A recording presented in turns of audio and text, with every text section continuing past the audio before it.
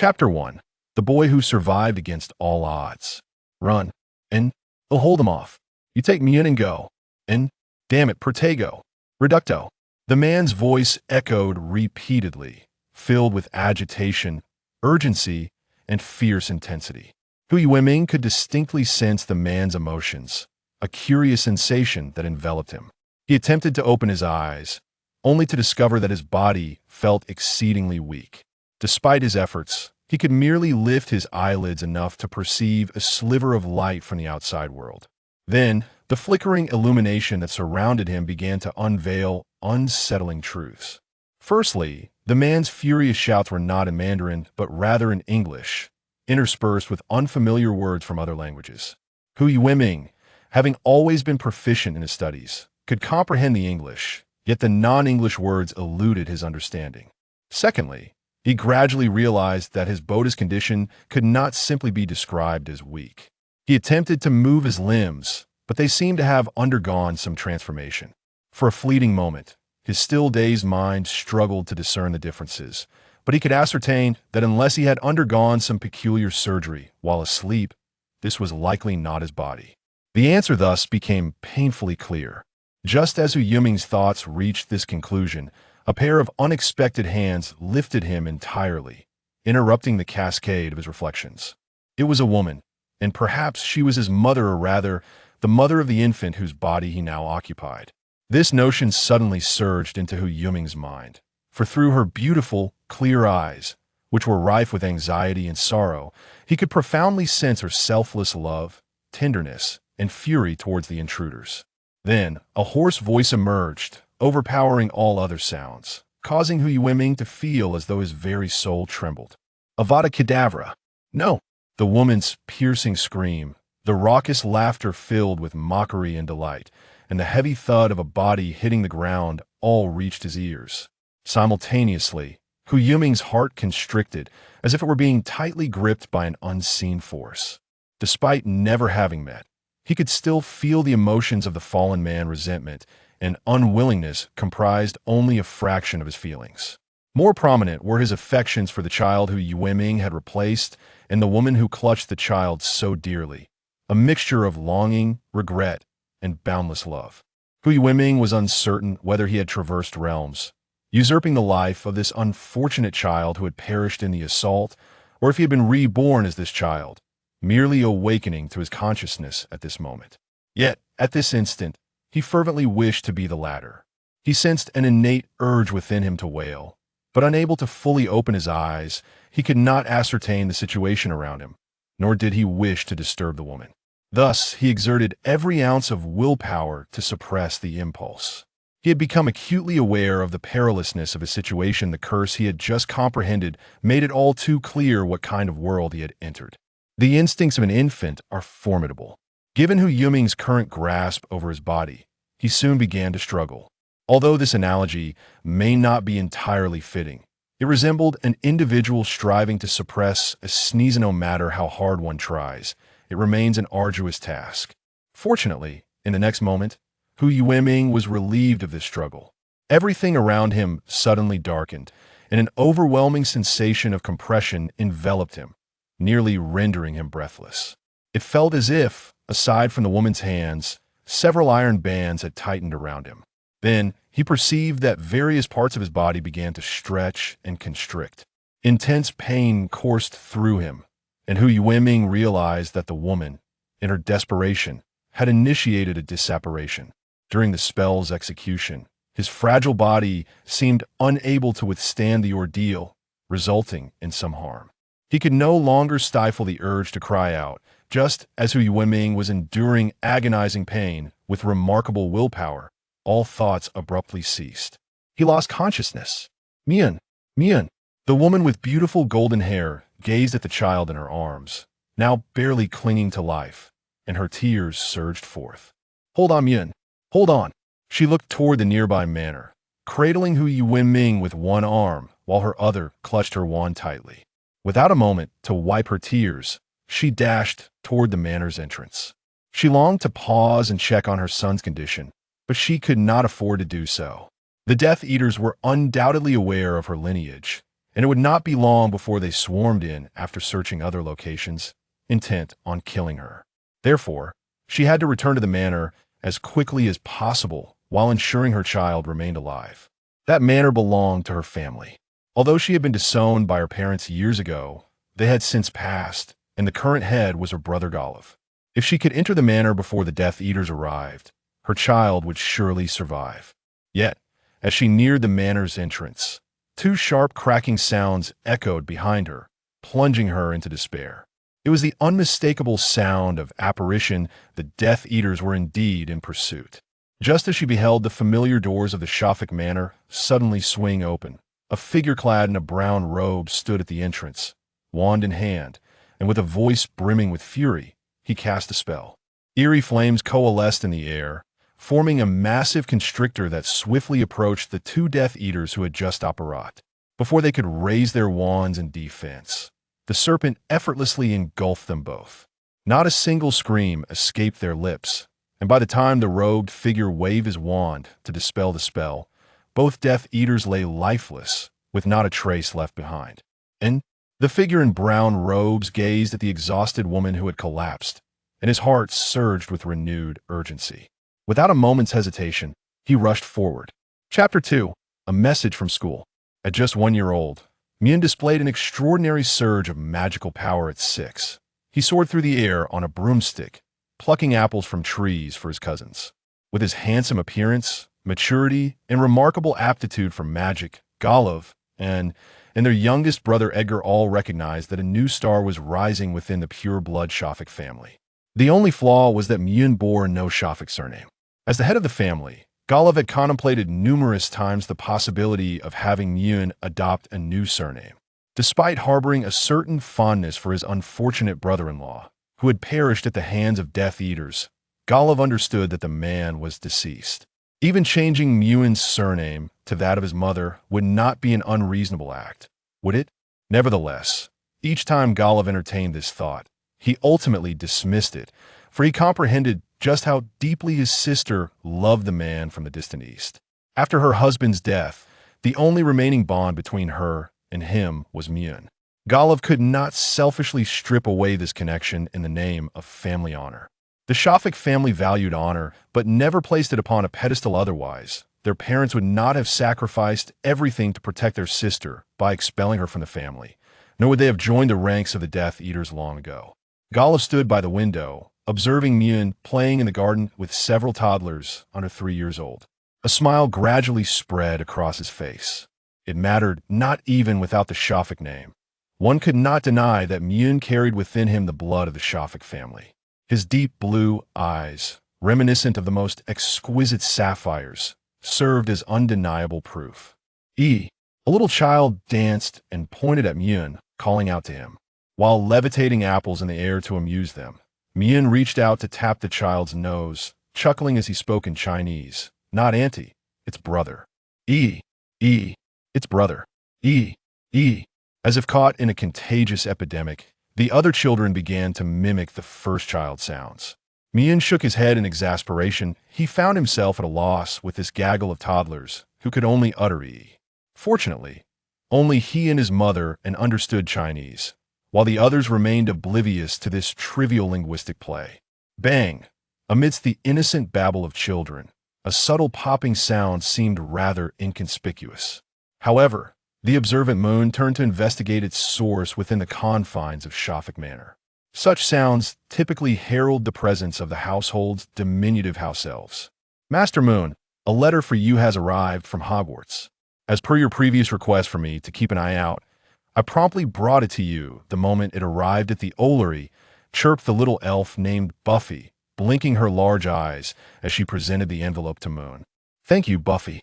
Having long accustomed himself to the unspoken rule of not expressing gratitude to house elves, Moon accepted the letter with a smile. Please assist in escorting my younger siblings back to their rooms. They have already spent quite enough time outdoors. Certainly, Master Moon. Buffy bowed, snapping her fingers, causing several cribs to levitate in a neat procession behind her as she exited the garden. Meanwhile, Moon settled onto a chair in the garden, scrutinizing the envelope in his hands. Crafted from thick, finely textured parchment, The envelope bore no postage stamp, yet prominently featured an emblematic H at its center, encircled by a lion, an eagle, a badger, and a serpent. The address was inscribed in emerald green ink. Mr. Moon Fox, Shafik Manor, countryside, near Peterborough, Cambridgeshire. Gazing at the letter, an uncontainable joy began to bubble within Moon's heart. He delicately opened the envelope, resolving to cherish this letter, despite not being an ardent devotee. Having perused the books and films countless times, along with an array of fanfiction, he certainly felt deserving of the title of enthusiast. The first page of the letter read, Headmaster of Hogwarts School of Witchcraft and Wizardry, Albus Dumbledore, President of the International Confederation of Wizards, Chief of the Wizarding Association, First-Class Sorcerer of the Order of Merlin. Dear Mr. Fox, we are delighted to inform you that you have been granted admission to Hogwarts School of Witchcraft and Wizardry. Enclosed is a list of required books and equipment. The term commences on September 1st. We eagerly await your owl's response by July 31st. Yours sincerely, Minerva McGonagall, Deputy Headmistress. After carefully folding the first page back into the envelope, Moon proceeded to open the second sheet. Hogwarts School of Witchcraft and Wizardry. Uniform requirements for first-year students. 1. 3 plain work robes black. 2.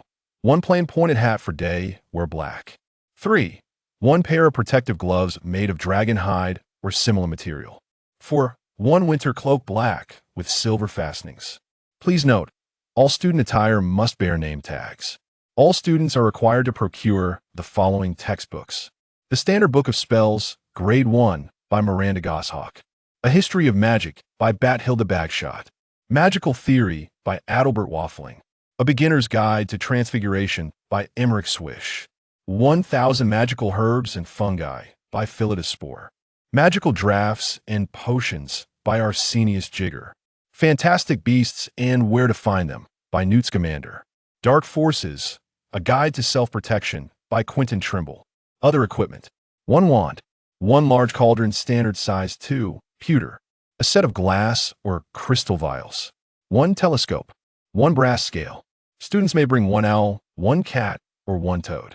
Parents are particularly advised that first-year students are not permitted to bring their own broomsticks.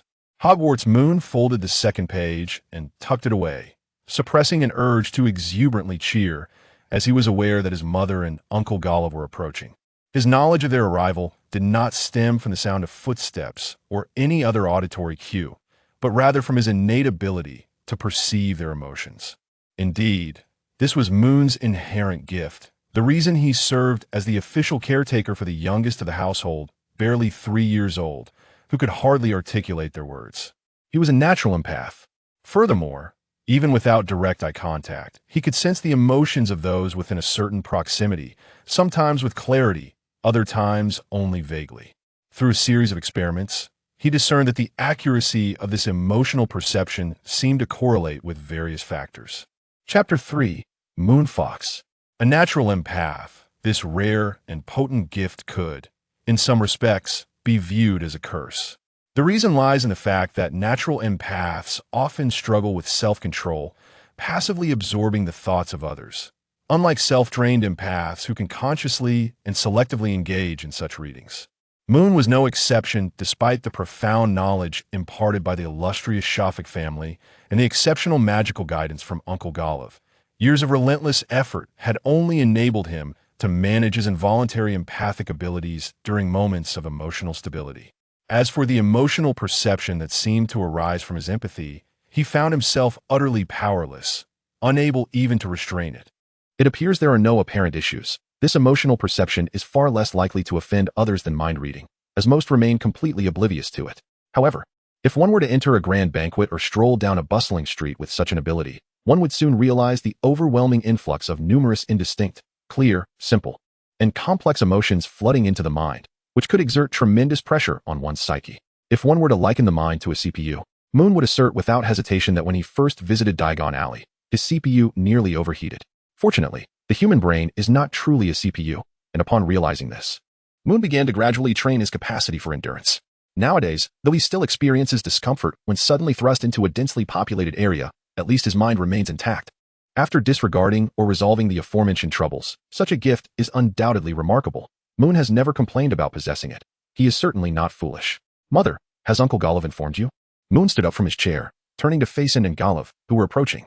Yes, Golov nodded. It seems you have read the letter? Indeed, I have. Moon replied with a smile as he walked over to Anne's side.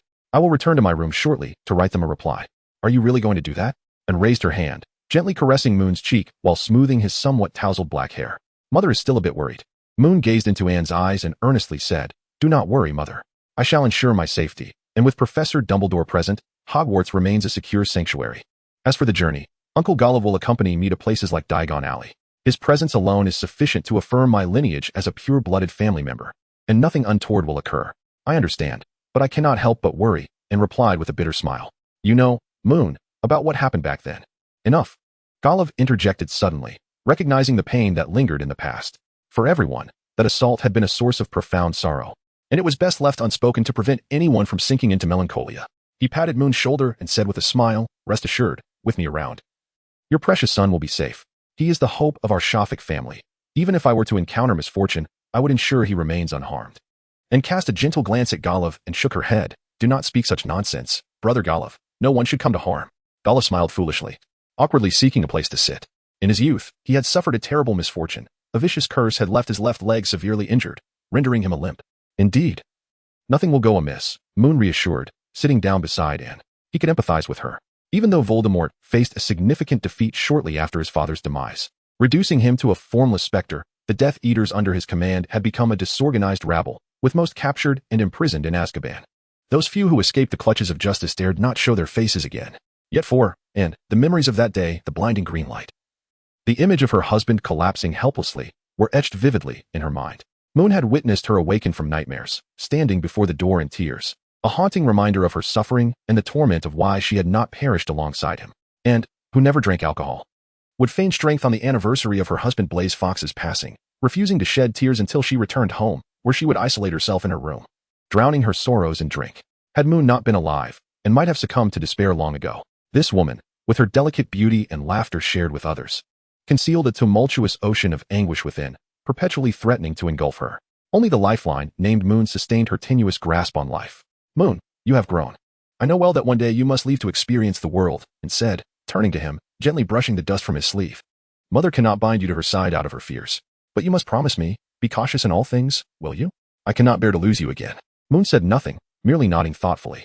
Before you leave, go pay your respects to your father, Yu Ming, and suddenly spoke in Chinese. After all, you will be starting school soon, and you won't be able to visit him on the anniversary of his passing this year. Indeed, Moon possessed a Chinese name that mirrored his previous life, Hu Yu Ming. His father, named Blaise Fox, had derived his name from the Chinese equivalent, as his father's Chinese name was Hu Yan, and seldom spoke of his father's past, often focusing instead on the origin of Hu Yu Ming's name. The moon is bright in the homeland. Moon recognized that it was a line from Du Fu's A Moonlit Night, remembering my brothers. Do not worry, Mother, I am aware, Moon replied, nodding once more, and smiled and gently patted his left shoulder. Very well, Moon, go write your letter. This afternoon, let your Uncle Golov take you to Diagon Alley again. You can acquire your own wand and pet. All right, Mother. Uncle Golov, I shall return to my room to compose the reply. Moon stood up and addressed the two. Golov chuckled. Go ahead. You may use my owl to deliver your letter to Professor McGonagall. That plump creature could use some exercise. It has hardly moved since my graduation from Hogwarts. If this continues, it may truly be unable to fly in the future. Chapter 4. Diagon Alley. Tell me, Moon, which house do you wish to join? Slytherin? Ravenclaw? Golov casually inquired as they walked through the streets of London. Or perhaps Hufflepuff or Gryffindor.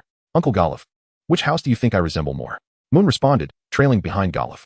Golov broke into his characteristic, somewhat goofy smile, which made him appear much like a rustic farmer who had ventured into the city, despite his clean yet worn suit and a limp. Pureblood, intelligent, and exceptionally talented. Such qualities indeed seem to align you with Slytherin and Ravenclaw. However, Golov dragged out the last word and chuckled to himself. If I were the Sorting Hat, I know it would place you in Hufflepuff or Gryffindor. Why is that? Moon inquired, intrigued. Compared to your mother, and your demeanor is evidently more akin to your father's. Just like him back in the day, you lack the ruthlessness that Slytherin requires to achieve victory. As for Ravenclaw, you do not quite excel in the rational wisdom they advocate for self-preservation. Rather, the loyalty of Hufflepuff and the bravery of Gryffindor suit you far better. Yet, which one is it? That remains uncertain. Golov winked, leaving a hint of mystery, though he was unsure if Moon had realized he was not being entirely truthful. Fortunately, whether or not Moon perceived this, he did not pursue the topic further. Well, I suppose we shall see when the time comes, Uncle Golov. Here we are at the Leaky Cauldron. The entrance to the Leaky Cauldron was nestled along a rather inconspicuous street in London, flanked by a Muggle bookshop on one side and a record store on the other. Just like the Muggle establishments, the Leaky Cauldron bore its own unique number, 1 Diagon Alley. Ah, we have arrived. Golov pushed open the door to the pub and ushered Moon inside. The Leaky Cauldron was usually bustling with patrons. A few wizards greeted Golov, who merely responded casually, indicating there were no particularly familiar faces among them. Their exchanges were even less enthusiastic than the warm welcome from Tom, the pub's owner. Oh, esteemed Mr. Shafik, you have arrived. Would you care for meat again? Not this time, Tom. I have other matters to attend to, Golov replied with a cheerful wave, pulling Moon closer to him. I am taking my nephew to procure his school supplies. Golov's tone was heavy with pride, the kind that was clearly not due to Moon's school enrollment. It was evident that Golov was simply boasting about Moon himself. Moon felt a mix of amusement and exasperation but stepped forward nonetheless, addressing Tom with a polite nod. Good day, sir. Ah, you must be young Master Moon, then. Mr. Shafik speaks of you often, with great pride, he always says, very proud. Tom beamed as he stepped out from behind the bar to shake Moon's hand. A pleasure to meet you. Moon Fox, likewise a pleasure to meet you. All right, save the meat for later. We must be off now, Golov nodded to Tom. Come along, Moon. Moon followed Golov into the courtyard behind the bar. Counting 3 bricks up from the trash can and then 2 across, Golov gently tapped his wand against the wall, causing the bricks to shift and gradually form a wide archway. As they walked towards Diagon Alley, Golov rambled on, we should visit Leaky Cauldron. Madame Malkin's robes for all occasions, the potions cauldron, and we must stop by Wiseacre's wizarding equipment to buy you a telescope and scales. Of course, Ollivander's wand shop is a must as well. As they strolled, Golov added, oh, and your pet, Moon. Would you prefer an owl or a cat? I doubt you'd fancy a toad. An owl, for easier communication with home, Moon succinctly replied. Then let's head to the Owl Emporium, Golov concluded decisively. The shopping trip proceeded without incident. It was not 1991, but rather 1989, and Cornelius Fudge had yet to assume the role of Minister for Magic. The Savior Harry would not arrive at Hogwarts until the following year, though Cedric Diggory and the Weasley twins were starting this year. Under Golov's guidance, they swiftly acquired textbooks, robes, cauldrons, and other necessities, and even procured a gray owl, a fluffy creature with large, round eyes. Due to its somewhat dazed appearance, Moon named it Debbie, though in actuality, he called it by the Chinese name Daibi.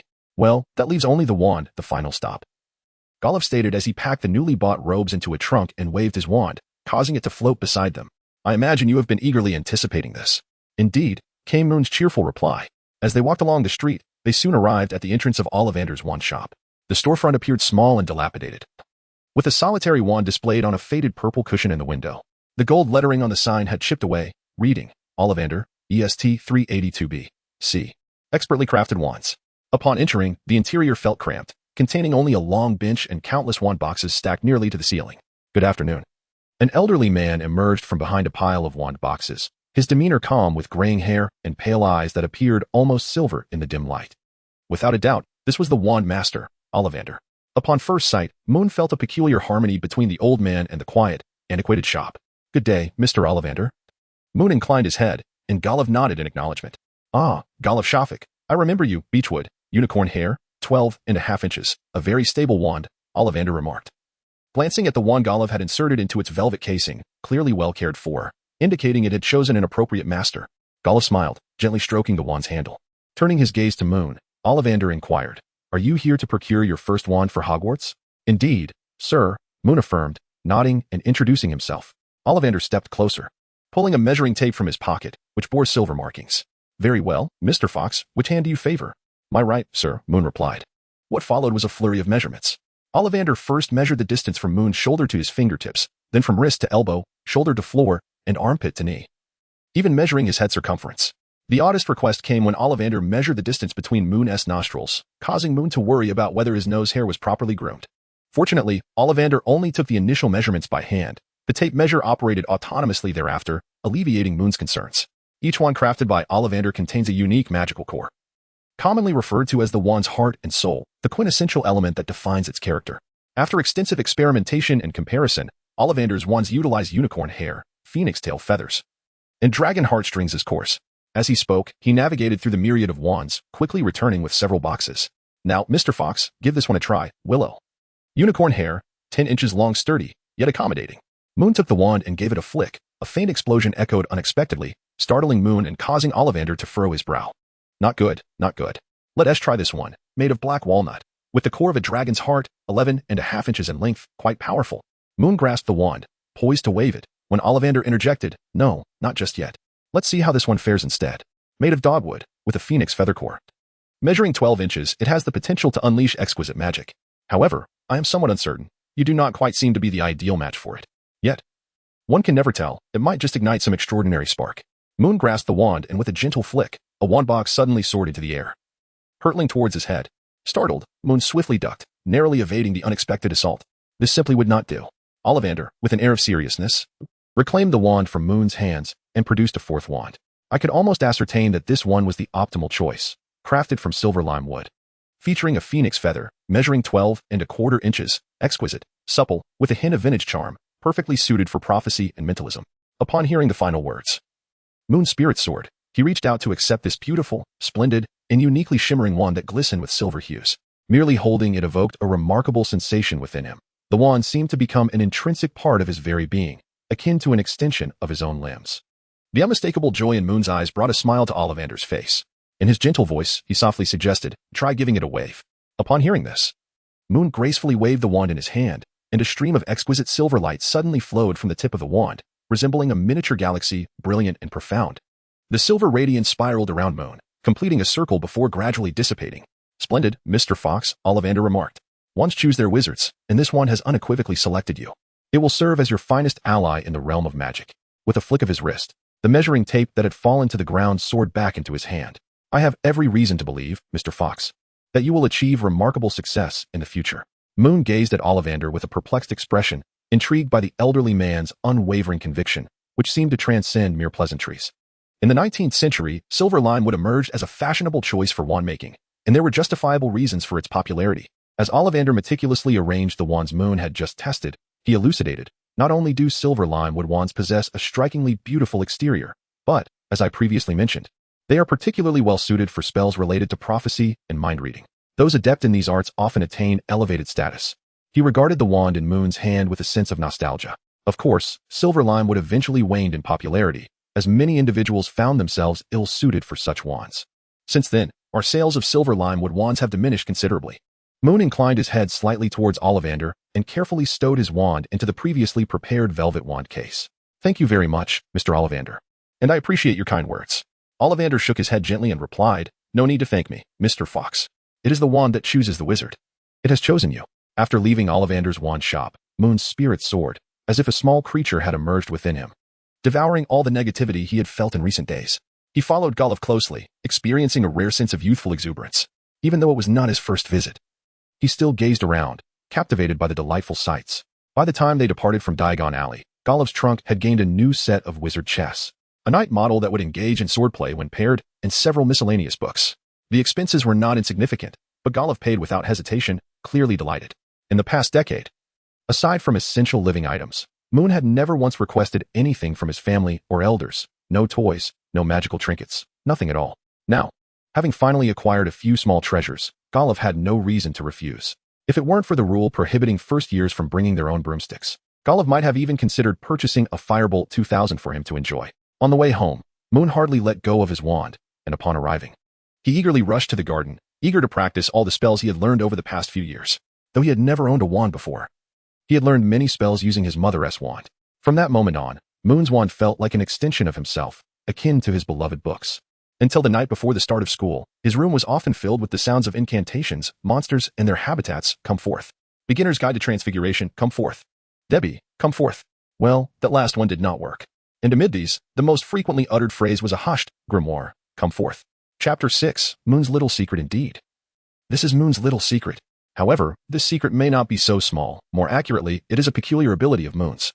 His mind hosts a book, a tome known as the grimoire, which contains many spells that starkly contrast with the magical system of this world. Through contact with ordinary physical books, he can manifest this tome, replacing the original contents with its pages for his perusal and study. The only regret Moon harbors is that he cannot freely browse through this book. He can only view a fixed number of pages, one at a time, each featuring a new spell. Only upon mastering the spell on a given page can he unlock a new page to learn another spell. What constitutes mastery of a new spell? This seems a rather nebulous standard to define. Initially, Moon believed that he needed to be proficient in casting it, and even grasp some basic variations before he could truly claim mastery. However, He soon discovered that the grimoire had its own criteria for evaluation.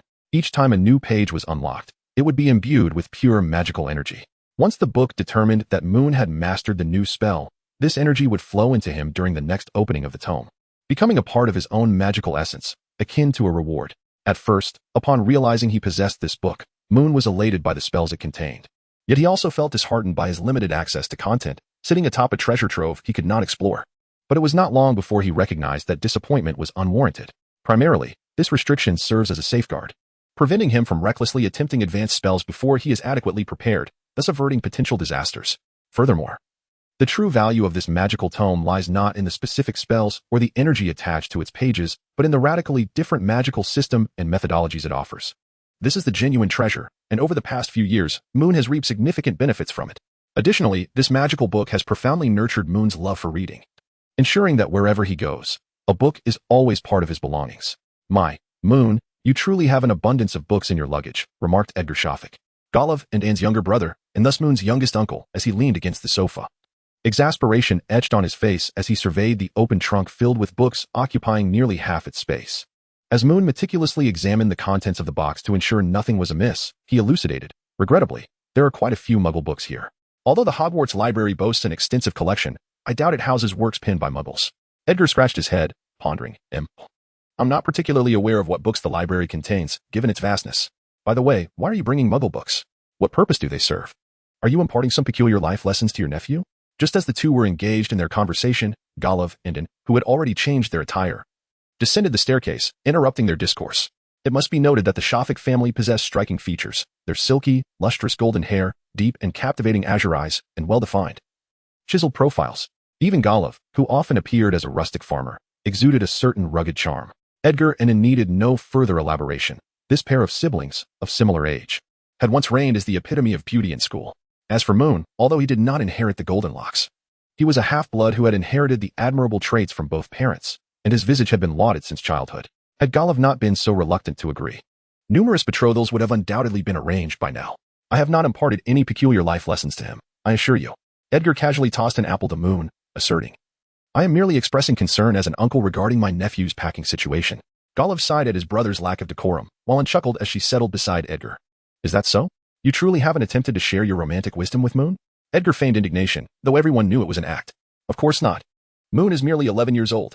Golov retorted without mercy. That sounds rather hypocritical, considering it was you who, 3 years ago, drunkenly dragged Moon into a lengthy discourse on 100 techniques for charming girls. Ignoring Edgar's reaction, he approached Moon, who was munching on the apple. How is the packing coming along?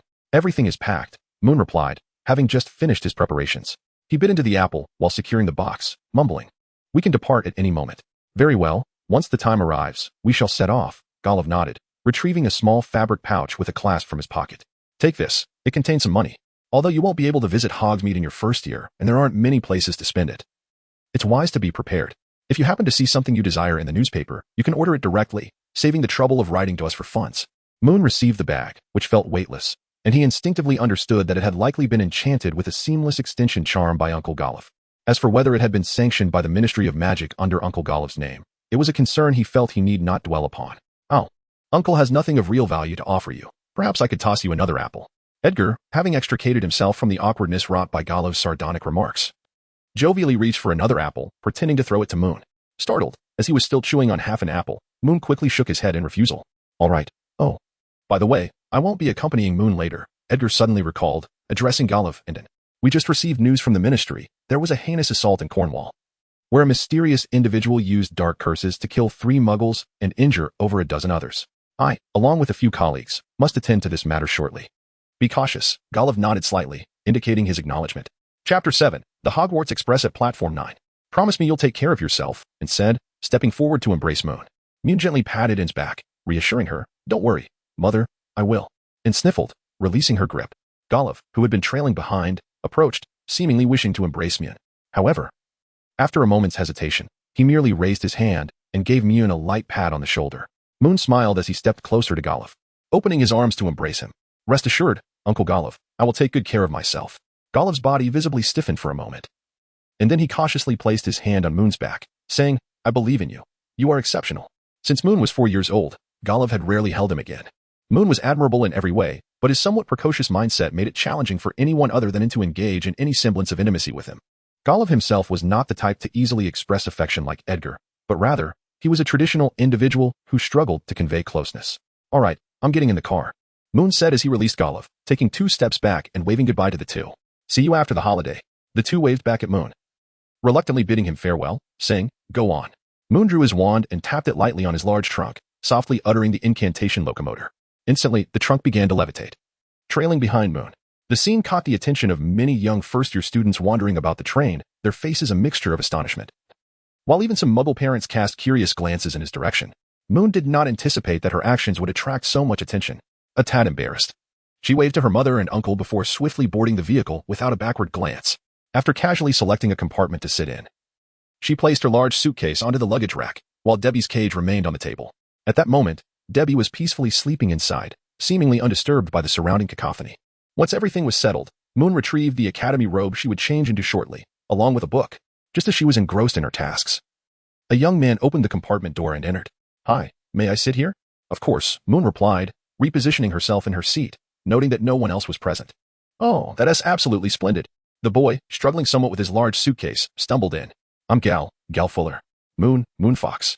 Observing Gal's efforts to maneuver his suitcase, Moon drew her wand and, with a flick, employed a levitation charm to assist him in placing it on the luggage rack. "Wow, that is awesome," Gal exclaimed, astonished by the magic Moon had just demonstrated. "What kind of magic is that?" "Oh, I assumed you were a first-year student like me." Moon smiled as he cast a rather practical spell.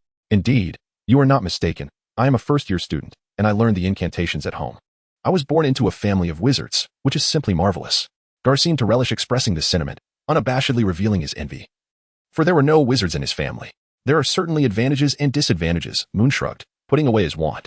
Gar turned around to sit properly in his seat, then lifted his gaze towards the window. Suddenly, perhaps catching sight of his parents, he rose slightly and waved vigorously towards the outside, exclaiming, "Hey."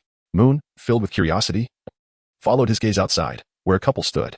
The man possessed a strikingly large nose akin to Gal's, complemented by his curly brown hair. The woman, visibly distressed, wept profusely, occasionally dabbing at the corners of her eyes with a handkerchief.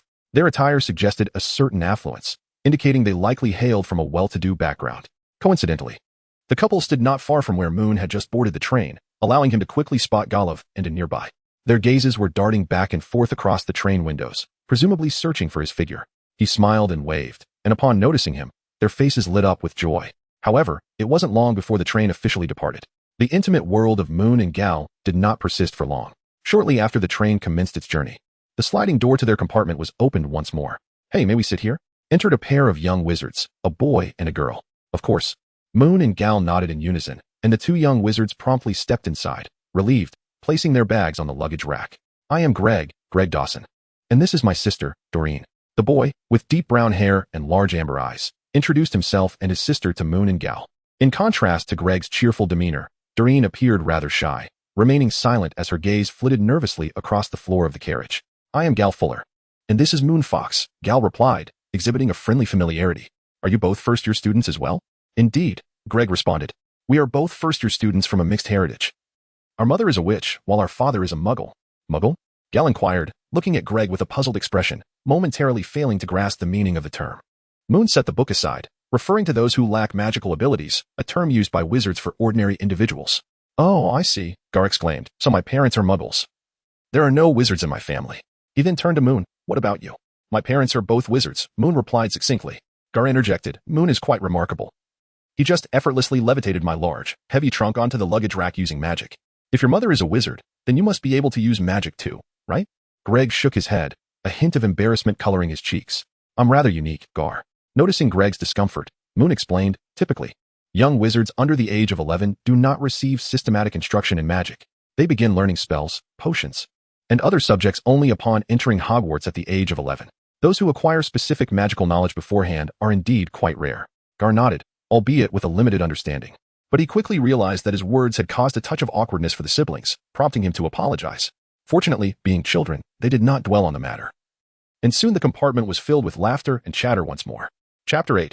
Arrival by noon, the train had long departed from London. Looking out the window, fields and pastures dotted with cattle and sheep stretched as far as the eye could see. In the distance, mountains and lakes came into view, presenting a rather delightful landscape. Gar and Greg, unable to contain their chatter, were fervently discussing football aboard the Hogwarts Express, which felt somewhat out of place. Doran listened to their conversation while occasionally glancing out the window, her gaze also drifting toward Moon, who was engrossed in a book. He would occasionally contribute to their banter whenever he encountered something amusing. After a while, as it approached 12:30, the sound of rolling wheels echoed through the train's corridor. Before long, a knock resounded at the door, and a pleasantly plump woman with a beaming smile pushed the compartment door open. "Dear little wizards, would you care for some snacks?" The four of them felt a bit hungry. Greg and Doran had brought some candies and chocolates, but those had quickly vanished amidst their sharing. Thus, the arrival of the snack trolley filled them with excitement. Moon removed the small pouch given to him by Golov that morning from his waist, and, upon opening it, felt a wave of dizziness wash over him. While he was well aware of the considerable wealth possessed by the Shafik family, he was utterly astonished to discover that Golov's so-called modest sum contained a fortune, hundreds, if not thousands, of golden galleons. He hadn't spotted even a single sickle or canute within. I'd like 4 pumpkin pasties, 2 bags of Bertie Bott's every flavor beans, 8 cauldron cakes, along with some chocolate frogs and licorice wands. Moon extracted a galleon from the pouch. "It's on me. Is there anything else you wish to have?" The children, unlike adults who often overthink matters, had formed a delightful camaraderie during their previous encounters. Thus, upon hearing Moon's offer, the other 3 readily accepted and selected a few additional treats, mostly sweets like featherquill candies. Subsequently, Moon grabbed several bottles of pumpkin juice. By the time the woman pushed her cart away, Moon's single galleon had transformed into 6 silver sickles and 2 bronze nuts. Gale, with his mouth full of pumpkin pasties, mumbled, "I've actually reviewed the textbooks, but I'm still quite anxious. You see, I've never had any exposure to magic before. What if I can't keep up with the lessons? What if I find myself unable to cast spells? Will I be expelled?" "Do not worry," Greg replied, licking a bean from his hand, his face lighting up with delight as he savored the flavor. "My mother is a first-generation wizard. Both my grandparents are muggles, and many bright muggle-born children learn magic just as quickly, if not faster, than those from wizarding families." Moon offered comforting words. Indeed, one's lineage does not wholly equate to innate talent. Furthermore, being accepted into Hogwarts is a significant acknowledgement of your magical abilities. It is worth noting that throughout the history of Hogwarts, no student devoid of magical aptitude has ever been admitted. Gale remained silent. Yet the expression on his face revealed a palpable sense of relief. His worries had diminished somewhat. However, the new discussion initiated by Greg soon rekindled his anxiety. "Which house do you wish to join?" Greg inquired. "I aspire to be in Gryffindor, as my mother hails from there. And I have heard that Professor Dumbledore himself is also a Gryffindor.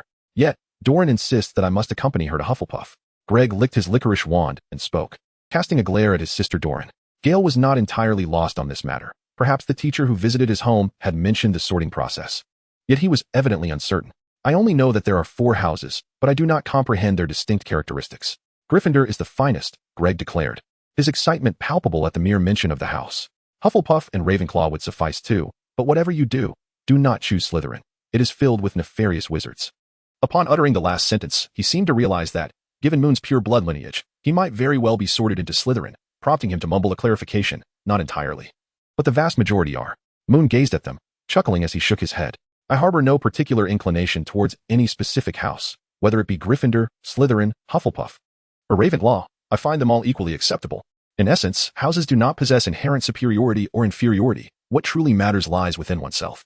Your character, your choices, your desires. These hold far greater significance than the house you belong to." Gal and Greg, however, appeared to grasp little of Moon's sentiments. Yet this did not deter them from nodding in feigned understanding. Conversely, Doran cast a glance at Moon, seemingly comprehending some aspect of his words. Nevertheless, since boarding the carriage, she had partaken in little conversation, thus refraining from furthering the discussion. Consequently, the topic of house sorting was entirely forgotten by the group. In the ensuing moments, Moon unwrapped several chocolate frogs, and predictably, he drew 2 cards featuring Albus Dumbledore. Among the remaining 3 chocolate frogs, he acquired Cleona, Mirabella Plunkett, and Paracelsus, an exceptionally fortunate outcome. He also indulged in a considerable number of Bertie Bott's every flavor beans, most flavors not being grotesque enough to induce nausea. Perhaps his palate was simply remarkably tolerant. For instance, he sampled beans flavored like dirt, soap, and candle wax, finding them merely intriguing. Flavors such as maple syrup and sour grapes particularly delighted his taste buds. Only one bean prompted him to promptly expel it from his mouth, vigorously rinsing with pumpkin juice thereafter. It was a pale white bean that Gal conjectured might taste of some mollusk, while Greg speculated it could be reminiscent of snail slime. Moon held no firm opinion on the matter, but indeed, he did not dare consume any further Bertie Bott's beans after that incident. During the latter half of the train journey, the 4 continued their sporadic banter, with Gal and Greg dominating the conversation. Yet, they seemed to have completely forgotten to don their robes. It was not until the train came to a halt, accompanied by the blaring whistle, that they hurriedly and clumsily threw their robes over themselves. They then exited their compartment and, along with the throng of other students, gradually descended from the Hogwarts Express. Chapter 9. The four houses students jostled and streamed through the train doors, stepping onto the dim and cramped platform. The sky had turned dark, and the night air, brisk and invigorating, swept through, prompting many to wrap their robes tightly around themselves. Suddenly, a lantern illuminated the scene. A giant, towering over 3 meters, held a massive lamp. Calling out to the first-year students. First-year students, over here. Follow me. Watch your step. As Moon and his companions hurriedly made their way towards the towering figure ahead, it became abundantly clear to him that this giant was none other than Hagrid, the keeper of keys and grounds at Hogwarts. Curiously, he noted the differing paces at which the other students were walking. Only the first-year students accompanied this, well, giant. Gar's curiosity was evidently piqued, and despite the surrounding silence, he whispered his question. Fortunately, Hagrid was vocally attentive, calling out to the students, seemingly oblivious to Gar's inquiry. Perhaps he is going to show us around the campus? It was not Moon or Greg who responded, but a little girl beside them with braided hair, Angelina Johnson. Pleased to meet you all, she added cheerfully. Hello, I'm Gar. Gar Fuller, he replied. I'm Moon Fox. Moon introduced himself. I'm Greg Dawson, and this is my sister, Doran Dawson, Greg added, as the four nodded towards Angelina, each introducing themselves. However, a sudden chill swept through the air, causing them to shiver. The cold and damp surroundings were quite uncomfortable. Consequently, the young wizards fell silent, trailing quietly behind Hagrid. The path appeared to descend steeply, narrow and slippery, illuminated only by Hagrid's lantern. Navigating through this treacherous terrain proved challenging, with several children nearly losing their footing. After traversing a thicket, Hagrid abruptly turned and shouted, "You shall soon catch your first glimpse of Hogwarts, just around the bend." Indeed.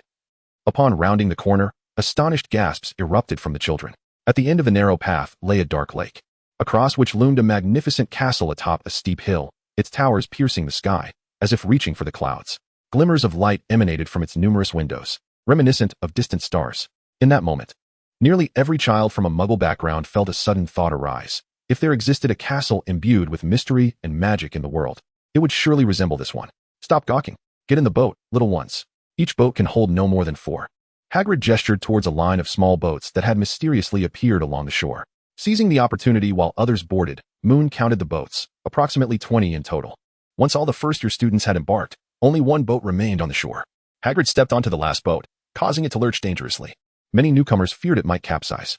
After Hagrid boarded, the boats began to glide forward, traversing the now calm lake towards the castle. Duck! Hagrid shouted as they neared the cliffside. Crouching low, the new students mimicked him, lowering their heads. Thus, the boats passed through a curtain of ivy covering the cliff face, entering a hidden opening. Following a dark tunnel, they seemed to arrive at an underground dock. First years, disembark. Hagrid raised his lantern, calling for the students to gather around him. The children stepped off the boats onto a path of gravel and pebbles.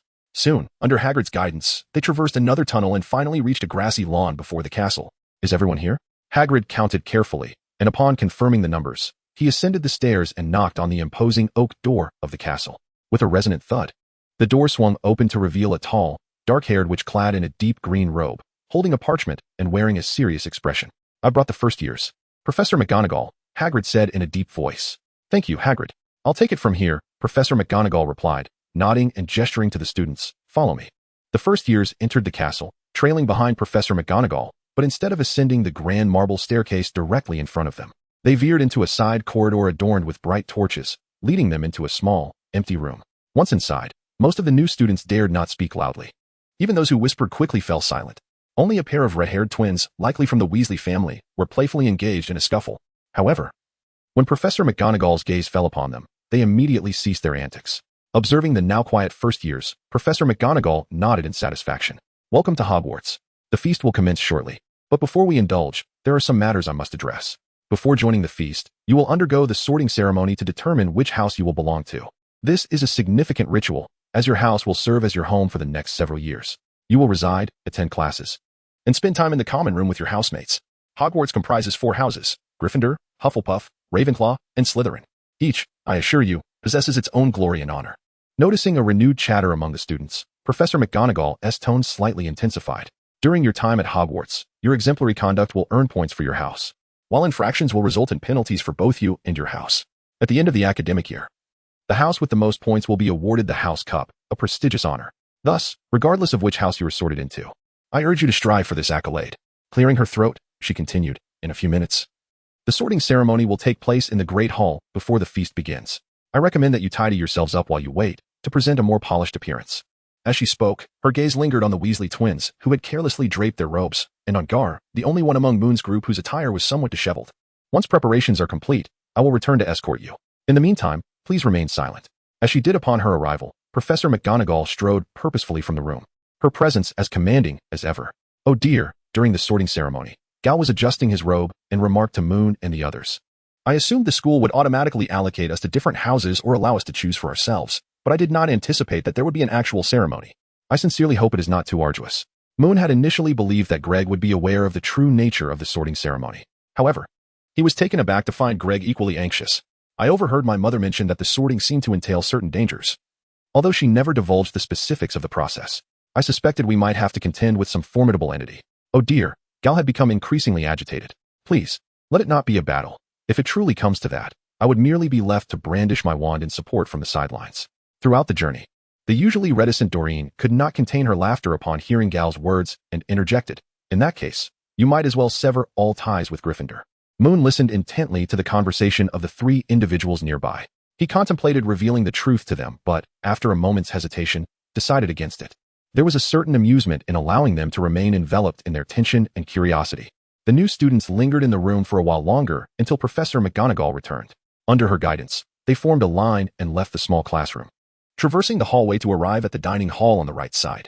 For long tables were adorned with shimmering golden plates and goblets, where curious young boys and girls sat, gazing intently at the new arrivals who entered through the grand doors. Another long table was set up at the front, occupied by a number of teachers. Some faces were easily recognizable to Moon, such as the distinguished Albus Dumbledore seated in the center, Severus Snape with his greasy long hair and sallow complexion, and Filius Flitwick, who bore traces of his fairy lineage. Yet, there were others among the faculty that remained unfamiliar to him. Above the tables, a multitude of floating candles created a magnificent luminescence, their flickering movements adding a unique aesthetic appeal to the scene. Looking upward, the velvety black ceiling sparkled with stars, and a full moon hung high, resembling a genuine night sky. It was difficult to believe that a ceiling actually existed above, rather than an open-air dining area. Unlike Moon, most of the new students lacked the leisure to observe their surroundings with such appreciation. Their eyes were fixated on Professor McGonagall, who had retrieved a four-legged stool, placing it not far from the teacher's long table. Then, they watched as she set a tattered, dirty, pointy wizard's hat atop the stool. What could that be? Surely, we are not expected to attempt a spell on a shabby hat, the students whispered among themselves. At that moment, the hat began to wriggle in response to their astonished gazes, opening a seam as if it had sprouted a mouth. And then it began to sing. Perhaps you may question my magic, but your doubts are as insubstantial as a tree without roots, a stream without source. I am a magical hat, birthed by the hands of four renowned masters of sorcery. Though I lack luster and a stately form, I can see through your heart and discern your essence. You may belong to Gryffindor, endowed with unparalleled courage and extraordinary valor, or perhaps you are a Slytherin. Possessing an innate pride yet unrestrained in your actions, you could be a Ravenclaw, wise beyond measure, cherishing all rare knowledge, or you might belong to Hufflepuff, gentle and accepting, steadfast and upright in honesty. Come now, place me upon your head. I shall neither devour you nor cause you harm. I will only perceive your character and guide you towards the path most fitting for you. As the sorting hat concluded its song, applause erupted from the teachers and students alike. The hat suddenly gave a leap, though no one quite understood how it managed to do so, bowing toward the teacher's table, and then returning to bow before the four student tables, after which it fell still. Phew, it seems we only need to don the hat. Upon realizing this, Gal visibly grew eager. Greg began to boast about threatening his mother to procure 2 new broomsticks for himself and Doran, a brave endeavor that led Moon to genuinely believe he might indeed be sorted into Gryffindor. Now, as I call forth a name, that individual shall don the hat and take a seat upon the stool for sorting, Professor McGonagall announced, approaching the stool with the parchment she had carried with her. Noel Benson, a tall boy, noticeably larger than the other new students, awkwardly stepped forward and placed the hat upon his head. Gryffindor. A cheer erupted from the farthest left table. Elma Baker, a charming little girl, both excited and somewhat nervous, dashed from the line and donned the hat. Hufflepuff. This time, it was the students at the right table who applauded. The sorting continued, and soon it was the turn of the Dawson siblings, who were thrilled to find themselves sorted into Gryffindor, becoming 2 little lions. Chapter 11. Hufflepuff. Cedric Diggory. The sorting proceeded, and a charming boy, already hinting at a future handsome visage, confidently stepped from the line to wear the sorting hat. This time, the hat took a bit longer to deliberate. Ah, Hufflepuff. The Badgers erupted into cheers once more, and Cedric joyfully took his seat at their table. Next, Professor McGonagall glanced at her list, scanning the crowd with a searching gaze. Moonfox. Moon took a deep breath and stepped out of the line, making his way toward the sorting hat. He felt a slight tremor of anxiety. Not due to the hat itself, but because upon hearing his name called, the faculty table, comprising Dumbledore, Snape, and several other professors, turned their gazes upon him, their expressions revealing a notable interest. Uncertain of the reason behind this attention, he decided to momentarily disregard it. As soon as the sorting hat was placed upon his head, its contemplative voice resonated in his mind. It was evident that although he possessed traits characteristic of Gryffindor, Slytherin, and Ravenclaw, none seemed entirely fitting. However, in contrast, the gentle acceptance and steadfast integrity of Hufflepuff were undeniably present. Consequently, the sorting hat opened its wide mouth and declared, "Hufflepuff." The voices of the Badgers appeared somewhat hoarse from their enthusiasm, prompting them to clap even more fervently. After removing the hat, Moon cast another glance at the faculty table. Snape had already turned his attention elsewhere, but Dumbledore continued to observe him. Their eyes met, and after a brief moment, Dumbledore nodded at him with a smile. Moon was somewhat taken aback, yet the elderly gentleman before him, with his snowy hair and kindly visage, evoked an undeniable fondness. Consequently, Moon offered a subtle smile before proceeding towards the Hufflepuff table. Following him, other first-year students gradually took their turns to be sorted. Gal ultimately settled beside Moon, becoming one of the many Badgers. The Weasley twins, along with Angelina Johnson, with whom they had exchanged a few words on the way, naturally found their place in Gryffindor. Two individuals who caught Moon's attention were a boy named Paddy Rowell and a girl named Gloria Selwyn. They were both sorted into Slytherin, piquing Moon's interest due to their surnames. If Moon recalled correctly, they too hailed from the so-called pureblood 28 families. As the sorting continued and reached its midpoint, the ghosts of Hogwarts finally made their appearance. Undoubtedly, the first-year students were startled once again by the sight of these ethereal beings. Among the spirits, the Fat Friar, being the ghost of Hufflepuff, lingered near their table, not far from the newcomers. Gal, encountering a ghost for the first time, gazed at him with wide-eyed curiosity and even ventured to poke him with a finger, the icy sensation startling him greatly. Due to their names, the Weasley brothers were almost the last pair to be sorted. After they too were assigned to Gryffindor, only one student remained in the queue, Kelly Woodman. This short-haired girl exuded an air of confidence and poise. Even as the final student, upon hearing her name called by Professor McGonagall, she maintained her composure and approached the sorting hat. Hufflepuff. Surprisingly, this girl, who appeared quintessentially Gryffindor, had scarcely placed the hat upon her head before it proclaimed her house. Even Kelly herself was momentarily taken aback. But the resounding applause from the Badgers, whose voices were already hoarse, quickly drew her back to reality as she removed the hat and smiled while walking towards the Hufflepuff table. Professor McGonagall neatly rolled up the parchment and took the sorting hat as she exited the hall. After her departure, Professor Dumbledore stood and gently waved his hand, beaming at the students to the extent that his eyes crinkled into crescents, resembling two full moons when viewed from a certain angle. Welcome, welcome, new students to Hogwarts. And welcome back to returning students as we embark on a new year, he exclaimed, using the word welcome thrice, clearly delighted by the sight of the hall filled with young witches and wizards. Before we commence the feast, I would like to say a few words. Dumbledore raised his hands. May Merlin bless you. Thank you all. He took his seat as the bewildered young wizards instinctively erupted into applause and cheers. Gal leaned closer to Moon and whispered, "Isn't this old fellow a bit peculiar?" Moon looked at Gal. The seemingly intellectually challenged headmaster and the greatest wizard of the contemporary era, Albus Dumbledore, with a mix of amusement and exasperation. Gal seemed momentarily choked, rendered speechless, and simply straightened his posture. However, Moon distinctly observed his lips muttering something, appearing rather peculiar. Once Dumbledore took his seat, the long table was suddenly adorned with an abundance of delectable dishes: roasted beef, crispy chips, pork chops, lamb chops, sausages, steaks, baked potatoes, boiled potatoes, pudding, ketchup, and even chocolate bars and peppermint candies. Their cups overflowed with pumpkin juice. Moon and Gal were feeling a bit hungry, and indeed, all the other young wizards were in a similar state.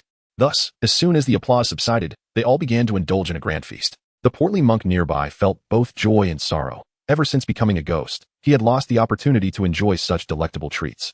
Once everyone had filled their bellies, the leftover food on their plates vanished in an instant, replaced by an array of desserts and ice creams.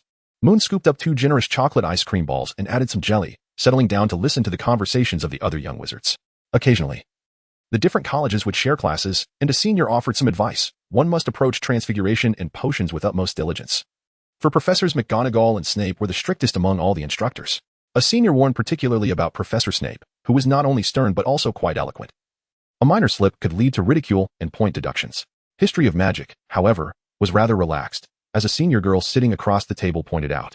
But if you truly believe that, she continued, come exam time, the suffering will double.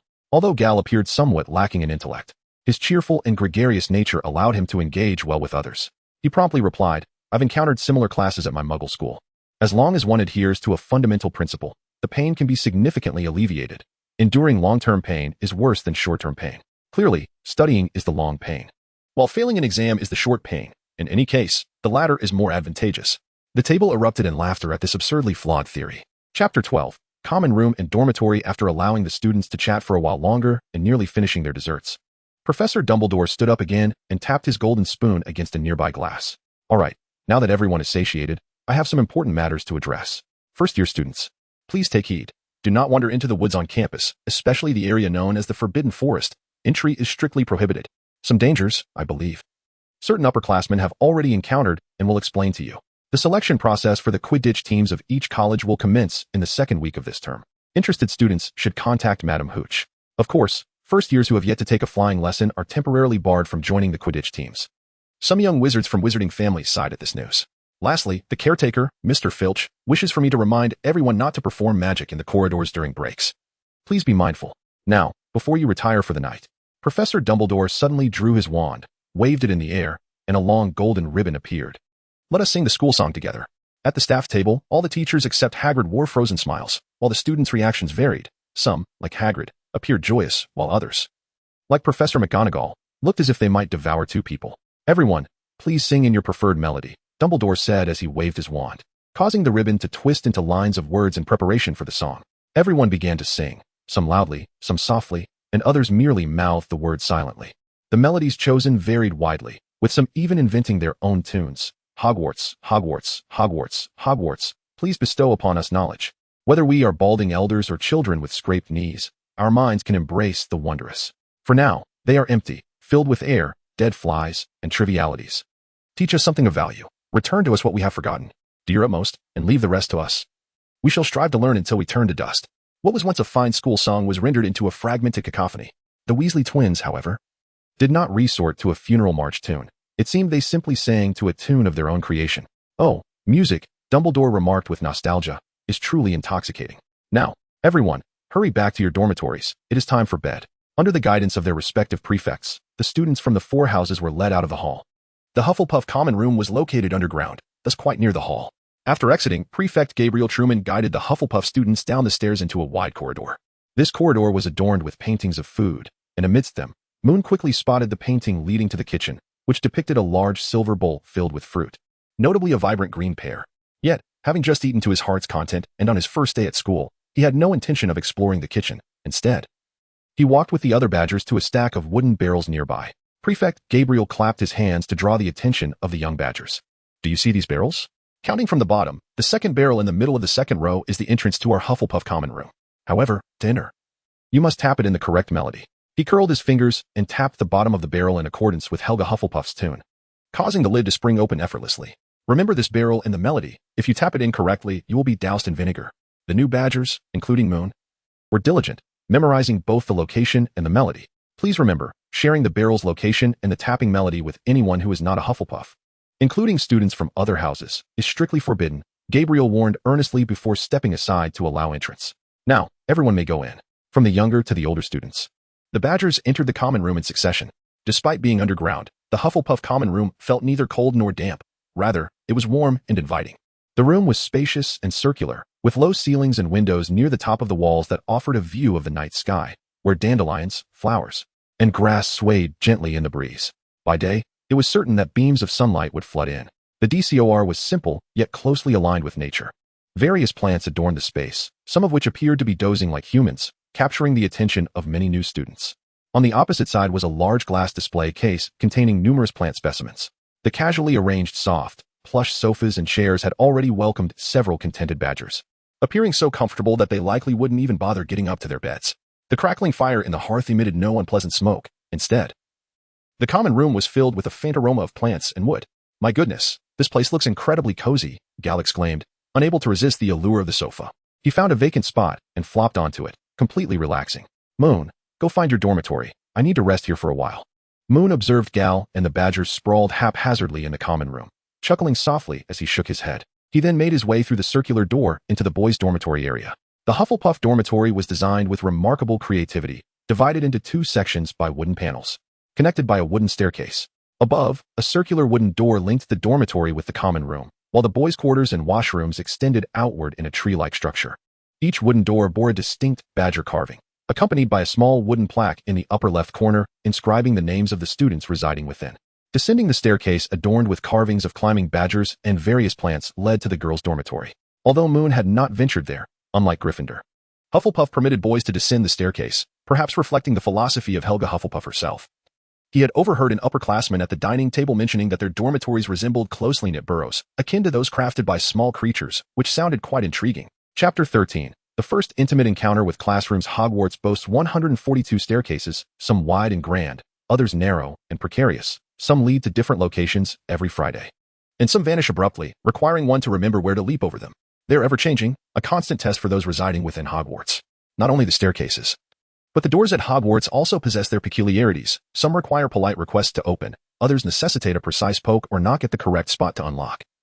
Some appear as doors but are merely walls. Conversely, some present as walls or paintings yet conceal entrances. Coupled with the elusive ghosts and the mischievous peeves, the challenges multiply. This reality is particularly unfriendly to the first-year students, who cannot be expected to memorize the intricacies of every staircase or the mechanisms of each door. Nor can they be relied upon to evade Peeves' antics or the startling apparitions emerging from the walls. After all, many among them hail from Muggle backgrounds. And these newcomers are merely 11 years old.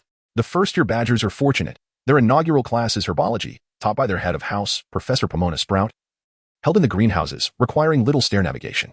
Their second class, Defense Against the Dark Arts, is located on the 4th floor, not necessitating a daunting ascent. Even in the afternoon, they will attend History of Magic, which is conveniently situated on the 2nd floor. This means that on their first day, if they refrain from aimless wandering, they need not fret about losing their way in the castle and can utilize their free time to familiarize themselves with the paths. After Moon suggested this notion during the first herbology class, several first-year Badgers deemed it an excellent idea and resolved to explore Hogwarts together after lunch. In contrast, the Gryffindor Lions faced a harsher fate, having to descend from the 8th floor. Some reportedly missed breakfast altogether. Furthermore, their first class of the day was Charms, implying they had to climb down from the 8th floor for breakfast, only to ascend back to the 4th floor for class afterward. The adjacent Eagles initially complained, but upon observing the Gryffindor's plight, they found solace in their own situation. I never anticipated that daisies would be classified as herbs in the wizarding world. Gal, with a licorice wand in his mouth, eagerly followed Moon, exclaiming, "You see, back in the Muggle world, I would have to uproot those from the garden and dispose of them." Their first herbology lesson focused on the care of daisies, those seemingly inconspicuous flowers that can be used to brew shrinking solutions. Gal appeared thoroughly pleased with his inaugural magical lesson, as it subtly shifted his perception of the commonplace. "You can still do that, Gal," Moon replied, clutching his textbook as he walked ahead, smiling. "Though it is indeed an herb, daisies are among the most common. They are quite affordable." Gal hesitated momentarily but soon continued, "That is not the point. What matters is their utility. They are useful herbs, are they not?" Their two companions, Cedric Diggory and a boy named Arlen Sutton, exchanged glances at Gal's enthusiasm, momentarily speechless. Moon nodded in agreement, affirming, "Indeed, Gal, you are correct." Gal's spirits lifted further upon hearing this, eager to say more. But the classroom for Defense Against the Dark Arts was already within sight. This year's Defense Against the Dark Arts instructor is a middle-aged wizard, Ben Comp, with graying hair and a perpetually stoic expression. His worn brown robe, though clean, bore numerous patches. His speech is rather monotonous, lacking emotional variation. Thus, every time Moon listens to him, he feels as if he is conversing with a robot. "Greetings, I am your Defense Against the Dark Arts teacher, Ben Comp. I returned to England only this morning, hence you did not see me at the faculty table during the feast. Now, please open your Dark Forces, a guide to self-defense. We shall commence our lesson." A piece of chalk floated behind him, inscribing his name on the blackboard. "This is a commendable book. I encourage you to read it regularly. It covers several useful defensive spells and general incantations, along with detailed descriptions of common dark creatures." In the classroom, Gal eagerly flipped open the book, while the other Badgers, though less exuberant, remained undeterred by Professor Comp's peculiar mannerisms, with only a few mimicking his style for amusement. For our first lesson, we shall discuss the red caps. Subsequently, the class devolved into lengthy readings and note-taking, which, despite being inherently interesting, nearly lulled half the room of Badgers into slumber. By the second half of the period, even the ever-enthusiastic Gal slumped onto his desk, lethargically surrendering his efforts to read. As the class neared its conclusion, only Cedric Diggory remained upright and attentive, while Moon, having finished the book early, occupied himself with his own materials. "Oh dear, I can only imagine how the afternoon's History of Magic class will unfold," Moon mused. After the Defense Against the Dark Arts lesson, it was time for lunch and a brief respite. At the dining table, Arlen bit into an apple pie and lamented, honestly. I can already envision how dreary the afternoon's history of magic class will be. The others nodded in agreement, even the diligent Cedric refraining from contradicting Arlen.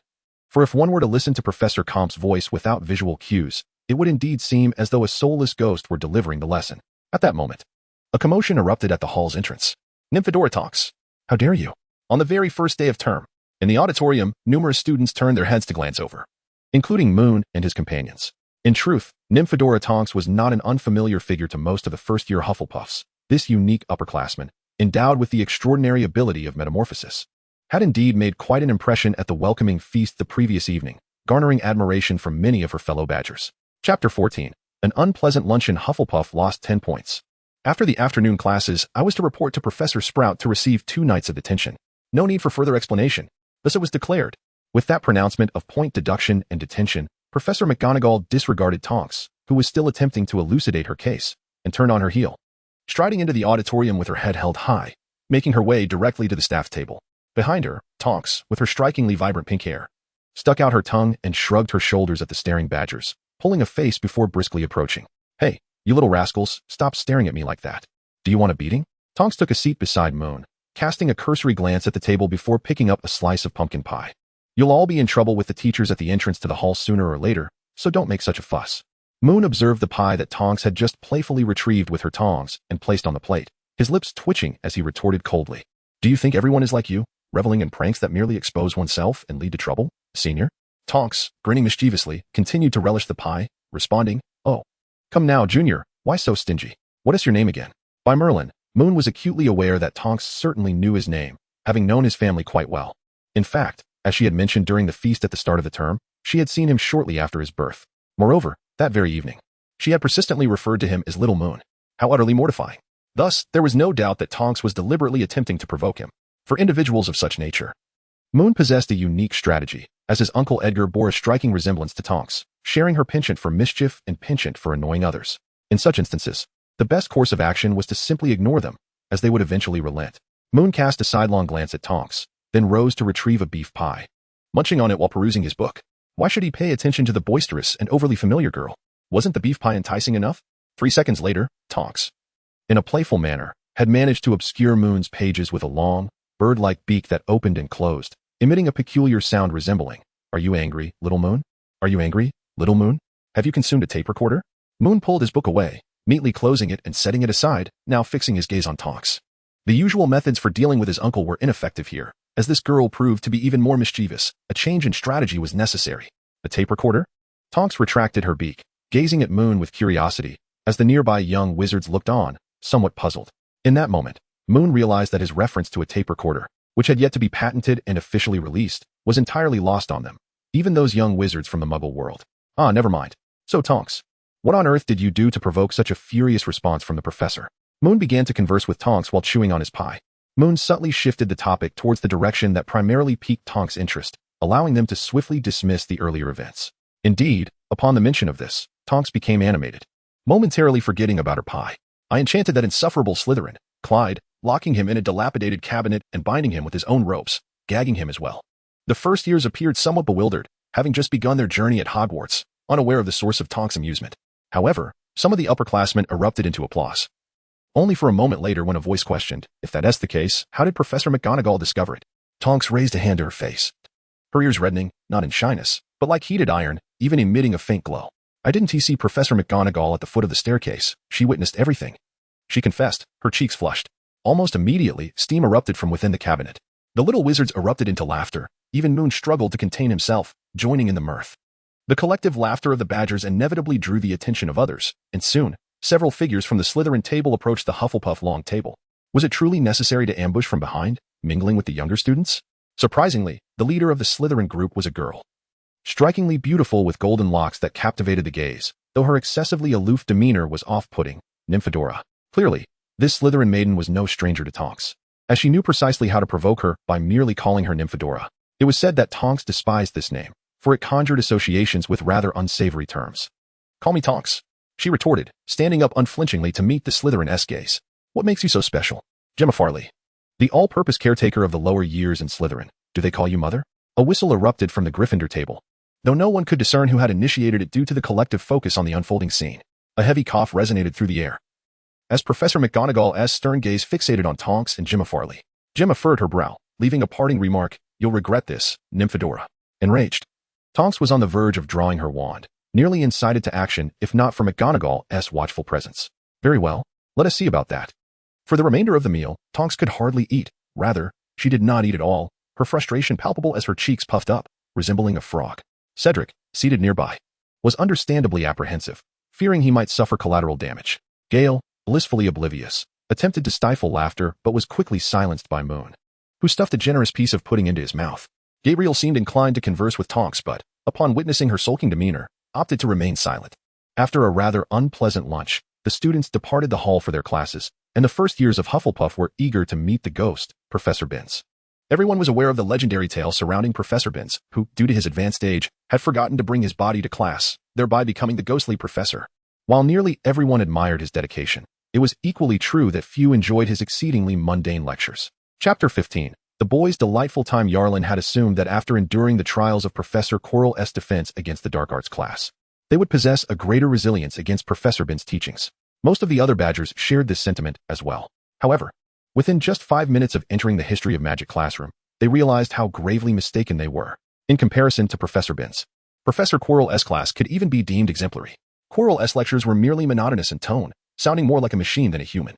Yet, Professor Binns not only spoke in a flat tone but also often gasped for breath, struggling to articulate his words. To make matters worse, he had a penchant for elongating his words, as if unsure how to conclude a sentence. These additional traits rendered his speech fragmented and challenging to absorb. In truth, the only moment during the entire class that captured the Badgers' attention was when he entered the classroom through the blackboard. 5 minutes later, the 80 Badgers could hardly keep their drooping eyelids from succumbing to slumber, collapsing onto their desks. 10 minutes in, Moon stuffed paper into his ears and retrieved a textbook. Resolved to self-study the history of magic instead of enduring another lecture from Professor Binns, vowing to learn the spell for earplugs at the earliest opportunity. 20 minutes later, Gale emitted a brief yet loud snore, startling several classmates, yet completely failing to disrupt Professor Binns' fervor for teaching. By the 21st minute, the last student, Cedric, who had been forcing himself to pay attention, succumbed to fatigue, his head lolling onto the sleeping Yarlin's shoulder. Have I missed something? Gale rubbed his sleepy eyes, glancing around at Moon, Yarlin, and Cedric, puzzled by Cedric's gaze, which seemed to wander elsewhere. Moon gazed at him, shaking his head sorrowfully. It's nothing particularly serious. You merely missed your dinner. Oh, dinner. Gal leaped up, his face a mask of terror. I missed dinner. Merlin's mother. How long have I been asleep?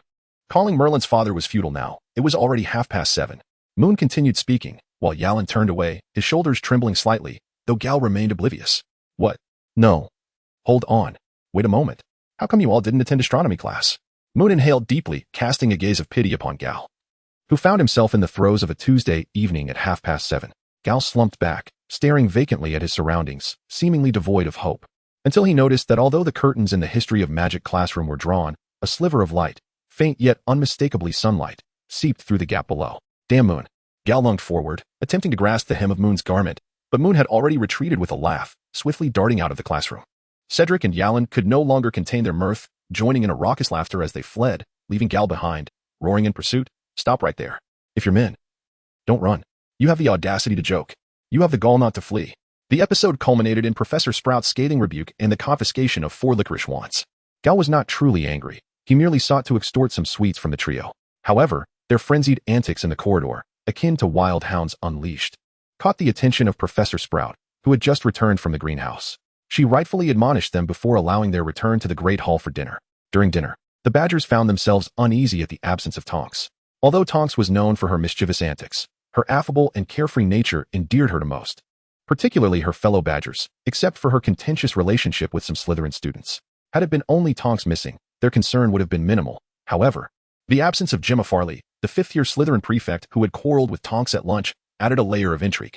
Fortunately, with Gabriel's reminder, they soon recalled that Tonks was currently serving a detention, which alleviated their worries, allowing them to indulge in their evening meal.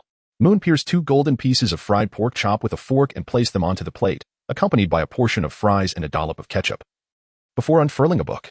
Goodness, Moon, how do you manage to read so consistently? Gal inched closer, meticulously pronouncing each word of the title in Moon's hand.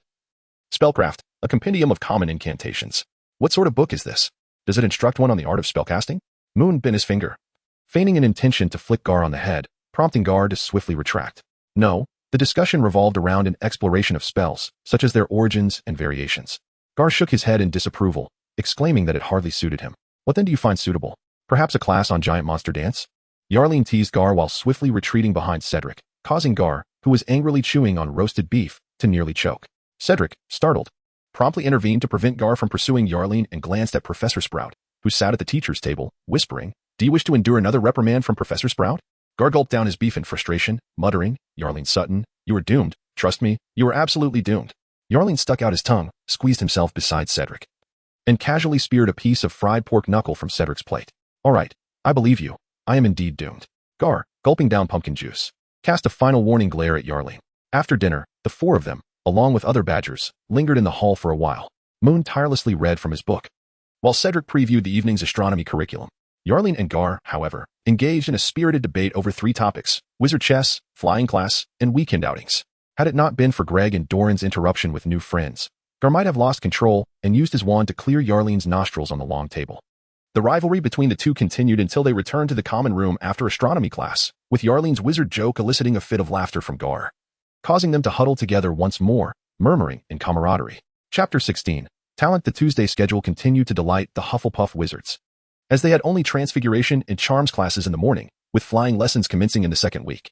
This meant that despite having to climb to the fourth floor for charms class after transfiguration, they could at least enjoy an entire afternoon to play or complete the astronomy assignment assigned by Professor Sinistra the previous night. This buoyant mood naturally carried over to the transfiguration classroom, where the badgers gathered in small clusters, eager to enjoy breakfast before arriving early for class. Professor McGonagall acknowledged this enthusiasm, remarking, "Excellent. No one is late," which is commendable. Moon found it somewhat absurd that Professor McGonagall would commend them for such a trivial matter, but he soon realized it was likely due to the recent spate of tardy students. Today marks your first transfiguration lesson. First and foremost, I must inform you that to master transfiguration, you must set aside any frivolous, unserious, or restless thoughts. As she spoke, McGonagall drew her wand and effortlessly transformed a book on the desk behind her into a puffed-up frog, eliciting gasps from the young wizards. Transfiguration is complex, perilous, and demands precision. Only through diligent effort and focus can one hope to excel. Naturally, talent and a measure of imagination are indispensable. With a gentle wave of her wand, the frog leaped into her hand and reverted back into the book, which served as their textbook, a beginner's guide to transfiguration. Now, has anyone reviewed the material ahead of time? Who can share the key points for executing a basic transfiguration spell? Aside from Moon and Cedric, the other badgers exchanged glances, collectively feeling the urge to thumb through their books, but only Cedric raised his hand. "Mr. Diggory, please share," Professor McGonagall prompted. Cedric stood up confidently and stated, "To cast a transfiguration spell, one must first vividly visualize the form of the object to be transformed, then clearly articulate the incantation, and execute a precise, decisive one movement, avoiding mispronunciations and extraneous gestures." "Exactly right. Very good, Mr. Diggory. Please take your seat." Hufflepuff gains 5 points. Cedric sat down happily, while McGonagall waved her wand, sending matchsticks floating towards the badgers' desks. In transfiguration, practical experience is the cornerstone of progress. Thus, our lessons will always involve the use of wands. Now, please take out your wands, recite the incantation with me, and learn my gestures. A matchstick floated to McGonagall's hand as she gracefully lifted her wand, prompting the badgers to mimic her stance. Once, twice, thrice. After the third attempt, nearly all the young wizards displayed expressions of disappointment, as the matchsticks before them showed no signs of transformation. Cedric, however, managed to evoke a slight change in his matchstick's form. It was barely perceptible unless closely inspected. Yet the matchstick had indeed become a tad slimmer. At that moment, Cedric had no inclination to gaze at his matchstick or display any excitement, as his attention, along with several classmates, was fixed on the needle resting on Moon's desk. The other badgers sitting beside Moon were acutely aware that he had not followed Professor McGonagall's third attempt, which was why they were looking at him. Very well, very well. Astonishing talent, Mr. Fox." Upon noticing the unusual circumstance, Professor McGonagall approached and immediately spotted the needle resting on the desk, which left her quite astonished and even elicited a rare smile. "Have you practiced transfiguration before? Prior to enrollment?" "I had studied some magical spells," Moon replied candidly. "But this is my first attempt at transfiguration." "Then I must say, Mr. Fox," McGonagall's smile and admiration became even more pronounced, "your talent in transfiguration is truly remarkable. If you continue to apply yourself diligently, I believe you will achieve extraordinary success in this field." Flattered by such praise, Moon felt a twinge of shyness, biting his lip and bowing slightly. "Thank you for your kind words, Professor McGonagall. I will strive to improve." Professor McGonagall, having noticed Moon's modesty, nodded and composed her expression, Addressing the other young wizards, well then, Mr. Fox's success earns Hufflepuff another 10 points. If anyone else manages to succeed, they will receive the same reward. Moon's success undoubtedly inspired other young wizards, at least instilling in them the notion that perhaps it was not as insurmountable as they had once believed. Consequently, the enthusiasm in this transfiguration class was palpable. Regrettably, by the end of the lesson, no other student had managed to successfully complete the transformation. The most notable achievement came from Cedric, who adeptly sharpened one end of a matchstick, causing it to shimmer with a metallic luster. This earned him a commendable 5 points from Professor McGonagall. However, Cedric was not content with this alone. He proactively scheduled a session for after class with Moon. Resolute in his determination to continue practicing during the afternoon when there were no further lessons, Moon's success brought immense joy to Gal and Yearning. Yet they lacked Cedric's diligent spirit of study. Consequently, they treated the matter as mere gossip, occasionally boasting that Moon was their roommate. This irked Moon somewhat, as it reminded him of the all-too-familiar phrase, "My dad is XX." It became evident that transfiguration was not Moon's sole talent. Once they arrived in the charms classroom, his abilities shone anew. Professor Flitwick chose the softening charm as their first incantation, a spell Moon had not previously studied. Yet he successfully transformed the stone before him into something resembling soft clay by his third attempt. Undoubtedly, Moon had gained notoriety, a development he did not resist. For he was aware of his magical prowess. He had no intention of suppressing his talents during his 7 years at Hogwarts. While being a standout student had its drawbacks, the advantages were manifest, especially in a place like Hogwarts. After all, exceptional students found it easier to secure notes from professors for the library and were more likely to receive special opportunities. Chapter 17. The annoying Professor Snape. If one were to select the least favored teacher among all at Hogwarts, it would undoubtedly be Professor Snape, whose gaunt frame, sallow complexion, and prominent hook nose exuded a chilling aura even more intense than that of his potions classroom. Even some students from Slytherin, his own house, harbored disdain for him. At that moment, the first-year Hufflepuff students sat before him. This was their inaugural potions class, yet by Wednesday, they had already heard whispers about the professor's peculiar temperament from students of other houses. Those usually cheerful little witches and wizards transformed into timid figures upon entering the classroom. Yet this did little to deter Professor Snape from his tirades. Milton Graffers felt as though a knife had been thrust into his throat as Snape's low voice pierced the air, nearly suffocating him. It was clear the professor had no intention of letting him off lightly. If you intend to murder your neighbor, Miss Baker, I suggest you use the knife at hand rather than attempting to unleash chaos by recklessly stirring that potion of yours, the origins of which remain a mystery to everyone. Milton froze, his hands halting mid-motion. A few nearby badgers couldn't stifle their laughter, and even the victim, Elma Baker, let out a suppressed giggle, though that amusement was short-lived. And as for you, Miss Baker, Professor Snape continued, arms crossed and voice dripping with sarcasm, if you are unable to comprehend the brewing process I have outlined, you might consider consulting Mr. Diggory and Mr. Fox over there, who are supposedly informed, rather than blindly tossing ingredients into your cauldron. Unless, of course, you wish to become an accomplice in Mr. Graffer's little scheme. Moon and Cedric wisely chose to feign ignorance in the face of Snape's ridicule. Elma's face turned a deep shade of crimson, her eyes glistening with impending tears, while Milton stood frozen, as if petrified by a spell. Fortunately, an unexpected distraction soon emerged. A pungent odor reminiscent of rotten eggs suddenly filled the potions classroom, accompanied by a series of bizarre gurgling sounds. Clearly, someone had once again botched their potion. At that moment, Milton and Elma found themselves thinking for the first time that perhaps the stench of rotten eggs wasn't so unbearable after all. By Merlin's beard, he is truly vicious, Gal exclaimed, shoving a meat roll into his mouth as he muttered his disbelief. I can hardly believe such a professor exists in this school. Did you see Elma during charms? She was practically laying on her desk. I bet she was crying. Yarly nodded in agreement, adding, I just saw Elma's roommate bringing in food to the common room. It seems Elma has no intention of joining us for a meal. Why doesn't the school simply replace him? Indeed, Snape's remarks were cruel. Moon turned a page in his book, contemplating, before decisively shutting it, and stating, I suggest that if you wish to avoid such encounters and the sting of those venomous words, you would do well to take your next potions class seriously. Huh? Gal exclaimed, disbelief etched across his face. Moon, are you actually defending Snape? Moon sighed, not to defend him, but because you may not realize the gravity of the situation. Professor Snape's reprimand was indeed justified. Had Milton continued to stir with such fervor, his potion would have resulted in a catastrophic explosion.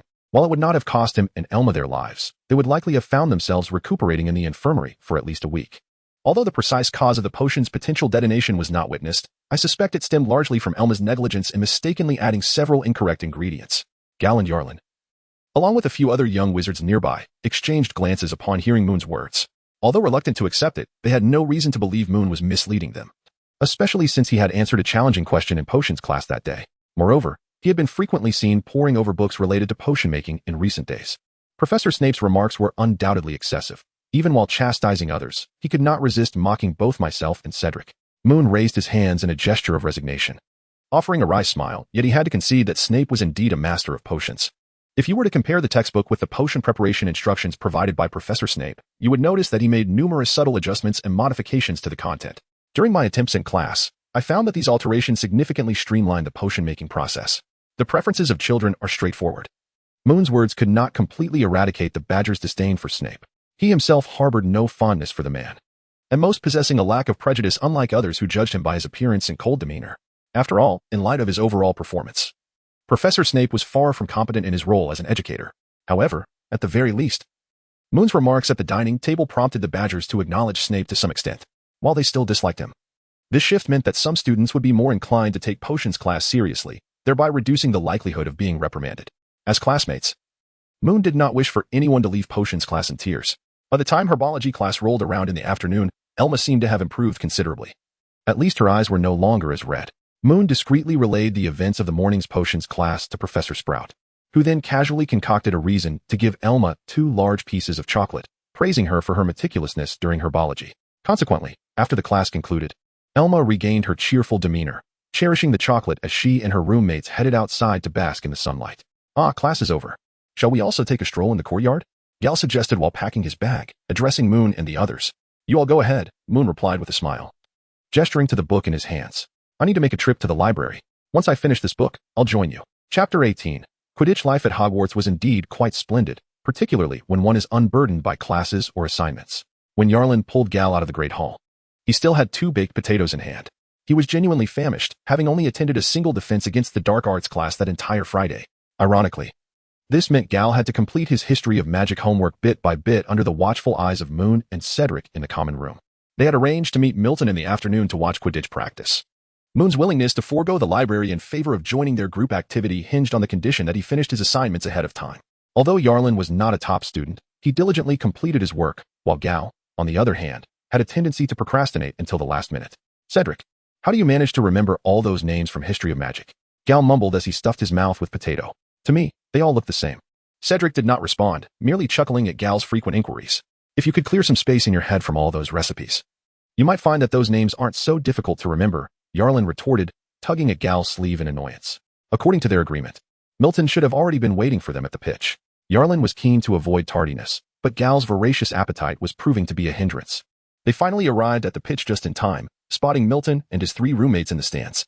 Gal began grumbling again, not only struggling to recall the names from History of Magic, but also confusing 2 of Milton's roommates' names. This was hardly his fault. Their names were too similar. One was Ackerman, the other a man, and thankfully the last was Barton. Otherwise, he would have been left conversing only with Milton. The 8 young wizards settled into the same section of the stands, alongside a few scattered Hufflepuff students watching their house team practice. Moon surveyed the area and even spotted 2 Gryffindors on the opposite stands, likely upperclassmen. I want to join the Quidditch team, Yarlin exclaimed, gazing dreamily at the players soaring above on their broomsticks. I've always wanted my mother to let me try riding a broom, but she always deflected me with the story of when I fell off a toy broom as a child. Merlin, I was only 2 years old. Falling off a toy isn't unusual. A toy broom? Gal perked up, quickly honing in on the intriguing phrase amidst his meal. Yarlin then began to share tales of his childhood joys, from toy brooms to self-flipping picture books, and even gummy candies that looked like green, poisonous caterpillars but burst with juice when bitten into, which left Gal feeling quite nauseated. Moon listened with a cheerful demeanor, refraining from interjecting, as he found himself at a loss for words. Should he confess that he had never played with a toy broomstick? Or that at the tender age of 6 he had soared to the treetops to gather fruit for his younger siblings? Such a declaration might sound rather pretentious. Speaking of his siblings, a smile involuntarily crept across Moon's face. He had to admit that even after only a week at Hogwarts, he had begun to miss those little ones. He had 7 siblings in total, though not all were his biological kin. Uncle Golov had only 2 children, a boy and a girl, one 2 years younger than Moon, and the other 5 years his junior. As for Uncle Edgar, he had yet to marry. The remaining 5 children were, shall we say, distant relatives, including the grandchildren of Moon's grandfather's brother, most of whom were war orphans that Uncle Golov had taken involuntarily. Aside from one who was also 2 years younger than Moon, the rest were mere toddlers still cradled in their strollers, receiving Moon's nurturing care. In fact, it had been over a year since he had last seen his 3 eldest siblings, as Uncle Golov's wife, Moon's aunt, hailed from the American wizarding community and was a prominent official currently serving in the American Magical Congress. Uncle Golov himself was not only a member of the Wisingamot, but also had the responsibilities of managing the Shafik family. Consequently, Their two children could only oscillate between England and America, with the last visit to America including another little one. Initially, they had hoped Moon would accompany them, but he preferred to stay home with, and especially since he needed to prepare for his upcoming studies. Thus the plan fell through. Moon, which team do you support? Yarlin suddenly inquired, drawing the attention of the other young wizards, who eagerly awaited his response. This unexpected question caught Moon off guard, as he had been lost in thought and had not been paying attention to their previous conversation. Nevertheless, he answered candidly, to be honest, you've stumped me. I don't really follow Quidditch. I tend to spend most of my time reading and looking after my siblings. He refrained from mentioning his mother and uncle, as it seemed rather absurd to include them in this context. The other young wizards gazed at him in astonishment, as if they were encountering a primitive being except for Gal, who came from a muggle family and was equally oblivious to the sport. My goodness, Moon, you can't possibly have never watched a match, exclaimed Barton, a freckled boy sporting thick glasses. Moon gently tousled his hair, a polite yet awkward smile gracing his face. Indeed, he was indifferent to Quidditch matches, for he found the rules rather inappropriate, even somewhat absurd. In contrast, his younger brother, Owen, who was 5 years his junior, adored Quidditch and had adorned the walls of his room with posters of his favorite teams. It was quite rare to encounter a boy who did not share the same enthusiasm for Quidditch. Yalin expressed surprise, while Gal understood, as he too was not particularly fond of most ball games, well, except for football. It wasn't he that he disliked them, rather. Moon's mind raced as he pondered how to phrase his preference more delicately, merely stating that he preferred reading. That won't do. At this rate, you'll become a bookworm. Reading even during meals, Yalin exaggeratedly remarked, to which Cedric surprisingly agreed for the first time, acknowledging that Moon truly loved reading. Throughout his waking hours, the young man spent the majority engrossed in a book, a habit that many considered excessive. This was also one of the reasons they often urged Moon to venture outdoors. He genuinely needed to inhale some fresh air. Chapter 19. Photos, the giant squid, and the peculiar senior no student abhors weekends, unless their weekends are filled with classes. This was Gal's latest adage, though Yalin argued that it was overly absolute, citing their two roommates as evidence. Cedric, on the other hand, was eager for additional transfiguration lessons, as he was on the verge of successfully transforming a matchstick into a needle. This demonstrated Cedric's aptitude in transfiguration, apart from Moon. No one else in the class had managed even halfway. Yet, with Moon's brilliance overshadowing him, Cedric's own achievements were somewhat diminished. He held no grievances or jealousy. Rather, he sought to surpass himself, as evidenced by his frequent consultations with Moon. As for Moon, after much contemplation, Yalin and Gal reluctantly admitted that their dear friend remained unaffected by weekends, treating them much like any ordinary school day. He still rose at the usual hour, dined punctually, and then sought a spot to read and take notes. Perhaps the only distinction lay in the locations he frequented, which shifted from classrooms and auditoriums to the lakeside and castle courtyard, as well as the common room. However, today Moon was not engrossed in his books. Though the Hufflepuff common room was situated underground, the few windows at ground level allowed sunlight to stream in, providing a unique perspective of the world outside. At that moment, Moon held a camera, diligently capturing images of the small red flowers that had unexpectedly blossomed outside the window. On a small, barrel-shaped table in the common room lay an envelope, intended for mailing, a letter to his 3 younger siblings residing in America. Of course, it was impossible to send it by owl. Moon had no doubt that if Debbie attempted to fly from Hogwarts to America, she would either become a meal for a predator midway or simply perish from exhaustion. He only needed to have Debbie deliver the letter home, and his Uncle Golov would handle the rest. The photographs were to accompany the letter. Since morning, he had already taken 7 or 8 snapshots of Hogwarts, depicting their common room, dormitory, as well as his roommates, friends, and himself. All right, let us take a group photo for the last shot. Once it's done, I can send it off. The 4 young wizards arranged themselves on the sofa, facing the camera, ultimately capturing a rather awkward and stiff photograph. A few seconds later, as if they all sensed something amiss, the camera caught another image of Yalin and Gal playfully grappling each other's necks, with Cedric attempting to separate them. While Moon stood by with an exasperated smile. I'm off to mail the letter. I'll be back shortly, Moon said, tucking the sealed envelope into the pocket of his robe. Let us meet by the lake then, Yalin replied, shrugging on his robe. It's a bit dull in the common room. Let us sit by the lake. We might even catch a glimpse of the giant squid. Indeed. The giant squid had recently piqued Yalin's interest, as it seemed a senior had informed him of a friendly giant squid residing in the Black Lake, known for not only avoiding harm to students but also for assisting any first-year students who might accidentally fall into the water. Last night, as Yalin recounted this tale, Cedric had watched him with concern, seemingly apprehensive that Yalin might take it into his head to leap into the lake. Moon nodded slightly, indicating that he had heard, and then picked up his satchel, departing from the common room. The weather outside was delightful, with warm sunshine and a gentle breeze. As he passed by the auditorium, Moon noticed several students engaged in a game of wizard's chess inside, including Gregor, though he did not spot Dorian. Evidently, the siblings were not inseparable. The child playing chess with Gregor was another boy, likely named Lee Jordan. At that moment, the mischievous Weasley twin stood behind Lee, seemingly encouraging him to take some bold action. Gregor also caught sight of Moon, and he raised his hand enthusiastically to wave. Moon reciprocated the gesture, greeting him before continuing his way out of the castle toward the Ollery to send a letter. Debbie remained as oblivious as ever, making it difficult to discern whether she was endearing or foolish. Surprisingly, Debbie seemed to be thriving in the Ollery. Upon Moon's arrival, she was perched with two unfamiliar owls, cooing away, their conversation a mystery. After pecking a few dried worms from the small pouch Moon had prepared, Debbie obediently allowed him to tie the letter securely before flapping her wings and taking flight. Moon, however, was in no rush to leave. It was his first time observing such a multitude of owls. Despite the noticeable odor, his curiosity prevailed. Thus, he interacted with several owls, most of them belonging to the school. During this time, a few bold pet owls approached him to share in the feast of dried worms from his pouch, including the two little ones who had just been chattering with Debbie. Eventually, after the entire bag of dried worms had been consumed by the owls, Moon tucked away the empty pouch and strolled out of the Ollery. "Why have you been gone for so long?" Gal inquired, regarding Moon with a puzzled expression. As if an eternity had passed, Moon smiled, set down his satchel, and settled beside Gal and the others. "I just fed the owl. How about you? Have you encountered the giant squid?"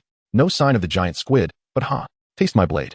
Suddenly, a strikingly handsome and sunlit youth, appearing to be around 15 or 16, leaped out from behind a nearby tree, wielding a straight wooden stick that Moon had longed for in his childhood dreams. Without hesitation, the radiant youth thrust his makeshift weapon, producing a resounding clash of wood upon wood. Following closely, another boy emerged from behind the sturdy tree. He was slender yet equally handsome, exuding a greater elegance, and he too grasped a straight wooden stick. "Oh, dear Adam, you stand no chance against me." With that proclamation, the two boys engaged in a chaotic and unrefined display of swordplay, each wielding their sticks with abandon. "Yet again, we have encountered that senior and his brother," Yalin remarked, gesturing towards the two youths. "They have been at this for a while now. Just a moment ago, they conferred behind the tree about their script, claiming they were going to perform for us." Moon gazed at the two youths, and for some inexplicable reason, an image of the knight action figures he had purchased in Diagon Alley suddenly sprang to mind. Chapter 20. Victor and Adam. The more slender of the two boys was named Victor, while the other, notably more robust and radiant, was called Adam. One hailed from Hufflepuff, serving as the 6th-year prefect, while the other had been sorted into Gryffindor. Typically, those who first encountered this pair of cousins would mistake the sturdier Adam for the elder brother. However, Victor was, in fact, 2 months his senior. These details emerged during a casual conversation following the brothers' impressive nightly duel.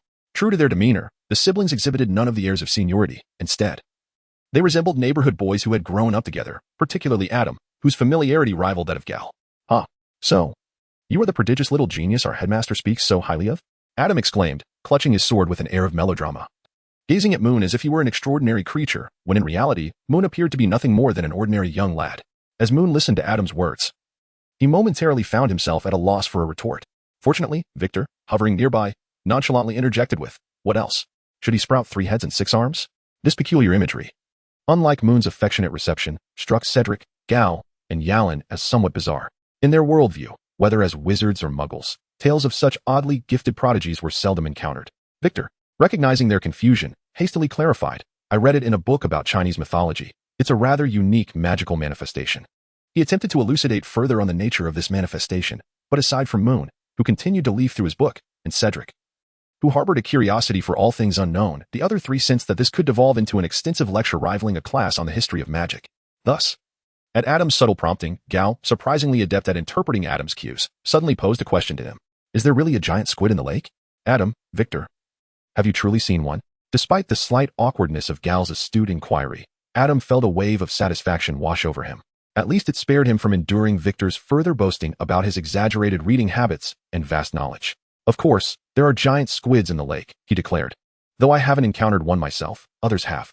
The prospect of a giant squid was evidently far more captivating to the young wizards than the notion of 3 heads and 6 arms. Except for Moon, who continued his quiet reading, the remaining 3 wizards displayed expressions of astonishment. "Very well, let me regale you with the tale," Adam announced, clearing his throat and adopting an air of mystery, seemingly intent on enhancing the credibility of the story he was about to tell. "It was when I first enrolled.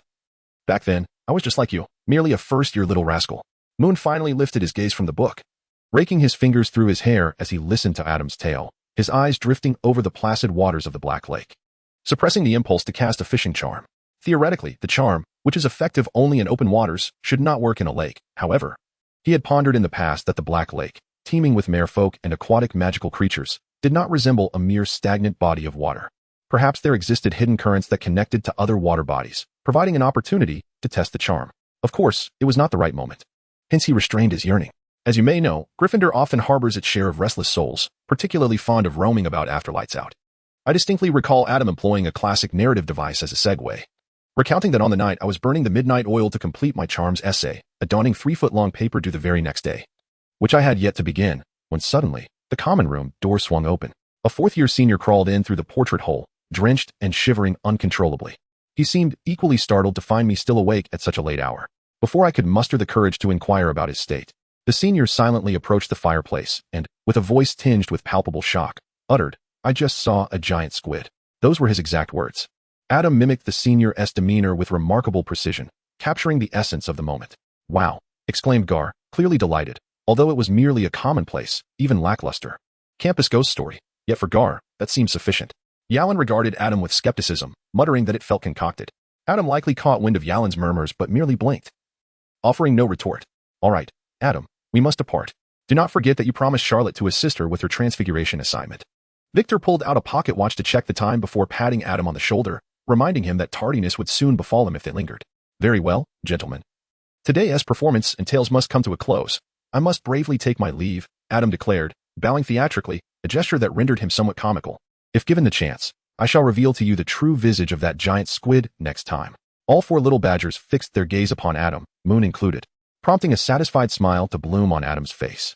"Have you not also never seen the giant squid?" Gar queried in astonishment, his brow furrowing deeply, clearly bewildered by Adam's assertion. "I have my ways," Adam replied with a mischievous grin, intending to elaborate further, but was abruptly whisked away by Victor, who could no longer endure the banter. After a moment, Gar finally turned his attention away from the departing duo and fixed his gaze upon the black lake, filled with longing, exclaiming, "I truly hope to have the opportunity to witness what the giant squid looks like." Moon chuckled lightly. Perhaps having guessed the nature of Adam's proposed method, he refrained from voicing his thoughts, for there was no harm in letting Gal ponder. After all, a giant squid indeed resided in the waters of Hogwarts, albeit far less mysteriously than Adam had suggested. Chapter 21. The teaching assistant system. For an extended period thereafter, Moon and his companions saw little of Adam, though they frequently encountered Victor. However, Victor seemed perpetually busy, always hurrying along, exchanging only brief greetings before swiftly departing. Later, Gabriel informed them that Victor had applied to be a teaching assistant for Professor Kump in the Defense Against the Dark Arts course, seemingly assisting him with some research project that consumed his every moment, leaving him as frenetic as a spinning top. One small consolation was that student teaching assistants were not required to share the burden of lecturing. This was Gabriel's concluding remark. It is well known that Hogwarts has but a handful of professors, a mere few that one could almost count on one's fingers, with each subject assigned to a single professor. In contrast, Hogwarts accommodates 7 grades, each divided into 4 classes. While the total number of students may not be excessively large, the sheer volume of classes each professor must handle remains daunting. Take Transfiguration as an example. It is a compulsory subject from the 1st to the 5th year, with the 6th and 7th years being elective, contingent upon the results of the O.W.L.S. examinations. From the 1st to the 5th year, students attend 2 Transfiguration classes each week, amounting to a total of 10 classes.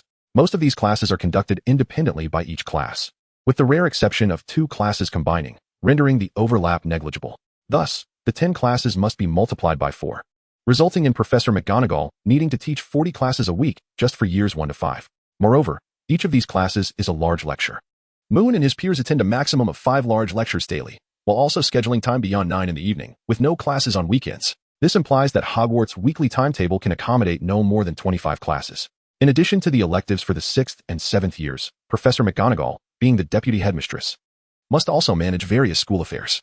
Upon receiving the timetable, Moon was momentarily astounded, for it indicated that even if the professors were to be split in half, they would still struggle to cover all the necessary lessons. It wasn't until Moon attended their 3rd charms class that a young witch took the lectern. Each professor has the privilege of requesting a teaching assistant, which can be of 2 types. One consists of student assistants, primarily from the 6th and 7th years, who cannot partake in lecturing but may aid professors with other tasks. The other type is more varied, comprising any adult wizard who can assist professors in supervising classrooms and students, or substitute for less significant classes. For instance, when a professor has already covered a topic, the focus of the class may shift to student practice, during which time, if a professor schedules 2 classes simultaneously, the assistant can oversee one, ensuring the students engage in their exercises without causing disruption. Indeed, in most cases, teaching assistants do not conduct lectures. and it is rare to find one sufficiently qualified to actually teach. Consequently, their remuneration is modest, making it challenging to recruit them. Thus, those who typically take on the role are often recent graduates still navigating their career paths, alongside friends and acquaintances of the professors. There are also unique cases, such as Professor Benz, whose assistants consist of 2 of his portraits, requiring no payment and capable of delivering lectures, as they merely recite lesson plans without any practical engagement, making them the epitome of ideal assistants. Later, Moon took the opportunity to inquire with Professor Sprout about the absence of additional faculty members at the school. He wondered why the institution did not hire 1 or 2 more professors for each course, a matter that seemed to have a rather straightforward solution. Professor Sprout's response was that there had been attempts in the past, but for reasons unknown, those efforts had abruptly ceased, and she was not fully informed about the particulars. This left Moon with little choice but to cease his inquiries. After all, if Professor Sprout was unaware, he could only seek answers from Professor McGonagall, Professor Dumbledore, or perhaps the multitude of portraits lining the walls of the headmaster's office. Ultimately, it was not a matter of great significance, merely a matter of curiosity. So Moon refrained from pursuing it further. If Moon's curiosity was mild, Milton's feelings were more profound. He once believed that the assistant professor model might grant him a second chance in potions class.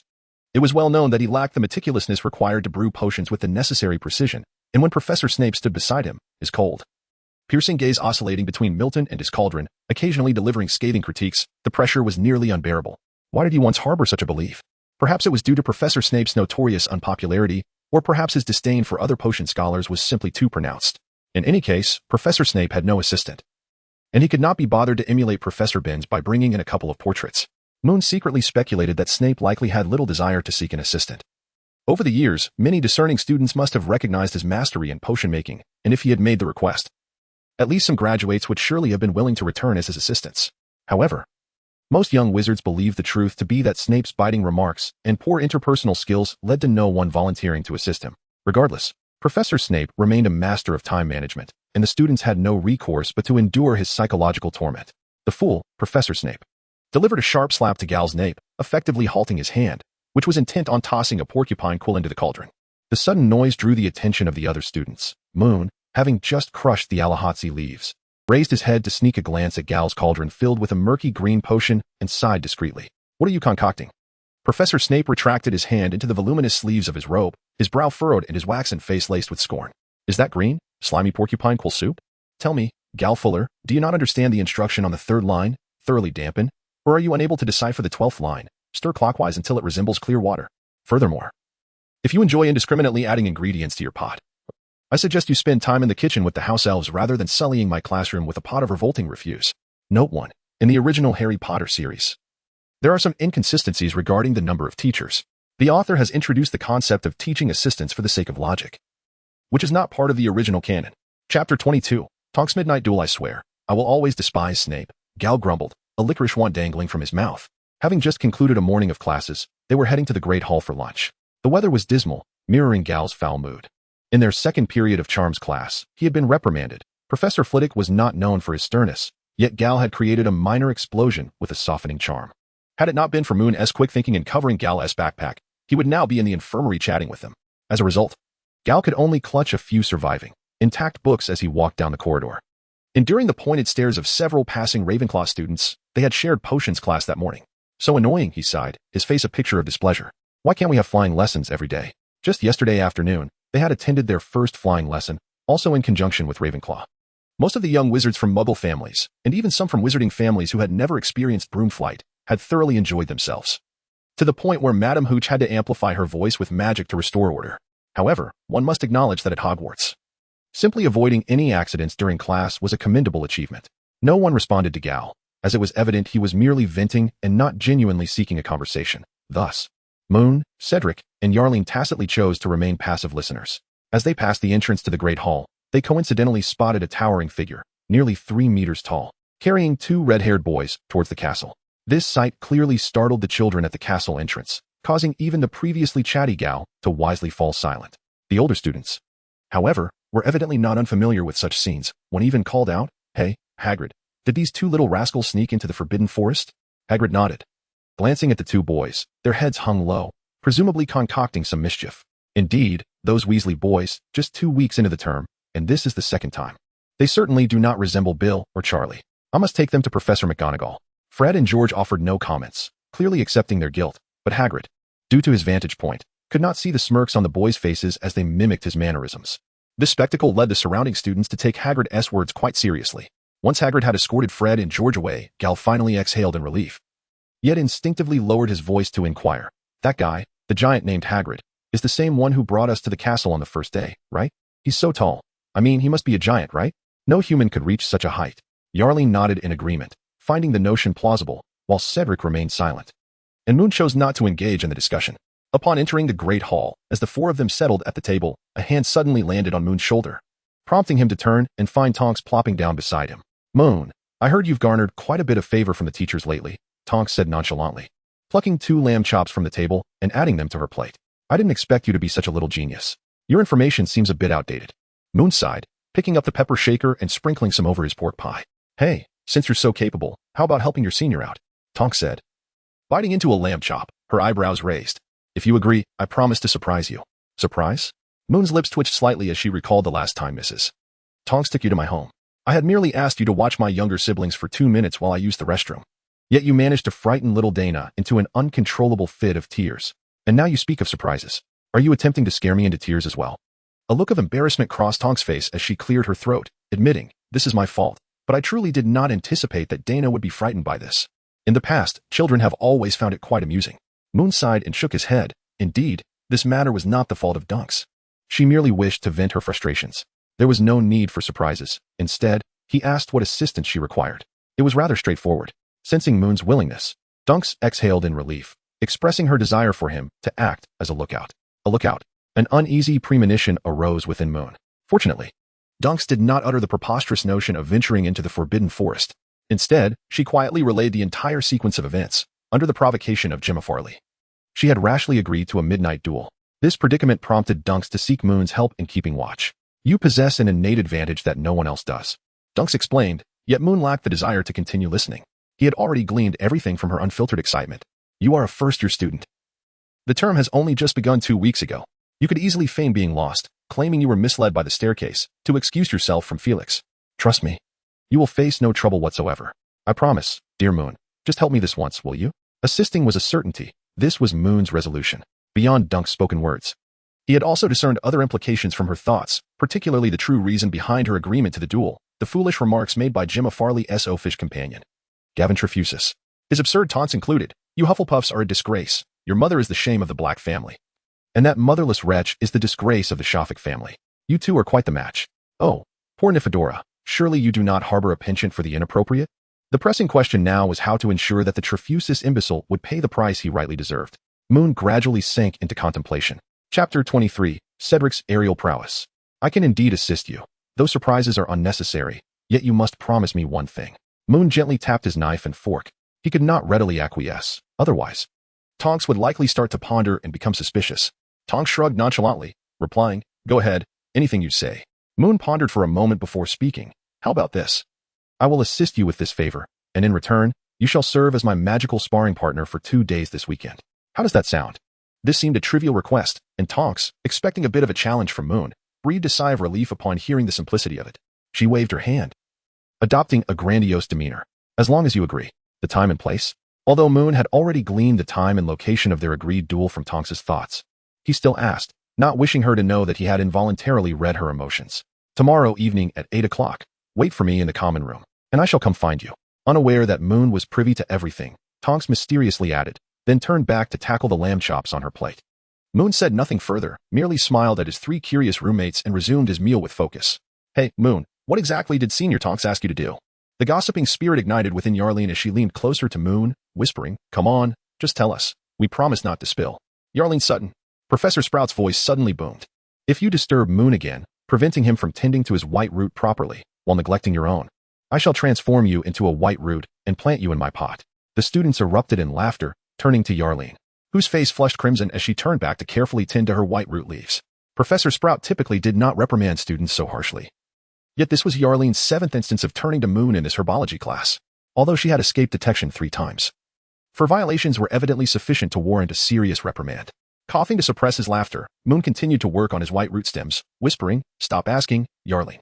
Pay attention in class. After tomorrow night, Tonks will undoubtedly spill the details, and you'll find out then. Yarleen lifted her head, poised to respond. But Professor Sprout's stern gaze bore down upon her, rendering her silent. She moved her lips soundlessly, as if her vocal cords had been severed, ultimately bowing her head in defeat. Suddenly, a braying sound echoed throughout the classroom, startling everyone, including Professor Sprout, except for Gal, who had failed to stifle his laughter. Producing the noise himself, Yearning wore a look of despair, while Professor Sprout, both exasperated and amused, approached Gal and gently tapped the back of his head. This was the catalyst. As if a switch had been flipped, Gal relinquished control, erupting into boisterous laughter, which prompted the rest of the class to join in. Yearning's expression of dismay deepened. This incident lingered in the atmosphere until dinner concluded, when Moon and his 3 dorm mates made their way to the pitch to observe the Hufflepuff team's practice. Gal seemed unable to fully forget the earlier episode, periodically bursting into inexplicable laughter, which only intensified upon seeing Yearning's disgruntled expression. Henry Bessie, the Hufflepuff chaser, executed a splendid maneuver on his broom, sending the quaffle soaring into the goal, eliciting cheers from several onlookers. "Hey, what's this?" Milton approached, clutching a large brown paper bag, speaking somewhat indistinctly as he chewed on something. "Care for a piece?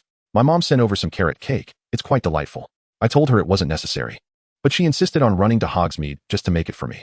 Though Milton's tone seemed to convey frustration, the underlying pride was unmistakable. "Of course. I'll take 2 pieces, Gal exclaimed, eagerly eyeing the bag. Meanwhile, Moon and the others waved their hands, signaling they were fine without any. Cedric glanced around, somewhat puzzled. "Where is everyone else? Ackerman and Ottman?" "They're in the common room playing wizard chess," Milton replied, popping another piece of cake into his mouth. "They started right after dinner. I went to fetch this. By the time I left, Ottman had already won 3 consecutive games, and Ackerman was quite displeased, insisting on continuing. Frankly, if Ottman doesn't loosen up, Ackerman might drag him into tomorrow's classes." "Let us hope not," Gal said sympathetically. Knowing the first class of the next day was Professor Sprout's herbology. Mentioning herbology seemed to spark a smile on Gal's face, which earned him a glare from Yearning, who was furiously fixated on the bludger, likely wishing it were Gal instead. "By the way, Cedric, I heard Madam Hooch wanted to speak with you about possibly joining the team?" Milton suddenly recalled, turning his curious gaze towards Cedric. Just yesterday in their first flying lesson, Cedric had displayed extraordinary talent. He was among the few capable of summoning a broom on the first attempt, and his subsequent control and grace while flying far surpassed that of his peers. Even Moon, who had some prior experience with brooms, felt inadequate in comparison. Such flying prowess undoubtedly piqued Madame Hooch's interest, and upon confirming that Cedric was new to flying, she eagerly detained him after class, stirring considerable curiosity among their classmates, many of whom had already inquired about it over the past couple of days. "It's not that exaggerated," Cedric replied with a shy smile, his handsome face slightly reddening. "Madame Hooch merely wanted to know if I was interested in joining the team in my second year, not immediately." After observing practice for a while longer, the 5 young wizards returned to the common room together. Ottman and Ackerman were still engrossed in their chess game, while Yearning pulled Cedric over to assist Ackerman, intending to combine their efforts to outsmart Ottman. Moon nestled into a sofa by the fireplace, resuming his reading, while Gal returned to the dormitory to fetch a small basket. Generously, Milton divided the carrot cake his mother had sent, sharing half with Gal, who had commented that he could not possibly eat it all. "Moon, you're reading again," a little blonde girl remarked as she tugged a small stool over to sit beside him, her bright eyes fixed on his face. The flames in the fireplace danced, crackling with intermittent pops. Moon turned her head to glance at the first-year girl, Violet Evelyn. She smiled gently and asked, "What is it, Violet?" Perhaps it was the heat of the fire or a hint of shyness, but Violet shifted her gaze to the side, pretending to observe the charcoal in the flames while discreetly retrieving her homework. "This is the assignment from Transfiguration class yesterday. I would appreciate it if you could take a look and see if there are any mistakes or anything of that sort." Realizing that it was somewhat impolite to speak while looking elsewhere, Violet quickly turned back to face Moon after handing over her work, though she refrained from maintaining eye contact. Moon blinked, closed the book, took Violet's assignment, and gently said, "Well, please sit for a moment. I shall take a look at it for you." As if a challenging puzzle had been resolved, Violet sighed with relief, glancing back at her roommates and allowing a faint smile to grace her face. Moon, while meticulously reviewing Violet's work, suddenly heard her soft voice calling out, "Why do you enjoy reading so much?" Moon picked up a quill from the table and began annotating Violet's assignment, responding, "Perhaps because there is so much I wish to understand and learn?" "But you already know so much," Violet replied, resting her chin on her hand.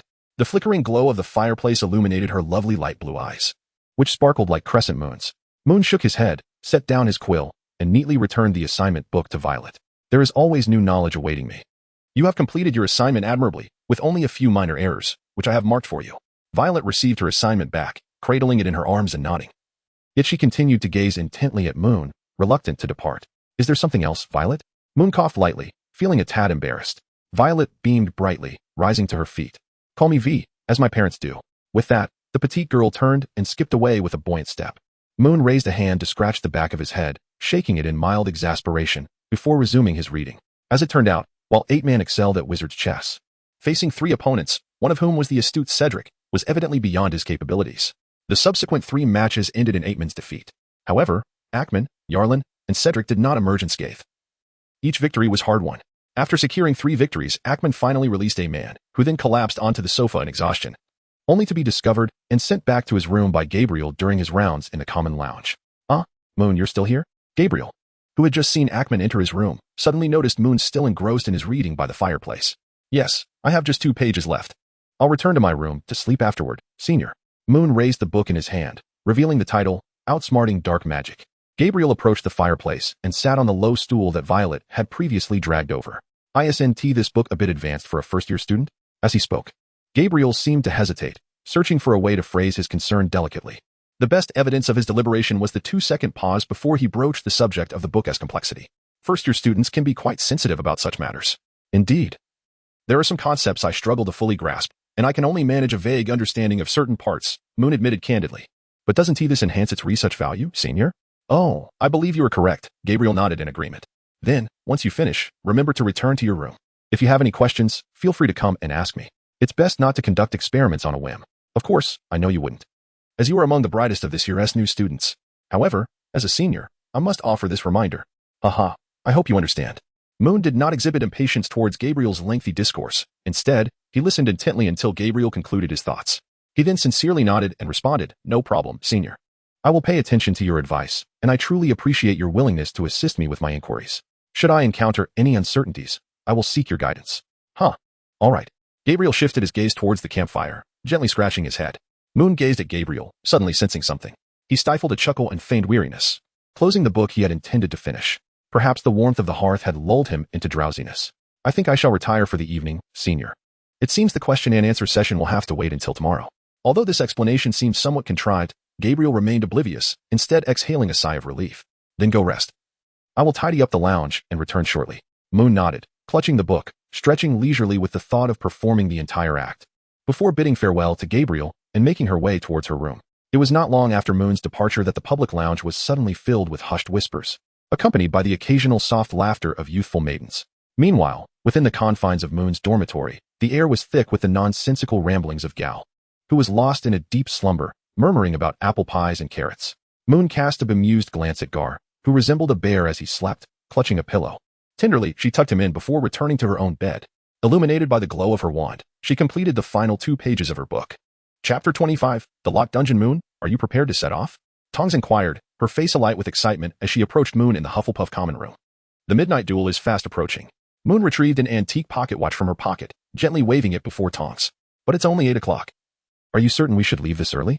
A mischievous smile spread across Tongs' face. Trust me, little Moon. This is the perfect moment to venture out. Though we have 2 hours until the appointed time, remaining here is of no benefit to us. I have received reliable information that Gabriel will emerge in just a few minutes. He is, after all, the most meddlesome among the prefects. Honestly, it would be better if he were more like Victor. Victor? The image of the handsome and elegant slender boy she had encountered days ago emerged in Moon's mind. Victor Gray, our 6th-year male prefect, is strikingly handsome and possesses a delightful personality. I dare say at least a quarter of the upperclassmen girls at Hogwarts harbor a secret infatuation with him. Tong scoffed, clearly not one of that quarter. I have no feelings for him, but you must admit, he would make an excellent friend. He always knows how to strike the right balance, never overstepping. Muin silently muttered, It's not like you're such a bother, right? Regardless, just heed my advice and let us move quickly. Tang Kusi patted Mu in on the shoulder, rising first to head towards the public lounge exit. With a hint of resignation, Muin closed his book and followed suit. Upon exiting the lounge, Tang Kusi glanced around to ensure the corridor was devoid of anyone before hastening towards the stairs with Mu in tow. So, where do you intend to take me now? Mu in softly inquired, trailing behind Tang Kusi. How do you plan to spend the next 2 hours? Are we going to hide in an empty classroom? Tang Kusi, with a light and buoyant step, replied, Of course not. Today, consider yourself fortunate. I shall take you somewhere splendid. Moon felt an urge to criticize Tonks, wishing she would refrain from uttering such peculiar and ambiguous statements in the future. However, considering Tonks' usual demeanor, he ultimately stifled the words before they could escape his throat. Initially, Moon anticipated that Tonks would lead him upstairs to some secret passage or hidden chamber within the school. To his surprise, Tonks instead descended the staircase. Restraining his curiosity regarding Tonks' intentions, Moon quietly followed her as they cautiously navigated the dimly lit stairs, arriving at a door secured by a heavy iron lock. "Alohomora," Tonks exclaimed, raising her wand and gently tapping the lock. The hefty padlock sprang open, and just as it was about to clatter to the floor, Moon swiftly caught it. "I can hardly fathom that you have ventured here alone," he remarked, struggling to gauge the weight of the lock in his hands. The cacophony it would create upon hitting the ground would surely echo all the way to our common room. Tonks offered an awkward smile, and a rare flush of crimson graced her freckled cheeks, yet this did not deter her from once more brandishing her wand to unlock another clasp on the door. Moon cradled the padlock in his arms, his voice tinged with skepticism as he inquired, "So, what exactly is this place? Why are there so many locks?" "There used to be only two." Tonks elucidated that, as she had heard, an incident had occurred that necessitated the addition of yet another lock, the one remaining on the door. In truth, this was the dungeon of the castle. The dungeon? Moon gazed at the formidable, iron-studded door before him, memories of past tales surfacing in his mind. If his recollections served him correctly, Hagrid had once concealed Aragog in a storage room within the dungeon. Thus, the aforementioned incident must pertain to Aragog being reported by Tom Riddle. Of course, this assumption rested on the premise that Hogwarts did not possess two separate dungeons. After all, in the original narrative, ghosts had convened a memorial service within the dungeon, leaving one to ponder whether the two were indeed one and the same. "Well, only one lock remains," Tonks remarked as she produced a hairpin from the pocket of her coat lining. "This lock has been fortified with a particularly potent anti-unlocking spell. Likely the work of Professor Dumbledore or Professor McGonagall. It is nearly impossible to unlock through magical means, which is why Filch seldom patrols this area. However, my lazy father imparted some unique techniques to me, and I happen to know how to open it." As she spoke, Tonks deftly inserted the hairpin into the keyhole, manipulating it with precision. In a short while, a deep, resounding click echoed, signaling the lock's release. "Let us proceed. We shall enter," she declared. Moon nodded thoughtfully and decided to bring the heavy lock into the dungeon. The world beyond the dungeon door was not as terrifying as Moon had imagined. In fact, most of the facilities within seemed to have been dismantled, with only a series of cells barely indicating that this was indeed a dungeon. Apart from that, there was merely an empty hall, accompanied by a few scattered items in one corner. Thus, this place represented a dark side of Hogwarts that remained largely unknown. Did it not? Tonks pulled Moon to one corner, which appeared to have been tidied up by her. On the floor lay several mats and makeshift seating, surrounded by a few tattered books and rusty chains. A dark side? Moon set the lock aside and cast a curious glance at Tonks, wondering what thoughts occupied her mind. Interrogation, whipping, torture. Come on, this is a dungeon, after all. What else could Hogwarts possibly use this place for? A kitchen? Tonks shot back a glare. Surely, you don't believe that since the founding of Hogwarts, all dark wizards have been imprisoned in Azkaban? It is crucial to note that Hogwarts was established by the four founders in the Middle Ages, while Azkaban was constructed in the 15th century and only became the wizarding prison of England in 1718. This place was likely used to confine dark wizards to prevent them from wreaking havoc in the outside world. Is that so? Tonks appeared perplexed, her hair beginning to take on a grayish hue. Moon gently patted the mat on the ground, satisfied to find it free of dust, and promptly seated himself upon it. "Tonks, my dear distant cousin, you ought to immerse yourself in literature more often. It would at least spare you from such embarrassing predicaments. If memory serves me right, you aspire to become an Auror in the future, so acquiring knowledge would undoubtedly benefit you, truly." Chapter 26. The duel within and the duel without. For the next hour and a half, Moon and Tonks engaged in light conversation, until the latter, as if recalling something significant, finally produced the surprise she had previously mentioned, but which Moon had initially dismissed. She presented him with a cool pipe, seemingly carved from a stone akin to obsidian. "Is this the surprise you spoke of? Do you believe that if I were to inform my mother that you gifted me this, I would be deprived of the chance to celebrate Christmas at home this year? I assure you, she would bombard me with letters until my hands grew weary." Moon's lips twitched as he accepted the pipe from Tonks' hands. Tonks, momentarily taken aback by Moon's words, rolled her eyes after a brief pause and replied, "This is no ordinary pipe. It is imbued with rather peculiar magic. I stumbled upon it while rummaging through the clutter in this dungeon. Initially, I believed it to be an ordinary pipe. But when I attempted to cast a spell to tidy up the mess, I discovered that this pipe remained completely unaffected by the enchantment. I tested it multiple times and employed various detection spells, yet I could not unravel the mystery surrounding its oddities. It seems to be entirely immune to magic. Given your penchant for perusing an array of books, I thought you might enjoy investigating such curiosities, which is why I decided to gift it to you." Noticing the earnestness in Tonks' expression, Moon rubbed the pipe thoughtfully, then hesitantly posed his final inquiry, "You haven't tea smoked from this, have you?" "I had considered trying it," Tonks admitted, running her fingers through her hair, which had returned to its flaxen hue, "but I couldn't find any suitable tobacco." Moon exhaled softly, tucking his pipe into his pocket. "All right, time's almost up. Let us depart, Moon. It is time for the duel," Tonks declared, rising with eager anticipation. "Tonight, I shall show Gemma a thing or two. I hope you won't be carried out by then, Moon replied with a resigned shake of his head. Although Tonks possessed considerable strength, Gemma Farley, as the head of Slytherin, was undoubtedly a formidable opponent. Tonks shot him an annoyed glance before silently exiting the dungeon, with Moon trailing behind, ensuring to lock the heavy door on their way out. So, where's your duel location? Moon inquired. There are several abandoned classrooms down here. In fact, many classrooms at Hogwarts are currently in use. Our duel will take place in one of them, Tonks explained briskly. Moments later, they arrived at the derelict classroom designated for this clandestine duel, where Gemma Farley and her lackey, Gavin Travers, were already seated. To Moon's astonishment, as soon as he and Tonks entered, the foolish Gavin Travers approached them, his face a mask of humiliation and resentment, and bowed deeply. Tonks, startled, instinctively drew her wand toward Gavin. However, he spoke in a deep, hesitant voice. I'm sorry, Tonks. I shouldn't have uttered those insulting words the other day. Moon, who had remained silent, discerned Gavin's thoughts and glanced at Gemma, who was simultaneously observing him. They shared a moment of silent understanding. Indeed, it was Gemma Farley who had compelled Gavin to apologize. This revelation undeniably endeared Moon to the seemingly delicate yet aloof head of Slytherin. Nevertheless, Gavin warranted a lesson. For even at this moment, he was inwardly cursing Tonks and Moon, including Gemma Farley in his vitriol, and the insults grew increasingly offensive. Damn it, Farley. What on earth are you doing? Tonks glared at Gemma. Are you trying to concede? Gemma Farley rose from her seat, drawing her wand. Enough of the jesting, Tonks. Remember, if you lose, you must apologize to Clyde. Although he may be somewhat arrogant, he has not wronged you. Tonks scoffed. Of course, he hasn't wronged me. That's because he is no match for me. Have you turned a blind eye to how he bullies others? You could confront the heads instead, or seek out the professors. Rather than locking him in a cupboard and resorting to such petty pranks, Gemma retorted, stepping closer to Tonks. In terms of height, Gemma towered over Tonks by half a head, which made their eye contact somewhat uncomfortable for Tonks. Yet, she remained undeterred, engaging in a silent duel of gazes with Gemma, as if detention and point deductions could temper her spirit. Then come at me, Gemma said calmly. I will find a way. However, you must acknowledge that your actions have been excessive. If you deem him a scoundrel, your methods mirror his. He must face consequences for his misdeeds, as must you.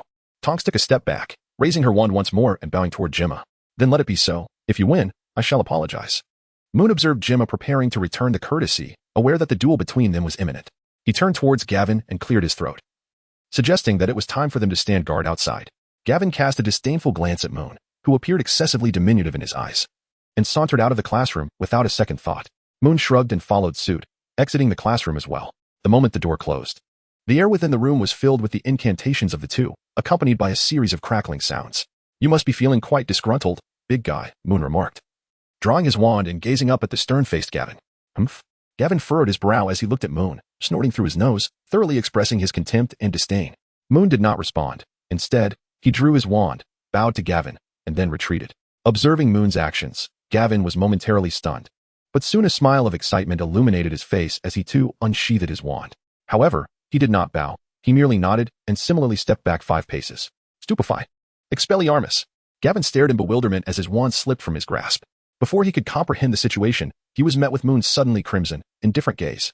In the next instant, he was gripped by a sudden terror, realizing that something akin to flesh was wildly growing and writhing within his mouth, filling it to the brim in mere moments. Chapter 27. The Victors and the Vanquished Dog. Gavin Travers frantically fumbled at the edges of his lips, his facial muscles betraying his desperate attempts to pry his mouth open. Simultaneously, his mind raced with anxious inquiries, repeatedly questioning what was happening to him. At this point, he found himself with no time left to curse anything. Moon's eyes had returned to their normal state, and he leisurely toyed with his wand while quietly observing Gavin Travers. Stop wasting your efforts, Travers, Moon murmured. This is but a minor curse. You may call it the blood tongue curse. It will render your accursed mouth, which incessantly spews vile words, incapable of opening again. Gavin's movements abruptly froze, his eyes widening in disbelief as he stared at Moon. Remember, Gavin Travers. Moon maintained a safe distance, wary of this cornered creature resorting to desperate measures. This is merely a small reprimand. Should you dare to curse me or my family even once more, if only in thought, I shall ensure that your mouth remains sealed for eternity. Do you comprehend? Gavin, in a state of panic, nodded vigorously, yet his mind raced with thoughts of revenge once the spell was lifted. I do not sense your fear or respect. Are you still contemplating how to punish me? A hint of exasperation flickered across Moon's delicate features. Must you truly endure even greater suffering?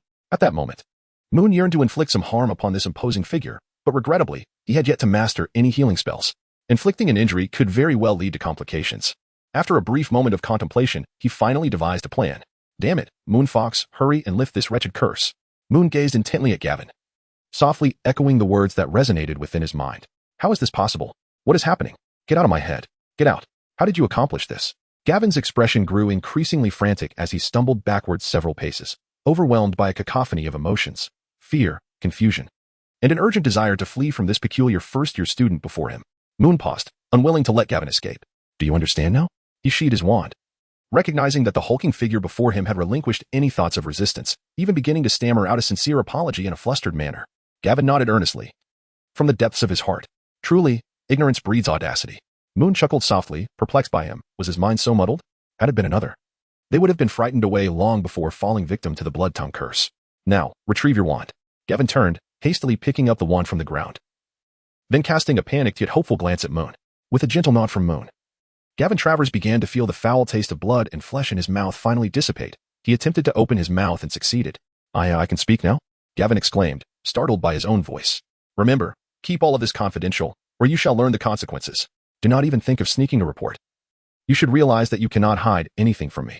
Moon cast a sidelong glance at Gavin, softly uttering this warning before leaning against a wall, ignoring him thereafter. Gavin, left to clean his wand with his robe, tucked it away, casting a fearful look at Moon, too daunted to speak again, merely opening and closing his mouth repeatedly like a fish out of water, filled with the relief of having survived. In contrast to the swift resolution between Gavin and Moon, Gemma Farley and Tonks in the classroom were evidently slower, likely engaging in verbal sparring as they dueled. Moon felt fortunate for this. Had they emerged sooner, he would not have had the opportunity to deal with Gavin Travers so thoroughly. Nearly 2 minutes later, the classroom door opened from within, with Tonks stepping out first. Her complexion appearing somewhat pale, her robe stained with dust. Following her, Gemma emerged looking comparatively better, though her once neat hairstyle was now somewhat disheveled, and the hem of her robe bore traces of dirt. Neither spoke a word, nor mentioned the outcome of their duel. They merely exchanged a glance before departing with Moon and Gavin, each choosing to ignore the others despite their shared path. Throughout the journey, Tonks maintained a stern expression, as if Gemma Farley or Gavin Travers might be watching her. It was only upon returning to the common room and closing the door that Tonks's demeanor finally shifted. She grinned at Moon, sinking herself into the sofa. The common room was empty, save for the fireplace crackling with a fierce flame, occasionally emitting soft pops. Ah, it hurts. One hand pressed against her abdomen while the other repeatedly patted her robe. Nestled in the sofa, she resembled a curled-up lobster. That damn Gemma Farley. I shall teach her a lesson soon enough. Moon felt no need to inquire further. It was abundantly clear that the duel had culminated in Tonks' defeat. Humph. Yet she would not emerge unscathed either. His pain mirrored hers. Listening to Tonks mumbling in the distance, Moon casually embraced a small, plush sofa and settled by the fireplace to warm himself. It must be said, the basement was rather chilly in the late hours, especially considering that when Tonks had dragged him out, he was clad in nothing but a flimsy undergarment and a robe. Hey Moon, did that damn Travers bully you while you were outside? Moon shook his head, placing his hands before the hearth to warm them once more. Suddenly, a deep rumble of thunder resonated outside, capturing the attention of both Moon and Tonks. As anticipated, moments later, large droplets of rain began to plummet from the sky, crashing onto the grass below and sending splashes soaring into the air, leaving behind exquisite patterns on the windows of the Hufflepuff common room that were closely aligned with the ground. Oh no, it's raining. Tonks heavily slapped her forehead, hoping that this downpour would not persist until tomorrow, as there was Quidditch practice scheduled for the following day. Moon glanced blankly at Tonks. I recall you were not part of the house team? Tonks chuckled, her face contorted in pain taking on an even stranger appearance. Don't be foolish, little Moon. Of course, I am not on the house team, but I am a devoted supporter of our Hufflepuff team. Chapter 28, The Eve of Halloween in Truth. Tonks was not a particularly ardent supporter, yet she sincerely hoped Hufflepuff would triumph, for victory entailed earning points. It was well known that Tonks was among the few who frequently incurred penalties for Hufflepuff. Thus, it was entirely reasonable for Tonks to wish the rain would not disrupt their training. For a period thereafter, Moon's school life gradually settled into a routine. Settling into a routine meant a life of monotony and tedium. Each day was filled with attending classes, dining with classmates, playing chess, and receiving praise from various professors, except for Snape, whose biting remarks were reserved for students outside of Slytherin. Even Moon and Cedric, who rarely made mistakes, at least not in regard to the textbook or the content Snape discussed, found themselves subjected to this scathing sarcasm daily. Gavin, the towering figure whom Moon had once reprimanded, never dared to insult her again. In fact, not only Moon, but Gavin had refrained from insulting anyone since that evening. Thus, on occasion, especially when Moon observed Gavin forcing a smile and hurriedly avoiding her, she felt a sense of accomplishment, albeit achieved through less than commendable means. Cedric's flying prowess increasingly shone through, and he had become the darling of Madame Hooch. Members of the Hufflepuff Quidditch team frequently sought him out. Even though he had yet to join the team, they were eager to include him in their training sessions. Moreover, through Fred and George, Moon learned that many from Gryffindor had already heard of Cedric and jested that he would be a formidable rival in the future. This included Charlie Weasley, the current captain of the Gryffindor Quidditch team. Gale and Yarlin continued their daily banter. But ever since Moon introduced Gale to the Hogwarts kitchen after he missed dinner due to lingering in the library, Gale had developed a fondness for frequenting the kitchen. In contrast, Yarlin, who was less interested in food, found it rather dull. This led him to seek out a new fascination, Cedric. Since Gale began his daily excursions to the kitchen, Yarlin had relentlessly pursued Cedric, clamoring to join him for team practice. Tonks remained her usual self, perpetually concocting mischief, leading to increasingly prolonged detentions and fewer appearances before others. Although she often evaded punishment through her metamorphomagus abilities, her carelessness resulted in her being caught far more often than she escaped. Oh, and then there was the unfortunate Gabriel. Everyone knew he was desperately trying to hide and conceal his clandestine affair, yet he was rather inept at such endeavors. Consequently, his secret romance had nearly become common knowledge in the Hufflepuff common room, with only Gabriel himself oblivious, believing he was successfully concealing it. Alas, everyone had, to varying degrees, perceived his nightly rendezvous with Rain in the common room when no one else was around. However, no one had the heart to expose him. To be honest, Moon wished this tranquil existence could continue indefinitely. Yet, alas, on the eve of Halloween, fate could no longer restrain its restless hand, casting a small stone upon the placid surface of the lake. Happy Halloween Eve, Moon. Moon, still groggy, sat up in bed, gazing blankly at Gal and Yalin before glancing at the pocket watch hanging by his bedside. What are you two up to? It's only 6 in the morning. Don't sleep in, Moon, Gal urged, patting the bed. Today is Halloween Eve. It's our first Halloween Eve at Hogwarts. Don't you want to see how the school is transformed? Yalin dashed to the side, bestowing the same treatment upon Cedric. I would rather linger in bed a bit longer. Nothing will have changed at school. How could any professors be up at 6 in the morning to decorate? Moon lamented, sinking back down and tucking the covers around him. I didn't put my book down until nearly 1 last night. You go ahead. I'll sleep a little more. Moon, I wager that the school is already adorned. This is a magical school, after all, Gal insisted, still reluctant. Look, even Cedric is awake. Moon slowly turned his head and found Cedric indeed sitting up with a wry smile, putting on his clothes one by one. Damn you, Gal. You should be grateful I'm not in a foul mood. The Hufflepuff dormitory is quite warm. Otherwise, I would surely have your head, Moon muttered, tightly closing his eyes for a few seconds before throwing off the blanket. Let us go. I shall indulge your curiosity and see if any unfortunate professor is indeed up at 6 in the morning to prepare Halloween decorations. Moments later, the outcome of the wager was revealed. Neither Moon nor Gal emerged victorious. The morning of Halloween Eve at Hogwarts, at 6 o'clock, was not as unchanged as Moon had claimed, yet it was also not as thoroughly decorated as Gal had suggested. The truth was that decorations were indeed underway. But only one person was bustling about. Ah, a rare sight. It is my first time seeing a few first-year wizards on the morning of Halloween Eve. Should you not still be nestled in your beds? In the great hall on the first floor of Hogwarts, a remarkably tall figure was holding 2 pumpkins, looking around for the best spot to place them. The sudden appearance of Moon and his companion startled him. Indeed, the individual who had risen early to prepare was none other than Rubius Hagrid, the keeper of keys and grounds at Hogwarts. They were quite eager to discover whether Hogwarts would undergo a significant transformation on Halloween Eve. The task of responding to Hagrid fell to Moon, as Gal and Yarlin seemed somewhat hesitant to engage in conversation with him, still harboring a slight fear of Hagrid's giant stature. This apprehension stemmed primarily from having inadvertently read about the dangers of giants in a book a month prior. I hadn't expected it, yet here you are, already commencing the Halloween preparations at such an early hour. Chapter 29, The Pumpkin Carving Squad. Early setup, early completion. Hagrid tilted his head, displaying a friendly smile while gesturing with the pumpkin towards a spot in the hall. I have more work to do. Why don't you step outside for some fresh air? I truly believe you should take a stroll outdoors for a healthy body, but of course, do not forget to dress properly. Moon turned to glance at Gal and Yalin, noticing their nods of agreement. He replied, Very well, Mr. Hagrid. We shall not disturb you further. Wishing you a productive day. Until we meet again. Hagrid promptly acknowledged with a couple of affirmations, unable to resist stealing a few more glances at this rare student who addressed him as Mr. Hagrid. All right, I concede, but you have not triumphed either. We are even. As he strolled towards the courtyard, Moon shrugged and inquired, What now? Where shall we go? Perhaps for a walk? Gal, with a face full of disappointment, suggested. Why don't we return to rest? Maybe when we awaken, that giant named Hagrid will have everything arranged. Moon gently tapped his forehead in exasperation. Come on, Gal. Hagrid is not a giant, at least not a pure giant. Didn't you see what was written in the book that day? A poor giant would not resemble Hagrid in the slightest. Moreover, he is at least a staff member at our much larger school, and you should extend him a modicum of respect. You too, Yarlin. Gal stuck out his tongue and glanced back at the hall. But Hagrid, Mr. Hagrid is so tall. If he isn't a giant, then what else could he possibly be? Cedric, who had remained silent until now, suddenly voiced his opinion. I heard there exists a breed of half-giants, the offspring of wizards and giants. Could that be the case? It's quite plausible that Mr. Hagrid is indeed a half-giant. Moon nodded in agreement with Cedric's assertion. Yarling looked at Moon in astonishment. But you are of pure blood, aren't you, Moon? I recall you mentioning that your mother hails from the Shafik family. Shouldn't you be the most resistant to the idea of a half-giant among us? Moon smiled and shook his head. A person's lineage may imbue them with narrow-minded biases, but the knowledge acquired through reading can rectify such notions. Furthermore, I have never been taught to harbor prejudices against anyone.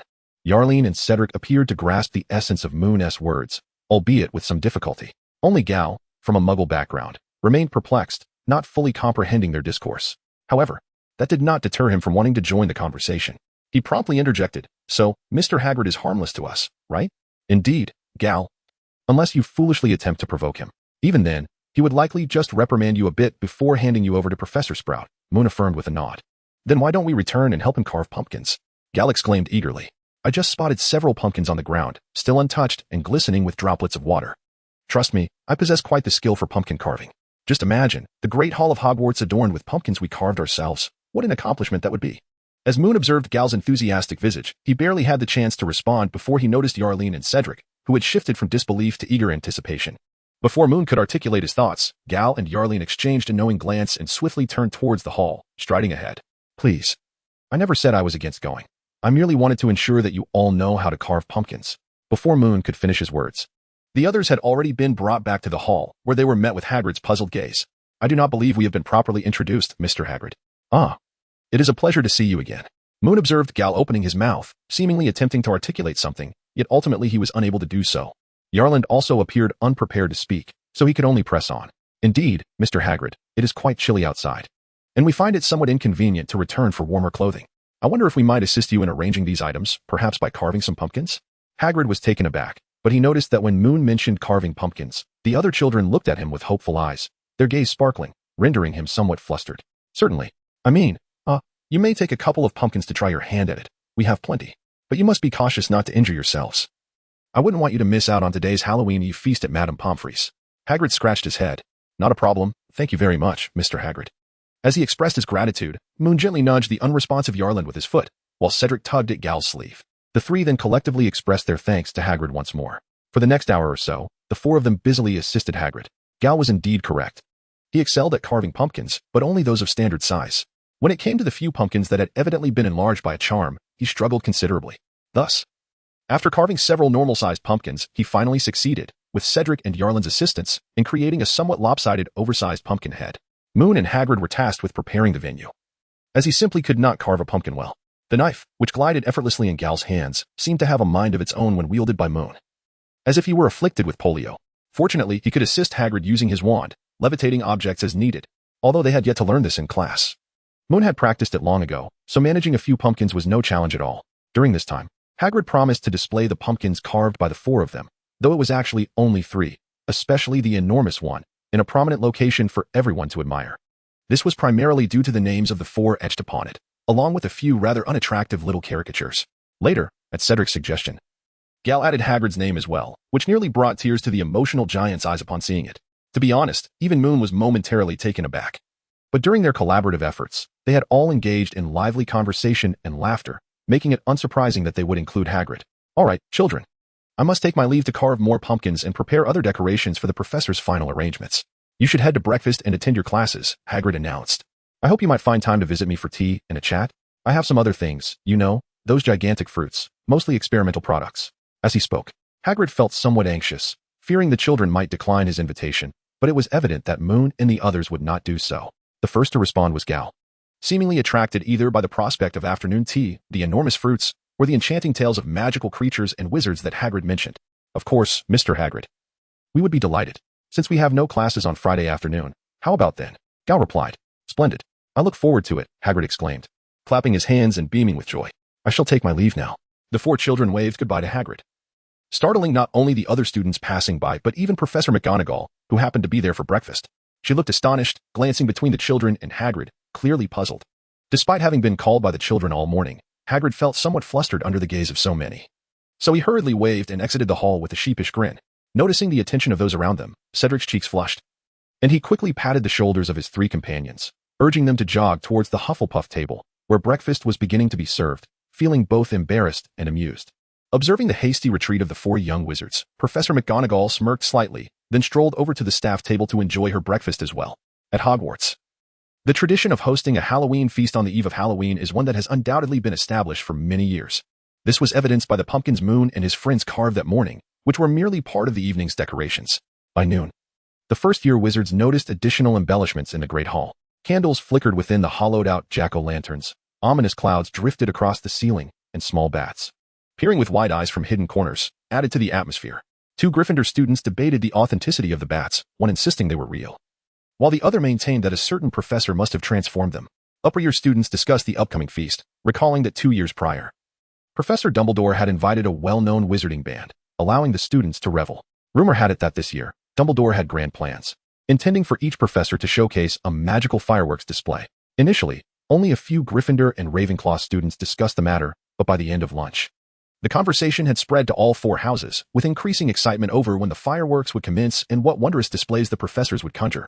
As for the final question, there was a consensus among the four houses regarding at least one professor's fireworks. Without a doubt, Professor Snape would be the most dismal spectacle. The very notion of a fireworks display seemed utterly foolish, as Tonks remarked, "It's just plain silly." The fifth-year Ravenclaw prefect bluntly voiced his skepticism, stating that unless the professors collectively lost their minds, such an absurd spectacle could never truly take place. Moon harbored little optimism regarding the likelihood of the fireworks display, however. He believed that Robert Silliard, the fifth-year prefect from Ravenclaw, was even more misguided in his assertions. The extravaganza did not require the professors to lose their minds. It sufficed for Professor Dumbledore to do so alone. On Tuesday afternoon, the first-year Hufflepuffs and Ravenclaws had but a single flying lesson, which heightened the excitement among the Badgers and Eagles alike, as they joyfully engaged in their flying class while chatting animatedly about the evening's banquet. Indifferent to the mundane flying lesson, Moon found himself at the periphery, unable to read, his attention wholly devoted to Cedric, Gal, and Yalan, with a particular focus on Cedric, who was demonstrating a newly conceived flying maneuver. When Madame Hooch's whistle signaled the end of the lesson, the young wizards returned to the ground, and the four friends from Moon's dormitory reconvened. As Yalan adjusted his disheveled robes, he exclaimed with enthusiasm, "Hey, Ced, you must teach me that move you just performed in the next class. It was spectacular."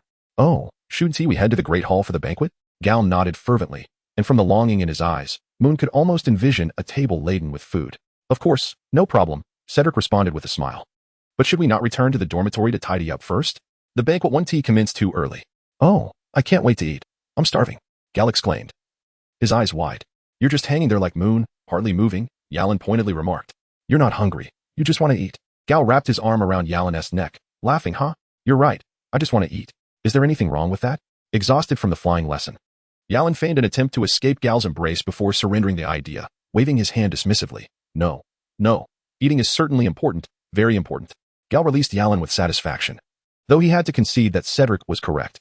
Even if they rushed to the Great Hall now, there might not be any food available. It would be wiser to return to the dormitory, tidy up, and perhaps grab a snack from the kitchen along the way to quell his hollow, lonely stomach. A few Ravenclaw eagles walking nearby overheard their conversation and remarked, somewhat enviously, "Living close to the Great Hall is advantageous. Just the thought of having to climb stairs to return to our dormitory is daunting." Thus, the first-year wizards noisily entered the castle, each retreating to their respective common rooms to rest briefly before heading to the Great Hall to indulge in the evening's feast. Chapter 31. The frantic Halloween Eve. Above the Great Hall, a swarm of bats flitted chaotically between the dark clouds and floating jack-o'-lanterns, heralding the forthcoming spectacle. The first to take action was Professor Dumbledore, which was rather expected. With a gentle wave of his wand, a series of fireworks erupted against the inky night sky, beginning with a proud lion, followed by a soaring eagle, and then the lively badger and the coiled serpent, each representing the four houses. After showcasing the symbols of each house, Dumbledore paused, and the largest, brightest firework exploded, forming the likeness of Hogwarts Castle upon the ceiling. The young wizards erupted in applause, cheering for Professor Dumbledore.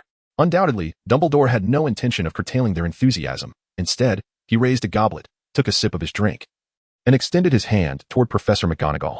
With rosy cheeks, evidently having enjoyed a fair amount of wine during the previous meal, she stood with Dumbledore's assistance, her wand flicking to unleash a cascade of fireworks, each more magnificent than the last. Subsequently, Professors Flitwick, Snape, Sprout, and Trelawney, one by one, arose, and soon the ceiling was completely adorned with fireworks. As the explosions resounded, images of the Sorting Hat, books, cauldrons, and dormitory beds, along with Mandrix and Hagrid's hut, dazzled the young wizards, rendering them momentarily speechless, lost in smiles and excited chatter. Seemingly inspired by the children's laughter, the professors became increasingly animated. with only Snape maintaining his stoic demeanor, standing expressionless. Unlike the other professors, he only released one modest firework upon standing, thereafter neglecting to even wave his wand again. In Gal's words, he was unwilling to even feign enthusiasm. As the students' excitement reached its zenith, the ghost slowly glided into the great hall, dancing joyfully to the melody wafting through the air. Without hesitation, the older students rose spontaneously, understanding Dumbledore's intent to orchestrate the music with his wand. Under their influence, the first and second-year wizards also stood, joining in the revelry at the center of the hall. The tables were cleared of food and moved aside, leaving benches in place for those who were not adept at dancing or preferred not to participate. In truth, many students fell into this latter category, especially among the first and second years, though there were plenty of older students as well. Gal wished to remain seated, but Yalan dragged him onto the floor. Don't misunderstand. Dumbledore isn't playing any waltz. It's more akin to the folk tunes of a campfire gathering, hence everyone is dancing together. Cedric, of course, had no chance to think about anything else, as he was immediately whisked away by several upperclassmen from the Hufflepuff Quidditch team as soon as the dancing began. Moon sat on the bench, a spoon dangling from his mouth, while he held a tray filled with ice cream, relishing the chaotic dance of Gal in front of him, nearly spilling the contents of his tray with laughter. At that moment, he felt immense gratitude towards the house elf in the kitchen, not for any particular reason, but simply for not clearing away the ice cream from his tray. The benches surrounding him were sparsely populated by Gryffindor students, with Hufflepuff not faring much better, while a greater number of students from Slytherin and Ravenclaw remained. To Moon's surprise, Gemma Farley was also dancing, by Moon's estimation. She hardly seemed the type to partake in such lively activities. Yet, the truth was that Gemma was not only dancing but also laughing joyously, her gaze devoid of the usual icy aloofness that kept others at bay. As Moon gazed around at the dancing crowd, he remained blissfully unaware that amidst the exuberant students, a pair of enchanting eyes frequently turned in his direction. After a while, the professor's fireworks came to a halt. This was entirely reasonable, for among the professors were those who yearned to join the children in their revelry, such as Professor McGonagall. Even before descending, she conjured a gigantic pumpkin head ablaze with golden flames using her wand. Having contentedly devoured the last morsel of ice cream, Moon glanced at the now barren table and then at the plate in his hand. Blinking, he discreetly placed the plate beneath his seat, casting a furtive glance around him. A pair of blue eyes, concealed behind crescent-shaped spectacles, met Moon's bright blue gaze. Dumbledore, like a mischievous child, cast a knowing glance downward, signaling to Moon that he had uncovered his little secret. Moon's face flushed, just as he intended to bend down to retrieve the plate. He witnessed Dumbledore's empty hand wave gently, causing the dirty plate and fork to vanish entirely. In the moment of Moon's astonishment, Dumbledore chuckled softly and then made a shushing gesture towards him before turning back to focus intently on playing music for the professors and students. Suddenly, a sweet, breathy voice broke the air, startling Moon. Moon turned his gaze towards the source of the sound, where Violet stood with her hands clasped behind her back, a hint of rosy blush adorning her youthful face, likely a result of her exuberance during the recent dance with everyone. "What's the matter, Violet?" Moon inquired softly. He sensed her nervousness. Perhaps she wished to invite him to dance. What could he say to decline gracefully without causing hurt? Would you like to dance together?" Violet stammered, her hands tightly entwined behind her, beads of sweat forming at the tip of her nose, though she was uncertain as to why she felt this way. "Of course, yes," Moon replied, extending his hand towards Violet. There was no reason to refuse. Accepting was not only appropriate but would also spare her feelings. Violet's eyes sparkled with delight as her hands relaxed, and she grasped Moon's hand, leading him into the lively throng of Hufflepuff students where they began to dance clumsily, yet joyfully. Moon was not one to dance, so he merely imitated Violet and the others, joining in the merriment. After all, there was nothing to fear. It was merely an occasion to revel in joy. Even if his dancing was clumsy, it still constituted a form of enjoyment. He suddenly recalled someone mentioning at noon that unless the professors went mad, there would be no fireworks to behold that evening. At that moment, he thought it sufficient for just Dumbledore to lose his sanity. Now, he wished to applaud the suddenly eccentric Professor Dumbledore. In a Hogwarts like this, he would gladly remain indefinitely. Chapter 32. Secrets of the Forbidden Forest. The exhilaration brought to the young wizards by the evening feast was evidently not something that could easily dissipate. Even a night's sleep in their dormitory was insufficient. The following day, during classes, the young wizards maintained a certain level of excitement, recounting the previous night's events, gorgeous fireworks, the lively dances of boys and girls, and delectable dishes. This compelled the professors to adopt stern expressions, seeking to discipline a few of the most boisterous students, serving as a warning to the rest. Admittedly, this method proved effective. An increasing number of young wizards recognized their missteps, or were simply intimidated by the professors. By the time afternoon classes resumed, everyone had thoroughly calmed down. On Wednesday afternoon, the first-year Hufflepuffs had only a single herbology class. Today, they faced their pot of white radishes once more, which, under the diligent care of the young wizards, had thrived remarkably well. Of course, Moon had ample reason to suspect that Professor Sprout was secretly providing extra attention to their radishes, forgiven Eileen's rough handling. It was a miracle that his radish had survived to this day. Speaking of Eileen, he was noticeably distracted, as thoughts of the Hufflepuff Quidditch practice later that evening occupied his mind. To this end, he had arranged with Moon, Cedric, and Gal to head straight to the pitch as soon as class concluded. It was not just Eileen who was excited. Cedric also appeared quite invested, especially as the first Quidditch match of the academic year was set to take place that weekend. Their initial opponents were Ravenclaw, a team they were entirely capable of contending with. Thus, every member of the team was filled with determination, and even the young fans were caught up in the excitement. During breakfast, many Badgers gathered to discuss what their cheer banners would look like this year, including Eileen and Cedric. All right, everyone, set down your white radishes. This class is concluded, Professor Sprout announced, clapping her hands to garner the attention of the young wizards. If your radishes successfully endure until next Monday and continue to flourish, I shall take you outside the greenhouse to observe the school's forest. However, this is contingent upon your submission of a 2-foot essay on the growth conditions and care of white radishes. As per tradition, leave the greenhouse in an orderly fashion. Do not rush out and collide with one another. A 2-foot essay was not particularly lengthy, and given that it was only Wednesday, with Thursday following closely, they had 3 or 4 days to complete it, not to mention the 2 days of the weekend ahead. Consequently, the young wizards were quite pleased. They had heard from older students that Professor Sprout occasionally took them into a genuine natural setting to observe plants, and this time they would finally have their wish fulfilled. As they queued to exit the greenhouse and traverse the corridors towards the castle, Moon, while listening to Gal and Eileen discuss, instinctively glanced outside to check the weather and clouds, as well as to gaze upon the expansive view to ease his eyes. However, as he looked out, a figure cloaked in black, cautiously making its way down the path towards the forbidden forest, caught his attention. In Hogwarts, wearing black robes was quite commonplace, as each of them donned the same attire. Yet, in broad daylight, shrouding oneself in a hood was decidedly unusual, especially given that the destination was unmistakably the forbidden forest. This was clearly suspicious. The individual was stealthily making their way to the forest, and it warranted caution. Moon gently tapped Gal's shoulder, who was engrossed in conversation with Yalan, and signaled Cedric and Yalan to pause, indicating for them to wait for a moment. He then turned and entered the greenhouse first. Professor Sprout, busy tidying up the greenhouse, heard Moon's voice and turned to see him and the 3 others. Ah, it's you, Moon, and your companions. What brings you here? Did you forget something in the greenhouse? Moon shook his head and explained, I just saw a suspicious figure, an adult or possibly an upperclassman, cloaked in black with a hood, stealthily heading towards the forbidden forest. Professor Sprout furrowed her brow. She didn't perceive the likelihood of a nefarious intruder breaching Hogwarts as particularly high. However, it was evident that Moon was not the type to fabricate tales or engage in mischief. Thus, the only straightforward and logical conclusion remained. A student intended to sneak into the forbidden forest. Reflecting on this, Professor Sprout offered a gentle smile and retrieved 2 pieces of Honeyduke's chocolate from her ample pocket to share with them. All right, I understand, Moon. You should hurry off to dinner. Do not worry. I shall investigate the matter. Thank you, Professor, Moon replied, accepting the chocolate before departing the greenhouse with his 3 roommates. He was reluctant to recklessly venture into the forbidden forest. Should any complications arise, or should he be caught by a professor, it could lead to significant trouble. Therefore, it seemed prudent to report to the professor. Yet, he still felt uneasy. It was now evening. And if that figure truly were a malicious individual who had infiltrated Hogwarts through some insidious means, and if Professor Sprout were to find herself in peril, injured or incapacitated, the consequences could be dire and unpredictable. He would undoubtedly carry a heavy burden of guilt for a long time. There had to be a more appropriate course of action. Moon idly toyed with the chocolate in his hand before a thought struck him. He turned to Cedric and said, Cedric, take Gal and Yarlin to Professor McGonagall's office and inform her of what I have just discovered. However, do not mention that I have already notified Professor Sprout. I will make my way to Hagrid's hut.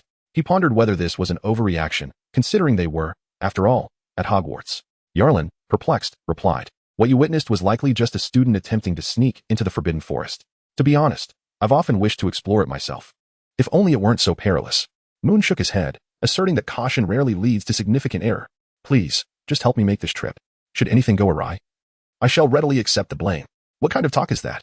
Cedric chuckled. We are friends, after all. Come on, Gal, Yalan.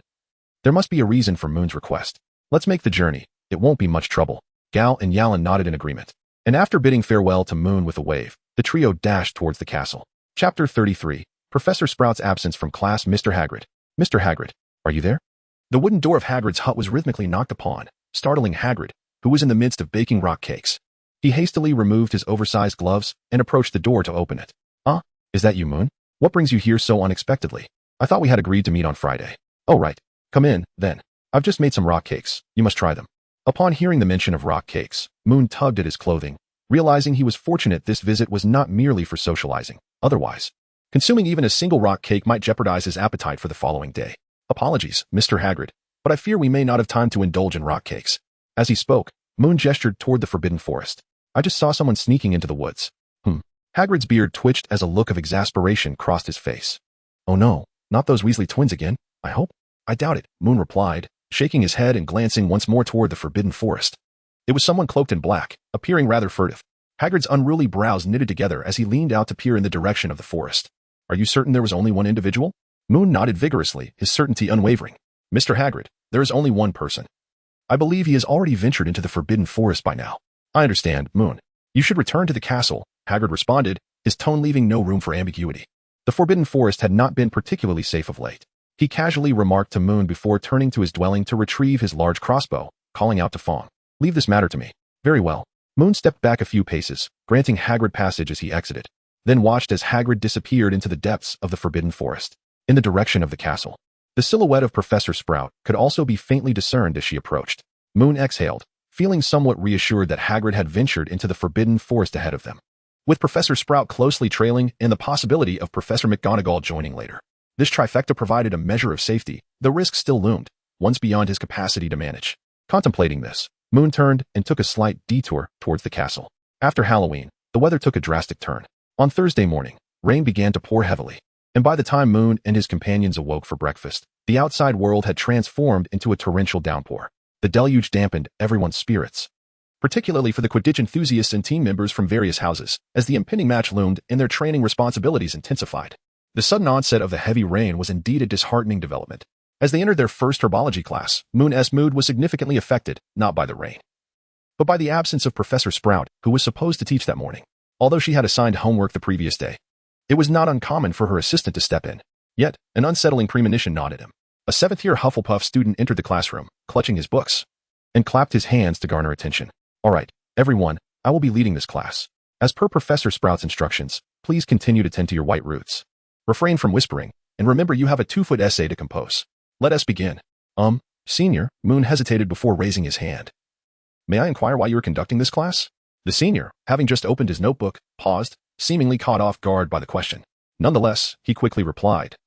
It's due to an unforeseen circumstance concerning Professor Sprout. I'm not entirely privy to the details, but she wants to be able to teach for the next couple of days. Moon's mood deteriorated further. Hey, Gal gently nudged Moon's arm, whispering. Do you think it could be because of what happened yesterday? Cedric, tugging at Gal's sleeve, pulled him aside. Gal, oblivious as ever, failed to notice. However, he perceived clearly that upon hearing the upperclassman's response, Moon's brows instantly drooped, though Cedric did not believe it was Moon's fault. He could vaguely sense that Moon was likely feeling guilty about yesterday's events. Perhaps. Moon lowered his gaze, fiddling with the white flowers in his bowl. Maybe I should visit the nurse's office later. Professor Sprout should be there.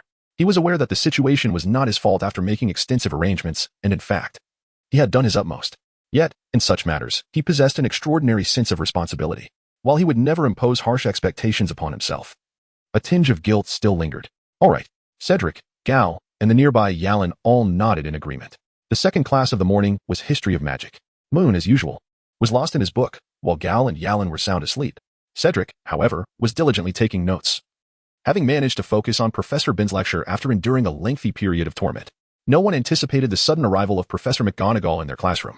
A series of knocks echoed as the classroom door swung open, interrupting Professor Binns' lecture. He slowly turned to face the entrance. I apologize for the interruption, Professor Binns. McGonagall's gaze swept through the room before finally resting on Moon and his 3 companions. I require Moon and his roommate's assistance. Professor Binns nodded, and Cedric, the only one who heard McGonagall's words, gently tapped on Moon's desk and nudged Gal's chair, which was positioned in front of him. Gal, bewildered, lifted his head, appearing groggy, while Yallen was in no better state. Had it not been for Professor Binns' indifferent demeanor, they would have been in serious trouble.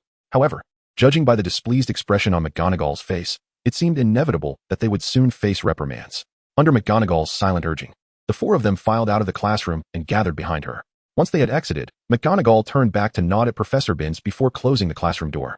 Mr. Fuller and Mr. Sutton, McGonagall fixed her stern gaze upon Gal and Yallen. I believe you owe us an explanation for why you were sleeping so soundly in class. Gal and Yallen exchanged helpless glances, ultimately leading Gal, slightly more audacious, to mumble, Sorry, Professor, we were just too tired. McGonagall took a deep breath and glanced back at the classroom. I am relieved you did not resort to flimsy excuses. Moreover, you should be grateful we have more pressing matters to attend to. Gentlemen, I need you to accompany me to the nurse's office. Chapter 34. A Visit Albus. I brought the children.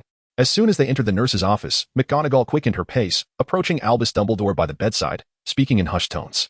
Perhaps due to the nature of the visit, Dumbledore was not clad in his usual flamboyant robes, but instead wore a subtle gray one adorned with shimmering silver threads, blending almost seamlessly with his silver hair, making it difficult to discern where one ended and the other began.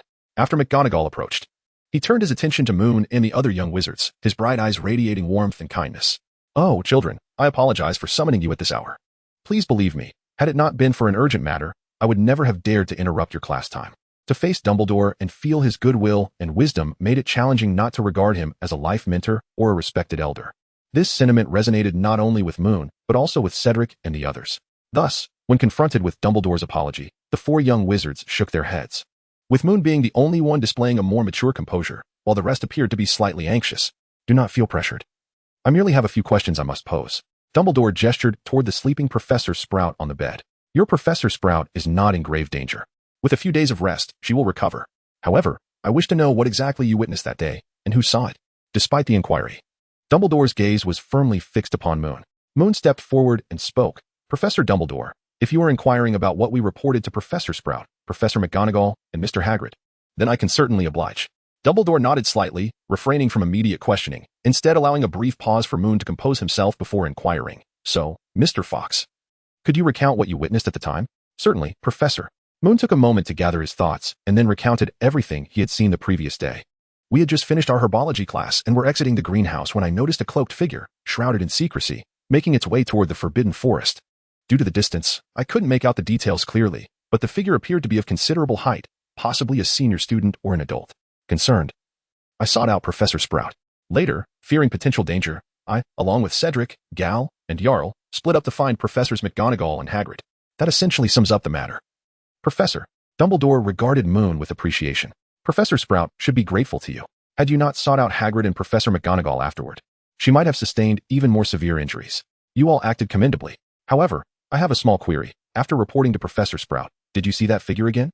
Cedric and the others shook their heads vigorously, and Moon quickly added, "No, Professor, not even on my way to find Mr. Hagrid." Dumbledore nodded gently and flashed a warm smile at the four young wizards. "Very well, my questions are concluded. Thank you immensely for your assistance. You may return to your classes. Oh, if you wish to visit Professor Sprout, you may do so after your afternoon classes.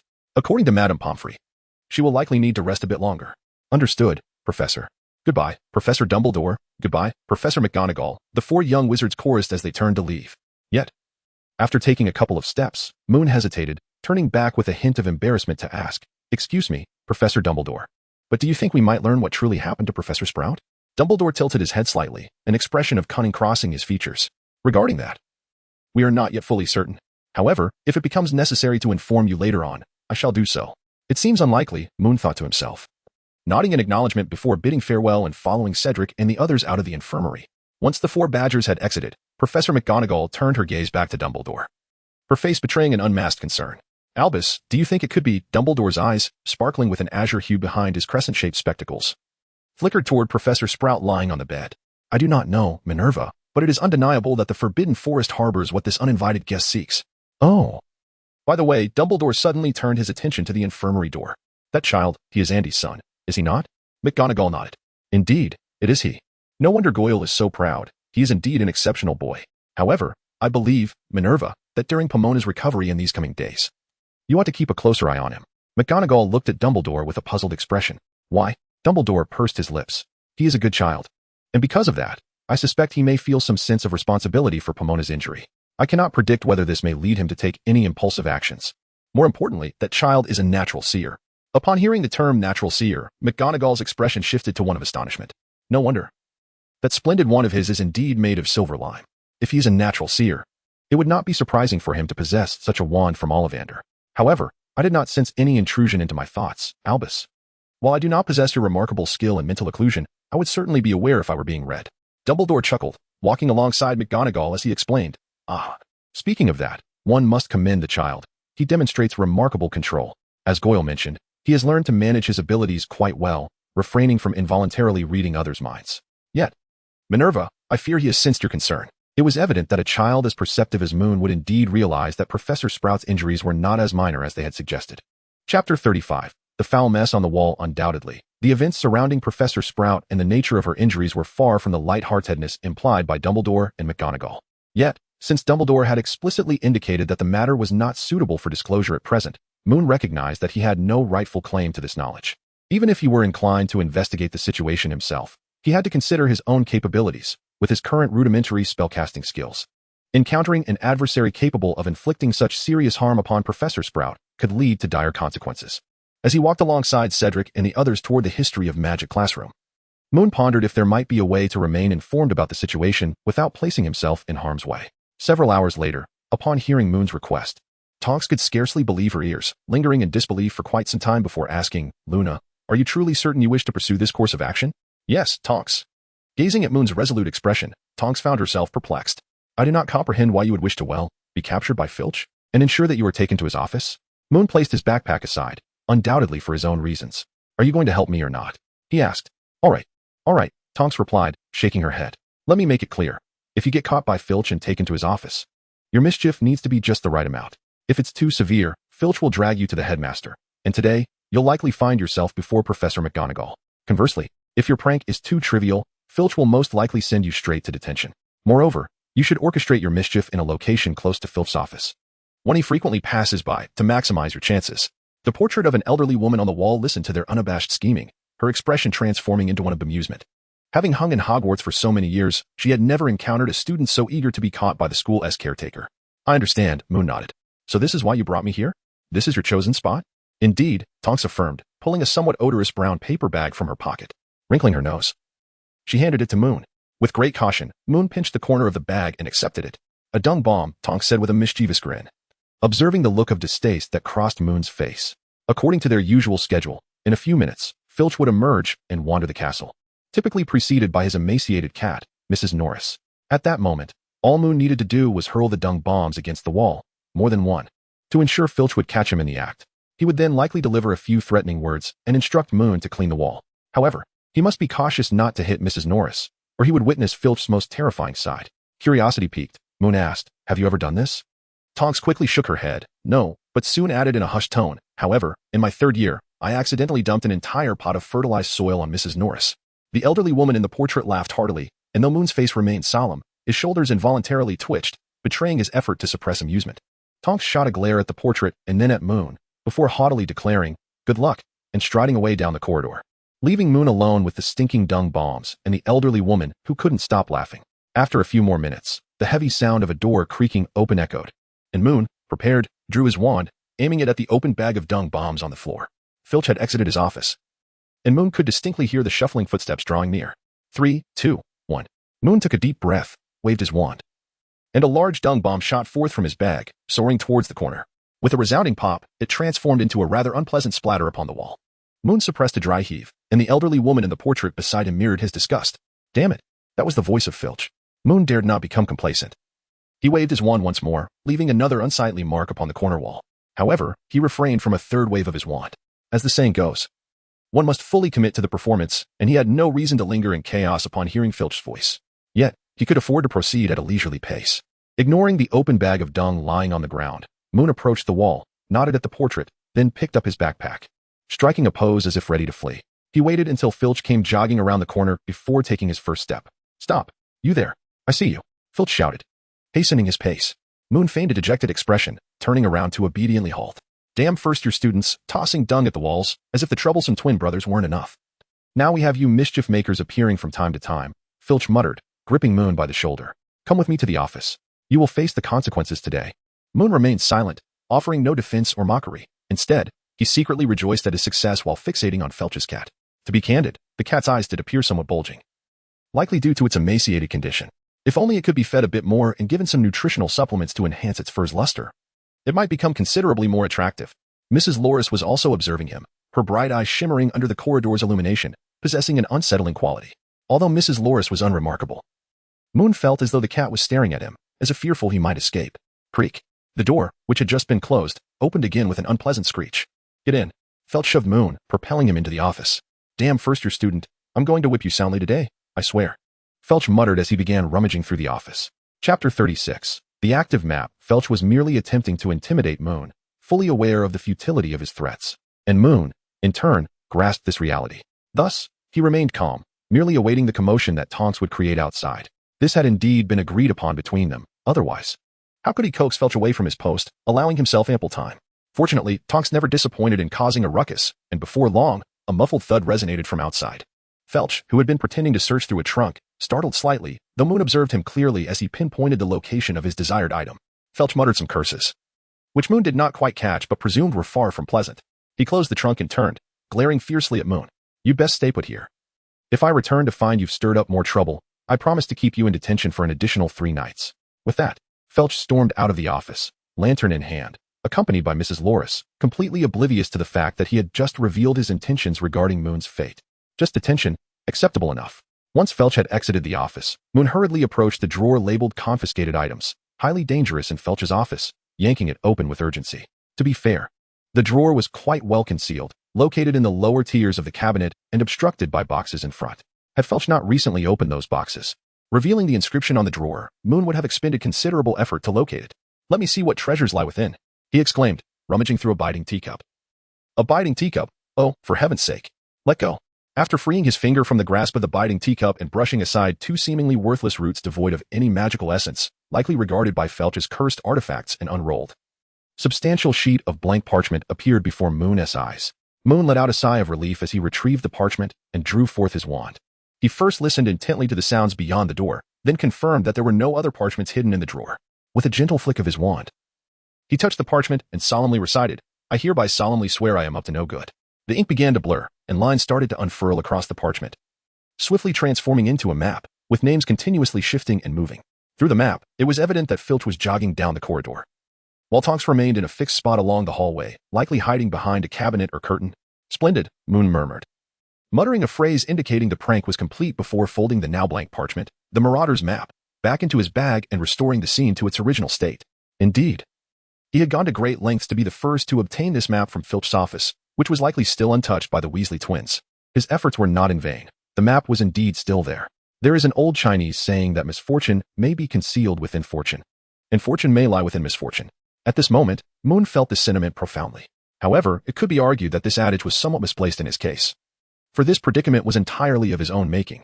Yes, he had been confined for 3 days, but this confinement was more akin to a form of obligatory labor. He was tasked with scrubbing the walls of an entire corridor, without the aid of magic. This was, in fact, the very corridor where he had unleashed dung bombs, and the surrounding walls bore witness to his mischief. Ultimately, one must clean up their own mess. After 3 days of toil, when he finally bade farewell to his wall-scrubbing ordeal, he vowed never again to engage in such antics. Gal, too, had made a similar vow. Do not misunderstand. He was not punished by scrubbing the dung-stained walls.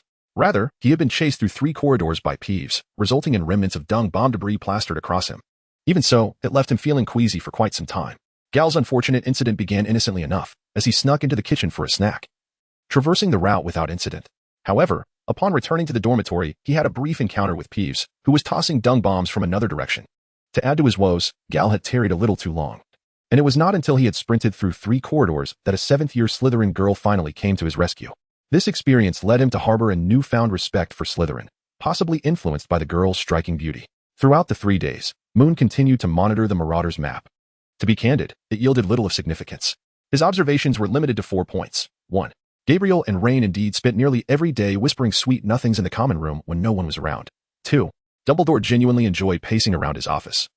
The Moon suspected he might be waltzing rather than merely strolling. 3. Gemma Farley consistently stayed up late, far too late, rarely pausing before 11 o'clock. 4. Fred and George had a peculiar fondness for the Forbidden Forest. Beyond these 4 insights, Moon had gleaned little else. He found no one near the Forbidden Forest. Save for Hagrid, Fred, and George, and after nightfall, not a soul was in sight. On Friday night, he stayed awake until 3 in the morning, yet saw nothing. The vicinity of the Forbidden Forest was devoid of even a mouse. Indeed, that mouse had already made its home at Hogwarts, resting nightly at Percy's bedside, occasionally venturing out for a stroll, yet for the majority of the time, 2 out of 3 nights, its name was entwined with Percy's. Moon once entertained doubts about whether the robed figure he had seen that day might have been the diminutive Peter. However, upon further reflection, it became clear that Peter had no compelling reason to engage in such reckless behavior. It was highly improbable that it was he. Consequently, for the time being, Moon chose not to dwell on the matter, recognizing it as a potential threat, yet deeming it unnecessary to confront at this moment. So, who could it be? On Sunday evening, as a gentle rain pattered outside, Moon sat alone beside his bed, a hefty tome on transfiguration borrowed from the library spread across his lap. He had perused half of the book, yet at that moment, his thoughts were entirely elsewhere. As the upcoming semester loomed ahead, an unsettling premonition began to take root in his mind. Chapter 37. Return if the Badgers of Hufflepuff were compelled to select the least favored day of the week. Monday would undoubtedly receive the highest number of votes. To begin with, Monday was laden with the most classes for in total. In contrast, Tuesday, Wednesday, and Thursday each offered only 3 classes, while Friday was reduced to a mere single lesson. Furthermore, the arrangement of classes on this particular day was particularly vexing. The first class was herbology, which, while manageable, was taught by Professor Sprout, who, though strict at times, generally exhibited kindness towards the Badgers. However, the respite ended after the first period, as the torment began. The second class was Defense Against the Dark Arts with Professor Binns, followed by History of Magic, which was an absolute exercise in tedium. Imagine, having just emerged from 2 delightful days of the weekend, you are already dragging your weary body to class, only to be subjected to Professor Binns' relentless narration prior to lunch, a monotonous delivery devoid of any peaks or valleys, lacking even a hint of amusement. In comparison, merely gazing at the illustrations in their textbooks would prove far more entertaining. As if that were not enough, after a weary lunch, the students would return to the classroom, where the ghostly Professor Binns would commence his laborious and lengthy discourse, filled with an array of exceedingly similar names. The most dreadful aspect was that questions could not be posed, for Professor Binns was utterly oblivious to any inquiries unless one was willing to endure the curious stares of the awake and stand up to attract his attention. If you believed that enduring these trials marked the end of your woes, you were sorely mistaken. After dinner, while others flocked to the Quidditch pitch or retreated to the common room to revel in relaxation, you were obliged to gather your books and telescope and ascend the astronomy tower for stargazing, which also signified the impending deadline for a new astronomy paper. This day was universally acknowledged as a day of suffering among first-year Badgers, unparalleled unless they were to endure back-to-back classes with Professor Snape. To compound matters, an inexplicable downpour ensued, further dampening the spirits of the first-year Badgers emerging from the school hall, except for Gal, who was busily stuffing his face with croissants, blissfully unfazed. As long as there was food, Gal's world remained bright. Perhaps sensing the general malaise, Gal managed to cram the last piece of croissant into his mouth and suddenly exclaimed, "Oh, by the way, do you think Professor Sprout has returned?" This time, Gal's quick wit successfully captured the attention of most, and a lively discussion ensued, with many speculating that upon entering the greenhouse, they would indeed find Professor Sprout awaiting them. It was Monday, after all, Professor Sprout should have returned, ready to collect essays and fulfill her promise to take them for a stroll in the forest. Milton's roommate, Ackerman, who shared a decent rapport with Moon and his friends, chimed in, "Oh right, how are you all faring with your essays? On a rainy day, surely the professor wouldn't take us to the forest, would she?" spoke Kelly Woodman, the short-haired girl from sorting. She evidently expressed disappointment regarding the rain. A lively exchange ensued, with the group collectively assuming that Professor Sprout had indeed resumed her duties. Moon, however, found it impossible to harbor any optimism before venturing out for breakfast. He deliberately lingered for a few minutes, being the last to exit the dormitory. His reason for this delay was to consult the live map and ascertain Professor Sprout's whereabouts. The disheartening news was that Professor Sprout remained in the infirmary, yet there was a glimmer of hope, for she seemed to have made some recovery, as he observed her gently pacing on the floor. Thus, it was evident that today's lesson would certainly not be conducted by Professor Sprout. The other Badgers had begun to meander off topic, with Milton even proposing a rather audacious notion. "Do you think Professor Sprout might take us into the Forbidden Forest?" I overheard the Weasley twins, George and his brother, saying that there are all sorts of peculiar plants growing there. For instance, the giant carnivorous pitcher plants that could swallow you whole. Right, Milton? Moon was taken aback by Milton's fanciful musings. The Forbidden Forest was hardly a safe place, as first-year students lacking in self-defense abilities, should they become separated from their teacher and encounter danger, they might not even be able to cry for help. That place was not meant for them, and the professor would never lead them there. For the first-year Hufflepuffs, who were remarkably talented and academically accomplished, Moon, with his amicable demeanor and slightly mature character, had become something of a leader among them. Moreover, since Milton and his dorm mates often played with Moon's group, his words prompted Milton to chuckle sheepishly. I was just saying that casually. Not only will the professors refrain from taking us there, but you all should also try to keep your distance from it whenever possible. The Weasley twins are fortunate and clever, but remember, there are werewolves lurking in the Forbidden Forest." Moon reiterated his warning, invoking the somewhat fearsome image of werewolves to instill caution among the young wizards. This was not merely a scare tactic. Such creatures truly resided within that ominous woodland. As they arrived at the greenhouse entrance, the Badgers fell silent and entered the room, their eyes filled with anticipation as they glanced towards Professor Sprout's usual spot, hoping to catch sight of her familiar, plump figure. Professor Sprout did not disappoint them. Just as the young Badgers had hoped, she greeted them with an even warmer smile than usual, cradling a pot of white tubers. Upon seeing them enter, she called out, "Children, come in quickly. Let me see how your white tubers have been growing." Moon was nearly astounded. Swearing that he had observed Professor Sprout on the live map that morning, her gait somewhat unsteady, undoubtedly indicating that her health had not fully recovered. He could hardly believe that Professor Sprout had persevered to attend class. In contrast to Moon, the other young wizards, who were less aware of the underlying circumstances, were not as shocked. Thus, amidst the cheerful cheers of the young wizards, Professor Sprout commenced her classroom inspection. All right, students. I declare that your white roots have grown quite well. However, given the incessant and heavy rain outside, I propose we postpone our outdoor excursion to the next class. What do you think? The young wizards were naturally displeased with this outcome, yet Professor Sprout's reasoning was sound. With such heavy rain, even a flying lesson would be rescheduled, let alone a simple outdoor class. The young wizards responded with a lackluster agreement, their spirits visibly dampened. Professor Sprout smiled at the young wizards and suddenly produced her wand, giving it a gentle wave. A small jar materialized in the center of the classroom, quietly hovering and emanating a soft white glow, which could more accurately be described as white tendrils, drifting gracefully like threads in the air. The unexpected delight startled all the young wizards, quickly drawing their attention away. Initially, no one dared to approach, until Gal boldly moved to the jar's side, prompting the others to follow suit. Oh, what is that? A mushroom? One inquired. I don't think so. Could it be some sort of glowing fluff? Another suggested. Please. Fluff has hair, and besides, the contents of that jar aren't moving at all. A multitude of heads crowded together, each offering their own guesses, soon transforming the greenhouse into a cacophony. Professor Sprout did not reprimand them, rather, she allowed them to chatter for a while until most realized that it would be more prudent to ask their professor directly. At that moment, Professor Sprout stepped into the center of the crowd, retrieving the jar. I suspect you are all eager to know what this is, she said. Her smile as warm as ever. She relished such moments, where the children were captivated by rare magical plants. It was a delight beyond measure. Yes, indeed, Professor. What exactly is it, Miss Sprout? As soon as the professor posed her question, the young wizards erupted into excited chatter once more. When their voices subsided, Professor Sprout gently lifted the jar, pointing to the luminous, mushroom-like plant within, and explained, just now, Jarl observed very closely and was indeed correct. This is a mushroom. But not just any ordinary mushroom meant for sauce. It is a rare herb that we herbalists refer to as dawn flame, or you may also call it by its alternative name, flash fire mushroom. Its name derives from its unique properties. Not only is the dawn flame exquisitely beautiful, but it also possesses formidable power. If combined with goblin saliva, the dawn flame will emit blinding light and intense heat in a brief span of time, capable of melting steel. The young badgers, gazing up as they listened to Professor Sprout's explanation, collectively gasped in awe, surprised that such a seemingly small and beautiful mushroom held such immense strength. However, Professor Sprout raised her other hand to momentarily quell their astonished exclamations. Yet, if dragon saliva is applied to the dawn flame and subjected to some simple processes, it can transform into a potent fatigue-relieving potion, instinctively sought after even by dragons. Unsurprisingly, the young badgers expressed their astonishment once more. All right, you may pass it around and take a closer look, but do take caution. The dawn flame requires a special environment to maintain its vitality. You must not break the jar, or else your next herbology field trip will be in jeopardy. As she handed the jar to Gal, who was nearest to her, she reiterated her warning with concern. This was not unfounded, as there were indeed a few clumsy first-year Hufflepuffs among them. Moon could easily imagine that if this were in Professor Snape's class, he would never entrust any precious items to their care, nor allow them the freedom to examine them. Due to his late departure, Moon found himself standing at the periphery. He had been eagerly anticipating the arrival of the canister of Dawn's radiance, but was suddenly interrupted by a gentle tap on his shoulder. Turning around, he was met by none other than Professor Sprout, whose eyes shimmered with gratitude.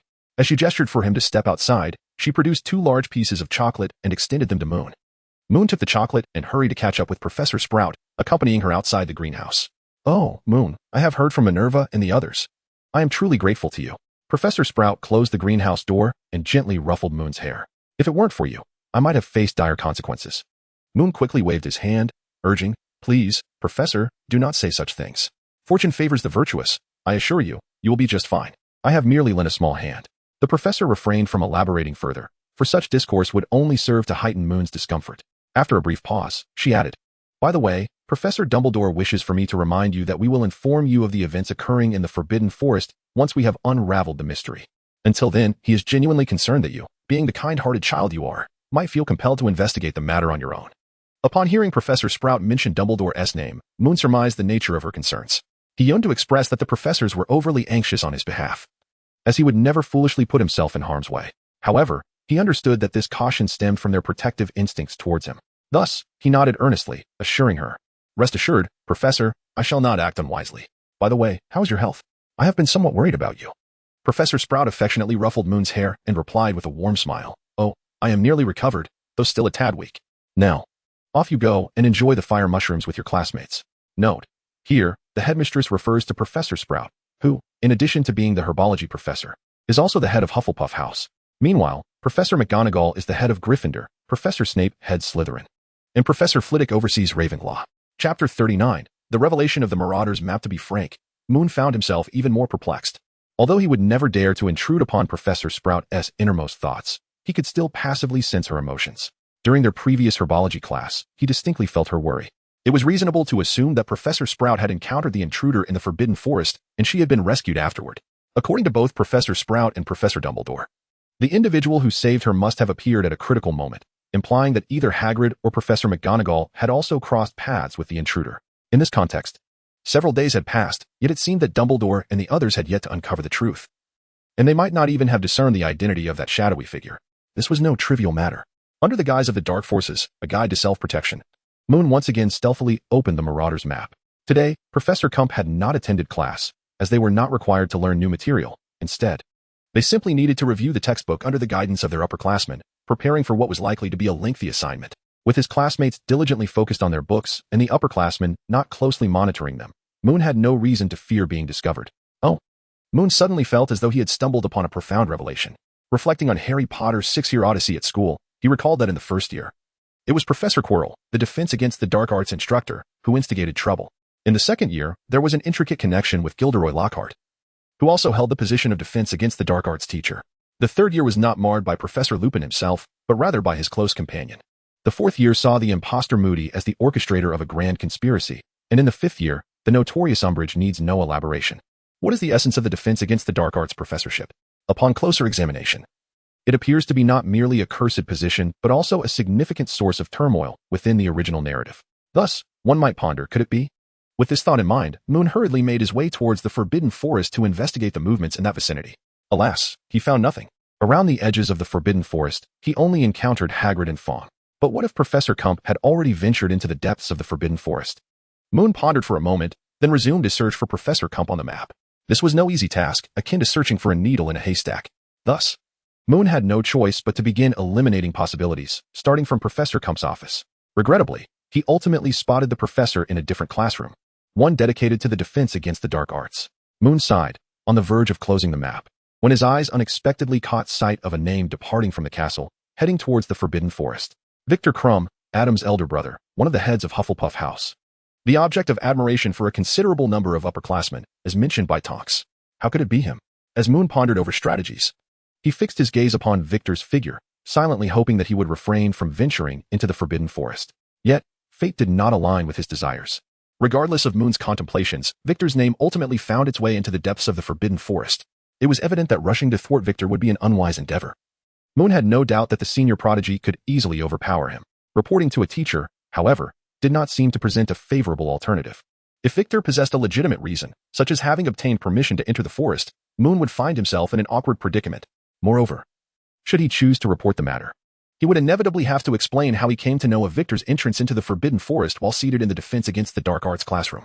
At present, it appeared that although he had stumbled upon a rare clue, any further investigation would require careful consideration. With this in mind, Moon tucked away the Marauders map and resumed his studies.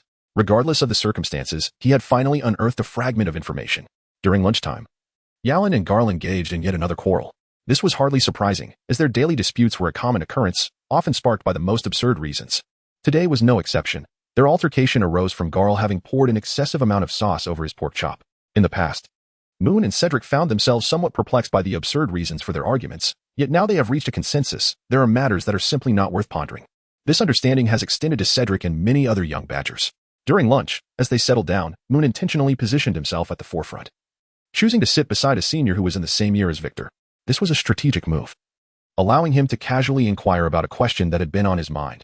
Did you have Professor Snape's class this morning?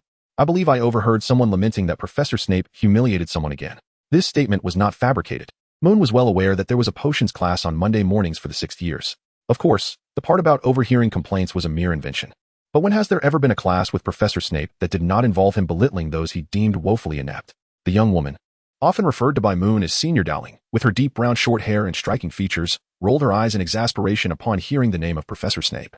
Heavens! Fawkes, please don't mention him. I don't know what has gotten into Professor Snape today. His wrath is particularly fierce.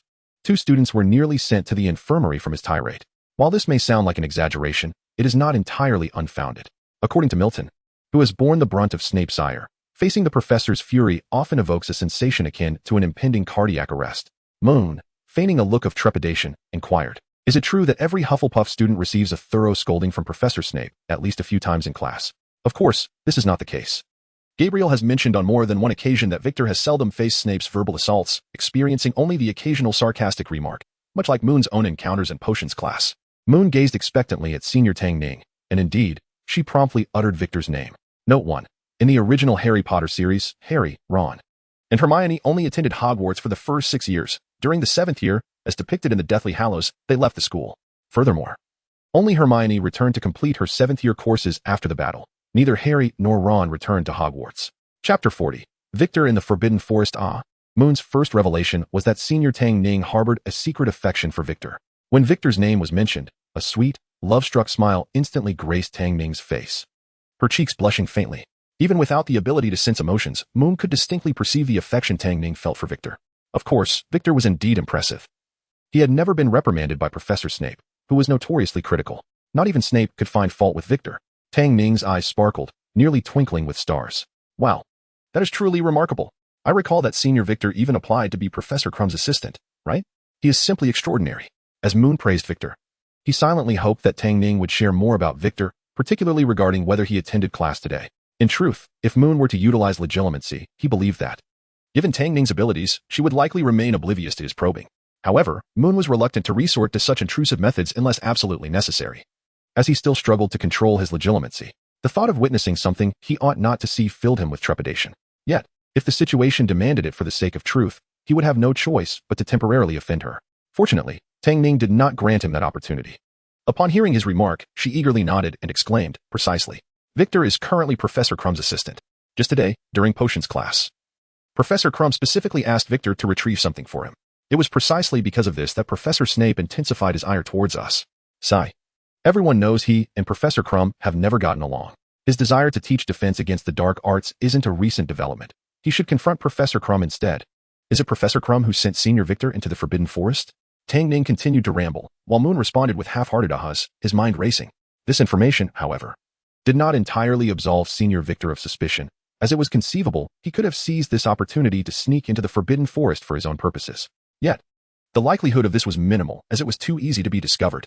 The school was rife with wandering ghosts and portraits that circulated gossip, often spreading news within a mere morning. If anyone spotted him entering the Forbidden Forest, it would swiftly become common knowledge. Moreover, after Professor Sprout's injury, Professor Dumbledore would surely have commanded them to be vigilant. Moreover, even if it were merely Professor Snape questioning Professor Crumb, it could heighten the risk of exposure.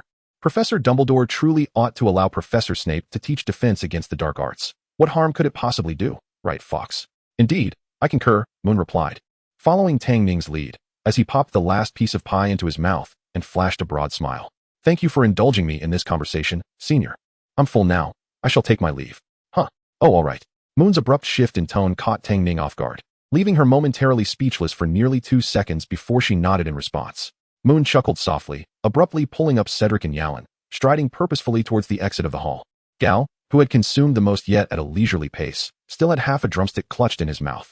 Observing the hasty departure of the other 3, he disregarded Moon's earlier suggestion to continue eating and hurriedly followed behind. What is the matter, Moon? Why the urgency? Cedric inquired, his expression one of bewilderment.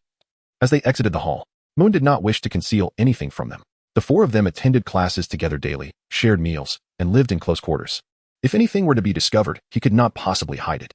However, at this moment, he had not acquired any substantial clues or information. Even if he wished to speak, he found himself at a loss for words. Thus, he opted for a direct explanation. There are some matters I wish to clarify, and I am rather anxious about it, but it is not the right time to discuss it. I will inform you once I have obtained clarity. Yarlin, not contemplating the situation deeply, merely nodded in a dazed manner. Gal merely lamented that he should have taken 2 more chicken legs. While Cedric regarded Moon with a thoughtful expression, as if he had struck upon an idea, yet he refrained from voicing it. Instead, he cast a concerned glance at Moon before following along behind. The friendships of children, more often than not, possess a steadfastness that surpasses that of adults. Moonbai possesses a remarkable intelligence, perhaps even a touch of innate talent, complemented by a certain kindness.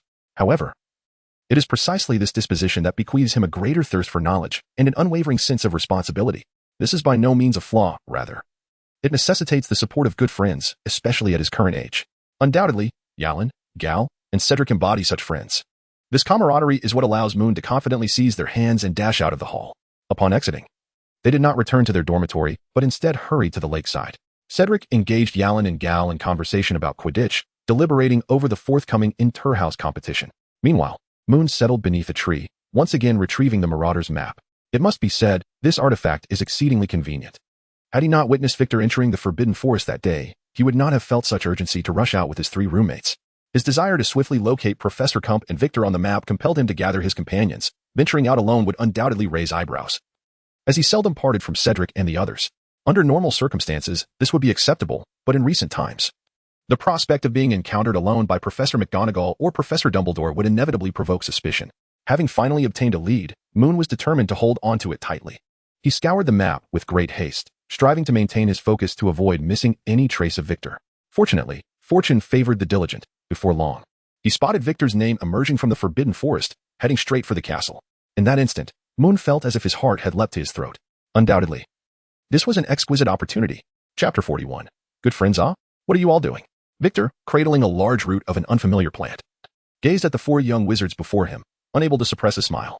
He was not the kind of elder who found amusement in mocking younger students. The sight of these 4 little ones panting for breath was simply too comical. Their once ample robes were now in disarray, not to mention their wildly tousled hair. Huh, Senior Victor. Moon leaned on his knee, feigning surprise, though a trace of disappointment lingered within. Victor's attire appeared entirely ordinary, too ordinary, in fact, to suggest he had clandestinely entered the Forbidden Forest. Yet, to err on the side of caution, he inquired, Senior Victor, we were just planning to visit Hagrid. What is it you're holding? Victor surveyed the group of young wizards and could not help but laugh heartily. Why are you all in such a rush to visit Hagrid? From a distance, I thought 4 little deer had emerged. He continued, this is experimental material for Professor Kump. His schedule is packed today, and he entrusted me to retrieve this from the Forbidden Forest. The lead had nearly evaporated entirely.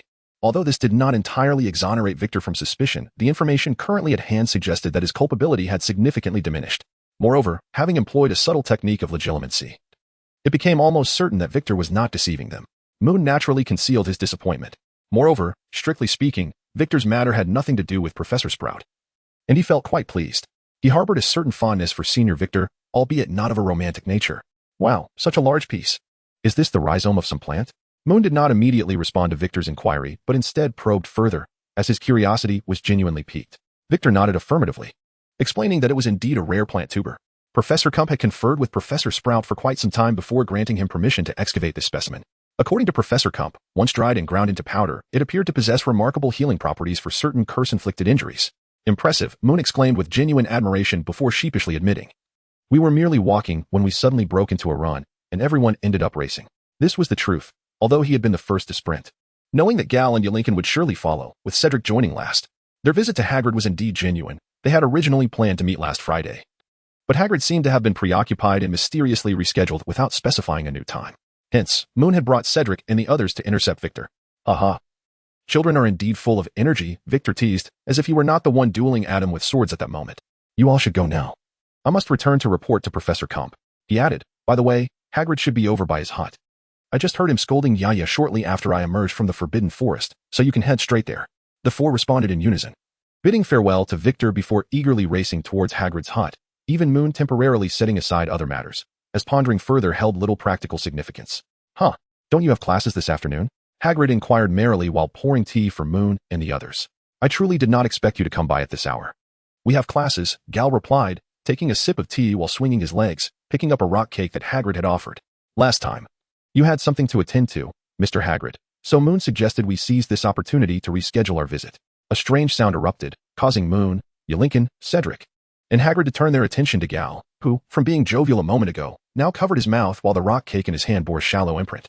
Clearing his throat, Hagrid, despite his usual slow reactions, realized the source of the sound. His face flushed, he retrieved the rock cake from Gal. Attempting to mask his embarrassment while offering a sort of justification, this might not be suitable for you young wizards. It is indeed rather hard. Next time, I shall prepare something else for you. As he spoke, Hagrid glanced at the other 3 young badgers. Cedric and Yelinkin sheepishly set down the rock cakes they had intended to pick up, a reaction Hagrid had anticipated. However, Moon's response took him aback. Isn't this how it's supposed to be eaten? I find it quite tasty, although it does require some effort to chew. Moon held in his hand a rock cake softened by the tea. He had deliberately chosen a smaller piece and let it steep for a while before taking a bite. Hagrid yearned to affirm that this was indeed the correct way to consume it, but realized he was ill-equipped to tell such a fib to 4 children. Nonetheless, Moon's actions lifted his spirits considerably, alleviating his earlier discomfort. In hindsight, it seemed inconsequential, particularly since Gal had not suffered any dental mishaps. Contemplating this, Hagrid covered his face. To his astonishment, upon witnessing Moon's method of consumption, Gal and the others reacted as if they had discovered a new continent, eagerly grabbing rock cakes to soak in their tea as well.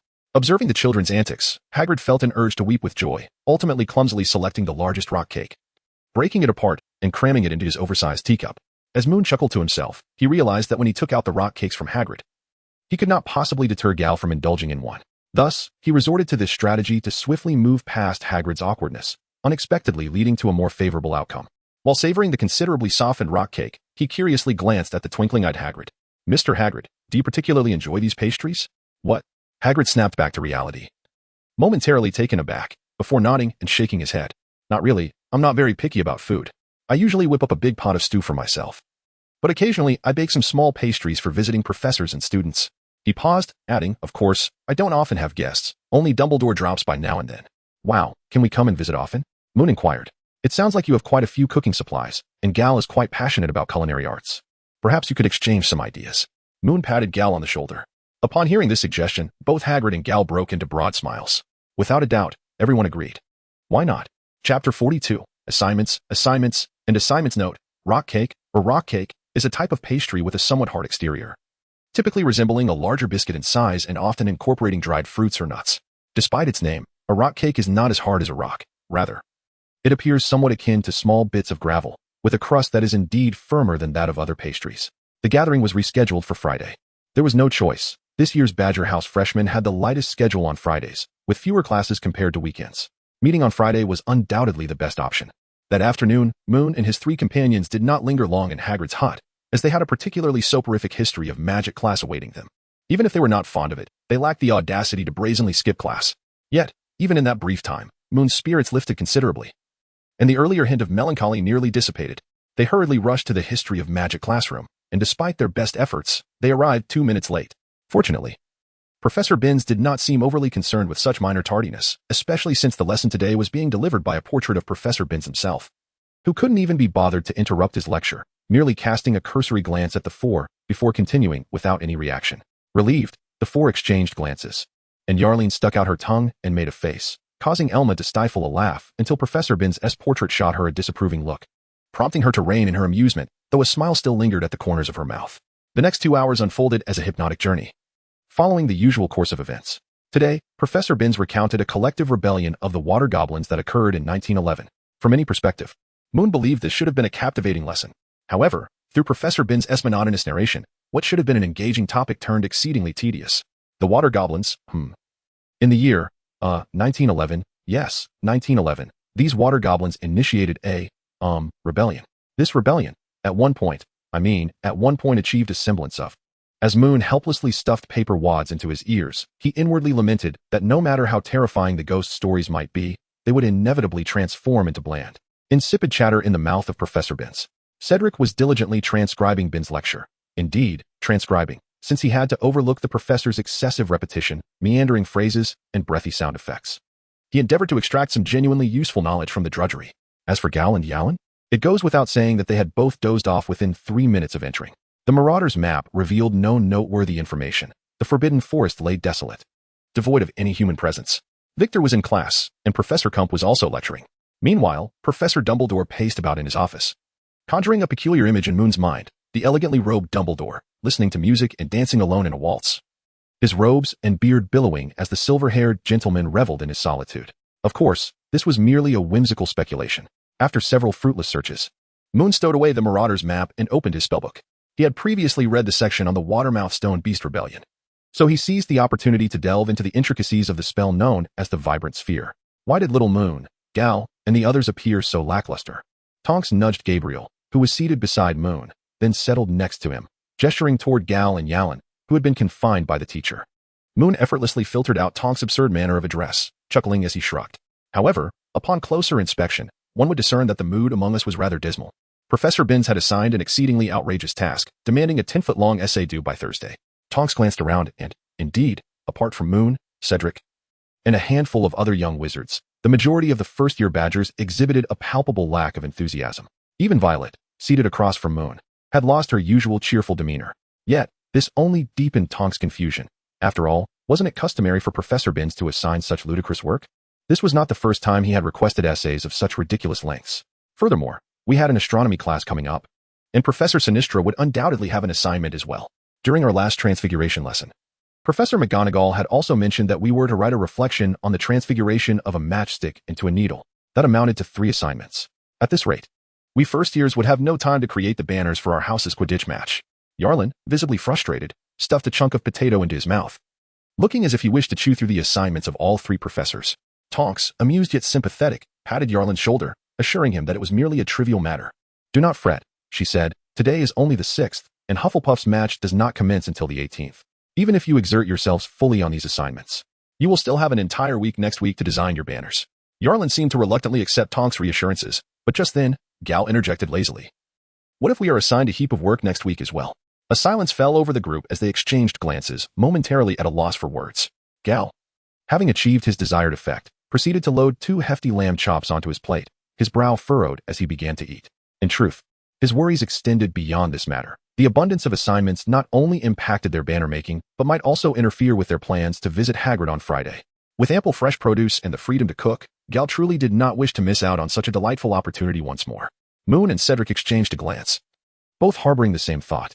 Given the prevailing mood among their peers, it seemed inevitable that they would have to contribute their assignments for others to copy. The term dripstone gargoyle, often referenced in Western fantasy literature or eerie tales, refers to a decorative beast sculpted at the end of water conduits in architecture, varying in size and appearance, some being fearsome while others are peculiar. Chapter 43. Friday gathering. If Monday is regarded as the most detested day by the first-year Badgers, then Tuesday and Friday stand out as their favorite days, aside from the weekend. The rationale is straightforward. On Tuesday, there are no classes they abhor, and their flying lesson with Ravenclaw occurs that afternoon. This allows them to bask in the warm sunlight on the castle grounds after lunch, followed by the joy of soaring through the skies on their broomsticks post-class. As for Friday, while they must endure Professor Comper's robotic recitation method for 2 hours, the remainder of the day is theirs to arrange as they please, having only that single lesson. Unfortunately, the enthusiasm of the Badgers remained dampened throughout the week. On Tuesday afternoon, a torrential rain forced their flying lesson to be replaced by a theoretical class held indoors. As Milton lamented, "Is there truly any theoretical knowledge to be gleaned from broomstick flying? It is purely a matter of talent." Wednesday brought a slight uplift in spirits as Professor Sprout led them into the forest, not the Forbidden Forest, for Hogwarts boasts more woodlands than just that one. And Professor Sprout would never take a group of first-year students there for a lesson. Nonetheless, attending herbology class beyond the greenhouse was a delightful experience. During that lesson, Professor Sprout first guided them to a patch where daisies flourished, followed by a demonstration of the wild puffball mushrooms and white tree fungi, topics beyond their first-year syllabus.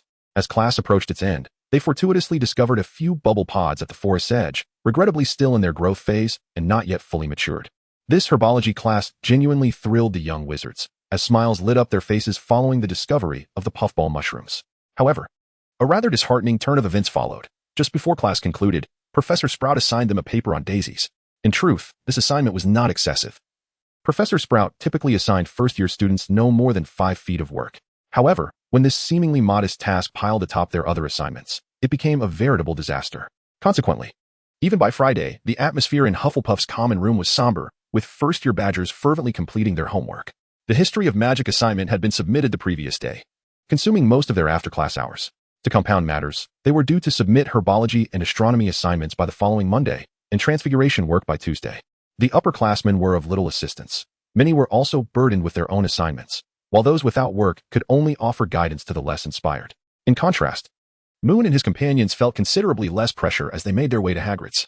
Thanks to the support of Moon and Cedric, 2 scholars unfazed by assignments, Gal and Yalin completed their history of magic work with relative ease, and after morning classes, they tackled their astronomy assignments in the common room. Thus, they were left with only the herbology and transfiguration tasks, one for Saturday and one for Sunday, perfectly timed. Currently, they joyfully approached Hagrid, who was clutching 2 enormous bell peppers. Hagrid, equally cheerful, wedged one pepper under an arm while waving vigorously with his free hand. "Hey, you're here. I thought you might arrive later." "We thought so too."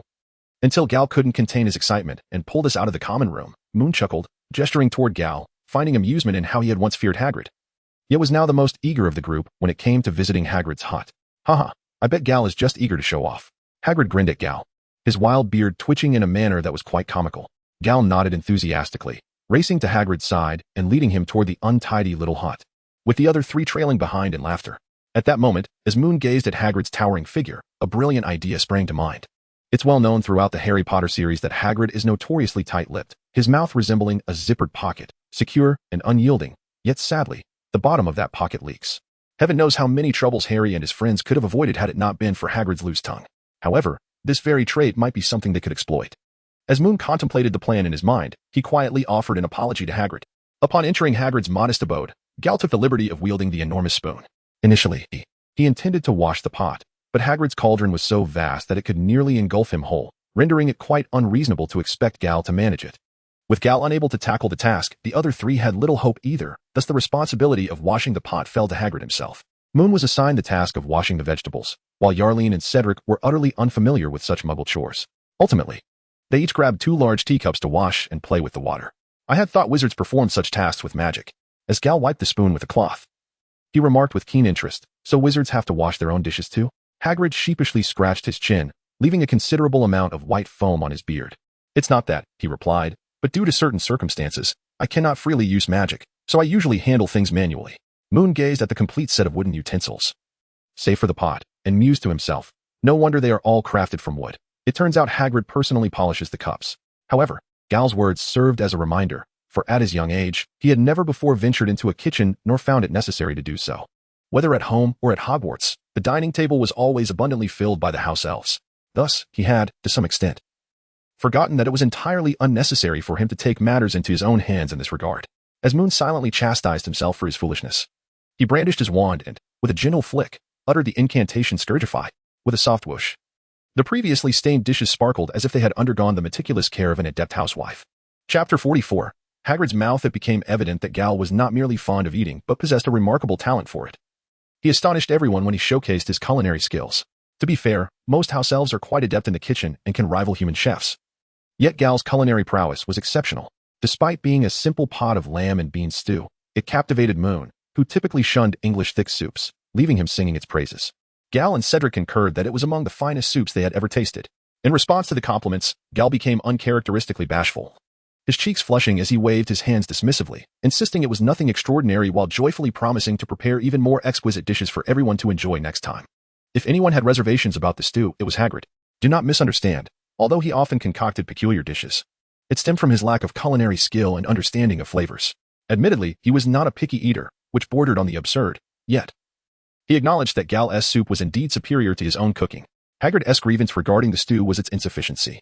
Moon had consumed a third of a bowl, which was Hagrid's large bowl, and Yarlin had the same. Cedric and Gal each took half a bowl, leaving only 1 bowl's worth in the pot by the time it reached Hagrid. The young wizards had left the meat for him, yet given Hagrid's size and constitution, this quantity was hardly sufficient. More importantly, he felt that Moon and the others had eaten too little. At the very least, each should have had a bowl. Thus, rather than Hagrid being dissatisfied with the stew, it seemed he was more critical of himself. Had he not contemplated adding that chicken and half a horse leg to the pot moments ago, he might have been able to contribute more. It was clear that the reason for the scarcity was the pot's size. If the contents had been more abundant, Gal would have struggled to cook and manage the seasonings effectively, while reflecting on the need to procure a smaller pot for future endeavors. So he could replicate Gal's method using a larger one. Hagrid lifted his bowl, tilting it back to gulp down another half bowl of soup. Gal and Yarlin continued their bickering. It was a rarity for a day to pass without their quarrels, at least as far as Moon and Cedric had observed. Moreover, they always managed to conjure new topics for their disputes. For instance, at this moment, they were embroiled in an argument over the edibility of the dawn light flower that Professor Sprout had brought forth that day. Was this truly a matter worthy of such contention? Moon and Cedric wore expressions that were both amused and bewildered, while Hagrid listened with a hearty chuckle. He had seldom witnessed a quarrel between Gal and Yarline, and it was rather refreshing to behold. By the way, Mr. Hagrid, I came to speak with you about the Forbidden Forest incident the other day. Did you manage to apprehend that figure in black who sneaked in? Moon's face was alight with curiosity, as though he were merely making casual conversation. As Moon suspected, Professor Dumbledore had likely informed Hagrid in private to maintain silence regarding the matter. Thus, as soon as Moon posed the question, Hagrid cast a resigned glance in his direction. Well, Moon, I cannot divulge that information. Professor Dumbledore specifically instructed me not to inform you about anyone entering the Forbidden Forest, he lamented. Merlin's beard. Curse my careless tongue. Despite having anticipated that Hagrid would unwittingly reveal the information in no time, Moon was still taken aback by how swiftly Hagrid had done so. A palpable sense of regret emanated from Hagrid, stirring a wave of guilt within Moon. He quickly jumped off his stool and approached Hagrid, attempting to console him. I'm truly sorry, Mr. Hagrid. I shouldn't have asked about that. Please don't blame yourself too much. See, even with your admission. I still do not know who that person was, do I? Professor Dumbledore has also spoken to me about this matter, urging me not to let my emotions lead me to meddle. I assure you, I will not get involved, all right?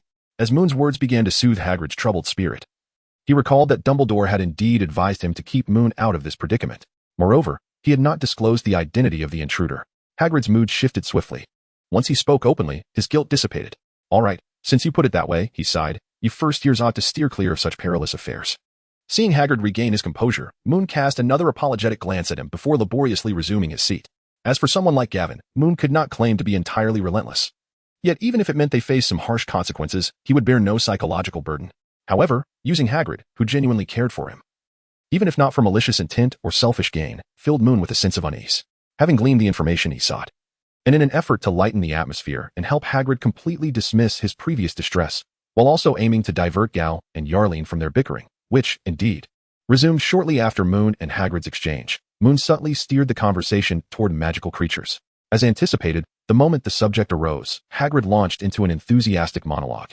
He began discussing fire crabs, a creature that could hardly be deemed adorable, and soon transitioned to three-headed dogs. Although both were canines, the latter could likely consume 3 regular dogs in one bite. However, Hagrid's animated demeanor led Moon to wonder if he had, perchance, raised a Fluffy of his own. After discussing the three-headed dog, Hagrid turned to his greatest passion, dragons.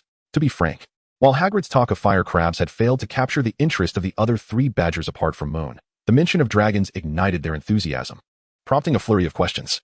Thus, their discourse on dragons continued unabated until they departed. Chapter 45. Peeves. Those who harbor a love for magical creatures often share a common affliction. They perceive every being as endearing, even if it could easily decapitate a person in a single bite. Hagrid exemplifies this trait, as does Professor Sylvanus Kettleburn, the current instructor of care of magical creatures. He is notoriously reckless and has endured approximately 60 suspensions, now left with but 1 arm and half a leg. Yet, he remains keen to approach his beloved creatures whenever possible. As Moon and the others departed from Hagrid, they found that dinner time was fast approaching. The 4 of them walked across the grounds towards the castle, when, unexpectedly, Cedric tugged at Moon's sleeve and whispered, Moon, are you investigating Professor Sprout's injury? Moon shrugged, revealing a reassuring smile that was once necessary, but now seemed redundant. Cedric cast a puzzled glance at Moon, struggling to comprehend the workings of his mind. However, since Moon had expressed his thoughts, Cedric felt no further need to inquire. He had merely been concerned that Moon might act foolishly. Yet, upon reflection, it seemed unlikely that Moon would indeed engage in any folly. Moon did not deceive Cedric, for he had no need to pursue the matter further. Hagrid's words appeared to lack significant revelations. However, they provided Moon with a crucial lead. Professor Dumbledore and his colleagues had likely identified the individual who had trespassed into the Forbidden Forest, or at the very least, they knew he was a member of the school. It was evident that on the day Professor Sprout was injured, she must have witnessed or overheard something pertinent. Given that Dumbledore and his team had a foothold in the investigation, their progress would undoubtedly surpass Moon's efforts, rendering his own inquiries unnecessary. He could simply observe the situation's development in silence. This realization lifted his spirits considerably, instilling within him a subtle sense of appetite for a more substantial evening meal. It seemed Gar was correct. One's mood indeed influences one's appetite. He began with a generous slice of pudding, followed by a heaping plate of fried potatoes, a substantial bowl of stewed beef, and finally, a full cup of pumpkin juice. At the dinner table, Moon found his appetite insatiable. The large portion of thick soup he had consumed earlier in the afternoon seemed to have vanished in mere moments. It is worth noting that he was not typically known for such hearty eating. Consequently, at the dining table, he inadvertently became the center of attention, as the other badgers stared at him in astonishment as if witnessing a ghost. Having satisfied his hunger, Moon wiped his mouth with a napkin and sat up straight, picking up a book from nearby. He then flashed a shy smile at Gar and the others, inquiring, what else with that look? Cedric, bewildered, pointed at Moon's plate. You just ate so much. Well, I suppose my appetite is particularly good today, Moon chuckled, instinctively glancing towards the staff table, where Professor Dumbledore was gently shaking his golden goblet and sending him a wink. What does that mean? Moon paused for a moment, but when he turned to Professor Dumbledore, he found him engaged in light-hearted banter with Professor McGonagall, as if the previous scene had merely been a figment of Moon's imagination. Never mind, it was of no consequence. Moony shrugged and returned to his book. After a while, Cedric and the other 2 finished their meal, and the 4 of them gathered their belongings and made their way to the Hufflepuff common room. The corridor was relatively quiet, as they had headed straight to the Great Hall after returning from Hagrid's hut, leaving earlier than most. Upon descending the stairs to the basement level, they were still engaged in light-hearted banter when suddenly, a foul object hurtled toward Goyle. Cedric, quick on his feet, yanked Goyle aside just in time to narrowly avoid the projectile. Nevertheless, Goyle was startled, his face contorted with anger as he glared at a pearlescent ghost hovering in midair, one hand clutching a bag while the other tossed a fresh dung bomb. Peeves? The four young wizards exclaimed in unison. To be honest, Moony had felt a tinge of regret. Ever since arriving at Hogwarts, he had heard tales of Peeves almost daily, yet he had never encountered the poltergeist until now. Today, however, the encounter brought him no joy. Who could possibly be pleased in the presence of a whole bag of dung bombs? Especially when they were not in one's own possession. Indeed, there it was. Peeves, grinning widely, his expression so exaggerated it seemed almost grotesque. Oh, look, a bunch of first years. Useless Hufflepuffs. He cackled. Hey, Peeves, keep your distance. Cedric boldly stepped forward, addressing the ghost with righteous indignation. Yet, Peeves appeared unfazed by Cedric's bravado. With a playful roll of his eyes, he hurled a dung bomb directly at Cedric's face. Cedric dodged just in time, but Yarling, standing behind him, had not yet realized the danger. Fortunately, Moony and Goyle were beside him, one pushing and the other pulling, allowing Yarling to narrowly evade the full brunt of the projectile. However, the remnants of the bomb splattered onto Yarling's robes. Ugh! Yarling, finally comprehending the mess on his robes, couldn't help but gag. Haha, stinky Yarling, stinky Yarling. Peeves exclaimed gleefully, reaching into the bag of dung bombs and pulling out several more, launching them at the four with the rapidity of a cannonade. Mune, disregarding everything else, swiftly drew his wand and shouted towards the front, Protego. An invisible barrier materialized ahead, deflecting a barrage of dung bombs that were hurled towards them. At that moment, Cedric shouted, "Run!" to the Great Hall. Gal and Yarlin, jolted from their stupor, hurriedly followed Cedric in the direction of the Great Hall. Mune waved his wand again, casting another shield charm to fend off the enraged Peeves, who continued to launch an unrelenting stream of dung bombs at the four of them. The foul stench spread through the corridor behind them, and Peeves, frustrated by his previous failures, would not easily relent. He shrieked and pursued them, hurling dung bombs incessantly. At that moment, their only hope seemed to be that Peeves would exhaust his supply of dung bombs soon. Chapter 46. Professor Ben Comp. If Filch could have seen this corridor, he would have mercilessly berated Peeves from dawn till dusk, cursing him without pause for a full 24 hours. The walls and floor were marred with dung bomb stains, emitting a putrid odor that could provoke nausea in anyone who ventured near. What was once a reasonably spacious corridor had now become a scene of utter devastation. Both sight and smell appalling. Ha ha, truly useless Hufflepuff wretches. Is running away with your heads up your backsides all you can do? Peeves cackled maliciously, tauntingly spewing his vile insults while chasing after Mune and his companions. Were it not for the numerous dung bombs in his possession, the four would have certainly turned around to confront him. However, at present, they were indeed, as Peeves had stated, solely focused on fleeing for their lives. It was not just Cedric and the other two, who were still somewhat inexperienced in spellcasting. Even Mune, who had mastered a fair number of spells, found himself utterly helpless against Peeves. He would much rather face 3 or 4 of those large, clumsy upperclassmen than deal with the headache that was Peeves. It is crucial to understand that Peeves is not an ordinary ghost. In fact, he is not a ghost at all, despite his appearance closely resembling that of other spirits. He lacks a definitive classification, and if one were to assign a name to such beings, they could only be referred to as poltergeists. He possesses a corporeal form, enabling him to interact with tangible objects, whether it be hurling a dung bomb at Cedric's handsome face or roaming about with a large lock, enjoying the sport of trapping students in classrooms. Moreover, he can also become invisible and possesses a peculiar form of anti-magic ability. Additionally, he shares the same ability as other ghosts to pass through walls at will. Faced with such a formidable poltergeist, Mune racked his brain, contemplating every spell he knew, ultimately arriving at the conclusion that, against Peeves, he was left with no means to retaliate, only the ability to defend himself. In the midst of Peeves' frenzied pursuit, the four of them, in their panic, finally managed to scramble up the staircase. In reality, the distance was not far, but in the throes of danger, they felt as though their escape journey had stretched on interminably. Just then, Mune suddenly halted, furrowing his brow. It seems. As Mune came to a halt, the other three seemed to suddenly realize something was amiss. They turned around in unison, only to discover that the mischievous spirit, Papigi, had vanished without a trace. Huh. Where's Papigi? Gasped Gal, breathless. Oh. Yarlin clutched his chest, as if struggling to catch his breath. Ha. Papigi is right here. A voice echoed from behind them.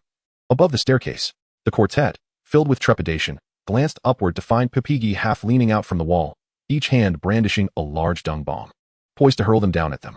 Just then, a swirling grayish-white light zipped down the corridor from the opposite end of the staircase, colliding directly with Papigi's back. The spirit's maniacal laughter abruptly froze, as if robbed of all strength. His hands slackened, causing the dung bombs to plummet to the ground. In nearly a second, Papigi jolted back to attention, standing upright and glaring furiously in the direction from whence the light had come. A middle-aged man, clad in a tattered, antiquated brown robe, walked with meticulous precision toward them. Papigi thought it was someone else. Papigi declared, hands on hips, his voice laced with mockery. So it's the new defense against the dark arts professor, the unfortunate Compu. Oh, for goodness sake, you should really become the head of Hufflepuff. You are as ineffectual as those useless spirits of theirs. Professor Compu regarded Papigi with an expression devoid of emotion, his countenance as impassive as it had been during lectures. He raised his dark red, elongated wand and gently gestured toward the wall. In an instant, Papigi's upper body swelled as if inflated like a balloon. Clearly incensed yet unwilling to depart. However, Professor Compu's intent was unmistakable. Muttering a series of incomprehensible curses, Papigi, with his inflated form, vanished into the wall. Once Papigi had departed, Moon and the others finally exhaled in relief. Yarlin glanced at the grime on his robe and couldn't help but retch again. Professor Compu stepped forward, waving his wand gently, and in silence, Yarlin's robe, along with the surrounding walls and floor, became immaculate once more. You may make a bit more noise, he finally addressed the four, his gaze returning to them. Cedric scratched his head, leading the way in a respectful bow. Thank you, Professor. We will be more cautious next time. Moon, Gal, and Yalin also bowed slightly, and then Moon straightened his posture, inquiring with curiosity, Professor Comp. May I ask what spell you just used? Professor Comp met Moon's gaze, hesitating for a moment before responding. This is a spell of my own creation, specifically designed to deal with creatures like the pygmy puff. Could you teach me, Professor? Moon's eyes sparkled with anticipation. He genuinely wished to learn this spell in case he encountered a pygmy puff again in the future. It would be prudent to be prepared for any unforeseen confrontations. This time, it was Professor Comp who seemed taken aback, perhaps surprised that a first-year student like Moon would seek to learn such an obscure spell. In truth, Professor Comp had little interaction with the young wizards of Hogwarts. Had they known he possessed a unique spell for dealing with pygmy puffs, a throng of eager students would surely have sought his instruction. You may come to my office tomorrow afternoon, he finally said. Thank you, Professor, Moon nodded gratefully. With Moon's lead, Cedric immediately chimed in. May I join as well? Even Gal and Yalin hesitated for a moment before looking at Professor Comp with hopeful expressions. Professor Comp remained expressionless, though he appeared slightly flustered. Ultimately, he did not provide a clear answer to Cedric and the others. He merely nodded before turning and hastily departing. Our defense against the dark arts professor is rather peculiar, isn't he? Gal inquired, glancing at Professor Comp's retreating figure. Though they did not openly agree. The other three silently nodded in unison. Chapter 47. Office Instruction. Professor Comp's office was located on the 4th floor, adjacent to the main classroom for defense against the dark arts. Due to the numerous unoccupied rooms within the Hogwarts castle, professors often chose their office locations based on personal preference upon their appointment. Some preferred to situate their offices next to the staff lounge on the 1st floor, while others opted for proximity to their main classroom. It was evident that Professor Comp belonged to the latter category. At 2 o'clock in the afternoon, Moon and Cedric rushed to Professor Comp's office, urged on by Gal and Yalin, who were hastily finishing their assignments. Initially, they had debated who would knock on the door. But upon arrival, they discovered the office door was already ajar, revealing Professor Comp engrossed in writing something. As Cedric opened his mouth to greet him, Professor Comp raised his left hand, his voice monotonous as ever. Come in, have a seat, and wait for me to finish. The four exchanged glances and, with reluctant amusement, entered the office, closing the door behind them, and settled onto the low sofa by the coat rack. To be honest, the decor of Professor Comp's office was quite unexpected. Despite the professor's usual attire of worn robes, he took great care in his appearance, meticulously attending to every detail. Typically, he displayed little expression. Even during meals or conversations with other professors, Moon and his friends had never witnessed him smile broadly. However, the office itself was anything but rigid and traditional. With its burgundy sofa, intricately patterned wooden floor, and avant-garde irregular coat rack, the space even boasted wallpaper that harmonized beautifully with the overall aesthetic. Apart from the door and the overhead chandelier, one would hardly sense any hint of Hogwarts within this room. Ironically, if one were to disregard the chandelier and the door, the most incongruous element in the room appeared to be none other than Professor Comp himself. Moon silently exclaimed in astonishment, momentarily perplexed by the demeanor of Professor Compu. The professor appeared quite occupied. After surveying the office, Moon withdrew a book to occupy himself. Among the remaining three, Cedric seemed to manage well, while Gal and Yarland were visibly restless. They dared not utter a sound, yet found the inactivity on the sofa dreadfully tedious, fidgeting incessantly like two little monkeys. Approximately 10 minutes later, Professor Compu finally set down his quill, rolled the papers into a tube, and placed them into a small leather pouch, which he then hung beside the desk.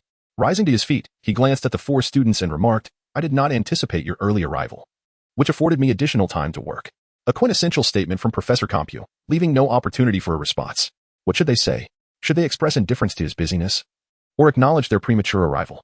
The four young wizards exchanged glances, ultimately settling for a collective, awkward smile. Professor Compu nodded, withdrew his wand from the inside of his robe, and with a gentle flick, several sections of the floor sprang upward, revealing a hollow beneath. A wooden mannequin, originally lying in the hollow, floated up as the floor lifted, adjusting its position until it stood upright. This spell is of my own invention, he explained. It stemmed from an accident during a drunken night, where I mispronounced an incantation, inadvertently causing it to affect a phantasmal entity. We shall discuss such apparitions later. For now, suffice it to say that this creature shares certain characteristics with Hogwarts Peeves. Though he maintained his lecturing tone, perhaps due to the illustrative example or the promise of imparting knowledge beyond the pages of their textbooks, Moon and his companions listened intently, finding the lesson far less tedious than anticipated. To master this spell, you must first grasp another as a foundation. With his wand in hand, Professor Compu executed a slow, precise motion toward the mannequin, casting the spell Relatio. A flash of red light darted forth, and the mannequin's previously clenched hands abruptly relaxed. Once you have mastered this magic, you may attempt to cast my spell.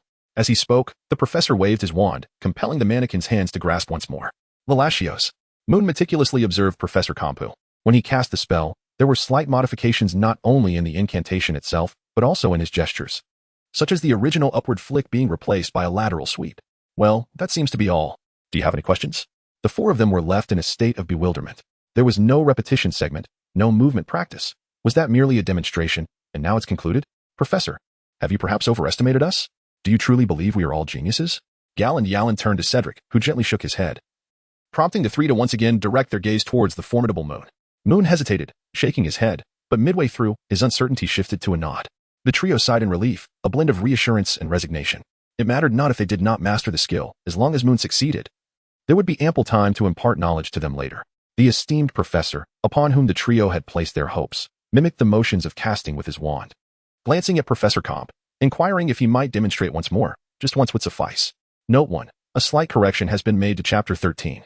I had previously misremembered the location of the Defense Against the Dark Arts classroom as being on the 2nd floor. It has now been amended to the 4th floor. I beg your pardon. Note 2.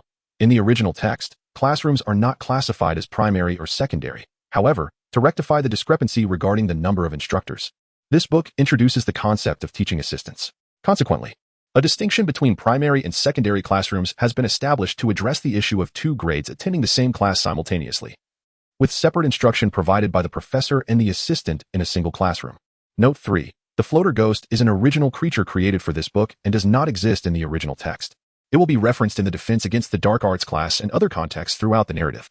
Chapter 48. The Quidditch preliminary match undoubtedly. Professor Comp had no justifiable reason to decline Moon's modest request. Although he had intended to inquire if the students had any questions regarding the spell itself before delving deeper into the lesson, he deemed it acceptable to demonstrate once more. At this juncture, the rigid and somewhat emotionally inept Professor Comp had yet to recognize the substantial flaw in the phrasing of his earlier statement. He raised his hand and cast the spell Soul Spirit Release. Once again at the dummy, a swirling, grayish-white light shot forth, striking the target. As Professor Comp turned his gaze toward Moon, Moon, with closed eyes, gently waved his wand, silently reciting the incantation twice before opening his eyes and nodding slightly, assuring, "Everything is fine, Professor." Professor Comp nodded in acknowledgement and turned to Cedric and the others, saying, "You may draw your wands now. First, recite it twice with me. And then we will practice the movements, just as you do when learning new spells in your charms class." The four of them appeared perplexed, almost expecting that he would not teach them at all. Clearly, Professor Comp was oblivious to the silent outcries of the young ones, and no one dared to voice their inner thoughts. Thus, Mun and his companions raised their wands together and began to learn the new spell under Professor Cump's guidance. "I tell you, Professor Cump is quite extraordinary," Gar exclaimed, stuffing his mouth with sausage while animatedly suggesting that he likely had considerable dealings with muggles. "How do you know?" Yarlin, Gar's ever-timely sidekick, interjected. Gar swallowed hard, took several gulps of pumpkin juice, and then elaborated, "I am quite familiar with that sofa. It belongs to my father's high-end furniture company. And did you see that artistic-looking coat rack? We have one at home too, and it's not cheap. It's a high-end French brand. Both of these are trendy pieces. One wouldn't usually use them unless they frequently interacted with muggles, right? So your family sells furniture?" Cedric inquired, tilting his head with interest. "My father has been wanting to replace our cabinet, but he got scammed on a newspaper order last time. The wizard sent him not only a defective item, but also one that was cursed. Anyone who leaned against it was forcefully pushed off. He mentioned wanting to buy directly from muggle stores. Perhaps I could introduce him to your family shop." "Not a problem," Gar replied confidently. "Just give me an address later, and I can have my father deliver it." Thus, the two of them, along with Yarlin and the others, delved into discussions about furniture, while Mon quietly enjoyed his meal and read nearby. Across the table, diagonally positioned from Mon, A pair of light blue eyes observed him intently. So much so that the owner forgot to respond to their roommate's call. Soon, the first Quidditch match between Hufflepuff and Ravenclaw commenced. And fortune smiled upon them as the day was bright and cloudless, perfect for a game. The first-year Hufflepuffs successfully waved their cheering banners.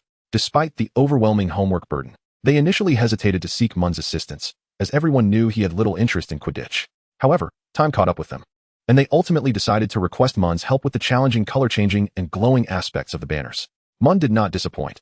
In fact, he was quite willing to assist, as his disinterest in Quidditch did not equate to indifference towards his friend's challenges. Thus, on the eve of the match, Mun infused the banners with a soft glow and applied a little trick he learned from Professor McGonagall, allowing the badger on the banner to roam about. He nearly pulled an all-nighter, finally abandoning the idea of adding sound effects due to Gar and Violetta's persistent urging. Hufflepuff. Go. Hufflepuff. Victory. The cheers and shouts from the little badgers in the stands completely overshadowed Ravenclaw. This was largely because Hufflepuff was currently in the lead by 50 points. Nevertheless, Ravenclaw's students did their utmost to encourage their team, insisting they should not lose heart, as the spectators had yet to give up. Milton and Gar vigorously waved their flag. Their first-year banner was just as impressive as that of the upperclassmen, only overshadowed by the 6th and 7th graders' cheering items. The 6th years had crafted a small tree with a real badger perched atop, eagerly watching the pitch, waving its paws every time a Hufflepuff player scored. The 7th years, nearing graduation, had conjured a dazzling display of lights above the stands, depicting a badger twirling in a waltz, which, while somewhat comical, was surprisingly effective. The Ravenclaw Eagles, not to be outdone, transformed the hanging drapes beneath the stands into a majestic eagle, which flapped its wings and emitted a loud cry each time Ravenclaw scored. In the center of the stands, the professors watched the match with great delight. Unlike the previously tense match between Gryffindor and Slytherin, this game was marked by skillful play and a noticeable reduction in fouls, significantly enhancing the match's entertainment value. Ah, Ravenclaw is making a comeback. I know that chaser. It's Phyllis.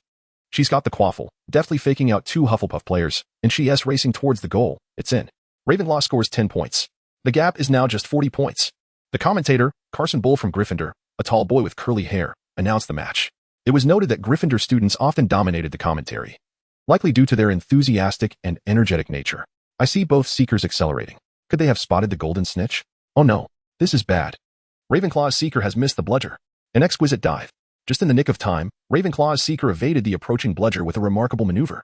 Oh my.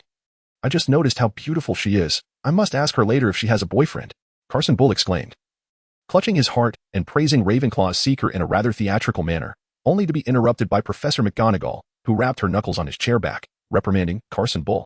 Focus on commentating the match. Carson sheepishly replied, yes, Professor, before quickly returning to the unfolding events on the field. Despite her successful evasion of the bludger, it created a widening gap between her and Hufflepuff seeker. Oh. Just as one wave subsides, another rises. Herman Wintham, the dashing lad skilled at playing the lute, is Hufflepuff's scoring ace, and now he has the quaffle. A feint around one, another, but there is someone blocking him. He can't get through. His teammate swoops in. It's a goal. Beautiful. On the field, Ravenclaw's seeker, Magna Everett, had already fallen behind in the pursuit of the golden snitch. Upon hearing the news of Hufflepuff's score, she momentarily lost focus. When she quickly redirected her attention back to Hufflepuff's seeker, he was already raising his right hand, proudly displaying the golden snitch. Humph. Magna let out an indignant huff, futilely waving her right hand. A loss is a loss, and there was little she could do about it. Hufflepuff triumphs. With Mrs. Hooch's resounding announcement of the result, the players from Ravenclaw turned their brooms around, gathering around Magna to offer comfort and encouragement, while the Hufflepuff players hastily retreated to celebrate. In the stands, the young wizards of Hufflepuff erupted into the loudest cheer of the day, a relentless roar, while the Ravenclaw Eagles appeared entirely dispirited, resembling wilted eggplants. Moon. We won. We won. Gal, in a frenzy, shook Moon's shoulders. Although Cedric and Yarlene were far more passionate about Quidditch at that moment, he stood out as the most exhilarated among them, a vibrant presence amidst the Hufflepuff jubilation. Moon, with a resigned smile, acquiesced to him, attributing Gal's behavior to an excessive sense of collective honor. In contrast to the first-year freshmen, the upperclassmen of Hufflepuff exhibited a marked restraint. This was not to imply they were more composed, though that was indeed the case, nor did it suggest they were not elated by their victory. They simply understood that triumphing over Ravenclaw was not particularly noteworthy. Both Gryffindor and Slytherin possessed significantly greater prowess, especially Slytherin, who could be described as having utterly dominated them. Thus, today's initial victory might merely be a fleeting success. Nevertheless, a win is a win, and celebrations were in order. Amidst the jubilant throng of Hufflepuff students, the victorious players exuberantly returned to the common room. Many badgers darted into the kitchen along the way, emerging with an abundance of fruits, desserts, sausages, and pumpkin juice. The common room, already a lively place, erupted into a veritable celebration, with even Gabriel and Victor joining in the festivities. As the revelry ensued, Moon had no desire to dampen the spirits by withdrawing into his books. However, expecting him to leap and dance among the crowd like Yalan or Milton was entirely unrealistic. Thus, upon returning to the common room, he discreetly retreated to a corner, cup of pumpkin juice in hand, watching the others in their folly with an amused smile. Hey Moon.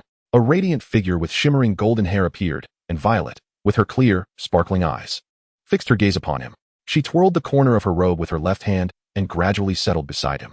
Why are you sitting here all alone? Moon took a sip of pumpkin juice and smiled, saying, Look, Cedric and the others are inside making a ruckus. I'm not particularly fond of mingling in large crowds, so I thought I'd sit here for a while.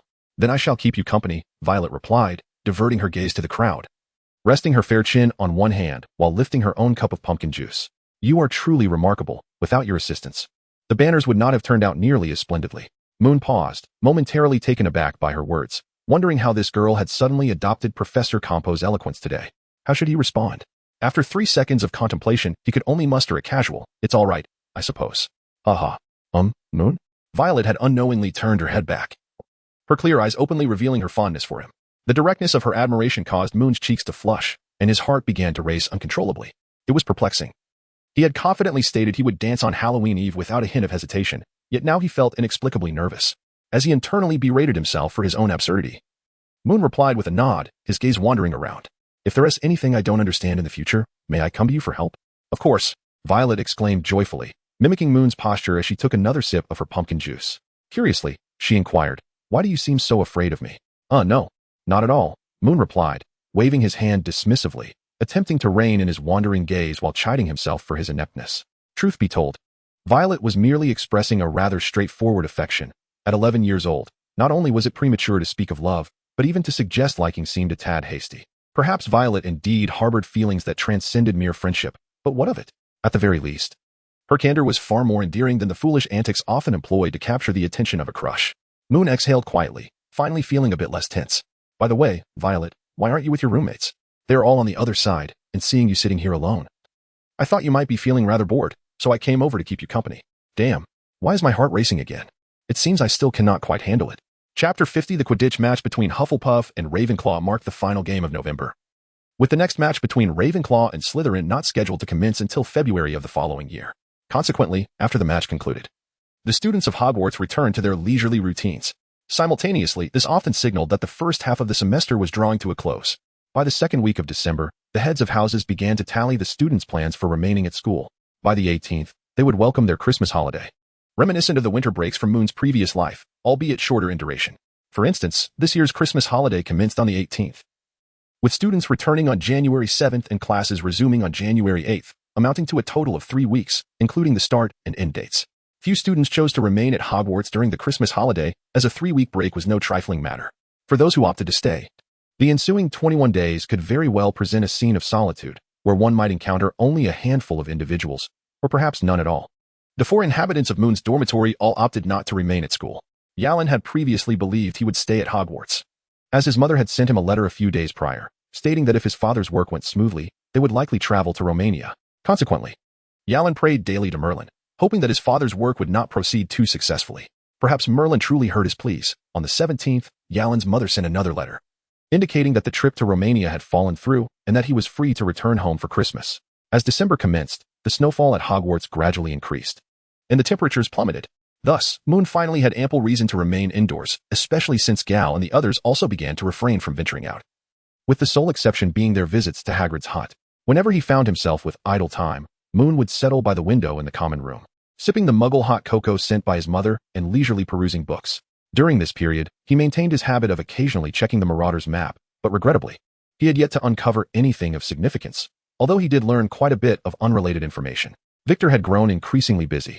Whenever Moon opened the Marauder's map during the day, Victor was either attending classes or in Professor Comp's office, likely engaged in research that had reached a crucial stage. Tonks had taken to spending considerable time in the expansive dungeon alone, and whenever Moon encountered her, she always appeared hurried and enigmatic, shrouded in mystery. He had contemplated inquiring about her activities, but as he seldom crossed paths with her, he ultimately abandoned the idea. It remained uncertain whether the recent escalation of conflicts between Slytherin and Gryffindor was the cause, but Gemma Farley began to meander through the corridors aimlessly. On one occasion, when Moon ventured to the library to return a book just before curfew, he chanced upon Gemma chastising a fourth-year Slytherin student, exuding an air of formidable authority. Additionally, Gabriel and his secret girlfriend, Lyran, eventually made their relationship public. The Hufflepuff fifth-year prefect had realized that their affair was no longer a well-kept secret, and thus he chose to cease concealing it. Since then, Moon had not seen the pair sneaking into the common room for clandestine rendezvous. There were numerous trivial matters that caused Moon to occasionally ponder whether he was on the verge of developing a propensity for voyeurism. Strangely, the incident involving someone trespassing into the Forbidden Forest faded into obscurity, as if it had never occurred at all. On the evening of the 17th, Moon packed all his belongings and lay in bed. The following morning, they were to board the Hogwarts Express, prompting most young wizards to retire early for the night. After stretching lazily, Moon tucked himself under the covers, propped his head on the pillow, and picked up the Marauder's map. I solemnly swear I am up to no good. The intricate ink began to materialize on the map, gradually outlining the layout of Hogwarts. Let me see. Professor Dumbledore is still wandering about. Professor McGonagall remains in her office. Gemma Farley is also pacing, and why is Tonks still awake? Moony murmured softly, for his roommates were deep in slumber. With even the sound of Goyle's snoring echoing into the adjacent room, no one could hear his descent into madness. Was Filch patrolling? And what was Professor Snape doing wandering about? How could Hagrid possibly be in the castle? As his gaze roamed, Moony suddenly stumbled upon something peculiar. Logically, Hagrid would never venture into the castle at this hour, and it appeared that his trajectory was directed towards Professor Dumbledore's office. Moon furrowed his brow. If Hagrid had indeed captured someone sneaking into the Forbidden Forest, should he not have brought that individual directly to Dumbledore? Why was he alone? Instinctively, he glanced at the map towards the direction of the Forbidden Forest, only to see a name swiftly racing towards it, Ian Martin. He did not recognize this individual, having never even heard the name before. The only certainty was that this person was certainly not a member of Hogwarts faculty, nor a first-year student. This implied that Ian Martin was likely the very intruder who had previously ventured into the Forbidden Forest. To be candid, Moon felt a strong urge to rush to Dumbledore's office and inform him of this matter. However, that would almost certainly require him to surrender the Marauder's map, complicating his future endeavors, particularly in dealing with that pesky rat, Pettigrew. Patience was essential. He needed to endure, especially considering that Ian Martin might merely be a foolish student, driven by curiosity about the Forbidden Forest. Furthermore, Professor Dumbledore and the others likely possessed some clues and did not necessarily require assistance from a mere first-year student. With this thought in mind, Moon retrieved a piece of jerky from the drawer of his bedside table, gnashing his teeth as he quietly monitored the clandestine movements of Ian Martin on the map. Note 1. The original text reads, "I solemnly swear that I am up to no good," which can be translated as "I solemnly swear I am not engaged in good deeds," or "I solemnly swear I harbor ill intentions." The author has chosen the first interpretation, as Moon is indeed not using this map for any noble purposes. Chapter 51. Homecoming. The arrival of the 18th brought an extraordinary buoyancy to the spirits of many young wizards, particularly the first years. Upon careful reflection, they realized they had been away from home and their families for over 3 months. For most of these first-year students, this marked their inaugural experience of such separation. They bid farewell to their classmates within the confines of the school, and under the watchful eyes of their teachers, departed the castle alongside Hagrid, traversing the grounds to board the seemingly unpowered carriages. Most young wizards were unaware that these carriages were, in fact, drawn by creatures known as thestrals. Moon was certainly aware of this, yet he had never witnessed death firsthand.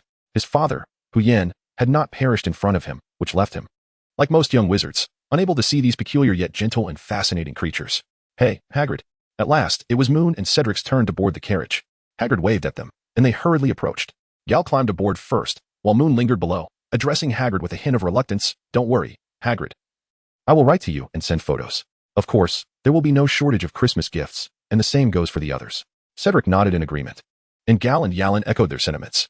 They too felt a twinge of sadness. Over the past month, they had visited Hagrid's hut frequently, sharing many laughs and intriguing stories together. With Gal's assistance, Hagrid's culinary skills had notably improved. At least now. The rock cakes he baked no longer required soaking in tea to be edible. Hagrid rubbed his eyes, chuckling as he patted the carriage. "Of course. I'll be thinking of your Christmas gifts. Now hurry back. We'll see each other again after the holiday." "Indeed, Hagrid. See you then." The 4 young wizards waved their farewells, and Hagrid whistled, watching as the carriage began to move forward, waving goodbye to Moon and his companions. When the carriage turned a corner and Hagrid vanished from sight, they finally lowered their arms and exchanged glances. "I didn't feel it before, but now I truly feel a bit sad," Yalan remarked, unusually somber.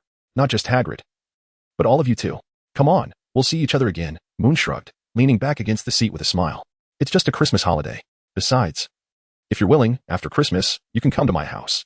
I believe my mother and uncles would warmly welcome you." This suggestion piqued everyone's interest. Yal quickly chimed in. Yes, yes. You can also visit my home. My parents would love to meet my wizard friends. My place might not be suitable. Yalan scratched his head. Though my mother is a witch, my father has a bit of an aversion to wizards and might even feel a bit intimidated. It could be quite awkward. Cedric chuckled wryly. You could come to my house, though my father might be a tad overly enthusiastic. As the topic veered into unpredictable territory, Moon cleared his throat, interrupting Cedric. Hey, what are you all talking about? It's just a Christmas holiday. We don't have enough time to visit each other like that. Let us go to my house first, and after the holiday. If you have time and your parents agree, you can come over. Next summer or next term, we can switch it up. Doesn't that sound splendid? Sure. I'd really like to meet Moon's parents, Yalan agreed. I'll definitely tell Moon's parents that he has been cooped up in the dormitory reading all the time. Nearly turning into a bookworm. Hilarity ensued as Gal and Cedric burst into laughter, and Moon playfully tapped Yalan's shoulder. Can't you say something nice for once? Why are you always plotting mischief? Amidst their jovial banter, the carriage continued along the path, gradually fading from view. Upon disembarking from the Hogwarts Express, Moon instantly spotted his mother, and, along with Uncle Golov and Uncle Edgar. To his delightful surprise, his Aunt Nala Shafik also appeared. The Shafik family cherished Moon, just as he adored each of them. Though Aunt Nala was quite stern in her professional life, she treated Moon and the other children with great kindness, displaying a clear sense of fairness. As long as they did not make unreasonable demands, she was always willing to oblige.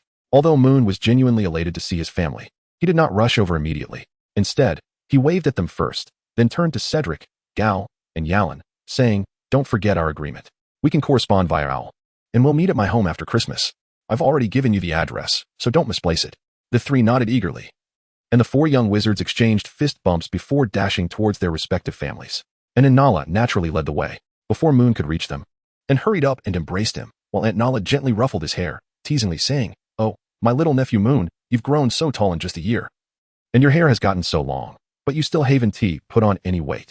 Moon laughed heartily, embracing his mother, and, before turning to hug his aunt, Nala, whose hair blazed like fire, strikingly vibrant and almost blinding.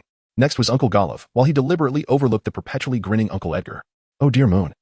Your little uncle may feel quite forlorn, Edgar Golov exclaimed dramatically, clutching his chest. You've embraced everyone, yet I am left out. The family erupted into laughter. And without hesitation, Moon retorted, It's because your laughter is so peculiar that I can't help but think, dear uncle, that you are mocking me. Upon finishing this quip, Moon himself succumbed to laughter, stepping forward to embrace his whimsical uncle before taking his mother and Aunt Nala's hands. Inquiring curiously as they walked towards the station, Aunt Nala, when did you return? Chapter 52. Family. It was from Aunt Nala that Moon learned she had previously acquainted herself with the Christmas holiday schedule at Hogwarts, and had taken leave early to bring Hesper, Owen, and Quid back, planning to leave only after the Christmas festivities. On the journey home, Moon shared his agreement with his roommates with the elders. Undoubtedly, both Uncle Golov and Mother and had no objections. In fact, they wholeheartedly approved. After departing the station, they used apparition to return directly to Shafik Manor, where several children had been eagerly awaiting their arrival. Buffy had even prepared a lavish spread for lunch, allowing everyone to indulge in delightful conversation while dining. Brother Moon, except for the four little ones still nestled in their prams, Hesper, Owen, and Quid were already seated at the table. Before Moon could set down his belongings, Owen and Quid rushed forward, each embracing him from either side. Hesper, being a girl, was naturally more reserved and, having run a bit slower, could only stand by anxiously. Moon smiled as he set down his suitcase, gently patting Owen and Quaid on the back, before tousling Hesper's hair. He then gazed in amazement at Quaid, exclaiming, Wow, Quaid, your height is nearly catching up to mine. At this rate, in 2 years, I might not be taller than you anymore. Quaid, the darkest-skinned and most robust among the siblings, blushed slightly at Moon's words and chuckled. Owen, you must also put in some effort. Otherwise, if you fall too far behind in height, the young ladies may not take notice of you. After finishing with Quaid, Moon playfully patted Owen's head, advising him to eat more. Understood? Got it, replied the 6-year-old Owen in a sweet, childlike voice. You should talk about sister more. She eats less than I do. Haha, Hesper is a girl, so her appetite is naturally not as large as yours. Moon glanced at Hesper, who bore a striking resemblance to Aunt Nala, and was already blossoming into a charming young lady at such a tender age. Hesper is almost turning into a young lady herself. Hesper beamed, lightly tapping Owen and Quaid on the back. Among the children at home, Hesper was the eldest after Moon. Even Quaid, who was the same age, was a few months younger. All right, let's not crowd around Brother Moon. He must be hungry too. Let us hasten to the dining table. The two boys nodded in agreement, pulling Moon's arm as they made their way to the table, where Moon chose to sit among the three children. How has your first semester at Hogwarts been so far, Moon? Uncle Shafik inquired as he sliced a generous piece of sausage for him. Thank you, Uncle. It's been rather pleasant, Moon replied while dividing the sausage. The library is much larger than I had anticipated, and both my classmates and professors are quite engaging. I am keeping up with the coursework. Oh, by the way, Uncle Golov, did you speak to Professor Dumbledore about my situation? Golov nodded gently. Yes, in cases like yours, being a natural seer. It is essential to inform Professor Dumbledore beforehand if you are to attend Hogwarts. This way, he can better manage any emergencies that may arise. Both for you and the other students. What made you think to ask this? Nothing in particular. I simply noticed that Professor Dumbledore seemed familiar with me upon my enrollment. And I was a bit curious, Moon said with a smile. Oh, I see. Haha. Even if I hadn't mentioned it to Professor Dumbledore, with his level of magic, he would have quickly discerned your extraordinary abilities, Uncle Golov said, looking pleased as he regarded Moon. You need not be so modest. I have been corresponding with Professor Dumbledore regularly, and he has often praised your remarkable progress in your studies and your control over seer abilities. It is noteworthy that while Professor Dumbledore frequently commends others, he rarely uses terms like exceptional talent. Not even for your Uncle Edgar, despite his cleverness. Moon is far more impressive than I am, Edgar interjected, casting a playful glare at Golov. When he can accurately wield magic with his wand. I still struggle to grasp a few spells. These are trivial matters. What is important is when you plan to find a wife, Edgar. Aunt Nala resumed her regular matchmaking efforts. Moon's nonchalant uncle was far too carefree, and if not prompted, he might very well remain a bachelor indefinitely. Well, I simply don't wish to find someone. If I truly wanted to, there would be witches willing to circle the estate for me, Edgar mumbled, chewing on a lamb chop. Is that so? I don't believe you, Aunt Nala said cheerfully, her deep brown eyes clearly conveying, then you should find someone. Edgar fell silent and in resignation. He vented all his frustrations towards his sister-in-law on the lamb chop, causing the children seated across from him to burst into laughter. Even the infants in their prams began to sway joyfully. I can't stay in this house for another day, Edgar grumbled, tearing off another piece of meat. Where else would you go? To roam the streets alone as a bachelor? And inquired with genuine confusion. After enduring a barrage of teasing from both his sister-in-law and aunt, Edgar surrendered, raising his hands in defeat. All right, I will find someone. By next Christmas at the latest, I will bring one home for you. That is what you said. And you cannot back out, Golov declared, sealing Edgar's fate. If you don't bring a girlfriend home by next Christmas, then you shall spend the holiday in a bar drinking alone. This was, of course, said in jest. It would be ideal for Edgar to return with a beloved, but should he fail to do so, Golov would not truly eject him from the family. Nevertheless, at that moment, everyone found the exchange amusing and shared hearty laughter. Taking advantage of Golov's distraction as he focused on his meat, Edgar made faces at the children across the table, mimicking Golov's manner of speaking. Isn't this how family should be?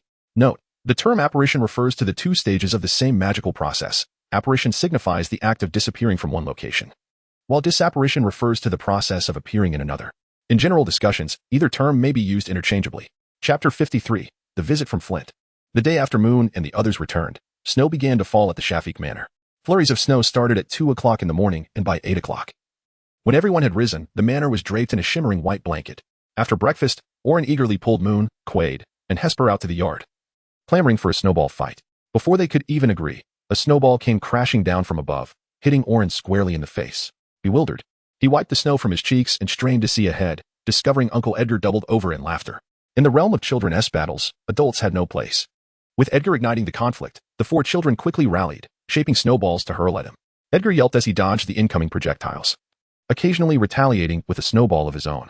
As a seasoned orer, his agility and reflexes far surpassed those of the children.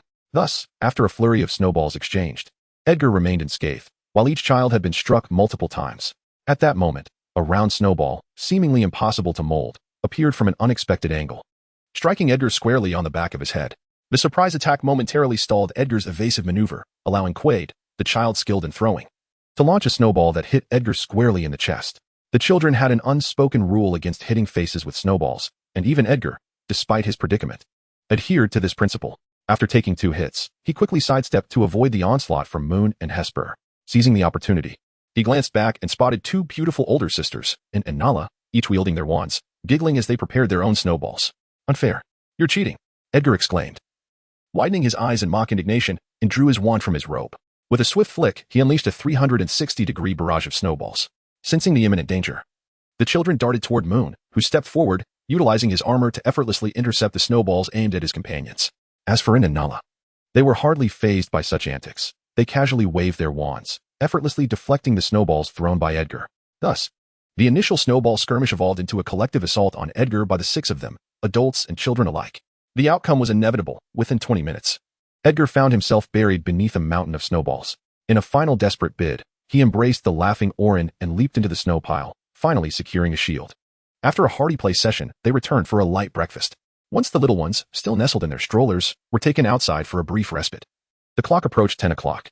All right, children, time to stop playing and change your clothes. Aunt Nala clapped her hands, reminding them not to forget that the Flint family would soon be visiting, and they must not present themselves in such a disheveled state. The Flints? What brings them here? Edgar's brow furrowed at the mention of the Flints. Are they here to annoy us? The other children were unaware, but Moon, having some knowledge of the Flint family, also frowned slightly. He had not interacted with the two older Flints from Slytherin, but the rumors surrounding them were plentiful. Clyde Flint, a sixth-year student, was known as Tonk's arch-nemesis, reveling in tormenting others, and had been punished by Professor McGonagall earlier that term for being locked in a cupboard by Tonks. His younger brother, Marcus, in third year, was cut from the same cloth, employing similar nefarious tactics, though he lagged behind Clyde academically. Given his current trajectory, graduation for him was uncertain. Andrews Flint from the Flint family had recently been promoted to a pivotal position in the International Magical Cooperation Department, becoming the vice president of the International Magical Trade Standards Association. With Golov's considerable influence, Andrews was undoubtedly coming to put on a show. As Nala explained this to Edgar, she suddenly noticed Moon's expression. What's wrong, Moon? You seem to have some reservations about the Flint family. Caught off guard by the mention of his name, Moon paused before shaking his head with a smile. Not at all. It's just that they have two children currently attending Hogwarts, and I am not particularly fond of their ways. However, the actions of children do not always reflect those of adults. I merely believe that if there is indeed a need for collaboration, Aunt, you and Uncle should consider it carefully. After all, the adage those who act unjustly will ultimately meet their demise holds some truth. Nala nodded thoughtfully and clapped her hands again. All right, enough of this talk. Let us hurry back to change clothes. They will arrive at 10:30. Everyone agreed, even Edgar.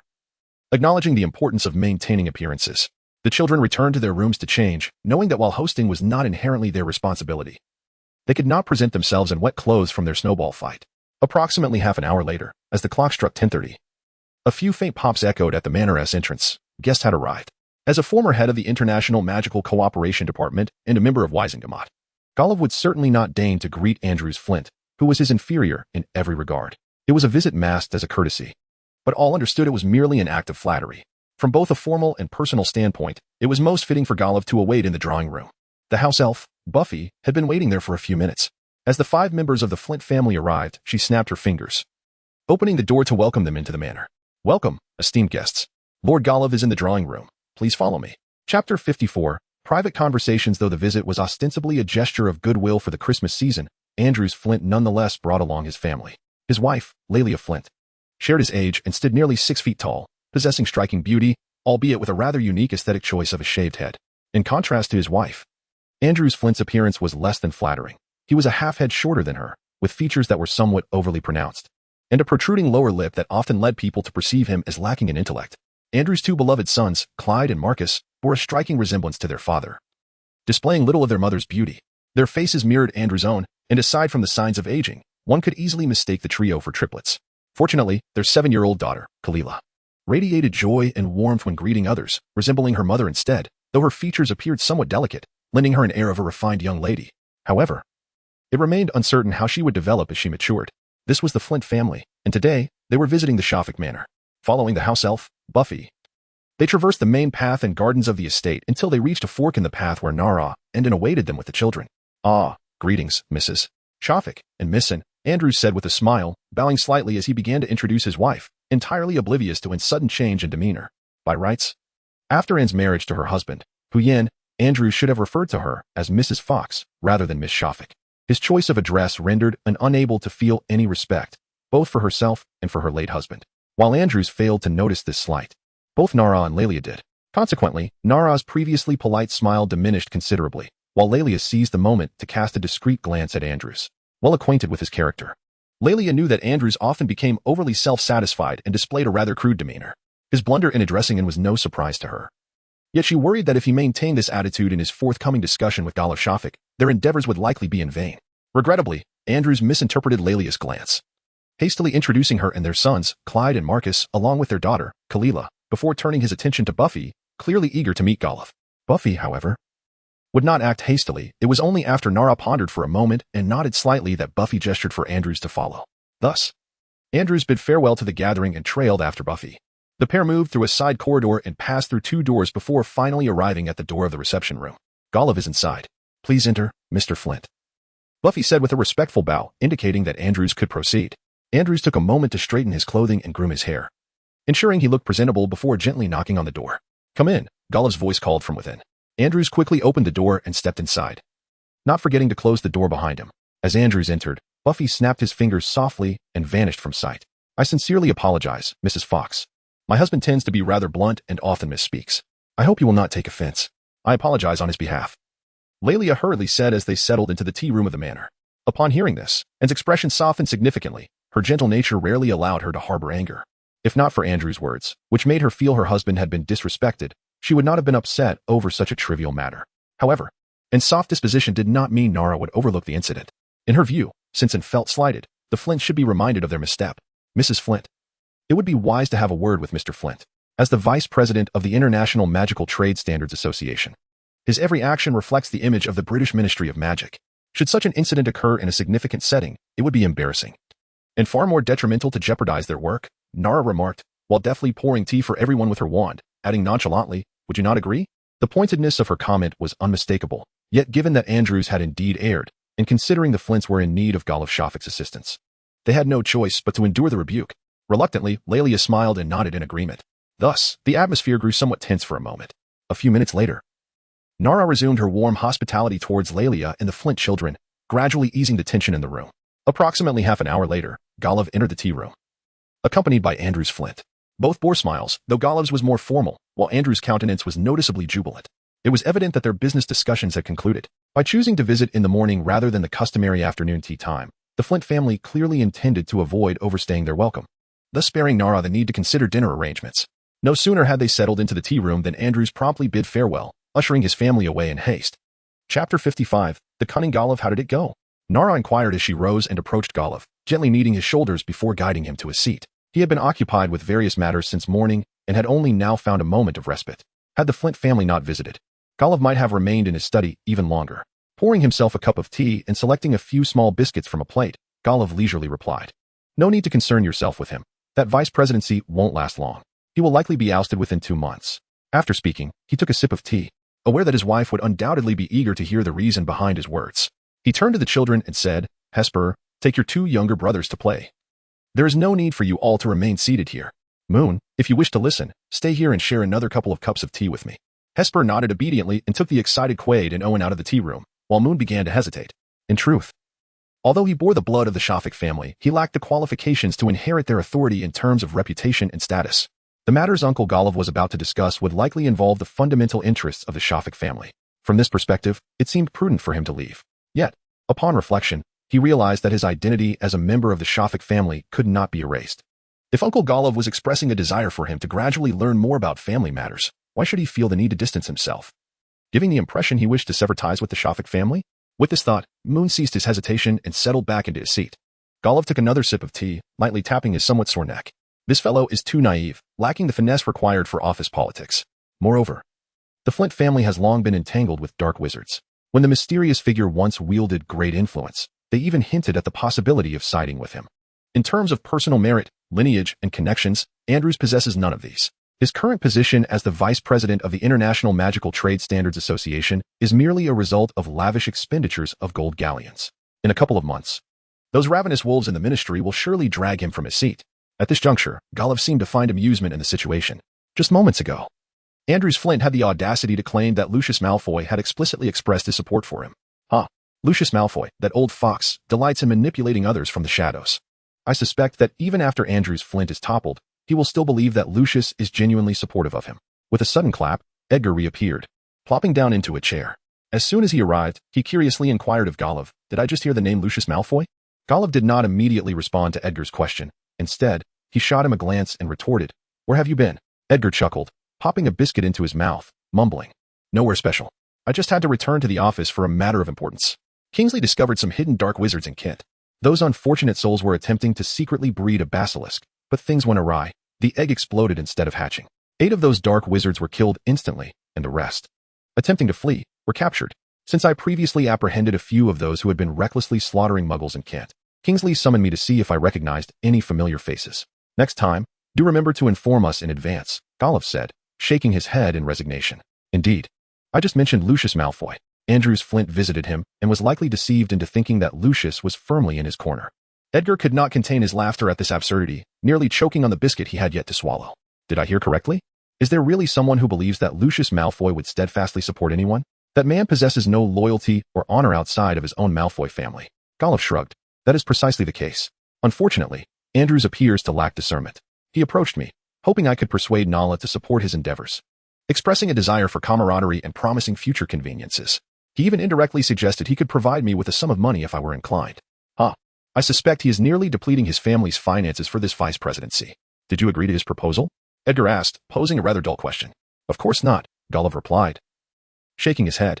I informed him that Nala's department holds no sway over the magical materials trade between our two nations, and my own interactions with the ministry have dwindled. However, I could introduce him to two old friends who could genuinely assist him. It was clear to everyone in the room, including Moon, that Golliff was merely jesting. So, you are introducing him to Edgar? Edgar's expression turned peculiar as he looked at Golliff. Initially, I considered introducing him to two members of the American Magical Congress. Though difficult to contact, they could indeed offer him some assistance. But then I realized he had merely bought his position, even offering bribes to a few imbeciles within the Wisengamot. Thus, I declined his advantages and instead referred him to the current director of the International Magical Cooperation Department, Old Batty Crouch. I even provided him with Old Batty's address. Edgar was once again at a loss for words, while Nala stared at Golliff in astonishment. Goodness, Golliff, are you trying to accelerate this fellow's dismissal? After a lengthy pause, Edgar finally managed to utter this line. Indeed, anyone knows that Old Batty Crouch is notoriously stern and serious. He even sent his own son to Azkaban without a second thought. In contrast to Edgar, Nala envisioned the prospect of Andrews Flint departing, beaming with joy merely for being referred to Old Batty Crouch. It seemed that he was unlikely to succeed. Chapter 56. Christmas Gifts. In the days that followed, a handful of visitors began to arrive at the Shafik Manor. Among them were former subordinates of Golliff and members of other families with ties to the Shafik lineage. Notably, Tonks and her mother were among the visitors, and this time, Tonks managed not to frighten any of the younger Shafiks. Additionally, Moon encountered members of the Longbottom family, including the proud yet traditional Augusta Longbottom and the light-hearted, ever-smiling Mr. Augie Longbottom, who was the polar opposite of Augusta. The only disappointment was their failure to bring Neville along. As the 9-year-old had recently fallen ill, Moon suspected it was more due to Augusta's reluctance to take him out. The Weasley family also paid a visit. But only Arthur and Molly Weasley attended without their children. They arrived during dinner, and Mr. Weasley frequently recounted their family's experiences in recent years. Because the Weasley family has steadfastly opposed the notion of pure-blood superiority, the number of pure-blood families willing to host them has dwindled, even those, like the Shafik family, who share a familial connection. Moon experienced the warmth of Mrs. Weasley's hospitality, having endeared himself to her and his younger siblings upon their first meeting. Even as they prepared to leave, she repeatedly assured them that she would knit each of them a sweater, which made him feel somewhat embarrassed as she contemplated suitable gifts for the Weasley children for Christmas. During this time, Uncle Golliff also took them to visit others, primarily those with whom they shared a close bond, such as the current Minister of Magic, Millicent Bagnold. The remaining visits were conducted by Uncle Golliff and Aunt Nora. Thus, time swiftly passed, and soon it was Christmas Eve. On the morning of December 24th, Uncle Edgar rose early, rousing Moon, Quid, and Owen. And together they ventured to a nearby hill to select the Christmas tree. Hesper, too, was occupied, assisting her parents in and with tidying the house. Of course, the primary cleaning efforts were undertaken by the house elves. Hesper and her companions were responsible only for their respective rooms and the dining and living areas. When Edgar and Moon returned with the Christmas tree, they shared a light lunch before erecting the tree. The adults took turns casting numerous enchantments, adorning the freshly cut tree with sparkling decorations, while little fairies flitted about, carrying twinkling stars. As Christmas approached, Uncle Golliff set aside his tasks. That evening was reserved for decorating the house, followed by preparations for the grand feast the next day. After Christmas, Diagon Alley and other places would host wizarding gatherings. For at least the next 3 days, it seemed unlikely that Uncle Golliff would find much time for work. At last, the eagerly anticipated Christmas arrived. Early in the morning, as Moon was just waking, a cheerful knock echoed at his door. Moon, Moon, your gifts are here. Come downstairs, Owen exclaimed, bubbling with excitement and urgency, likely interrupted mid-unwrapping by Hesper's summons. Amused, Moon chuckled and hurriedly donned his clothes in response to Owen's calls. Descending the stairs, he predictably found himself the last to rise, a tradition upheld every Christmas. No one has opened my gifts, have they? He teased, playfully lifting Owen off the ground and ruffling his hair. The children giggled, assuring him they hadn't tea, and pointed out that his gifts had been neatly separated into a small mountain by the others during their unwrapping. Let me see, Moon said, setting Owen down and approaching the pile of gifts. The one atop the heap was from Uncle Golliff. Rather than tearing into it like his siblings, he moved it to the sofa and began to unwrap it carefully. Uncle Golliff had gifted him a silver pocket watch, his name elegantly engraved on the cover. with a photograph inside depicting Uncle Golov, Uncle Edgar, and his mother, and, to his surprise, standing beside his mother was a handsome man with dark hair and eyes, his father, Hu Yin. Uncle Edgar's present was a fist-sized hollow metal sphere that floated gently in the absence of bright light, emitting a soft white glow. It could also detect nearby living creatures within a range of approximately 20 meters. Aunt Nara's offering was a precious purification bracelet, capable of absorbing toxic gases or liquids. Moon mused that if he combined this bracelet with Uncle Edgar's sphere, he could nearly assemble an outdoor survival kit. The gift from his mother, and was the one Moon cherished most, a foldable, slender metal sheet that allowed the user to inscribe notes and illustrations through magical means, making it an ideal choice for jotting down thoughts. In addition to these, he received a plethora of other gifts. Cedric gifted him a feather quill that would spray ink on the user if it detected drowsiness.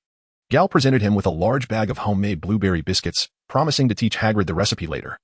Yaorin gifted him a beautiful black cloak adorned with silver embroidery of patterns and badgers, having purchased 4 so that each dormitory member could have 1. There were also gifts from Tonks, Violet, Mrs. Weasley, various siblings, Hagrid, and the 4 from Milton S. dormitory, along with the Dawson siblings and Senior Gabriel. As Moon joyfully unwrapped a multitude of gifts, he felt a sense of relief for having diligently sent presents to everyone. For failing to do so would have been quite rude. However, once he had finished unveiling each gift, a sudden realization struck him. This year had already unfolded in such a manner, and next year, oh, Merlin, he could already envision the scene of himself writing Christmas cards until his hand ached. Chapter 57, Merry Christmas, Merry Christmas. The long dining table was adorned with an array of delectable dishes, succulent roasted turkey accompanied by a vibrant medley of fruits and vegetables, a roast pig with an apple clenched in its mouth, and beautifully sliced smoked ham. Each adult had a goblet of mulled wine infused with cinnamon and other spices, and even Moon, Hesper, and Quaid were each allotted a cup, albeit limited to just 1. The grand dining hall was suffused with the aroma of sumptuous food and fine wine, while the house elves in the kitchen busied themselves preparing the puddings, cakes, cheeses, gingerbread, and ice cream for the feast, despite Moon's insistence that they enjoy their own Christmas meal first. Their innate sense of duty compelled them to prioritize serving their master's feast. The fireplace crackled with an enchanting pink magical flame, and around the chandelier and the Christmas tree stood little fairies with transparent wings fluttering about. This year, Owen had received a magnificent toy dragon that could fly and breathe fire, which he now circled around the dining table with delight. Encouraged by Nara and Edgar, Hesper, having sipped half a cup of mulled wine, felt a rosy flush on his cheeks and loosened up considerably, performing a spirited dance that garnered enthusiastic applause from everyone. Indeed, the participants of the Christmas dinner included not only Golov's faction, but also the other 2 branches of the Shafik family, who had returned to the estate to partake in this annual celebration. The children were typically the first to finish their dinner, and after receiving the adults' consent, a group of 7 or 8 children rushed out to the garden to play in the snow. Upon the arrival of the other 2 families, the eldest among the children was no longer Moon, but rather his cousin, Quina Shafik, who at 19 had graduated from Hogwarts just 2 years prior, thus missing Moon by a narrow margin. This cousin was the only child in her family, while the other 3 children belonged to another branch and were of similar age to Owen. They were currently engaged in a spirited debate over whether to build a snowman or engage in a snowball fight, with the 2 boys firmly siding with Owen for a raucous snowball battle, while the girls stubbornly maintained that constructing a snowman was the better option. The back-and-forth exchange became somewhat irksome to Quina. Alas, over the years, Quina had often played the role of the bystander when it came to entertaining her younger siblings, with Moon invariably taking charge. Fortunately, Moon did not linger long in fetching his clothes. Upon his return, he proposed a compromise that would satisfy both parties. Instead of playing, they would use the snow to construct a castle. Owen and his companions, initially dismissive of building a snowman as too trivial, suddenly found themselves intrigued by the idea of a castle. Although the little girl feared she might struggle with such a grand endeavor, she did not wish to back down.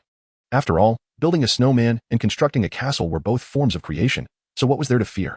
Thus, the 4 youngest children, along with Quaid and Hesper, became engrossed in their task, while Moon and Quina assumed the roles of overseers and designers, also preparing to magically enhance the motley snow piles into something more presentable. Christmas had always followed a similar pattern. Last year, they had also debated whether to play hide-and-seek or go sledding for quite some time, ultimately deciding on a compromise that involved sledding to play hide-and-seek in the gardens. The children were easily satisfied. After indulging in food and drink, the adults gathered their favorite beverages and made their way to the balcony of a nearby garden house, where they chatted while observing the children frolicking below. Golov conjured a warmth-giving flame with magic, while Edgar whimsically summoned a fresh snowfall, claiming it was to provide the children with more materials. Watching the enormous snow fort constructed by the little ones, the adults erupted in laughter, leaving Owen feeling somewhat disgruntled, convinced that even if the adults were to attempt building it without their wands, they wouldn't fare much better than the children. Midway through, Moon stepped out once more. As he had anticipated, the house elves had not properly indulged in their meal. Although the adults had vacated the table, the elves hastily cleared the remnants before becoming preoccupied with a myriad of chaotic tasks. In exasperation, Moon resorted to a nearly commanding tone, instructing them to consume their meal before attending to their duties. Thus, amidst the delightful yet somewhat exhausting scenes, this joyous Christmas gradually approached its conclusion. After bidding farewell to several relatives from the Shafik family's branches, the family congregated in the living room. Owen, unable to withstand his fatigue, murmured about continuing to enhance the castle the following day, before nestling into his mother Nala's embrace and drifting into a deep slumber. Hesper yawned as well, and after a brief 2 minutes, retreated to his room for rest. Golov and Edgar finally found a moment of respite. They conferred for a while, then fetched the wizard's chess set from the room and began their game. Quaid, completely unperturbed by fatigue, sat quietly beside them, criticizing Edgar's hasty moves. Before the cunning Golov, Edgar stood no chance. Although Quaid's own gameplay was hardly exemplary, he was more than capable of offering Edgar strategic advice. Nala, cradling Owen, joined them for a time, but soon found her son to be an unruly sleeper, tossing and turning restlessly. Thus, she had no choice but to carry him back to their room. Initially, Moon had intended to retrieve a book, but upon leaving his room, he spotted his mother and crossing the corridor with a bottle of wine. It was evident without question that, and was yearning for her husband once more. Moon hesitated for a moment, but ultimately decided to follow. Just as Anne had barely uncorked the bottle, she was startled by a knock at the door. Quickly wiping the corners of her eyes, she softly inquired, "Who is it?" "Mom, it's me, Moon," and sighed with relief, approached the door, and opened it, immediately forcing a smile onto her face as she tousled Moon's hair. "What is it, Moon? Is there something you wish to discuss with your mother?" Moon pondered for a moment, setting the book aside, and then gently embraced Anne. "It's nothing, Mother. I merely wish to come over and wish you a Merry Christmas." Chapter 58. The reunion of friends the day following Christmas, akin to Diagon Alley. Places like Hogsmeade erupted in lively gatherings of wizards. Having resolved to enjoy a well-deserved respite during the festive season, Uncle Golov was more than willing to devote his time to leisure activities. Shortly after breakfast, he led the family leisurely towards Diagon Alley. Throughout the day, cloaks, toys, prank props, freshly brewed cherry wine, and delightful little pets filled their hands with treasures. After dining, they purchased tickets to witness a rather amusing wizarding pantomime. The narrative revolved around the confrontation between a noble wizard and a dark sorcerer. Despite the commonplace theme, the exaggerated techniques employed heightened the dramatic tension of the performance considerably. As the curtain fell, a sense of lingering excitement enveloped everyone, save for Uncle Golov, who seemed unaffected. On the return journey, Mune grew somewhat contemplative. His companions assumed he was merely fatigued and refrained from pressing him for conversation. Only he understood that he had just experienced an epiphany. In the pantomime, there was a particular scene. The noble wizard A sought to capture the dark sorcerer B. Their chase led them to a forest where, in an effort to evade A, B conjured several illusory duplicates of himself, claiming that one among them was his true form. This left A perplexed, pondering how to discern the genuine B from the fakes. This plot device, while seemingly absurd and somewhat illogical, served solely to inject humor into the narrative. However, B's stratagem sparked an insight within Mune. If Professor Dumbledore and his colleagues had already gleaned some information regarding the intruder in the Forbidden Forest, why, after such an extended period, did they appear to have made little progress? Initially, Mune surmised they might possess leads, but were unaware of the individual's identity, continuing their inquiries privately. Yet, upon reflection, could it be that Professor Dumbledore and his cohort had, in fact, identified the intruder long ago, but for reasons unknown, were restrained from taking immediate action? Mune silently etched this notion into his mind, possessing a premonition that transcended mere intuition, akin to the prophetic inspirations of legend. He felt an inexorable pull towards an eventual entanglement in this affair. Beginning on December 27th, the Shafik family gradually resumed their normal routine, allowing Moon to comfortably peruse his books, delving into the study and experimentation of new magic within the estate. In these moments, he found solace in the fact that his younger siblings were not troublesome. At least, among Hesper, Quaid, and Orin, none exhibited particularly unruly behavior. Though they often sought his company for play, upon noticing him engrossed in his studies, the little ones would quietly retreat, striving not to disturb his learning. However, his uncle Edgar proved to be rather bothersome. A man perpetually restless, he delighted in idly poking about when unoccupied. While Moon read, Edgar would hover nearby, casting glances at the pages, offering unsolicited critiques on the content. When Moon practiced his spells, Edgar would rush over, exuberantly proclaiming the merits of various incantations. Although aware that his uncle harbored no ill will and was merely spirited, Moon often found him quite irksome. Fortunately, after years of practice, Moon had mastered the art of complete disregard for Edgar's antics. It wouldn't be long before Edgar, sensing the lack of engagement, would seek out another to pester. Amidst this tranquil routine, the days slipped by until January 2nd, when his 3 roommates finally arrived for a visit. Cedric and his father were the first to appear. To be honest, while his father was not particularly tall and had succumbed to a slight paunch, traces of handsomeness still lingered on his visage. It was evident that Cedric had inherited at least half of his looks from him. Regrettably, Cedric's father possessed a rather loquacious disposition. No sooner had they met than Mr. Amos Diggory embarked on a relentless monologue. He chatted with Golov for quite some time about matters pertaining to the Ministry of Magic. Although he worked in the Department for the Regulation and Control of Magical Creatures and was not affiliated with Golov's former department, the International Magical Cooperation, he had indeed encountered Golov before. It was only when Golov appeared somewhat bewildered by the purpose of Mr. Diggory's visit that he finally shifted his focus, shaking Moon's hand and extolling Cedric's fondness for praising him, just as Moon anticipated that Mr. Diggory would engage him in conversation for another 10 minutes. Contemplating an excuse to make his exit, Mr. Diggory promptly turned his attention to Edgar, the current Auror, to indulge in casual banter. Moon found it quite amusing as he discreetly glanced at Cedric, who, noticing his gaze, shrugged in resignation, indicating that this was simply how his father was. Matters pertaining to adults were best left to adults to resolve. After the surprising revelation that his Uncle Edgar genuinely enjoyed conversing with Mr. Diggory, Moon resolutely pulled Cedric away to escape. Within just 2 hours, the Shafik Manor welcomed guests it had never seen in many years, a Muggle couple accompanied by their wizard son. Indeed, Gal had arrived in his parents' vehicle. Muggles, having minimal exposure to magic, had last witnessed authentic sorcery when a Hogwarts professor came to their home to deliver Gal's acceptance letter. Thus, upon their arrival at Shafik Manor, they were nearly overwhelmed by the magical wonders that surrounded them: self-operating looms, silver teapots that extended a hand to wipe away dirt, and house elves industriously cleaning picture frames with phonographs that could change records at the snap of a finger, all of which piqued their immense curiosity. Even after Gal explained numerous times that house elves were not to be confused with fairies, and that the two bore significant differences, Mrs. Fuller still referred to the house elves as fairies. In contrast to Cedric and Gal, Yalan arrived the latest and appeared to be the most unfortunate. His mother had used apparition to bring him here, hastily exchanging pleasantries with several adults, greeting Moon and his companions, and then promptly operating away, leaving Yalan awkwardly standing at the entrance, his eyes filled with helplessness. Chapter 59. The reasonable restraint on underage wizards. Once the adults settled into the living room for their conversations, the 4 children immediately retreated to Moon's room. On their way back, they encountered Owen, who, upon seeing them, clamored to join. Fortunately, everyone welcomed the little one, delighted by the adorable Owen. This brought immense joy to Owen, who tugged on his brother Moon's left arm while grasping the sleeve of his newly acquainted brother Cedric with his right, affectionately declaring that he had met all 3 brothers, leading Moon to momentarily suspect that Owen had been possessed by Jiabaoyu. Of course, Owen was not exaggerating.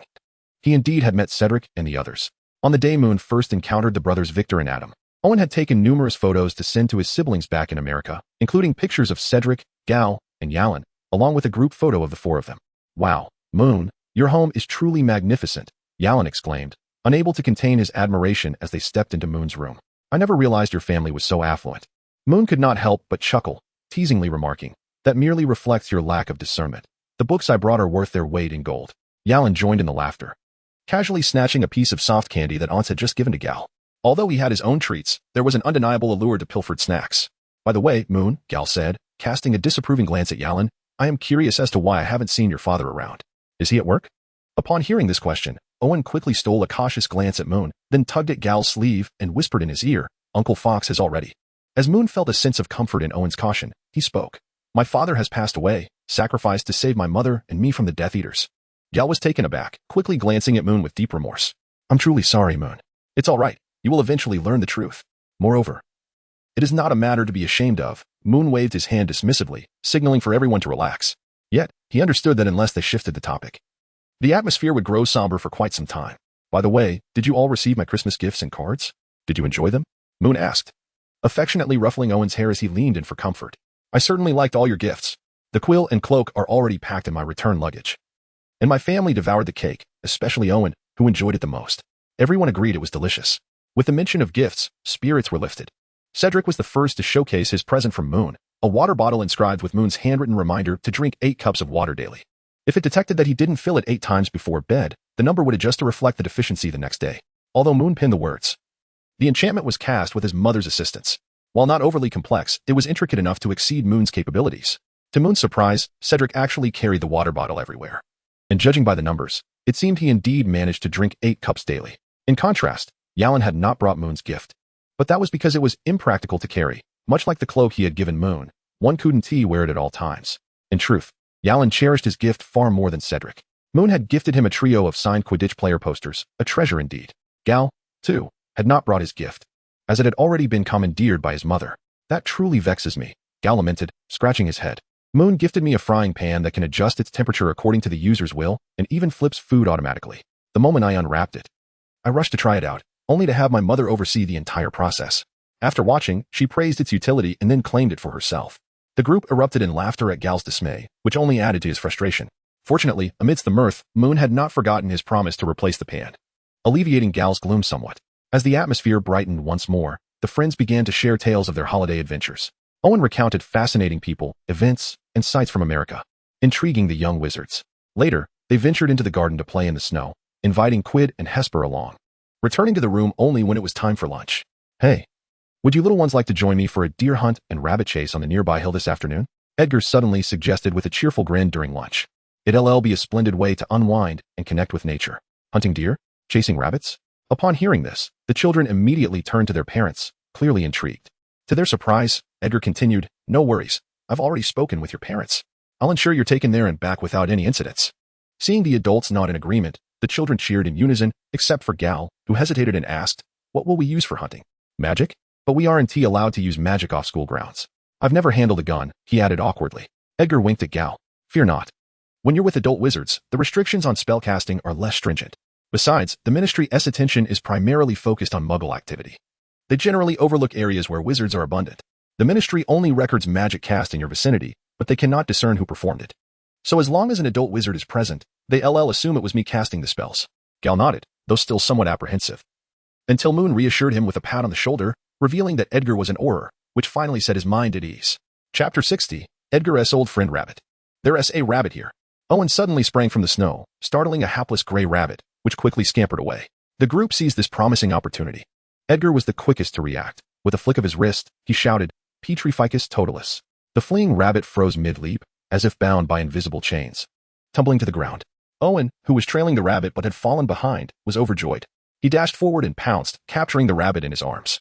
Hesper, holding a rope, promptly caught up to Owen, securing the rabbit and placing it onto the sled that Quid was pulling. Moon and the others gazed enviously, aware that although they could cast spells, they lacked Edgar's quick reflexes and struggled to recall numerous incantations.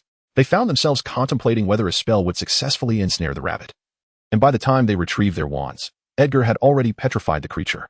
Owen, the diligent scout, promptly resumed his crawl through the snow as soon as the rabbit was set down. No one understood his peculiar behavior, but he stubbornly believed that this was how scouts were portrayed on television, and thus, he felt compelled to act accordingly. The group of 8 ventured slowly through the snow-laden woods, striving to avoid startling the surrounding prey while maintaining a controlled pace to keep up with Owen, who insisted on leading the way. There's fresh urine and footprints, such large footprints. After a brief interval, Owen suddenly emerged from the snow, disdainfully pointing at a tree nearby, entirely oblivious to the fact that as a scout, his loud exclamations could easily frighten away the wildlife. Such large footprints? Edgar's expression shifted, and after calling out, he hastened toward the spot Owen indicated. A few children followed closely behind, and as they approached, they heard Edgar excitedly pat the tree trunk, exclaiming, "Ah, he has come." The children exchanged puzzled glances, uncertain of Edgar's excitement, yet they all noticed the footprint Owen had mentioned. While none of them could ascertain the animal responsible for the print, they were certain that its size suggested it could only belong to a creature as formidable as a tiger or a bear. Edgar's uncle? Who? Moon was the most perplexed among them, having noticed that Edgar referred to him as he rather than it. This implied that Edgar's uncle was a person. Could he possibly be a beast master, a special wizard riding a great tiger or a grizzly bear? An old friend? Come, come. I shall take you to meet him. Edgar joyfully beckoned to the children and then followed the trail of footprints. The bewildered children trailed behind Edgar, whispering among themselves. Edgar's uncle can't be leading us to find a bear, can he? Hesper murmured. What if something unexpected happens? Moon blinked, expressing a hint of uncertainty as he remarked, "After all, Uncle Edgar is an Auror. He should be able to handle just a bear, right?" Suddenly, Gal conjured a possibility. Could it be some magical creature? Or perhaps someone who specializes in caring for magical beasts? The young wizards engaged in a lively exchange of ideas, quickly spiraling into a discussion that even Edgar found absurd. What does it mean to resemble a bear in appearance? However, he refrained from dispelling their confusion, choosing instead to chuckle quietly to himself. In his view, such an intriguing mystery was best saved for the grand reveal, ensuring they would experience a thrill of surprise. Thus, Edgar disregarded the potential that one of the little ones might be frightened. The beast that had left the footprints appeared to have no intention of concealing its movements. Rather, it seemed to deliberately leave conspicuous traces, deepening Moon's perplexity. While certain creatures indeed mark their territory with striking footprints and scents to ward off unwelcome intruders, how could such a perilous beast possibly reside in their backyard? If such a dangerous creature existed, Uncle Golov and Uncle Edgar would have surely driven it away long ago. Unless it was an exceptionally intelligent magical creature, possessing a level of intellect akin to that of a human, much like Hagrid's giant spider, Aragog. After tracking the footprints for about 10 minutes, they finally encountered an unusual sight ahead. Thick smoke was billowing upwards, seemingly indicating that someone had lit a fire in the woods. The direction of the footprints led directly towards the wafting smoke. Edgar's laughter grew more exuberant as he exclaimed, "Indeed, it is him." He then urged the children to quicken their pace, guiding them along the trail of footprints. After advancing approximately 300 meters, they could almost glimpse a flicker of firelight through the dense foliage. It was at this moment that Moon was astonished to discover a peculiar change in the footprints. What had once been massive, resembling those of a bear or a great tiger, had inexplicably transformed into human footprints. Could it be that? Moon was finally beset by a troubling premonition. He now harbored profound doubts that Uncle Edgar was leading them toward a werewolf. Just as he hesitated on whether to halt Uncle Edgar, a deep, resonant voice echoed from ahead. "Edgar? I can smell your stench from 100 meters away." Edgar, delighted, pushed aside the branches obstructing their path and stepped into the glow of the fire, laughing heartily. "Ha! My odor cannot possibly rival the scent of your markings left in the woods." They had come this far, and although the young wizards felt a sense of trepidation, the sounds emanating from within were unmistakably human speech rather than the growls of beasts. Thus, the little ones swallowed their apprehensions and followed Edgar through the dense foliage into the light of the fire. "Your stench is far worse than my urine. Had it not been for these children accompanying you, I would have certainly fled long ago." In the clearing of the woods, there lay a fire pit, upon which was a metal rack holding a large teapot. A robust man, draped in a thin fabric, sat beside the fire, conversing as he removed the teapot from the flames. Chapter 61. The Keeper of the Woods. The man's words conveyed an unmistakable fondness for the children. After speaking, he retrieved the teapot and turned to reveal his visage, eyes of a tawny hue, long, dark brown hair, and a beard interspersed with shallow, pale scars that seemed to be more akin to the marks left by wild beasts than by human weaponry. Beneath these scars lay formidable muscles and a countenance that was fierce, indifferent, yet imbued with authority. Upon seeing the group of children, this seemingly formidable man displayed a gentle smile. He reached into his satchel by his side and produced a small cloth bag, shaking out the jerky inside. "I have jerky and hot tea. Would you care to rest here for a spell?" Uncle Edgar appeared quite accustomed to the man's dual nature. Paying no heed to the glance directed his way, and cheerfully seated himself beside the man. The children, however, seemed either intimidated by his scars or simply hesitant, as Yalan subtly took a step back rather than advancing. At this moment, Moon felt considerably more at ease. Firstly, even if this individual were truly a werewolf, today was not a full moon, thus it seemed unlikely he would exhibit any violent tendencies. Secondly, he genuinely sensed a profound benevolence emanating from this man, who appeared to possess an inexplicable fondness for children. Consequently, Moon, mustering his courage, took the lead alongside the most daring Hesper and sat down by the campfire, inviting the others to join them as well.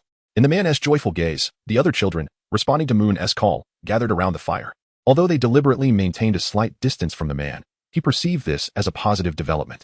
After a moment's contemplation, he refrained from distributing the jerky himself, instead carefully handing the bag to Moon, as if concerned he might frighten him. This gesture made Moon find the peculiar man somewhat endearing. Thus, Moon readily accepted the jerky and smiled at the man. "Good day, sir. My name is Moon Fox. Edgar is my uncle and my mother is in. Thank you for the jerky." The man paused for a moment, then looked at Moon's eyes with a hint of nostalgia. "Ah, so you are an child. I remember when your mother and father left Shafik Manor. It was winter then, and then brought your father to bid me farewell. In the blink of an eye, their child has grown so much." Just as Moon had surmised, this man not only recognized Uncle Edgar but also knew his mother, and he likely had some acquaintance with Uncle Golov as well. After expressing his sentiments, the man introduced himself. "Hello, Moon, and to the little ones, I am Van, a forest keeper." "Forest keeper?" Moon inquired, intrigued by this unfamiliar term as he distributed the jerky. Edgar, pouring himself tea, explained, "Forest keepers are a unique group of individuals, nurtured by nature and magical creatures, possessing extraordinary abilities that far surpass those of ordinary wizards. They enjoy long lifespans under nature's blessing and can, to some extent, wield its power. However, forest keepers are exceedingly rare. Currently, only 3 are known within the borders of England, and each is elusive. If they choose to remain hidden, no one can find them. Now there are only 2 left," Van added, a palpable sense of solitude in his voice, as he recalled that Inns had passed away last year on a deserted island, returning to the embrace of nature. Edgar remained silent for a moment, then gently patted Van's shoulder. "That is for the best. I remember you mentioned that Inns had been wandering alone for nearly 2 centuries. He deserved a rest." Van nodded slightly, pouring himself a cup of tea from the kettle Edgar had conjured. "Indeed, it is for the best. How do you know my mother and uncles?" Moon asked curiously. "Do you often visit this mountain?" "Indeed," Van chuckled, as if recalling a delightful memory. "This is my homeland. Over 70 years ago, I grew up here. One year, I returned to visit my golden dear mother, only to find she had passed away. At that time, your mother and your 2 uncles were burying her. It turned out they had come up the mountain to play and happened upon the unfortunate event of his golden deer mother's demise. They decided to hold a burial ceremony for her. It was during that encounter that he met them. Huh, I remember we were all quite startled. Edgar added with a smile. Van, standing over 2 meters tall, made us think he was a werewolf. Golov even drew his wand, intending to protect and in me. But thankfully, and stopped him in time. Otherwise, a scuffle might have ensued. Van glanced at Edgar again. They were quite adorable back then. Edgar, you were about the same age as Moon now. Unfortunately, you later transformed into something of a rogue, always engaging in lowly tricks. Like telling me my house was on fire just to invite me over, or devising elaborate schemes to trick me out of a tree guardian to satisfy a whim. As Van recounted Edgar's misdeeds, Gal suddenly widened his eyes and exclaimed, "This jerky is delicious." All eyes turned toward him. It seemed Gal had, like the other children, wrestled with his apprehensions about the jerky, especially given that Van's bag appeared rather unclean. After much deliberation, he finally took a bite, only to discover it was surprisingly delightful. "What kind of meat is this, Mr. Van?" The allure of this delicacy has helped Gal conquer his fears, much like Hagrid's fruits. "Did you use some special seasoning?" Through Van's explanation, they learned that while forest keepers do eat meat, they only consume those aged beasts that have lost their ability to hunt and seek companionship, choosing to end their lives in solitude. If a forest keeper is nearby, these creatures seek them out to help conclude their existence. Thus, the delectable nature of the meat is not due to its quality or any special cooking techniques, but rather a unique seasoning. Before departing, Van generously shared a small bag with Gal, keeping only a similar amount for himself. Indeed, they did not linger long, for Van was merely passing through, intending to visit the next mountain. As they approached farewell, Moon hesitated before asking a question he had pondered for a while. "What is the perspective of forest keepers like you on humanity's practice of hunting animals?" He anticipated that Van might oppose humanity's actions, given that many fantasy novels depict naturalists as adversaries of humanity's industrial progress. To his surprise, Van responded, "Humans are animals too. The act of humans hunting animals is not fundamentally different from wolves chasing rabbits on the plains or tigers hunting deer in the forest. Our duty is to tend and protect, not to oppose one species for the survival of another. Moreover, I have witnessed your efforts to establish laws against poaching, providing more comprehensive protection for endangered species. This is commendable. If one were to feel pity for a wolf being pursued by a tiger and chose to protect the wolf by driving away the tiger, what would become of the rabbits and wild chickens consumed by the wolves? Hunting, predation, and consumption, as well as playful practices like kittens honing their skills on mice and birds, are all part of nature's design. We do not intervene, for doing so would mean disrupting the natural order. We will only intervene to administer punishment in rare and exceptional circumstances, more often than not. We wander through the mountains and forests, assisting animals in their migrations, aiding in their births, healing their wounds, and safeguarding the dwindling remnants of their kin, much like your earnest endeavors to protect cherished creatures." Upon hearing this, Moon suddenly felt a twinge of shame, in a sense. He too was questioning the boundless will of nature. After bidding farewell to Van, most of the children felt a sense of relief, particularly Yalan. It was inevitable. Compared to Hagrid, who, upon closer acquaintance, seemed rather endearing, Van exuded a commanding presence that made them feel like wayward children in the presence of a stern father. Even though Van's kindness was palpable, they found it difficult to engage him in conversation. Consequently, throughout the entire encounter, only Edgar, Moon, and Gal managed to converse with Van. Fortunately, judging by Van's demeanor, he seemed to have grown accustomed to such situations. With Van's departure, the children became animated, excitedly discussing how undeniably cool he was. Indeed, judging by his appearance, he seemed quite formidable. Quaid, the most audacious among them, approached Edgar and inquired, "Uncle Edgar, can you defeat Van?" Upon hearing this question, Edgar's expression darkened instantly. Rather than responding directly, he began to dodge the inquiry, saying, "Huh? Van? Why would I fight him? We are very good friends." Moon observed the peculiar demeanor of his uncle and, with a playful smile, began to tease Edgar about his steadfast friend, questioning whether it pertained to the kind of steadfastness that involved deceiving others regarding tree guardianship. In response, Edgar swiftly delivered a light tap to Moon's head with his knuckle before striding ahead without a backward glance. The purpose of their hunting expedition was initially one of amusement, and upon encountering Van, the group felt invigorated, realizing that further hunting might not yield as much enjoyment. Thus, they collectively decided to descend the mountain, opting to return home for some rest before dinner. As they reached the foot of the mountain, Moon suddenly recalled something. He grasped the sleeve of the leading Quaid and retrieved a rabbit from his sled, a creature that had ceased its struggles. Lying on the sled with an expression of utter despair, Moon had previously accompanied Uncle Edgar on hunting trips, which were primarily intended for leisure, as any captured game was invariably released upon their descent. He had once struggled to comprehend why Uncle Edgar would liberate these small animals. Now, he pondered whether it was perhaps due to his acquaintance with Van. The rabbit, now freed from its constraints, initially seemed disoriented, possibly dazed. It cautiously surveyed its surroundings, testing its limbs before it finally recognized that no restraints hindered its escape. With that realization, it bounded away, leaving only a trail of tiny paw prints in the snow. "Let us head home," Moon declared, clapping his hands. The group followed Edgar, filled with laughter and chatter, gradually departing from the enchanting little mountain. The sumptuousness of that evening's dinner rivaled that of Christmas Day, with the entire dining hall filled with the rich aroma of meat. At Mrs. Fuller's insistence, she herself ventured into the kitchen, showcasing her culinary skills. It became evident that Gar's culinary talent was indeed inherited from his mother. Mrs. Fuller's expertise was remarkable, and the roasted lamb chops emerged as the most beloved dish of the evening, devoured with great enthusiasm. After dinner, Cedric departed Shafik Manor with his father, followed closely by Gar's family, who also left by carriage. Yearning, arriving last, was also the last to leave. It was nearly 8:30 when his mother finally arrived to escort him home, before retiring for the night, unable to decline Owen's request. Moon brought a storybook to Owen's room, narrating 3 tales until the little one finally drifted into slumber. After returning to his own room, feeling somewhat fatigued, Moon glanced at the clock, 11:24. After a moment's contemplation, he retrieved his book and opened the grimoire, determined to stay awake until the hour struck. A testament to the modern spirit's last vestige of defiance, he flipped open the tome, and a surge of pure magical energy coursed through him. Elated, he turned to a new page in the grimoire, where the title of a new spell awaited him, Animating Rope. Chapter 63. Violet's Notebook amidst the swirling snowflakes. The young wizards welcomed their return to school. It is often said that holidays bring joy at both ends but are fraught with tedium in between. A sentiment that rings true.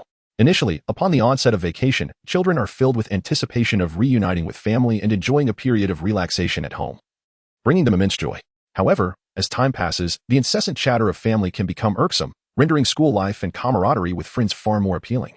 Thus, as the holiday concluded, the prospect of returning to class, while not inherently joyous, was brightened by the thought of reuniting with friends, lifting their spirits in delight. Although Moon himself, possessing a more mature soul, was free from such troubles, he nonetheless felt that the words he had heard resonated deeply with the exuberant young wizards around him. After bidding farewell to Uncle Golov, his mother and several younger siblings, Moon boarded the train alone. Aunt Nala had already returned to America. Last year, Hesper and the others had spent an entire year in the States, and this year it was their turn to remain at home with their father. Thus, today, the little ones clamored to accompany Moon as he returned to school. Uncle Golov, unable to resist their enthusiastic pleas, acquiesced to the chatter of the children. The Hogwarts Express was always a cacophony of voices filled with the lively chatter of students. Upon boarding, Moon deftly evaded 2 sudden assaults from small brass instruments and navigated around a throng of Ravenclaw girls before finally locating the compartment occupied by Gal and Yalan. They had communicated 2 days prior, aware of each other's approximate arrival times. Now, the 4 dormitory mates were merely awaiting Cedric's presence. Gal had brought juice and snacks from home, prepared by his mother, and he shared them with his roommates. Moon, naturally, did not stand on ceremony. As soon as he sat down, he poured the juice into his mouth, parched from the previous night's late spell practice. He had woken unusually late, hastily consuming only a couple of slices of bread and ham without time for water before departing with his family. In the adjacent compartment, a toad croaked incessantly, creating a rhythm akin to a musical accompaniment. Initially, Moon and his companions were engaged in light-hearted conversation, but after a while, they found the toad's calls increasingly amusing. Eventually, one of them burst into laughter, causing the trio to erupt into a fit of giggles, almost toppling the juice on the table. Am I arriving at an inopportune moment? Suddenly, the compartment door swung open, revealing Violet, who was momentarily taken aback by the sight of the 3 friends laughing uncontrollably. Moon was the first to react. He quickly suppressed his laughter and reached over to tug at the wildly laughing Gal, who likely hadn't even heard Violet speak. Ahem, no. We're just, before he could finish his sentence, the neighboring frog suddenly croaked loudly, just as Gal was about to take a sip of juice to stifle his amusement. He couldn't hold back again, and the juice he had just brought to his lips splattered across the face of Yalan, who was sitting opposite him.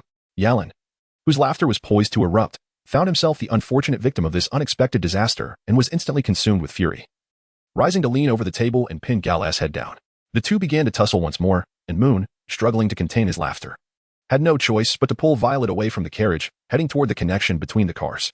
He feared that if they lingered any longer, he too would succumb to laughter. Violet was still somewhat bewildered by the situation, but since Moon was leading her outside, she followed along. The two ducked past a bumbling second-year Gryffindor wielding a wand like a swift sword and slipped into the connection at the end of the carriage. Phew, Moon sighed, rubbing his cheeks that had stiffened from laughter, trying to quell the laughter that threatened to escape. A few moments later, he turned to Violet, who still seemed puzzled. What's wrong, Violet? It's nothing, nothing serious. Violet brushed her disheveled hair back with her right hand, causing her sleeve to slip down and reveal the beautiful silver bracelet Moon had gifted her for Christmas, a bracelet that twinkled with starry lights at night, responding to her heart's desires. Oh, you've already put it on? It seems you quite like this Christmas gift, Moon remarked with a smile. I'm wearing the gloves you gave me as well, though I tucked them away in my cloak's pocket once I boarded. Yes, I really like it, Violet replied, her face lighting up with joy. After a brief moment, as Moon began to feel a bit lost, Violet seemed to recall something suddenly. She gently tapped her forehead, then extended her left hand, which had been hidden behind her back. During the Christmas holiday, I was reading and came across a few small issues. Could you help me take a look? Moon received the little notebook handed over by Violet and opened it to take a cursory glance. He discovered that, aside from the initial few questions which posed a certain challenge for first-year young wizards, the subsequent inquiries were rather simplistic. Even a glance at classroom notes would suffice to clarify them.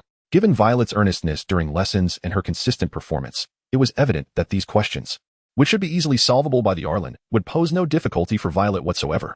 Moon certainly would not expose Violet's little thoughts. He closed the notebook and observed the somewhat shy Violet, suddenly finding her rather endearing. Of course, I can provide you with the answer tomorrow or the day after. I shall inscribe it in your notebook. How does that sound? Violet clenched her left hand behind her back, and had it not been for Moon standing before her, she would undoubtedly have cheered with joy. Fortunately, she managed to restrain herself and quickly nodded. All right, you can give it to me whenever you have the time. Well then, shall I take my leave? Yes, goodbye. Moon slightly inclined his head, watching as Violet, unable to contain her exuberance, briskly disappeared into the throng of the corridor. After Violet departed, Moon flipped through the notebook a couple of times before putting it away and merging into the crowd, returning to the train carriage where his roommates were. To his astonishment, the individuals seated inside greeted him with surprise. Professor Dumbledore? Chapter 64. An unexpected visit indeed. The uninvited guest who had suddenly appeared in the carriage was none other than the jovial Albus Dumbledore, clad in a robe of violet hue. Gal and Yallen had ceased their playful antics. Even if they had dared, they would not have been bold enough to brawl in front of the headmaster. Yallen's face, smeared with juice, had been cleaned, likely thanks to Dumbledore's intervention, sparing him the chore of wiping it himself. Cedric, who had arrived at some point, was now seated obediently beside Yallen. Upon hearing Moon's exclamation, or perhaps having already noticed his arrival, Dumbledore shook his robe, stowed away his wand, and turned to Moon, a hint of amusement in his voice. Ah, it appears you have finished conversing with your classmate? He intentionally emphasized the word classmate, which made it difficult for Moon not to suspect a deeper meaning. However, the headmaster often displayed such whimsical tendencies, leaving Moon pondering how he could respond. Moreover, in a certain sense, Dumbledore did not seem to be mistaken in his teasing. Yes, Professor Dumbledore, what brings you here? I mean, how did you come to be in our carriage? With a hint of self-satisfaction, and seemingly jesting, Dumbledore replied, well, the Christmas holiday is not exclusively yours. I took the opportunity during the break to visit London for, what do you call it? Oh yes, tourism. I had intended to return yesterday, but unforeseen circumstances delayed me. So I decided to join you all on the express train today, just to observe the environment aboard. Was this a novel form of evasive conversation? In the small mind of Moon, a myriad of significant concerns swirled about. He was clearly inquiring as to why Professor Dumbledore had come to their compartment. Yet, the response he received was utterly perplexing. Struggling to suppress the urge to roll his eyes at the professor, Moon resignedly remarked, I had thought you usually apparate directly back to the school. Dumbledore, perceptive to Moon's exasperation, squinted his eyes in a smile and ceased to tease him, explaining, indeed, that is typically the case. However, today I suddenly recalled some matters I wish to discuss with you, specifically with you, Moon. He gestured towards the seat, inviting Moon to sit down before taking a place opposite him, beside Cedric. In a gentle tone, he began, You see, Moon, after much contemplation, I felt it necessary to personally clarify a few things. I have spoken with your uncle, Mr. Shafik, regarding certain aspects of your character. We have reached a consensus that you are a child of great responsibility, determination, intelligence, and remarkable initiative, qualities that are commendable. However, Moon, it is essential to recognize that sometimes even our best traits may not lead us in the right direction, a truth often encapsulated in the saying that good intentions can occasionally yield unfortunate outcomes. Concerning the Forbidden Forest incident, I am aware that you harbor a sense of guilt towards Professor Sprout, which may drive you to seek the truth behind that event. Nonetheless, as a first-year student, your excessive involvement in such matters could potentially place you in peril, a scenario none of us wish to witness. Furthermore, should you encounter any danger as a result, we as your educators would only feel a greater sense of failure. Dumbledore seemed to have more to convey. Yet he discerned Moon's eagerness to respond, thus pausing his discourse and quietly observing Moon, clearly awaiting his reply. Moon cleared his throat, contemplated for a moment, and then spoke. I surmise, Professor Dumbledore, that you are already aware of Mr. Hagrid's accidental slip of the tongue regarding this matter. You were concerned that I might stubbornly pursue the truth, which is why you chose to come here personally to dissuade me from my intentions. I must admit that I indeed considered investigating the true culprit. However, since Mr. Hagrid's inadvertent revelation, I have relinquished that desire. He inadvertently disclosed that the individual who trespassed into the Forbidden Forest and harmed Professor Sprout is someone from the school, which indicates that you already possess a lead. My initial inclination to probe further stemmed from the belief that we students might perceive certain matters more clearly than the professors. There are things that some students can observe that may elude the professors. Yet, since you have already uncovered a clue, my desire to continue the investigation has naturally waned. Perhaps I will discreetly keep an eye on the situation, but I assure you that I will not act impulsively. Dumbledore gazed at Moon for several seconds before suddenly relaxing into a smile. If that is the case, then I am at ease. I believe, Moon, that you are a person who honors your promises. He rose, drawing forth his wand, seemingly preparing to depart, but then he abruptly paused and winked at Moon. Moreover, you are correct. We indeed have a lead, just as you imagine. Just as I imagine? Moon immediately understood. He had deliberately lowered his defenses, revealing a fragment of his thoughts. He had previously speculated that Professor Dumbledore and his associates might have refrained from taking immediate action even upon knowing the true culprit, due to certain reservations. Indeed, it seemed that Professor Dumbledore, being a natural legilimens, had been attuned to his thoughts and, upon noticing his intentional lowering of guard, comprehended this notion from him and affirmed it before departing.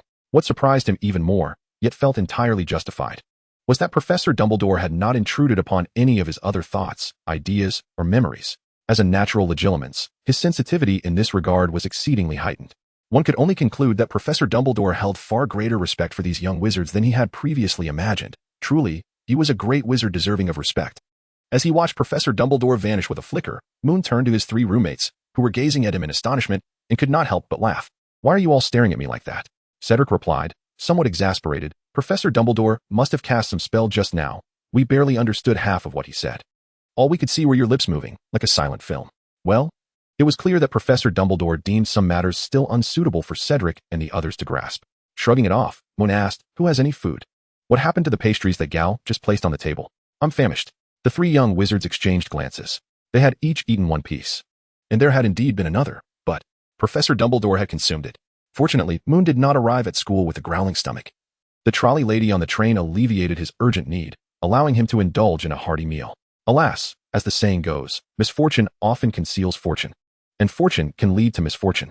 After enduring hunger, he inevitably overindulged, devouring a staggering 24 cauldron cakes and washing it down with 2 bottles of pumpkin juice. Now, seated at the dining table, he gazed longingly at the sizzling roast lamb, the aromatic meat pies, and the refreshing ice cream, yet found himself unable to take a single bite. At first, the other Badgers observed Moon, who sat at the table with the calmness of a Buddha, curious about his demeanor.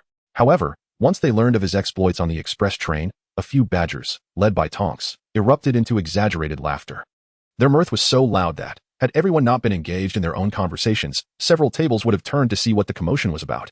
In the following days, the tale of the cauldron cake became a well-known jest among the Hufflepuff students. Regardless, Moon was, after all, a notable first year, and it was rare for anyone in Hufflepuff not to know of him. Even students from other houses had heard whispers of his exploits.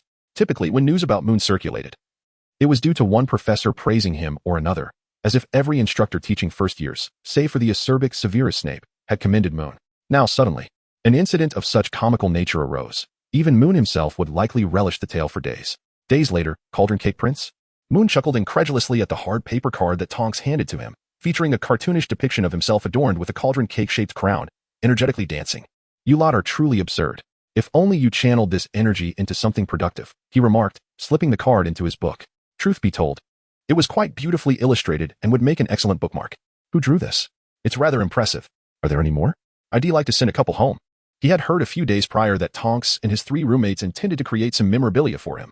Initially, he had expected they would merely produce a couple of small badges with changing inscriptions, but he had not anticipated such an attractive card.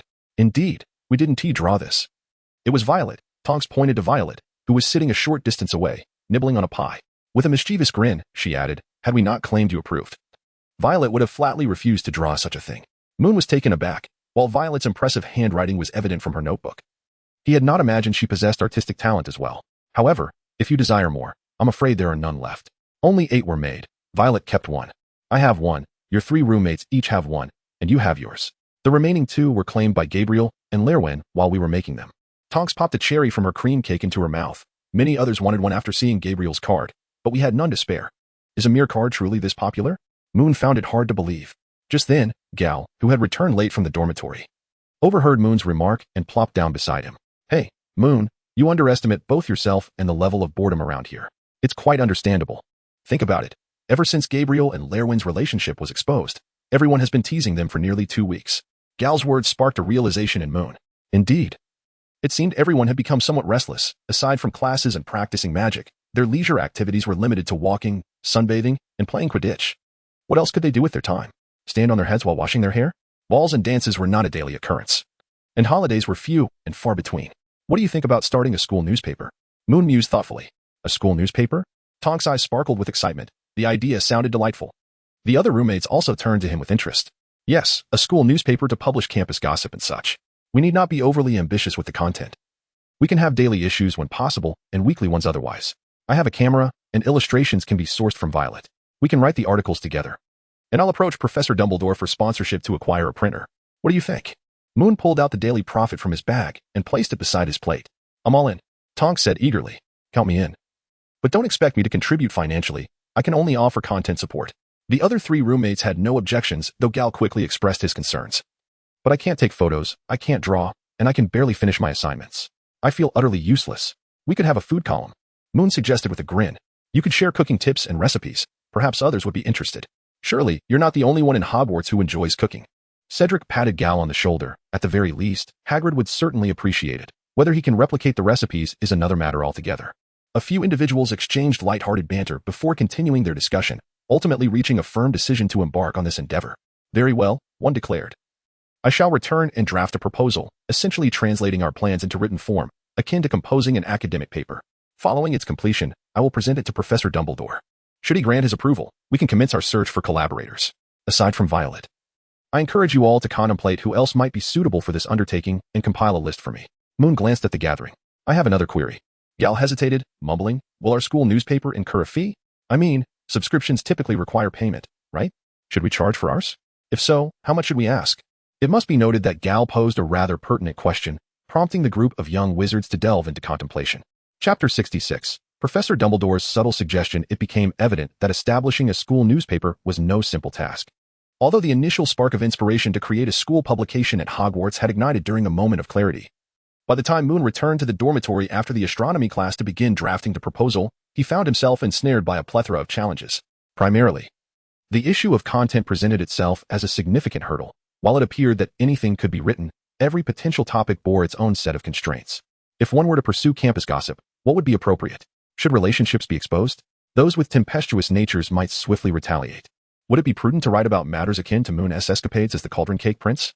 A misstep could inadvertently incite a wave of bullying. What of recounting who played pranks and faced detention? Most individuals involved would likely feel embarrassed, with only a select few willing to accept such scrutiny. In contemplating the coverage of Quidditch matches, how should one approach it? Once the results were announced, the entire school community would already be aware. Merely recounting the events would only serve to irk the losing house. Writing match commentary? Undoubtedly, this would yield a similar outcome, leaving one house dissatisfied with the critique. Moon found himself in a quandary, holding a piece of parchment that bore only a title. This approach would undoubtedly be inadequate. If he were to create a school newspaper, it was imperative that it be enjoyable for all four houses. Furthermore, he needed to be vigilant about guiding the narrative to avoid inciting any unpleasant disputes. Only such a newspaper could truly be regarded as the voice of every individual at Hogwarts. He absently stroked the feather of his quill, and after a moment of deep contemplation, an idea sparked within him, prompting him to fervently inscribe his thoughts upon the parchment. Ahem, mint ice cream. Moon cleared his throat and addressed the gargoyle before him. Upon hearing the phrase mint ice cream, the gargoyle nimbly leapt aside. Moon half expected a tremor to accompany its movement. The sturdy wall behind it suddenly split in two, revealing an ancient spiral staircase that ascended into the unknown. Ah, thank you. Moon exhaled in relief, silently critiquing Professor Dumbledore's peculiar office password, mint ice cream. It struck him as an unappetizing concoction, one that might cause a few teeth to freeze upon tasting. Ascending the spiral staircase, Moon soon arrived at the door to Professor Dumbledore's office. Just as he was about to knock, he heard the professor's voice emanating from within. Come in, Mr. Fox.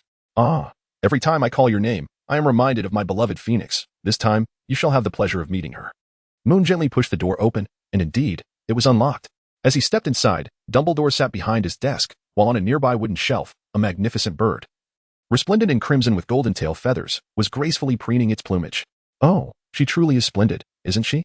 Upon noticing Moon's gaze upon Fox, Dumbledore's face lit up with a gentle smile as he, too, regarded his Phoenix. You were fortunate to witness her in her most beautiful form. It seemed that Fox, sensing the two were discussing her, raised her head and let out a melodious cry, then locked eyes with Moon. She has taken a liking to you. Dumbledore appeared somewhat surprised. Many visitors frequented his office, yet few had managed to share such an immediate connection with her. Fox emitted another enchanting trill, seemingly affirming Dumbledore's words, but soon resumed her delicate task of grooming her feathers. Moon was inexplicably amused, but he quickly recalled the purpose of his visit. He hastily withdrew a piece of parchment from the inner lining of his cloak and extended it towards Professor Dumbledore. "Ah, my apologies, Professor. I almost forgot the matter at hand. I have come to present a proposal regarding the school newspaper." Professor Dumbledore chuckled softly and slightly rose to take the lengthy parchment from Moon's hands. "Professor McGonagall just informed me that there is great potential in this," he remarked. Moon inexplicably felt a flush rise to his cheeks. He cleared his throat and tousled his hair, though in truth, it was not as commendable as he believed. It was merely more detailed. "Ah, humility is indeed an essential virtue on the path to progress, Moon." However, Dumbledore unfurled the parchment and remarked casually, "I must say, prior to your efforts, since I have taken on the role of headmaster at Hogwarts, I have received 7 or 8 proposals for the school newspaper. The majority of these were summarily rejected due to inappropriate content. The remaining 1 or 2, though reluctantly accepted, were soon compelled to cease publication as they still contained unsuitable articles. Among those 7 or 8 proposals, not a single one has ever been deemed promising by Professor McGonagall, Moon." Moon's face reddened further. He ceased his self-deprecation and, seizing the opportunity while Dumbledore perused the content of the parchment, discreetly surveyed the office. It was a spacious, circular room, tastefully arranged for comfort and convenience, though somewhat cluttered. Several desks were scattered about, some adorned with teapots, teacups, confections, and stacks of books, while others displayed an array of peculiar and uniquely shaped silverware. In the corners, additional tables were strewn with various jars, hourglasses, picture frames, candles, and a medley of other odds and ends. Apart from the desks and cabinets, the room boasted numerous shelves. On one such shelf positioned behind the desk, Moon espied the sorting hat, which, regrettably, appeared to be napping and paid him no mind. The circular walls of the room were embellished with beautiful, yet understated decorations. But what truly captured attention were the portraits hanging upon them, all belonging to the esteemed headmasters of Hogwarts. In the portraits, some figures engaged in casual conversation. Others flitted between frames for a visit, and a few made eye contact with Moon, which made him feel a tad awkward. Just as Moon began to feel a twinge of boredom, Dumbledore finally lifted his gaze from the parchment, his expression one of surprise as he regarded Moon. "While I have already confirmed through various channels, including my own observations, that you are indeed a remarkable child," he remarked, shaking the parchment in his hand, "I must admit I underestimated you, Moon. You are far more exceptional than I had anticipated. Most of the ideas here are quite commendable. They may not all be fully developed, yet they undoubtedly hold potential for exploration. However, there is one aspect I believe we ought to discuss thoroughly, the operational model of the school newspaper. I feel that it should not be entirely free of charge." Chapter 67. A promising beginning. Professor Dumbledore's suggestions were indeed well-founded. To be precise, he and Moon were contemplating different aspects of the matter. Moon predominantly focuses on the newspaper they have collaboratively created, while Professor Dumbledore contemplates the overarching operational model of the entire publication. In essence, Moon considers the newspaper as a passion project driven by those currently involved, yet it is likely that once they depart, this labor of love will inevitably wane. One cannot always assume that everyone is willing to contribute solely for the sake of passion, particularly in the intricate and demanding task of managing a newspaper. Consequently, the implementation of a revenue-generating system, allowing the newspaper to sustain itself and yield benefits for all participants, becomes paramount. Moon contemplated briefly before quickly aligning with Professor Dumbledore's words. Beyond what Professor Dumbledore had articulated, he also considered that relying solely on voluntary contributions without any tangible benefits would indeed make it challenging to ensure the longevity of the school newspaper. This was a pragmatic truth, but precisely because of this, it stood as an undeniable fact.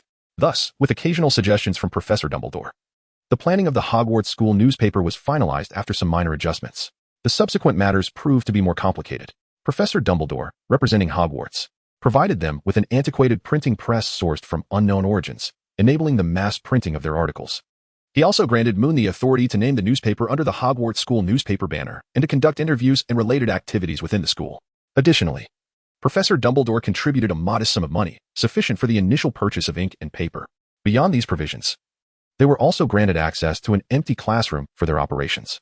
In reality, this so-called investment resembled more of a support and assistance to the students, as Professor Dumbledore only requested a mere 10% stake, which Moon had insisted upon. Once the newspaper was officially launched and entered its operational phase, it would cater to the Hogwarts community with enticing offers. A subscription for 1 month would cost merely 1 copper canute. For external readers, the pricing was slightly higher than the daily profit, at 2 copper nuts per issue. A 1-month advance subscription would only require 7 nuts, while a quarterly subscription, 3 months, would be priced at 19 nuts, which is less than a silver sickles. Should a holiday occur, the subscription would be extended accordingly. It was inevitable that the newspaper's pricing would exceed that of the daily profit. which enjoyed the backing of the Ministry of Magic and boasted the largest readership in the British wizarding community, thus not needing to worry about balancing income and expenditure. Although Moon and his team primarily faced costs related to sending owls and purchasing paper, pricing it at one canoe could potentially lead to a precarious situation where they might not even recover their initial expenses.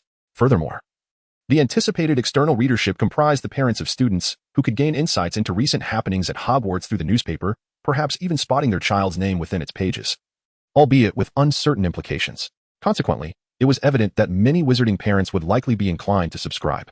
This indicated that Moon needed to commence the search for his writers. A newspaper with 4 pages required a diverse array of content, and while some segments could be fixed, and some content could be authored by himself, a substantial portion would rely on submissions from fellow students, which was far from realistic. Could one writer truly suffice for a single column? What if submissions were not delivered on time? Would they leave the column vacant? While the idea of student contributions appeared appealing, the quality of submissions would be difficult to manage. They could receive 20 articles but find none suitable for publication. Once the newspaper was operational, one could anticipate a surge of spontaneous submissions from students initially, filling pages with ease, but this enthusiasm would likely wane, leading to a significant drop in submissions after a few issues. What would be the course of action then? Would they need to reconfigure the newspaper's content? Moreover, relying solely on student submissions posed a financial dilemma. The initial operational costs were limited, with Professor Dumbledore contributing some and Moon adding his share.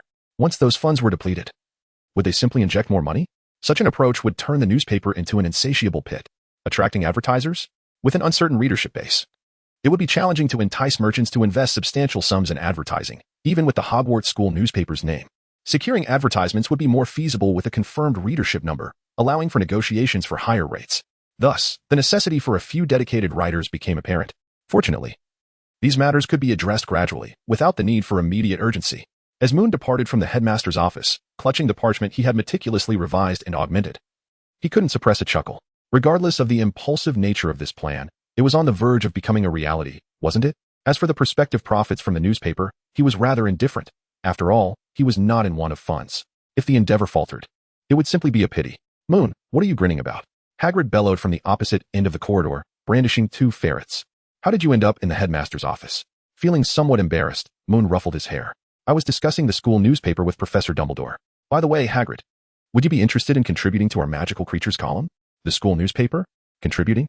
No, I can't manage that, Hagrid replied, clearly puzzled, shaking his head vehemently, causing the snow from his beard to tumble down. Don't be so hasty in your refusal. You won't need to write anything, Moon reassured him, moving closer to Hagrid. He glanced at the 2 ferrets, who appeared to be dazed, and continued, You merely need to partake in an interview and share some knowledge about magical creatures. We will handle the writing. Hagrid seemed to ponder this, still grappling with the concept of the school newspaper. Well, that sounds all right. As long as I don't have to write, that sort of thing would surely be the death of me.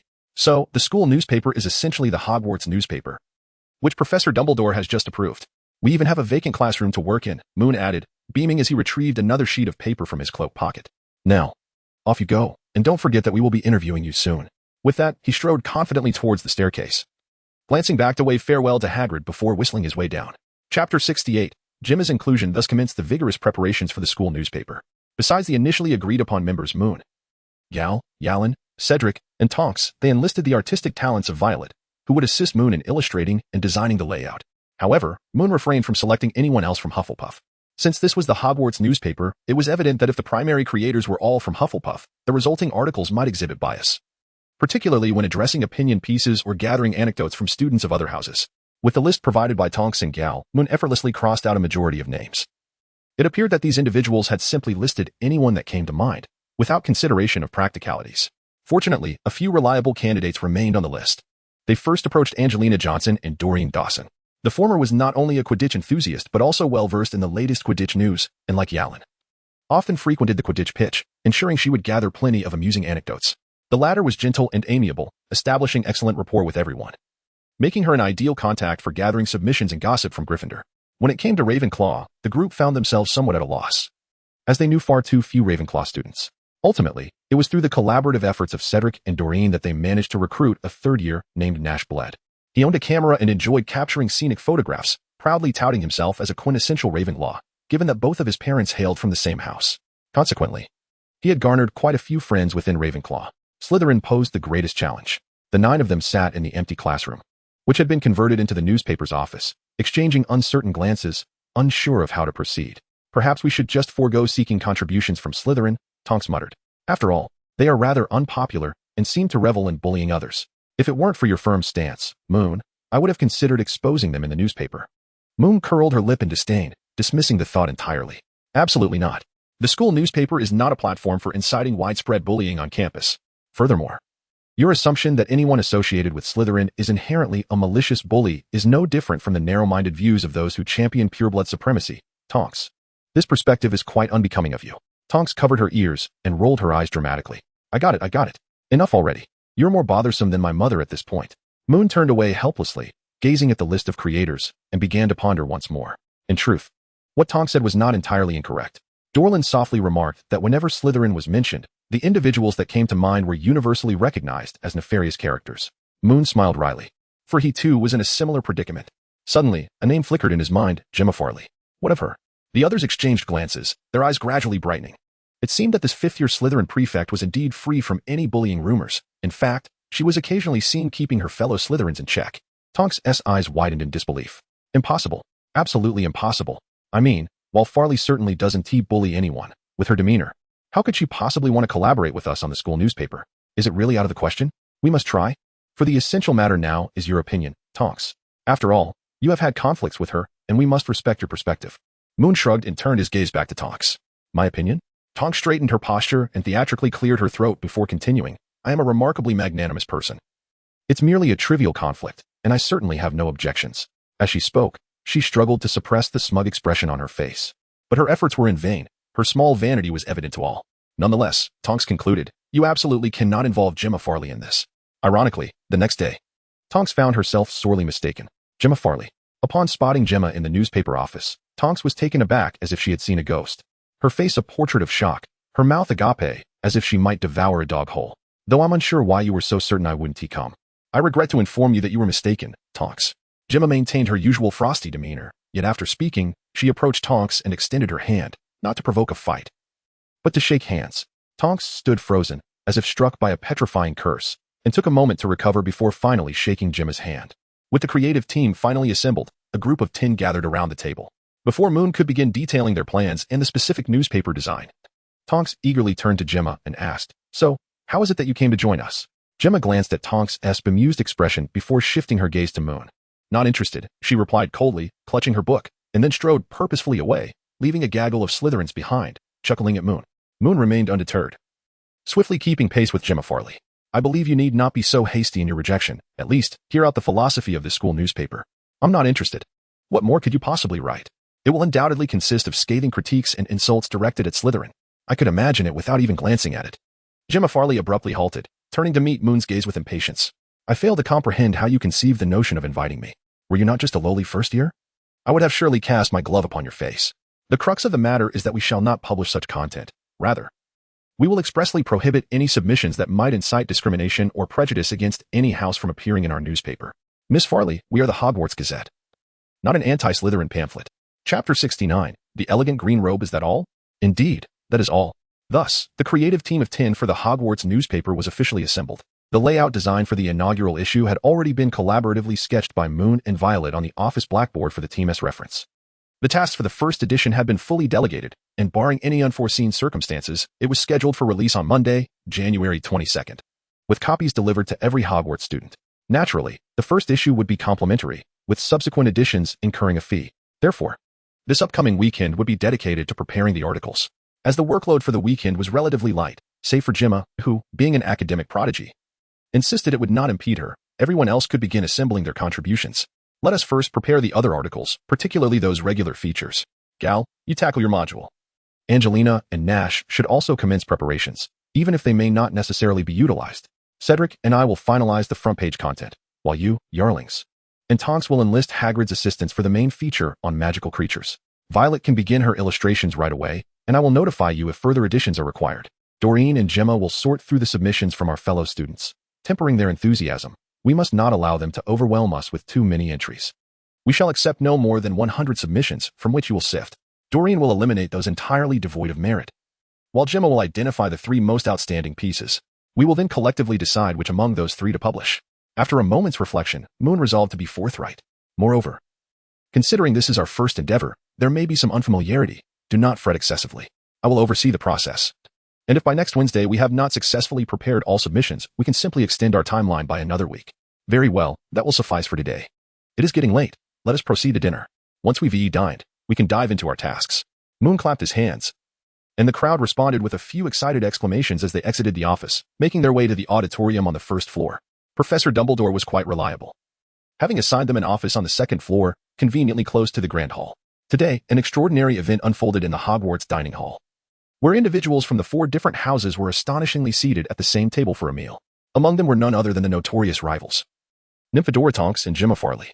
This astonishing scene was sparked by Doran, who, despite the initial plan of returning to their respective house tables for dinner, felt a twinge of anxiety at the thought of working on a newspaper, a task of significant importance for her. She incessantly bombarded Moon with questions about the editorial process, the types of submissions that would be accepted, and the consequences of mistakenly rejecting useful contributions. Her incessant inquiries began to unsettle those who were originally calm, including Gemma, Tonks, and Cedric, not to mention the others who were already slightly apprehensive.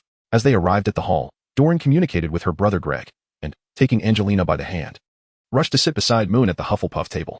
Following a moment of hesitation, Nash joined them, while Gemma, eager yet restrained, was ultimately pulled over by Tonks, who recognized her conflicted feelings.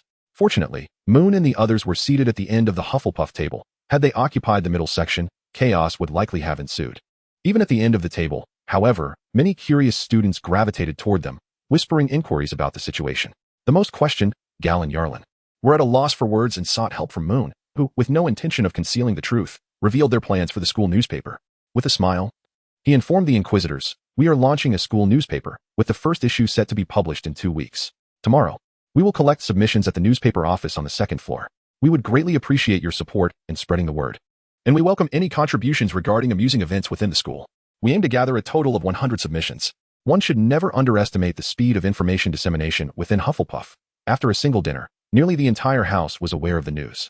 By 10 o'clock the next morning, when Gemma and Doran arrived at the newspaper office with their assignments and submission box, numerous students from all 4 houses were already waiting for them.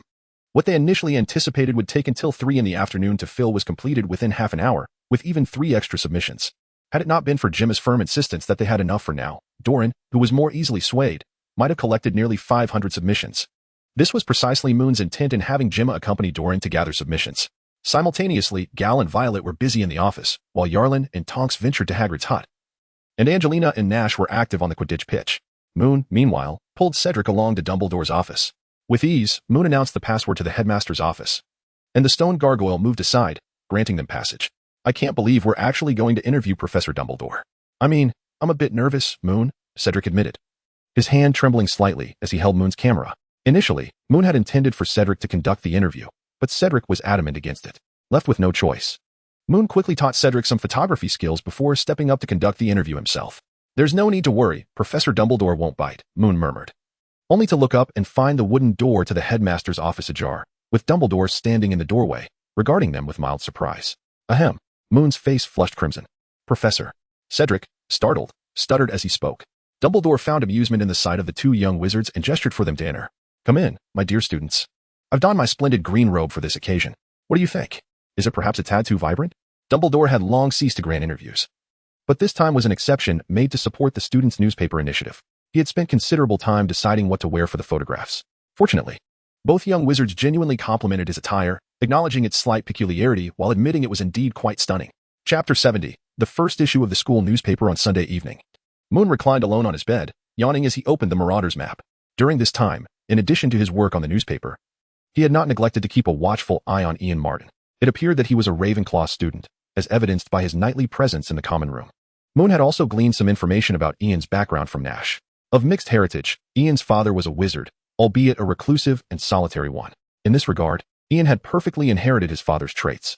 This 6th-year Ravenclaw student had scarcely any friends, even within his own house, preferring solitude. And even his housemates did not interact with him often. Consequently, no one could attest to whether he had been behaving unusually, as it was commonplace for Ian to come and go without much notice, rarely making an appearance outside of class hours. However, from Moon's perspective, Ian was increasingly suspect. Throughout the day on Saturday and Sunday, each time Moon checked the Marauders map, he observed Ian loitering around the Forbidden Forest, exhibiting a restless demeanor. Though he did not venture inside, such behavior was undoubtedly peculiar, resembling someone waiting for or searching for something. If it were anyone else, Moon might not have suspected anything. Perhaps they were merely waiting for a date? Yet, prior to the Christmas holidays, Ian had recklessly dashed into the Forbidden Forest while Hagrid was away seeking Professor Dumbledore.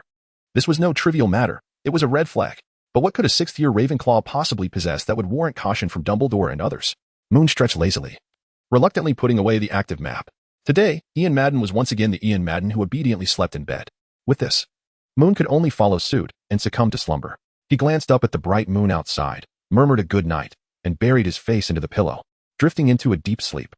Early Monday morning, the somewhat rudimentary school newspaper that Moon and his companions had tirelessly produced over the weekend spread like wildfire in the auditorium. Look, that's me. A Slytherin Quidditch player brandished the newspaper, boasting that they had captured him in print. I made it into the paper. This was during our training day over the weekend. Laughter erupted around. Gale, you're amazing. This apple pie looks absolutely delectable. I must send this back to my mother so she can learn to make it. Gabriel approached with the newspaper, suggesting, how about a soup tutorial for the next food column? My mother has tried following numerous culinary magazines but never quite gets it right. Perhaps your tutorial will finally help her succeed. Gabriel was not the first to praise Gale. Several others had already come over to tease and commend him, leaving Gale's face flushed like a blazing fire, a sensation that refused to dissipate. Though he was uncertain if his tutorial would indeed assist Gabriel's mother, Gale nonetheless eagerly agreed, promising to craft an issue based on Moon's directions, while firmly remembering not to overcommit on the timeline. Well done, Nash. Over at the Ravenclaw table, Nash faced a similar wave of admiration. Moon had added a small feature on the 4th page, wherein Nash filled in the riddle required to enter Ravenclaw's common room. It was well known that the young witches and wizards of Ravenclaw had long wished for other houses to experience the riddle requirement for entry. The excitement was palpable at the Gryffindor table as well. Angelina and Nash had captured numerous striking photos of the young wizards in action on the Quidditch pitch, including an impressive moment when Charlie Weasley demonstrated advanced flying techniques to his team members, all of which were expertly captured by Angelina and Nash. Hey, Gemma. Did you put this newspaper together? A Slytherin upperclassman inquired as he approached Gemma. I see there are quite a few photos of our house, and even an article about our common room. This was a collaborative effort, primarily thanks to Hufflepuff's Moon Fox, who confirmed all the content, Gemma replied, maintaining her usual stoic demeanor, though secretly pleased as Moon had indeed fulfilled his promise of impartiality towards all 4 houses. A few Slytherin upperclassmen exchanged contemplative glances towards the Hufflepuff table, where Moon was surrounded by admirers. I remember he is from the Shafik family, one remarked. Gemma nodded but chose not to elaborate, focusing instead on her breakfast. The staff table was equally lively, apart from Professor Snape. All the professors held their own copies of the newspaper. Professor Sylvanus Kettleburn, the current Care of Magical Creatures instructor, waved his remaining arm excitedly, exclaiming, how could they choose to introduce unicorns when there are dragons to showcase? How mundane and superficial. The other professors rolled their eyes at his comments. Yet even Kettleburn himself seemed to engage with the newspaper with a glint of interest, primarily focused on the other sections. The atmosphere in the hall underscored the resounding success of the school newspaper, with throngs of students approaching Moon to offer him coppernuts, eager to subscribe and request copies for their homes. Had Moon not prepared them by directing them to the second-floor newspaper office for subscription forms, the din could have disrupted classes. Albus, didn't T. Moon and his team interview you? Why does this issue's front page feature an introduction to the newspaper and its subscription rates? Professor McGonagall inquired curiously, leaning towards Professor Dumbledore. Dumbledore responded with a mysterious smile, casting a glance at Moon, who was managing the crowd of students. I believe Mr. Fox is convinced that my interview will significantly influence the newspaper's external subscription rates. Thus, he opted to introduce the newspaper in this issue, reserve the second issue for external subscriptions, and only feature my interview in the third. Sensing Dumbledore's gaze, Moon turned back to the staff table, only to find Dumbledore savoring his pumpkin juice. The fervor surrounding the newspaper exceeded Moon's expectations.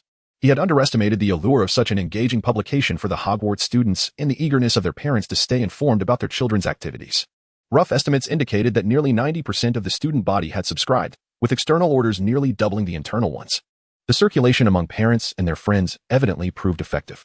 Moreover, the endorsement of professors like Dumbledore, McGonagall, Flitwick, and others, including Madame Pomfrey, was instrumental in driving these external subscriptions. It was anticipated that upon the release of the second issue, when readers discovered that Dumbledore himself would be featured in the third issue, the external subscription numbers would likely double again, a conservative estimate at best. If the wizarding world had trending topics, Dumbledore and Hogwarts would undoubtedly be perennial favorites. Very well done, Moon. Professor McGonagall smiled as she watched him turn a frog into a teacup with a flick of his wand. Her gaze suggested a hint of regret that Moon was not a Gryffindor student. Moon, feeling somewhat embarrassed, lowered his head slightly. The Hufflepuff wizards beside him had grown accustomed to this. Moon was the benchmark in Transfiguration class, and there was nothing amiss about that. Their assignments in Transfiguration could be brought to Moon for guidance, and whenever he had the time, he never declined such requests. He would even demonstrate spellcasting, correcting their gestures and pronunciation. Mr. Fox, I believe you might consider featuring the transformation charm in the spell tips of the next issue of the school newspaper. This simple content, which first years should master, has yet to be grasped by some of the dimwits in third and fourth year, Professor McGonagall muttered. Of course, she was aware that it was rather inappropriate to bluntly ask Moon to confirm the content for the next edition, so after her complaint, she quickly added, naturally. Placing it towards the end would be a fine choice as well. I merely mentioned it in passing. Initially, upon hearing the first statement, Moon was uncertain about how to respond, but upon hearing Professor McGonagall's second remark, he relaxed considerably and promptly agreed. No problem, Professor. I think that is an excellent suggestion. We are indeed considering adding some tips on transfiguration spells in the later sections. Thank you for your input. Professor McGonagall appeared more satisfied, as evidenced by the smile that graced her face. It was Thursday afternoon's transfiguration class, and after this lesson, they would enjoy dinner and return to the common room. The subsequent class content consisted of the usual free practice. Moon guided his classmates on the nuances of spellcasting while jotting down the words transformation charm in his notebook to ensure he wouldn't forget amidst his busyness. Yarlin, after several attempts, successfully poked his wand at the back of a frog, eliciting a painful croak from the creature, which promptly leaped off the table with a splash. Yarlin, his face flushed with embarrassment, rushed to catch the frog, prompting a round of laughter from his peers. Fortunately, at that moment, Cedric finally made a breakthrough. Although his frog-shaped teacup remained green and emitted rib-biting sounds, it was, at least, a cup now. After practicing for a while longer, the lesson concluded as scheduled. A throng of badgers, books in hand, giggled and hurriedly departed the transfiguration classroom, making their way to the Great Hall. The weather was pleasant, and the Quidditch players were likely to train on the pitch after dinner, prompting many to hasten their meal so they could watch. Moon, accompanied by a few roommates, lingered at the back as they descended the stairs. He turned to Gal and said, Gal, I'm heading straight to the office. I still have some revisions to complete on the second issue's front page article. Would you mind bringing me some bread and sausage after you finish your meal? Gal had no objections, of course. Cedric, on the other hand, wished to express his thoughts to Moon. He was quite eager to invite Moon to join him for a meal, followed by a leisurely stroll around the court. For the past few days, Moon had been diligently polishing and adjusting several important manuscripts. Even though Moon had mentioned multiple times that this was merely due to the recent establishment of the school newspaper, and that the significance of the initial articles was paramount, coupled with the pressing timeline, he would soon find himself with more leisure time. Nevertheless, Cedric couldn't shake the feeling that Moon's words merely indicated a return to a life of solitude within his room. Yet, it was evident that even if he urged Moon now, he would likely prioritize completing the manuscripts first. After a moment of hesitation, Cedric resolved to abandon this notion, hoping that Moon would indeed practice what he preached and allow himself some well-deserved respite afterward. Thus, the four of them ultimately parted ways. Cedric, Gal, and Yalin continued their journey towards the auditorium, while Moon, cradling his books, made his way alone to the office. Moon rose to his feet and stretched languidly, keenly aware of the gnawing hunger emanating from his empty stomach. That unreliable fellow, Gal, had made a promise to him, yet it seemed he had forgotten it amidst the meal. Moon helplessly shook his head, rubbed his stomach, and began to neatly arrange the items on the table. It was of little consequence. He wasn't particularly hungry, or he would not have persevered until he had thoroughly revised the manuscript. Furthermore, he could easily venture into the kitchen, for it was but a step away from Hufflepuff in the school kitchen. Checking his pocket watch, Moon was startled to realize that it was nearly 9 o'clock. Initially, he had intended only to finalize the front page article for the second issue of the school newspaper to be published next Monday. However, after completing that task, he thought since he was already there, he might as well tackle Professor Dumbledore's interview piece as well. To his surprise, he had lost track of time, and if he encountered Filch on his way, he would undoubtedly have to endure a lengthy explanation. Just the thought of Filch prompted Moon to hastily pack his belongings and rush out of the office, making his way down the stairs. Chapter 72. The Turn of Events. Caught you. Instead of staying in the common room at night, you're wandering all over the school. Filch raised the oil lamp in his hand, its bright light illuminating Moon's face. The residual glow reflected in Filch's somewhat murky eyes, rendering him quite sinister and terrifying. Moon sighed as he had just turned the corner on the second floor when he collided head-on with Mr. Firk and his wife, Mrs. Loris. Mr. Firk, it's me, Moon. I was just busy revising articles in the school newspaper office, and it's only just 9 o'clock. I believe that even if you take me to Professor McGonagall or Professor Sprout, they would not impose any punishment upon me. Observing the smug expression on Firk's face, Moon helplessly explained, if you doubt my words, I am willing to accompany you to seek out these two professors. Firk's lips twitched slightly, clearly aware of the truth and, more importantly, that Moon was indeed responsible for the operation of the school newspaper. However, allowing Moon to go unscathed left Firk feeling somewhat defeated. Well then, I shall take you to see Professor McGonagall, and we shall see what you have to say. Firk muttered, a clever idea brewing in his mind. Although he could not truly confine Moon, he could certainly make him endure a little hardship, such as standing in the corridor for a while. Follow me. There is someone else I need to bring along to see Professor McGonagall. Given Firk's insistence, Moon found himself with little choice but to reluctantly follow Firk upstairs, carrying his bag as they proceeded down another corridor on the second floor. A Ravenclaw and a Hufflepuff. You troublesome students, wandering around at night. Is the day not enough for your wild antics? Firk rambled incessantly, adding to Moon's amusement as he listened to the chatter. However, one could argue that Ravenclaw and Hufflepuff students were far less likely to cause trouble compared to Slytherin and Gryffindor. Yet, as they turned the next corner into a corridor adorned with numerous picture frames and stone pedestals, Firk's relentless chatter suddenly came to an abrupt halt. Moon inexplicably cast a glance at Filch, observing his expression shift from shock to indignation, which swiftly escalated into a furious outburst.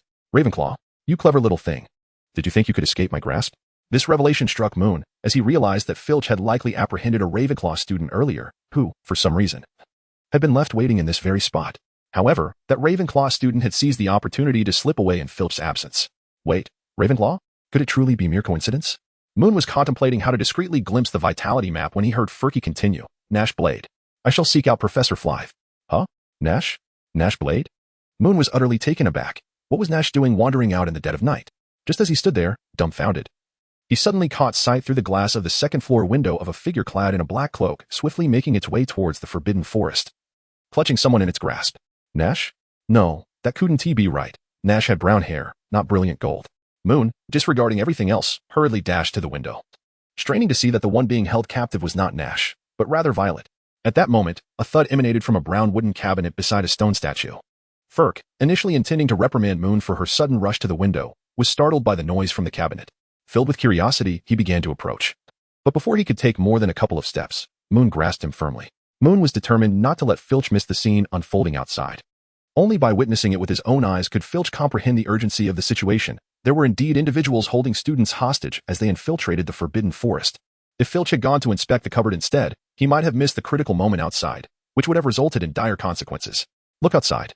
I'll tend to the cupboard, Moon hastily declared, then dashed toward the cupboard. Filch furrowed his brow and cast a fleeting glance out the window, only to see a figure about to enter the forbidden forest, accompanied by another. This sight nearly caused him to lose his grip on the oil lamp he was holding. At that moment, Moon approached the cabinet, gazing at the padlock that adorned it. Gritting his teeth, he drew forth his wand, uttering the incantation, Alhamra. The padlock sprang open with a decisive click and fell to the ground. Nash, clutching his camera, tumbled out of the cabinet with a thud, bound by 2 loops of rope and obscured by a blindfold. I was attacked. It was Ian Martin. The 6th year Ian Martin. He has kidnapped Hufflepuff's Violet Evelina. Don't mind me. Hurry and save her. I'm fine. In a state of utter panic, Nash failed to recognize that the spell he had just heard was cast by Moon. He could only focus on shouting urgently for help. Moon swiftly tore off his eye mask and exerted a force to loosen the ropes binding him, then quickly turned to the still-dazed Mr. Filch. No time to be stunned. You must take Nash to find the professors for assistance. I will seek Hagrid and urge him to capture the intruder in the forbidden forest. Filch, finally finding a semblance of direction, quickly realized that it was indeed his responsibility to locate Hagrid while sending these 2 young wizards to find the professors. However, before he could utter a word, Moon had already dashed out. It was absurd. With Filch's lackluster mobility, by the time he reached Hagrid's hut, it would be too late. Although Moon often preferred to stay indoors with his books, this did not imply he lacked physical training. He consistently maintained his physical fitness, for even among wizards, exceptional physical prowess is foundational.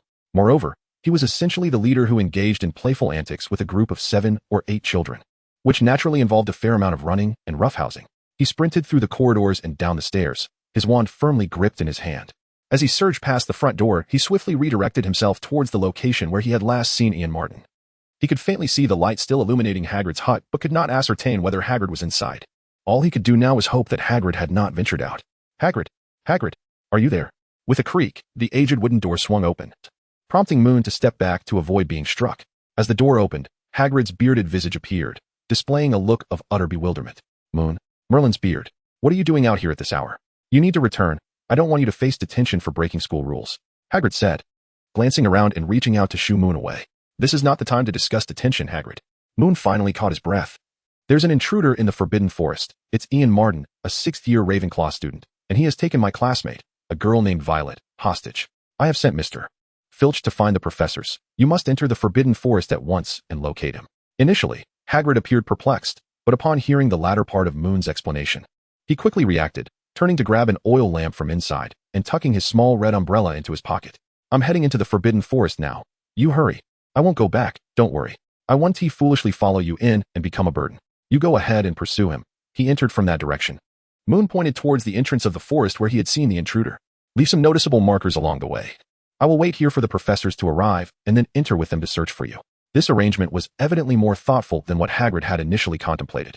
Moreover, had Moon not mentioned the markers, Hagrid might have forgotten that detail entirely. He smacked his forehead in frustration, nodded in agreement, and without further ado, let out a whistle before striding purposefully into the depths of the forbidden forest. Moon's heart, which had been suspended in anxiety, finally eased a little. However, he remained vigilant. There was no guarantee that Ian Madden would not circle back and stealthily emerge from the forbidden forest. Should such a scenario arise while his wand lay idly in his pocket and his guard was lowered, it would be quite amusing indeed, resulting in nothing less than handing Ian Madden an unwitting hostage. Just as these thoughts crossed Moon's mind, a sharp whistle of wind suddenly pierced the air behind him, accompanied by the hushed incantation of a spell. What a stroke of ill fortune! What a cruel twist of fate! Moon could hardly suppress the urge to slap himself. Yet it was evidently not the opportune moment for such self-reproach. He dared not turn around, primarily due to the lack of time. The enemy had unmistakably launched their assault.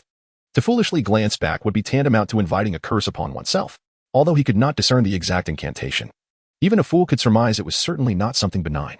Casting aside any semblance of grace or decorum, Moon lunged forward, collapsing onto the ground, which allowed him to narrowly evade the first spell. This movement granted him the chance to roll over and face his assailant, clad in a voluminous black robe. With a gaunt and brooding visage, a high forehead, and a prominent nose, the figure's curly brown hair cascaded down, lending an air of melancholy to his presence.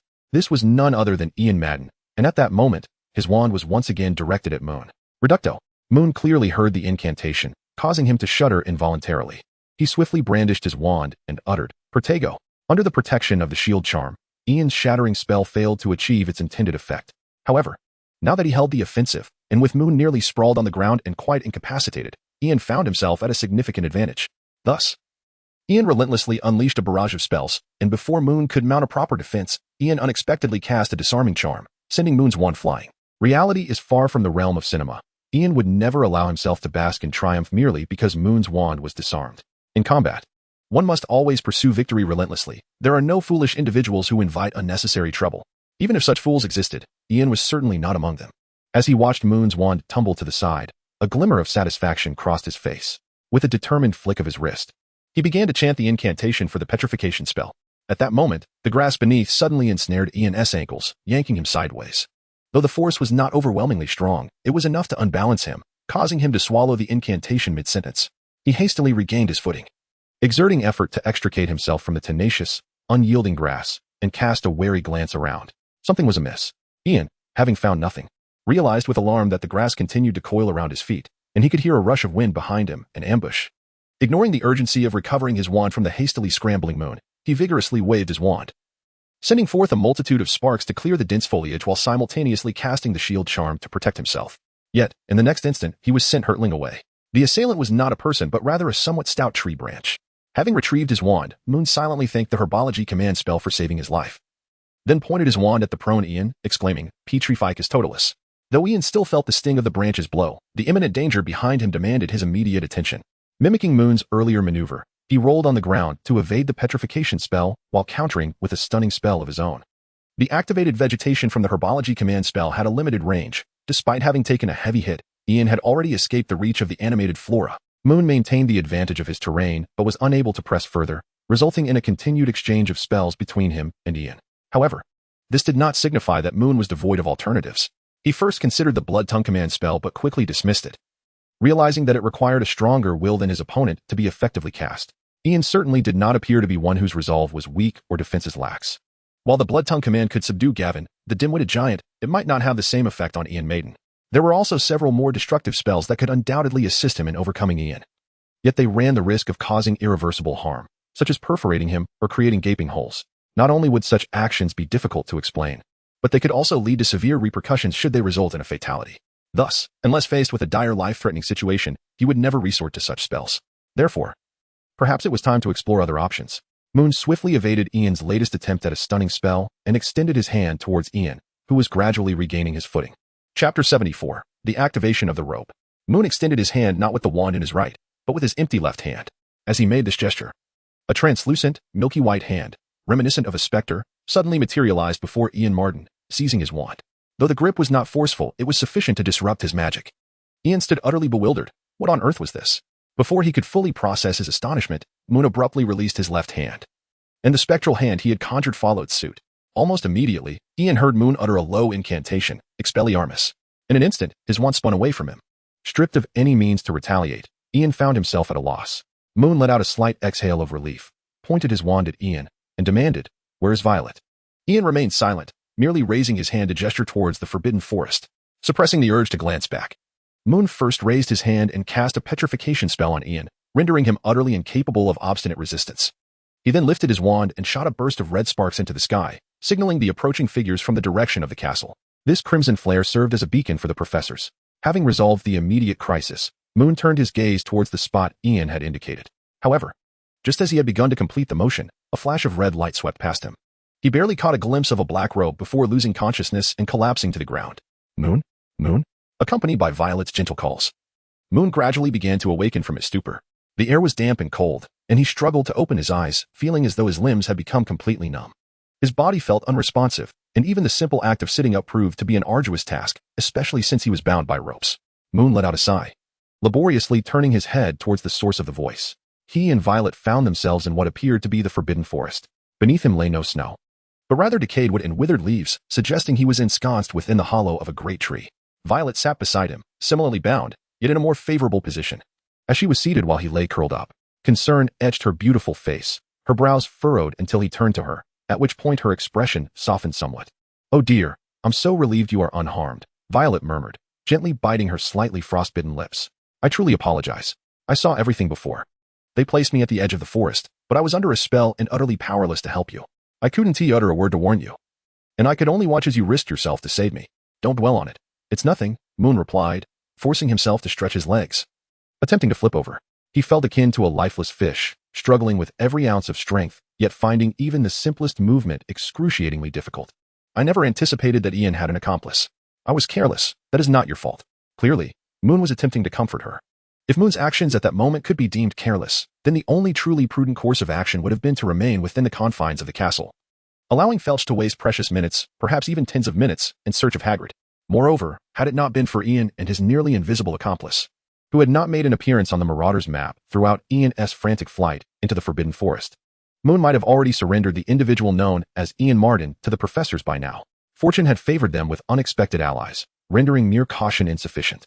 Furthermore, their current predicament hardly qualified as a dire emergency. Violet, however, was unaware of the tumultuous thoughts racing through Moon's mind. She only recognized that Moon was trying to reassure herself. Yet, she found herself unable to assist in any meaningful way. Her circumstances were even more dire than Moon's. Nevertheless, Violet was acutely aware that this was not the time for incessant apologies. Rather than wallowing in self-pity and expressing regret to Moon, she could offer her insights to aid their escape. "We have been here for about an hour or two. They confiscated our wands and abandoned us here. They've been using a levitation charm to keep me floating on my back, so I cannot see the path, but I can discern direction through the stars. Since entering the Forbidden Forest, we have been moving deeper, though not very far, perhaps no more than 20 minutes. Violet watched Moon wriggling on the ground like a large caterpillar, finding it somewhat comical, yet tinged with sorrow, for Moon's current state was a direct consequence of her earlier question about Violet's whereabouts at the edge of the forest. Shaking her head to dispel any complex emotions, Violet continued, endeavoring to remain calm. "It has been unusually quiet outside, which feels rather abnormal. I suspect they might have cast some enchantment to muffle the sounds between this hollow and the outside world. Additionally, the temperature here is slightly warmer than outside, likely due to magical influences, perhaps to prevent us from freezing to death." After considerable effort, Moon finally managed to turn over and exhaled contentedly. "That's splendid, Violet. If what you say holds true, we might be able to escape. However, the absence of our wands is indeed a predicament." Violet looked at Moon with a hint of confusion, only to discover that Moon had somehow freed his hands, which should have been bound. She had not noticed that. While she spoke, Moon had taken advantage of the sound generated by his wriggling to quietly utter the incantation for the newly learned spell from his Christmas holiday, successfully untying the ropes. Violet gazed at Moon in bewilderment, and Moon could not help but chuckle, rubbing his wrists as he approached to assist Violet in loosening her bindings. Perhaps they were in a hurry. The ropes were not secured tightly. Or maybe this rope is quite old and somewhat frayed. "But didn't they use magic to bind you?" Violet asked weakly, yet refrained from pressing further, allowing Moon to free her. "Why ask so many questions? Moon is simply remarkable," Violet mused inwardly. Once Moon had loosened her restraints, she began to stretch her limbs. Without a wand, Moon rubbed his slightly stiff hands and gazed into the quiet expanse of the forbidden forest outside. Let me ponder how we might devise a means of self-rescue. Chapter 75, The Potion of Enchantment. How shall we save ourselves? Moon felt that his question was indeed splendid. For what lay ahead was not merely a straightforward exit from an ordinary forest. Achieving victory would not be as simple as walking out into the open. This was the Forbidden Forest, a realm teeming with all manner of creatures. Should they emerge from the hollow of a tree and find themselves merely 300 meters away? Confronted by a monstrous 8-eyed giant spider the size of a car, Moon would not be the least bit surprised. After all, it was merely an 8-eyed giant spider. And there was a veritable nest of them in the Forbidden Forest, if not thousands, certainly hundreds. One might say, let us express gratitude for the gifts bestowed by the great Hagrid. Moon sighed silently, a genuine fear gnawing at him regarding the possibility of encountering the 8-eyed giant spider during their escape. Those creatures arrived in swarms, with tough hides and swift movements, capable of matching even Mr. Weasley's enchanted car in speed. Both he and Violet were currently without wands, lacking even the most basic means of defense. Although he had learned spells from the magical tome that did not require a wand, Violet was not so fortunate. Another seemingly viable option was to somehow establish a signal for the professors to come to their rescue. However, what if the professors failed to arrive and Ian Martin and his accomplices were instead drawn to them? Would they simply await their doom? Caught in a dilemma, Moon felt the weight of the situation pressing on him. Moreover, while the temperature within the tree hollow had remained constant, Moon could not guarantee it would stay that way. Even at the current temperature, both he and Violet were beginning to feel their extremities numb with cold. If the temperature were to drop further, they risked succumbing to frostbite. It was worth noting that Moon had yet to have his dinner. At a loss for a comprehensive solution, Moon opted to sit down for a moment. He glanced at the somewhat anxious Violet and softly inquired, "Violet, how did you find yourself captured by Martin?" "Well, after finishing dinner in the hall, I intended to visit the school newspaper office to sketch a few illustrations. On my way, I ran into Gal," Violet explained. "Gal mentioned he was heading to the office to deliver your dinner. Since I had to go to the office as well, I took your meal from him. But just as I reached the second floor, I suddenly heard strange noises from the other side of the corridor, and then I saw Ian Martin emerge, clutching something. The moment he spotted me, he became visibly panicked, and before I could utter a word, he cast a spell that left me unconscious." As Violet recounted the events, her voice grew softer, and by the end, she lowered her head apologetically. "I'm so sorry, Moon. Not only did I lose your dinner, but I also put you in this predicament." "All right, enough with the repeated apologies," Moon replied, scratching his head. "Did you manage to see what Ian Martin was holding?" He continued, "And approximately what time was it?" Violet absent-mindedly began to fiddle with some small twigs on the ground, attempting to recollect. "He was holding something it wasn't very large, perhaps about the size of a water bottle, wrapped in cloth, so I couldn't see what was inside. As for the time, it must have been just before 6:30, since I went upstairs immediately after finishing my meal." Just before 6:30? Moon recalled the moment he finished revising the article for the school newspaper and glanced at his pocket watch. The time was drawing near to 9 o'clock. This indicated that Ian Madden had incapacitated Violet before 6:30, yet he had only fled the castle towards the Forbidden Forest around 9. What then occupied him during those 2 hours? Violet tapped her forehead, suddenly reminded of a peculiar scent she had detected near those two individuals. A strange aroma reminiscent of a blend of fireplace smoke and the scent of paper. A hint of shyness tugged at Violet, causing her to hesitate before uttering her final thought, for that scent had swiftly brought Moon to her mind. The smell of fireplace smoke? The scent of paper? Moon found himself perplexed. What could this strange aroma be? Did Ian Madden carry with him a bundle of burning paper? Violet could not suppress a laugh. Would that not imply Ian Madden was in danger of catching fire? However, observing Moon's bewildered expression, she turned her head slightly, her cheeks flushed, and said, "That scent instantly reminded me of you." In a flurry, she withdrew her hand, fiddled with her hair beside her face, inadvertently concealing her visage, seemingly oblivious to the fact that her hand had just been poking around in the dirt.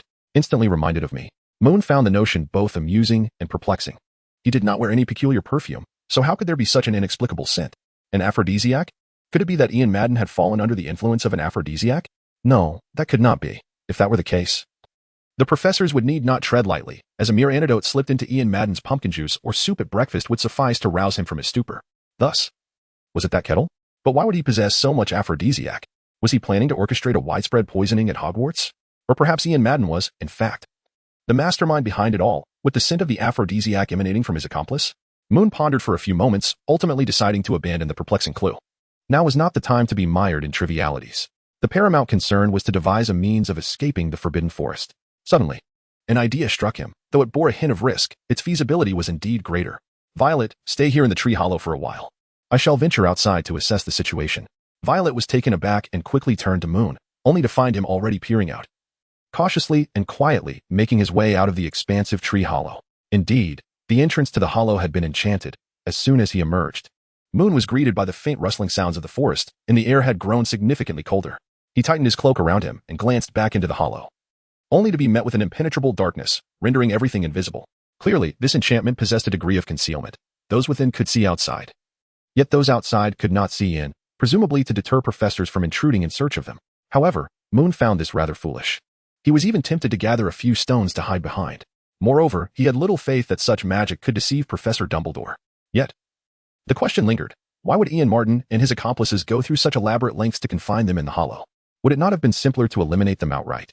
Chapter 76. Ian Martin's accomplice. Evidently, Ian Martin's intentions were beyond Moon's comprehension. He was not a mind reader privy to Martin's innermost thoughts. There were no living creatures in the vicinity of the hollow. The sounds Moon could hear were almost exclusively emanating from afar, and he was neither aware of nor particularly interested in their source. As long as no danger lurked around the hollow tree, that was fortunate enough. He circled to the rear of the hollow tree and retrieved his clasped velvet pouch, the very one gifted to him by Uncle Golov before the term commenced. Imbued with a spell of seamless expansion, most of his assorted trinkets were contained within, including a few books and garments. Moon fervently wished he had stowed away a spare wand, yet alas, he had not. The crux of the matter was, who could have foreseen that Hogwarts was already in such disarray even before Harry Potter's arrival? As he silently vowed to seek out a second-hand dealer for a backup wand on the morrow, Moon rummaged through his velvet pouch, retrieving 2 old garments, alongside the luminous hollow metal sphere gifted to him by Uncle Edgar for Christmas. Although he had no immediate use for the light, it might prove invaluable later. Should he and Violet need to make a hasty escape, navigating the pitch-black midnight forest without illumination would spell certain doom. Moon first wrapped the hollow metal sphere in a thick garment, concealing its gleam, then affixed the short chain of the sphere to the clasp of his cloak, shrouding the floating orb to prevent it from inadvertently tumbling aside. Once everything was arranged, he used another piece of clothing to clear a small patch in the snow, laying down the fabric alongside some dry twigs. Indeed, he intended to kindle a fire within the forest. According to Violet, the edge of the forbidden forest was not far off, thus the smoke emitted by this fire would likely be visible to those outside the woods. It would be preferable to attract the professors. Should enemies arrive instead, it would merely mean engaging in an ambush by the tree hollow, a far more advantageous scenario than a hasty retreat. As for the creatures within the forbidden forest, most beasts hold little interest in fire, tending to avoid it entirely. Even if they were drawn to the flames, it is unlikely they would detect him and Violet concealed within the tree hollow. The most probable to be attracted by the firelight would be the centaurs of the forbidden forest, yet these beings possess intelligence akin to that of humans. As long as one approaches them with respect and understanding, there is little cause for alarm. After all, centaurs do not prey upon small children. Moon gazed at the pile of clothing serving as a base, adorned with several slightly damp twigs, and estimated that it was nearly time. He retreated to the vicinity of the tree hollow and gently snapped his fingers. If provided with a lighter or a pair of flint stones, he might still struggle to ignite the damp twigs, which are notoriously difficult to catch fire, even with the assistance of clothing. However, he possessed a magical trick he had learned from the grimoire. As Moon snapped his fingers, the combustible materials on the ground suddenly burst into flames, beginning to burn vigorously. Due to the inherent moisture of the twigs, the smoke that arose became thick and dark, a strategic choice, as he preferred the damp branches over foraging for dry ones. Regrettably, it was midnight. Otherwise, the smoke would have been even more conspicuous. In truth, a more prudent option would have been to ignite a nearby tree. Given the winter season, the forbidden forest was cold and damp, and with careful selection, the risk of a forest fire would be considerably low. The only nearby tree that met such criteria was the hollow tree concealed by Violet, and Moon was intent on finding a means of escape rather than succumbing to desperation for warmth. Furthermore, should he ignite a tree within the forbidden forest, it would likely attract the centaurs, leading to an inextricable predicament. Thus, he had to settle for a more modest solution. With the fire now established, Moon re-entered the tree hollow, remaining vigilant of the external surroundings, and retrieved another garment from his velvet pouch, offering it to Violet. She expressed her gratitude. Her cheeks flushed as she accepted the clothing and donned it, though it appeared that her rosy complexion was more a result of the cold than embarrassment. Moon, with his pocket watch in hand, was timing the moment when, approximately 3 minutes later, an astonishing creature unexpectedly leaped out from the woods. It was Fong, Hagrid's dog. Moon, filled with delight, leaned forward and whistled. Fong. Violet, who was not particularly acquainted with Hagrid, was intrigued and moved closer to observe, though she refrained from sticking her head out. Upon hearing Moon's whistle, Fong immediately turned alert, and upon recognizing Moon, began to bark loudly. At that very instant, a flash of dark green light suddenly shot forth, aimed directly at Fong. Moon, startled, shouted urgently, "Fong, run!" Fong sensed the impending danger and swiftly leaped aside to evade the dark green beam, tucking his tail and darting back into the forest, vanishing in the blink of an eye. Alas, this creature was a coward. While it could seek out companionship, facing malevolent forces was entirely beyond its courage, as it would likely frighten itself to death. Moon understood that he could no longer remain hidden within the tree hollow. The recent cry had already betrayed his presence. Staying there would only lead to his capture by the enemy and potentially place Violet in jeopardy. Of course, he felt no remorse. Yaya had evidently come searching for him and Violet. And it was not in his nature to allow Yaya to perish simply to facilitate an ambush against their foes. Violet, stay hidden and do not come out, he cautioned her. With that instruction lingering in the air, Moon sprang from the tree hollow, unleashing a blast of magical energy toward the source of the recent emerald flash. This moment was different from before. He was devoid of his wand, which significantly diminished his combat prowess. Without resorting to more potent spells, he risked being swiftly dispatched without even lasting a single round. The newcomer was none other than Ian Madden's aide, who was taken aback by Moon's unexpected use of magic. Casting without a wand? Silent incantation? Was this merely an 11-year-old first-year wizard? Who was truly mad here? The figure shrouded in robes realized the gravity of the situation and ceased to underestimate his opponent. It was now clear why Ian Madden had previously fallen victim to this young boy. With a deft flick of his wand, an invisible barrier materialized with a resounding protego, effectively deflecting Moon's magical explosion. It was at this juncture that Moon discerned, through the incantation, that Ian Madden's assistant was, in fact, a man. What then? Was the source of that alluring scent? Note, the magical effects referenced, such as igniting a small campfire or candle, originate from DD. Akin to the earlier mention of the animated rope and the subsequent magical explosion. Chapter 77. The initial encounter with Transfiguration Moon was fervently hopeful that this was indeed a remarkable discovery. However, he found himself pondering whether a man could truly administer a potion of infatuation to another man. His understanding was rather nebulous, thus, from an objective standpoint. If he were to dismiss that insidious curiosity lurking within, it seemed far more plausible that neither Ian Madden nor his accomplice had consumed the potion. The scent of the aphrodisiac that Violet detected might very well have emanated from the object Madden had brought to school, or perhaps from the garments of the two men, which may have been inadvertently sprinkled with the potion. At present, however, such matters seemed trivial. The pressing concern was how to endure for just a little while longer. If he could manage that, Hagrid would soon arrive. Though Yaya was timid, she possessed a modicum of courage to traverse the distance alongside Hagrid. Regrettably, Ian Madden's aide was considerably more formidable than Madden himself.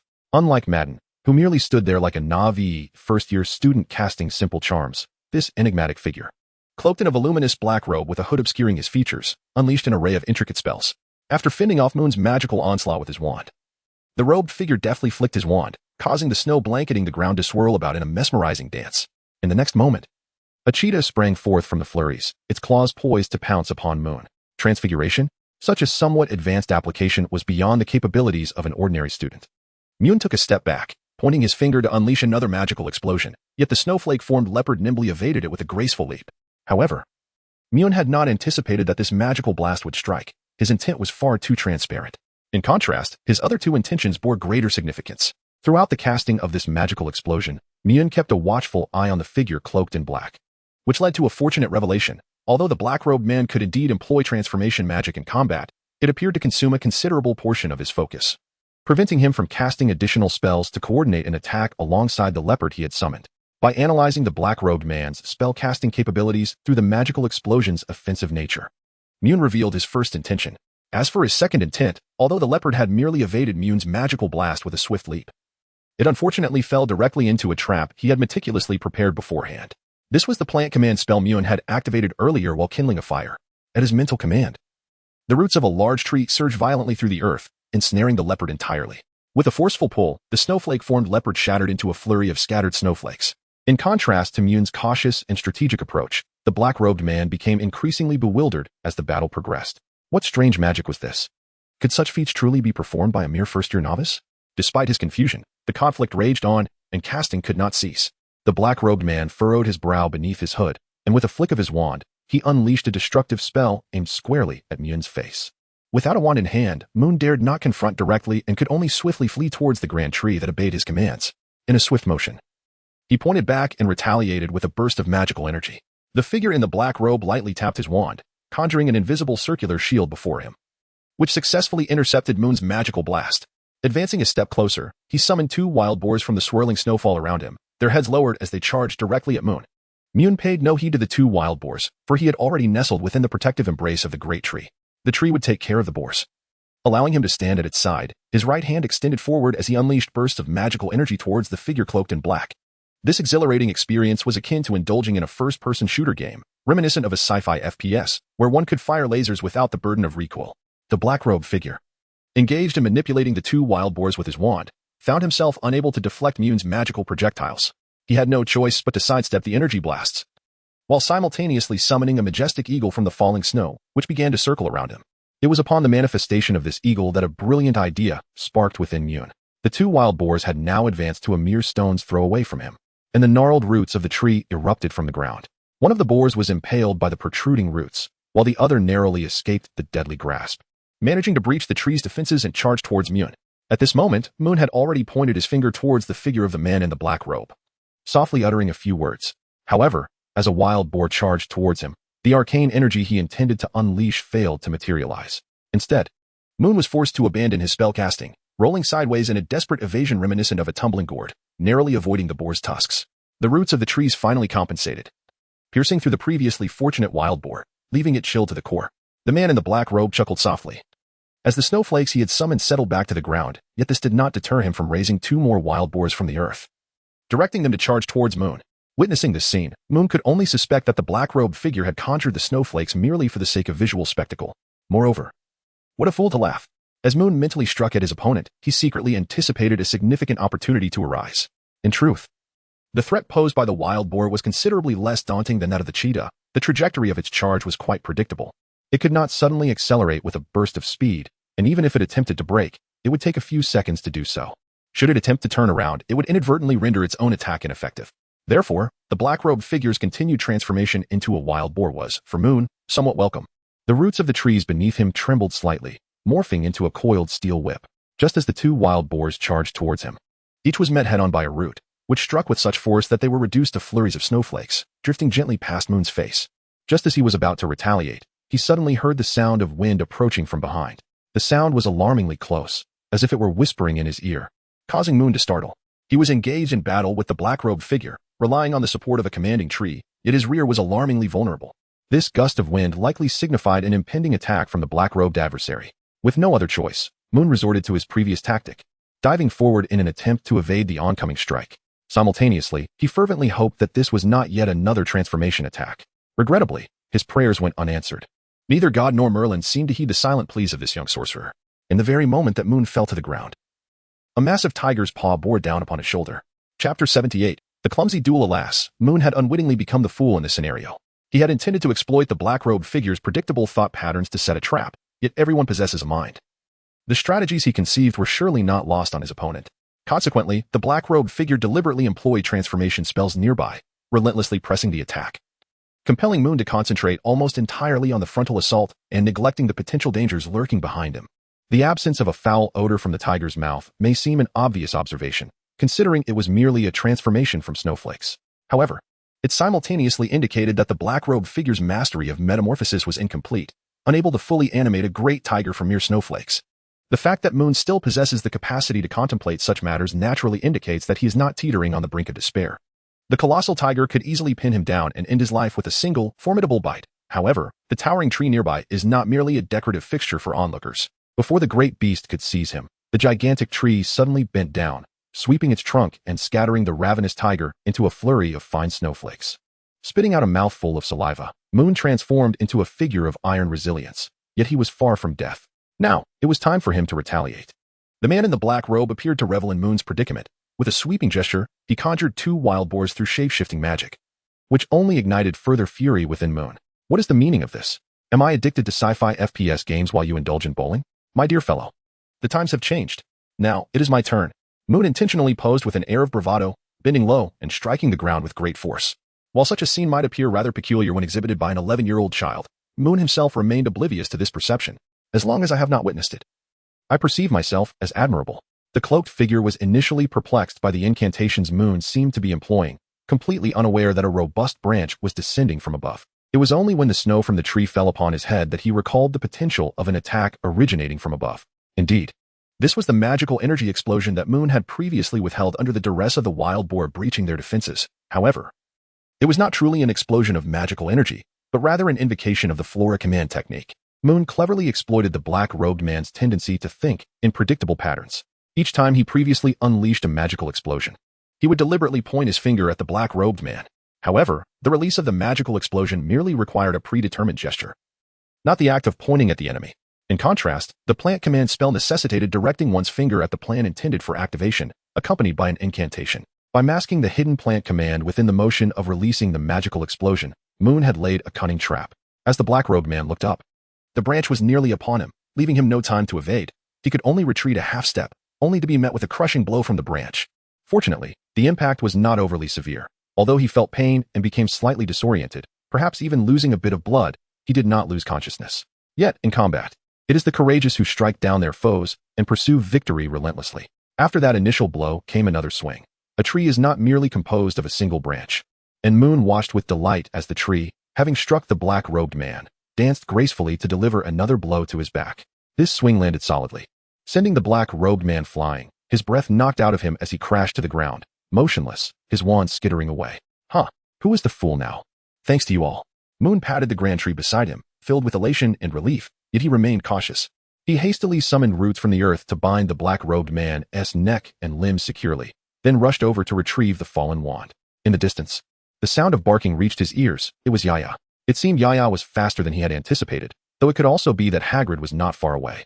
It appeared the two had been engaged for quite some time, but in truth, from the moment Yaya had fled to the present, when the black-robed man succumbed, only a brief period had elapsed. After picking up the wand, Moon first cast a petrification spell on the black-robed man, then began to search his body. Who says one cannot loot corpses in FPS games? Nonsense, even if this FPS game leans a bit too far from the conventional. A digital announcement seemed to echo in Moon's ears, eliciting increasing joy with each notification. Ding. Acquired wand 1. Ding. Acquired wand 1. Ding. Acquired bag of coins 1. Ding. Acquired unknown potion 1. Ding. Acquired beautiful badge of indeterminate use 1. Satisfied. JPG. The two wands belonged to him and Violet, while the bag of coins, potion, and badge were all tucked into the pocket of his cloak. He initially contemplated confiscating the wand of the cloaked figure for future use, but after a moment's hesitation, he abandoned this notion. Through various wand detection methods, skilled wizards could ascertain the spells a wand had previously cast over a period of time.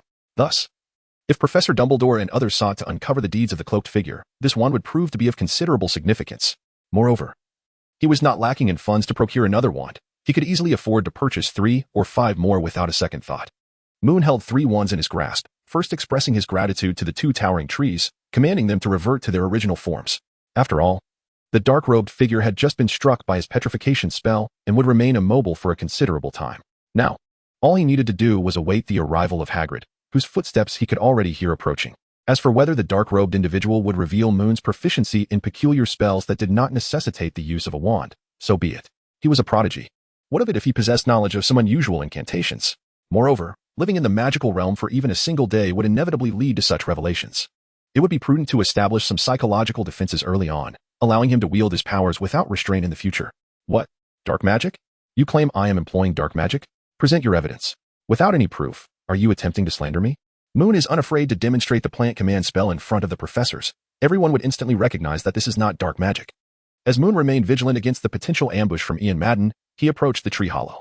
He refrained from entering, as it would isolate him from the external sounds. He needed to keep an eye on the figure in the black robe and stay alert to his surroundings. Instead, he handed Violet's wand into the hollow while pulling Violet away from it. Moon. Just as Violet stepped out of the hollow, Hagrid arrived, guided by Fong, holding a lantern. Oh my goodness, Moon, are you all right? And you too, Violet. Hagrid hurried towards them, his large strides echoing with urgency. Fong, upon reaching them, placed his paw on Moon's shoulder, slobbering all over his face. Moon had just saved Fong's life, and Fong was clearly appreciative. However, Moon was not particularly fond of Fong's method of gratitude, as it was rather unpleasant. He pushed Fong away, wiped his face with the old garment that concealed the hollow metal sphere, and quickly reassured, I'm fine, Hagrid. Violet should be fine as well. Focus on capturing that figure in the black robe. I've petrified him, but be cautious, Ian Madden has not shown up, and he might be rescued by him. Hagrid glanced at the motionless figure on the ground, astonished. Did you do this? Indeed, Moon replied, casting a glance at Fong, who was still spinning in circles at his feet. He decided against discarding the garment. It could still be washed and worn again. Not to mention that throwing it away would hurt Fong's feelings. The hollow metal sphere, now exposed, shone brightly against Moon's robe, having nearly caused him harm when he fell during the attack. Fortunately, it remained intact. Hagrid approached the black-robed figure, effortlessly lifting him from the ground. Well, you needn't worry. Ian Madden has already been apprehended by Professor Dumbledore and the others. His appearance surprised us. No one expected such a character to emerge from the school. He intended to rescue Madden, but once Professor Dumbledore arrived, this fellow fled. We searched the Forbidden Forest for you, but couldn't find any trace. Fortunately, Fong did his part. I had Gal find an old garment of yours for Fong, and he tracked you down. I encountered a few centaurs who kept me occupied. Otherwise, I would have come with him. Thankfully, both of you are unharmed. Let us head out. Moon, send a green spark to inform the professors we are outside. All right. Moon agreed, pondering for a moment. He retrieved the 2 ropes that had bound him and Violet from the hollow, and used the binding spell to secure them to the black-robed figure before launching a green spark into the sky. The spark exploded overhead, and Hagrid led Moon and Violet out of the forbidden forest, with Fong guiding the way. As they walked, the adrenaline that had previously dulled his sense of pain began to fade, and Moon felt aches surfacing throughout his body. The earlier rush had masked the discomfort, but now, the places where the hollow metal sphere had struck, and the joints that had been twisted in awkward positions during the struggle began to protest, causing him to grimace and walk with difficulty. Fortunately, the exhilaration of having survived was still potent, and Hagrid's constant chatter, along with Violet's timely support, helped Moon persist until they reached the edge of the forbidden forest. Professor Dumbledore awaited them, accompanied by Professors McGonagall, Sprout, Flitwick, and even Professor Snape, who brought along a wooden box. Without needing to see inside, Moon surmised it was filled with various potions, likely containing Veritaserum among them. Thank goodness you're safe. Upon seeing Hagrid with Moon and Violet, the professors, except for Dumbledore and Snape, rushed over, even Professor Kump, despite his usual impassive demeanor. In contrast, McGonagall and Sprout displayed visible concern etched across their faces. Dumbledore, I captured that accomplice, Hagrid exclaimed, tossing the bound black-robed figure onto the ground, producing a dull thud. They are all fine, with no significant injuries. All the professors were momentarily stunned, unable to fathom that a first-year wizard could successfully subdue such a menacing figure. Despite Moon's reputation for excellence, this feat was astonishing, even drawing extra attention from Snape, who couldn't help but regard him with newfound interest. Moon, feeling somewhat embarrassed, ruffled his hair, inadvertently aggravating the bruised area on his chest, causing him to wince in pain. Excellent work, Mr. Fox. The subsequent matters are to be entrusted to us professors. Thank you for your remarkable contributions this evening, Dumbledore remarked, his words imbued with appreciation and encouragement. Hagrid and Professor Kump, I kindly ask you to escort Mr. Fox and Miss Evelina to the infirmary. They would be best served to spend the night there under Madame Pomfrey's attentive care. Professor Sprout, would you please visit the Hufflepuff common room to inform the roommates of these 2 children that there is no need for concern, as they have been found? The remaining professors, please follow me. We have important matters to attend to. Dumbledore's instructions were meticulous, prompting the professors to spring into action. Moon and Violet followed Hagrid and Professor Kump hastily to the infirmary. Oh, poor child, your rib is fractured, Madame Pomfrey said, placing a potion on Moon's bedside. You must be in excruciating pain. Violet, anxiously observing Moon, noted, he is not gravely harmed, merely suffering from a chill, compounded by a stasis spell, which has left him somewhat fatigued and weak, nothing more. Moon casually took the potion and downed it in one gulp, only to be overwhelmed by its bitterness, leaving him in a state of discomfort, struggling to even close his mouth. In comparison, he might have preferred to endure the pain of a broken rib. Alas, bitter medicine is a necessity for healing. Now, quickly retire to bed. Come morning, you shall be able to attend class alongside your peers. Upon witnessing Moon's wretched expression, Madame Pomfrey immediately adopted a serious demeanor, as if fearing he might regurgitate the potion. It is time to extinguish the lights. Refrain from whispering. Close your eyes promptly. Under Madame Pomfrey's gentle reminders, Violet obediently nestled into her blankets and shut her eyes, while Moon rubbed his cheeks and burrowed into the warm covers. Once assured both were settled, Madame Pomfrey bid them good night and turned off the lights in the infirmary. Good night, Moon. Good night, Violet. Chapter 8. Concealment the following day. A Friday with only a single class, Moon and Violet rose early. Indeed, as Madame Pomfrey had suggested, after merely a night's rest, Moon felt as though his body had fully recuperated. He joyfully performed 2 exercises reminiscent of his previous life's morning calisthenics, then eagerly pulled Violet along as they rushed towards the main classroom for their defense against the dark arts lesson. They had already enjoyed breakfast in the infirmary, milk, fried eggs, bread, and bacon, delicious fare, likely crafted by the school's house elves. Good morning, Moon. Morning, Moon. Good day to you, Moon. Throughout their journey, greetings abounded. Do not misinterpret. It was not merely due to last night's incident. Moon had, in fact, become somewhat of a celebrity within the school. His reputation as a prodigy, widely acknowledged by the professors, coupled with his role as the editor of the school newspaper, had earned him considerable renown across the 4 houses. Moreover, his amiable nature endeared him to many, even among those in Slytherin, who typically maintained a contentious relationship with other houses. Moon responded to everyone, noting that it seemed Professor Dumbledore had issued a gag order, as not a single person mentioned the events of the previous night, not even those from Ravenclaw. This was indeed favorable news, yet it was unlikely that the matter would remain shrouded in secrecy for long. Once the truth surfaced, Professor Dumbledore would certainly divulge whatever he could. After all, the confidentiality of young wizards was well understood.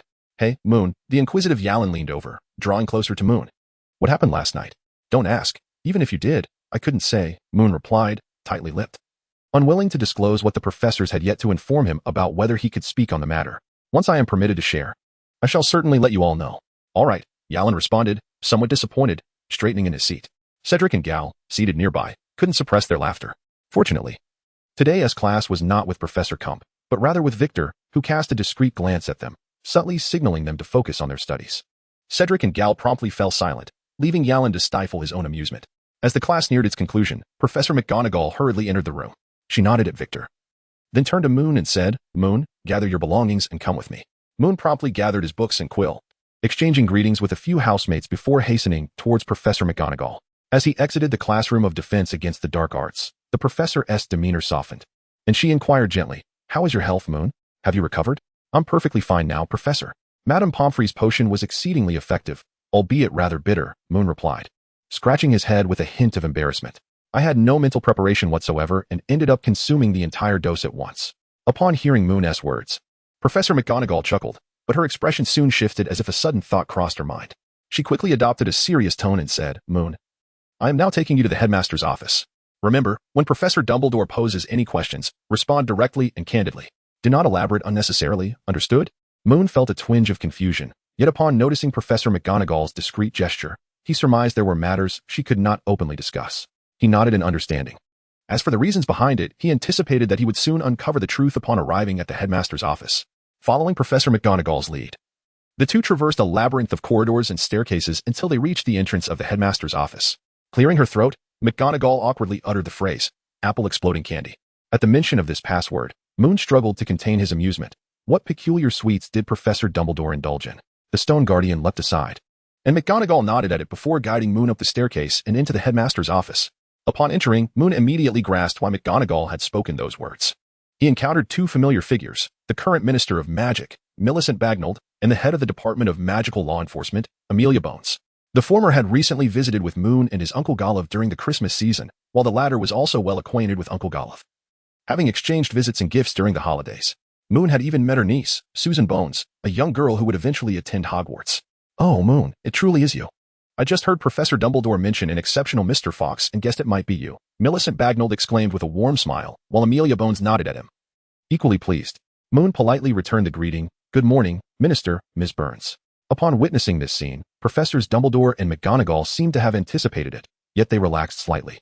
Only Snape, with his perpetually stern visage, remained inscrutable, fixated on Moon in silence, causing a slight unease within him. As I suspected, Golov must have mentioned Moon to you. Perhaps even introduced him. Dumbledore's eyes twinkled with mirth, the crescent-shaped lenses reflecting the flickering flames of the fireplace. In that case, things will be considerably easier, Moon. We called you here primarily to inquire whether you discovered a badge on that dark-robed figure, a silver one, adorned with red and yellow gemstones, featuring a diamond-shaped octagonal relief at its center.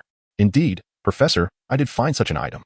To avoid any magical complications, I temporarily confiscated it, Moon replied, retrieving the badge from the inner pocket of his cloak, along with the dark-robed figure's wand.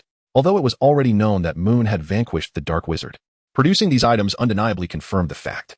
Minister Millicent Barnard took the badge and wand from Moon, her interest piqued. Moon, could you elaborate on how you defeated that fellow?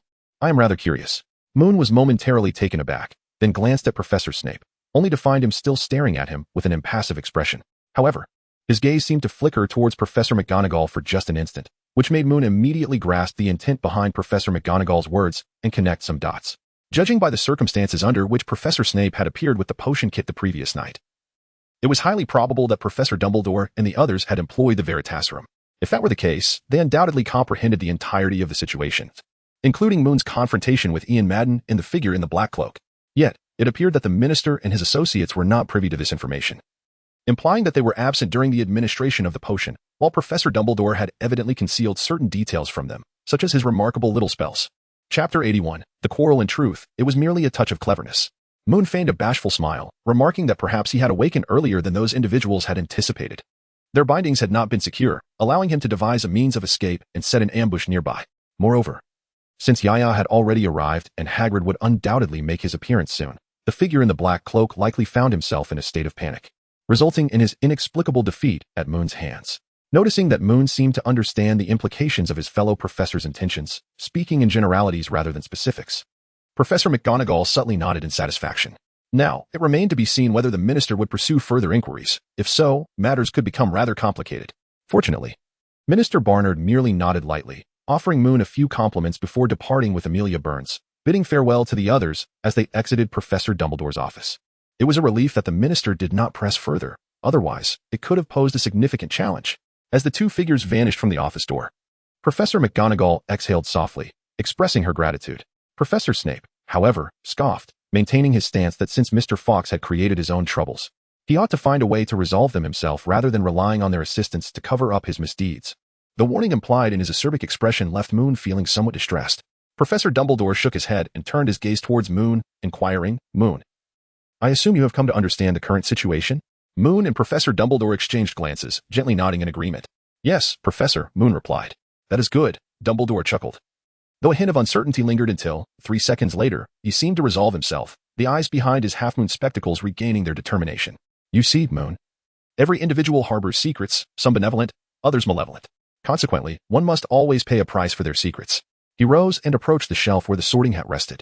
"I have encountered many children with secrets. Indeed, they are all students of Hogwarts, just like you. Among them are those of virtue and those of vice, which has little to do with their secrets. Over the years, I have increasingly come to believe that what truly shapes the course of a person's life is not their lineage, but their choices." Professor Snape's gaze shifted to the portraits in the headmaster's office, his expression inscrutable, neither disdainful nor displeased. Dumbledore then drew forth a potion rack from beside the shelf, delicately twirling a vial within his fingers. When Moon focused his attention, he discovered that the vial contained not a liquid potion, but rather a swirling wisp of silver mist, a memory. "Moon, during my conversation with that dark wizard, the very one you vanquished, I gleaned certain secrets about you. It appears you possess some rather extraordinary methods." "Oh, fret not. I believe you are aware that Professors McGonagall and Snape are already privy to this." Dumbledore turned back, gently shaking the vial, his smile warm yet laden with meaning. "I am uncertain of your thoughts, but I hope you will wield them with prudence." Upon hearing this, Professor McGonagall's brow furrowed immediately, and she candidly remarked, "Headmaster, I thought we would have Moon demonstrate these spells to ascertain whether they constitute some form of dubious power. At the very least, you ought to let Moon explain the origins of these spells." Despite her careful choice of words, her intent was evident. She harbored concerns that Moon's methods might be linked to dark magic. In another instance, a young wizard might have felt offended by McGonagall's sternness. But Moon understood that her intention stemmed purely from a teacher's protective instincts, akin to a mother wary of her child playing with fire. He recognized that Dumbledore did not wish to coerce him. Perhaps the headmaster believed that forcing someone to reveal their secrets could inflict harm. The 3 professors present, including Snape, were indeed looking out for him. Of course, Snape's remarks were often sharp, his words laden with barbs. After McGonagall spoke, Snape retorted, "With all due respect, Headmaster, the spells utilized by Fawkes are evidently benign. One could scarcely categorize them as dark magic. In my many years of experience, I have yet to encounter such gentle forms of dark magic." Dumbledore offered no definitive response to either party. He simply regarded Moon. "I believe, in contrast, that granting children a modicum of trust is paramount, particularly for an astute child like Moon, who undoubtedly possesses the ability to discern right from wrong. Our decision to conceal Millicent and Amelia was born of this very trust, was it not?" McGonagall's eyes widened. "I had thought that was merely to prevent Moon from being ensnared and interrogated by those who cannot discern right from wrong. In the 2 years following the fall of the Dark Lord, conditions have improved greatly within the ministry, yet the specter of danger persists. Headmaster, Albus, you have never indicated that you fully intend to overlook Moon's spells." Clearing his throat, Moon cautiously interjected, interrupting the quarrel among the 3 professors. Their contention revolved around whether to uncover the mysteries of Moon's spells to determine if they were indeed dark magic, thus preventing him from straying onto a perilous path. The crux of their disagreement lay in Snape's steadfast belief that the spells could not possibly be dark, while Dumbledore sought not to compel Moon into revealing anything. McGonagall, however, felt that, as a child, Moon required certain safeguards. In essence, they debated whether Moon should perform magic in their presence. Yet, from Moon's perspective, this was hardly an issue. Was it not merely a matter of demonstrating a spell? He noticed the 3 were looking at him, and thus turned his gaze to the delicate vines winding around the windowsill in Dumbledore's office, the sole plant remaining. "Follow my command," Moon instructed, pointing at the vine and softly uttering a phrase. In an instant, the vine seemed to awaken, using its 2 leaves as arms, twisting and dancing in a comically awkward manner.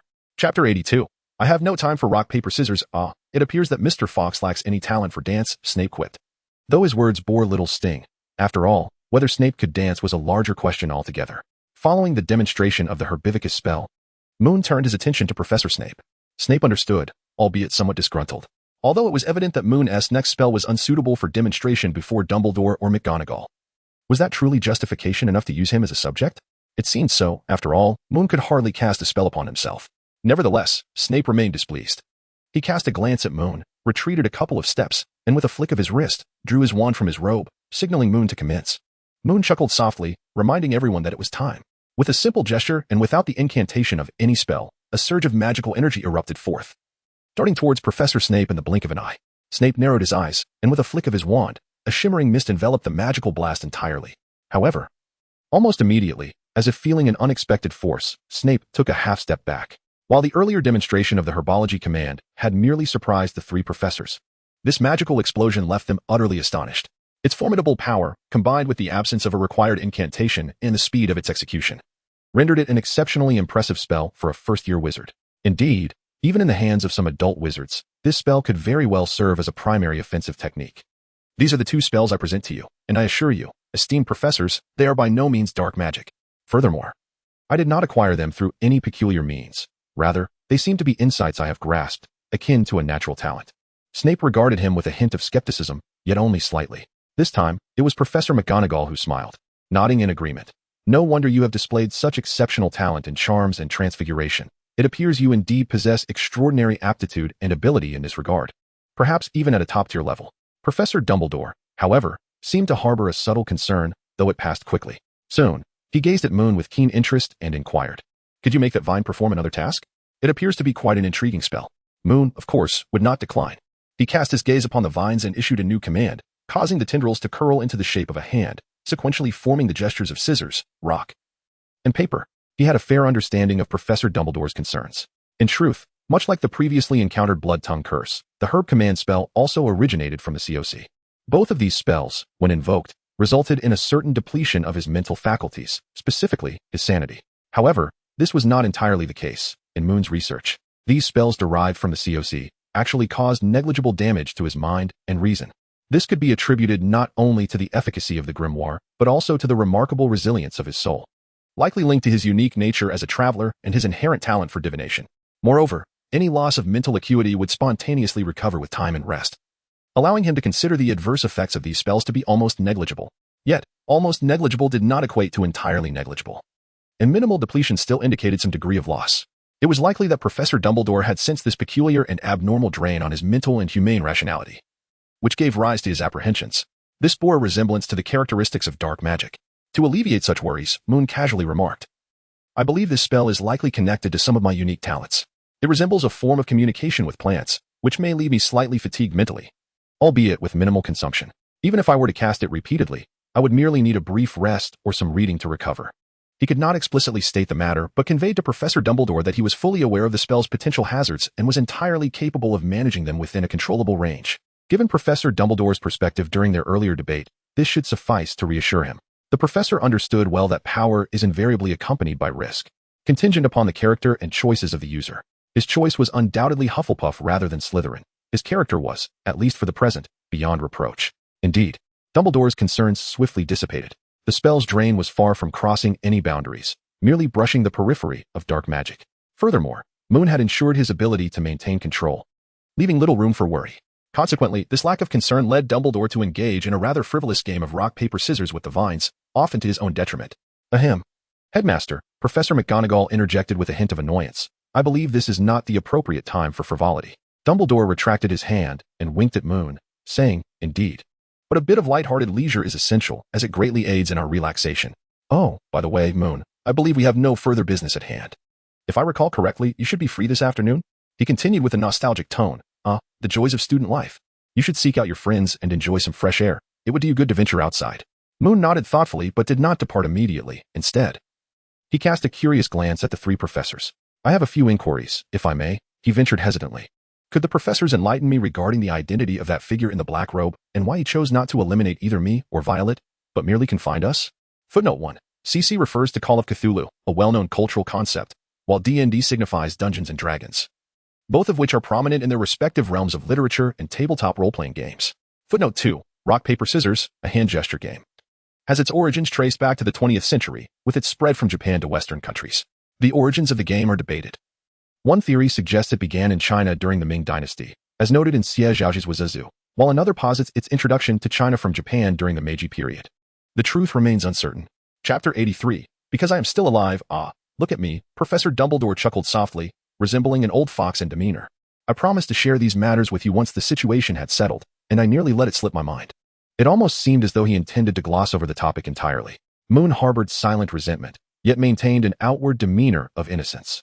Snape, observing the exchange between the elder and the youth, could not suppress a roll of his eyes. Were they performing a theatrical play here? Let me ponder where to begin. I shall first address the identity of the figure in the black robe. Professor Dumbledore opened the drawer beneath his desk and retrieved 2 badges identical to the one recently handed over by Moon, which had been discovered on the black-robed individual. He is a dark wizard, affiliated with the Serpent King Society, however. I prefer to refer to them as the Serpent Monster Society. The Serpent Monster Society is comprised of a multitude of dark wizards who fanatically revere the vile heir of Slytherin, a notorious dark wizard from ancient Greece, and have relentlessly perpetrated malevolence. Fortunately, they do not intentionally target muggles, directing their malice solely towards the Ministry of Magic and ordinary wizards. Another piece of good news is that they have shown no interest in cultivating their own serpent monsters. Of course, I remain skeptical about this. I strongly suspect that they have made numerous attempts only to be thwarted by the Ministry's orders, which is why they have never boldly claimed ownership of any serpent monster or serpent egg. This dark wizard's arrival at Hogwarts appears to have been motivated by a dire need for a material found exclusively within the Forbidden Forest, compelling him to use the Imperious Curse to control Ian Martin. He initially intended to exploit Ian Martin to procure the desired material, but Ian's abilities fell short of his expectations, necessitating a clandestine infiltration of Hogwarts with Ian's assistance.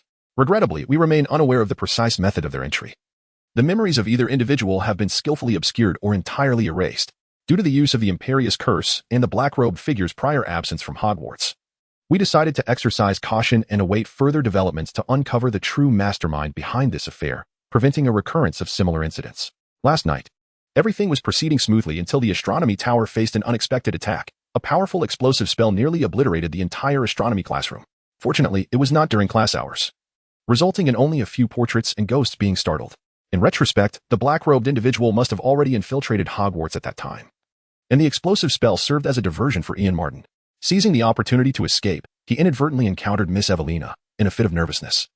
He rendered her unconscious and temporarily concealed her in a cupboard at the end of the second-floor corridor. After assaulting Miss Evelina, Ian Martin hastened towards the Forbidden Forest. But once again, his memories were obscured. When they resumed, he found himself back in the castle on the second floor, where he encountered Nash Blade, who was awaiting Mr. Filch. In a moment of desperation, he incapacitated Mr. Blade and absconded with Miss Evelina. As for the ensuing events, I believe you are already aware of them, Moon. Dumbledore sighed softly, surmising that you might find this matter still shrouded in some mystery. Moony nodded gravely. Indeed, Professor Dumbledore. I am uncertain whether my perspective as a first-year wizard will be of any value, but I believe the object Ian Martin is clutching is pivotal. The object he is clutching? The 3 professors exchanged glances, and it was Dumbledore who first grasped the implication, exclaiming in sudden enlightenment, "Ah, I had assumed that Ian Martin's memories were disordered due to extensive erasure and the effects of the soul-snatching curse. However, it now appears that his remaining memories have also been tampered with. Moony, could you elaborate on that object?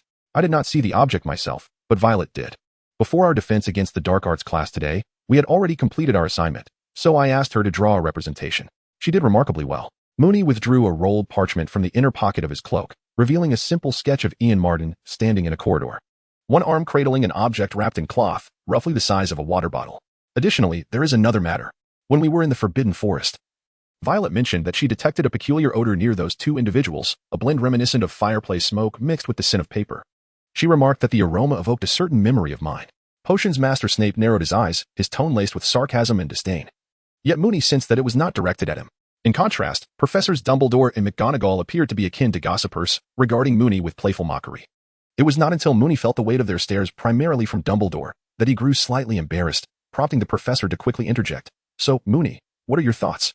It is worth noting that a wand made of silver linden not only signifies your talent in legilimency, but also suggests that you may possess some aptitude for prophecy. Given our current predicament, your insights could prove invaluable. Moon's eyes brightened as a sudden idea struck him. However, he decided to wait until he returned to the common room to put it into practice. Professor, I believe I currently have no other thoughts, but I can reflect further once I return." He restrained himself and addressed the 3 professors. "Very well, then hasten back." Professor Dumbledore replied with a smile and a wave of his hand, urging him not to rush. "Just like in your question, why did they not kill you and Violet?" The wise elder, radiating a sense of self-satisfaction, made the exchange amusing by shrugging lightly and responding in a relaxed tone, "Because this old man is still alive. They dare to engage in their petty schemes beneath my very nose. yet they would never casually attempt to harm my students. Therefore, you may rest assured to fully enjoy your weekend. Note 1. King of Serpents refers to the basilisk. The term basilisk originates from the Greek word basileikos, which can be understood as little king or prince. Thus, the basilisk is also referred to as the king of serpents. The reason for this nomenclature likely stems from the mythological depictions of the creature, often illustrated as a crowned serpent or one adorned with markings reminiscent of a crown. Indeed, the basilisk is not a creation of J.K. Rowling, but a mythical being that has appeared in various mythological and literary works long before. Chapter 84. Happy New Year's Eve. To truly enjoy the weekend means to sit in the school newspaper office, completing assignments and writing articles.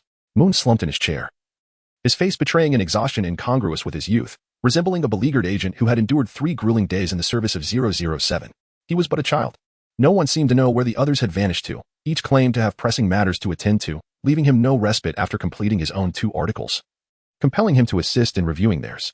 The second issue of the newspaper was set to debut next Monday, and he needed to expedite his efforts. Cursed be the fates.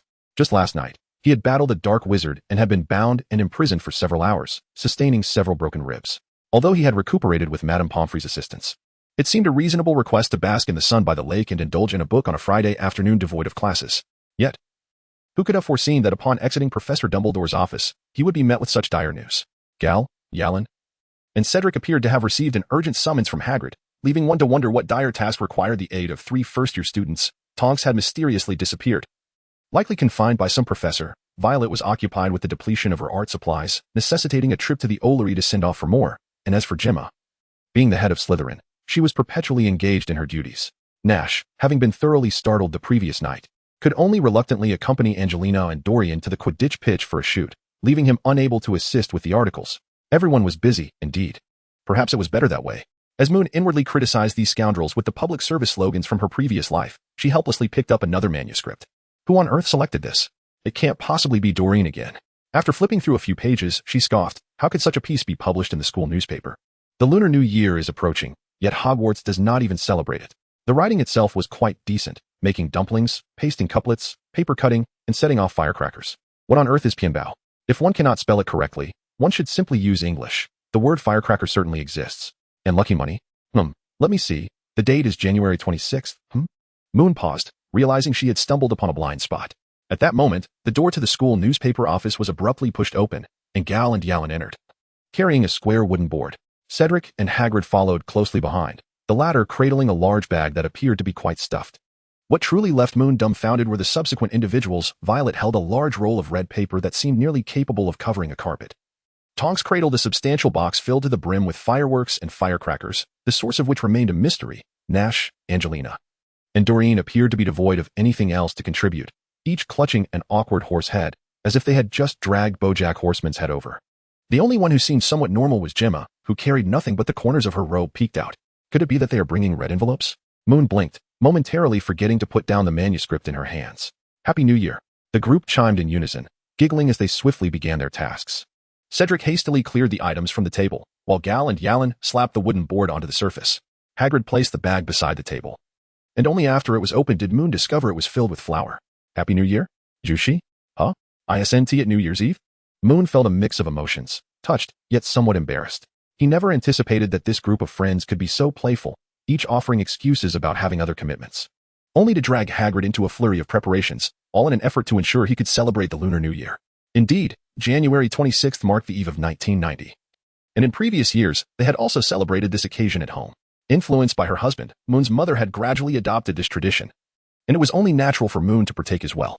However, the days leading up to this celebration had been overwhelmingly hectic, in addition to attending classes. He had been preoccupied with matters related to the school newspaper, and the absence of a festive atmosphere only added to his stress. A sudden incident the previous night had led him to the school infirmary, further disrupting his plans. Otherwise, he would have received New Year's cards and red envelopes from his family that morning. The question remained, how did they know? Before Moon could voice his curiosity, Cedric seemed to read his thoughts and explained with a smile. This morning, we noticed your large parcel in the dormitory, wrapped in red cloth. It nearly exhausted the 2 owls that delivered it.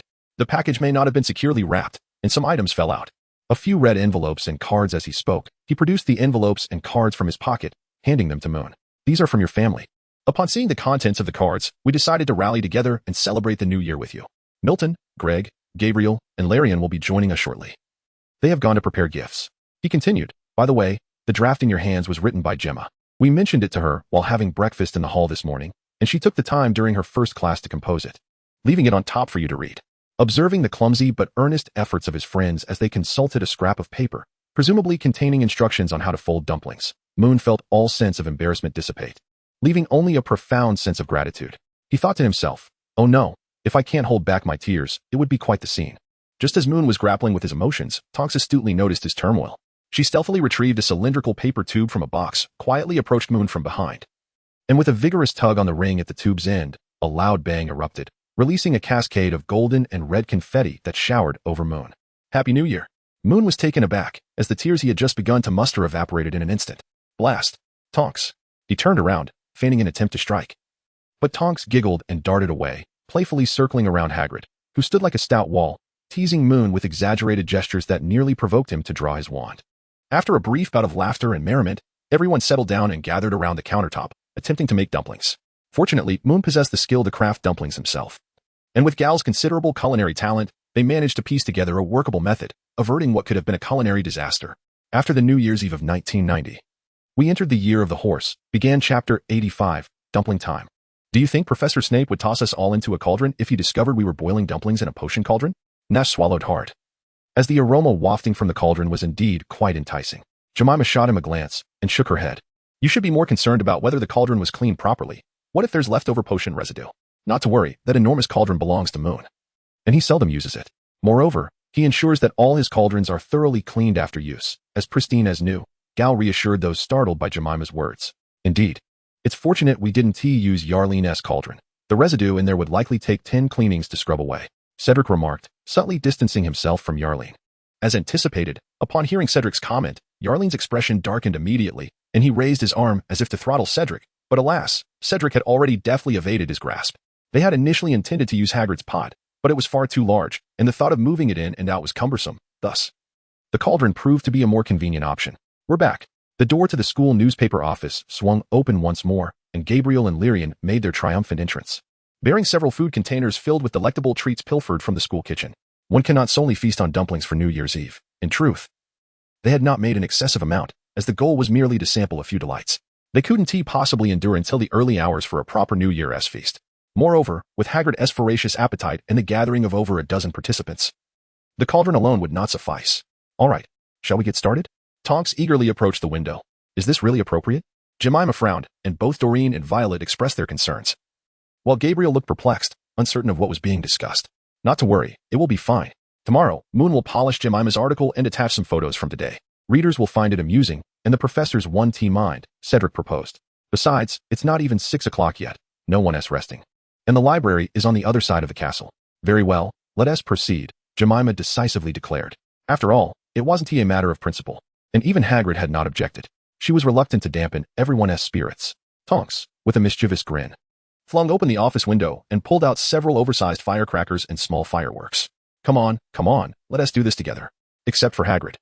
The group of children rushed to the box to divide the fireworks, opening all the windows of the school newspaper office. In the next moment, the Hogwarts campus erupted with the crackling sounds of fireworks, ringing out incessantly. Many children on the playground turned their heads towards the source of the noise, catching sight of the merry faces peering from a second-floor classroom window, along with Jemima and Tonks, each wielding the largest fireworks. Many were bewildered, unsure of what the group was up to, but wherever there was excitement, cheers would inevitably follow. An increasing number of young wizards gathered to watch the spectacle, and Moon even spotted a few couples stealing kisses beneath the display. Inevitably, their antics attracted the attention of the professors.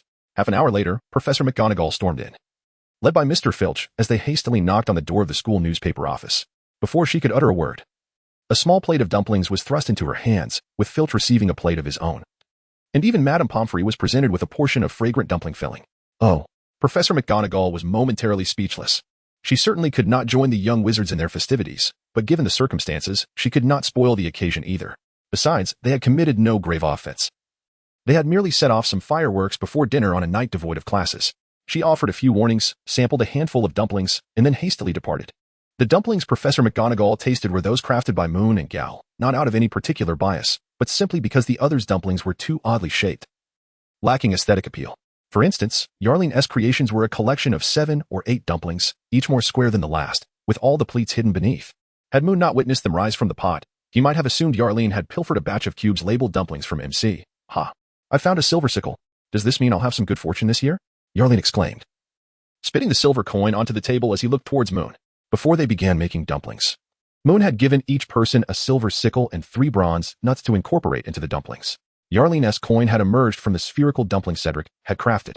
Fortune and wealth. Perhaps you'll find money tomorrow, Moon replied, casting a worried glance at Hagrid.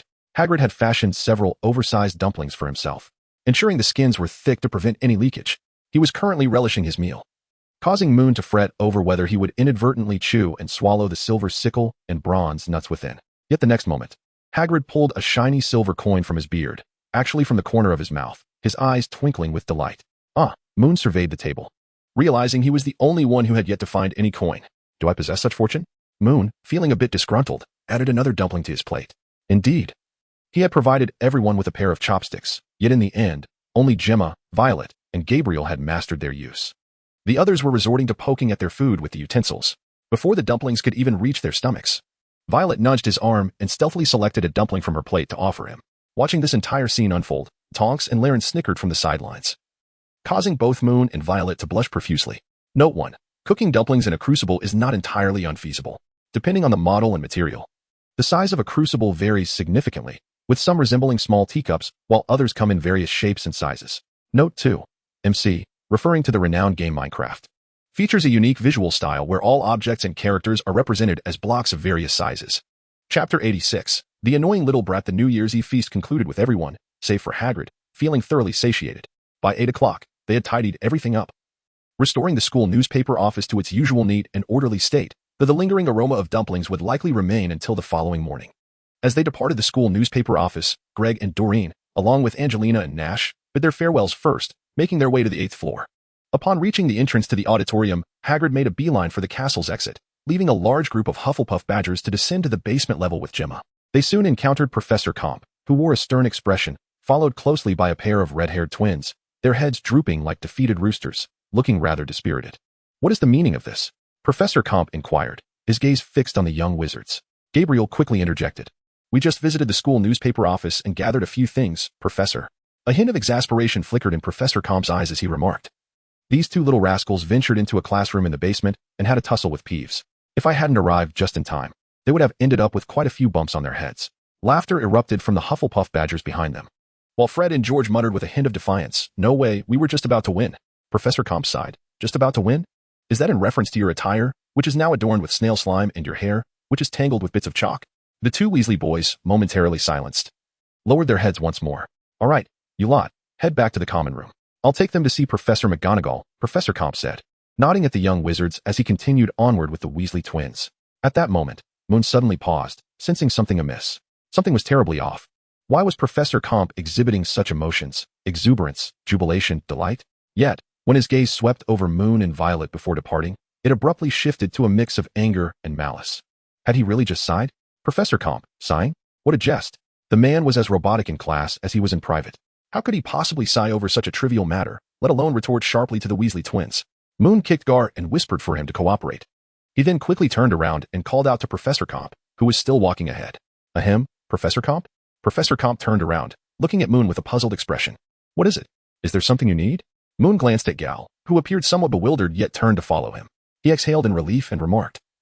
The new sofa you ordered from Gal's family seems to be ready. We just discussed this today. Gal, uncertain of Moon's intentions, recognized that Moon must have his reasons. So he quickly interjected, Indeed, Professor Comp, should we have the sofa delivered to your home or to the school? Let it be sent to the school. Professor Comp replied succinctly, inquiring if there was anything else. No, Professor, take care, Moon said with a smile, turning Gal around, anxious that he might inadvertently reveal something. Upon hearing Professor Comp's response, Gal almost immediately realized that Professor Comp had never actually ordered a sofa from him. Fortunately, Moon swiftly guided him away. Otherwise, his expression might have given away too much. The group of young wizards moved forward, and once Moon confirmed that Professor Comp had turned down the corridor, he retrieved a metal plate from his velvet bag, a gift from his mother for Christmas. With his mind, he inscribed a message, Gemma and Tonks, hurry and follow me. The rest of you should accompany Gabriel and Rain to find the professors. It's best to locate Professor Sprout. If you encounter any other professors, inform them that I am in danger and may be kidnapped. The Professor Comp we just met was an imposter. Exercise caution. He then passed the metal plate around for others to read. Although everyone except Gal harbored doubts, most trusted Moon implicitly. He was a remarkable individual. And though the events of the previous night had not been publicly disclosed, those present were aware that Moon had faced peril, yet managed to rescue Violet from danger. After all, while Nash and Violet could not divulge everything, they were bound to reveal some details unrelated to Ian Martin and the Dark-Cloaked Wizard. Gabriel wished to say something further, but Tonks quickly pulled him back, and Rain patted his shoulder, shaking his head in silent counsel. Recognizing that this was not the moment for inquiries, Gabriel gritted his teeth, nodded at Moon, and waved to the other young wizards as they proceeded toward the opposite side of the corridor. Moon's mind raced as she swiftly devised several plans, ultimately opting to take a bold risk by confronting Professor Comp directly. This approach seemed the most prudent, especially with Tonks and Gemma at her side for support and protection. Even if this imposter of Professor Comp were to suddenly turn hostile, Moon believed she would likely evade any lethal threats. She quickly erased the inscriptions on the metal plate, replacing them with a message to ensure her safety and to remain vigilant against a potential ambush from Professor Comp. After sharing a glance with her companions, she retraced her steps, once more pursuing Professor Comp. Professor! Professor! Moon called out, as the professor turned around, a flicker of impatience crossing his features, though it was fleeting. What is it now? I am in a hurry to escort them to Professor McGonagall. As Moon silently murmured to herself, you better. She adorned her face with a demure smile. Oh, it's nothing, Professor Comp. I was merely recounting the spell for punishing the mischievous Pippi ghost that you taught us last time, but I momentarily forgot the incantation. Could you please demonstrate it once more? Professor Comp fixed his gaze upon Moon's eyes, his demeanor growing increasingly frigid, with an escalating intent to kill simmering within him. He certainly had not concocted any spell for punishing the Pippi ghost. The repeated provocations from this imp were making it difficult for him to dismiss the notion that he had indeed exposed himself. At that moment, he was weighing whether to take action or to feign ignorance. He truly yearned to eliminate this bothersome little imp. Yet he pondered the risk of inadvertently revealing his true self. Thus, the two figures, one large and one small, fell into a brief silence as they traversed the dimly lit, shadowy corridor. Chapter 87. Tension Mounts. Mooney was acutely aware that his actions could easily arouse suspicion in the false Professor Comp before him. However, regrettably, this was the best course of action available to them at that moment. Should they choose not to confront him directly, they would be left with the daunting task of covertly tracking Professor Comp. There were essentially two methods for surveillance. One involved distant observation, which would minimize the risk of detection, yet there was a significant chance that Professor Comp could easily lose them, especially considering the unpredictable staircases within Hogwarts Castle. Furthermore, the presence of others moving about the castle could lead to unfortunate encounters. The alternative would be employing the disillusionment charm, nevertheless. This spell did not render one completely invisible but merely dulled the coloration of the body to achieve a nearly invisible effect. The efficacy of the charm varied depending on the caster's skill, and given the abilities of Gemma and Tonks, the spell's effectiveness would undoubtedly be subpar. If this false Professor Comp were indeed a dark wizard, their discovery would be nearly inevitable. Moreover, there was a significant drawback to trailing him. Fred and George were also in tow. Should they merely shadow him from a distance and this imposter suddenly attempt to abduct the Weasley twins, the trio's reaction time would be alarmingly short. Therefore, rather than stealthily following, it would be far more prudent to confront him openly. For one, the imposter was within the confines of Hogwarts Castle, which would likely temper his actions due to the potential repercussions. Even if he were to act with malice, it would only serve to confirm his false identity. With the assistance of Gemma and Tonks, as long as the three could endure 2 rounds of confrontation, the false Professor Comp would find himself at their mercy. Of course, the most sensible approach would actually be to disregard this imposter altogether, allowing him to pursue his own agenda while Mooney and the other young wizards sought the professor's assistance. However, such an action would undoubtedly place the Weasley twins in grave peril, and the false Professor Comp could swiftly achieve his infiltrative goals without any hindrance, vanishing without a trace. Alas, such is the nature of justice. It was akin to appropriating the twins' marauders' map and providing them some measure of compensation. Moon gazed upon the increasingly malevolent expression of the false Comp, silently berating himself. To his astonishment, the imposter suddenly broke into a smile. Well, it doesn't take much time, let me demonstrate for you. As the false Comp spoke, he drew forth his wand. Everything need not have been so arduous. That day had been almost within reach of success. Everything had unfolded seamlessly until Ian Martin stealthily ventured into the Forbidden Forest, only to have his plans thwarted by several professors who unexpectedly intervened. Why, you ask? Because of this very moon before him. A second attempt had been made, wherein he had deliberately allowed a subordinate to infiltrate Hogwarts with his assistance. Believing that with his cooperation and the traitor Ian Martin on board, everything would finally proceed according to plan. Yet again, it was this same moon who had ruined everything. Now, he had taken matters into his own hands, employing the same effective strategy as before, but once more, this accursed moon fox had reappeared, an unwelcome specter. It was high time to deal with this wretched little imp. Mooney reacted with remarkable speed, swiftly reaching into his cloak to draw out his wand and pointed at Faux Comp. Just as Faux Comp was about to cast a spell, Mooney began to chant incantations. However, both their intentions to cast spells abruptly halted. A sinister voice echoed from behind Faucombe, emanating from the direction of the corridor that led upstairs. If I were you, I would refrain from such actions. Ben Comp is still with you, Mr. Forks. Lower your wand, or I shall not hesitate to teach you how to confront a sitting professor. Oh, do not delude yourself into thinking you can measure up to him. Have you become so arrogant from the praise of your fellow professors? The expansive black robe billowed like the wings of a bat as Severus Snape advanced swiftly, speaking while already standing beside them. He slowly turned his gaze, scrutinizing both individuals, his cold eyes brimming with mockery and malice, the former directed at Moony, the latter at Faucombe. Before Faucombe could finish uttering Snape's name, Snape suddenly pivoted sharply, the hem of his robe nearly brushing against Moony's face. How dare you address me so informally? Snape's wand, somehow already in his hand, pressed menacingly against Faucombe's throat. Do you believe we are on such familiar terms? Phil from the Serpent's Club. Faucombe was momentarily drenched in cold sweat, his eyes seething with suppressed rage, yet he refrained from immediate retaliation. Frankly, he could not fathom why Snape placed such unwavering trust in the wretched Moony Forks before him. Merely based on their standoff, how could Snape so readily determine that he was the imposter and direct his wand at him? I do not understand, Professor Snape. Silence. Snape pressed his wand down further, stifling the remainder of Faucombe's words. If I were you, I would refrain from posing so many questions and instead wait here obediently. Miss Farley, as a prefect, I would expect you to realize that you should escort your fellow students back to their common room, rather than lingering here idly. Upon hearing this, Moony was taken aback. He had assumed that Professor Snape had summoned Gabriel and the others, but from Snape's words, it appeared otherwise. Gemma Farley did not dispute Snape's assertion, likely accustomed to such exchanges. She nodded in agreement, moving forward to grasp the somewhat bewildered Fred and George, then turned her gaze toward Moony and Tonks. Professor Snape, I had just asked our prefect Gabriel to fetch other professors, so I believe it would be best for us to remain here a little longer. Moony's hand remained concealed in his cloak, and like Snape, although he was speaking, his attention never wavered from Faucombe's hands. Snape did not respond, seemingly disinterested in Moony's words.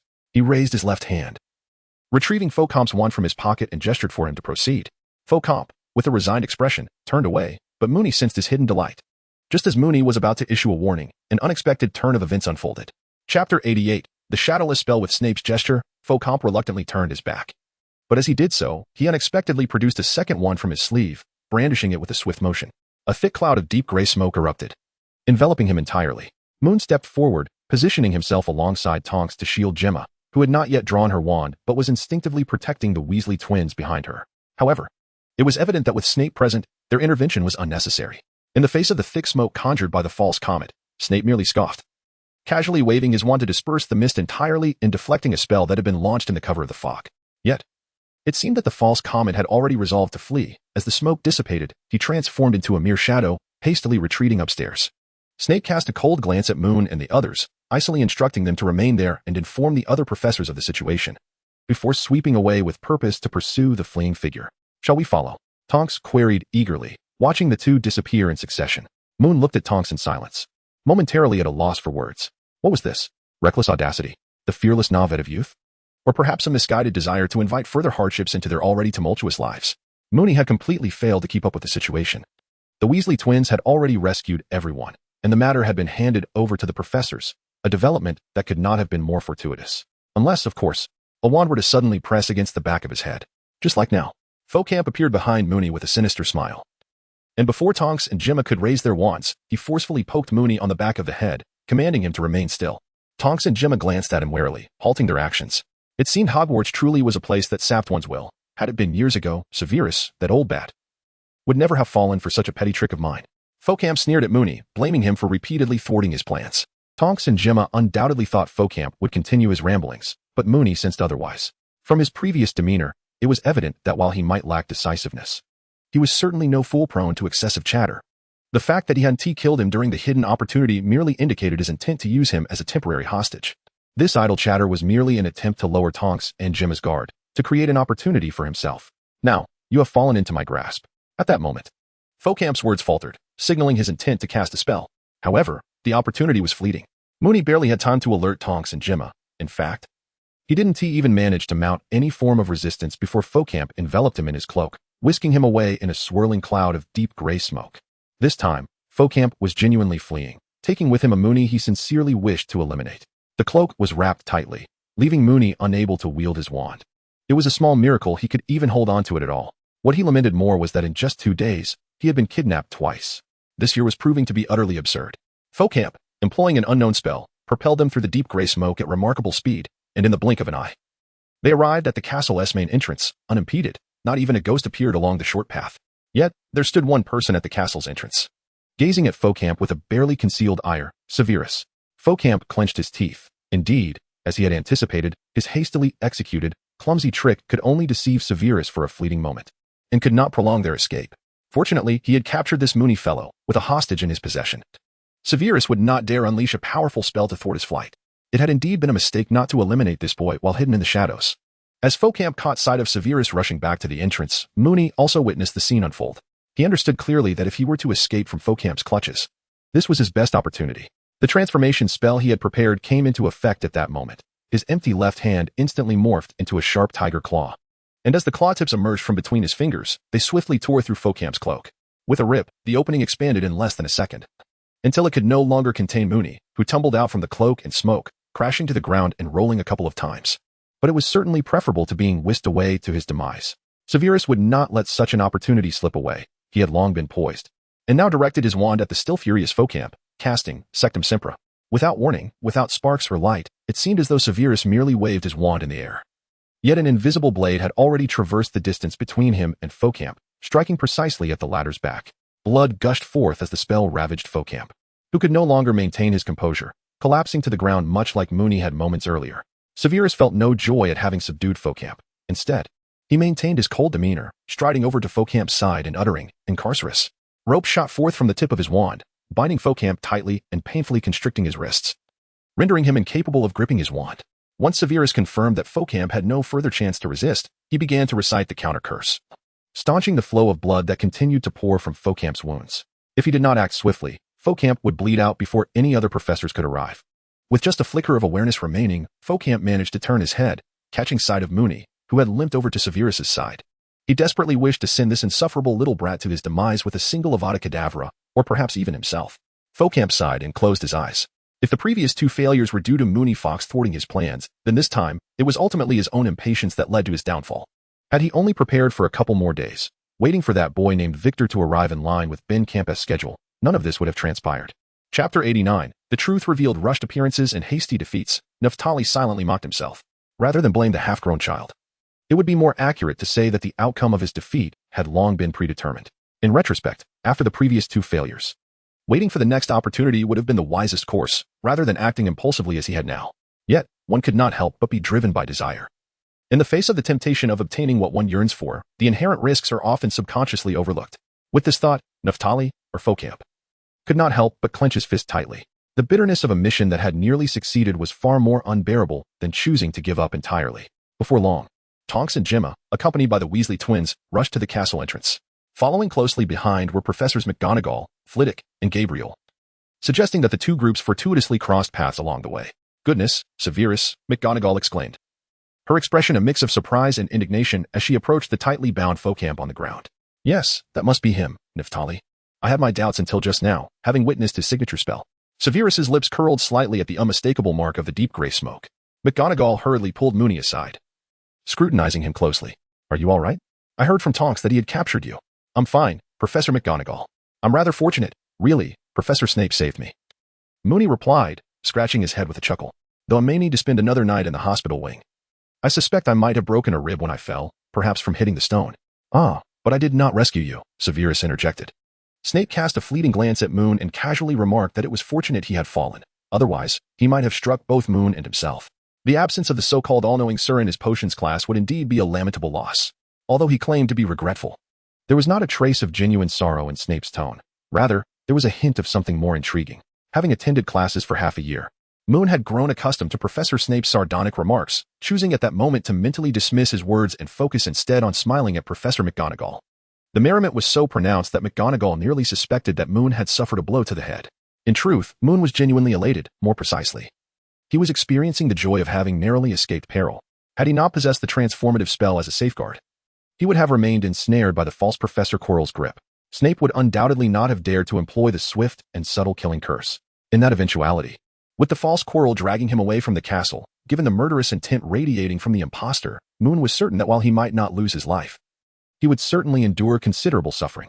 As for why he was confident of his survival, Moon believed with 90% certainty that Professor Dumbledore even if he had not witnessed the entire incident, was at least aware of it shortly after Snape's arrival. Hogwarts was rife with Dumbledore's spies, and especially during such a critical time, he would never relax his vigilance over the castle and the Forbidden Forest. The absence of Dumbledore was perhaps a blessing, for the false Professor Quirrell had provided Moon with an unexpectedly enlightening lesson, far surpassing the true Quirrell's defense against the dark arts class. Utilizing smoke to obscure vision, employing illusions to mislead, while waiting patiently for the opportune moment. These myriad tactics continuously reminded Moon of his limited practical experience and insufficient repertoire of spells. He must not allow his learning to stagnate. Moon pondered silently, obediently following Professor McGonagall as they made their way once more to the infirmary with Professor Flitwick. It was only this morning that he had just emerged from there. He is indeed Professor Compton, not some concocted imitation or a mere soul-stealing curse. Professor Dumbledore chuckled, assuring Moon that there was no need for such astonishment. The world of magic is far more expansive and wondrous than one could ever imagine. Indeed, it is profoundly more extraordinary. Many spells possess astonishing effects, and even I, at times, find myself taken aback. Of course, this particular case does not fall into that category. As he spoke, he gently raised his right hand, igniting a candle on his desk seemingly out of thin air. You see, we are akin to candles. While our physical forms are significant, what truly matters is the essence within us, our flames, our souls. Naphtali represents an exceptionally rare circumstance. Indeed, I am familiar with him. Many years ago, we even crossed paths briefly. Back then, he was an exceptionally gifted wizard, a dark sorcerer endowed with a talent that eclipsed many prodigies. Unfortunately, after joining the Serpent's Club, he met his demise during a perilous magical experiment. At least, that was the prevailing narrative. Yet, this time, he has proven that he still exists. Albeit in a state worse than death, residing within an object, enduring the hollow passage of time until his soul completely withers away. Upon hearing this, Moon's eyelids twitched. Somehow, Professor Dumbledore's description evoked thoughts of Voldemort and his Horcruxes. We are fortunate. Despite Naphtali's successful escape from our grasp, his existence hinges on an object, allowing him only fleeting moments to seize Professor Compton's body. Thus, even with mastery over memory magic, he cannot manipulate Professor Compton's memories while occupying his form, granting us some insights into his character. Henceforth, Naphtali's remaining days are likely to be fraught with trepidation. Well, it seems this is not a Horcrux, at least. These descriptions indicate some distinctions from them. Moon let out a sigh of relief. I suppose that is the case. Moon, you previously mentioned that you had a question for me? Professor Dumbledore extinguished the candlelight with a wave of his hand, looking at Moon with keen interest. Let me take a guess. Perhaps you wish to inquire whether I am aware of the events that transpired last night? Moon was acutely aware that Professor Dumbledore had not employed legilimency upon him. Thus, it could only be deduced that the professor had surmised the matter. Engaging in conversation with intelligent individuals can occasionally be a delightful experience, as they possess the ability to discern your inquiries and responses. Yet, conversing with such astute minds can also be quite tormenting, for they are equally adept at unraveling your thoughts and replies. Moon nodded with a hint of embarrassment. Professor Dumbledore chuckled softly and remarked, I must say, Mr. Fawkes, you displayed remarkable bravery last night. At times, I find myself sharing the same queries as Professor McGonagall. In various instances, you have shown courage akin to that of any Gryffindor, perhaps even surpassing it, coupled with your own thoughts, plans, and restraint. Yet, upon reflection, Hufflepuff, isn't this merely a matter of personal choice? The elder gazed at Moon through the crescent-shaped lenses, his eyes radiating warmth and satisfaction. Moreover, who can assert that only Gryffindors possess courage? Chapter 90. Ben Comp and Naphtali Ben Comp, like many British wizards, attended Hogwarts School of Witchcraft and Wizardry, embarking on a lengthy journey after graduation. 3 years prior, he concluded his adventurous escapades and resolved to return to England for employment and a period of rest. Initially, he aimed for a position within the Ministry of Magic, but soon realized that such a life was ill-suited for him. At least, it seemed that way. He visited several former classmates, each employed at the ministry, who lamented the dissatisfaction permeating their lives, interdepartmental disputes, conflicts between superiors and subordinates, the hectic pace of work, and the pervasive power struggles throughout the ministry. Ben Comp, who had always struggled with interpersonal relations during his time at Hogwarts, was daunted by these revelations. He could easily envision a future where, within merely 2 months of joining the ministry, he would find himself ostracized, relegated to a corner, and languishing in monotony, becoming the subject of ridicule. This was not a fate he desired. Thus, he began his career as a pest control consultant, assisting wizarding families in banishing malevolent magical creatures such as ghouls and dispelling curses afflicting their belongings. While the pay was modest, the freedom of time and work was appealing. Subsequently, he took on roles at several small magazines as a security officer, essentially a bodyguard tasked with ensuring the safety of journalists in perilous areas. However, he soon discovered that a significant portion of his duties involved dispersing unruly readers. After 2 additional years of wandering, he returned to Hogwarts, not as a student, but transformed into a professor, teaching the defense against the dark arts. This position proved to be quite splendid, Although the curriculum was demanding and his schedule busy, he still enjoyed ample personal time. Moreover, having spent 7 years at Hogwarts, he was intimately familiar with its every nook and cranny, making his return a delightful prospect. The leisurely pace of life rendered him oblivious to his own peculiarities. Indeed, there were not many abnormalities, merely a slight increase in his propensity for sleepiness, occasionally dozing off. Unbeknownst to him, these lapses in memory were not mere naps, but rather moments when Naphtali was borrowing his form. Naphtali had a knack for timing his interventions as he, trapped within a pocket watch, lacked a clear perception of his surroundings. Nevertheless, Ben Comp always carried that pocket watch he had acquired from a secondhand shop, allowing Naphtali to glean a rough understanding of Ben Comp's environment. Poor Ben Comp remained oblivious until the very end, unaware that the watch was not his find but rather a gift from a patron in a bar. That patron was, indeed, Naphtali, who had cleverly employed a confundish charm to mislead Ben Comp regarding the watch's origin before passing it to him. Having learned of Ben Comp's impending employment at Hogwarts, Naphtali sought to gain entry to the school to fulfill certain objectives that would assist in his resurrection. Thus, a symbiotic relationship formed. Ben Comp acquired a pocket watch while Naphtali seized the opportunity to infiltrate Hogwarts and initiate his plans. Initially, Naphtali aided Ben Comp in gathering research materials, guiding him to the Forbidden Forest for his studies, thereby ensuring Ben Comp's foray into its depths. However, Naphtali's ability to manipulate Ben Comp's actions was limited, leading to several unsuccessful attempts to procure what he sought. In desperation, Naphtali reached out to associates from the Serpent's Order to find assistance. Regrettably, the Order's influence had waned over the years, and as an aged relic from decades past, Naphtali's own power and clout had diminished significantly. After considerable effort, he managed to recruit a novice to assist him, an earlier acquaintance, a dark-robed wizard skilled in transfiguration. Under Naphtali's orchestration, they employed the Cruciatus Curse to control Ian Martin. The decision to bypass Victor, who was stronger, stemmed from the belief that should complications arise, Ben Comp would be less likely to be exposed. After securing Ian Martin, Naphtali's accomplice busied himself outside the school, concocting numerous potions of enchantment, those contained within the cloth-covered jar previously held by Ian Martin.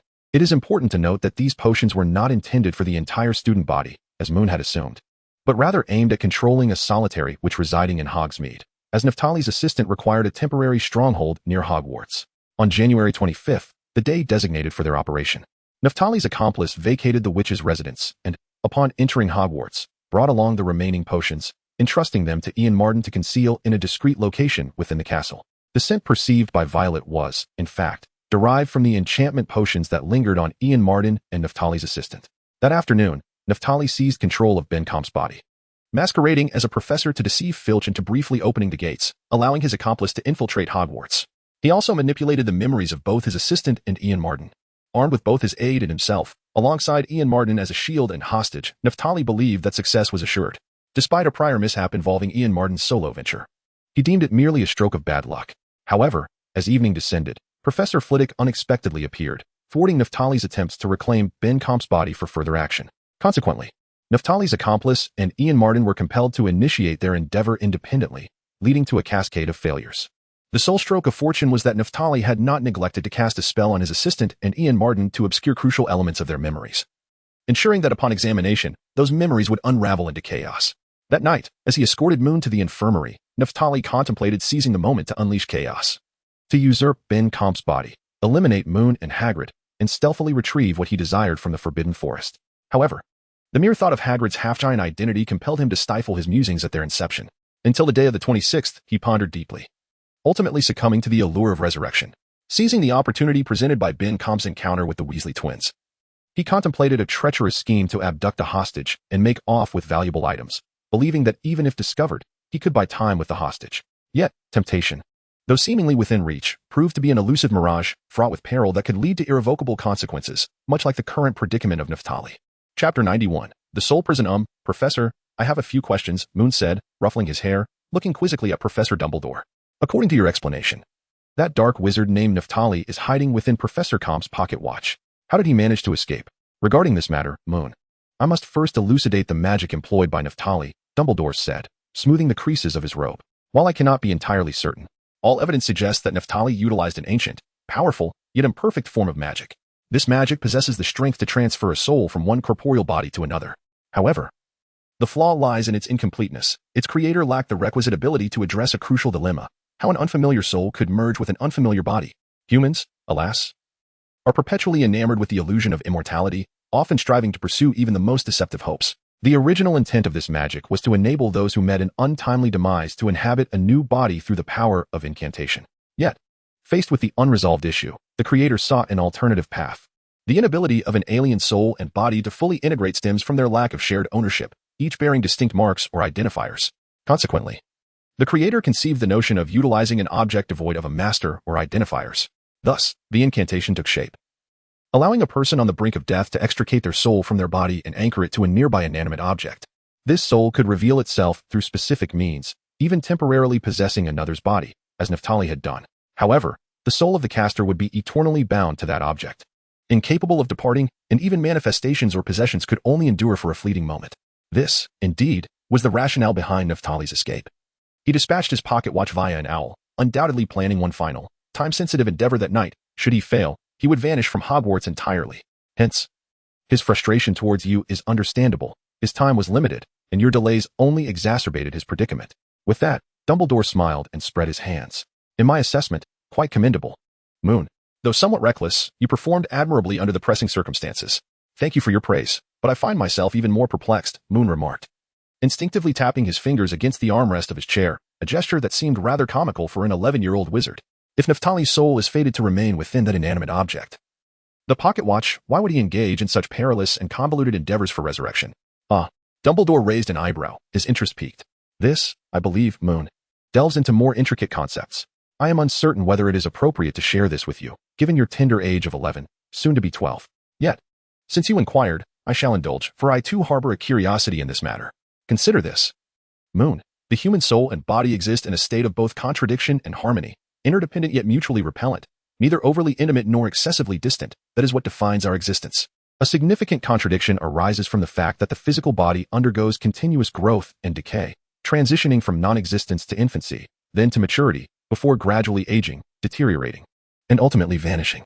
In contrast, our souls do not share this trajectory. They manifest abruptly and depart just as suddenly. From the moment of your birth, your soul takes shape, only to quietly dissipate upon your death, leaving behind mere remnants and ephemeral echoes. Your soul does not age. Perhaps the essence of a young soul appears youthful while that of an elder seems aged, yet fundamentally, they remain the same. Only their outward appearance shifts. Thus, in the realm of the soul, the concept of aging is rendered moot, thanks to our corporeal forms. Dumbledore sipped from his teacup, grimacing at its bitterness before adding a splash of milk and stirring it. The soul does not age, but it can dissipate. Without the protection of a body, it will simply poof into nothingness. At first glance, this seems advantageous for Naphtali, as his refuge is an inanimate object, a pocket watch, devoid of the concepts of life and death. Unless obliterated by a powerful explosive curse, Naphtali's body would likely endure indefinitely. However, the disparity between an inanimate object and a living body is profound. The sanctuary provided by a body is irreplaceable. At this juncture, Dumbledore took another sip of tea, nodding in satisfaction as he set down the cup. Yet, he refrained from continuing, instead gazing at Moon as if awaiting a response to an unvoiced question. Moon grasped his meaning and, with a hint of uncertainty, inquired, "Are you suggesting that Naphtali's soul has been gradually dissipating over the years?" "Indeed, Moon, precisely so," Dumbledore replied, gently snapping his fingers. "That is why he is so obsessed with resurrection. Moreover, who would wish to remain trapped within a pocket watch for eternity? It is akin to a prison. One cannot touch, feel, or experience. Your world is eternally confined within that diminutive realm, waiting in vain for the arrival of death." He seemed somewhat moved by his own words, his tone shifting to one of profound reflection. "Believe me, Moon, genius manifests in myriad forms. There are geniuses like you, and there are those akin to Naphtali. Yet, regardless of their nature, the drive to pursue and explore is inexhaustible. Over these decades, Naphtali has likely exhausted every conceivable method, contemplating pathways and means for his resurrection. Moreover, he is firmly convinced that he will find, if he has not already discovered, a way. To be candid, if one day Naphtali were to stand before me, I would harbor no surprise whatsoever." With this statement, Dumbledore concluded the exchange, gazing out of the window, as if seeking something in the vast emptiness of the sky. Moon quietly exited the office, not only because Professor Dumbledore had penned the conclusion, but also because he could discern that while Dumbledore might be speaking of Naphtali, he could just as easily be alluding to someone else. Thus, on this warm and pristine afternoon, it was best left for the elderly gentleman to enjoy in solitude. Chapter 92. New ideas at long last. Everything reached a resolution, and Moon's campus life returned to the tranquil monotony of blissful routine. The operational strategy of the school newspaper proved immensely successful, as the interview with Professor Dumbledore rapidly garnered a significant increase in readership. At one point, the sheer volume of readers sent a ripple of anxiety through the students. particularly the first years, who began to doubt their ability to meet such lofty expectations. Fortunately, pressure often serves as a catalyst for motivation, and with Moon's encouragement, coupled with the sensational news of the Dark Wizard's capture post-invasion, the newspaper navigated smoothly through its initial developmental phase. On the eve of the release of the 4th issue, they even received their first letter from an external reader. "Oh, look here," exclaimed Gal. "It says, I thoroughly enjoyed your interview with Professor Dumbledore. It has given me a fresh perspective on him. Reflecting on the past, I recall that strict yet kind and wise Transfiguration Professor." Gal read the content of the letter aloud. Transfiguration Professor? Was Professor Dumbledore once a teacher of Transfiguration? "Indeed, Gal," Moon replied. "Before assuming the role of headmaster, Professor Dumbledore taught Transfiguration." Gal tousled his hair. "I had thought he would be a professor of charms or defense against the dark arts, considering his remarkable prowess." "Ah, are you looking down upon Transfiguration, Mr. Fuller?" Came the sudden voice of Professor McGonagall from behind Gal, startling him so much that he nearly toppled off the bench at the dining table. "And no, of course not." "Professor McGonagall," Gal stammered, hastily folding the letter and wearing a look of sheer panic. "I was just, merely observing his flustered demeanor." Professor McGonagall pursed her lips before breaking into a smile, gently patting Gal on the shoulder with the parchment in her hand. "I believe you should pay more attention in Transfiguration class, Gal. Mastering it would be immensely beneficial for both your life and dueling skills. If you doubt me, I suggest you inquire with Moon, who recently faced off against a wizard skilled at Transfiguration." Clearly, Professor McGonagall was in good spirits that day. However, Moon couldn't help but mentally curse his own ill-fated words. "Speaking of which, Moon, I have a small suggestion for you," Professor McGonagall remarked, casting an unimpressed glance at Moon regarding his article on the Dark Wizard invasion in the 3rd issue. "You downplayed your contributions far too much. I hope you won't shy away from acknowledging your role in the future. Such humility may cause you to miss opportunities to showcase yourself, Hufflepuff House, and even the students of Hogwarts. Should this happen again, I shall return your article on the grounds of misrepresentation." With that, Professor McGonagall regarded Moon for a moment before striding towards the faculty table. "My goodness, I never realized how cool Professor McGonagall could be," Yarlin remarked, reclining back in disbelief. "I mean, her words were just so impressive. Really, Moon, you should speak more about your own achievements. Everyone is already aware of them." Moon rubbed his brow, lowering his head in embarrassment under the scrutinizing gazes of those around him as he shoved a piece of bacon into his mouth. After they successfully secured the reporting rights regarding the incursion of dark wizards, they were instructed to merely conceal a few significant details and content of a dubious nature, such as the misdeeds committed by Ian Martin after falling victim to soul-snatching spells. Rumors about Moon's past actions spread like wildfire, even quicker than the school newspaper could publish. However, for Moon, showcasing his talents and basking in the resulting praise was an entirely different matter. He harbored no fear of being the center of attention. Yet, the thought of picking up a pen to boast about his own remarkable accomplishments in the very school newspaper he had orchestrated was utterly daunting. Over the past few days, he had been subjected to relentless teasing from his peers regarding this issue, and to his astonishment, even Professor McGonagall had joined in today. Fortunately, during the weekend breakfast hours, the dining hall was not overly crowded. Otherwise, Moon feared he might be too embarrassed to eat amidst the collective scrutiny.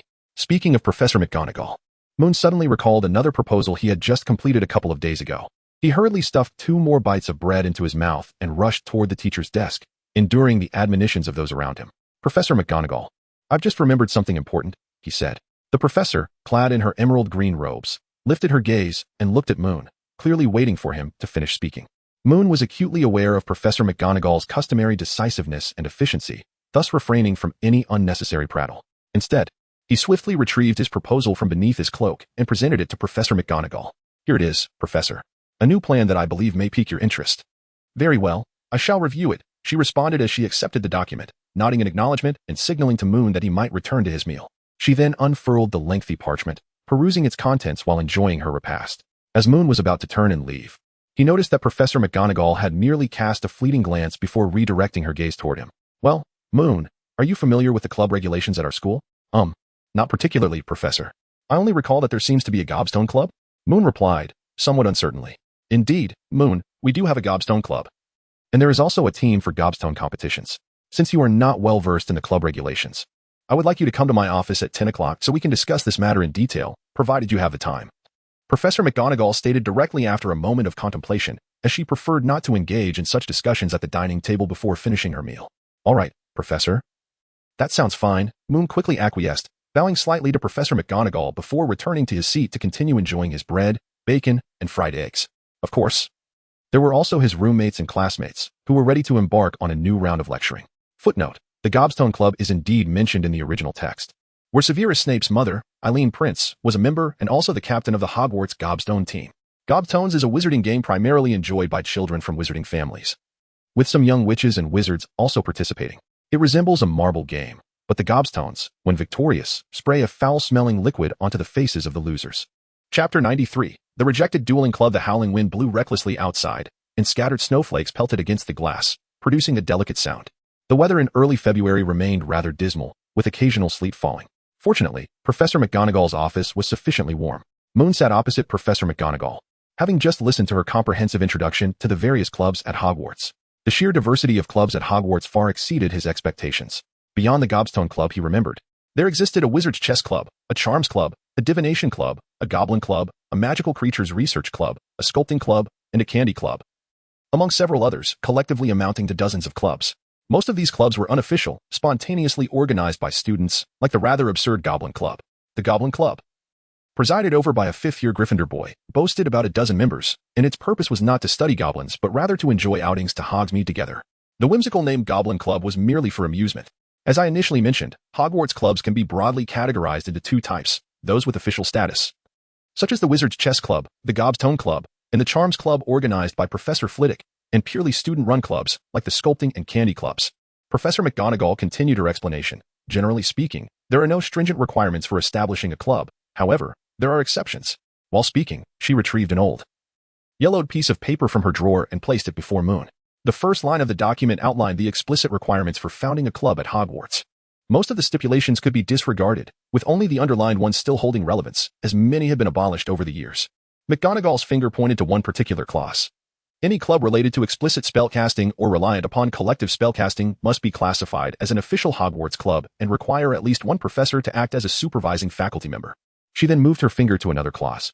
Moon glanced down to read it. To protect the private rights and personal time of professors, each professor, excluding the headmaster and deputy headmaster, may only serve as the supervising professor for one club.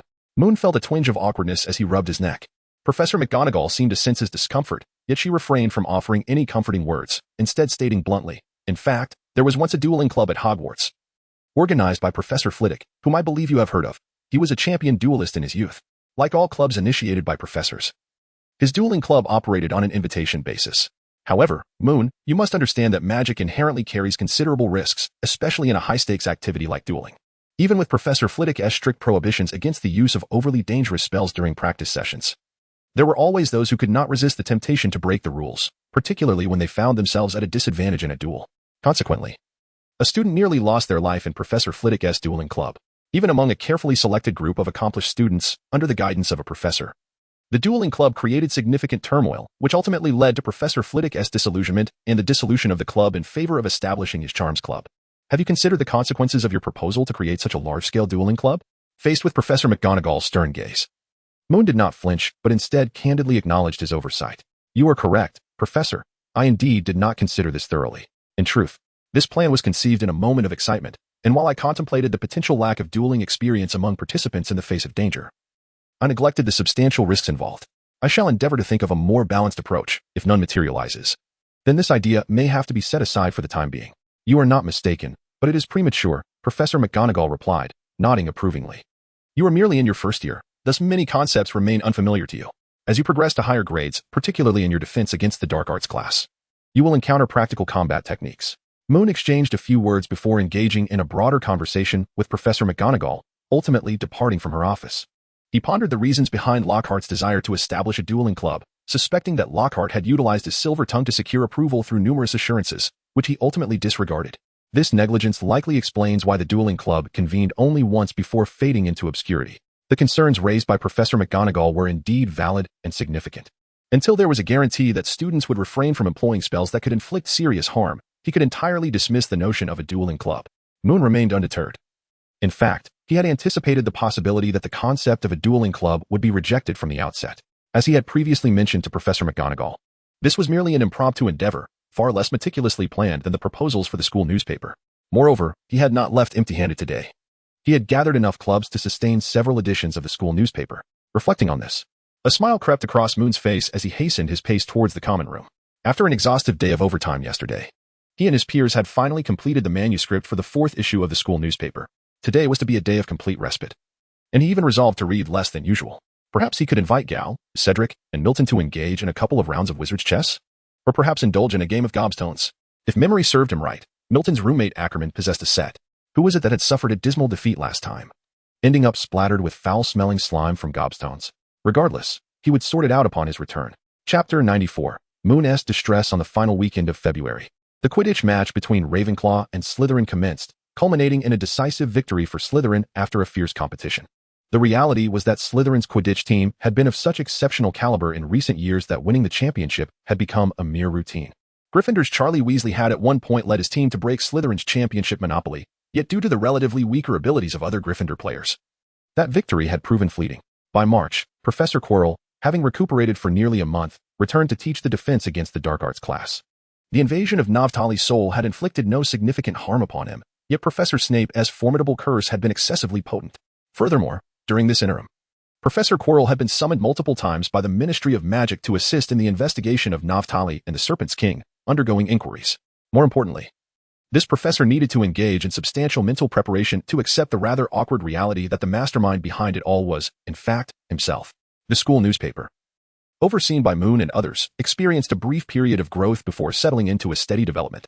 The influx of new readers was modest, yet it consistently increased, generating enough revenue to keep the young wizards' content for an extended time. During this period, they incorporated news related to various school clubs, which were eager to collaborate, particularly the rather unremarkable Wizard Chess Club and the even less renowned Gobstone Club. The newspaper's promotion allowed these clubs to garner more attention, helping to raise awareness and attract new members, a prospect they found exceedingly appealing. Some clubs were even willing to pay for the newspaper services. But Moon firmly believed that accepting such payments would compromise their integrity, a precedent they could not afford to set. In mid-March, due to the newspaper's steady growth in scale and readership, they welcomed their first contribution from a professor. Professor Sprout approached them, expressing her willingness to provide a research article on the dragon blood tree, inquiring if they would like to publish it in the school newspaper. Moon and his colleagues were more than eager, as they had envisioned a dedicated section for such scholarly contributions from the outset. Unsurprisingly, Professor Sprout's academic piece attracted a wave of new readership, drawing the attention of those interested in scholarly content towards the Hogwarts Gazette. Furthermore, her contribution inspired more professors and upperclassmen to submit their own articles for publication, significantly enhancing the newspaper's academic credibility. The Quidditch matches in March and May unfolded without unexpected outcomes. In March, Hufflepuff suffered a considerable defeat against Gryffindor. In the two matches of May, Slytherin easily triumphed over Hufflepuff, while Gryffindor narrowly bested Ravenclaw. Ultimately, Slytherin secured the Quidditch Cup for the academic year with an impeccable record. Amidst the monotonous rhythms of campus life, Moon's first year gradually approached its conclusion with the impending final examinations. "Oh my goodness, Moon, help me," Gar exclaimed, clutching two rolls of parchment as he approached Moon. "Is it the demon Emeric Thievel or the oddball Uric Thodball? I'm going to lose my mind over these two. And I can never memorize the potion for treating boils. Do you have any good tricks?" "I have no tricks to offer, Gar. For I cannot inscribe this knowledge into your brain," Moon replied, closing his book and looking at Gar. "You must memorize it yourself and find a way to remember." "Goodness. Evil is a villain, and Oddball is a humorous fellow. What is there to confuse? Would you call a tyrant who implemented a reign of terror an oddball?" Gar, distressed, sank onto the soft sofa opposite Moon, scratching his head. "What about the fire-making spell? Surely you can help me practice that?" Moon sighed, his head drooping in defeat. "Very well, let me see how you cast it." Gar leaped up in excitement upon receiving a positive response and dashed out of the Hufflepuff common room, pulling Moon along. He was not alone. During this pre-examination period, many first-year Hufflepuff students sought Moon's assistance, inquiring about potential exam topics, the intricacies of spell casting, and even requesting Moon to help them create cheat sheets, a request he resolutely declined. Not only Hufflepuff students, but also a few Gryffindors, led by Angelina and Doreen, sought Moon's help, though they were a minority. Most of the Gryffindor Lions expressed little fear regarding the final exams, or rather, they continued to frolic as usual while voicing their trepidation about the upcoming assessments. Such was the fearless spirit of the Lions. On their way, Moon and Gar encountered Violet and her roommates, who had just returned from the Ollery. Upon learning of Moon and Gar's purpose, the four Badgers joined their expedition, and the six of them hurried to the newspaper office to engage in a final review session before the exams. In truth, Moon did not mind assisting his classmates. He had mastered the first-year material thoroughly, as it posed no significant challenges, being largely foundational content. His natural aptitude, dedication to study, and robust memory and practical skills ensured that, barring any undue scrutiny from Professor Snape, he was virtually guaranteed to excel in the final examinations. Thus, aiding his peers during his leisure time was a pleasant diversion for him. The real issue lay in Gar's incessant repetition of the same questions. This was the source of Moon's frustration when dealing with Gar. In a surprising turn of events, Gar proved to be quite the deceiver. In the history of magic exam, he not only distinguished between the demon Americ Thievul and the oddball Uric Thodball, but also earned himself an E. He fared equally well in charms, where, despite casting most spells averagely, he managed to secure an A, with his exceptional performance in the levitation charm earning him a special E from Professor Flitwick. In stark contrast to the two subjects he had fretted over before the exams, it was his previously confident astronomy class that delivered a crushing blow. He misidentified Jupiter and Venus, confused Mercury with Uranus, misnamed several moons, and drew chaotic orbits for Jupiter, Mars, and Venus. In Professor Sinistra's words, Gar's performance was so poor that it would have been better to simply draw 3 donuts. Consequently, he received AT in astronomy and was thereafter humorously dubbed Gar the Troll by his fellow Hufflepuffs for the next 2 days. Nevertheless, apart from astronomy, Gar passed all his other subjects. His exam results brought him considerable joy, and while being called Troll, Gar irked him. He was at least relieved to have passed all his other tests, confident that he could rebound in astronomy next time. Apart from that, he achieved A's in all remaining subjects. Cedric ranked second among the first-year Hufflepuffs and was even among the top in all of Hogwarts first-year students. Having earned 4 outstanding grades in Transfiguration, Charms, History of Magic, and Herbology, while achieving exceeds expectations in the other subjects, the top spot, without a doubt, was claimed by Moon, who received outstanding in all his subjects, with each exam paper and practical perfectly executed, earning him the professor's commendation as the standard answer for the final examinations. The final exams took place in the first week of June, with results gradually released in the second week. By the third week of June, they would board the Hogwarts Express and depart from Hogwarts, returning home to enjoy their summer break. Before heading home, they had only one final collective event left, the end-of-year feast, which was to take place the night before their departure on the Express. I don't really think it matters, Gar muttered, chewing on some gummy candies by the lakeside. I mean, astronomy isn't that important, is it? The orbit of Venus isn't going to affect our magic use. When I cast the softening charm, I don't need to recall where Jupiter's wretched moons are located. Such a notion was misguided. A few young wizards turned to look, and they found that the newcomers were none other than the brothers Victor and Adam, with Victor being the one who had just contradicted Gar's opinion. He set down his book and sat beside the 4 badgers, smiling as he said, astronomy is intricately linked to magic, divination, herbology, and even potions all involve aspects of astronomy, including the patterns, cycles, and trajectories of celestial bodies. Even transfiguration is related. Moreover, once you delve into ancient runic, understanding ancient magic and large-scale spells, you will discover even more connections to astronomy. Gar was momentarily taken aback, casting a doubtful glance at Victor, pondering whether Victor was deceiving him. However, Moon's agreement quickly made him realize that Victor was evidently truthful. Victor was right. If astronomy were as useless as you claim, it wouldn't be part of Hogwarts' curriculum. Well, but Gar seemed to want to argue further, but was interrupted by Adam, who chimed in. You guys must have seen the giant squid by now, right? The moment they saw Adam's mischievous grin, the other 3 badgers, excluding Moon, felt a surge of annoyance. After a whole academic year, they had learned that the giant squid was not a mere legend of Hogwarts, but a real creature residing in the lake that many had encountered. The creature even emerged to bask in the sun on pleasant days. Gemma had also told them about a glass wall at the bottom of the Slytherin common room, through which one could occasionally catch a glimpse of the giant squid swimming by. Adam's earlier mysterious tales had fooled them for quite some time. Yet, they all shook their heads in unison. Indeed, they were quite unfortunate. They had been at Hogwarts for a year and had heard countless tales of the giant squid from various mouths, yet they had never seen the intriguing creature even once. Even Violet had fortuitously encountered the giant squid's tentacle while strolling by the lake. Adam was taken aback by the badger's reaction, astonished that none of them had ever seen the giant squid. He quickly donned a mischievous smile, leaning closer to Gar and feigning seriousness. Would you like to meet the giant squid? Gar instinctively leaned back, distancing himself from Adam, but soon asked with eager anticipation. Do you really have a way to see the giant squid? Of course. Adam clapped his hands and replied with a grin, as long as I throw you in. You'll see it.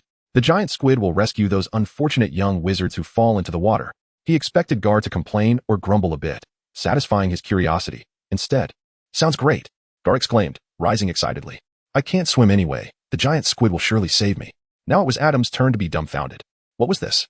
Was this little fellow really so brave? Was he truly a Hufflepuff and not a Gryffindor? Wow, Junior, did the Sorting Hat make a mistake in placing you? Just as Adam was still trying to process the situation, Gar began to remove his wizarding robe, but then hesitated, saying, maybe I shouldn't take it off? Wouldn't that look like an accidental fall into the water? Note, Hogwarts examination grades are classified as follows. O, outstanding. E, exceeds expectations. A, acceptable. P, poor. D, dreadful. T, troll. Chapter 96, The House Cupfew. Gar, drenched and resembling a soggy chicken, dangled from a tentacle as thick as an ordinary tree limb. His face bore no signs of terror or panic. Instead, it radiated excitement and joy. Moon, sitting by the lakeside, felt a wave of nostalgia. This fellow was once frightened to the point of trembling at the sight of Hagrid, a giant of a man, now. After befriending Hagrid, his courage seemed to have grown immensely. Had it been before he knew Hagrid, being suspended by the giant squid's tentacle would have likely sent Gar into a high-pitched aria of fright. Along the lakeshore, besides their group, numerous other students were present. Although many within Hogwarts had encountered the giant squid, excitement still bubbled among them whenever they saw it, and this occasion was no different. Amidst the commotion, the giant squid gently lifted Gar closer to the shore, and upon setting him down, it even tapped him lightly on the head with its tentacle. As if to offer comfort or encouragement, Moon raised his camera, capturing the enchanting moments of the evening. Tonight, they had a special edition of the school newspaper to release, and Moon intended to visit the newspaper office shortly to feature these scenes in the final issue of the semester. Returning to the earth, Garl first shook off the water from his body and then began to joyfully run towards Moon and the others, his face beaming like a child wielding a squirt gun. He circumnavigated part of the lake before exuberantly declaring to everyone, "It was so much fun. I want to go again." Though the water did go up my nose a bit, and that big fellow pulled me out of the water rather quickly. "What other impressions do you have?" Yarline asked, her gaze fixed on Garl as if eager to join in. Garl furrowed his brow, pondering for a few moments before managing to utter, "Well, it was a bit smelly." No one quite understood what Garl meant, whether he was referring to the lake water or the giant squid, but that did not prevent everyone, including Victor and Moon, from laughing heartily together.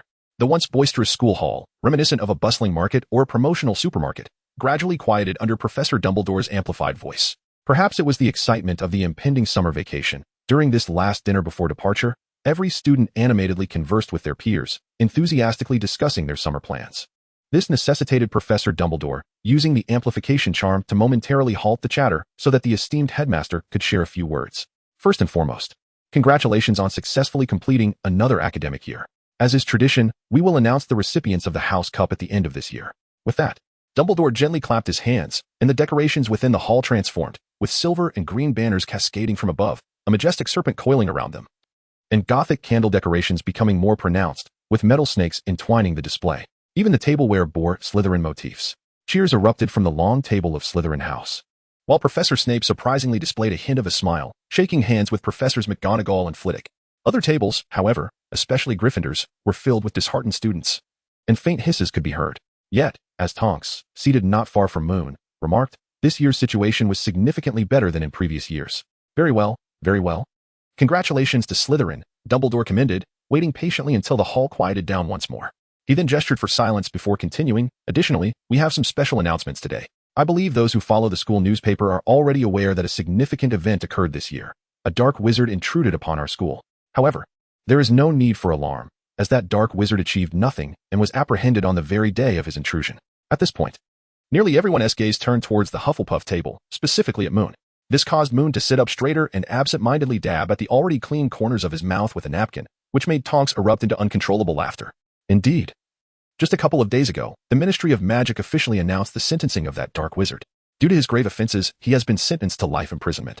We would also like to recognize the student who made remarkable contributions during the apprehension, Moon Fox from Hufflepuff, with our special contribution award to honor his bravery, fearlessness, and exceptional skill and wisdom. The majority of the students in the hall erupted into applause, but just as it began, Dumbledore, with a twinkle in his eye, raised his hands once more, indicating that he had more to say. Furthermore, we will bestow additional honors upon Mr. Moon. The school newspaper, which he conceptualized and helped create, not only achieved great success but also established a robust and exemplary structure, ensuring its enduring operation. Therefore, I am pleased to award him a second special contribution award this academic year. Additionally, every student listed in the founding members of the newspaper, including Hufflepuff's Garl Fuller, Yarline Sutton, Cedric Diggory, Nymphadora Tonks, and Violet Evelina, as well as Gryffindor's Angelina Johnson and Doran Dawson, and Ravenclaw's Nash Braid, along with Slytherin's Gemma Farley, will each earn significant rewards for their respective houses. With a gentle wave of his hand, for containers filled with jewels at the entrance of the hall began to spill forth shimmering gems, Hufflepuff would gain 90 points, Gryffindor 20, and both Ravenclaw and Slytherin 10. While this did not alter the winner of the House Cup for the year, it did shift the rankings somewhat. Congratulations to them. The applause thundered, not only for their own houses but also for Moon, the commendable and kind-hearted badger of Hufflepuff, aside from the envious, who would not appreciate him. As the scene unfolded, it was noted that some may find the last chapter's point allocation puzzling. Specifically, Moon from Hufflepuff received 2 special contribution awards, each granting 20 points, while the other 5 students, Garl, Yarline, Cedric, Tonks, and Violet, each earned 10, totaling 90 points. Moon did not receive additional points for being on the founding list of the newspaper, as the award was specifically for his contributions. A touch of disappointment lingered among the Hufflepuff students regarding the House Cup outcome. Despite the newspaper's consistent efforts under Moon's guidance to showcase Slytherin's merits and commendable individuals, such as Gemma, the historical tensions among the four houses would not dissipate overnight. Time was needed for healing. Furthermore, after the final points were tallied, Hufflepuff was tantalizingly close to securing the House Cup, just 15 points shy. A mere few blunders in class could have turned those 15 points into a formidable chasm. However, as it stood, lamenting was futile. The Hufflepuff Badgers managed quite well in self-regulation. They approached Moon with pumpkin juice, clamoring for photos, laughing and joking. A camaraderie shared not only among first years, but also with upperclassmen. Indeed, it was not just Hufflepuff. Students from Gryffindor and Ravenclaw, even Slytherin, approached Moon, inviting him to their homes over the summer or inquiring about his travel plans. This rendered Moon the busiest individual in the hall, perpetually assenting to and declining various invitations, repeatedly elucidating his reasons. Gratitude is owed to the Gryffindor pride, particularly the Weasley twins and Charlie, as it was indeed Moon who rescued Fred and George on that occasion. Compounded by their distant familial ties, had they not taken the initiative to engage Moon in conversation, with the professor's tacit approval, it is unlikely that Nash and Gemma would have followed suit as leaders of their own house. After all, such inter-house interactions at Hogwarts' end-of-term feast are rather uncommon. The staff table was equally lively, with professors partaking in beverages far beyond pumpkin juice, though moderation in alcohol consumption remained. Nonetheless, this did not deter Professor Sprout from becoming quite flushed as she engaged Professor Flitwick in aimless chatter. Professor Dumbledore, ever cheerful, sat contentedly, occasionally clinking glasses with his colleagues and sharing whispered conversations with Professors McGonagall and Sinistra. Violet sat directly across from Moon, secretly observing him like an infatuated admirer as he conversed with other students. Finally, when Moon found a sliver of free time, she hurriedly beckoned him in hushed tones. Moon? Moon? Moon looked at her with a hint of confusion, while Violet, lost in her thoughts, suddenly flushed a deep crimson. She averted her gaze slightly, her hand fidgeting with the tips of her hair. Will you have time in early August? What? Moon wore a look of bewilderment. He certainly had no intention of deliberately putting Violet in a difficult position. The surrounding noise was simply too overwhelming for him to discern her words clearly. Violet's roommate, amidst laughter, tugged at Violet's sleeve and urged her to speak louder, for Moon could not hear her. It was only then that the young girl realized. Hastily lifting her gaze, she felt reassured to find Moon patiently observing her. Thus, she quickly repeated, Moon, will you have time in early August? I just heard you mention that your home is in the outskirts of Peterborough. My mother plans to take me to my grandmother's house there in August as well. If you have time then, I would like to. As Violet struggled to articulate her thoughts, her head nearly sank in embarrassment beneath the table. Even though Moon was rather perplexed by the extent of her shyness, he promptly replied with clarity, no problem. You can reach me by owl. Before you leave tomorrow, I will write down the precise address for you. Violet's long, fair hands clenched into fists beneath the table, shaking with evident delight, yet she could not display this joy openly. Her head remained bowed. Thus, she merely nodded. The motion so slight that had Moon not been attentively watching her, it would have gone unnoticed. And so, the clamor in the hall continued for quite some time, until the night deepened, and the revelers finally returned to their respective common rooms, still buzzing with merriment. They engaged in wizard's chess, played gobstones, and nestled by the fire, chatting amiably. The older students would even surreptitiously produce bottles of low-alcohol fruit wine acquired from who knows where to share amongst themselves, due to their proximity to the kitchen. The Hufflepuff wizards had a distinct advantage in this regard, the little party in the common room. They fetched heaps of pumpkin juice, pastries, sausages, jelly, and ice cream, along with their own snacks. Ultimately, the festivities carried on until nearly midnight before they finally dispersed. Moon, are you asleep? Cedric suddenly inquired in a hushed tone within the quiet bedroom. Not yet, Moon replied, pulling aside a corner of the drapery, allowing the soft glow of the intricately designed metal sphere to spill into the room. Indeed, Cedric, who lay in the bed beside him, had also drawn back his curtains and was propped against his pillow.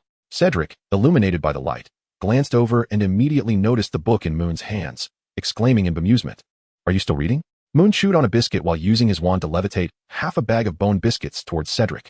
The book is nearly finished. There's just one page left. I intend to finish it before sleeping.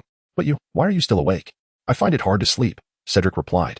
For some inexplicable reason, I feel a bit reluctant to go home. Reluctant? Yes, you should understand, right? Hogwarts, the professors, and all of you. Cedric shrugged. Although the summer vacation is just over 2 months long, I will write to you. I shall do the same. Moon smiled. Stop thinking about it, otherwise it will soon be dawn. You should sleep. Good night, Moon. Oh, by the way, my father might take me to this year's Quidditch World Cup. I know you might not be very interested, but I wanted to let you know. Good night, Cedric. Chapter 98. A birthday gift for Hagrid the next day. Everyone rose early. After packing their belongings, they headed to the Great Hall for breakfast, perhaps influenced by the bittersweet emotion of parting. Even the usually talkative Yarline and Gal appeared particularly subdued. In truth, Moon struggled to comprehend it, The Christmas holiday had not been short, nearly a month. Yet no one had exhibited such exaggerated sorrow then. Perhaps the world of children is curiously sentimental?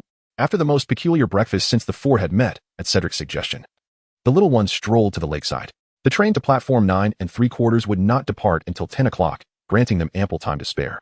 Initially, they intended to find Hagrid, but he was preoccupied with preparing the carriages for the station. It seemed he would have no leisure until the little wizards boarded.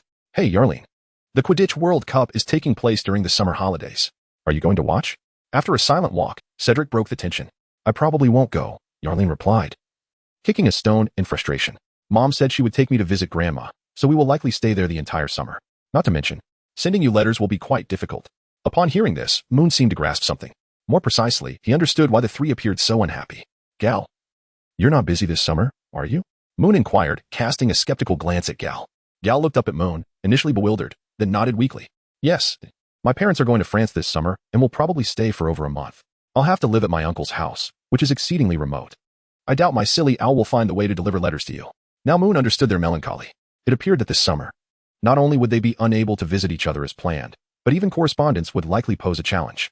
Cedric would be attending the Quidditch World Cup with his family, which would certainly not be a brief affair. Once abroad, they would surely spend some time exploring. While children typically find joy in play, Cedric was the type who valued friendship above all. Yearling would be visiting her grandmother, and Gal would be staying with his uncle. Evidently, these arrangements were far from uplifting, especially as they directly threatened to dissolve their cherished plans. Moon looked at the three with a mix of amusement and exasperation. Offering words of comfort, well, I believe there is no need for such distress. We will have the pleasure of each other's company for a full 6 years, encompassing 6 Christmas holidays, Easter breaks, and summer vacations. If all goes well, upon our graduation, we may find ourselves working together for an equally lengthy duration. Why rush over this single summer? Even if communication proves difficult, it matters not. We can capture countless photographs and document amusing moments. When the new term begins, we shall share our experiences just the same, will we not? Without a doubt, Moon's words proved to be of little significance, as the yearning for friendship among children cannot be easily dispelled by mere phrases. Nevertheless, it was a positive development that they no longer appeared as wilted as frostbitten eggplants. They strolled along the lakeside, engaging in playful banter until it was nearly time to gather for the carriage ride, at which point they hurriedly returned to the dormitory, laden with their belongings, and rushed towards the school gate. Ah, you've arrived. I was just concerned you might have overslept, Hagrid remarked, observing the 4 little ones panting heavily. He couldn't resist teasing. If you had truly slept in that late, you'd be spending the summer at Hogwarts this year. Really? Can we spend the summer at Hogwarts? Gal blinked in confusion. Generally, that's not permissible, Hagrid shrugged. However, if it's truly necessary to stay at Hogwarts throughout the summer, you may petition Professor Dumbledore for permission. If he consents, then it's allowed. All right. This isn't the time for idle chatter. Hurry up and get on the carriage. You're already late, and the Hogwarts Express 1T wait for you for, he urged. The young wizards quickly took their turns climbing aboard the carriage. When the last, Yalan, arrived, he seemed to struggle, having perhaps tired himself out running over earlier. And after 2 attempts failed to board, it was Hagrid who lifted him up. See you in September, Hagrid called from the side, patting the rear of the carriage. Enjoy your summer, little ones. Happy summer, Hagrid, they chorused, waving.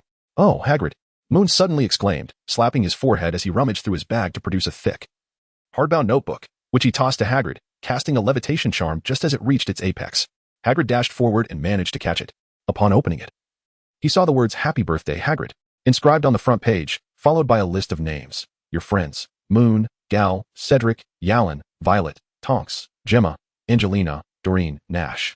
The robust keeper of keys felt a sudden warmth in his eyes as he blinked back tears. One weekend following the Christmas holiday, the 4 young wizards visited Hagrid as usual to cook, have tea, and chat. During their conversation, Moon inquired about Hagrid's birthday, only to learn that it had recently passed in early December. The little ones expressed their regret for not asking sooner and resolved to give Hagrid a heartfelt belated birthday gift. Under Moon's leadership, they enlisted the help of the school newspaper team, together crafting a collection of well wishes. Moon and Nash provided photographs, Violet handled the illustrations, while others gathered a plethora of images and articles about magical creatures, including dragons and scorpions. Thus, the 10 of them collaborated to create a substantial birthday gift, filled not only with greetings and articles, but also adorned with their shared photographs with Hagrid, including those taken during the Lunar New Year festivities, as well as candid shots of him at work. This endeavor required considerable effort, with the project only completed at the end of the previous month. Largely due to the difficulty of discreetly capturing Hagrid in action, Hagrid stood still, flipping through the pages, only realizing to look up at Moon and the others once the carriage had already departed. Chapter 99. Home once on the Hogwarts Express. The young wizards began to realize that some individuals were far more sorrowful than themselves. Unlike their own temporary departure from Hogwarts to spend the summer at home, seventh-year students faced a departure that signified they might never return to the castle over the coming decades, or perhaps even forever. They would have to bid farewell to friends, classmates, and the girls they harbored secret affections for, as many would seek opportunities abroad, leading them to distant paths with little hope of reunion. While human grief may not resonate universally, witnessing the tears of seventh-year wizards in the adjacent compartments stirred empathy even within Moon. The four of them wandered along the train for some time before finally finding an empty compartment to stow their luggage. Shortly thereafter, the plump lady selling snacks pushed her cart past their door. We'll take 4 licorice wands, a pack of Birdie Bots every flavor beans, and a box of exploding bonbons. How about some chocolate frogs? Gal inquired while paying. The others shook their heads in response. So Gal placed the snacks on the table and excitedly opened the Birdie Bots beans. Guess what flavor I'll get? As he pinched a grayish-green bean. The three wisely refrained from guessing. Such peculiar colors often heralded equally strange flavors, and it's difficult to guess without prior experience. Indeed. As soon as he popped the bean into his mouth and chewed, Gal's face contorted in disgust. Ugh, it tastes like pondweed.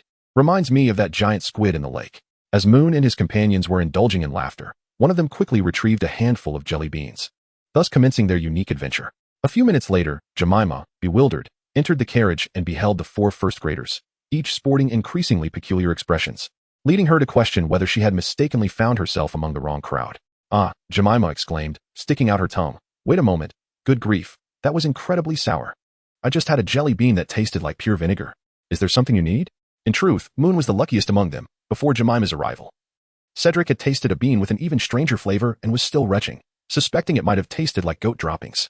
Meanwhile, Gal had encountered a supercharged mint flavor that left him cautious about his very breaths. Yalan was not faring much better either, as a jelly bean that resembled the scent of old socks rendered him utterly lifeless. Jemima hesitated, seemingly torn about whether to intrude upon the children's merriment. After several seconds, she finally mustered the courage to speak. I was wondering if there are plans to expand the school newspaper office next year. A few of my classmates are interested in joining, not for extra credit, but out of genuine curiosity. They've been eager to try their hand at the newspaper work alongside us. Moon took a deep breath, feeling somewhat undignified as he continued to salivate uncontrollably, yet he could not help but agree that an expansion was indeed needed. However, the specifics of how many and whom to recruit could wait until September when everyone returned to discuss it together. What do you think? Jemima exhaled in relief. She had not expected Moon to immediately accept her friends into the fold, as that was not his style. Simply hearing that there would be recruitment was sufficient for her. Great. I'll let them know to prepare during the holidays. Afterward, Jemima glanced at the 4 children and could not resist smiling. Tell me, did you really experience such outrageous flavors? Or did you all taste the same ones? Gal, barely concealing his anguish, nodded vigorously. I suspect this pack of beans is defective. He lamented. We haven't tasted a single good flavor. Intrigued by Gal's comment, Jemima's curiosity was piqued. She gazed at the open box of jelly beans on the table, pondered for a moment, and then reached in to extract a pristine white bean. Based on her experience, white jelly beans typically bore no particularly bizarre flavors. Most she had encountered were reminiscent of snow, water, or faint fruit flavors. However, 5 seconds later, Jemima donned a mask of agony. She never anticipated that a white jelly bean could possess an intensified flavor of white pepper. What on earth is this? Before disembarking, Gal resealed the remaining jelly beans. Despite Cedric's persistent suggestion to discard the evidently flawed pack, Gal ultimately decided to keep them, spurred on by Yalan's encouragement. He intended to share the joy of these magical beans with his cousin, who had always enjoyed playing pranks on him. Thus, they would meet again in 2 months. The sadness of parting had diminished significantly throughout their previous interactions, which was a positive outcome, at least now, amidst the bustling station. The 4 young wizards need not suffer a melancholic farewell. Well, see you in 2 months. Moon waved enthusiastically, bidding farewell to his 3 friends. I shall miss you all. Write to me when you can, and I promise to reply. And don't forget to take plenty of photos, especially you, Cedric. Rest assured I will. Cedric nodded, mimicking the fist bumps Moon had taught them, embracing Moon, Gal, and Yalan in turn. This gesture always left Moon with a peculiar sense of discomfort in comparison. Fist bumps felt far more comfortable. Thus, the 4 young badgers exchanged their goodbyes at the station before heading off to reunite with their families. Moon, big brother. The moment he spotted his family, a few little ones came rushing towards him. Hesper was somewhat restrained, while Ewan and Quaid enveloped Moon, nearly lifting him off the ground had he not been holding onto his suitcase. Moon, unrestrained by the exuberance of his smile, affectionately ruffled the hair of several younger siblings before making his way to the side of his 2 uncles and mother, and it was time to return home. Volume 2, The Legacy of the Death Eaters Chapter 1, a busy summer if one were to select a season from the 4 that comprised the year. Hesper's unequivocal choice would undoubtedly be summer. How delightful summer is, with its refreshing sodas and delectable sundaes. As well as the opportunity to don beautiful dresses when venturing outdoors, just as Hesper was doing at that moment. She sat in the courtyard of Shafik Manor, swinging gently, adorned in a lovely white gauze dress, cradling a large box of pineapple sundae, relishing the afternoon hours. In contrast to the leisurely Hesper, Moon was evidently much busier.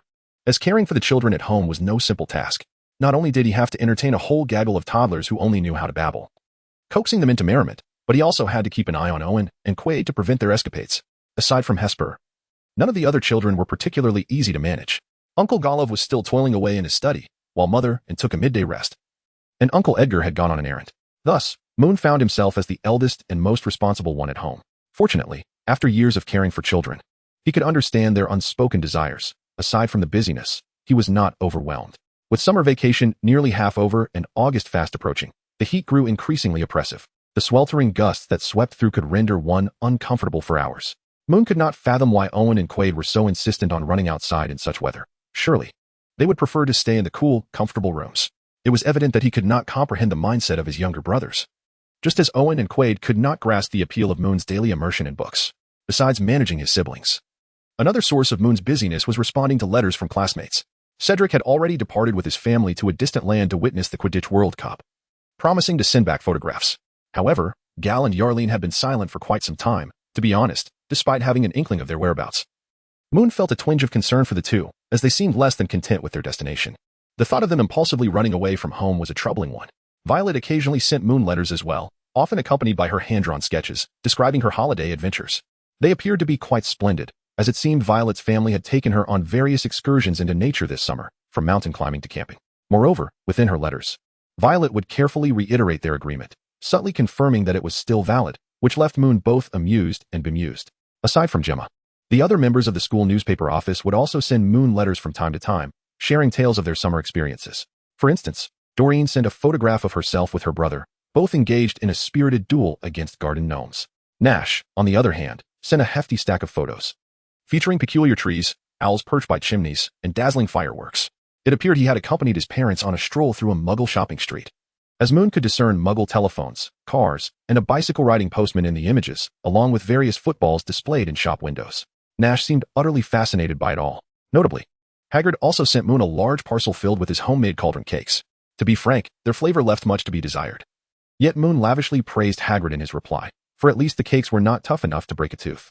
Juggling the care of his younger siblings, maintaining correspondence with schoolmates and friends, along with adhering to his own reading regimen and magical training, Moon often found himself reflecting that this summer had been the most fulfilling since his arrival in the magical world. Speaking of which, Moon's recent magical training had encountered numerous obstacles. The new spell, Flame Strike, was particularly challenging. Although its magical requirements were less demanding than those of the weather modification spell he had previously mastered, it was far more complex. He struggled to replicate the spell's sulfuric effects using his own magic, leaving him momentarily stalled. Fortunately, he had begun to glimpse a new approach in recent days, suggesting that he was not far from fully mastering and casting Flame Strike. Ah, you desire a banana? Moon frowned at the little one in the stroller. Would you like to taste the flavor of a banana? The child's curiosity was palpable. Infants do not conceal their thoughts. They express their desires openly and vividly. Even if merely flailing their arms and legs in the stroller while emitting peculiar sounds, they easily captured Moon's attention, revealing their wants and needs. Such scenes had become commonplace for Owen and Quaid, so before Moon could utter a word, Owen eagerly jumped down from his chair and scampered to the coffee table, returning with a bunch of bananas. Both Owen and Quaid were confined to the living room, waiting for Moon to lull their younger siblings to sleep before they could venture outside. Therefore, Owen was wholeheartedly committed to fulfilling the demands of his younger siblings, eagerly hoping they would soon tire themselves out and surrender to slumber. Moon received the banana from Owen, and before he could finish peeling it, he heard a voice from outside that felt like a beacon of hope. Hey, children, your uncle has returned. In such moments, Moon found rare joy in the return of his little uncle, Edgar. Of course, Owen and Quaid felt the same way. Edgar's arrival meant that Moon would finally be free from the burden of keeping Owen and Quaid tethered to him. As he noticed his younger brothers gazing up at him with eager anticipation, Moon couldn't help but chuckle and nod in agreement. In an instant, the wild horses were unleashed. Owen and Quaid exchanged enthusiastic high-fives and dashed towards the door, ready to greet Edgar. Before long, the sounds of laughter and merriment echoed from outside, as Edgar, unable to step inside, was whisked away by the two boys toward the estate's exterior. The world suddenly felt half as tranquil. Moon, with a sense of satisfaction, manipulated several baby carriages with his wand, giving them a gentle shake before picking up a nearby book and turning a page. Oh, what a busy yet delightful summer it was. Unbeknownst to him, at that very moment, an owl flapped its wings, diligently making its way towards Shafik Manor with a letter in tow. No one wished for Moon to be cooped up in the manor throughout the summer, except for himself. Sure enough, those who intended to disturb him were already preparing to set off.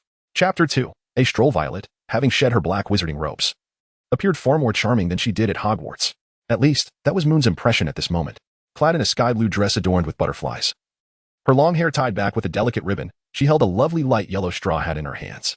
The soft patter of her white shoes on the cobblestone path produced a gentle sound, and the faint blush on her cheeks, coupled with her radiant smile, occasionally lifted Moon's own spirits.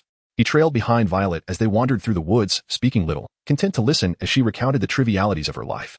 Indeed, Violet had arrived the day after the owl delivered its message.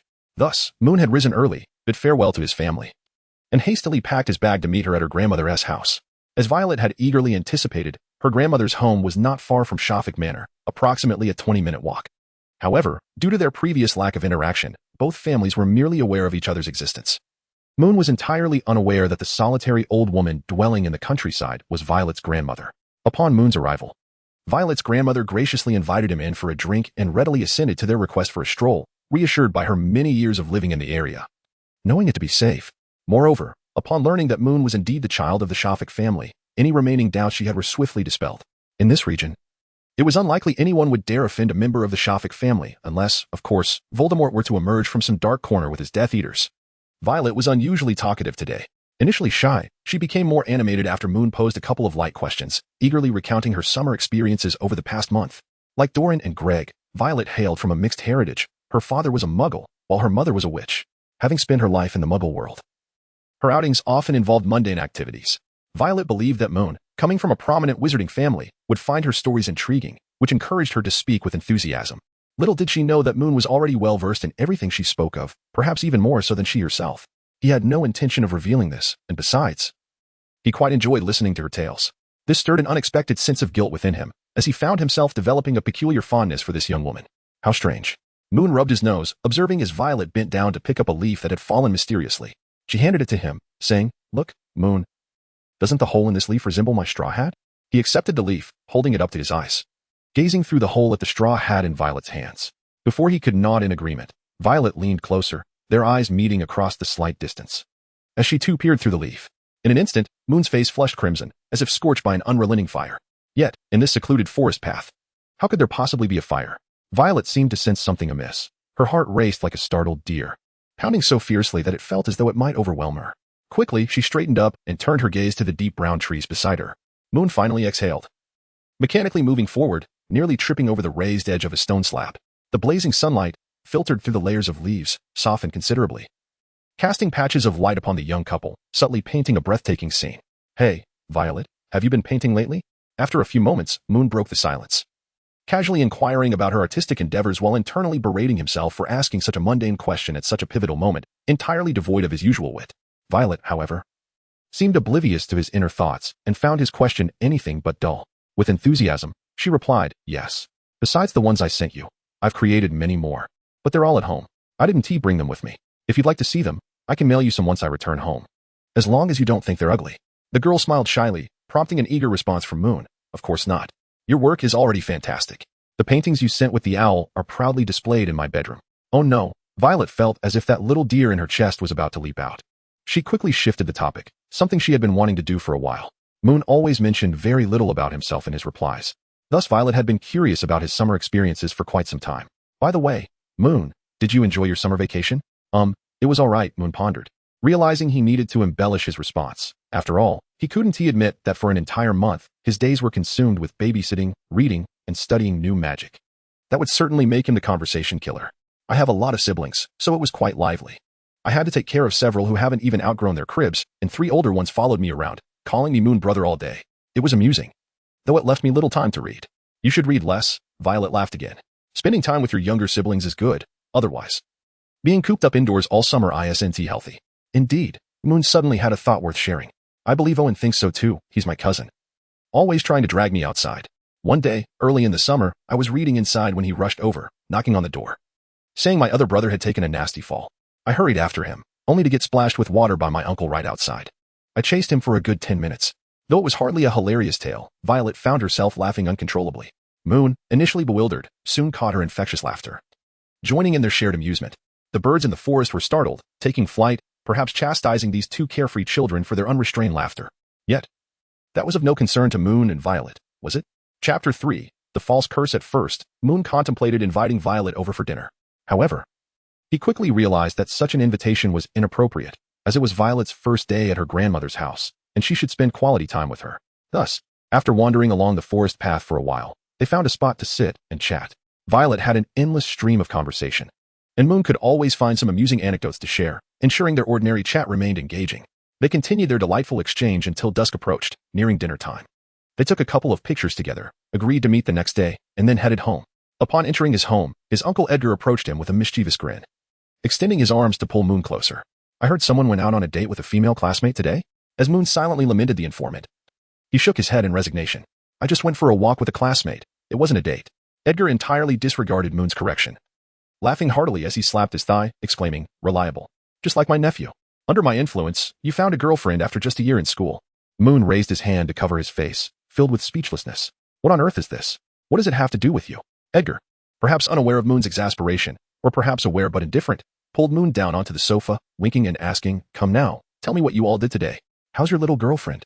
Is she pretty? Do you have a photo? Which family does she belong to?" Moon rolled his eyes in response, choosing silence as he stood up to leave. Years of experience had taught him that this was not the right moment to continue the conversation, lest Edgar uncle regale him with another lengthy tirade of nonsense.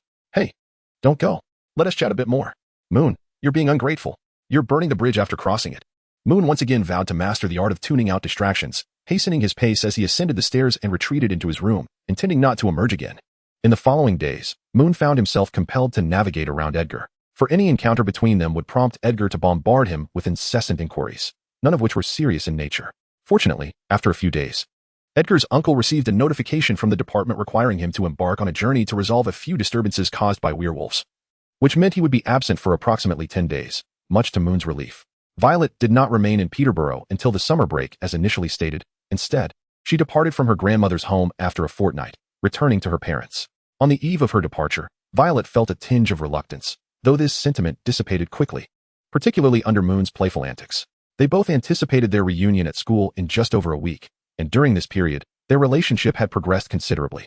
Although they had yet to hold hands, a feat hindered by shyness and trepidation, Violet found immense satisfaction in the closeness they had achieved, which surpassed that of ordinary friends. Children, after all, are often oblivious to the complexities of affection and cannot discern the origins or destinations of their feelings. Their hearts simply yearn for greater intimacy. When the moment of farewell arrived, Moon crafted 2 paper flowers for Violet, recalling the origami skills he had nearly forgotten. Faced with the sketch she had gifted him, he felt compelled to create a handmade token in return, and after 2 hours of effort, he successfully remembered how to fold the paper flowers. Violet evidently cherished the paper flowers, even more than the bracelet Moon had given her for Christmas. When Moon accompanied her home, he witnessed her delicately cradling the flowers as if afraid to crush them. This became the most touching moment of his entire summer. Regarding the farewell, Moon experienced little emotional turmoil. His only regret lay in not having invited Violet to Shafik Manor, despite Edgar being away on business. Nevertheless, he realized that had he invited her, his Uncle Golov and mother might have engaged in idle gossip, not to mention the mischief that Owen and Quaid could have stirred up at home. However, it mattered little, for Violet seemed to spend a portion of every summer at her grandmother's house. Next summer, Hesper, Owen, and Quaid would be at Aunt Nala's, allowing Moon to devise a plan to invite Violet for dinner, as long as he could manage to keep Edgar out of the house. Confronting only Uncle Golov and his mother would surely be far simpler. After Violet's departure, Moon resumed his previous routine, caring for children, reading, and practicing magic until one fine morning when he received a letter from Hogwarts. It was, of course, not another admission letter, but a reminder to be at King's Cross Station on September 1st to board the express train back to school. Enclosed was the list of books required for his second year, which consisted mostly of materials from the previous academic year. However, upon reading the letter, Moon suddenly recalled an intriguing matter. It is widely known that the position of defense against the dark arts professor at Hogwarts has been cursed by Voldemort, resulting in no teacher being able to hold the position for more than a year. They invariably depart for various inexplicable reasons, including but not limited to injury, disability, or even death. This pattern had persisted for years prior to Moon's arrival at Hogwarts, with a new professor appointed each year. Yet, Professor Quirrell seemed unscathed. Although he had indeed taken an extended leave for recovery, he returned to his post and continued teaching until the end of the term without any further incidents. This implied that their second-year defense against the dark arts professor would likely still be Professor Quirrell. Could it be that the curse was merely a myth? Chapter 4. A letter from Dumbledore. His doubts were swiftly allayed, for the next morning at breakfast, Uncle Golliv humorously presented a letter at the table. It appeared that Dumbledore, having exhausted all other options, had invited Moon to Hogwarts to serve as a guest professor for a year in defense against the dark arts. Golliv, rubbing his injured leg with one hand while popping a piece of fried egg into his mouth with the other, remarked incredulously at the audacity of Dumbledore's proposal. For the first time, Moon felt that Uncle Golliv's words could carry such profound significance, even outside the context of work. Firstly, it was astonishing to discover that Uncle Golliv was actually a member of the Hogwarts Board of Governors. Secondly, what had befallen Professor Kump? Why had Professor Dumbledore suddenly sought a new instructor for the defense against the dark arts class? Moon gazed at Uncle Golliv with a perplexed expression, voicing the doubts that lingered in his mind. Ah, did I not mention this to you before? Golliv mumbled. In any case, the Shafik family holds a seat on the Hogwarts board. It was once your grandfather's. After his passing, it fell to me. As for your Professor Compu, according to Dumbledore's letter, he was attacked by some entity, likely a rogue dark wizard or a creature. He is currently hospitalized at St. Mungo's and remains in a coma. So it is clear he cannot continue teaching you. Moon glanced at the plate of fried meat before him, beginning to question whether his own ominous musings had precipitated this turn of events. Just yesterday, he pondered whether Voldemort's curse had failed to take effect, and now Uncle Golliv had received such a letter.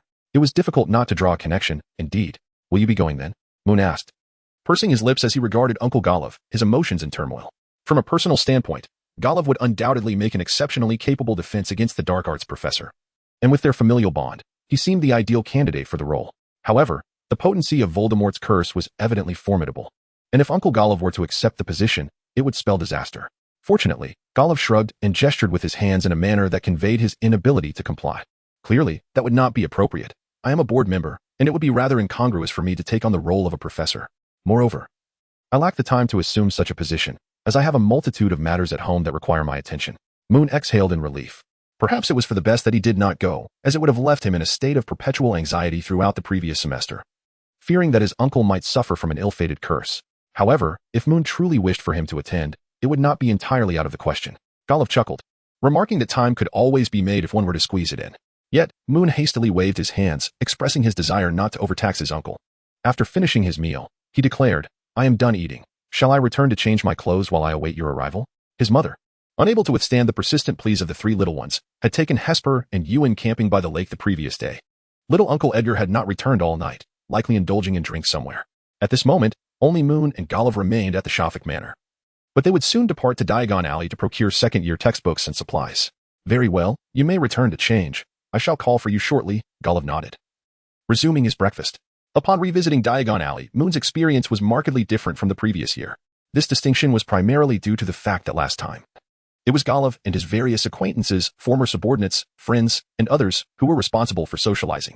This year, however, Moon found himself engaging with an even larger crowd than Golliv. He encountered classmates from Hufflepuff and other houses, both first-years and upperclassmen alike. Along the way, at least half of the young wizards greeted him, inquiring about the latest issue of the school newspaper, asking whether he had purchased his textbooks, and some even fretting over course selections for third year. Golliv was taken aback to discover that his nephew had such a wide circle of friends at Hogwarts. Moon was not particularly inclined to regale his family with tales of his school exploits. Instead, he preferred discussing his classmates, friends, and amusing classroom incidents. Thankfully, Golliv was already aware of the school newspaper, or he would have undoubtedly questioned Moon about it later. The only disappointment for Moon was that he had hoped to encounter at least one of his three roommates in Diagon Alley. Yet he did not run into any of them. It had been quite some time since he had heard from them, and truthfully, he found himself missing their company. The list of textbooks was brief, and there were few new supplies to acquire. Moon first accompanied Uncle Golliv to purchase a new robe, as children grow rapidly. And the robe he had bought the previous year was now noticeably short. As they exited the clothing store, they fortuitously encountered the Weasley family, Mrs. Weasley along with Charlie, Percy, Fred, George, and the youngest Weasley, Ron, who would not be attending Hogwarts until the following year. Fred and George were quite familiar with Moon, particularly since he had once saved their lives. Charlie and Percy also maintained a friendly rapport with him, largely due to their shared connection through their younger brothers. Percy, being an academic enthusiast, found Moon's exceptional scholarly performance particularly admirable, especially given Moon's family's esteemed background, which further fueled Percy's enthusiasm towards him. Seeing the young wizards engage in lively conversation brought joy to Golliv, who, upon learning that Mrs. Weasley had brought her children to buy second-hand robes in anticipation of Ron's upcoming school year, generously offered to buy each of the 5 young Weasleys a new robe. Initially, Mrs. Weasley attempted to decline, but Golov insisted it be considered a gift for the children and promptly paid, leaving no room for further objections. After conversing with the Weasleys for a while longer, Golov and Moon resumed their shopping expedition, although they only needed to purchase textbooks. Moon managed to persuade Golov to linger in Diagon Alley for an extended period, resulting in his bag being filled with a hodgepodge of new and used books by the time they departed. Chapter 5. Dempsey. Hello, Mr. Weasley, Mrs. Weasley. Ah, and Ron and Ginny are here as well, Moon exclaimed, waving at the Weasley family as he approached them. Today marked the return to school, and it was hardly surprising to encounter the Weasley family at Platform 9, as Charlie, Percy, and the others were likely already aboard the train. Moon arrived a bit late today, and as the departure time drew near, he decided not to have his uncle and mother accompany him to the platform. Upon entering King's Cross Station, he promptly sent them back, leaving him alone at this moment. Ah, Moon, why are you so late? Mrs. Weasley exclaimed upon spotting him, urgency in her tone. This is not the time for pleasantries. Hurry up and get on the train. It's about to leave. Initially, Ron had intended to engage Moon in conversation, as he held a fondness for the polite and gentle boy, especially since Moon was the reason he would not have to wear his brother's hand-me-down robes for school next year, which filled him with gratitude. However, Mrs. Weasley offered no opportunity for this, and after a couple of nudges, she directly took Moon by the arm and guided him to the train door. Mr. Weasley observed this scene, initially feeling awkward as he lowered his hand, which had been raised to greet Moon. But then he found the situation amusing and couldn't help but chuckle. All right, I'm boarding now, Moon replied, bemused by Mrs. Weasley's enthusiasm. And he hurriedly hopped onto the train with his suitcase. He turned back to wave goodbye to the four of them. 2 minutes later, the whistle of the train blared. And after waiting for over 2 months, the Hogwarts Express was once again filled with young witches and wizards, making its way towards Hogwarts Castle. Excuse me. Hi. Jacob, I see you. Looking good, nice watch. Moon navigated through the crowded compartment. Sorry, could you let me through? Yes, it's me, Moon. The latest issue of the school newspaper will be out soon. Don't be silly, it definitely won't be next Monday. We won't have enough time to put out an issue by tomorrow. It should be released on the 10th, Nathan? No worries. Your one didn't quite poke my nostril, but it was close. Next time you perform magic for the first years, remember to step into a compartment. After a challenging trek through the packed carriage, Moon finally discovered a compartment that was not entirely full and let out a sigh of relief. It was quite overwhelming. Wherever he went, people would pull him into conversation. Those Hogwarts students passing by who had never seen him before, as well as the new first years, stared at him as if he were a rare panda, likely wondering who he was. Hi, everyone, Moon hesitantly greeted the 4 individuals in the compartment. Moon Fox from Hufflepuff. None of the 4 were familiar to him, but he could at least ascertain that they were not from the same house, as one of them was a girl. Moreover, they appeared to be strangers to one another as well. They seemed engrossed in their own thoughts when Moon entered, not engaged in conversation. However, with a considerable amount of time still before the train would arrive at Hogwarts, it would be rather peculiar for 5 individuals in a compartment to remain silent until their destination. The only tall girl in the compartment tilted her head and gazed at him for a moment, then her expression shifted to one of realization. I recognize you. You're that remarkably talented second-year Hufflepuff boy who founded the school newspaper, right? Gemma often mentions you. Oh, yes. Hello. I'm Ashley Bishop from Slytherin. Upon hearing Ashley's words, the other 2 boys in the compartment also remembered who Moon was and quickly greeted him. The last boy, who appeared quite shy, watched the 3 converse with Moon, opened his mouth but lacked the courage to speak, ultimately turning his gaze to the window. Moon placed the suitcase on the rack and subsequently sat beside the young boy. Ashley and the 2 boys from Ravenclaw occupied the opposite side, leaving Moon with no choice but to take a seat here. Hey, are you a freshman?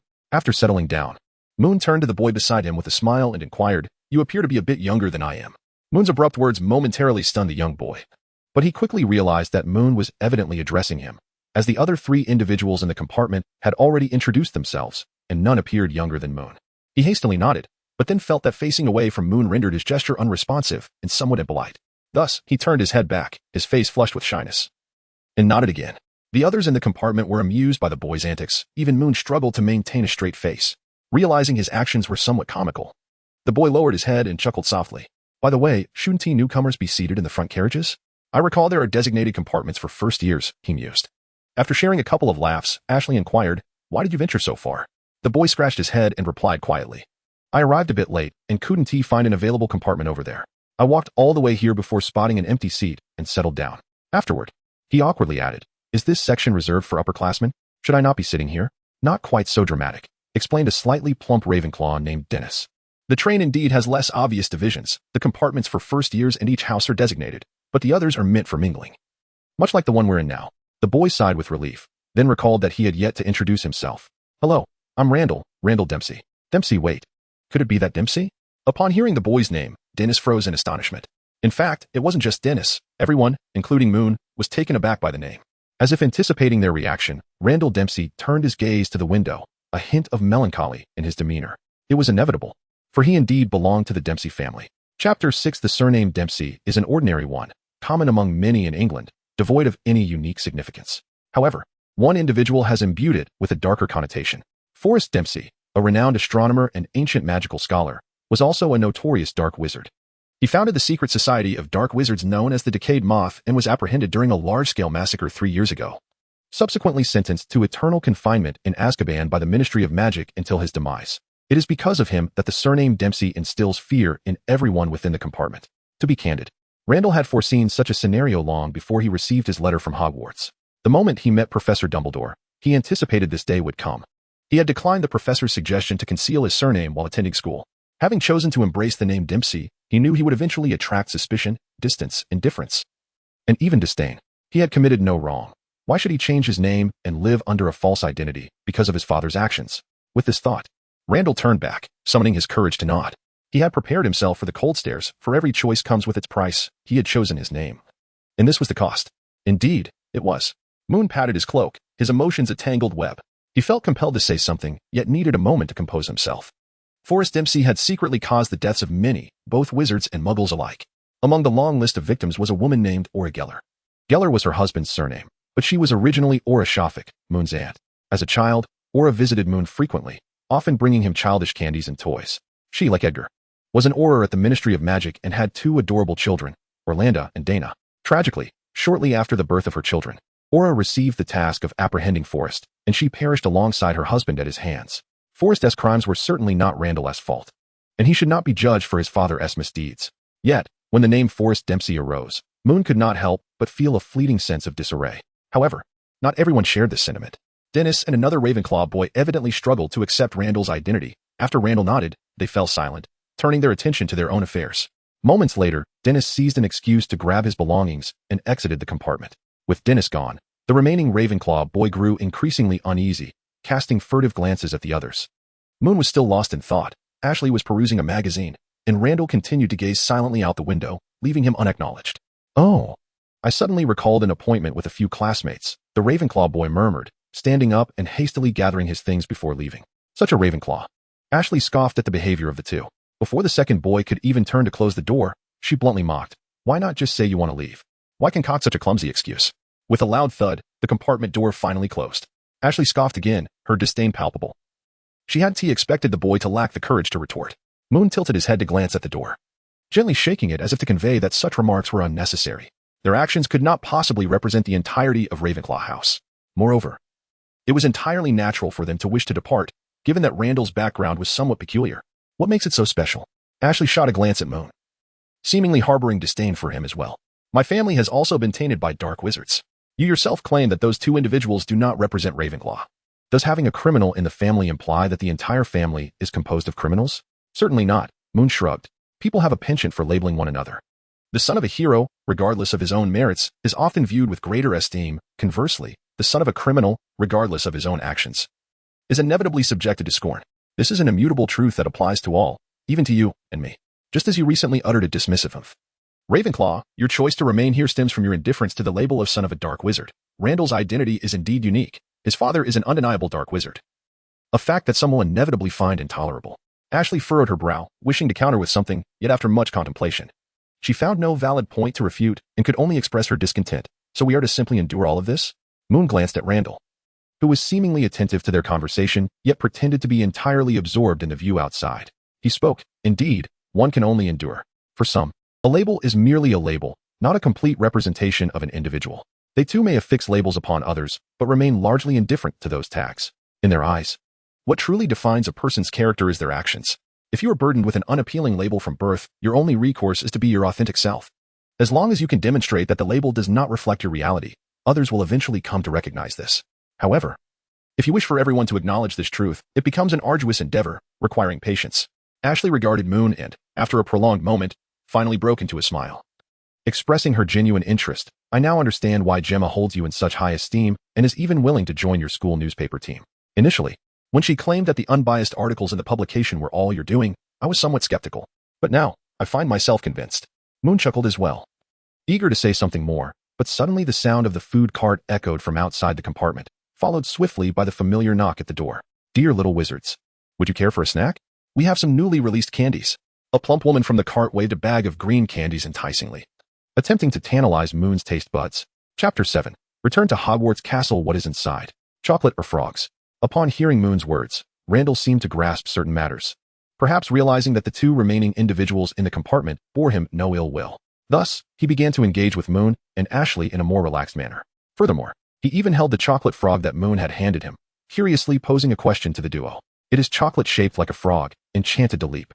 Some people find amusement in watching these little creatures jump to various heights. Moon provided the accurate explanation. Meanwhile, Ashley gazed incredulously at Randall. You've never eaten a chocolate frog? My family never bought me snacks. They don't allow me to indulge in such treats. Randall shyly lowered his gaze, delicately unwrapping the chocolate frog box. Ashley felt a pang of sympathy for Randall, nudging her own pile of snacks towards him. Speaking of which, I remembered something, Moon said, holding a licorice wand in his mouth as he flipped a page in his book. Although it seems a bit against the rules.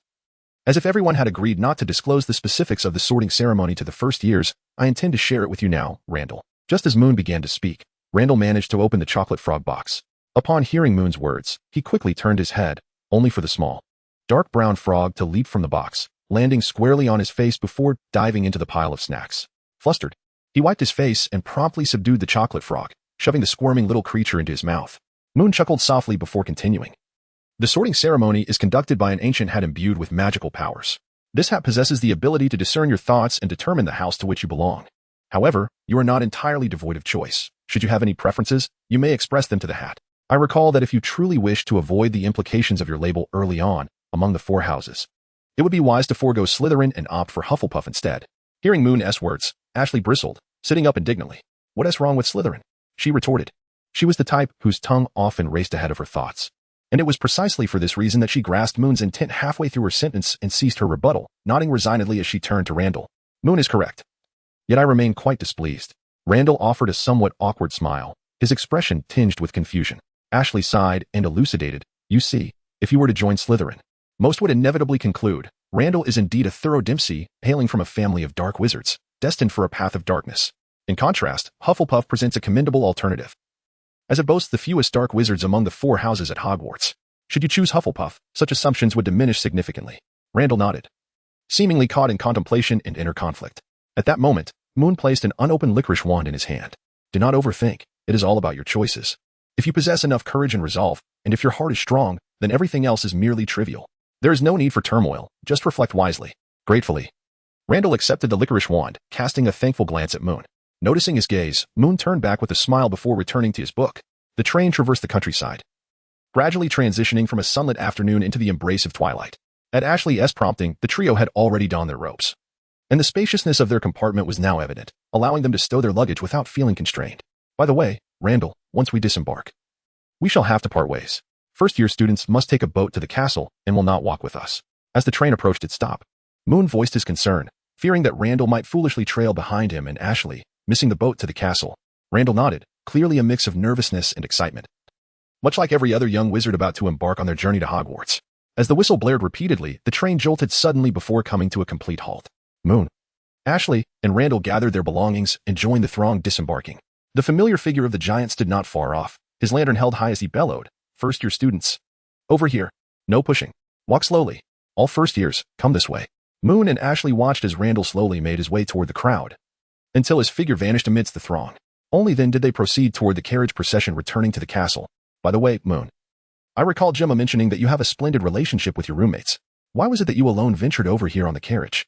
Ashley inquired, taking the opportunity to engage Moon in conversation as they walked a considerable distance. Well, I'm much like Randall. I boarded the carriage rather late and couldn't find an available seat. There were too many people on board, and I didn't feel inclined to jostle my way over to the Hufflepuff compartment, Moon casually explained, before turning the question back to Ashley. From your tone, it seems your relationship with your roommates isn't particularly amicable? Huh. Ashley let out a short, sharp laugh, clearly unimpressed with her own roommates. A bunch of fools consumed by their pure-blood beliefs. I have no doubt they will soon band together to join some dark wizard secret society. The supreme magic is perfectly suited for them. Moon found it difficult to comment, as they were Ashley's roommates whom he had never met. As for the supreme magic that Ashley spoke of, he had indeed heard whispers about it. a group of fools dedicated to eliminating every muggle in the world. One of the most ostentatious factions among the existing secret societies of dark wizards. As the two conversed and walked, Mune suddenly spotted several friends standing under a lamp ahead. Cedric, Gal, Yalan, Violet, along with Gemma, Nash, and Angelina. His spirit soared, and he pointed in their direction, hastily leading Ashley over. Chapter 8. The sorting ceremony. Earlier, during idle chatter on the Express, he had learned about an important figure in Ashley's social circle, Gemma Farley. Indeed, Ashley was a close friend of Gemma, who had mentioned several individuals interested in joining the school newspaper office before leaving last semester, one of whom was Ashley. Otherwise, Mune would not have brought Ashley towards Gemma and Cedric's group. In fact, Cedric and the others were waiting for Mune. But due to the dim light from the antiquated lanterns along the path from the station, they had not quickly noticed Mune approaching. Rather, it was Mune who first recognized them standing beneath the light. "Hey, I'm here," Mune exclaimed, swiftly walking up to Cedric and the others while holding his suitcase. "I thought I'd have to wait until we reached the castle to see you all. By the way, let me introduce you. This is Ashley Bishop from Slytherin, a good friend of Gemma." Ashley winked at Gemma and greeted the others. Then, Yalan pulled Mune into a friendly embrace, beaming as he said, "We definitely had to wait for you. You scared us half to death. We were just discussing whether you were coming to Hogwarts this year. If Violet hadn't mentioned that you might have just arrived late and found a random spot to sit, we would have been searching all over the train for you. Oops. My bad. It's all my fault," Mune replied, rubbing the back of his head sheepishly. "Let us hurry and get on the carriage. I'm starving." At Mune's remark, everyone suddenly felt the pangs of hunger, and with laughter and chatter, the young wizards boarded the two carriages nearby. There was no way they could all fit into one. The invisible, silent thestrals carried them smoothly and quietly down the forest path toward Hogwarts Castle. As it turned out, hunger had to be endured. The feast did not commence immediately upon their arrival at the castle. They had to wait for the new students to arrive and undergo the sorting ceremony, which would conclude before the banquet officially began. As with the previous year, Professor McGonagall emerged holding the sorting hat, placing the tattered and worn hat on a high stool in front of the anxious young wizards. Ahem. The sorting hat suddenly cleared its throat forcefully, startling the first-year students like it was expelling long-stifled phlegm. In the next moment, a mouth-like slit appeared on the hat, and it began to sing loudly, "I am a hat born of 1,000 years, do not doubt my powers, for I hold no fears. Though I cannot wield a wand or cast a spell, nor ignite flames to illuminate the night so well, I can hear your thoughts and discern your dreams. No one understands your heart's desires more than me, it seems. Place me upon your head, let me see, to which house do you truly belong? Tell me.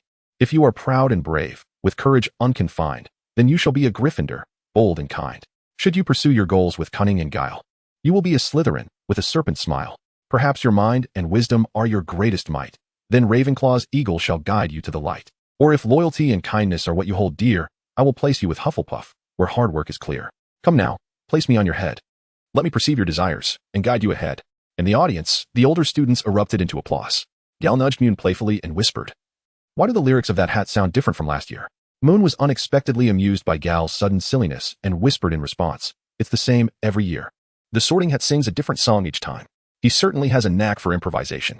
Gal's summarizing remark left Mune momentarily speechless. Had he not been mindful of the decorum of the hall, he might have burst into laughter. In contrast to the seasoned veterans seated nearby, the first-year students were preoccupied with the impending sorting ceremony, their minds racing with anticipation. Once Professor McGonagall concluded the song of the sorting hat and acknowledged the audience, she unfurled the list in her hands and declared, "When I call your name, please step forward to the stool, don the hat, and await your house assignment." Jonathan Bilbo, a slender boy, resembling a monkey in stature, dashed forward, nearly disappearing beneath the oversized sorting hat. Hufflepuff House celebrated its auspicious start. As a chorus of applause erupted from the young wizards led by Gabriel and the other prefects, their hands nearly worn raw from clapping. Brandon Congreve, another boy, approached, his physique appearing considerably more ordinary, with tousled blonde hair that suggested he had napped on the train. He nervously placed the hat upon his head, gripping the brim tightly until the sorting hat tugged at it, prompting him to finally relax his hold. What an impolite lad. Let me see. Oh, no need to look further, Gryffindor. The sorting hat's announcement startled Brandon, nearly causing him to topple from the stool. In his flustered state, he forgot to remove the hat and descend, remaining seated in a daze until Professor McGonagall gently tapped his shoulder, awakening him to the reality of the situation, prompting him to hurriedly remove the hat and make his exit. Professor McGonagall composed herself and proceeded to read the next name from the list. Cecilia Darwin. A little girl with bright green eyes bounced over to the stool, her demeanor relaxed and cheerful. As the hat settled atop her head, she smiled and exclaimed, "Gryffindor." The adorable and lovely girl was welcomed into her house, and the Gryffindor lions erupted in applause as Cecilia joyfully hopped off the stool and made her way to the Gryffindor table. Professor McGonagall blinked and quickened her pace. Randall Dempsey. A murmur swept through the 4 long tables as many students recognized the name. drawing the attention of the faculty as well. Randall took a deep breath, suppressing his urge to glance around and stifling an inexplicable fear that welled within him as he walked slowly yet resolutely toward the stool. Chapter 9. The interview at the school newspaper office. As the sorting hat revealed Randall's house assignment, the murmurs below crescendoed, amplifying the tension in the air. Moon let out a resigned sigh, setting aside the fork that had been skewering his sausage, and cast an encouraging glance towards Randall, who was searching for him amidst the bustling crowd. Randall had not opted for the safer haven of Hufflepuff. Rather, he stubbornly chose Slytherin. And Moon could easily surmise that Randall was driven by a desire to prove himself. Yet, Moon was equally certain that Randall remained blissfully unaware of the scorn and scrutiny he would soon endure upon entering Slytherin. There was little to be done. Since Randall had made his choice, all Moon could offer him was a look of encouragement. At last, Randall successfully navigated through the throng of heads and spotted Moon. He shyly smiled at Moon before handing over the sorting hat and slowly descending from the platform.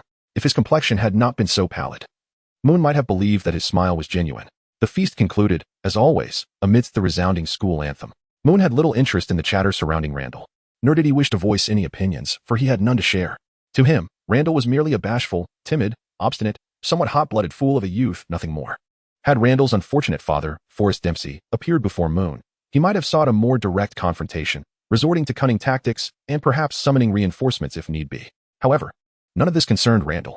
Upon returning to the common room, he greeted acquaintances and exchanged pleasantries before retreating to his dormitory, picking up a book to read. The others continued to discuss the new students, the upcoming term, and the absence of the defense against the dark arts professor at the sorting ceremony and feast. Naturally, the principal topic remained Randall. Indeed, Randall had become a figure of considerable notoriety, albeit of the negative variety. Moon nibbled on his biscuit as a gentle drizzle began to fall outside, the rhythmic patter against the glass capturing his attention. Momentarily distracted, he set aside his book and hurried to the window to observe the rain. Although there were no classes the following day, he found himself preoccupied with preparations for the school newspaper, including interviewing potential new recruits eager to join the team. He did not intend to enlist too many. Just a few, perhaps 3 or 4, primarily to fill the gaps left by the upperclassmen moving on to their third year. Gemma was perpetually busy, as the head of Slytherin. She had just completed her O.W.L.S. and was now preparing for her N.E.W.T.S. Despite her efforts, she had managed to secure an E in her weakest subject and received O's in several others, making it evident that her upcoming courses would only become more challenging. Though Tonks was not a head girl, she was in her 7th year and lacked the luxury of time that Gemma had, as her N.E.W.T.S. were fast approaching. Consequently, upperclassmen would only grow busier, necessitating the recruitment of additional senior students to share the workload. More hands would surely lighten the burden. The thought of tomorrow's interviews weighed on Moon's mind, causing him some anxiety. He could not rely solely on Gemma's acquaintances, for a school newspaper devoid of Slytherin representation would be inadequate, yet an overabundance of Slytherins might not serve them well either. The sound of footsteps echoed from outside. Likely Cedric and the others returning. Rubbing his temples, Moon decided to abandon his restless thoughts and return to his bed. Tomorrow's matters could wait for tomorrow. Next, Violet called out loudly as a flamboyantly styled Gryffindor student entered and took a seat across from Moon. Moon lowered his hand from his temples and, upon raising his head, heard the audacious youth declare, "Hey, I wish to join your school newspaper office." What a peculiar name. Perhaps it would be better called a school press. He then inquired, "Are there any requirements?" "None whatsoever. You may leave," Moon replied, suppressing an urge to roll his eyes as he gestured towards the door. Heaven knows the torment he had endured over the past hour. Of the dozen or so individuals who had entered, none exhibited any semblance of normalcy. Just moments prior, a girl had burst into tears upon being denied entry. Earlier still, there had been a Ravenclaw besotted with Gemma, whose every utterance seemed to plead for the opportunity to work alongside her. In stark contrast, this Gryffindor, though somewhat overconfident, appeared comparatively sane. Without further ado, upon hearing Moon's outright rejection, he promptly stood and exited, leaving behind only a disdainful chuckle. Next, Violet dutifully continued to call out to the next candidate. The classroom door swung open, revealing a pair of familiar faces, Fred and George Weasley, the twins from the Weasley family. "Huh, did you expect anything less? It's us," Fred exclaimed as he strode over to Moon, extending his fist in greeting. He certainly did not intend to strike Moon, rather. He understood that Moon preferred this form of salutation over a warm embrace. Moon exchanged a fist bump with him, then curiously inquired, "How did you two come to attend the school newspaper interview?" "We're not here for an interview," George shrugged. "Any form of club is unsuitable for us, as we could never remain obediently compliant." Fred chimed in, "But as soon as we heard you were looking for recruits, we decided to drop by." George continued, "Primarily, we wish to recommend someone." At last, Fred addressed the matter at hand. Under normal circumstances, Moon might have found amusement in the twins' manner of speaking, but at that moment, he was devoid of such spirit. Thus, he leaned back, feebly engaging. Oh, really? So the person you wish to recommend is Oliver Wood? The two responded in unison. Indeed. He is the goalkeeper for our college team. He feels too shy to apply himself and may not have the time to come over.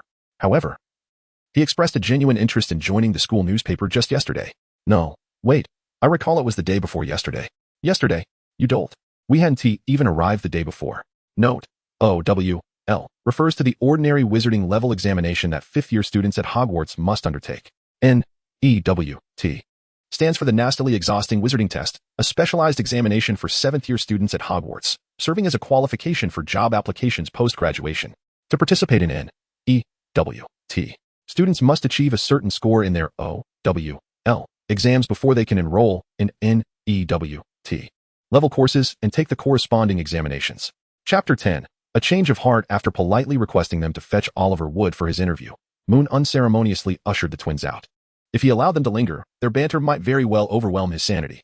The interview process continued, and initially, Moon contemplated taking a break before resuming. However, he reconsidered, realizing that whether he faced his demise today or later, it was better to confront it all at once rather than prolong his suffering over a week.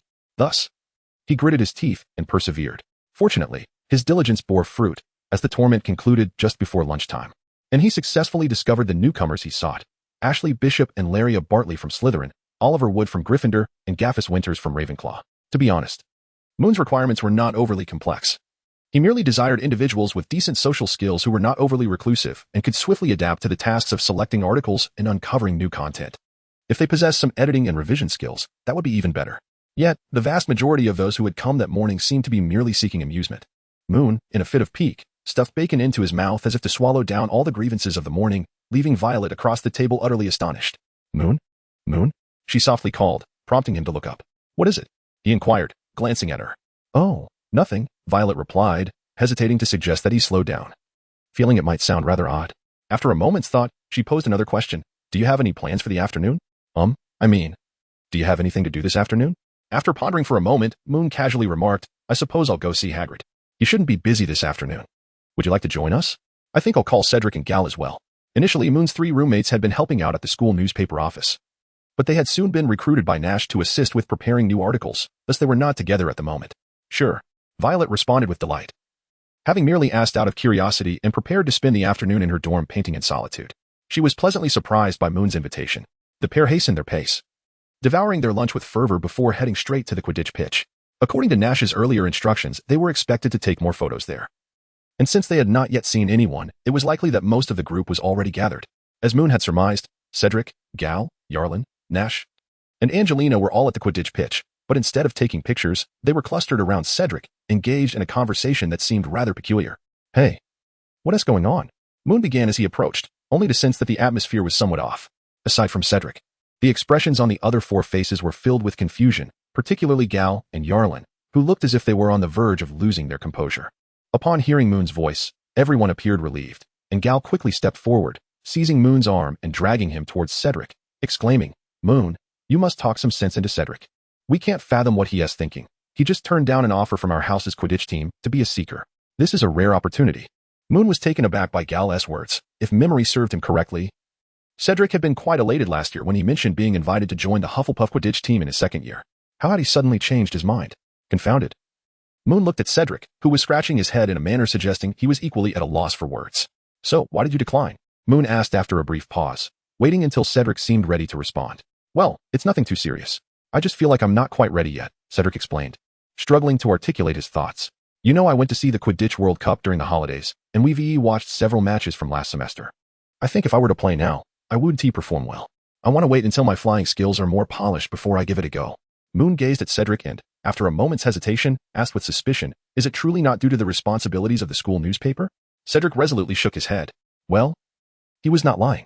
Although Moon could not recall precisely when Cedric had joined the Hufflepuff Quidditch team in the original text, he was capable of discerning whether Cedric was being truthful. If that were the case, it would indeed be Cedric's own decision. Have you truly thought this through? The competition may very well serve as a better opportunity for self-improvement. Moon presented a new perspective, yet Cedric continued to shake his head with unwavering conviction, evidently having solidified his thoughts. Moon shrugged and glanced at the others. He had made up his mind. If they chose not to join, there was little he could do. Gal and Yalin hung their heads in disappointment, while Nash and Angelina cast wistful looks at Cedric. who had once had the potential to become a rising star in the Quidditch Cup. All right, let us focus on something uplifting. I plan to visit Hagrid. What do you say? Moon proposed, unwilling to dwell on their gloomy expressions. Indeed, the mere mention of Hagrid brightened Gal and Yalen's spirits considerably. And Cedric eagerly nodded in agreement. However, Nash and Angelina exchanged uncertain glances, feeling somewhat out of place. They were not particularly close to Hagrid. Their last encounter had been when they celebrated the Lunar New Year with Moon. Thus, they were unsure whether it would be appropriate for them to join the visit. Moon discerned the hesitation of the two and said with a smile, "No worries, come along. Haven't you both met Hagrid before? He is quite the hospitable host." Upon hearing Moon's words, the two ceased their refusals and readily acquiesced. Thus, the seven of them, engaged in lively chatter, if one were to overlook Gal and Yarlin's relentless questioning of Cedric, made their way to Hagrid's cottage. From a distance, Moon and the others spotted Hagrid, who was returning with a large bucket of unknown contents. It appeared they had arrived at just the right moment. "Hagrid," Moon called out, raising his arm and waving to the oblivious giant, then led the charge towards him. A gaggle of children raced after him, resembling a band of youthful Don Quixotes. Upon hearing Moon's call, Hagrid finally noticed the group of young ones, stopping in his tracks with an expression of surprise. He had been occupied the previous night escorting first-year students to the castle and had wondered when Moon and his friends would arrive. He certainly hadn't anticipated their swift arrival. "What is that?" Gal, intending to rush over for a hearty embrace, halted abruptly as he approached Hagrid, struck by a pungent, fishy odor that froze him in place, as if petrified. While Hagrid was known for his somewhat unkempt appearance, this odor was far from typical of him. Leading to the inescapable conclusion, the bucket Hagrid carried was troublesome. The other young wizards caught a whiff of the smell and reluctantly stopped a few paces from Hagrid. Realizing the situation, Hagrid glanced down at the metal bucket in his grasp, then awkwardly fanned his hand in front of his nose. "Well, it does have a bit of a stench. It's filled with entrails, small animal entrails, to feed the creatures of the Forbidden Forest. Just wait a moment. I'll set this down, and you can head directly into the house." The young wizards promptly agreed and rushed into Hagrid's cottage, which he hadn't locked. He rarely did, believing there was little worth stealing in his abode, or so he thought. Upon entering, Gal immediately made himself at home, calling for Moon to start a fire while he busied himself preparing tea. Had they been in another setting, Moon would surely have dissuaded Gal from such behavior, as it was rather impolite. However, in Hagrid's presence, such informalities were, in a sense, a warm gesture, a sentiment Hagrid himself shared. Moreover, even when Hagrid was around, it was Gal who typically took charge of the tea preparations. With considerable effort, Moon shifted several stools for the somewhat bewildered Angelina, Nash, and Violet, before drawing forth his wand to kindle a fire for Gal. Just then, Hagrid returned, removing his thick gloves and hanging them on the wall, while taking the enormous teapot from Gal's hands and placing it upon the flames. The astute Yalin quickly noticed the injury on Hagrid's hand and inquired with surprise, "Hey, Hagrid, how did you get that? Who hurt you?" Hagrid glanced down at the back of his hand, dismissively waved it off, and replied, "It's nothing, don't be foolish, Yalin. It wasn't someone who hurt me, I merely got scratched by the teeth of my pet." The four of them gazed in astonishment at the languid figure of Yaya sprawled beside the fire. Hagrid, amused by their reaction, rummaged through his snacks and jestingly remarked, "Come on, you don't really think I only have Yaya as a pet, do you?" This explanation was remarkably convincing, at least to Moon and the others, and they quickly set the matter aside. The tea soon began to boil, and Yaya seemed to feel the heat from the flames, sluggishly shifting to nestle between Angelina and Violet. The adorable sight of Yaya sleeping charmed the two girls immensely, prompting them to eagerly pat its head with delight. Moon could only wish that Yaya wouldn't suddenly rise to shower the two girls with a face full of dog saliva. By the way, I previously mentioned that we would wait for Hagrid to join us for a viewing. Cedric, who had just taken a teacup from Hagrid, suddenly recalled something. He slapped his forehead and extracted a large album filled with photographs from the Quidditch World Cup from his backpack beside the stool. Moon reminded me that I had asked my father to buy me a camera as well, and I had taken many pictures. Yalin was the most ardent Quidditch fan among us, even more so than Cedric. Just yesterday, when they first met, he had pulled Cedric aside to ask numerous questions about the Quidditch World Cup. Had Cedric not promised to show everyone the photos later, and with so many of them, it was uncertain whether Yalin would have willingly allowed Cedric to retire for the night. Thus, upon hearing about the photographs, he eagerly rushed to Cedric's side, claiming the best viewing spot. This year's Quidditch World Cup was quite thrilling. The final match spanned 5 full days, a grueling battle indeed.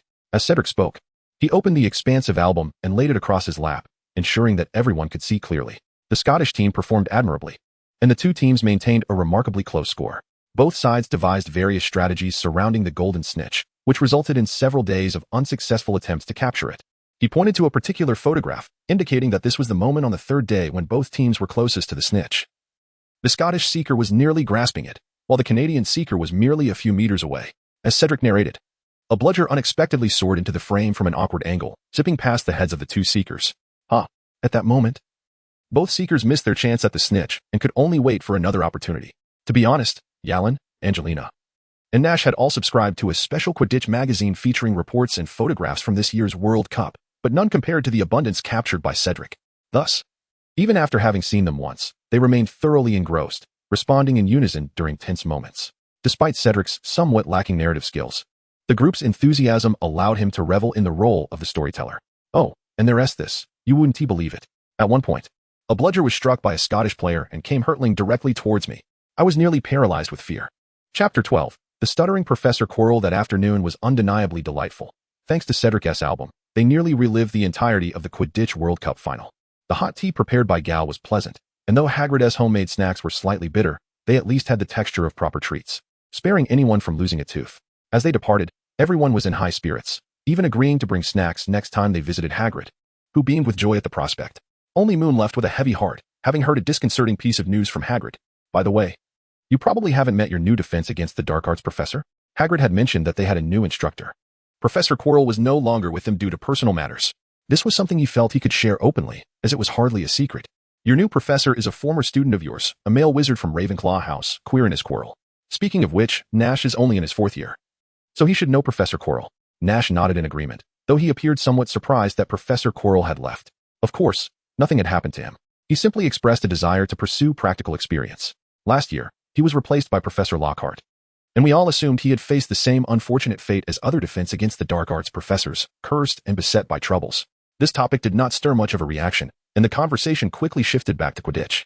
However, those few words left a significant ripple in Moon's mind. The original text indeed mentioned this matter. Quirrell had briefly left Hogwarts for a year, and upon his return, he exhibited signs of nervousness and fear of students and his own class. According to his account, he had encountered something dreadful in a dark forest. And it was no doubt that this dreadful encounter was with Voldemort, becoming his servant. What this implied was that he would face Voldemort directly in his 2nd year, albeit as a mere presence embedded in another head. With such thoughts weighing on him, Moon absent-mindedly finished his dinner, remaining preoccupied until the following day. One might jest that even if Voldemort were merely attached to someone's finger, he would still be Voldemort. To claim that one felt no pressure at all would be quite impossible. As it happened, Moon's concerns dissipated the moment classes resumed the next day. For the Quirrell who appeared before them was devoid of that thick scarf. While he indeed resembled the description from the original text, pale, gaunt, and stuttering, he had not yet succumbed to Voldemort's presence. This was undoubtedly a good sign, even prompting Moon to regard Professor Quirrell with newfound appreciation.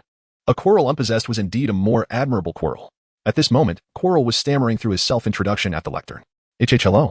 I'm your new professor. Quirinus Quirrell. Moon decided to retract his evaluation of Professor Quirrell, finding his speech excessively tedious. Upon reflection, he realized that Quirrell and Professor Kettleburn were two polar opposites. One spoke with the precision and efficiency of a machine, while the other meandered through a self-introduction that seemed to last an eternity. Was it too much to hope for a more competent instructor for the defense against the dark arts? Perhaps someone with a demeanor akin to the moon-faced professors of yore? Sighing, Moon settled into his seat at the back of the classroom and opened his defense against the dark arts textbook. Rather than endure Professor Quirrell's languid lecture, he would prefer to study on his own, though it pained him to realize he faced yet another year of self-directed learning. Oh no, make that 2 years. Merlin, what a predicament. In contrast to Moon's discontent, the other Hufflepuff students were attentively listening to Quirrell's self-introduction. This was not due to the brilliance of his delivery. Rather, they had already heard plenty of complaints during lunch regarding his stammering manner of speech. Thus, they paid close attention now, lest they find themselves at a loss for words when discussing Quirrell later that evening.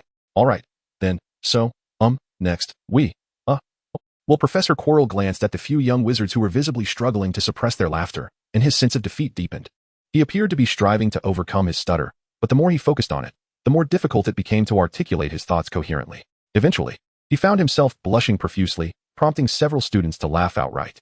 Moon furrowed his brow, casting a discontented glance at the cluster of Hufflepuff badgers, and suddenly felt a pang of sympathy for Professor Quirrell on stage. Quirrell took a deep breath, pressed his lips together, and after a brief moment of calm, spoke again. All right, let us begin the lecture. Laughter erupted once more, escalating in intensity. With a sharp clap, Moon slammed his textbook onto the table, startling Gal and several others nearby. Mind your manners, we are still in class and should show basic respect to the professor. Professor Quirrell paused for a moment, seemingly taken aback by this unexpected defense. The other Hufflepuff young wizards quickly suppressed their smiles. Moon, typically the epitome of amiability, commanded their respect, and even the few troublemakers refrained from challenging him at such a moment. Once the laughter subsided, Moon shook his head in resignation and resumed reading his book. Strictly speaking, he harbored no fondness for Quirrell's allegiance to Voldemort, irrespective of the underlying reasons. It was an undeniable truth. However, mocking a stuttering professor during class, regardless of his hidden malevolence, was hardly justified. To deride one's teacher for a speech impediment was nothing short of the epitome of childish misbehavior. Moon curled his lip and flipped to the next page. On stage, Professor Quirrell was still making an earnest effort to deliver his lecture smoothly. Thankfully, no students continued to mock him. Perhaps there were still whispers among them, but for Quirrell, it was a considerable relief. His stutter was largely feigned, a mere facade to maintain a vulnerable persona, rendering himself as innocently naive as possible. Yet, the conundrum remained. Who would willingly endure the laughter of a gaggle of youngsters if it could be avoided? In the original narrative, Quirinus Quirrell was depicted as a former professor of Muggle studies, later reassigned to teach defense against the dark arts. However, the precise timeline of these appointments was not thoroughly researched by the author, leading to a restructured timeline in this book. Within this rendition, Professor Quirrell initially taught Muggle studies, was reassigned to defense against the dark arts for the 1988 to 1989 academic year, and subsequently left after a year to pursue research and self-improvement. During this period, he encountered Voldemort, who took him as a servant. Quirrell returned to Hogwarts for the 1990 to 1991 academic year to resume his role in teaching defense against the dark arts. It is worth mentioning a subtle detail from the original text to clarify why Voldemort was not possessing Quirrell at this juncture. When Quirrell first met Harry at the Leaky Cauldron, he was not under Voldemort's influence. He was not wearing a turban and even shook Harry's hand. It was only after Harry's arrival at Hogwarts that Quirrell was seen donning the turban. This implies that Quirrell had been possessed by Voldemort sometime between their meeting at the Leaky Cauldron and Harry's start of term. It is evident that Voldemort sought to possess Quirrell following their failed attempt to steal the Philosopher's Stone, aiming to infiltrate Hogwarts and seize the opportunity to obtain it. Thus, Quirrell should not have been under Voldemort's control at this point. Chapter 13. The firework at the school newspaper's operations were fervently reignited. Upperclassmen eagerly circulated it, while the newly admitted freshmen began to spread the word, joining the ranks of subscribers. At present, it has become a trend at Hogwarts for every student to possess a copy during Monday breakfast. This phenomenon is undoubtedly linked to the exceptional content and layout of the newspaper. The interviews featured within were not confined to professors and students. Moon ingeniously broadened their scope to include ghosts and portraits as interviewees. Occasionally, students would engage in spirited speculation regarding the content of the next issue on Wednesdays and Thursdays. The various urgent announcements featured in the news section were also crucial, for not everyone could promptly see the school's newly released notifications. Although most of these announcements were of little consequence, some would occasionally hold significant value. The remaining two sections were particularly favored by students, filled with eccentric articles, spell tips, amusing student gossip, and recruitment notices from various clubs. Notably, during the second weekend of their second year, just before the first issue of the semester was set to be published, they finally decided to officially open advertising slots. Although it was merely a small sidebar in the last section, it attracted considerable competition from local businesses, vendors from Hogsmeade and Diagon Alley, and even companies catering to students. Among them, Zonko's Joke Shop specifically sent a letter to Moon and his team, hoping to secure an exclusive interview in exchange for a handsome sum. In recent years, most business from Hogwarts students had been claimed by Zonko's, leading to their gradual decline. Hence, they sought to capitalize on this pivotal moment to promote their new products through the interview. After much deliberation, Moon and the others ultimately decided against setting a precedent for an external interview, choosing instead to reserve the front page for campus-related content. However, they did respond to the Joke Shop with a letter, indicating their willingness to feature an exclusive article, albeit relegated to pages 3 or 4. The Joke Shop, Rods, acquiesced to this arrangement, though the financial compensation would inevitably be reduced. Consequently, in the second issue of the school newspaper, Hogwarts students discovered their new obsession, the pull-tab firework hat from Rod's Joke Shop. At first glance, it appeared to be an ordinary hat. Perhaps a top hat or a knitted cap, or even an assortment of whimsical little hats. In essence, it was merely a hat. However, a gentle tug on the pull tab would unleash a spectacular display of fireworks, with the assurance from Rods that no harm would befall the wearer's hair. Had it ended there, it would have been just another trivial novelty. Yet, the ingenuity of Rods lay in the separation of the pull tab from the hat, allowing one to place the hat on another's head and then unexpectedly pull the tab to ignite a dazzling firework display above them. The day after the release of the second issue, Rod's Joke Shop was inundated with a plethora of orders from Hogwarts students. This brought them considerable excitement, though their joy was short-lived, as they soon faced repercussions from Hogwarts administration. The trouble began when two foolish Gryffindor students gifted a pull-tab firework hat to Professor Quirrell, successfully startling him with the sudden eruption of fireworks. Upon learning of this incident, Professor McGonagall was infuriated and promptly prohibited students from purchasing any further pull-tab firework hats. She even took time from her own office hours to stand at the castle entrance, inspecting any hats that crossed her path. Despite this, Rod's joke shop thrived during those days, amassing considerable profits and reclaiming a significant portion of the market. Their satisfaction with the promotional impact of the school newspaper was evident. Alas, those who had purchased the hats but had yet to use them now found themselves in possession of contraband. Relegated to secretive exchanges or confined within boxes until the holiday season allowed for their re-emergence. Gal also acquired one, and now he sat in the newspaper office, sighing wistfully at his own hat. Seeing his demeanor, Moon decided to set aside the manuscript in his hands and sat down beside him. Enough with the sighing and lamenting. In truth, even if the professors did not issue a formal notice prohibiting this contraption, you wouldn't be able to send it out anyway. It can only serve as a mere tool for setting off fireworks. What? Gal was taken aback, turning to Moon in anticipation of his explanation. Moon helplessly pointed at the novelty party hat in his hand, urging him not to be foolish. Everyone was now aware of this gimmick. It was merely a novelty item purchased for amusement, a means to prank those who seldom read the school newspaper. Within a couple of days, the entire school had learned that the hat gifted to others was merely a ruse, designed to give one a fright. Who do you think you can still gift this hat to? It might even be turned against you. Perhaps when you pull the tab, someone could aim the hat right at you. Observing the bewildered expression on Gal's face, Moon sympathetically patted his shoulder. It's all right, don't be anxious. At least you can keep the hat to scare your muggle friends back home. Moon's words seemed to unlock a new door for Gal, who instantly ceased his melancholy and erupted into a peculiar laughter, evidently having concocted a scheme to bestow the hat upon some unfortunate soul. Cedric, who had been diligently sorting through manuscripts nearby, discreetly gave Moon a thumbs up, recognizing the rarity of witnessing Gal's expression shift from despair to delight within mere moments. During dinner, Gal continued his strange chuckling, leaving everyone in suspense regarding whom he intended to prank, which had evidently buoyed his spirits for the entire afternoon. However, as the adage goes, excessive joy often precedes sorrow. Gal's bizarre laughter caught the attention of Professor McGonagall, who, with a flick of her wand, summoned the firework hat that Gal had carelessly stuffed into his backpack, sending it soaring into her hands along with the bag. Gal Fuller. McGonagall's face was stern, her countenance as forbidding as frost, rendering Gal as frightened as if he had fallen into an ice cavern, scarcely daring to breathe. Gal was mute, yet McGonagall showed no signs of relenting. Grasping his backpack, she pronounced each word with deliberate clarity. The school has issued a clear directive prohibiting the purchase, use, and possession of firework hats. Your willful defiance will result in a deduction of 10 points from Hufflepuff, and you will face detention if I find this item on you again. Prepare to receive a letter from the school. At that moment, Gal resembled a deflated quail, and even Moon and the others ceased their laughter. Chapter 14. Gal's dreadful detention. Oh dear, you would never imagine the nature of my detention. A few days later, having just completed his detention that very evening, Gal returned to the common room, arms crossed, and a look of sheer terror etched upon his face. The hour was late, and the common room was nearly empty, save for his 3 roommates and Milton, who awaited him. Fletcher actually assigned me to clean the corridor where the Bloody Baron often lingers. Gal gulped. Can you even fathom it? Every time I entered those empty classrooms, I was on edge, terrified that the Baron might be lurking inside. Truth be told, I tried to slow my pace, yet I was still startled 3 times. 3 times.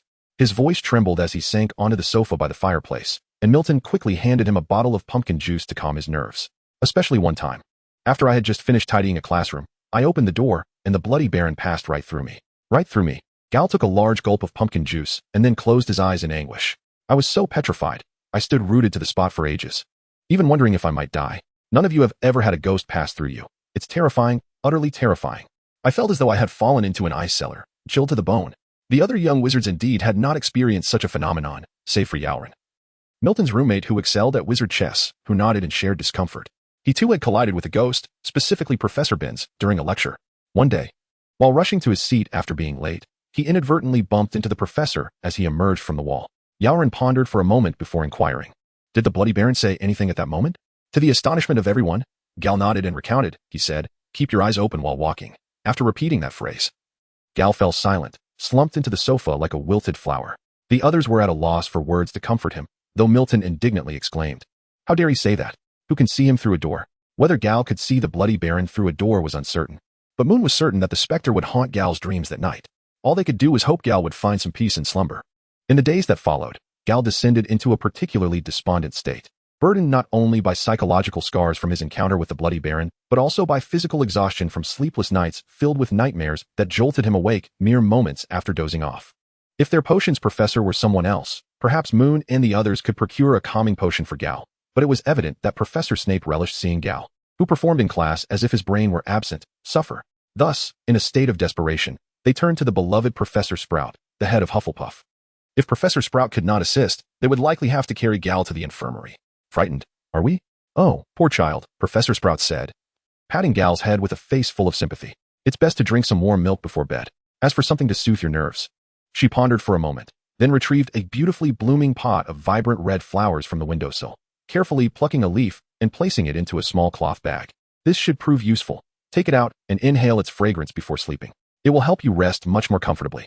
Gal, looking utterly dejected, received the bag as if it were a treasure, eager to smell it, but was immediately halted by Professor Sprout's admonition. Ah, Gal, not here. Surely you do not wish to fall asleep in my office. This is a petal from a snorewort, known for its potent sleep-inducing properties. Given your current state, you will surely be fast asleep shortly after inhaling it. Gal was taken aback by Professor Sprout's words.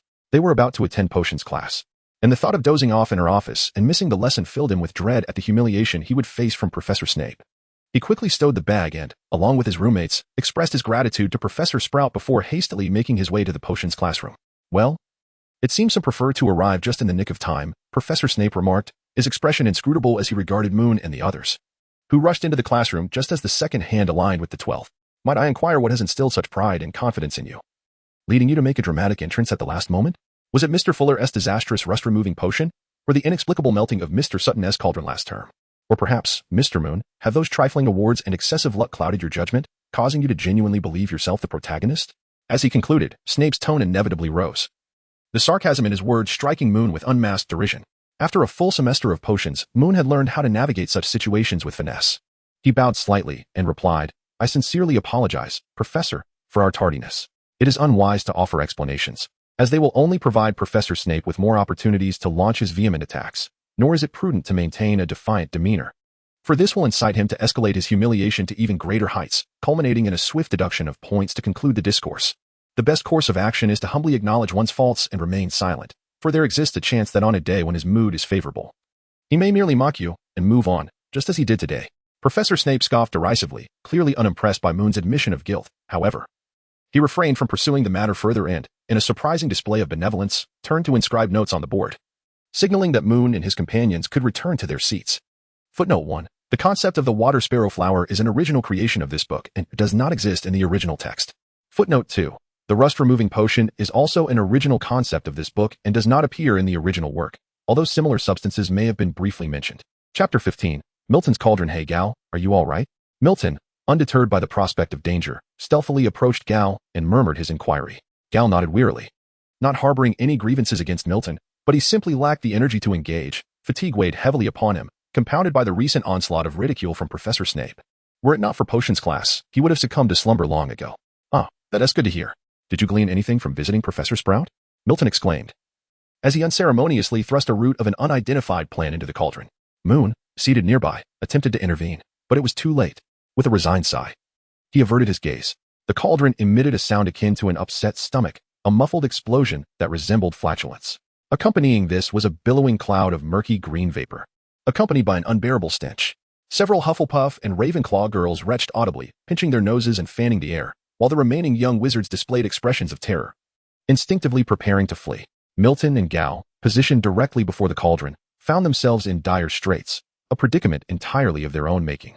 The noxious fumes overwhelmed Gal, causing him to double over, while Milton toppled from his seat, gasping for breath on the floor. Professor Snape's expression darkened, his face transforming into a shade reminiscent of soot. He brandished his wand with a swift motion, and the classroom door swung open, allowing the vile green mist to be swept away as if caught in a tempest, all of it rushing out through the open door and gradually dissipating.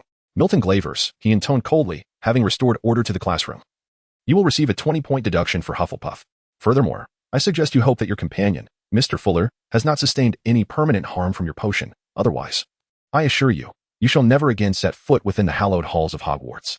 With that, he abruptly pivoted, the hem of his black cloak brushing against Milton's face, startling him anew. Simultaneously, Professor Snape gestured with his wand above Gal, and the unconscious form of Gal rose gently, as if bound by invisible ties, and began to float towards the exit. Glavers, gather your belongings and report to Mr. Filch for a week's detention, and await further instructions. The rest of you, what are you still doing here? Have you completed your potions? I shall return before class is dismissed, and should anyone's potion remain unprepared, the consequences will be yours to bear. With a resounding bang, the door to the potions classroom slammed shut. Milton, his face ashen, slumped to the ground, bewildered as he began to gather his belongings. Moon, feeling a sense of helplessness, approached him and gently patted his shoulder. Hey, Milton, do not fret. You shall not be expelled. Gal is merely feeling unwell lately, and the overpowering scent has caused him to faint. There is nothing to worry about. His words rang true. The star lily rhizome Milton had just added to the cauldron would not render his potion toxic, but would indeed ruin it and emit a foul stench. Such is the consequence when one combines star lily rhizome with the leaves of the mushroom flower and applies heat. Upon hearing this, Milton gradually regained his composure. Offering a grateful nod to Moon as he hurriedly gathered his textbooks and slipped out of the potions classroom with his head bowed.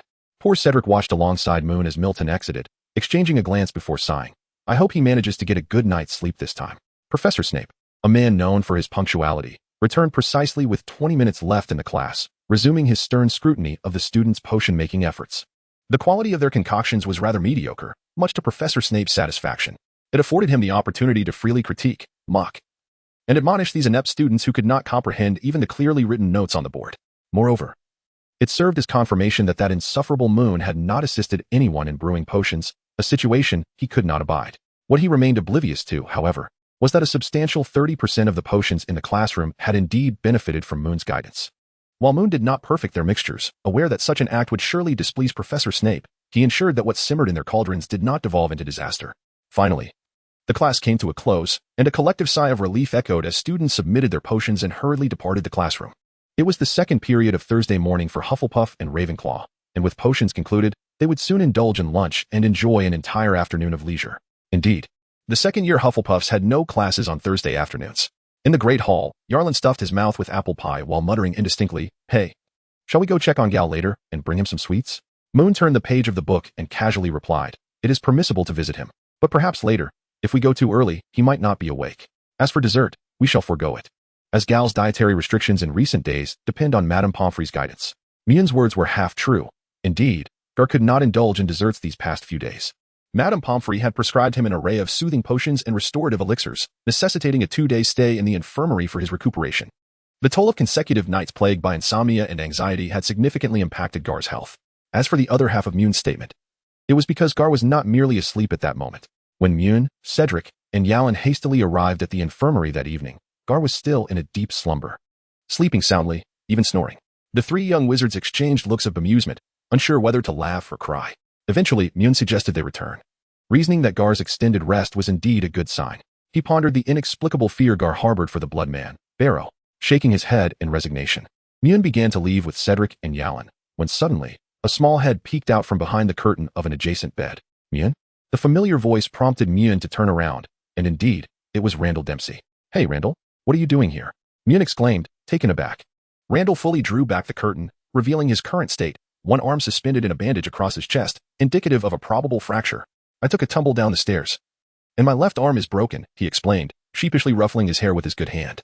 "Is the boy in the next bed your roommate?" "I saw him when the headmaster brought him in."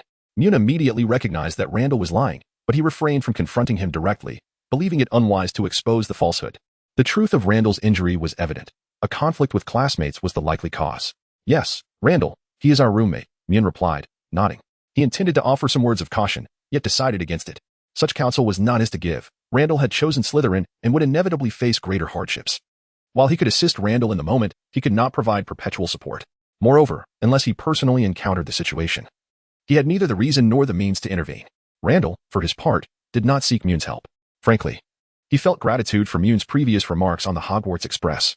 He merely wished to exchange pleasantries upon hearing Mewn's voice. After some casual banter, Randall waved goodbye to Mewn and his companions as they exited the infirmary.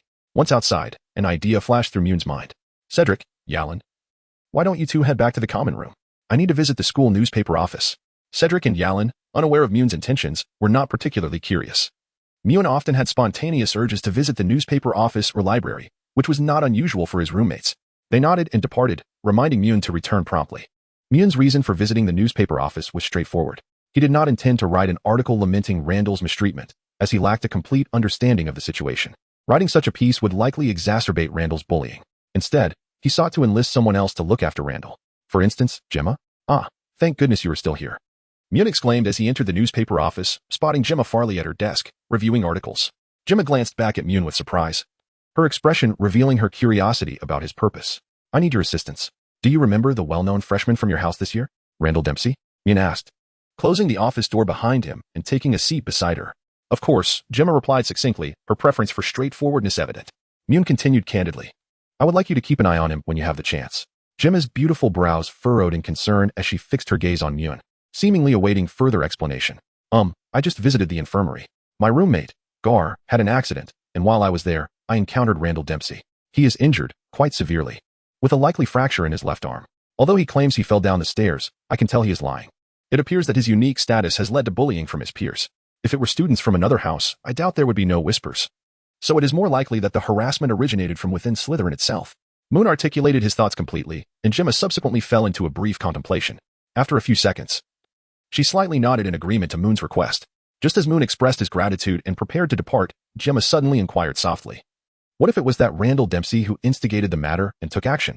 Moon had previously anticipated the possible existence of such dynamics. Although Randall often appeared shy, he harbored a resolute spirit and strong opinions. Thus, conflicts may not necessarily be instigated by others. It is plausible that someone might provoke a verbal altercation. Yet Randall could respond with physicality. Such scenarios are not entirely implausible. Consequently, he decisively articulated his stance on how to address the situation. Simply proceed, as you usually would. Gemma has always acted with fairness, as evidenced by the dialogue surrounding last year's duel with Dunks. Moreover, Moon did not perceive Gemma as the type to rigidly adhere to a label or hastily solidify her views of others. After Moon provided his response, Gemma refrained from further comment and continued to address the documents at hand. Moon also had no intention of lingering, as most of his preliminary responsibilities had been completed, leaving only the final touches for the weekend. Besides, Gemma would not welcome his presence. This proud lady had always preferred to accomplish her tasks independently, seeking assistance only when absolutely necessary. However, this night was destined to be anything but tranquil. No sooner had he exited the school newspaper office than he unexpectedly encountered Professor Chilo. Professor Chilo was genuinely startled by Moon's sudden appearance. This time, it was not feigned. Retreating a step as if to shrink into the corner, perhaps recalling his identity as a professor rather than a thief, he donned a feeble smile and amiably inquired. Moonfox, I hope I haven't misremembered your name. Why are you still out so late? Ah, Professor Chilo, Moon replied politely, inclining his head. I am the head of the school newspaper, and this is the newspaper office. I was just finishing some work and was about to return to the common lounge. Professor Chilo's realization was evident. Though his act was transparent, he had clearly known of Moon's role all along, and Moon found his poor performance amusing. Nevertheless, he maintained the facade. Haha, truly impressive. I shall not disturb you further. I must return to my office as well. I still have some assignments to grade. Professor Chilo chuckled as he walked past Moon, waving goodbye before departing. Moon naturally waved farewell to the professor, and as he turned away, he began to ponder the memories of the original text. Chapter 17, The Room of Requirement. There was no need to recall why Quirrell came to Hogwarts. His primary motive was the Philosopher's Stone. However, the issue lies in the fact that it was not Harry's first year. Quirrell had yet to don the large hat and had not been possessed by Voldemort. The Philosopher's Stone was either still not entrusted to Dumbledore for safekeeping or was quietly resting in the vaults of Gringotts. At this thought, Moon suddenly froze. Clearly, Quirrell had already become a servant of Voldemort, though Voldemort had not yet taken possession of him. When, then, did Voldemort infiltrate the back of Quirrell's head? According to the original narrative, when Harry first encountered Quirrell, the latter was not yet wearing that scarf. However, by the time he officially started school at Hogwarts, Quirrell had wrapped the scarf around his head. It was precisely during this interval, on the very day Harry first met Quirrell, that Hagrid retrieved the Philosopher's Stone from Gringotts and brought it back to Hogwarts. This implies that it is highly probable that from that day forward, Professor Dumbledore invited the other professors to establish protective enchantments around the Philosopher's Stone. Quirrell would have learned the exact location of the stone and its numerous protective measures. Fearing his inability to steal it independently, and with Harry's appearance complicating matters, he sought out his master, Voldemort, to allow him to enter the back of his head. It was not until the eve of Halloween that Quirrell made his first attempt, only to be thwarted by Professor Snape. Snape subsequently began to harbor suspicions about Quirrell, though he lacked sufficient evidence. After that incident, Dumbledore added an extra layer of protection, the Mirror of Ariste, to the Philosopher's Stone. Thus, everything began to make sense. Following this line of reasoning, it is conceivable that Voldemort and Quirrell may have already discovered, through some means, that Dumbledore possessed the Philosopher's Stone. Which is why Quirrell returned to Hogwarts to continue teaching defense against the dark arts, seeking the true location of the stone. In other words, Quirrell had likely begun his search for the Philosopher's Stone within Hogwarts. Moon knocked on the wooden barrel at the entrance of the common room and returned inside, casually engaging in conversation with the other Badgers of the college. Soon, he buried himself under the covers of his dormitory, determined to track the whereabouts of Quirrell, who undoubtedly would not have returned to his office as he claimed. I solemnly swear I have not engaged in any mischief. Ink began to spread across the map, gradually forming the entirety of Hogwarts. Seizing the opportunity with no one in the dormitory, Moon's gaze swiftly traversed the Marauder's map, searching for Quirrell's name. Dumbledore, McGonagall, Snape, Snape has gone to see Dumbledore again. Flitwick is with his students in the club, and Sprout is still in the greenhouse. Quirrell, Quirrell, Quirrell, aha. Found you. Indeed. Quirrell did not return to his office as expected. Instead, he ventured to a place where he had no reason to be. He is on the 8th floor. What could he be doing there? Moon, with a gummy candy clenched between his teeth, fixated intently on the name of Chilo, eager to discern his next destination. In a mere 3 seconds, Moon's eyes widened to an astonishing degree, surpassing even the size of a bell. He could scarcely fathom that Chilo had simply vanished. 8th floor. Gone without a trace. The House of All Wishes. Moon suddenly recalled the peculiar location on the 8th floor, which should be near the tapestry depicting the giant troll clobbering poor Neville, where Quirrell had vanished. Could it be that this fellow believes Professor Dumbledore has hidden the Philosopher's Stone within the Room of Requirement? That place is ever-changing. Even if Professor Dumbledore truly concealed the stone there, Quirrell would likely struggle to locate the correct room. After all, given Professor Dumbledore's unconventional thought processes, it is entirely possible he might have stashed the stone in a chamber filled with toilets. Moon chuckled at his own thoughts, realizing that if he could conceive such notions, there was no reason for Chilo to be oblivious to them. This implied that Chilo's visit to the wish fulfillment room was likely motivated by other pursuits. He could not fathom what Chilo intended to do, nor could he risk employing a mind control spell on him, especially considering Chilo's anxious demeanor, which made the chances of success exceedingly slim. However, there were alternative methods at his disposal to manipulate Chilo. Indeed, it was imperative that he devise a plan to do so. Moon had long understood a fundamental truth in the tumultuous environment of Hogwarts. If one wished to lead a peaceful and joyous existence, it was essential to first eliminate any troublemakers and their schemes. Otherwise, what one termed as daily life would merely be an illusion. The subtle tactics that the Dark Wizards had evaded last semester would now be entrusted to the charming Professor Chilo. Moon rummaged through a box beneath his bed and unearthed a small brazier, igniting a flame and placing it upon the adjacent cabinet. He commenced his reading. Naturally, while engrossed in his book, Moon did not neglect to keep a vigilant eye on the live map. He awaited the moment when Chilo would emerge from the Room of Requirement.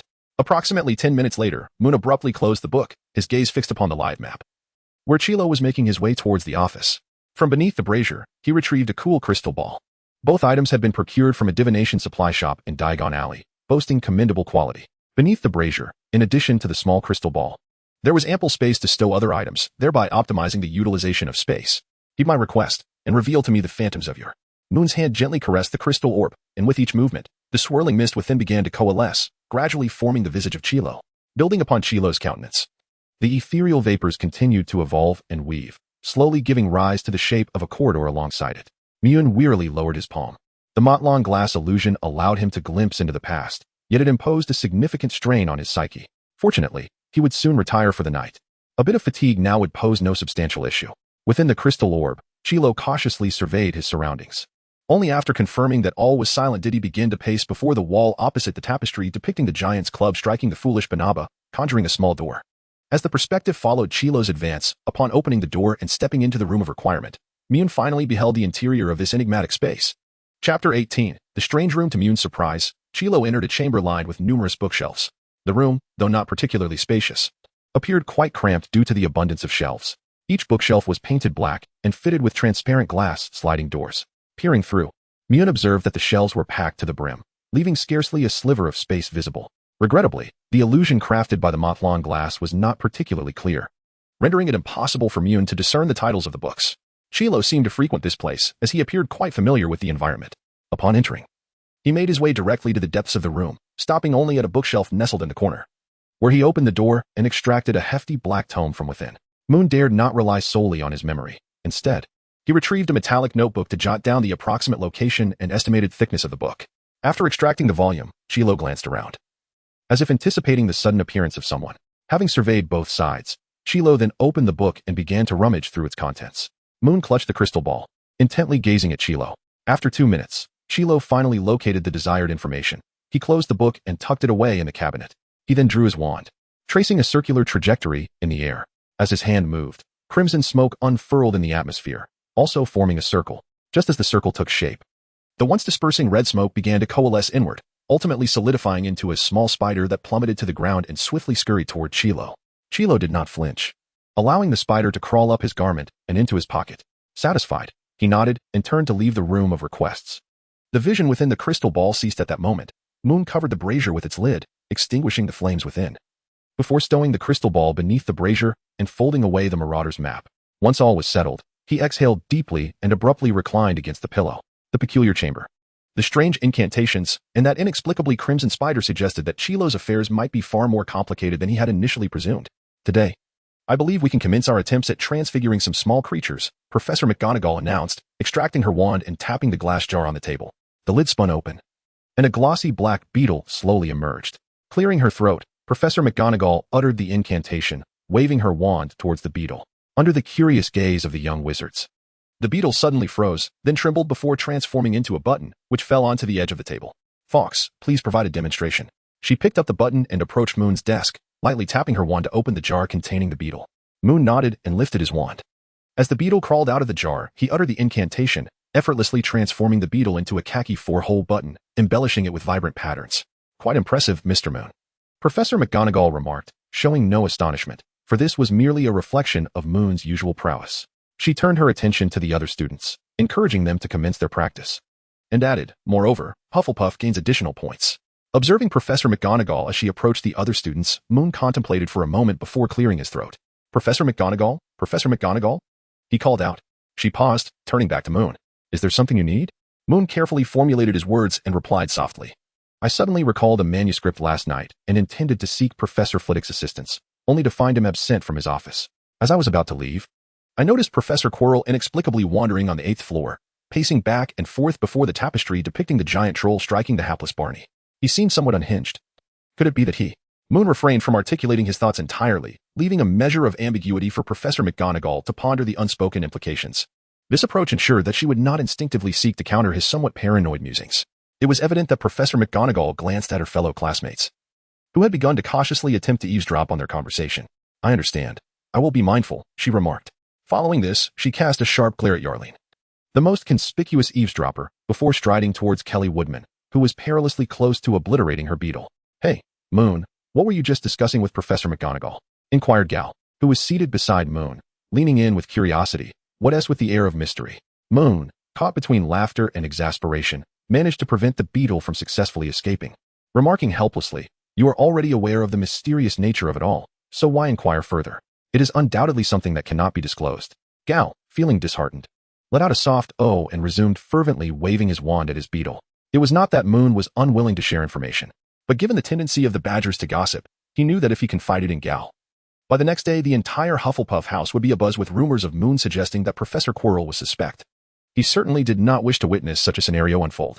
Moreover, the reason Moon had chosen to inform Professor McGonagall was to encourage her to keep a closer watch on Quirrell, thereby hindering Quirrell's future endeavors. This would grant Moon more opportunities to uncover Quirrell's issues, striving to eliminate this threat before it could fully manifest. If he could expose Quirrell's true nature this year and have him confined, preventing him from bringing Voldemort into the school next year, that would be nothing short of a triumph. As for the potential of alerting Quirrell and making him cautious, Moon was entirely untroubled. As long as Quirrell remained in service to Voldemort, he would not simply feign ignorance, for Voldemort would never permit such a situation. In truth, had the Mortland glass illusion from last night revealed any incriminating evidence confirming Quirrell's dubious nature, Moon would have been rushing to the headmaster's office with the crystal ball in hand. Fortunately, there would still be other opportunities. Moon rubbed his neck, pondering over the chaotic matters at hand, when an abrupt shriek pierced the air behind him. Turning around, he beheld Milton, his face awash with apology, gazing at Alma Beck, who was startled to find a bewildered beetle perched on her forehead.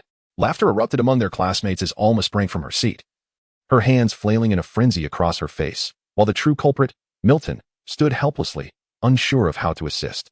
Consequently, for the next 3 days, Alma refrained from uttering a single word to Milton. Chapter 19, Mandrake. In the ensuing days, Chilo indeed became much more subdued. Moon no longer observed him darting about the living map, as he returned dutifully to his office or lounge after classes. During another herbology lesson, Moon busied himself with the plants before him, attentively listening to Professor Sprout's lecture. The stout and short Professor Sprout was clad in a comically maroon robe. Yet no one dared to chuckle at her attire. Instead, they fixated cautiously on a small flower pot on the table, which concealed something rather extraordinary. Typically, students from Hufflepuff and Ravenclaw would not exhibit such obedience, but they had heard the Gryffindor cubs recount tales of Professor Sprout's impending introduction to the mandrake, a plant notorious for its terrifying screams upon being uprooted. The Weasley twins from Gryffindor had nearly fainted from the sound after curiously removing their earmuffs. This shared knowledge was the root of their apprehension. Professor Sprout, blissfully unaware of this context, was undoubtedly pleased by her students' vigilance, as it aligned perfectly with her long-standing principle: one must exercise utmost caution when confronting unfamiliar magical flora. One could never predict the potential toxicity of such specimens. nor the possibility of their roots launching forth from the earth to pierce one through. It was imperative to understand that the mandrakes' cries were dreadfully alarming, and students must don their earmuffs, for the shrieks of mature mandrakes could indeed prove fatal. Of course, the young mandrakes in these pots would merely cause fainting spells. Yet this was still an outcome they should strive to avoid. As she spoke, Professor Sprout steadied the trembling leaves of the mandrake. Now, ensure your earmuffs are secure and observe my actions closely. The young sorcerers swiftly adjusted their earmuffs, their eyes glued to Professor Sprout. She grasped the stem of the mandrake near its roots and, with a firm tug, extracted the diminutive humanoid root from the soil. It flailed wildly in the air, emitting terrified screams. Despite the protection of their earmuffs, the piercing sound infiltrated their ears, causing many to instinctively cover them. In the next moment, Professor Sprout swiftly placed the mandrake into an adjacent empty pot, scooped a generous amount of soil, and poured it over the mandrake, repeating this action until the soil nearly enveloped the root, at which point the frantic scream subsided. Realizing mid-sentence that her words were inaudible to the students still wearing earmuffs, she noticed their confused expressions. A few, discerning her intent, hastily removed their earmuffs. Once she too had removed her earmuffs and signaled for the students to do the same, she continued, "Thus, we will first repot these young mandrakes for easier care throughout the semester. We must extract them from their old pots, as mandrakes are highly reliant on the warmth of the soil. Upon being uprooted, they will inevitably scream, so earmuffs are essential to prevent fainting." After extracting the mandrakes, students were instructed to act swiftly, transferring them to the new pots and covering them with soil to silence their cries. "Is that understood?" she asked. The young sorcerers nodded vigorously, although a few still felt trepidation, some tightening their earmuffs even further after a moment's hesitation. "Now don your earmuffs." Professor Sprout raised her right hand. "When I lower it, we shall uproot the mandrakes." No one dared disobey. All earmuffs were secured tightly. Professor Sprout scanned the room, ensuring compliance, before signaling with her hand. At her command, the entire class grasped their mandrakes firmly and pulled upwards. The air was soon filled with the piercing screams that echoed throughout the greenhouse, and even with earmuffs, a sharp pain crept into their ears. Moon gasped in alarm, hastily placing his mandrake into another pot and grabbing the soil to pour over it. "Moon!" Professor Sprout exclaimed, startled by his actions, attempting to call him back. Yet with the mandrakes wailing and everyone still wearing earmuffs, how could he hear her? Fortunately, Moon quickly recognized his misstep and ceased pouring the soil. The mandrake continued to wail, its mouth wide open, while his method expedited its return to the warm soil. It also risked choking the mandrake with loose dirt. Seeing Moon halt, Professor Sprout let out a sigh of relief and glanced around, hoping no other student would imitate him. Once all had successfully tended to their mandrakes without incident, they turned to Professor Sprout, who then signaled for them to remove their earmuffs and cleared her throat to speak. "Well done, everyone. You have all successfully repotted your mandrakes. In the upcoming lessons, we will continue to learn how to care for them post-transplantation. Additionally, I must address an error I observed earlier." Professor Sprout cast a sidelong glance at Moon, her gaze hinting at reproach, though she refrained from directly stating it, as Moon had not caused any irreparable harm. When transplanting mandrakes, remember never to dump the soil directly into their new pots. Mandrakes are fragile beings, and if they choke on the soil, it could lead to dangerous consequences, hindering their growth and potentially causing irreversible damage. Chapter 20. Peeves reports. As soon as the herbology class concluded, Moon became the target of collective ridicule. The reason was simple. He was renowned throughout the school as an exemplary student, synonymous with a myriad of honors and accolades, though in truth, there were not many. Considering he had only just entered his second year, professors often praised him lavishly, and he had even received commendation from the headmaster himself. Regardless of who comes forth, no one can seem to pinpoint any flaws in him. Yet, this very individual managed to commit an error in the recent class that was almost singled out for criticism by Professor Sprout. Is this not worthy of some lighthearted amusement among peers? Initially, Moon would not have faced such scrutiny, as Professor Sprout did not mention his name. However, regrettably, as Moon was pouring soil into the pot, Yarlin happened to glance over to observe Moon's technique, hoping to discover a more efficient method. Considering this was a classic tactic of copying in potions class, he nearly mirrored Moon's actions, almost pouring soil into the pot alongside him. Consequently, everyone became aware of whom Professor Sprout was referring to, leading to a wave of teasing directed at Moon. What began as a minor incident in herbology quickly escalated into a widely known campus gossip. Gal even suggested penning an article about it for the school newspaper. Fortunately, as the head of the newspaper office, Moon exercised his veto power, although the incident had already circulated among the students. If such gossip were to be published, it would undoubtedly tarnish his dignity. More importantly, such embarrassment should not be aired outside the school. The thought of parents becoming aware of the matter left Moon feeling overwhelmed. Since their second year, flying lessons had been discontinued, as those interested in joining the Quidditch team could bring their own broomsticks to school or obtain permission from professors to borrow from the school's broom shed for practice. However, second-year students were not entirely severed from flying lessons. They had developed a new pastime, watching the first-year students during their flying class. The flying lessons for first-year Gryffindor and Slytherin coincidentally took place on Thursday afternoons, when Hufflepuff students had no classes. Thus, the newly arrived young lions and snakes would often spot a group of Hufflepuff students in their robes gathering by the lake, laughing and enjoying the spectacle of their flying lessons, like a bunch of enthusiastic spectators. In comparison, the second year was arguably the best year for the young wizards, as there were no new subjects added, and they did not face the pressure of elective courses like in the third year. Additionally, they had one less flying class compared to first year, granting them a bit more leisure time, though the difference amounted to merely one class. Even the smallest advantage was welcomed. As for the upper years, they were considerably busier, with elective courses to contend with, and the OWL exams looming as a significant hurdle. Furthermore, the NEWT exams posed another challenge, with both looming over 5th and 7th years like vigilant sentinels. Although after the OWL exams, students would face a steep decline in their course load, some subjects would require passing grades to continue. The real pressure arose from the possibility of failing multiple subjects. Starting from 6th year, one would have to seriously contemplate future career prospects. Thus, the 4 students from Moon's dormitory, along with Violet, Angelina, and Dorian, 7 second-year wizards in their prime, became the backbone of the school newspaper. "Hey, Moon, could you take a look at this article for me?" called Oliver Wood, a new addition to the newspaper office, waving at Moon while magically levitating several stapled pages onto his desk. Although Oliver was not particularly extroverted, he possessed a slight social charm, allowing him to quickly build rapport with most of his peers, except for the Slytherin duo of Gemma and Ashley. As Oliver himself would put it, he could never befriend a Slytherin. The enmity between their houses was stark and unyielding. However, through various inquiries from Moon and others, it became clear that Oliver's sentiments stemmed from Gryffindor's inflated sense of pride. Gryffindor and Slytherin had long been at odds, and in recent years, Slytherin had almost monopolized the Quidditch Cup titles, as well as the Hogwarts Cup. What was even more disconcerting was Slytherin's penchant for underhanded tactics, even when they held a distinct advantage. Under such circumstances, it would indeed be peculiar for Oliver to seek camaraderie with Gemma and Ashley. Nonetheless, those two young ladies were no pushovers. In terms of pride, Slytherin's representatives held their own against Oliver. If Oliver chose to give them the cold shoulder, they would undoubtedly reciprocate. Thus, the three of them continued to traverse in and out of the newspaper office daily, treating each other as if they were mere phantoms. Moon and the others found themselves at a loss. Unlike Doran, Oliver was an archetypal Gryffindor, inherently predisposed to disdain all things Slytherin. Convincing him to alter his perceptions proved an insurmountable challenge. In such matters, one could only hope for a fortuitous opportunity in the future that might enable both parties to set aside their prejudices and achieve a formal reconciliation. As I watched Moon peruse the manuscript, he suddenly paused in astonishment. The document contained gossip pertaining to campus affairs, yet astonishingly, it was centered around Professor Quirrell. Moon took a deep breath and quickly glanced at the specific content below. Professor Chilo appeared in the dungeon late at night? The one submitting the manuscript is PP Ghost? Moon was utterly taken aback. Note 1. The Quidditch House Cup refers to the competition wherein teams from various houses compete against one another to vie for the championship title. Whereas the Hogwarts House Cup pertains to the scores displayed in the 4 large hourglasses at the castle entrance. At the end of the term, the house with the highest score is declared the champion, an accolade that determines the decorations in the Great Hall during the annual feast. These two are not synonymous. Chapter 21. The Special Reporter Peeves? How do you filter your gossip? Moon gazed at Oliver in confusion, wondering how Peeves' revelations had managed to be retained. Professor's gossip, after all, must pique the interest of many, Oliver explained with reasoned clarity. Our gossip column does not guarantee authenticity, it's merely for entertainment. Indeed, since the inception of the school newspaper, it had been clearly stated that the content of the gossip column was not to be taken as factual. After all, it is inherently impossible for gossip to be verified.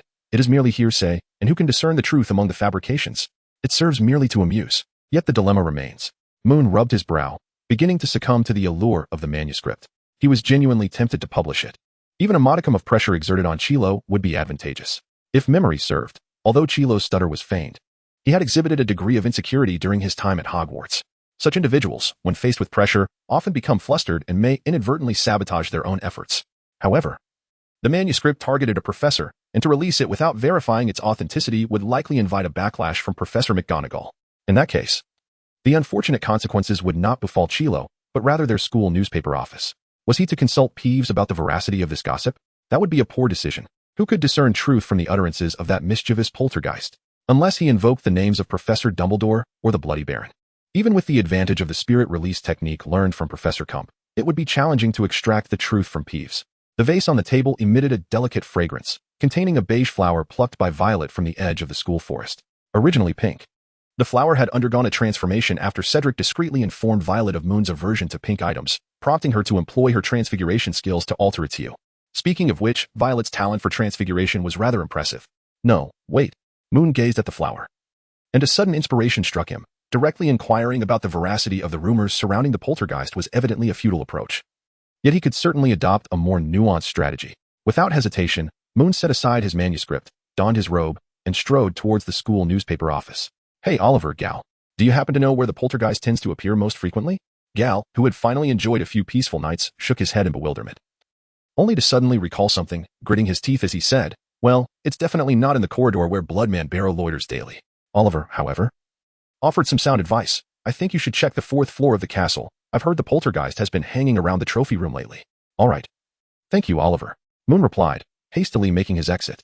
As he ascended the stairs, Moon seized the moment before the steps vanished beneath him, leaping to the edge of the 4th floor and making a beeline for the trophy room.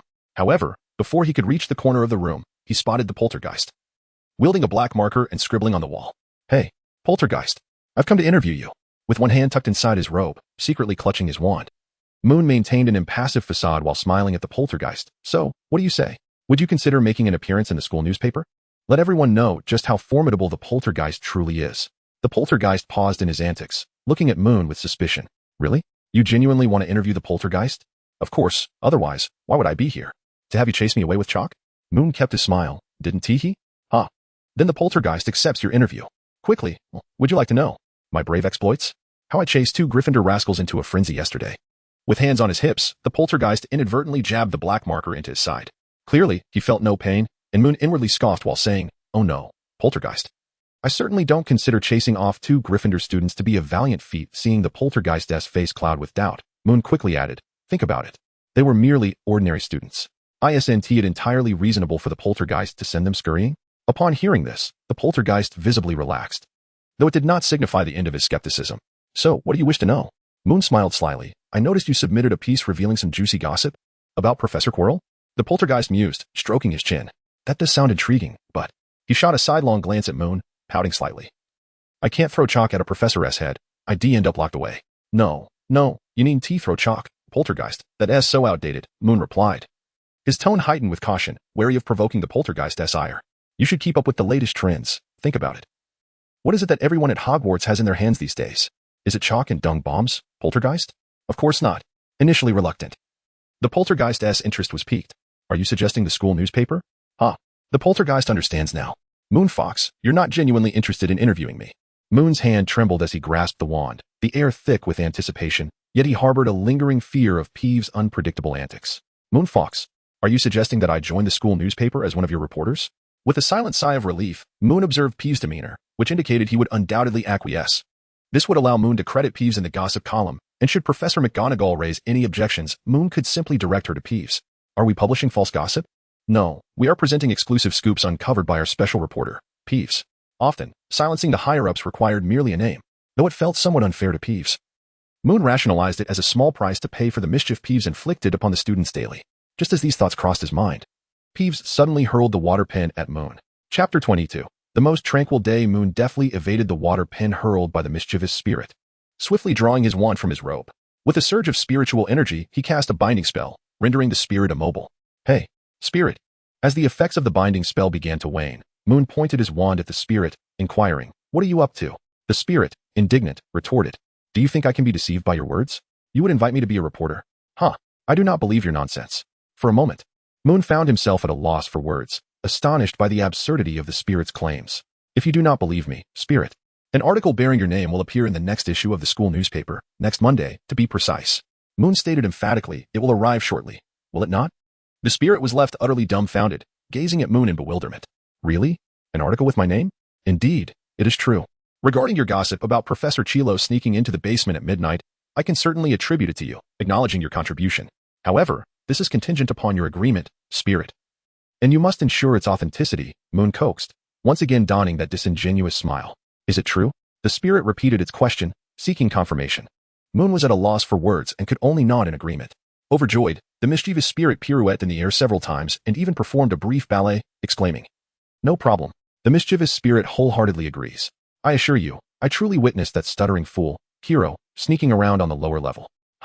Perhaps it is because the professors have no curfew. So, remember to share more of the school's little secrets with us, mischievous spirit. As long as you guarantee their authenticity and we deem them worthy of publication, your name shall grace the article. Indeed, mischievous spirit, your name. If you prefer, I could even include a photograph of your signature. Moon presented an even more enticing offer, prompting the mischievous spirit to dive headfirst into the wall, quite literally. Only the head. Moments later, the spirit emerged, eagerly asking, of course, when shall I have my photograph taken? Where shall I sign? Moon raised the camera. All right. Let's do this now. I'll take your picture, and you can sign your name right on it. What do you think? Peeves grinned broadly, his mouth nearly stretching to the back of his head. Even more astonishing was his ability to speak normally. Hey, Moon Fox, how does this pose look? Do you think it's appealing? If not, I can try another one. No worries, Peeves, this one is perfect, Moon replied, pressing the shutter and capturing Peeves' image. He then handed the photo to Peeves. Here, you can sign your name on it. This will appear in the school newspaper next Monday. Peeves took the photo and swiftly signed his name. Feeling it lacked flair, he boldly added a large red heart after the Zen Peeves, embellishing it further with a quirky smiley face inside the heart. How about this? Can we put it in the school newspaper like this? Peeves asked, his smile taking on a somewhat sycophantic quality. Absolutely, no problem at all, Moon assured him, giving an okay sign with his hand. Shall I take my leave now? Take care. Come by often. Peeves waved enthusiastically, reminiscent of a diligent restaurant server bidding farewell to a patron. Just a heads up, we will soon have a new special correspondent. So make sure not to let anything slip when you meet him. That evening, Moon gathered all the members of the school newspaper to announce this significant news. It was indeed Peeves. Unsurprisingly, everyone wore expressions of confusion. Peeves, Moon, are you sure? Gar looked at Moon, his eyes filled with bewilderment. Absolutely, it's Peeves. Moon had anticipated this reaction, knowing that if he were to hear such news, his response would likely mirror theirs. Since he had called everyone together, he had already devised an explanation. While it may sound ludicrous, if we can interview other ghosts, why can't Peeves be a reporter? Moon shrugged. After all, Peeves is a ghost too. Although he delights in playing pranks and teasing students, he is also the most curious spirit roaming the school, eavesdropping on conversations. His ability to uncover gossip and tidbits far surpasses ours. Moreover, having Peeves join the ranks of the school newspaper brought an unexpected advantage. He genuinely enjoyed this job. Regardless of how long this enthusiasm might last, for the time being, he would undoubtedly dedicate some energy to uncovering gossip, thereby reducing his mischievous antics significantly. This could be considered a contribution on our part. To be honest, everyone had developed an unreserved trust in Moon regarding decisions about the school newspaper, so no one voiced any objections to Peeves becoming a reporter. However, the consensus was that they were skeptical about the arrangement. They did not believe that the prankster Peeves would willingly take on the role of a reporter. The next day, Peeves astonished everyone by producing a wealth of fresh gossip, 8 intriguing pieces, within just one night, some of which were indeed suitable for the school newspaper. By the afternoon, when Peeves bounced into the newspaper office, humming a cheerful tune while clutching his notes, everyone was rendered speechless. Hey, Peeves, these gossip pieces are quite impressive. I've decided to feature 2 of them in next week's newspaper, both credited to you, along with your photo, Moon said with a smile, nodding at Peeves. For the first time, Peeves appeared somewhat bashful, his face turning a hint red. After confirming that Moon truly intended to add a new gossip piece to the newspaper, Peeves gave a deep bow and greeted the 6 other members in the office before excitedly darting back out. Consequently, that day became one of the quietest at Hogwarts. Peeves refrained from pulling any pranks for a full 24 hours. Chapter 23, The Fig Controversy During History of Magic class. Moon sat at the back with Cedric, Gar, and Arlen, sharing figs that Gar had pilfered from the kitchen. It was that Cedric was following their lead. Rather, Professor Bin's portrait was substituting for the class, offering no new material, only a review of previous lessons or a chance to finish assigned homework. In the realm of assignments, Cedric's diligence even surpassed Moon's. While Moon often focused his main energy on newspaper duties and leisurely reading, completing assignments was a task he attended to when time permitted. In contrast, Cedric typically completed his homework immediately upon its assignment. Thus, Cedric joined his friends in sharing the figs. After being reprimanded by Professor McGonagall for dozing off in History of Magic class last semester, Gar had learned this trick, using snacks and fruits to stave off drowsiness. It was unavoidable. Professor Bin's lectures were utterly soporific, akin to a siren-esque call, and even combining the droning of Professors Flitwick and Quirrell could barely rival it. Fearing another bout of delightful slumber during History of Magic, Gar brought snacks to keep himself awake. After all, Professor Bin's wouldn't mind who was eating in class, as long as they weren't smacking their lips. Damn it, Arlen, don't steal mine. Don't you have your own? Gar whispered fiercely. Tugging back his half of the figure, Arlen gazed regretfully at the fig, bidding him farewell, responding with a hint of indignation. How could my own be less delectable than something I had to steal?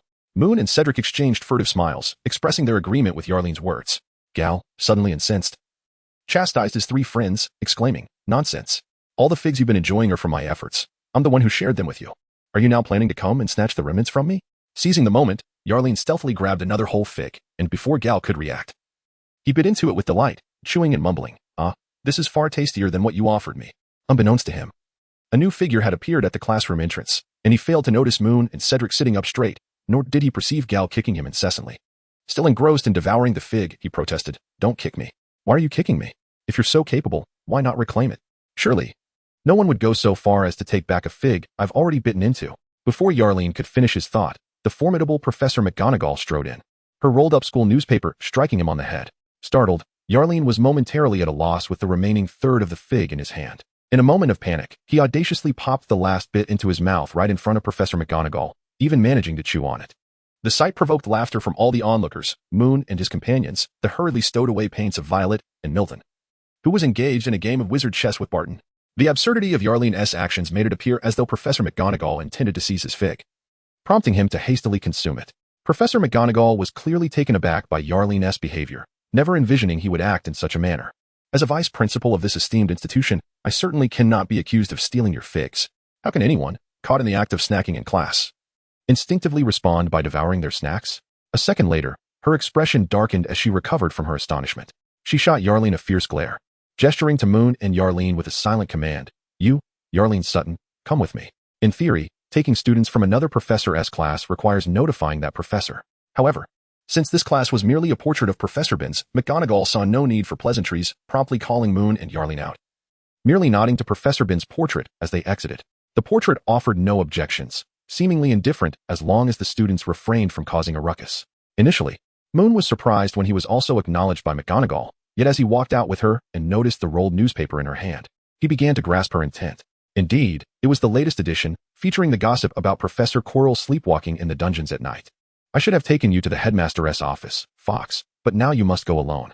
After leaving the History of Magic classroom, McGonagall turned to Moon, speaking in a calm tone, "Professor Dumbledore wishes to see you." Moon was momentarily taken aback. He had assumed McGonagall intended to caution him about being more discreet in the school newspaper, advising against fabricating stories about professors.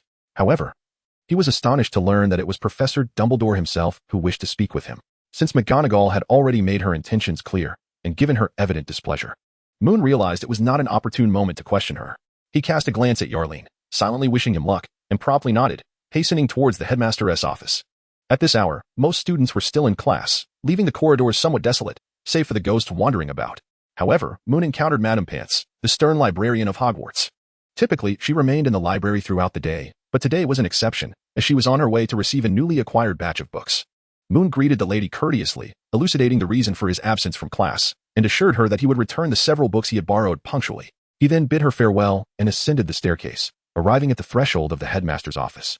Chapter 24. The Water-Dripping Stone Beast Standing before the perplexed Water-Dripping Stone Beast. Moon felt an overwhelming sense of discomfort. Professor McGonagall had been preoccupied with contemplating how to reprimand Yarleen, ultimately neglecting to inform him of the new password to Dumbledore's office. In his haste to evade the impending spectacle of punishment, he also failed to inquire about the new password from Professor McGonagall.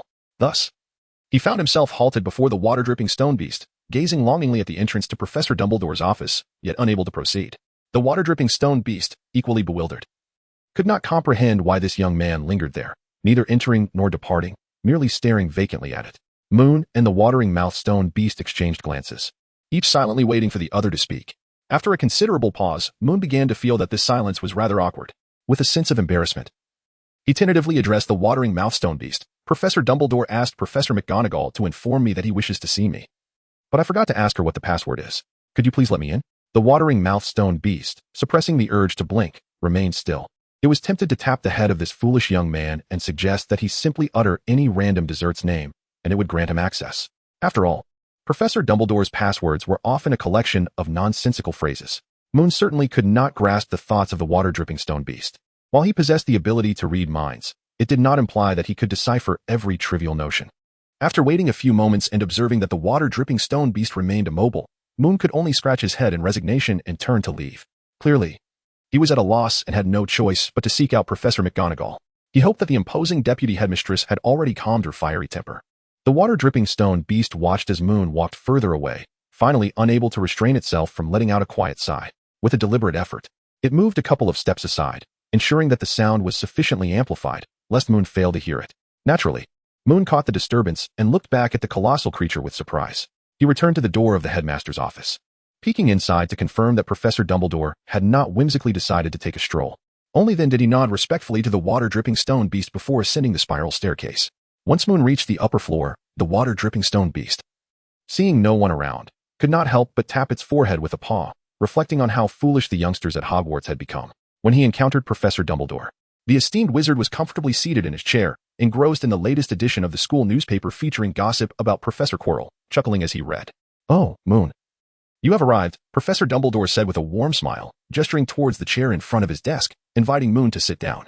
Moon cast a casual glance and discerned that Professor Dumbledore was likely engrossed in the section of the news that featured the gossip, possibly even the very piece in question. Given Dumbledore's expression, it seemed improbable that he had summoned Moon solely for a reprimand. With this inference, Moon felt a sense of relief. As long as such content was not outright banned, everything could be managed. Professor Dumbledore appeared to have perceived the unease in Moon's heart, thus he spoke candidly. "Rest assured, I did not call you here today to admonish you, but rather to engage in a conversation. So Moon, to share with me how you came to the idea of appointing Peeves as a reporter for the school newspaper. The outcome appears promising, though Peeves' photograph leaves much to be desired." "Well, it was simply that Peeves had tossed a couple of pieces of gossip our way," Moon elucidated. "I realized that the poltergeist, who often roamed the school, might actually make a decent candidate for a reporter, so I approached him to give it a try. To my surprise, he was genuinely interested, and thus it came to pass." "Oh, so this gossip regarding Professor Quirrell was indeed one of the two pieces contributed by Peeves?" Professor Dumbledore inquired with keen interest as he turned his gaze towards Moon. Moon nodded, acknowledging the arrival he had anticipated, yet he responded with unvarnished candor. "Indeed, Professor." Dumbledore adjusted his grip on the armrest, straightening his posture slightly, before readjusting his spectacles, his gaze piercing as it rested upon Moon. "Now, Moon," he began, "I have been informed by Professor McGonagall that you approached her previously to discuss certain matters concerning Professor Quirrell. When McGonagall recounted this to me, she exhibited a hint of concern. She fears that your experiences last semester have rendered you excessively vigilant." Moon endeavored to calm himself and then addressed Professor Dumbledore. "What are your thoughts, Professor?" The answer was rather apparent. Since Professor Dumbledore had summoned him, it implied that he wished to engage in conversation. This indicated that Professor Dumbledore would likely prefer to hear his thoughts first. However, the distinction between one's own conjectures and the words spoken directly by Professor Dumbledore was fundamentally significant. Only when articulated in his own voice could it remain unaltered by the reception of unwelcome responses. Moon was uncertain about how his answer would be perceived by Professor Dumbledore, and thus he preferred that Dumbledore offer his perspective first, which would guide how he would explain himself later. Professor Dumbledore gazed into Moon's eyes for a considerable time before finally smiling and saying, "My thoughts? Well, Moon, I am quite an elderly man, which implies that I have encountered numerous individuals and events. In my view, you do not strike me as the type who would assume that the subsequent professor is flawed simply because the previous one was. That is why I summoned you, wishing to engage in a discussion. However, Moon, what is far more significant is whether you are inclined to converse with me." The wise elder folded his newspaper, gently sweeping his hand across it, revealing the comical visage of Peeves, grinning widely. "I have encountered many prodigies, and a common flaw among them is their tendency to keep many matters bottled up. So shall we talk, Moon, about Professor Quirrell?" Note: the stone gargoyle guarding the entrance to Professor Dumbledore's office may very well possess self-awareness and the ability to communicate, as suggested by various details in the original text. This is particularly evident after the Battle of Hogwarts when Harry and his friends have not yet uttered the password. Yet the gargoyle voluntarily moves aside to allow them entry into the headmaster's office. Chapter 25, Evidence in the Presence of Professor Dumbledore. Moon was momentarily engulfed by the illusion of being completely understood. He recalled certain Harry Potter fanfiction he had read in his former life, where Albus Dumbledore was often reimagined as a white overlord, a figure of immense power with a strong desire for control, even to the extent of harboring a dark disposition that led him to use legilimency to pry into the thoughts of his students. Moon was uncertain about the true nature of Albus Dumbledore, or perhaps what he ought to be. However, at this very moment, he was acutely aware that Professor Dumbledore had not employed legilimency upon him, nor did he harbor any intentions of delving into the shadows of his thoughts. He felt as though he had been laid bare, not due to any magical intrusion, but rather because of the old man's profound wisdom and intellect, which discerned his unspoken words and hesitations. Indeed, setting aside his inherent talents, the trials and tribulations that Dumbledore had endured throughout his life had bestowed upon him a wealth of wisdom, enabling him to perceive the intricacies of the human heart and even to fathom the thoughts of others. If every matter required the reliance on magic and covert machinations, how could Albus Dumbledore possibly be regarded as the greatest wizard of contemporary times? Moon exhaled softly and nodded at Professor Dumbledore. "Of course, Professor. I would be delighted to discuss matters concerning Professor Quirrell." At that moment, Dumbledore's heart was filled with reflections no less profound than those of Moon. Years of experience had taught him that children like Moon are intelligent and extraordinarily gifted. This is both a blessing and a trial. Such a blessing often leads to an accelerated maturity, But sometimes, precocity is not a virtue, especially in a world fraught with turmoil. Consequently, precocity frequently entails experiencing more, understanding more, and becoming silent, burdened, and prone to hesitation, thereby losing some essential qualities that children possess in abundance compared to adults, such as candor and courage. As Dumbledore had just mentioned, over the years, he had encountered numerous prodigies. Some turned out to be virtuous, while others descended into malevolence. Yet, what they all shared was a tendency to remain silent in certain respects. This silence stemmed from distrust, insecurity, and a lack of straightforwardness, because they were simply too clever. Therefore, when Moon engaged him in conversation, seemingly without the intent to conceal much, Dumbledore felt a flicker of solace, mingled with a touch of melancholy. The solace arose from Moon's openness, while the melancholy stemmed from the realization that what Moon was undertaking was precisely what Dumbledore himself had failed to accomplish, leaving him with a lingering sense of regret. Indeed, Albus Dumbledore had not only witnessed many silent geniuses, he himself was a genius who had adhered to this very silence, ultimately leading to his own missteps. His gaze involuntarily drifted to a photograph on the table, and he adjusted his glasses gently. Moon sensed the peculiar demeanor of the elderly man, perceiving a subtle hint of melancholy that, although faint, was strikingly apparent within the confines of the two-person office. Seizing the opportunity to adjust his posture, he averted his gaze elsewhere and deliberately slowed his speech. In truth, Professor, I do harbor concerns regarding Professor Quirrell, albeit with a degree of uncertainty. Initially, my curiosity was piqued by his decision to return to Hogwarts under such stammering circumstances. Moon straightened his back and brushed off the lint from his robes. It struck me as odd that Professor Quirrell, having once been a student at Hogwarts, should lack foresight regarding the potential mockery from his pupils. One would assume he would be acutely aware of the ridicule his stuttering might provoke during lessons. Mr. Hagrid informed me that Professor Quirrell has always exhibited a certain lack of confidence, which only deepened my intrigue. If he is indeed a person of such insecurity, one would question the rationale behind his return to a teaching position at Hogwarts, which seems entirely contradictory to his character. Of course, this was merely a suspicion at the outset. Moon cleared his throat, bustling about until he finally raised his gaze. Professor Dumbledore began to meet his eyes with a calm demeanor, quietly listening to his account. However, one evening, as I exited the school newspaper office, I unexpectedly encountered Professor Quirrell. The professor appeared exceedingly flustered, a look I recognized well. As you know, my own circumstances are rather unique. The meaning conveyed by Moon is unmistakable. He is explicitly referring to his innate identity as a seer, a notion that Professor Dumbledore certainly comprehends. Moreover, every time Yalin indulges in Gal snacks, he reveals a certain expression when questioned by Gal. Moon slightly tilted his head, attempting to lighten the conversation's atmosphere, which had grown rather serious and oppressive. Professor Dumbledore joined in with a chuckle and inquired with genuine interest, and then? The elder perceptively sensed that Moon was about to divulge something of greater significance. That evening, I experienced a dream. Moon blinked, fabricating a tale. The elder could easily discern his deception. Moon was even unwittingly revealing his own falsehood through his blinking. It seems somewhat dubious for a student to employ such means to investigate a teacher. Yet if one were to engage in a modest endeavor under the auspices of prophetic dreams, such dubiousness loses its weight. I believe I possess a modicum of talent in divination, having fortuitously studied some related knowledge during the summer holidays. The dream I had that night depicted Professor Chilo standing in a room filled with bookshelves, not a library, where he employed an odd form of magic to conjure a scarlet spider. Consequently, the next day, I attempted to divine using a crystal ball, and to my astonishment, the same scene unfolded within it. Professor Dumbledore's expression shifted to one of gravity.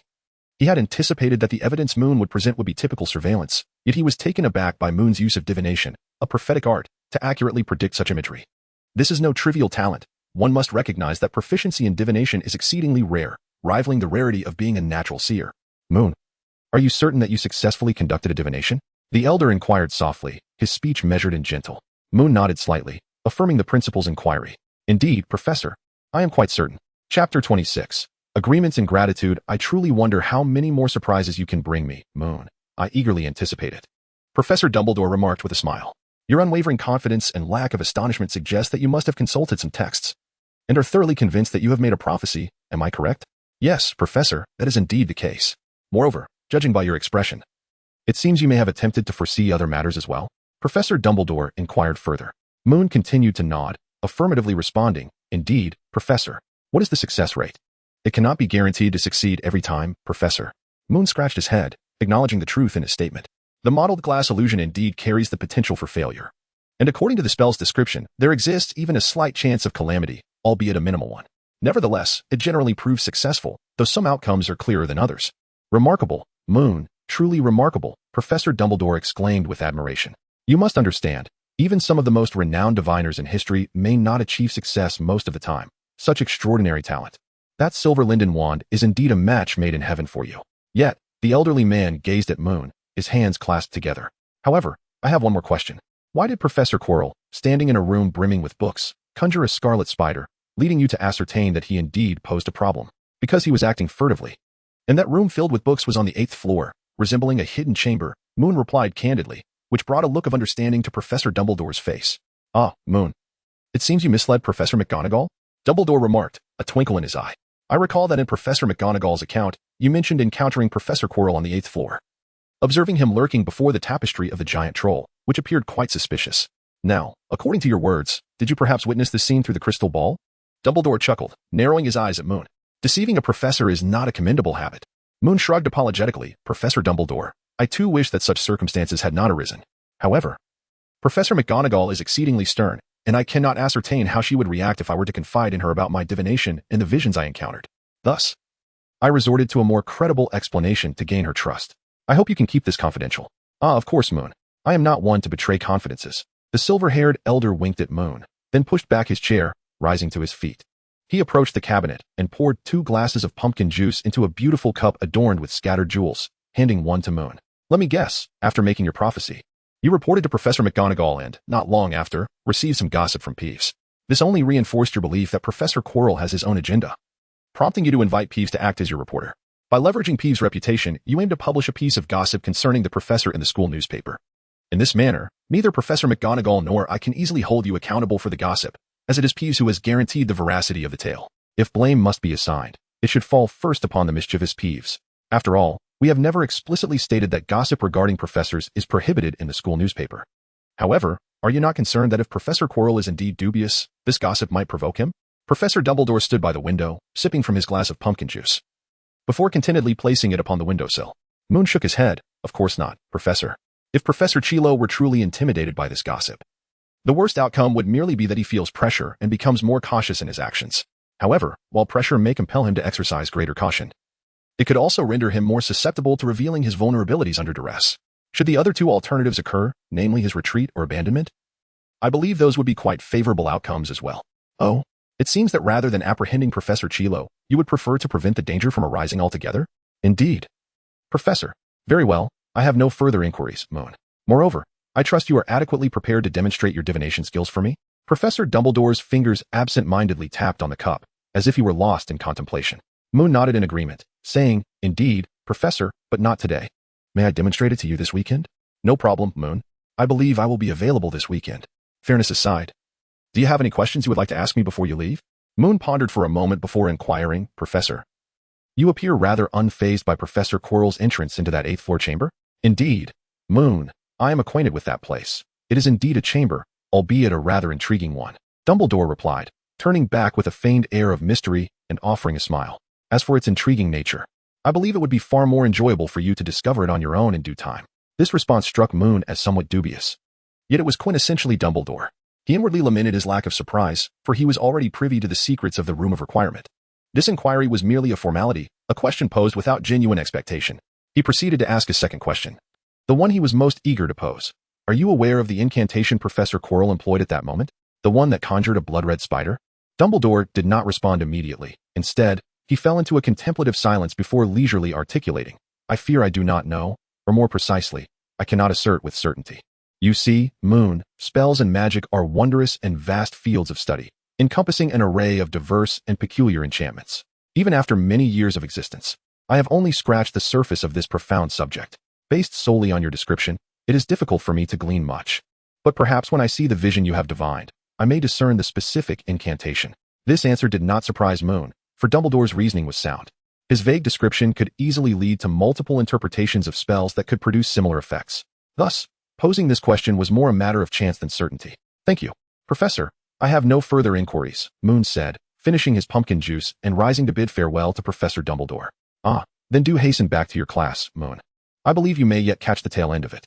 Moon responded with an acknowledgement and turned to exit the office. Just as he reached the doorway, the elder called out to him once more. Thank you, Moon.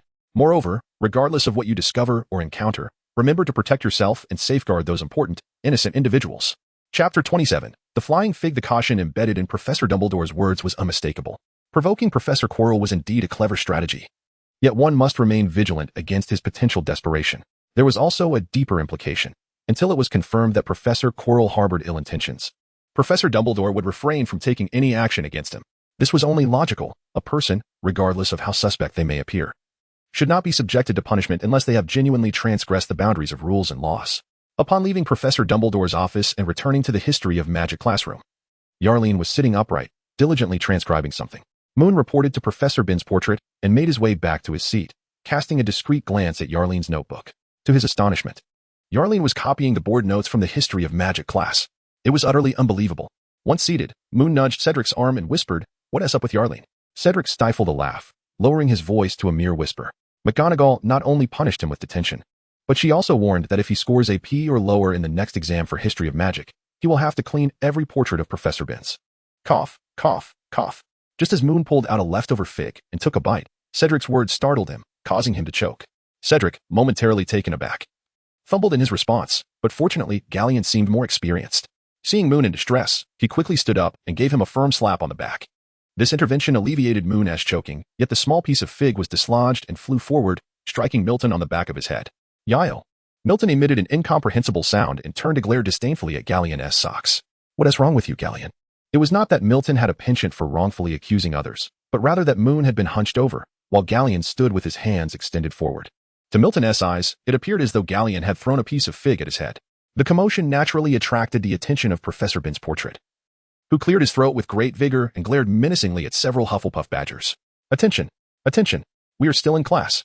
The students, resigned, fell silent, with only Gallion casting a reproachful and mournful glare at Moon, remaining wordless. After the History of Magic class concluded, the young wizards welcomed their lunchtime. With October's arrival, the weather had inevitably turned a bit colder, prompting everyone to don thicker robes, and some even wore scarves during particularly harsh weather. Fortunately, the castle's dining hall remained sufficiently warm, allowing everyone to enjoy their meals without the fear of cold hands. Gallion, cheeks puffed, was fervently stuffing his mouth with a crispy pig's knuckle slathered in chili sauce, leaving onlookers astonished. In truth, like Thursday, they had no classes that afternoon. But the catch was that they were scheduled for astronomy class that evening. Furthermore, Gallion was to accompany Nash in interviewing several players from the Ravenclaw Quidditch team, who were fervently asserting that they intended to make headlines this semester. Thus, Gallion was ravenously filling his stomach, as it was evident he would likely have no time for pastries later that afternoon. As was customary, Moon perused through his book while savoring the sausages laid out abundantly on the Hogwarts dining table. For him, this was nothing short of a blessing, as sausages were not only convenient to eat but also satisfying to his hunger. Tonks, burdened with a pile of books, squeezed herself beside Moon, frantically loading her plate with food while lamenting, "Damn it, I'm going to be overwhelmed. Moon, could we possibly negotiate? Share a portion of your intellect with me. When I express this inquiry, it does not signify that I possess a question. Rather, it indicates that you are the one with a dilemma." Moon silently placed some salad on Tonks' plate to prevent him from indulging solely in meat, then sighed. "Tonks, there are no shortcuts to becoming an Auror. You must diligently focus on your studies and pass your exams. Clearly, my mind cannot impart half of its knowledge to you."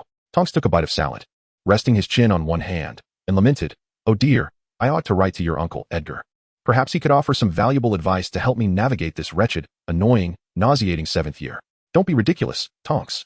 Edgar's academic performance is commendable, though not flawless. However, in the subjects most critical for an Auror, he excels without fail. Your potion grades are dragging you down. You ought to strategize for a last-minute revision," Moon advised while chiding Tonks. "Huh, that's easy for you to say," Tonks exclaimed, setting down his fork and massaging his temples in distress. "You can't possibly think Severus Snape would be willing to tutor me in potions? That's out of the question, Moon. If I were to approach him, he would only mock me relentlessly. Do you take me for a Slytherin?" Moon replied, gazing at Tonks in confusion, "But you are in his N.E.W.T. class." "Indeed, I am, but that does not imply he would willingly address my queries about the course." Tonks rolled his eyes. "Have you even tried?" Merlin's beard. "Of course not. Why would I willingly subject myself to such humiliation?" "Then I suggest you give it a shot," Moon insisted.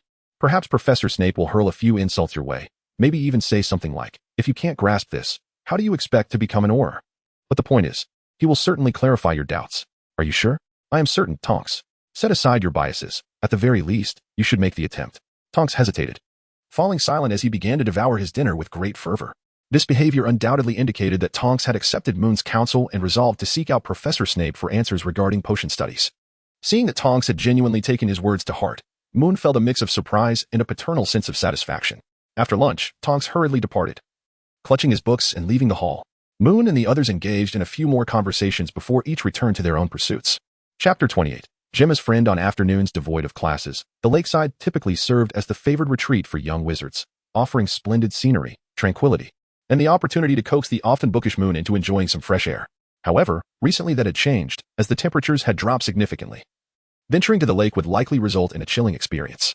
Thus, the Hufflepuff common room became the gathering place for relaxation. Hey, Moon. Would you like a piece of strawberry cake?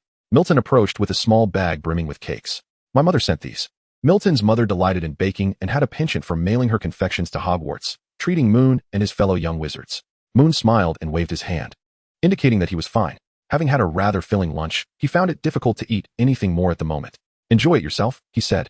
Milton shrugged and, clutching his strawberry cake, hurried off to share it with others. A few minutes later, Violet approached Moon with 2 small cakes and casually handed one to him. Naturally, Moon accepted it and popped the cake into his mouth. From a distance, Milton witnessed this scene and felt his composure begin to crumble. What is this? I offered him a cake, and he refused, yet he accepts one from Violet? Is this some kind of preferential treatment? How absurd. Hey, Moon, where are Gal and Nash? Violet inquired, noticing that he was alone.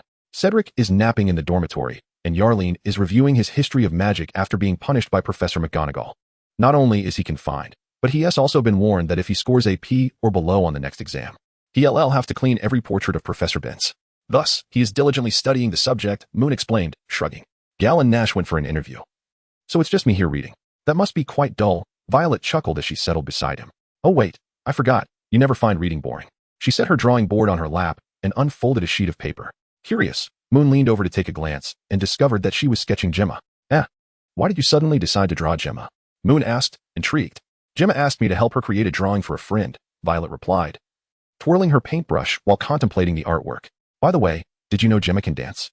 And she dances beautifully. Honestly, not only does she dance wonderfully, but her smile is also captivating. I've never seen Gemma look so genuinely happy. Moon widened her eyes, sensing she had just heard some remarkable news. Does Gemma truly enjoy dancing? Quite so, Violet nodded earnestly. Just think about it. Gemma dances with a smile throughout. Upon hearing Violet's words, Moon instantly grasped much more. Indeed. Gemma seldom smiles in her daily life, often speaking little even when it is unnecessary. If she maintains a smile while engaged in an activity, it is highly likely she genuinely adores it, to an extraordinary degree. So, does Gemma wish for you to capture her dancing in a painting? Moon mused, gently stroking her chin. Does she intend to gift this artwork to a friend? Might she? Moon and Violet's gazes met, and their expressions gradually shifted towards astonishment. After several seconds of mutual staring, they exclaimed in unison, Gemma's boyfriend? It became evident that humanity possesses an insatiable thirst for gossip. A trait even Professor Dumbledore could not escape, how much more so for Moon and Violet. Upon realizing that Gemma was likely embarking on the irreversible journey of love, disbelief washed over them, and they could not help but display the fabled Ant smile. Violet promptly declared that she would pour all her artistic prowess into this painting, while Moon discreetly contemplated how to uncover the truth behind this revelation. Who wouldn't relish the juicy gossip of romance, especially concerning Gemma? However, after a brief discussion, they agreed to maintain their silence until Gemma chose to disclose the news herself. While indulging in gossip is delightful, spreading unverified information would be morally reprehensible. If it were to cause Gemma any distress, it would become a transgression. As the biting cold was obscured, even the autumn sunlight streaming through the window felt considerably warmer. Moon and Violet occupied the finest 2 spots in the common room, basking in the sunlight while relishing the warmth of the hearth. One was engaged in painting, while the other immersed in a book. In this serene companionship, time slipped away, second by second. On the windowsill of the common room, several potted plants swayed gracefully, their branches and leaves dancing. Among them, 2 plants stood eerily still, creating an uncanny resonance with the 2 young witches from a distance. Hours later, this comforting tranquility was abruptly shattered. Hey, Moon, Violet, why are you still here? Yarleen's sudden voice startled both Moon and Violet into silence. Moon rose and turned to survey the surroundings, only to realize that apart from Yarleen, it was just him and Violet left in the common room. Astonishingly, neither had noticed. We were so engrossed in reading this afternoon that we lost track of time, Moon admitted. Yarleen sighed. Goodness, you 2 are utterly oblivious to the clock. If you don't hurry to dinner, you'll be heading to astronomy class with empty stomachs. Moon, perplexed, retrieved his pocket watch and confirmed that it was indeed nearly 6:30. Violet set her drawing board aside and stretched with a yawn. Shall we go for dinner, Moon? Yes. Let's, Moon replied, closing his book, stowing it in his bag, and then accompanying Violet toward the door of the common room. What? Yarleen exclaimed, wide-eyed. You're just leaving like that? What about me? 3 days later, on a Saturday, while Moon was alone in the school newspaper office, Violet mysteriously approached him. Do you remember Gemma's friend? The one she was going to give the painting to? Turns out he is actually a boy, and a young Slytherin at that. Just starting his 3rd year. Wow, Not only is she in a relationship, but it's a case of an age gap romance. Moon and Violetta exchanged a glance, both revealing an absurdly amused expression. Unfortunately, neither dared to inquire further. After all, it was Gemma, and one could never be too cautious. What if she were to become irate and turn Moon and Violetta into figurines with a couple of petrification curses? That would be quite awkward. Ever since the scandalous news about Professor Quirrell made its way into the school newspaper, the young wizards of Hogwarts began to circulate a plethora of bizarre rumors. Some claimed that Professor Quirrell was clandestinely conducting dark arts rituals within the castle, intending to sacrifice all those who had mocked him. Others suggested he was concocting strange potions, secretly poisoning the entire school. Naturally, many believed that Quirrell lacked the audacity for such deeds, asserting that he merely sought a quiet place in the basement to practice tongue twisters in hopes of overcoming his stutter. In any case, regardless of the particular narrative, the attention on Professor Quirrell had undoubtedly intensified. This became Quirrell's greatest source of vexation. He felt that wherever he went, there were whispers and covert glances directed at him. Even the occasional snicker behind his back. Even when traversing empty corridors, he began to feel paranoid, convinced that someone or some ghost would suddenly emerge from around the corner, silently observing him. Consequently, not only had he suffered from sleepless nights, but his ongoing secret endeavors faced significant hindrances. It was further compounded by the fact that several professors at the school seemed to harbor suspicions about him, always trying to engage him in inconsequential conversations, particularly that insufferable, greasy Severus Snape. Standing before the mirror, Quirrell's countenance twisted into a grimace. How naive he had been to consider the orderly Moon Fox a good person, only to discover days later that this very individual had concocted such revolting gossip for the school newspaper. Damn Moon Fox, damn Severus Snape, damn the school newspaper, and damn Peeves. Why could he not simply focus on his own affairs without interference from these meddlesome individuals? Suddenly, ripples appeared in the mirror, reminiscent of disturbed lake waters, revealing a pallid face. Quirrell's previously enraged visage was instantly replaced with fear, and he leaned closer to the mirror, whispering furtively. At that very moment, Severus Snape stood at the door of Quirrell's office, his expression cold as he rapped sharply on the door. Quirrell, startled, hastily grabbed a cloth to cover the mirror, then approached the door with a pale complexion. After taking a couple of deep breaths, he stammered in a low voice. Why yes, who is it? I am Severus Snape. Quirrell fell silent for a moment before reluctantly opening the door. SS Severus. Why you? How did you? Snape barged into the room, swiftly closing the door behind him, regarding Quirrell with disdain. Stop pretending to stutter, Quirrell. Your act disgusts me. Quirrell appeared visibly flustered, blinking innocently as he replied, Oh, Severus. I don't understand. Snape's expression turned scornful. I told you, Quirrell, do not attempt to maintain this charade in my presence. Do you truly believe you can deceive me? I am aware of your intentions and whom you serve. You have already exposed yourself, Quirrell. And do not call me Severus. We are not that close. Quirrell swallowed hard, appearing powerless. I truly do not know what you are. Snape locked eyes with Quirrell for a prolonged moment before abruptly turning to forcefully pull open the door to Quirrell's office. Just before exiting, he glanced back, delivering a final warning. Do not let your guard down, Quirrell. I am watching you. With Quirrell's innocent and vulnerable gaze lingering behind him, Snape slammed the door and swept away. I do not understand why I must go. In the headmaster's office, Snape regarded Dumbledore with an icy demeanor, as if questioning the elderly man before him, or perhaps contemplating his own thoughts. I wish for you to apply more pressure. Dumbledore's hands were clasped together as he spoke gently. Moon likely harbors similar intentions. Then let me go. Let Quirrell become more anxious, so he will act hastily, allowing us to capture him and send him to Azkaban. Snape scoffed. And what if he retaliates against that little Shafik boy? Do you truly believe that fortune will favor him a second time? Dumbledore lifted his gaze to meet Snape's, his expression slightly surprised. Since when did Severus Snape become a professor concerned for his students? Humph. Snape met Dumbledore's gaze unflinchingly, a cold smile gracing his lips. Concerned? No. I merely ponder how the greatest white wizard of our time, Albus Dumbledore, remains so indifferent to the lives of his students after all these years. Moon will be fine. Severus. Dumbledore shook his head. You underestimate him. Underestimate him? Snape shook his head in disappointment. I am losing faith in your so-called plan. Am I underestimating Moon Fox? Or have you never genuinely cared for anyone? Have you never considered anyone's safety? Back in the day, you called me. The conversation came to an abrupt halt as Snape cast one last penetrating glance at Dumbledore before turning on his heel and departing. Much like he had in Quirrell's office, Dumbledore made no attempt to call him back or utter another word. He simply lowered his gaze to the letter on the desk. The letter was signed by Arabella Figg. He was indeed somewhat anxious, but not in haste to send Quirrell to Azkaban. Rather, he was eager to ascertain whether Quirrell was indeed serving that individual. If so, he must begin to arrange everything at once. Arrangements. A contingency plan. As for Moon Fox, unlike Severus, he held great confidence in Moon. Even if Quirrell truly acted, Moon would undoubtedly not fall into peril so easily. Yet the question remained, was he truly being overly hasty to the point where he might, as Severus suggested, overlook Moon? Regardless of the surprises this child provided him, And despite his confidence in Moon, should he not refrain from pushing Moon into danger without disclosing everything? Dumbledore sighed, folding the letter and placing it into the drawer of his desk. He needed to contemplate further. Chapter 30. The Blood-Red Spider Unbeknownst to Moon. The events transpiring in the two offices were unfolding without his awareness. Had he known of the debate between Professor Dumbledore and Professor Snape, he might have offered an answer to both. Personally, he wholeheartedly supported Professor Dumbledore's decision to have Professor Snape apply further pressure on Quirrell. However, he wished that Professor Dumbledore would clarify matters more explicitly before proceeding, rather than simply tossing aside a vague admonition to remember to protect yourself and those important, innocent individuals.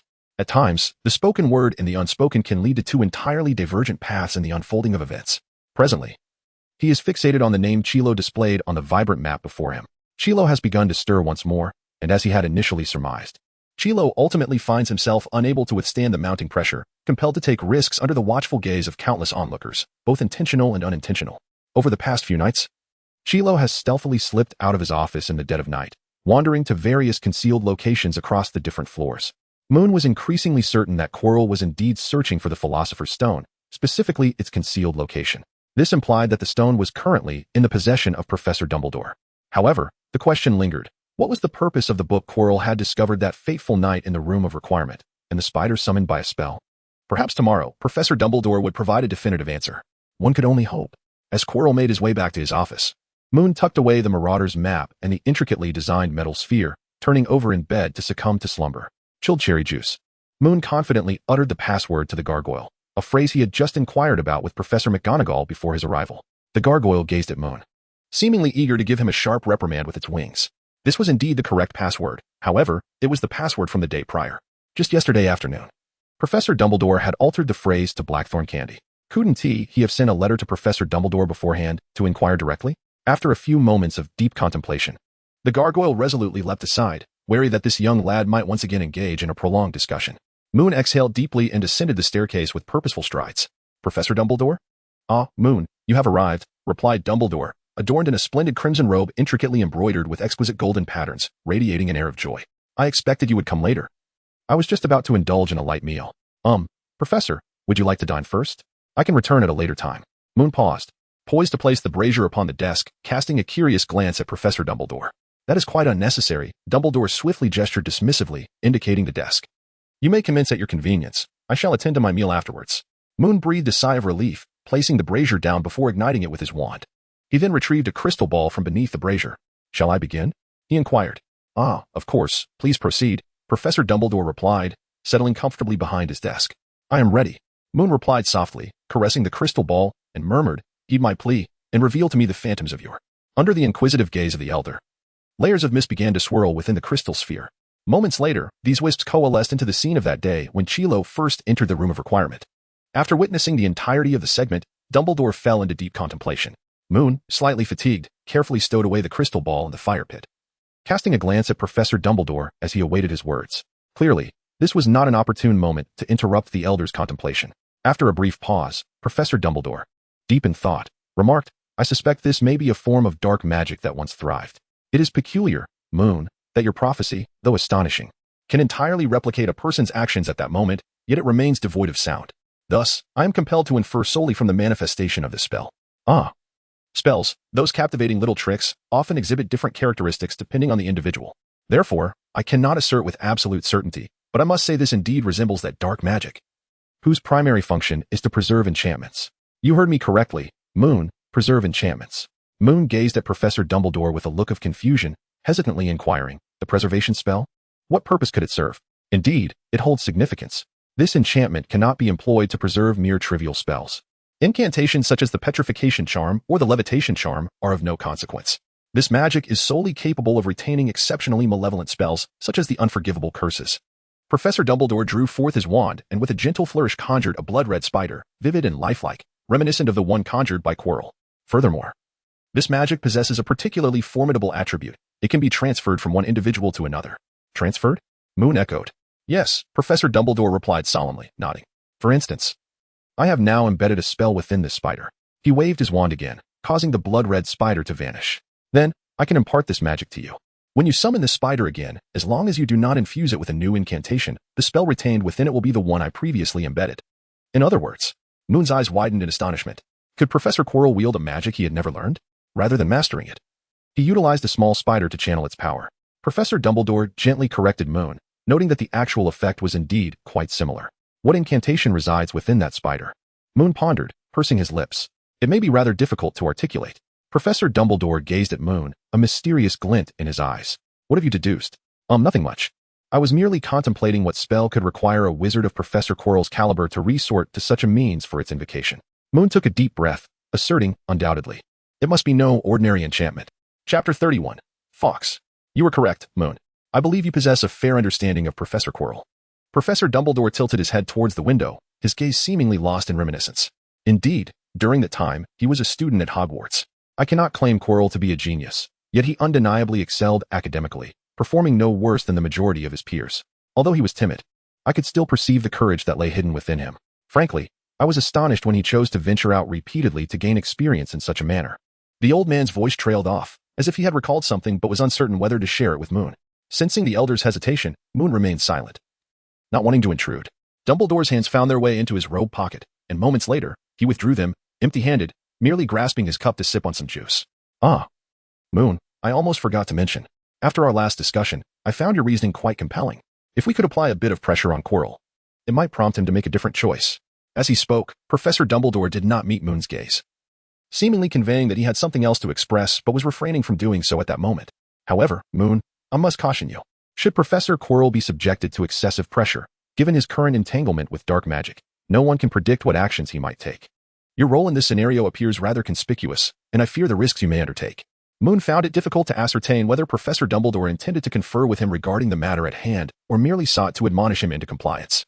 Yet, on a personal level, the notion of compliance was utterly implausible. This was not due to any misplaced confidence in his own abilities, nor did he believe he could engage in a drawn-out duel with Quirrell should the latter truly be intent on his demise. Rather, it was because, in contrast to Professor Dumbledore, he possessed knowledge that Quirrell was serving Voldemort, whose primary objective was to locate the Philosopher's Stone and facilitate Voldemort's resurrection. But what purpose did this knowledge serve? It signified that Moon was exceedingly certain that before obtaining the stone, or, more conclusively, before it was absolutely secured, Quirrell would not dare to act against him.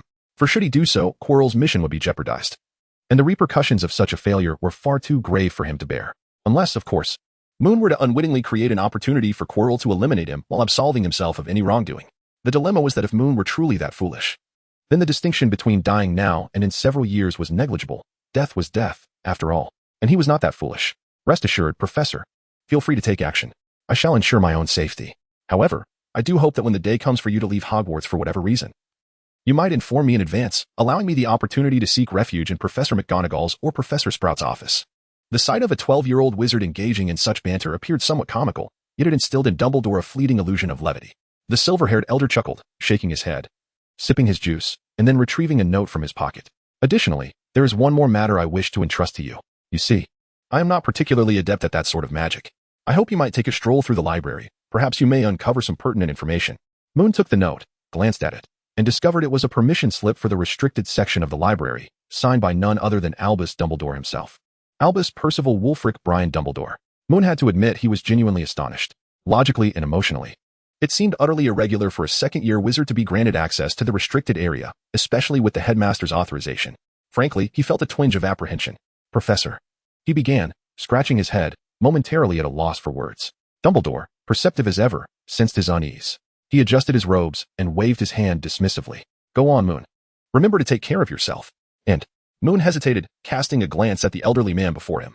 The old man lowered his head slightly, the crescent-shaped lenses of his glasses reflecting the flickering flames of the fireplace. It's nothing. I believe you should return now. I'm feeling rather hungry. Very well then, goodbye. Professor, good afternoon. Moon bowed slightly, stowing the note in his pocket as he turned to leave the headmaster's office. The golden-red phoenix was preening its tail feathers on the shelf, while the aged man did not heed his own words about dining but instead focused on the magnificent creature. After a prolonged silence, the tranquil office was finally filled with the old man's murmurs. He will not disappoint me, will he, Fawkes? The phoenix remained indifferent, continuing to groom its splendid plumage, only issuing a soft call once it had meticulously arranged a feather, as if a weight had been lifted. The once disheartened elder finally exhaled deeply and approached the window. He had a premonition that the boy would return, and recently, that feeling had intensified. If Quirrell was indeed serving that individual, in a year's time, the boy fostered by his aunt would arrive at Hogwarts. Dumbledore stroked the joints of his fingers and abruptly remarked, "Fawkes, I have grown old. Haven't I?" The phoenix flapped its wings gracefully, leaping from the shelf to perch on the windowsill, gently nudging the old man's fingers with its beak. "Everyone ages, Fawkes. It is inevitable." The elder's tone was devoid of fear or regret, instead imbued with tranquility. "Yet, I believe I still have a few embers left to burn. I hope that will suffice." The phoenix, named Fawkes, did not respond with song, but rather pecked gently at Dumbledore's fingers, as if reproaching him for his melancholic words. Dumbledore could not help but chuckle, stroking the phoenix's feathers, momentarily casting aside his earlier somberness as he declared, "Ah, now I truly feel a bit hungry. It's time for a meal. Until later, Fawkes." Once he had departed, the phoenix took flight once more, returning to its perch to resume grooming its magnificent tail. Chapter 32. Whiskey and crystal balls in the face of Madame Pance's skeptical gaze. Moon helplessly reiterated that the note was indeed genuine and not a forgery of his own making. He hurriedly left the library with the 2 books Madame Pance had retrieved from the restricted section. It was no wonder she harbored doubts, honestly reflecting, even Moon, were he in her position, would find it difficult to believe that a second-year wizard possessed a legitimate note from Professor Dumbledore to borrow those fearsome tomes from the restricted area. "All right, let us go," he said. Before exiting the library, Moon deliberately checked his backpack to ensure the books were safely tucked away, hidden from view. He then joined his friends. "I've taken care of it." Gal and the others were not particularly concerned about what Moon had borrowed. After all, he was a regular at the library, often visiting. Initially, they would curiously inquire about his selections, but after a few occasions, even Cedric lost interest in such matters. The 4 young wizards bantered merrily as they headed toward the Hufflepuff common room, preparing to engage in a couple of rounds of wizard chess. In the afternoon, however, a sudden downpour began, and the temperature plummeted. The group of badgers, initially intent on a leisurely stroll, ultimately retreated to their dormitory. Upon reaching the 2nd floor, they were startled by the sound of a woman's irate voice echoing from ahead. Gal peered around the corner and whispered, "Is there a particularly foul-mouthed ghost at Hogwarts?" "I have no recollection of one. Does Peeves count?" Cedric quipped with a humorless joke, eliciting no laughter, as the other 3 wizards regarded him with incredulous expressions. It was evident that Gal's inquiry pertained specifically to a female ghost. Cedric chuckled awkwardly, refraining from further commentary. "I don't recall such a ghost. Could it be the fat lady making a visit? I've heard she often complains about guarding Gryffindor's common room." Yarlin anxiously glanced toward the corner, leaving Moon curious about his evident apprehension. Was he fearing the sudden appearance of a banshee that might devour them all? Moon contemplated that since curiosity beckoned, it would suffice to take a step forward and glance around the corner. However, as all his companions halted their advance, he felt it inappropriate to be the solitary rebel. After a brief span of 10 seconds, the answer emerged. A witch clad in a deep brown robe, adorned with oversized, thick glasses, staggered into view from around the corner. Her disheveled hair framed a face etched with discontent, as she clutched a nearly empty whiskey bottle in her left hand and a crystal ball in her right. Her mumbling was indistinct, a stream of incoherent utterances, yet her expression radiated unmistakable displeasure. Simultaneously, as the 4 friends recognized the witch, she too became aware of their presence. Perhaps due to her inebriation, she broke into a silly grin and pointed at the 4 young wizards, exclaiming, "Ah, for little miscreants. Have you come seeking the guidance of fate?" "Oh, I sense a troubling omen," Yalin muttered softly. "Pray tell, who is this individual?" Moon gazed at the witch's attire, and a name suddenly sprang to his mind.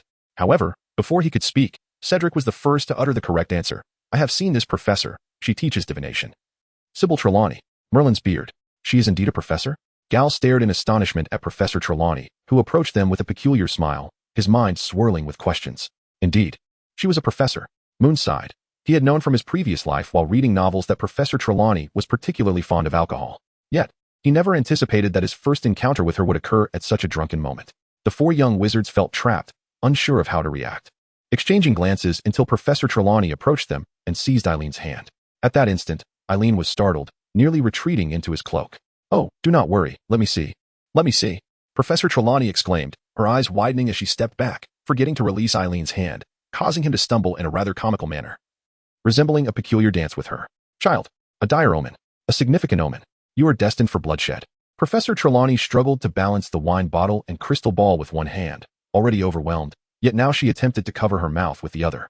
Consequently, the crystal ball inevitably struck her chin.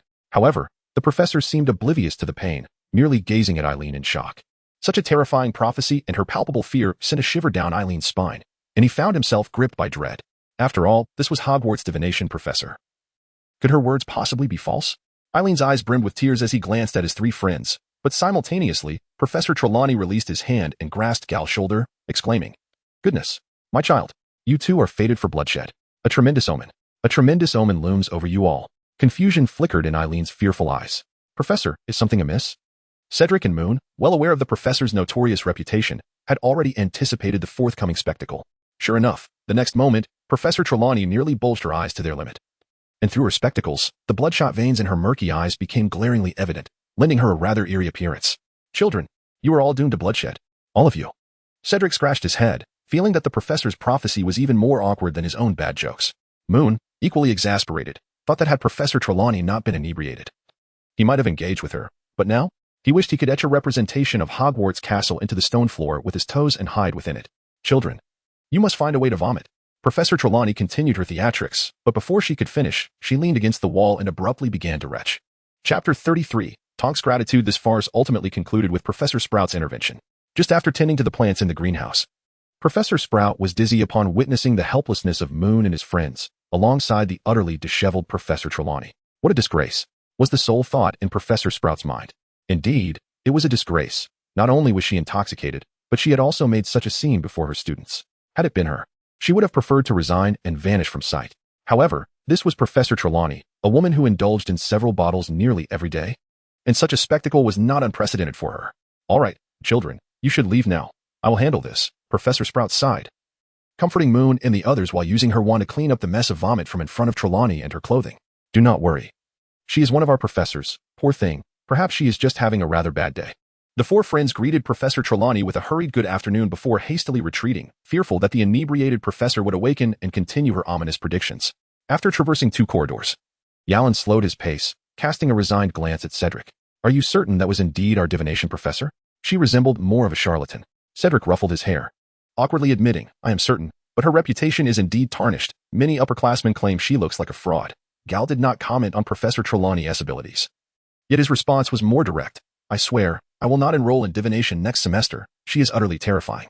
Moon regarded his 3 companions and felt compelled to elaborate. I concur with your hesitance to take her class. However, I must defend the professor.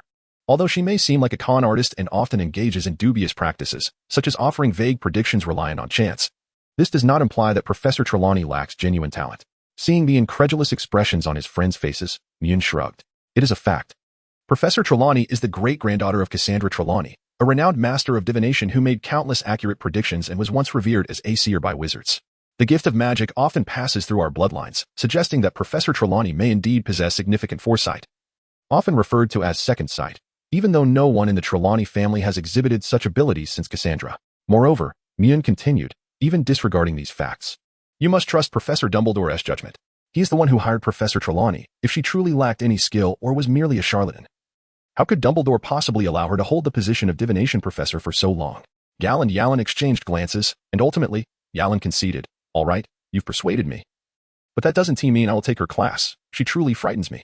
Besides, didn't you also say that the professor frequently engages in deceptive antics? Choosing whether or not to enroll in her class is entirely up to you, Moon smiled. I even somewhat agree with skipping her class, however. Remember to maintain a semblance of respect for the professors. Gal approached Moon, nudging him with a shoulder before quickly darting away with a playful grin to avoid a counterattack. All right, I know, respect for teachers. Let us hurry back to the common room. It's time for a game of Wizard-S chess. Huh, you're doomed, Gal Fuller. I shall pierce your skull with this imaginary sword. Moon pretended to draw an invisible sword, glaring fiercely as he chased after Gal, who was already fleeing. Soon, Yalan and Cedric joined the fray, and the 4 young wizards playfully raced back to the common room.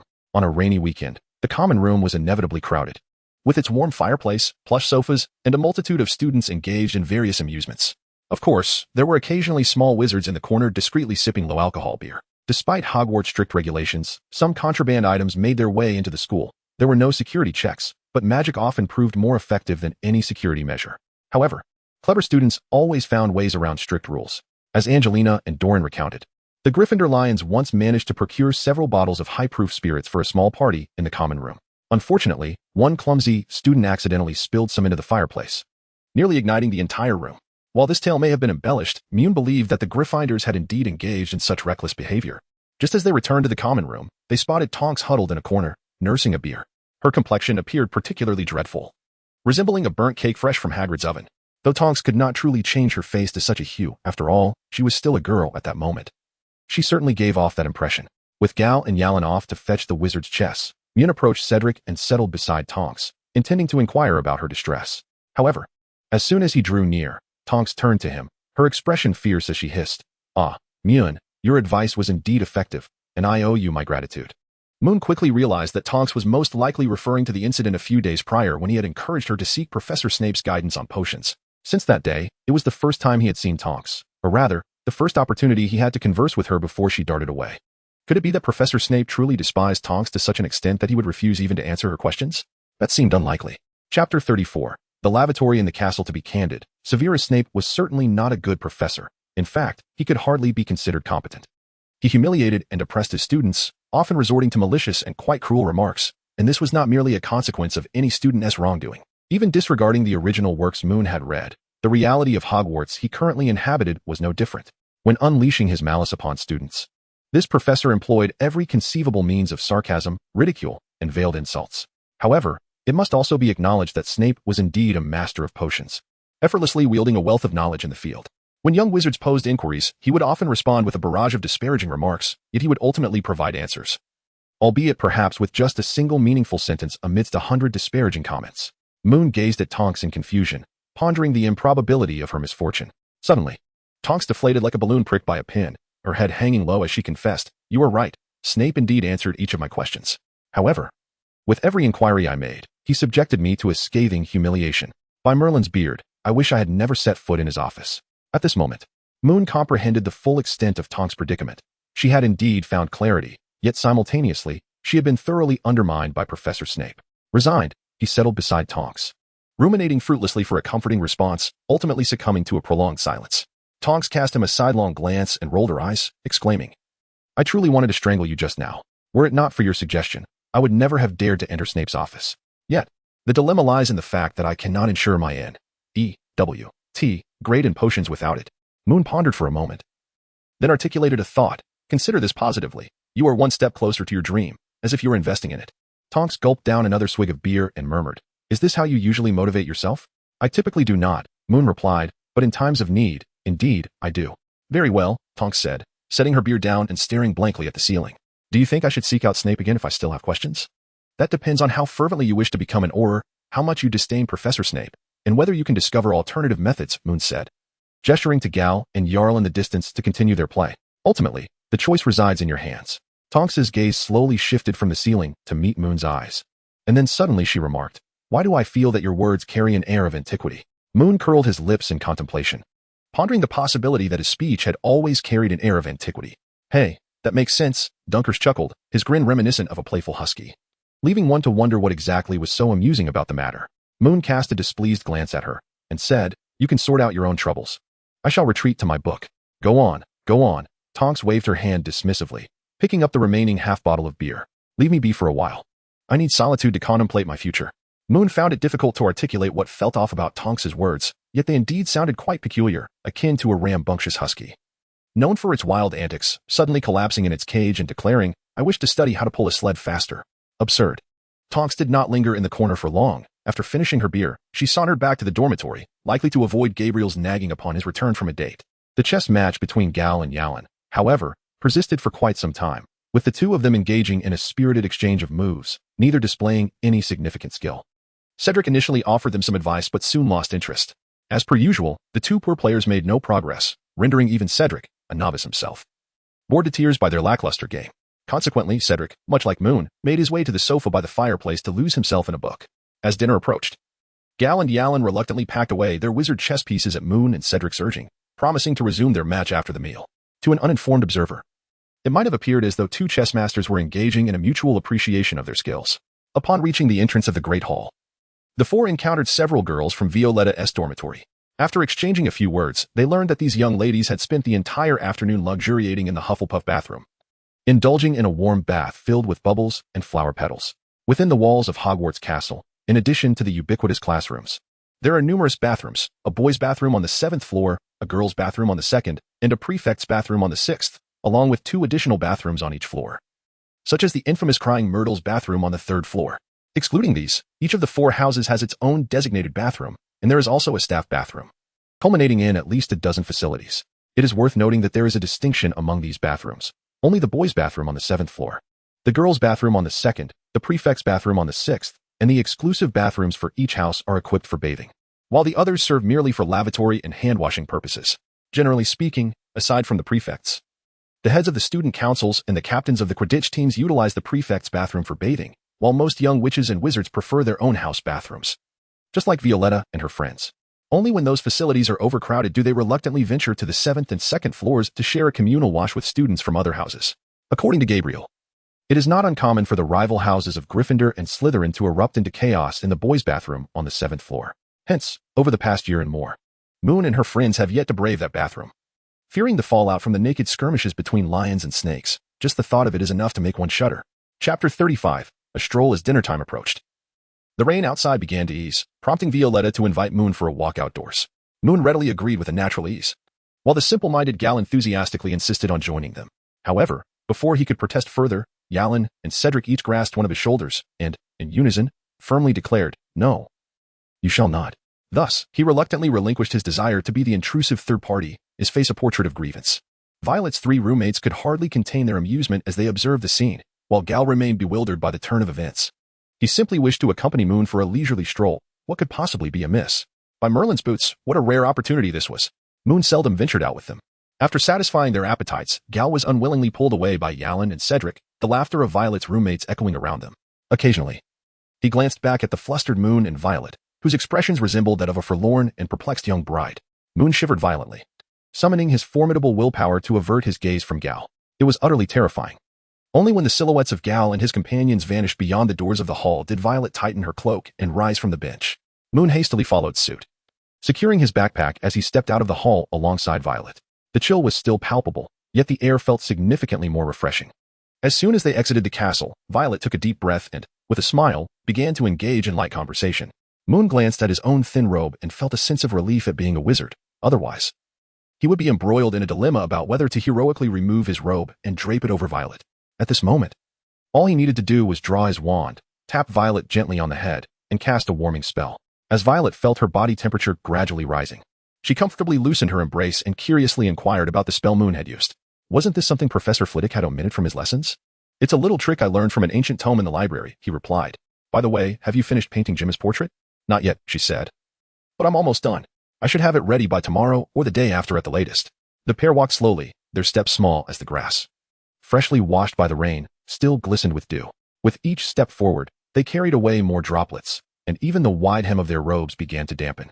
Yet neither paid it any mind. With the clouds no longer obscuring it, the moon began to reveal itself in the sky, casting a luminous glow that rendered the stars considerably dimmer. Only a few particularly tenacious stars persisted, stubbornly shining in the heavens. The recent rain had left the air a bit chilly, and there were few people outside. Those who passed by were mostly couples like Moon and Violet. At this moment, the distinctions of their respective houses faded, replaced by an unspoken understanding to walk their own paths, keeping their distance from one another. "Do you think Gabriel and Lorraine are also out for a stroll?" Violet suddenly posed this peculiar question after a while. In truth, the question was hardly strange. It was rather straightforward, given that the relationship between Gabriel and Lorraine was well known among the Badgers of Hufflepuff. Moon blinked and, after a moment's hesitation, turned to meet the girl's bright gaze, casually remarking, "I suppose so, just like we are now." The little monsters within both of them began to roar, fiercely surging toward the palms of their hands, drawn by the flow of blood. Although the rain had ceased, the wind continued to occasionally sweep through, causing the branches and leaves in the woods to collide and rustle softly. From a distance on the grass, one could glimpse Hagrid's cabin, with smoke billowing from its chimney, the broad silhouette casting a shadow on the window, seemingly engaged in a playful interaction with a dog. In truth, the surroundings were anything but quiet. The sound of the wind, the rustle of the trees, the laughter and chatter of others strolling outside, and even the intermittent barks from Hagrid's dog punctuated the air. Yet, Moon and Violet felt as though an extraordinary silence enveloped them, as if they were the only two souls remaining in the vast Hogwarts campus. Neither of them found the atmosphere awkward. Meandering along at a leisurely pace felt quite agreeable. As they approached the Quidditch pitch, Violet glanced at a flower bed by the roadside and suggested, "Shall we sit over there?" "Certainly," Moon replied succinctly. They chose a secluded flower bed, dried the edges, and seated themselves. Originally, the flower beds were adorned with blooms, but due to the season, the flowers had withered. Neither of them seemed particularly concerned about what flowers might have once flourished there. "I heard there are werewolves in the Forbidden Forest," Violet remarked, folding her handkerchief as she tucked it into her pocket. "It's fortunate we didn't encounter any last semester. I've heard the rumors. But such dangerous creatures should dwell deeper within the forest. Hagrid regularly patrols the area to ensure they don't encroach." Moon nodded in agreement, adding, "Otherwise, as you mentioned, encountering a werewolf under those circumstances last semester would have indeed been perilous." Just as Violet was about to delve further into the topic, A rustling sound emerged from behind the flower bed. They turned to see a couple, tightly entwined at the edge of the forest not far from the flower bed, glancing their way, likely having overheard their conversation. Judging by their disheveled hair and clothing, it was evident that their embrace had involved more than mere affection, for pairs of eyes locked, and a hint of awkwardness filled the air. Moon pretended not to notice and averted his gaze, while Violet appeared somewhat flustered. In a moment of exasperation, Moon grasped her hand and led her further away. After walking several paces, reaching a spot where they could barely make out each other's figures, Moon finally exhaled with relief and released Violet's hand, only then realizing the implications of his actions. Violet's fair complexion now bore two noticeable blushes, akin to the rosy glow of mild intoxication. Moon began, intending to explain and apologize, but Violet immediately turned her head away, softly stating, "I'm fine. Just a bit cold." It seemed she was attempting to rationalize her flushed cheeks. Moon stood there, somewhat dazed. Yet, he had not posed any questions. Chapter 36. Snape's secret lover. The enthusiasm of Peeves, the poltergeist, endured far longer than Moon had anticipated. Initially, Moon believed that within a week, or at most 2 or 3, Peeves' excitement for the school newspaper would wane. After all, pranks seemed far more joyful than scouring for gossip. However, Moon had evidently underestimated Peeves' fervor for rumors, neglecting the fact that Peeves, having lingered in the school for many years, had grown weary of most pranks which no longer held novelty for him. It was Tuesday again, precisely 2 weeks since Peeves had been officially invited to become a special gossip reporter for the school newspaper. The diligent Peeves found Moon and his companions after lunch, bounding down the corridor with exuberance. He came to an abrupt halt before Moon, nearly flinging his head away, revealing his elongated neck. Everyone could only be grateful that Peeves was a ghost. Otherwise, it would have been a most horrifying scene. After coming to a stop, Peeves exaggeratedly bowed to Moon, resembling a circus clown rather than a nobleman. Yet, he soon launched into a sensational revelation that left Moon and his friends utterly astounded. "Hey, Moon. Oh dear Moon. Peeves has uncovered a colossal gossip. A monumental scoop. I cannot possibly keep this news confined to the empty desk of the newspaper office. I must share it with you. You will surely wish to publish this tidbit." Peeves' excitement was palpable, prompting Moon to wonder if he had witnessed Professor McGonagall and Professor Dumbledore engaged in a waltz in Hagrid's hut. Peeves had discovered that Severus Snape, the very professor who teaches you potions, had a secret lover at Hogwarts. The expressions on the faces of the 4 young wizards simultaneously reflected confusion, disbelief, bewilderment, and an overwhelming sense of "what on earth are you saying?" An impeccable visual representation akin to 4 pie charts in Excel. Severus Snape, harboring a secret lover at Hogwarts. Absurd. Peeves reveled in the astonished expressions of Moon and Cedric, as if they were accolades directed at him. He gleefully performed a backflip, but in his exuberance, he soared a tad too high, leaving him floating momentarily. "Shocking gossip, isn't it? Goodness, when I discovered this, I was as incredulous as you." Peeves exclaimed that as the formidable, brilliant, and strong Severus Snape, Professor Snape, upon hearing such descriptors for Snape, which led one to question whether Peeves had crossed over from an alternate reality, the 4 young wizards wore expressions of utter skepticism. "What on earth is going on?" Moon cleared his throat, struggling to maintain a straight face, then asked, "Peeves, are you certain?" "Oh, Peeves is most assuredly certain. Snape was in the potions classroom at the time. I dared not poke my head out from the wall, lest the oily-haired Snape twist it off, but I distinctly heard him speaking sweet nothings." Peeves' pace quickened as he appeared ready to burst into song. He tugged at his own face, forcing his mouth back into a semblance of normality, and then assumed a serious demeanor, mimicking Professor Snape. "Listen well. If you wish to continue to earn my affection, obey my commands and do not seek to provoke me. Otherwise, I shall not hesitate to use." Just as the 4 were engrossed in the tale, Peeves abruptly halted, reminiscent of a wretched cliffhanger. "And then?" Moon inquired, puzzled, gazing at Peeves. Peeves reverted to his exaggerated grin, slapping his thigh with laughter. "What then?" "There is no then. Did you not catch the intoxicating sweet talk?" He quickly resumed his impersonation of Professor Snape. "Listen, woman, if you wish to earn my favor, heed my words and do not bring misfortune upon yourself. Otherwise, I shall not hesitate to teach you a lesson with a whip and chains, a most charming declaration of affection." Gal and Yarland rolled their eyes skyward, while Cedric struggled to suppress a laugh, bewildered by the absurdity of it all. Moon's hair, a cascade of dark strands, nearly concealed his entire visage. He let out a sigh, mustering his spirits to address Peeves. "Indeed, Peeves, this does sound rather sensational. However, I believe that such explosive gossip would be somewhat wasted if published in the school newspaper immediately. Instead, why not delve a little deeper? If you could successfully uncover the identity of Professor Snape's secret lover, it would undoubtedly astonish the entire school. At that point, everyone would sing your praises, and your discovery would be eagerly circulated. Wouldn't that be far more gratifying?" Initially, Peeves was somewhat reluctant, but upon hearing Moon's words about being lauded and having his gossip shared, he perked up, exclaiming, "You're right, Moon. Peeves must investigate further." As he spoke, he slipped into the wall, and unexpectedly, a small, dusty package tumbled out, landing on the ground beside the wall. Gal was the first to notice the object. He hurried forward to pick it up, ready to call out to Peeves. At that moment, Moon realized it was too late to stop him. Before Gal could utter a word, the package suddenly burst open with a pop, releasing a cloud of deep green stench that rendered Gal unconscious almost instantly.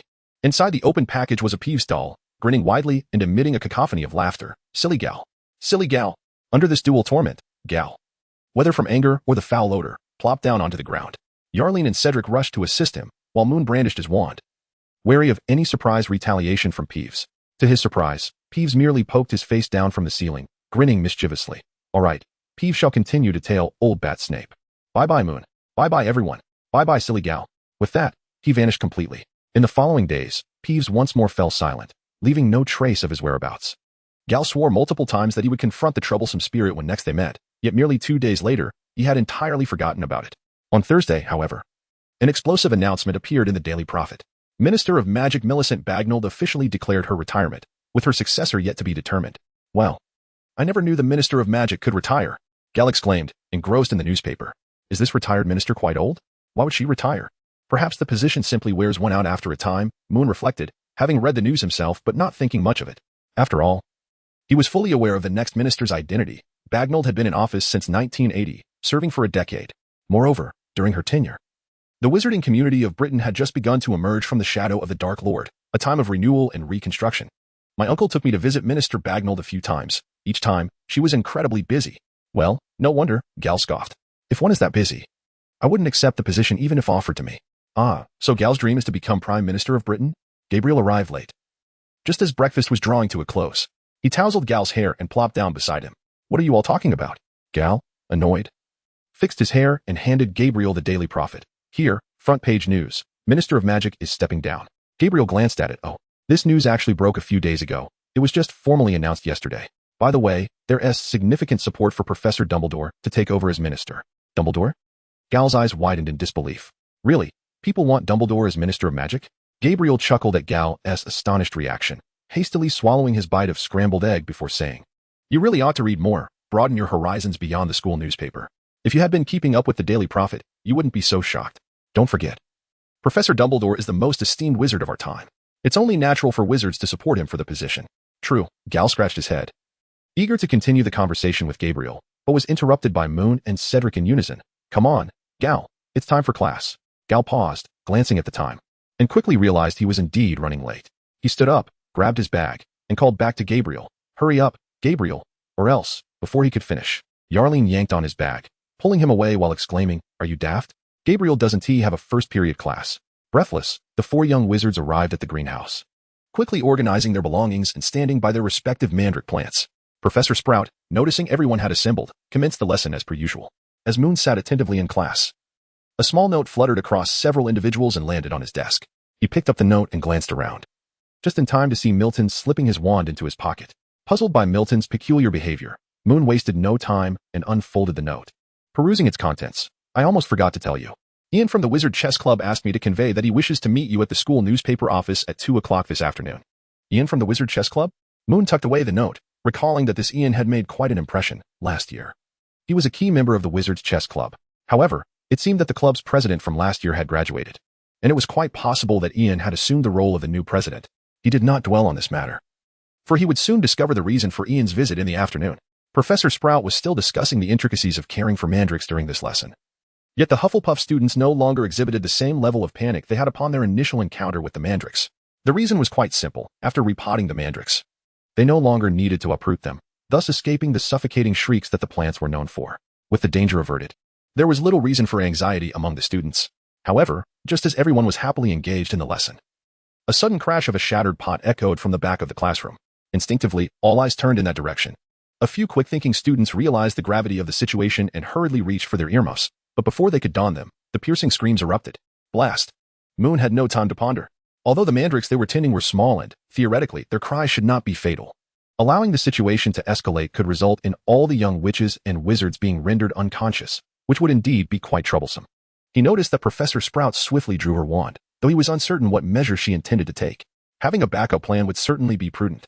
The young witches and wizards were still attempting to put on their earmuffs, while others, displaying a bit more wisdom, recognized that it would be faster to flee than to don the protective gear. Moon began to feel dizzy, clenching his teeth. He decided to unleash a burst of magical energy towards the greenhouse wall nearby. This location was considerably quicker for the young wizards than the classroom door. At that moment, Professor Sprout waved her wand, causing the mandrake roots on the ground to suddenly lift from the soil, which subsequently enveloped them. Once back in the earth, the mandrakes ceased their shrieking. Professor Sprout shook her slightly dazed head, glaring angrily at the Hufflepuff student who had inadvertently knocked over the mandrakes. However, that student, like several others, had collapsed onto the ground, utterly unconscious. Aside from those few students who had fainted, most of the remaining ones were swaying unsteadily, their heads spinning, with only a handful managing to stand upright. Professor Sprout let out a resigned sigh, announcing that today's lesson would conclude here. She urged the students to help each other leave the greenhouse and seek fresh air outside, to find a place to sit and recover, as she needed to escort the unfortunate ones to the infirmary. Under normal circumstances, the young wizards would have eagerly agreed, but at this moment, they could only nod weakly in response. Chapter 38, Wizard Chess Tournament. The far-reaching impact of the chaos during herbology class was not limited to mere fainting students. Though it seemed that only a few had lost consciousness following herbology, the next class was Professor Snape's potions lesson. Naturally, those who had fainted could not attend the potions classroom. Upon noticing the absence of many students and learning that their plight was due to an unfortunate incident with the mandrakes, the young wizards were met with a fresh wave of Snape-style sarcasm. What a pity, Milton Graffers. The screams of the mandrakes should have knocked you out too. Then I wouldn't have to witness your murky concoction. And you, Snape spun around to face the chuckling Yarlin, who nearly dropped his stirring rod in fright. What is so amusing? Are you laughing at your own miscalculation with the rat tail dosage? Or perhaps at how your sludge resembles Graffers, albeit slightly more aesthetically pleasing? Despite having no significant difference, after delivering his scathing remarks, Professor Snape seemed unsatisfied. Leaning over Yarlin's desk, he fixed him with an intense gaze. Tell me, what potion is this? In a state of anxiety and fear, Yarlin spoke almost as if he were a mere reflection of Professor Quirrell. Hair-raising potion? Professor Snape laughed, though his smile was devoid of warmth. Indeed, and can you guess what will happen once you consume it? Yarlin swallowed nervously. Will it make me look terrifying? The smile on Snape's face vanished instantaneously, startling Yarlin once more. Snape quickly replied, Indeed, it will be terrifying, as it will cause your hair to fall out and your scalp to rot. At this point, Yarlin was utterly speechless. The potions class ultimately concluded with Professor Snape assigning a mountain of homework. Oh heavens, when will our potions professor retire? Gal slumped in a chair in the school newspaper office, looking as though he were about to faint from the ordeal of attending Snape's class. Don't hold your breath, Moon remarked, editing the upcoming newspaper articles while mercilessly stating the undeniable truth. Professor Snape just turned 30 this year, barring any unforeseen circumstances. He will remain your professor until you graduate. Let me perish, Gal cried in despair, jumping to his feet. Don't try to stop me. I'm going to jump from the astronomy tower unless. Moon, uninterested, could predict the latter half of Gal's sentence with merely a flick of his toes. Yowrin continued to recount to Nash his harrowing experiences from the previous lesson, while Cedric, oblivious to the surroundings, inquired foolishly, unless. Gal turned around, his eyes sparkling with mischief as he fixed his gaze upon Moon and Cedric. Unless you are willing to allow me to copy your potion homework. Moon, with an expression of utter disbelief, and Cedric, who averted his gaze as if to feign ignorance, remained silent. Moon, Cedric, Gal wailed dramatically, his tears conspicuously absent as he cast furtive glances at the two. If you both refuse to let me copy your work, I shall undoubtedly fail to complete my assignment on time. Consequently, Hufflepuff will lose points, and I shall face the wrath of Professor Snape. Can you bear such a burden? Indeed, Moon replied, not bothering to lift his head. You have regularly deducted points from Hufflepuff and have faced Professor Snape's ire on numerous occasions. Nearby, Violet, who had been listening intently, could no longer contain her laughter, which only served to deepen Gal's feigned sorrow. At that moment, a knock echoed from the door of the school newspaper office.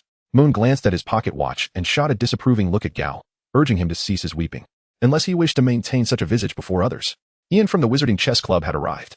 Gal, with no other option, repressed a sorrowful countenance and obediently approached his desk to organize the photographs.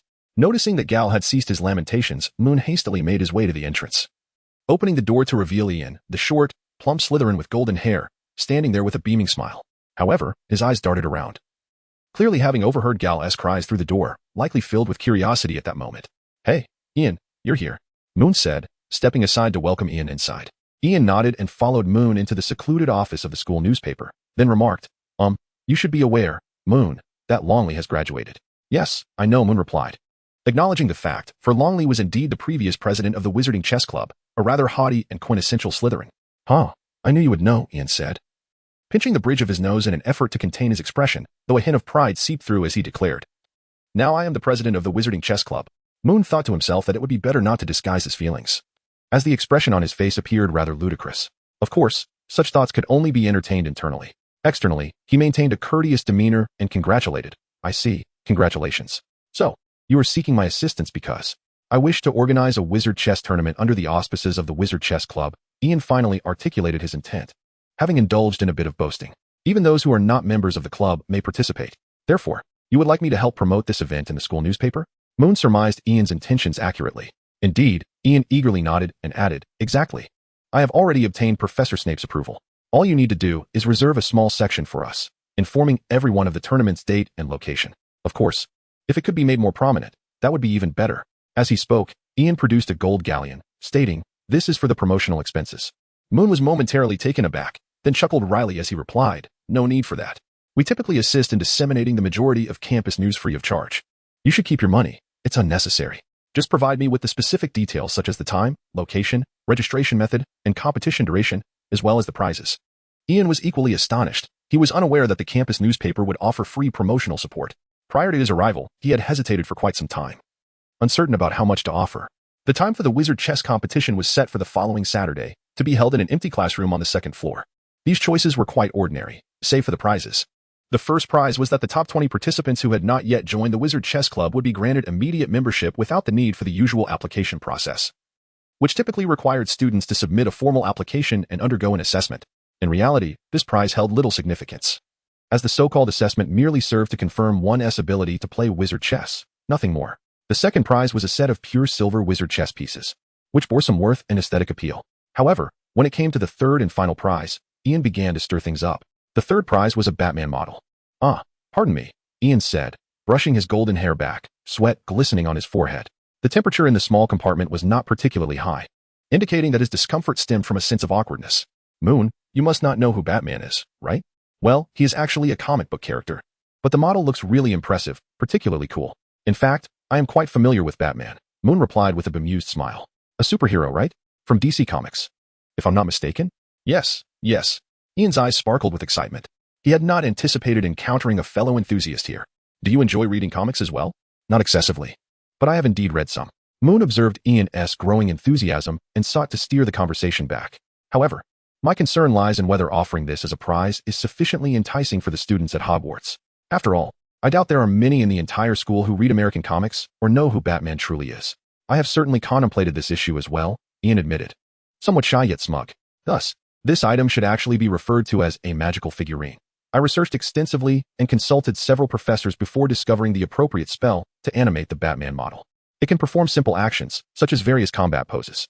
Beyond serving as a toy, it can even be utilized for magical study. At last, Moon realized and nodded in understanding. So your earlier statement was merely a slip of the tongue. The third prize is not a Batman model, but rather a doll imbued with special magic, is it not? Precisely. Ian clapped his hands enthusiastically, confirming that it is indeed a magically enchanted figurine. After discussing the details of the prize, the two engaged in a brief conversation about the competition to assist Moon in solidifying the specifics. During this exchange, Ian repeatedly brought up Batman, DC, and superhero comics, persistently attempting to delve deeper into these topics with Moon. Were it not for Moon's staunch defenses, Ian would likely have kept him engaged until dinner time. Once Ian had taken his leave, Moon couldn't help but express a sentiment or two, recognizing that Ian, as a young wizard with unique interests, had indeed felt constrained during his years at Hogwarts. During dinner, Moon tentatively broached the subject of Batman with Gal and the others. However, aside from Gal, who had a vague awareness that it was a comic book character, Cedric and Yalan were entirely oblivious to the matter. Yalan even innocently inquired, "What is a Batman? Is that a synonym for a vampire?" Moon hastily glossed over the topic. After satisfying their hunger and thirst, everyone returned to the common lounge. But Moon did not linger there. Instead, he proceeded directly to his dormitory. In fact, he had spent most of his recent evenings in his dormitory rather than in the common lounge. The reason was simple. He bore the responsibility of uncovering the spells employed by Chilo within the tomes borrowed from the restricted section. Since he opened the forbidden Crimson spellbook acquired from the restricted section, Moon had understood why it required Madame Pants herself to retrieve it. And he grasped the depth of her astonishment upon learning of his intention to borrow it. The immense magical power contained within this book rendered Moon incapable of reading a single word for a full 2 hours on the first day, paralyzed by fear. Whether it was due to a curse or the malevolent knowledge embedded within its pages, the book, with its dark green cover, exuded an unusual wickedness. As he barely managed to read the first word, an inexplicable urge surged within him, compelling him to urgently flip to page 448. He felt an overwhelming necessity to reach that page immediately. This bizarre impulse, laden with an unsettling strangeness, led Moon to spend 2 arduous hours suppressing his inner desires before he dared to begin cautiously perusing the text. One can only imagine the consequences if the young witches and wizards of Hogwarts were to retrieve books from the restricted section without Madame Pance's assistance. If they were to enter the restricted section and, upon locating the book they sought, casually opened it to confirm its contents, what if they stumbled upon a tome equally or more sinister than this one?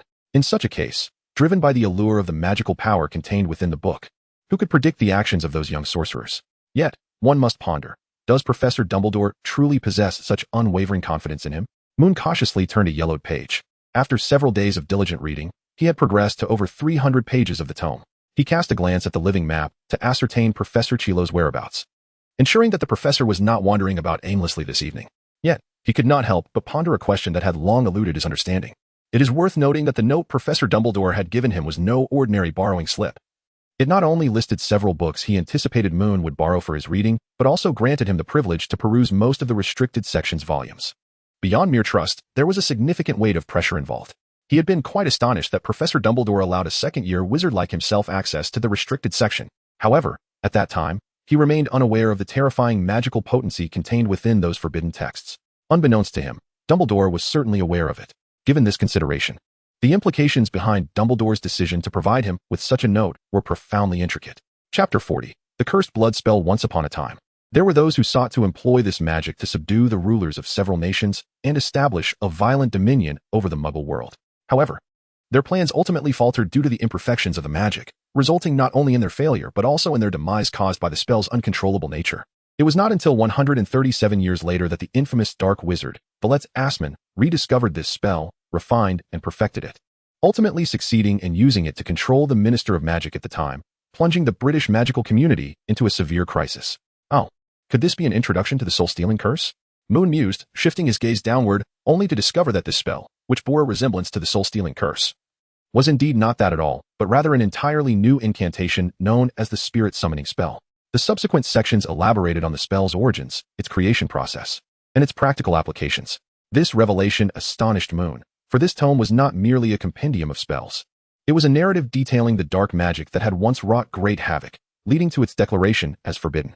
Consequently, the previous spell descriptions typically only addressed the calamities they caused, their founders, renowned users, and the spell's manifestations and dangers, omitting any discussion of their origins or practical applications. He hesitated momentarily, casting his eyes toward the lower left corner of the page. P375. Moon let out a sigh, his fingers delicately poised at the bottom edge of the page, ready to turn it. Yet, before he could complete his motion, a sudden thought struck him, and he remained vigilant in his mind. He refrained from directly flipping the page. Instead, he turned to the location of the page number, casting a glance at the subsequent page. P448. Just a fleeting glimpse plunged Moon into a state of icy dread, swiftly followed by immense relief. Had he turned the page without hesitation, he would undoubtedly have encountered the very page that the book had been incessantly tempting him to read, a page that could only bring ill tidings. Initially, he had entertained the notion that perhaps the book sensed his yearning to unravel the mystery of the magic utilized by Quirrell. Thus, it might have been guiding him to page 448, where the secrets of that spell lay hidden. Consequently, he had experienced moments of hesitation and doubt, contemplating the allure of turning to page 448 to uncover its contents. However, clarity had since emerged. The so-called soul-snatching curse bore no connection to the blood-red spider conjured by Quirrell. The book's persistent temptation to delve into that page evidently served no purpose in aiding his quest for understanding. Moreover, upon realizing that the next page was indeed 448, the numerous passages on page 375 became glaringly evident as traps. For instance, it indicated that the caster aimed to create a spell far more potent than the soul-snatching curse, capable of inflicting devastating blows upon the victim. Yet, to realize this ambition, the spell required the caster and the victim to be in close proximity, with the latter completely unguarded. Additionally, towards the end of the page, the text elaborated on the stringent conditions for employing this spell. When Wilfred completed it and penned a second version, although the spell could be successfully cast, it demanded that the caster and the victim face each other, with the victim harboring no intent to resist and free from any magical interference. Otherwise, the spell held a significant likelihood of inflicting dire repercussions upon the caster, including death. Indeed, page 375 incessantly emphasized that the release of this soul-summoning curse necessitated the caster and the victim to be face-to-face. At first glance, this appeared to be a mere standard introduction to the spell.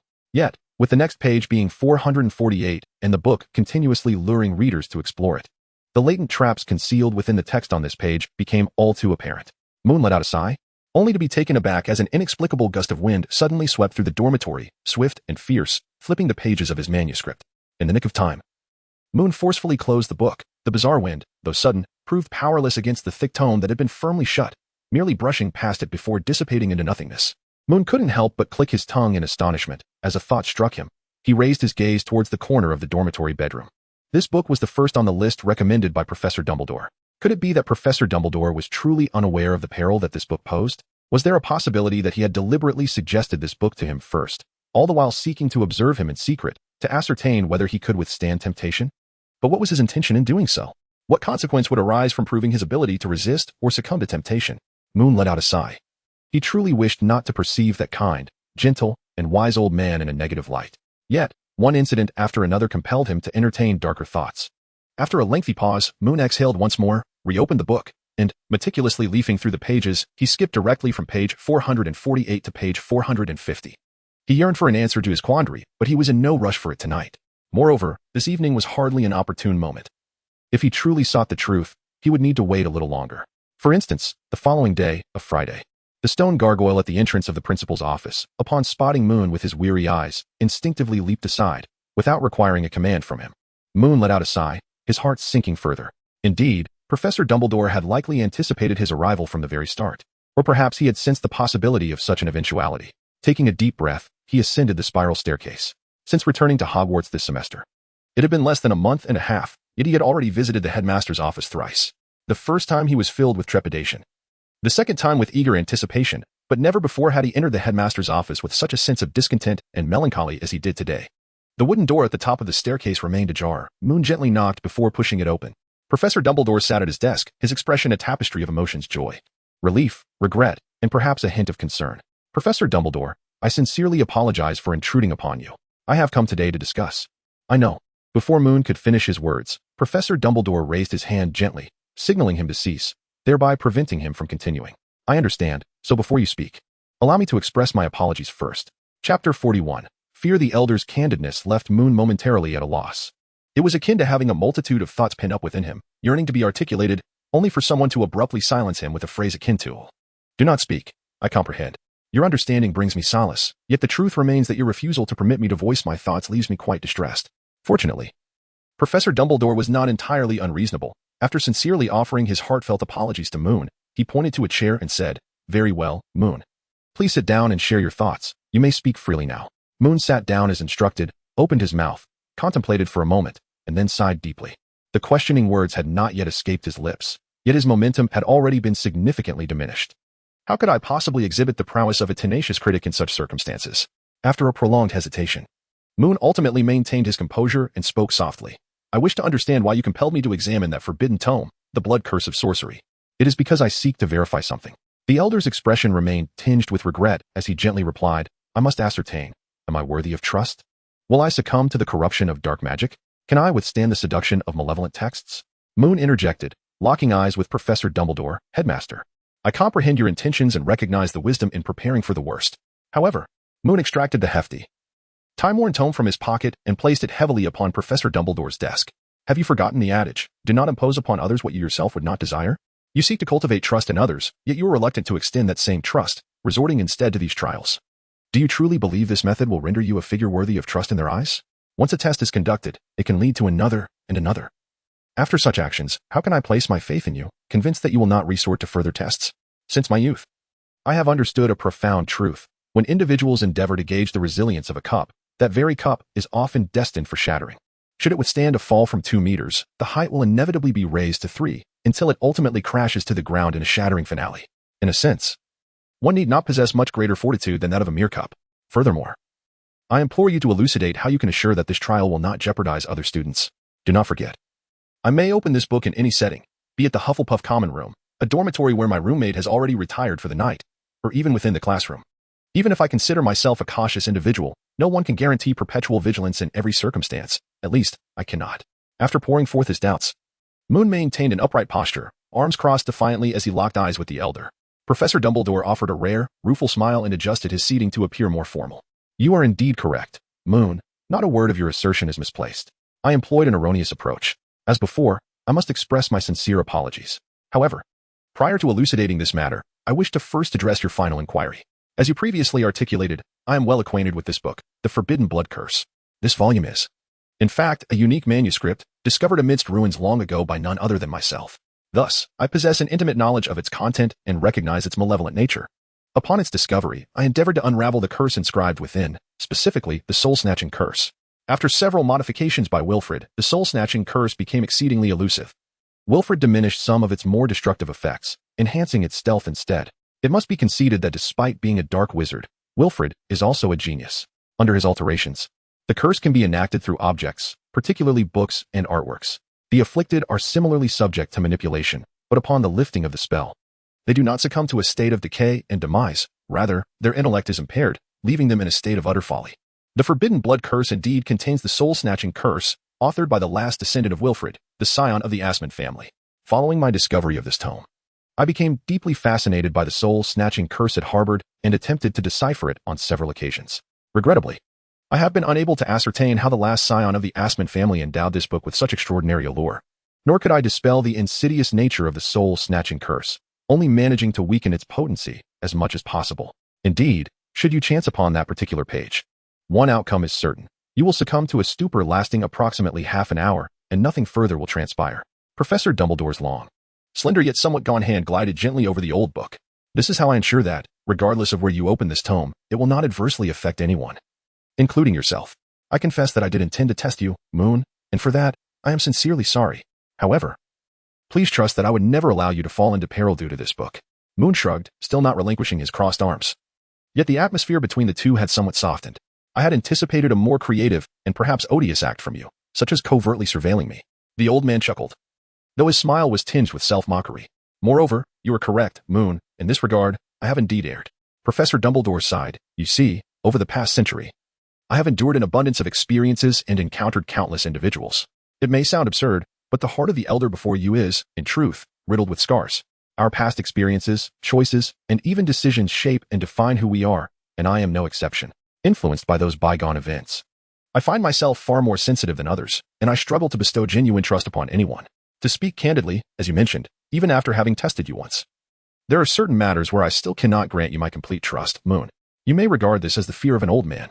Yes, Moon, fear. Chapter 42. Moon's assurance. People say, I am the greatest white wizard of this century, having vanquished a Dark Lord and even becoming the most feared individual by a second Dark Lord. To my mind, such assertions are exceedingly exaggerated. Professor Dumbledore shook his head, declaring, I am not great. I too harbor fears. I fear to extend trust to others, which can be deemed my inner demon. After all, I have endured many similar experiences in the past. Moon sighed as well. Professor Dumbledore did not speak directly, yet as someone somewhat acquainted with the narrative of Harry Potter, he could fully grasp the underlying meaning of Dumbledore's words. In truth, when he arrived at the headmaster's office today, he had never harbored the hope of altering Dumbledore's perspective through his inquiries, for such a feat was utterly impossible. Albus Dumbledore could not be swayed to trust others so readily, as if by mere words. As the elder himself had articulated, he had endured numerous trials in his past, experiences that had persistently tormented his soul over the years. He pondered whether, had he been less gullible, made different choices, exercised greater caution, maturity, and vigilance, perhaps everything would have unfolded differently. These were wounds that time alone could not heal. Only when someone could present irrefutable facts to demonstrate to the old man that there indeed existed individuals worthy of his renewed trust, could he begin to reconsider his stance.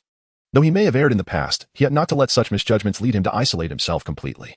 It was only in this manner that the wise elder might find solace from his solitude. Moon's primary purpose for visiting today was, in essence, to vent his frustrations. He was not a mere clay figure to be molded, and being subjected to such probing naturally ignited his ire. Even though he could comprehend the elder's intentions, it did not mean that the anger within him would simply dissipate into thin air. Moreover, he hoped to seize this opportunity to encourage the elder to adopt a different approach to his probing. What Moon resists is not the act of testing. Everyone tests one another, and he himself is no exception. As he previously stated, preparing for the worst in all matters is not a folly. What he did not anticipate was Professor Dumbledore's surprisingly candid demeanor. On one hand, this recent trial incited a sense of indignation within Moon, leading him to misjudge the elder's character. On the other hand, perhaps after several tests, Professor Dumbledore had begun to cultivate a degree of trust towards Moon. Regardless, this is a positive development. Moon finally relaxed his arms, candidly expressing what he had long wished to voice. Professor Dumbledore, is it possible that I do not entirely resist being tested? Moon averted his gaze, no longer appearing so confrontational. It is quite natural for individuals to probe one another. Yet I believe that after enduring several such tests and incidents, if you can at least ascertain that my character is not malevolent, or that I am indeed a decent person, perhaps you might consider adopting a different approach in similar trials, such as informing me beforehand. For instance, you might say, Moon, I believe you could examine some restricted texts to ascertain certain matters, but I am uncertain whether you can withstand the malevolent magic contained within those forbidden books. Hence I wish to conduct an experiment. Should you express it in this manner, I would harbor no resentment. Rather, I would be most willing to embrace such an examination. Once articulated, it would not be deemed offensive. Perhaps, once I am prepared, such tests may lose their efficacy when I consciously resist the malice embedded within a book. Its influence may diminish significantly. Nonetheless, you might select a tome with even greater malevolence to illustrate your point, or alternatively, employ a spell for testing. The elder paused for a moment, then removed his glasses, gently massaging the bridge of his nose. I believe you propose an excellent method. For you. It appears I should indeed employ this approach to conduct such tests. I sincerely apologize, Moon. It was my oversight. I accept your apology, Moon replied solemnly, a smile breaking forth as he sought to lighten the mood. Perhaps it lacks gravitas. After all, you yourself have stated that you have encountered numerous intricate and sordid affairs. Nonetheless, I feel it necessary to express my sentiments. He gazed into the elder's eyes, lowering his guard. The innate talent of a legilimens granted him a heart fortified beyond that of most, akin to those who have mastered the art of mental shielding. Rest assured, I harbor no desire for dominion over the world, muggles, or any such authority. Power pales in comparison to the simple joy of living my life peacefully. What I currently possess suffices for my contentment. Thus, I not only refuse to align myself with dark wizards, but detest them vehemently. For those who revel in chaos are the greatest hindrance to my aspirations. If it were within my power, I would gladly see each of them cast into Azkaban. Professor Dumbledore donned his glasses once more, a faint smile gracing his lips, though it remained unclear whether it stemmed from Moon's acceptance or the subsequent assurances that bore little weight. The elder refrained from utilizing legilimency to probe Moon's thoughts, perhaps out of respect for personal boundaries, or perhaps believing that his experience could discern the sincerity in Moon's words. Of course, it could also be that he had long ceased to place faith in such assurances, even finding it unnecessary to employ legilimency to ascertain their veracity. Who can say? The elder gazed kindly at Moon, the regret in his eyes unmitigated by Moon's acceptance of his apology. After a lengthy silence, he spoke softly, Moon, you bear no resemblance to your father or mother. Within you, I perceive something I have never encountered before. Oh, indeed, I have met both of them. They even invited me to their wedding. When Anna attended Hogwarts, I found her quite endearing and exceptionally quiet child, yet possessed of extraordinary courage. I hope we can converse like this more often, Moon. Your words today have greatly enriched this old man. It seems I ought to embrace the perspectives of the younger generation more frequently, rather than merely engaging with youthful trends. Would you not agree? Professor Dumbledore chuckled, gesturing towards the table. Following his, Moon looked to find the set of Muggle science books he had gifted the elder the previous Christmas. Moon also began to chuckle, and the previously tense atmosphere between the two had nearly dissipated entirely. Moon was uncertain whether the old man believed his assurances, but he was acutely aware of the sincerity behind his words.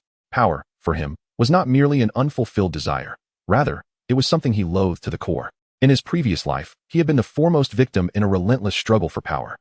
Chapter 43, the locked room on the 4th floor of the castle. 2 days had elapsed since the conversation in the headmaster's office. Yet today, Moon found himself in an even more precarious predicament than before. At this moment, he yearned to storm into Quirinus Quirrell's office and unleash a fire spell directly at his face, eager to shatter his skull and uncover the secrets within. He stood on the 8th floor, before the wall opposite the grotesque tapestry depicting the hapless Barnabas, where a door, typically concealed from view, awaited. Behind that door lay a room, filled to the brim with empty bottles. Since yesterday, he had diligently explored various hiding places, Professor Quirrell's secret stashes, his collection of books, his magical tomes, and even the room Quirrell had entered on the night of September 21st, 1990. However, the whimsical room of requirement had only offered him an array of utterly useless chambers. This prompted Moon to mentally rename the room of requirement. He felt it ought to be called the guess room, or perhaps more fittingly, the room that denies you what you seek. After his last attempt to access the room Quirrell had entered on that fateful night, only to find an empty classroom, Moon finally relinquished hope. The classroom bore a striking resemblance to many of Hogwarts' vacant classrooms, indicating that the room of requirement was not as sophisticated as he had hoped. It seemed that the room Quirrell had entered adhered to some peculiar and stringent rules. Perhaps one needed to articulate a precise keyword to unlock it, rather than relying on vague descriptions. Moon let out a sigh, as a sudden thought struck him. If he could gain access to the wish-granting room that Chilo had previously entered and locate that elusive book, perhaps he could uncover deeper secrets. Furthermore, he was no fool. Should he truly discover the means to enter that room, he would promptly make his way to the headmaster's office to fetch Professor Dumbledore, rather than foolishly venturing in alone. But for now, alas, more despondently stowed away the live point map that monitored Quirrell's movements, a necessary precaution to prevent an unexpected encounter during his endeavors. After carefully folding the map, he rubbed his arms and descended the staircase. His recent obsession with this particular room stemmed not only from this sudden realization but also from other considerations. The room, housing a plethora of books, could potentially be the one revealed to Quirrell by Voldemort. If Voldemort was indeed aware of such a room, then the elusive Room of Requirement would be a fitting place for the placement of Ravenclaw's diadem, one of Voldemort's Horcruxes. This suggests that it is plausible Quirrell stumbled upon this chamber himself. How then did Quirrell discover this room? He had attended school here, later becoming a professor of Muggle studies, and eventually transitioning to the Defense Against the Dark Arts curriculum, returning after a year away. Over the years, any given year could have been pivotal, yet the books within that room appeared to contain rather sinister content, likely filled with knowledge of dark magic. Given Quirrell's inherently weak disposition, he could easily be swayed by the feeble, yet increasingly malevolent Voldemort. If he had indeed discovered this room long ago, it is highly probable he would have fallen under the influence of dark magic, potentially resulting in a drastic change in character, which would have drawn the attention of Professor Dumbledore, leading to his expulsion or confinement in Azkaban. As Moon descended the staircase, he pondered these matters when, unexpectedly, the stairs beneath him began to shift, redirecting him to an alternate passageway. With a resigned gesture, he ran his fingers through his hair. Reflecting on his streak of misfortune today, it might take an indeterminate amount of time for the stairs to revert to their original position. Left with no choice, he opted to traverse the corridor, making his way to the opposite end. Halfway through his journey, as he passed the doorway of an unoccupied classroom, he was startled by the sound of conversation emanating from within. The speaker was none other than Quirrell. "Hey, Hagrid. Do you know about the room on the 4th floor that has always been locked?" Quirrell stammered as usual. "I was wondering if you might know what that room is for." "Ah, Professor Quirrell, I'm afraid I'm not certain either. You might want to inquire with Filch. He may possess the knowledge you seek." Hagrid's voice carried a sense of urgency and impatience, yet he endeavored to maintain his composure. Thank you." Then, Quirrell sighed. "I won't keep you any longer, Hagrid. All right, goodbye, Professor Quirrell." Heavy footsteps echoed as Moon ceased his lingering and hastily navigated past the corridor, concealing himself behind the wall at the staircase's turn, quietly observing the classroom entrance. In the next moment, Hagrid emerged from the room, ascending the stairs, following closely behind. Quirrell exited the classroom, shutting the door behind him, glancing around before opting for the staircase direction that led to Moon's side, opposite to where Hagrid had gone. Moon furrowed his brow, unwilling to linger any longer, and hastily descended the stairs. The room on the 4th floor had been locked for quite some time. If his memory served him correctly, after Hagrid retrieved the Philosopher's Stone from Gringotts during the summer of the following year, the stone was stored in a locked chamber on the 4th floor, heavily guarded. The corridor housing that chamber had also been designated as a restricted area, forbidding students from venturing there. Could it be that the Philosopher's Stone was currently within Hogwarts? He quickly dismissed this possibility. Such an invaluable artifact could not be left unprotected in a mere locked room. Moreover, once protective measures were enacted, Professor Dumbledore would undoubtedly declare the location a forbidden zone to prevent the unruly young wizards of Hogwarts from wandering in. Thus, was it merely a locked, empty room at present? Moon contemplated for a moment, opting not to return to the common room, as that would consume more time. He needed to swiftly locate a quiet place to consult the Marauder's map and ascertain Quirrell's whereabouts. If Quirrell had indeed ascended to the 4th floor, it would be prudent for him to devise a means to hinder Quirrell's progress, lest Professor Dumbledore, in a moment of folly, conceal the Philosopher's Stone within an unprotected empty room, engaging in a game of shadows, however slim the likelihood of such an occurrence might be. Chapter 44. Gemma's Dilemma. In the secluded office of the school newspaper, Moon focused intently on Quirrell's name upon the Marauder's map, his anxious heart gradually easing.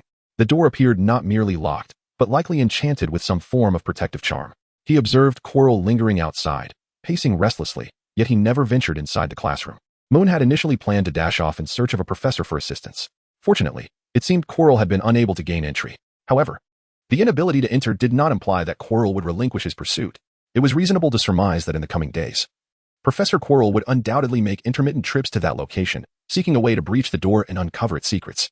With this in mind, Moon made another trip to Professor Dumbledore's office, relaying the information he had just acquired.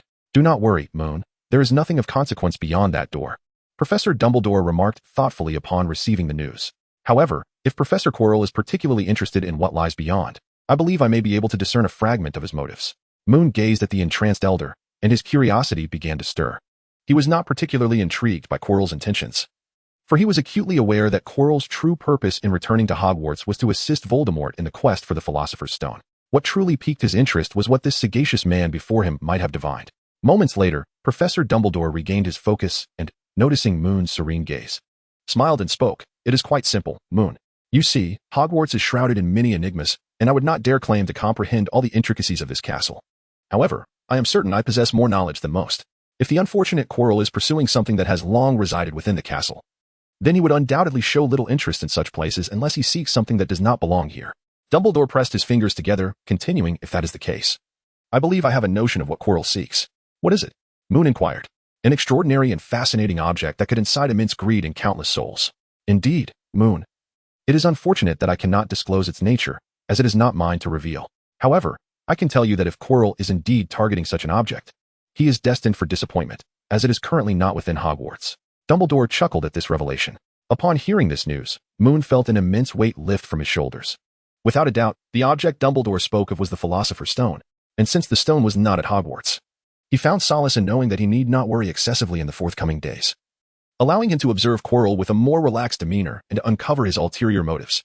After bidding farewell to Professor Dumbledore, Moon returned to the newspaper office. He had an additional task to attend to, for the new edition of the school newspaper was set to be published tomorrow. Due to the last-minute addition of a report on the Wizard Chess Club match, he needed to conduct a final review today to ensure the article was flawless. Upon arriving at the office, Moon found only Gemma present, but rather than attending to manuscripts, she was engrossed in a book.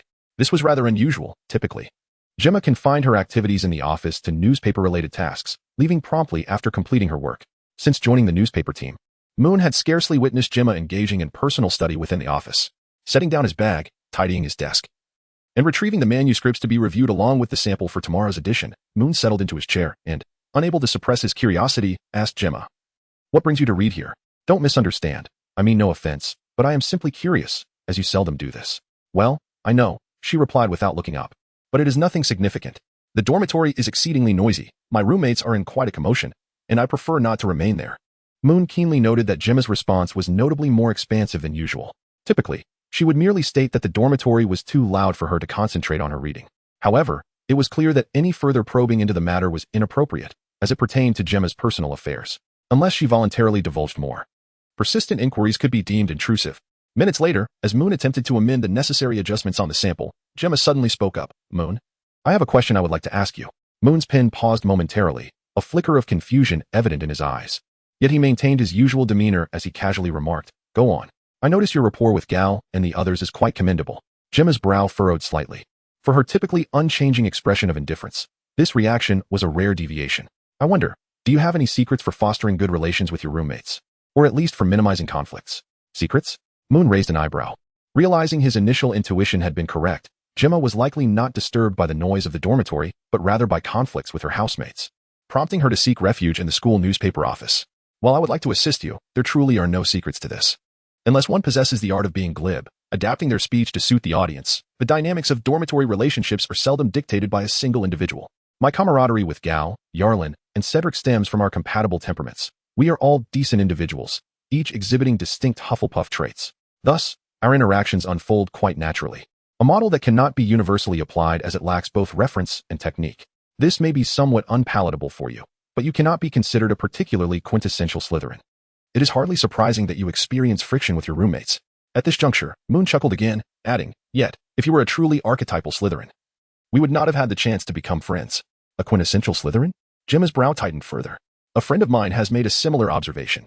Chapter 45. Always seeking a big scoop. "So, in what ways do I fall short of being Slytherin?" Gemma inquired earnestly, as if this realization had never crossed her mind before. "At the very least, you lack the ruthlessness that often accompanies the pursuit of victory," Moon shrugged. "Do you recall the duel you had with Tonks last year? It was devoid of any underhanded tactics, a fair and just one-on-one confrontation. Additionally, for the majority of staunch Slytherins, you do not seem to prioritize Slytherin's honor. I suspect that apologizing to students from the other three houses would be an exceedingly difficult notion for them to accept." "Indeed," Gemma murmured, then fell silent, returning to her reading. Moon cast another glance at Gemma and inquired, "So, are you considering making some changes to yourself?" "There's no need for that," Gemma replied succinctly and decisively, as if she were genuinely perplexed by the matter itself rather than seeking to improve her relationship with her roommate. Moon chuckled softly, setting down his pen and reaching for his water cup to quench his thirst. However, just as he had taken a sip, he ended up spewing it all out, nearly drenching the sample edition of the school newspaper. This unexpected turn of events was provoked by a question from Gemma. "Furthermore, there's another inquiry, Moon. If I were to confess my feelings to you right now, what would your thoughts be?" Moon awkwardly wiped his mouth, hastily grabbing 2 tissues to dry the water on the table, while casting a puzzled glance at Gemma. Did this bunch from Hogwarts particularly enjoy orchestrating grand gestures in silence? What did she mean by asking how I would feel if she confessed to me right now? I could only think of a teapot. Gemma clearly recognized the inappropriateness of her question, and though she appeared momentarily embarrassed, her expression remained as impassive as ever, as if the person who had furrowed her brow a moment ago was not her at all. No, it should be rephrased. What do you think would be the reaction of someone of your age if I were to confess to them? Moon rolled her eyes and remarked, Dear sister, must you speak so explosively? Is it necessary to frighten someone to justify your words? With a sigh, she wiped the table while contemplating Gemma's inquiry. It's difficult to say. Your question is rather broad. Everyone has distinct personalities, backgrounds, experiences, and perspectives. Even if I thoroughly ponder my response to your hypothetical confession, it does not guarantee that the individual in question would respond in a manner akin to mine. Gemma appeared to sigh, seemingly unresponsive, until after a moment she inquired again. What if we solely consider the issue of age? If it were you, would you feel that our age difference renders it inappropriate? Speaking solely from my personal viewpoint. She replied, The answer is no. I do not perceive age as a barrier. However, the crux of the matter lies in the fact that some individuals may place significant importance on such considerations. Moon, with a hint of exasperation, disdainfully tossed the paper towel he used to wipe the table into the trash bin. Rubbing his temples, he addressed Gemma, For matters like this, it is best to directly inquire with those you wish to confess to if your curiosity truly knows no bounds. Gemma blinked and, with a formality befitting the moment, nodded in agreement. You are right. I appreciate your guidance. After uttering this, she resumed her reading as if nothing had transpired. However, Moon suddenly felt the stirrings of a gossipy creature within him, clamoring to ask her, Hurry, inquire. I am so curious. Yet, he swiftly quelled this little monster with ruthless determination. To be frank, Moon was indeed quite inquisitive, his thirst for gossip ablaze, but he refrained from speaking up. He realized that should he pose the question, Gemma would undoubtedly refrain from approaching him with any related inquiries in the future.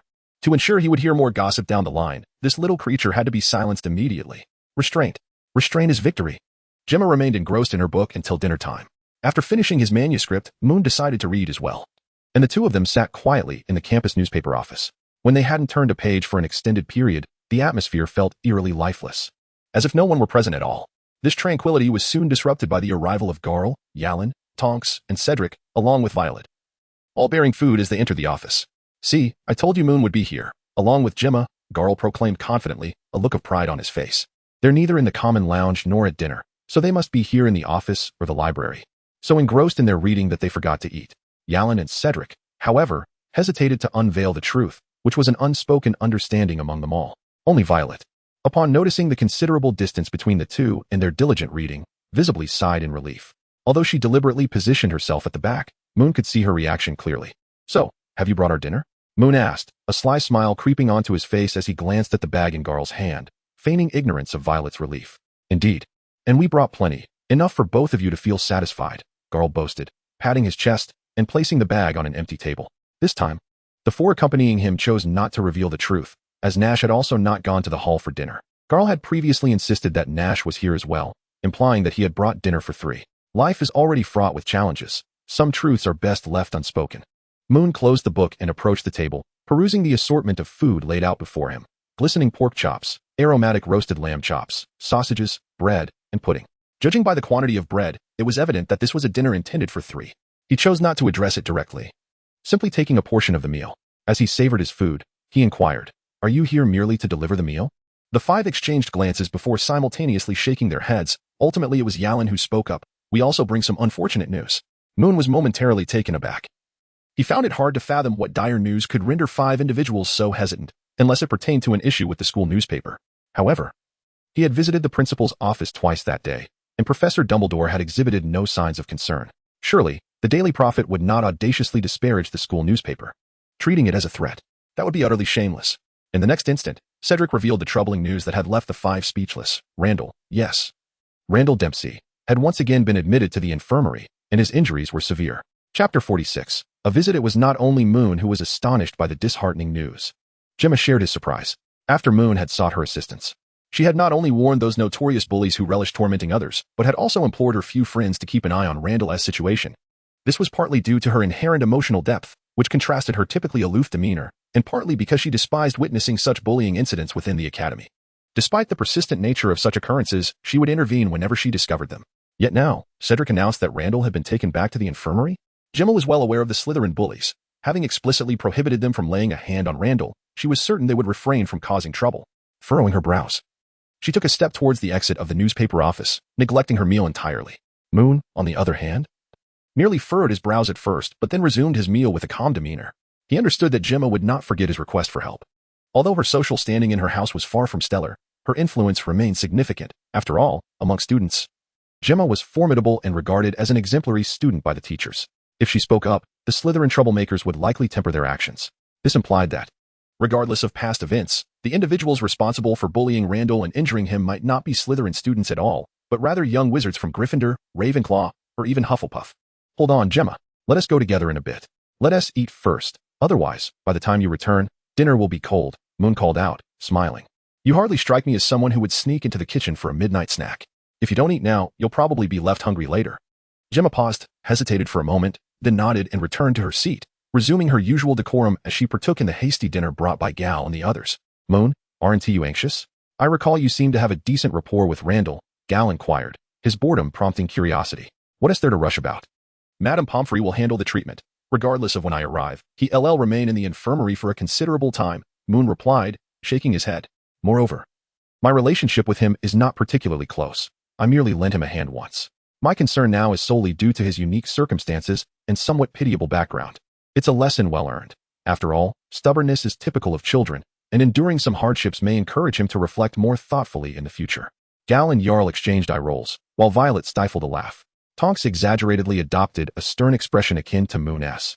And even Cedric could not suppress a chuckle as he remarked, Moon, that Randall seems to be only a year younger than you, doesn't he? Moon took a hearty bite of the sausage and then, with a smile, remarked, I am rather precocious, aren't I? You all often describe me as such. Tonks retorted, this is not precocity, you are nearly a little old man. Moon shrugged, disregarding her. A few individuals finished their dinner together, actually observing Moon and Gemma eat. Fortunate that neither of them was particularly sensitive to scrutiny. Subsequently, they collectively departed from the school newspaper office and made their way to the infirmary. The Hogwarts infirmary was situated on the second floor, the same level as the newspaper office. Initially, Gemma intended to return to the common room to inquire about the situation. But after some contemplation, she realized that the infirmary was evidently closer. Moreover, it would be beneficial to check on Randall's condition. If his injuries were due to some peculiar curse, perhaps she could deduce whether it was the notorious bullies from Slytherin behind it all. As was customary, the infirmary was not particularly crowded. Had they arrived a few days earlier, it might have been bustling with activity, as numerous Hufflepuff and Ravenclaw students had been admitted following the mishap in herbology class where a pot of mandrake was shattered. However, at this moment, only 3 bed curtains were drawn.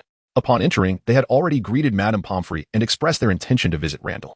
Madame Pomfrey directed them accordingly, sternly warning that their visiting time must not exceed 10 minutes, and that they would have to leave immediately if Randall was asleep.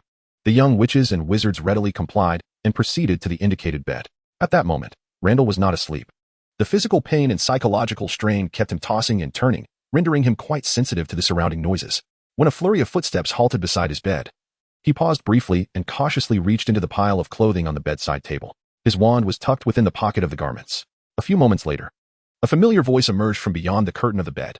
Randall, are you asleep? Recognizing Moon's voice, a smile spread across his face as he withdrew his hand and slowly pulled back the curtain. Ah, Moon, what brings you here? Did your roommate end up in the infirmary again? Standing beside Moon, Gal's expression froze instantly, as Randall's words undoubtedly stirred some unpleasant memories. The last time Moon and her companions visited Randall was indeed because he had been admitted to the infirmary. The reason for his admission was quite unforgettable. At that moment, he could almost smell the aroma wafting from Milton's cauldron. Yarlin could not suppress his laughter.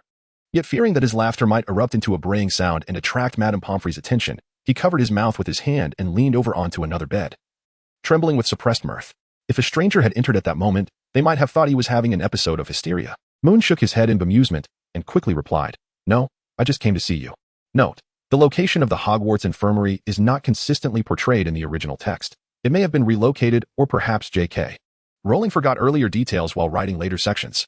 In the second book, the infirmary is situated on the 2nd floor, while in the 5th installment, known as the Order of the Phoenix, it has moved to the 4th floor. This book will adopt the possibility of relocation, indicating that initially the infirmary was on the 2nd floor, later transitioning to the 4th. Chapter 47. Source of injury me? I'm perfectly fine. Randall's smile grew even brighter. Yet Moon could sense the underlying discontent, anger, and sadness within him. I accidentally twisted my ankle on the steps and ended up tumbling down. Moon helplessly tapped his forehead, reflecting on the sheer absurdity of the child before him. This little rascal, incapable of weaving a more imaginative tale, had previously tumbled down the stairs and now found himself in a similar predicament once more. Was he clumsy? Or did he simply have a quarrel with the very stairs of Hogwarts Castle? He remained silent, casting a resigned gaze at Randall, who, after a brief moment of eye contact, seemed to grasp something and quickly turned away in a fluster. Yet Mune continued to hold his ground, unyielding in his silence, fixating his stare on Randall. The surrounding stillness began to unnerve Randall, and after a few moments, he finally broke the tension, exclaiming, "I'm fine." "I didn't fall down the stairs, not this time." Standing at the back, the ever-composed Gemma, who had not yet revealed herself before Randall, subtly shifted her stance, inching closer to the curtain to ensure no crucial information slipped by unnoticed. "So, who exactly is the culprit?" Mune inquired softly, adding, "You need not feel overly indebted to me for my assistance. Such concerns are not befitting a child of your age. Moreover, even if it were not you, but any student at this school facing such severe bullying, I would extend my help just the same." Randall's emotions were so intense that Mune found it unnecessary to consciously employ his abilities to discern the boy's thoughts. Thus, he articulated the very worries that plagued Randall's mind. The issue at hand was the malevolent bullying that could injure first-year wizards severely, possibly even leading to fractures, or worse, not indulging in roundabout conversations with a stubborn child like Randall. The boy clad in a hospital gown fell into a contemplative silence before finally speaking. "It's two upperclassmen from Gryffindor. I don't know their names, but they are the ones responsible for both incidents." Moon disregarded the astonished expressions of the other young wizards nearby and continued to inquire in a composed tone, "What did they do to you?" "Why?" Randall clenched his jaw, gripping the edge of the bed tightly, and began to speak, his voice quaking with emotion. "They claim my father is a murderer, a dark wizard, a complete demon." I ignored them, attempting to pass by. Randall's first encounter with those two upperclassmen from Gryffindor happened one evening after class while he was on his way to the Great Hall for dinner. In truth, his lineage was not an extraordinary taboo within Slytherin, despite the horrendous actions of his father, as Ashley had remarked. A significant portion of Slytherin's young wizards came from families with dark wizards. Even among those like Randall, whose parents were both Death Eaters, there were numerous examples. For instance, last year's Slytherin first years, Petty Rowell and Gloria Selwyn, hailed from families with Death Eaters as well. However, Randall was somewhat different from the other Slytherin students, particularly in terms of personality. Thus, akin to Gemma, his relationships with his roommates were rather distant, perhaps even described as unsatisfactory. On that fateful day, while he ventured alone to the Great Hall for dinner, he encountered those two Gryffindor upperclassmen, who recognized him instantly. "Hey, you must be Randall Dempsey, right? The Dark Wizard's son?" The taller, dark-haired boy blocked Randall's path. "That Black Wizard's son?" Randall cast a glance at him, attempting to lower his head and sidestep. But the shorter, stockier brown-haired boy obstructed him as well. "Ah, Dark Wizard? That assessment is far from accurate. Your father is nothing short of a complete demon. Look, this little demon has naturally scuttled his way into Slytherin, hasn't he? Umph. I foresee yet another scoundrel in the wizarding world, a disgrace." Randall remained silent, striving to ignore their taunts, but when the brown-haired boy was only halfway through his insult, Randall attempted to change direction to evade them. Yet the tall, dark-haired boy suddenly drew his wand and forcefully pressed it against Randall's throat. Hey, you think you can leave?" The tall boy glanced around to ensure no one was watching, then yanked Randall's clothing and shoved him against the wall, coldly stating, "Do you know how many people your father has killed? Huh? And his worthless minions? A festering swarm. I see nothing but maggots." Randall pressed his lips tightly together, turning his head away, his fear causing his complexion to pale, his breathing becoming erratic. The tall, dark-haired boy seemed highly displeased with Randall's evasion. He pressed down harder while jabbing his wand at Randall's face, forcing him to turn back. "Ah, now you're frightened. What are you afraid of?" "Afraid I'll reveal the truth? Your father is a ruthless killer. I wager your mother is a whore. Otherwise, why would she associate with someone like your father?" Randall inhaled sharply, then glared fiercely at the tall boy, wanting to retort, but the tall boy seized his throat, warning, "Don't even think about resisting. You scum. I genuinely wish to kill you, but that would be too merciful. We shall meet again." The tall boy released his grip, and Randall fell to the ground, supporting himself with his hands, yearning to rise and retaliate. He could not tolerate the derogatory remarks about his mother, yet the earlier choking left him in considerable distress. He struggled for breath, gasping for air to alleviate the dizziness clouding his mind. He presumed the two boys would leave. He even contemplated how he might pursue them. However, they did not depart. Instead, the tall dark-haired boy delivered a hard kick to his abdomen. The agony, compounded by his previous suffocation, caused Randall to crumple to the ground, while the two boys erupted in laughter. The shorter brown-haired boy landed another kick on Randall, but due to Randall cradling his abdomen with his arms, the kick struck his arm instead. After delivering their blows, the two boys swiftly departed, leaving Randall lying on the ground, unconscious.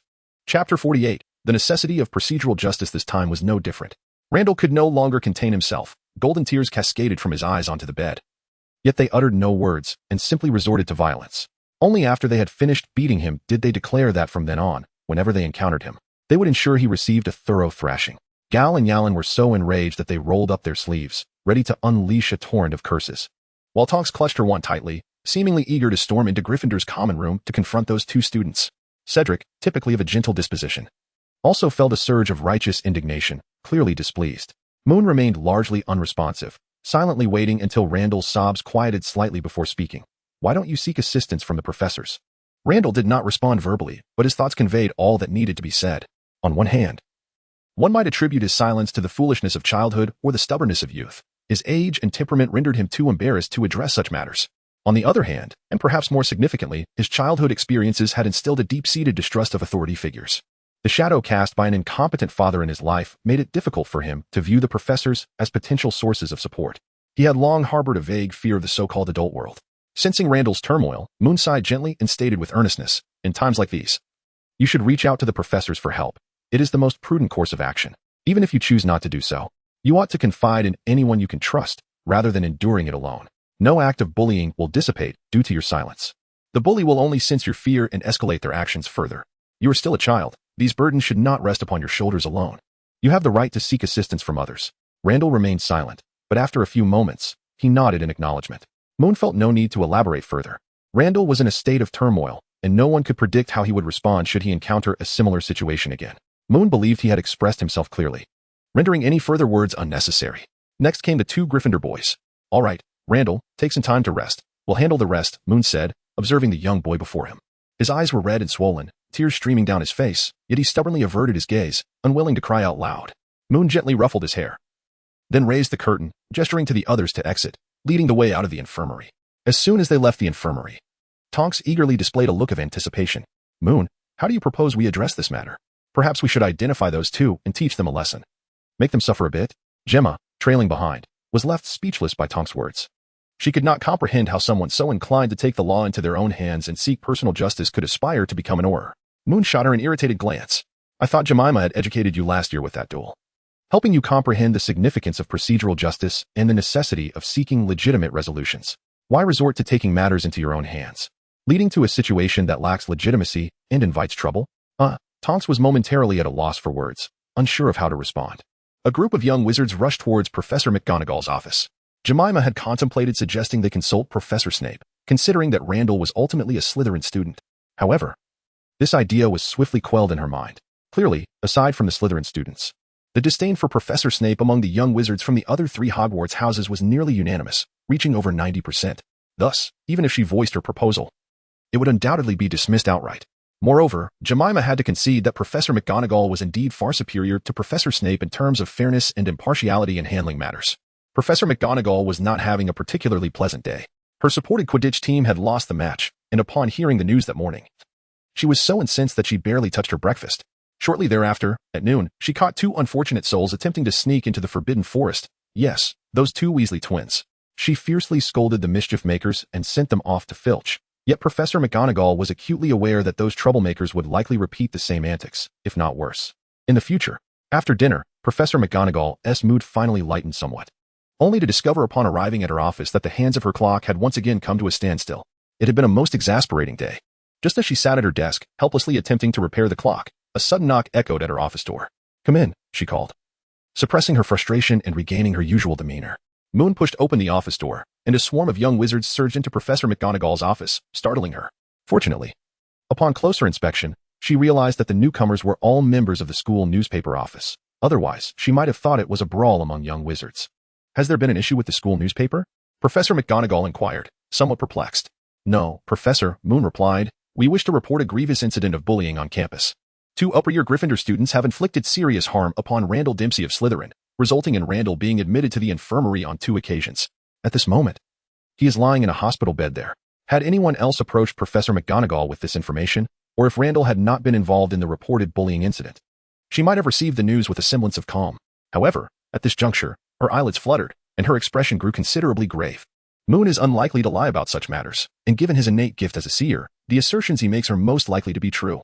However, when it comes to Randall Dempsey, the situation undoubtedly becomes considerably more intricate. After all, he is the child of Forrest Dempsey.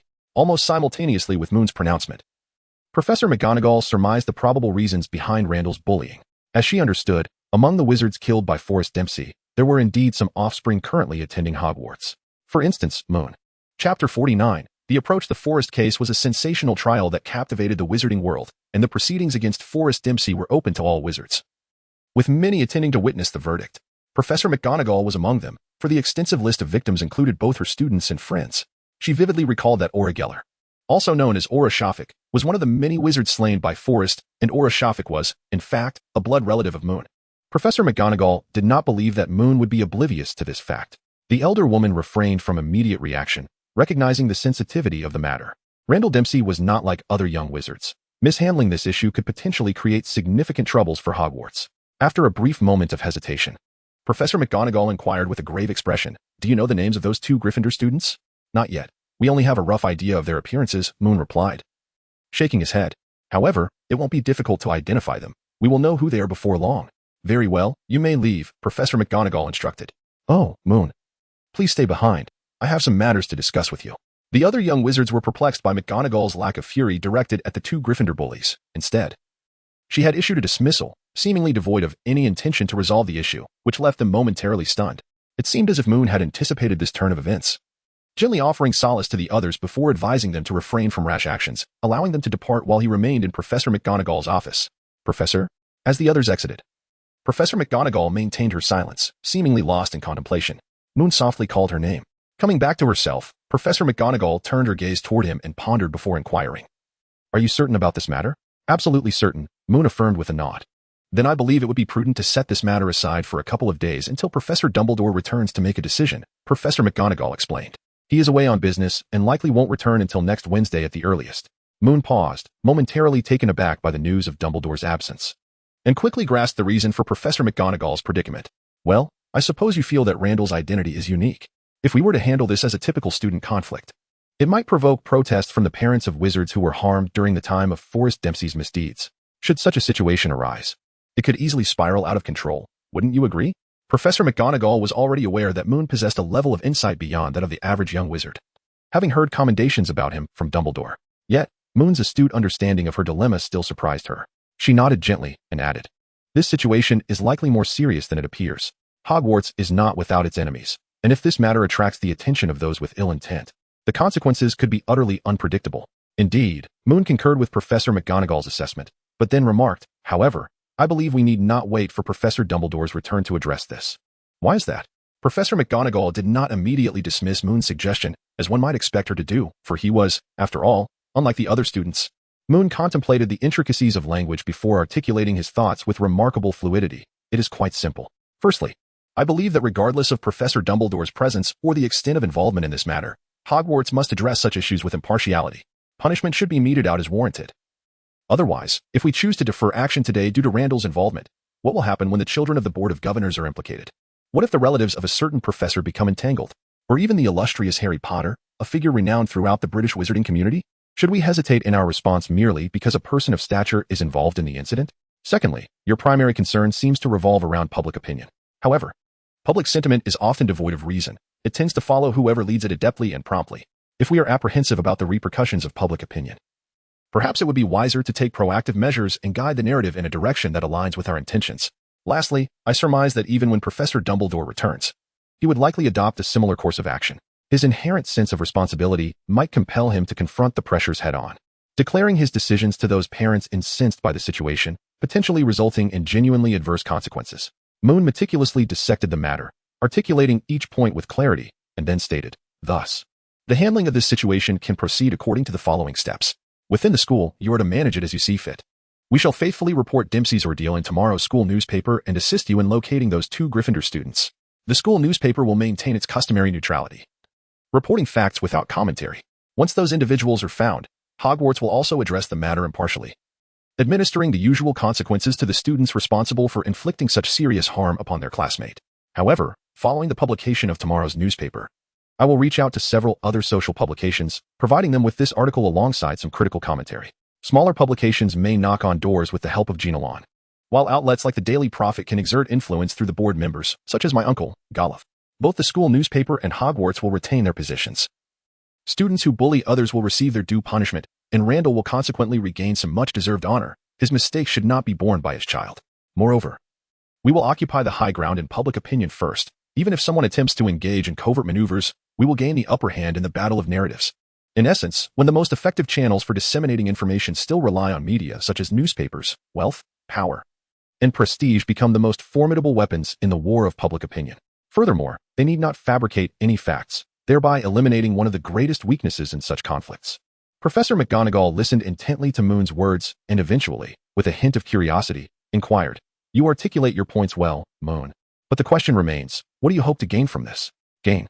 Moon paused momentarily, then replied, "If one must speak of gains, consider it as my acquisition of something far more significant than money or fame." Moon's response was not straightforward, and Professor McGonagall chose not to press further. However, she did not immediately acquiesce. Instead, she hesitated briefly. For Moon, this matter held considerable significance. Hogwarts is a place coveted by many, yet upon closer examination, it becomes evident that it is far from the idealized image. The rivalries among the four houses and the presence of several inadequately qualified professors, especially the former, are long-standing issues that have plagued Hogwarts since its inception. Indeed, as early as Salazar Slytherin's era, tensions between Slytherin and the other houses had begun to surface. To lead a tranquil life at Hogwarts and to foster stability within the entire British wizarding community, these deficiencies must be addressed with urgency. For Hogwarts can be regarded as the cradle of the British magical world. Moreover, even without contemplating such a distant objective, if this endeavor could merely curtail the incessant bullying incidents at Hogwarts and strengthen the cohesion among the four houses, it would yield a more formidable force should Voldemort ever return. Additionally, and perhaps most crucially, this represents an initial foray into the realm of public opinion warfare. Should this venture prove successful, it would imply that in future endeavors, whether seeking justice for Sirius or protesting against Umbridge, Moon could leverage public discourse to reveal the truth to the greatest extent possible. Naturally, the challenges would be even greater at that juncture. After a prolonged silence, Moon finally heard Professor McGonagall affirm his plan. "Very well, Moon, let us proceed as you suggest." She sighed, admitting, "I find it difficult to refute your reasoning. As you mentioned, even if Professor Dumbledore were still at Hogwarts, he would employ a similar approach and would not attempt to manipulate public opinion for advantage, but would steadfastly confront matters as always." "Thank you for your consent," Moon replied, bowing slightly. "Might I trouble you for a note of permission? I need to head to the school newspaper office to prepare and I may be occupied until after curfew." Professor McGonagall did not hesitate. Without further ado, she signed a permit and handed it to Moon. As he reached for it, she cautioned him, "I have some awareness of your plans with Professor Dumbledore. Do take care."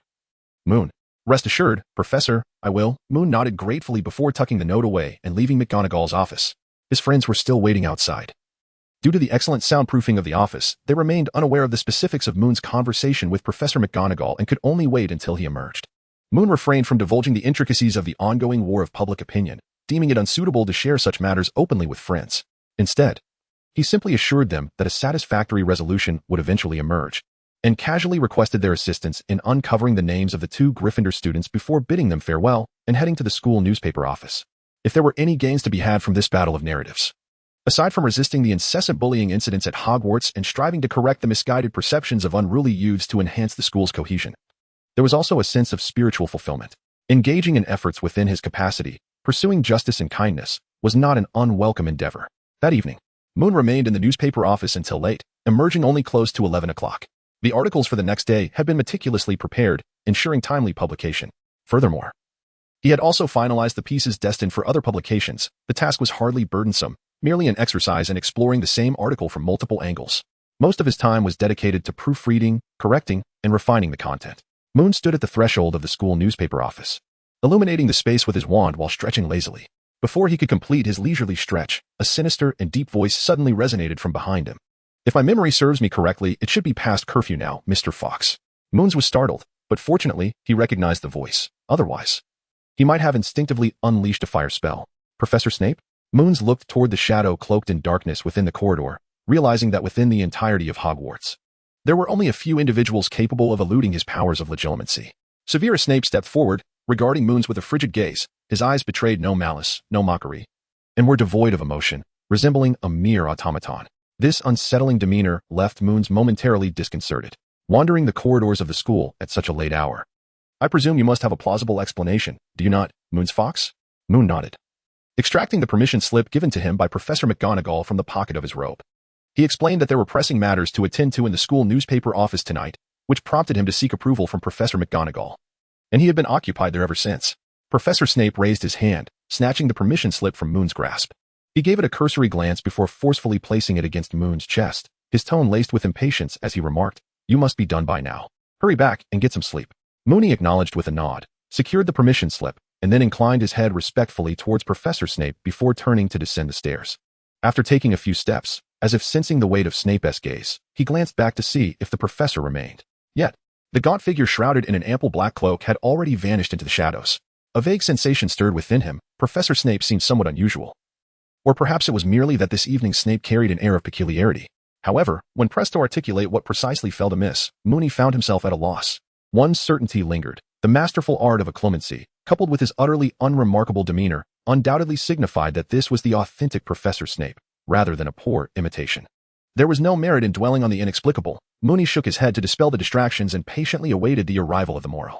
Chapter 51. The debate. The October 15th edition of the school newspaper created quite a stir among the entire Hogwarts community. Randall Dempsey, the Slytherin wizard, had allegedly been subjected to bullying by Gryffindor students within the school. Oh, but wait, it seems we engage in such altercations daily. Could this truly be classified as bullying? In truth, a mere incident of bullying would scarcely provoke any uproar. To most young wizards at Hogwarts, such occurrences hardly warranted mention in the school newspaper. The cyclical nature of rivalry, where you bully me and I bully you, was far from novel within the confines of Hogwarts. Cunning students prey upon the less astute. Those of pure blood dominate their muggle-born peers. Upperclassmen intimidate the lower years. The dashing bully the disheveled. The celebrated torment the unnoticed. The bullied either endure in silence, rise in defiance only to face harsher reprisals, or seek out someone weaker to exert their frustration upon, retaliating against the offender's house. Was this not the daily fare? What truly incited the uproar was Mooney's audacity to elevate this matter to the pages of the newspaper, unequivocally proclaiming to all that this constituted bullying, that it was wrong, intolerable, and deserving of severe punishment. Some dismissed it as an overreaction, believing Mooney to be making a mountain out of a molehill. Others found merit in the argument that upperclassmen preying upon younger students was hardly commendable and warranted punishment, perhaps even a few weeks of detention. Some pointed out that Randall Dempsey was the notorious child of a dark wizard, suggesting he deserved the trouble brought upon him by Gryffindor, while others pondered, as the article suggested, whether the sins of the father unjustly condemned the son to inherit such burdens. What justice could that possibly embody? Each individual harbored their own thoughts, their own interpretations, and their own perspectives. For young wizards of such an age, the most effective means of resolving differences and doubts was simply to inquire. They would ask professors, upperclassmen, peers, or even directly confront the author of the article, Mooney. The school newspaper traditionally refrained from publishing commentary to maintain total neutrality among the four houses. Consequently, Mooney boldly transformed the Great Hall into a grand arena for debate that very afternoon, subsequent to seeking Professor McGonagall's approval. Might I inquire what wrong Randall Dempsey has committed? The question posed by Moon is rather challenging to address, for, to be frank, Randall has committed no wrongdoing. However, Moon's inquiry is equally straightforward. As someone quickly exclaims, he is the son of Forrest Dempsey, the offspring of a dark wizard. Thus, is Randall Dempsey indeed a dark wizard? Moon retorts. Another voice rises to assert that he is not. Yet who can assure that he will not follow in the footsteps of his father? Moon, shedding his usual gentleness, let out a cold laugh and retorted directly, I cannot guarantee that you won't become a dark sorcerer in the future. Does this imply that I can summon someone to break your legs right now? The individual, taken aback by the sharp reply, indignantly exclaimed, My father is not a dark sorcerer. Moon arched an eyebrow and inquired, What of your grandfather? What of your ancestors? Is it conceivable that within your lineage, there has never been a single invader, not a solitary murderer, not one individual who has committed acts contrary to fairness and justice? Am I to judge your future character based on the deeds of your forebears? Have your ancestors never pilfered? Never harbored malicious thoughts? Never inflicted harm upon others? Are you certain of this? Even if your family tree is indeed so untainted, among the multitude of students at Hogwarts, how many have had ancestors who were nefarious? Should they all be treated as criminals? Must the transgressions of the past be borne by the innocent descendants? The individual fell silent. Yet soon another interjected with a mocking tone, What you say is merely because that demon, Forrest, did not take your loved ones from you. It is easy to speak from a position of comfort.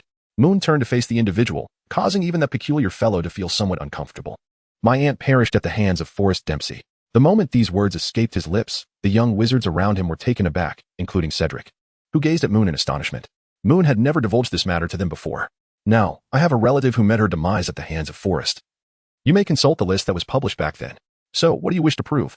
The peculiar Ravenclaw student averted his gaze, falling silent. Nearby, Nash shot him a glance, rolled his eyes, and quietly distanced himself. The hall fell into an eerie silence until, moments later, a tall sixth-year Gryffindor boy stepped forward, asserting, An eye for an eye is only just. Your lack of compassion towards vengeance does not concern us.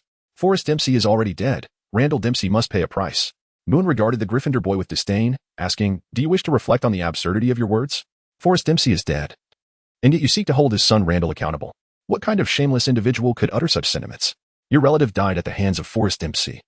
You may seek retribution against him, whether by killing him or subjecting him to 1,000 tortures, and few would voice objections. In fact, when the law deems you guilty of vigilante justice, many might even rally behind you. However, now you wish to exact vengeance upon an 11-year-old child who has committed no wrongdoing and is likely unaware of his father's transgressions. Even with Forrest Dempsey's demise, if you were truly courageous, kind, or possessed even a shred of justice, you would recognize that your foes are the dark wizards still at large, those who continue to slaughter witches and muggles, not an innocent child of 11. Your relative fell victim to the hands of dark wizards, and you would raise a weapon against his son, who bears no connection to his father's actions, and you would take pride in this, believing you are avenging your kin? Moon let out a derisive snort, suppressing the impulse to slap the individual before him. If I were your kin, I would undoubtedly regard you with disdain, were I your father. I would deliver a couple of resounding slaps and confine you at home to reflect upon your misdeeds. Alas, I am merely your classmate, and thus can only express my disdain for you. What a pity that is. Chapter 52. Pause standing at the periphery and in the corners of the auditorium. The professors observed young Moon, a mere 12-year-old wizard, engaging in a battle of wits at the center stage, suddenly enveloped by a sense of surrealism. The dissonance was palpable. Had an adult wizard occupied that position, the scene might have appeared somewhat more conventional. However, the reality was that Moon was only in his second year, showcasing an impassioned demeanor and delivering rebuttals that left others speechless. Was there something amiss? The last Gryffindor boy to take the stage bore the brunt of the onslaught. Now overwhelmed by the retorts Moon had unleashed, his words trapped within, his face growing increasingly flushed. Moments later, unable to contain his embarrassment and rage, he drew his wand and aimed it threateningly at Moon's face. How dare you? How dare you utter such words? Moon found himself in a predicament. Were it the case that this individual was merely a second grader, a mere 12 years of age, still innocent and inexperienced, Moon would certainly refrain from employing such derogatory language to refute or belittle him. The crux of the matter, however, lies in the fact that this person is a sixth grader, already nearing the age of 17. At 16, one is on the cusp of adulthood. Expected to be in high school in contemporary society, in just 2 years, one would attain legal adulthood, an age at which clandestine smoking and drinking become commonplace. Yet, here he was, behaving foolishly, utterly oblivious to the realities of life. Now, faced with the inability to counter his arguments, he resorted to anger, brandishing a weapon, ready to engage in a brawl. In the face of such a character, Moon felt no remorse. Rather, he silently applauded himself. Well said. It should have been even more forceful. What kind of person would audaciously seek to vent their frustrations on a 12-year-old child with whom they share no direct connection? Moon was incredulous. However, he refrained from drawing his wand, pondering whether it was truly necessary to consider the professors surrounding them as lifeless. The gazes of the two boys locked in midair. Moon's eyes were calm, tinged with a hint of mockery, while the Gryffindor boy's face was ablaze with fury, resembling a balloon on the verge of explosion. In the next instant, a disarming charm soared through the air, sending the Gryffindor boy's wand soaring high. Most of the hall turned to witness Professor McGonagall, her wand raised, wearing an expression of considerable displeasure.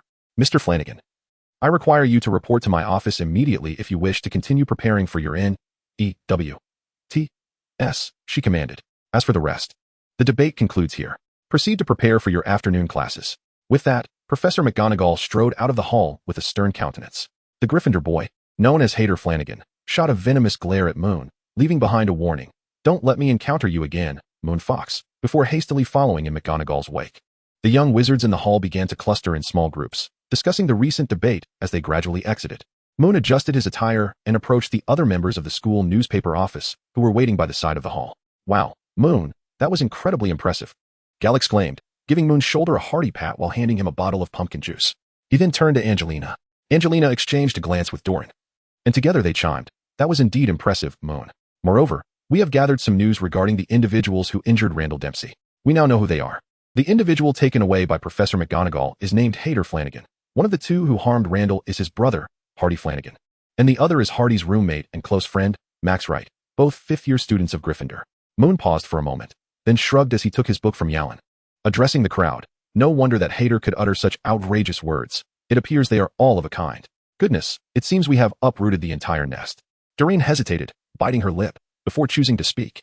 It may not be that simple, Moon, although both Angelina and I resonate with your sentiments. The reality is that many young wizards in the audience were swayed by your words. The issue lies in the fact that the Flanagan brothers enjoy a solid reputation among our Gryffindor peers. Furthermore, most students in Gryffindor tend to be, how shall I put it, quite united in their loyalty. I understand that they often feel a closer kinship with their own housemates than with those from other houses. This is hardly surprising, given the overtly competitive nature of the House Cup, though I remain perplexed as to what merits such rivalry. Moon exhaled a long-held grievance. Having never comprehended the purpose of competing over something as trivial as the House Cup, which ultimately yields no tangible rewards. Oh, wait, it does have significance. It incites young wizards to become fervently embroiled in a futile quest for a so-called honor that ought not to exist, exacerbating divisions among the houses. Did the headmasters and professors not realize that the school requires healthy competition rather than malign rivalry? They never seem to consider how to steer the House Cup competition towards a more positive dynamic, and they lack even the slightest punitive measures against the underhanded tactics employed. Given the current circumstances, this absurd House Cup seems more trouble than it's worth. Yet, the issues at Hogwarts extend beyond this. There are numerous faults that need addressing, and it is essential to tackle them one by one, for every little change counts. Moon sighed and glanced at his somewhat speechless friends, bursting into laughter first. I, the one standing at the forefront of this war, am not troubled. What are you all worried about? Fear not, for I am here to shoulder it all. With that, he declared, let us go, it's time for class. Jemima observed Moon's mature demeanor with a tinge of envy. Standing beside her, Ashley quickly picked up on her friend's expression and tugged her along, playfully patting Jemima's arm with a mischievous grin. Realizing what was happening, Jemima shot Ashley a resigned look before being spirited away from the hall by her laughter. The remaining students were left somewhat bewildered by the antics of the two girls. But as they dashed far ahead, there was little they could inquire about, so they merely chatted as they ascended the stairs. In truth, Doreen and Angelina had no classes that afternoon, yet the Gryffindor common room was located in the tower, necessitating that they, like other young wizards, climb the stairs. As they neared the exit of the hall, Moon turned back to observe the scene within. Although the debate had concluded, he was acutely aware that greater turmoil lay ahead. Chapter 53. The bombshell. Once a dispute arises, it is seldom swiftly resolved, particularly in the absence of a consensus. Even though Moon's arguments were indeed compelling, an increasing number of young wizards began to recognize the injustice endured by Randall. Yet, a faction remained steadfast in their divergent beliefs, displaying a brazen arrogance as if the truth were theirs alone to wield, despite their inability to fully articulate answers to Moon's pointed inquiries. As the situation continued to intensify, on the night of October 14th, the Flanagan brothers and Max Light were summoned to Professor McGonagall's office, solidifying their alliance as they were sentenced to serve as cleaning assistants to Filch for an entire month. Furthermore, McGonagall showed no leniency in terms of point deductions. Each of them lost 60 points, causing Gryffindor's hourglass to lose half its jewels overnight. However, the true repercussions were yet to unfold. After determining the details of the Flanagan brothers and Max Light's confinement, Professor McGonagall visited the infirmary to check on Randall, only to encounter Madame Pomfrey administering medication to him. It was then that McGonagall learned a piece of information even Moon had been unaware of. During the second incident of bullying, Hardy Flanagan and Max Light had left a deep scar on Randall's back inscribed with the words, Son of the Dark Lord. While Hardy and Max lacked the prowess to inflict a wound that could not heal, Madame Pomfrey had already employed both magical and medicinal means to help Randall nearly recover. However, the issue had escalated from mere physical assault to a magical violation of a fellow student's dignity and humanity. Upon hearing this revelation from Madame Pomfrey, Professor McGonagall was infuriated. The very next morning, she confronted Hardy Flanagan and Max Light in the dining hall before all the students at breakfast, declaring that they would lose their eligibility for the N.W.E.T. Transfiguration class, regardless of how exemplary their O.W.L. results might be. Meanwhile, that same morning, young wizards who subscribed to various social newspapers, such as the Daily Prophet, discovered articles related to the bullying incident, each denouncing the perpetrators from different perspectives and unequivocally labeling it a blatant act of bullying. These articles did not obscure Randall's identity, as doing so would merely provide ammunition for those with ulterior motives to launch their attacks under the guise of concealing the truth, even without concealing Randall's identity. As long as empathy could be invoked among the wizards, making them aware of Randall's vulnerability and helplessness, the majority would likely stand in solidarity with him. The sequence of guidance and vocalization often determines the outcome. In the battleground of public opinion, those who seize the initiative, provided they do not err, find themselves nearly invincible, unless the disparity between the opposing narratives is vast and the articles themselves are untenable. Professor McGonagall's public denunciation, coupled with the freshly published articles, thrust the situation to new heights, drawing an increasing number of young wizards into the camp advocating for Randall. Support for the bullying actions of the Flanagan brothers and Max Light dwindled, leaving only a few upperclassmen from Gryffindor who were particularly close to the Flanagans. Just the night prior, they had held their ground against another faction in the Gryffindor common room, but merely after breakfast, they began to sense a shift in the gazes directed at them. Only Moon understood that this matter was far from resolved, at the very least. The public shaming in the newspapers had yet to conclude. It should have ended, yet after witnessing Professor McGonagall's demeanor that morning, he realized that there were likely facets of the situation he had yet to uncover. Thus, he made another visit to the infirmary, where he learned of the scar on Randall's back. In his second year at Hogwarts, he was astonished to discover that the level of animosity exhibited by some individuals could rival that of the Slytherin brute, Gawain Traver, if not surpass it. Seizing the opportunity during lunch, he sent out a batch of prepared articles to various newspapers scheduled for publication in the coming days. Money was plentiful. Uncle Golliff was eager for him to indulge in his spending. Last year, when he was willing to buy a pair of toy knights, it had delighted Uncle Golliff for half a day. How much more so now that he was engaged in a matter of significance? Well, one might consider it significant. Educating these misguided young wizards could be seen as a contribution to the quality of education within the British magical community. As for the notion of excess, he did not believe that subjecting these rascals to a bit of anonymous public shaming in the papers was any more excessive than branding such an insulting phrase upon someone's back. After Transfiguration class on Tuesday afternoon, Moon leisurely strolled to the common room with a few roommates. Observing Gal and Yarlin neglecting their homework, Professor McGonagall had assigned an unusually large amount of work. With others in classes that day facing similar fates, they instead engaged in a game of wizard's chess, adamantly claiming it was preparation for the upcoming tournament. Moon and Cedric decided against dissuading them and retreated to their dormitory. Cedric, as usual, brought his textbooks and paper to complete his assignments promptly. Moon unfolded the Marauders map, maintaining his daily surveillance of Professor Quirrell. He eagerly awaited the moment when Quirrell would slip up, providing him with the pretext to alert Professor Dumbledore and ensure Quirrell received his due at Azkaban. However, as he opened the map and located Professor Quirrell, he stumbled upon an explosive revelation. At the entrance to the dungeon where Tonks had previously taken him, Quirrell stood, but that was not the crux of the matter. The significant detail was that another figure stood not far from Quirrell, Peter Pettigrew. Moon was utterly bewildered. How could Chilo and Little Star Peter possibly be together? Shouldn't Little Star Peter be safely ensconced in his role as a mouse at this moment? Yet, 3 seconds later, he was suddenly filled with ecstatic joy. By heavens! This presented a splendid opportunity. If Little Star Peter and Chilo truly crossed paths and joined forces, it would be remarkable. Moon retrieved his brazier and crystal ball from beneath the bed. Should such an event occur, he could simultaneously dispatch both to Azkaban to relish the Dementor's silken kiss. Moreover, he could vindicate a certain unfortunate canine. A trifecta of benefits. Chapter 54. The event approaches 10 minutes later. Moon, in a huff, shoved the crystal ball back into the now extinguished brazier and picked up his book. He had anticipated that matters were not so straightforward. When examining the lock on the dungeon door, which had been subjected to the counterspell against Alohomora, Peter Pettigrew was indeed lurking not far behind Quirrell.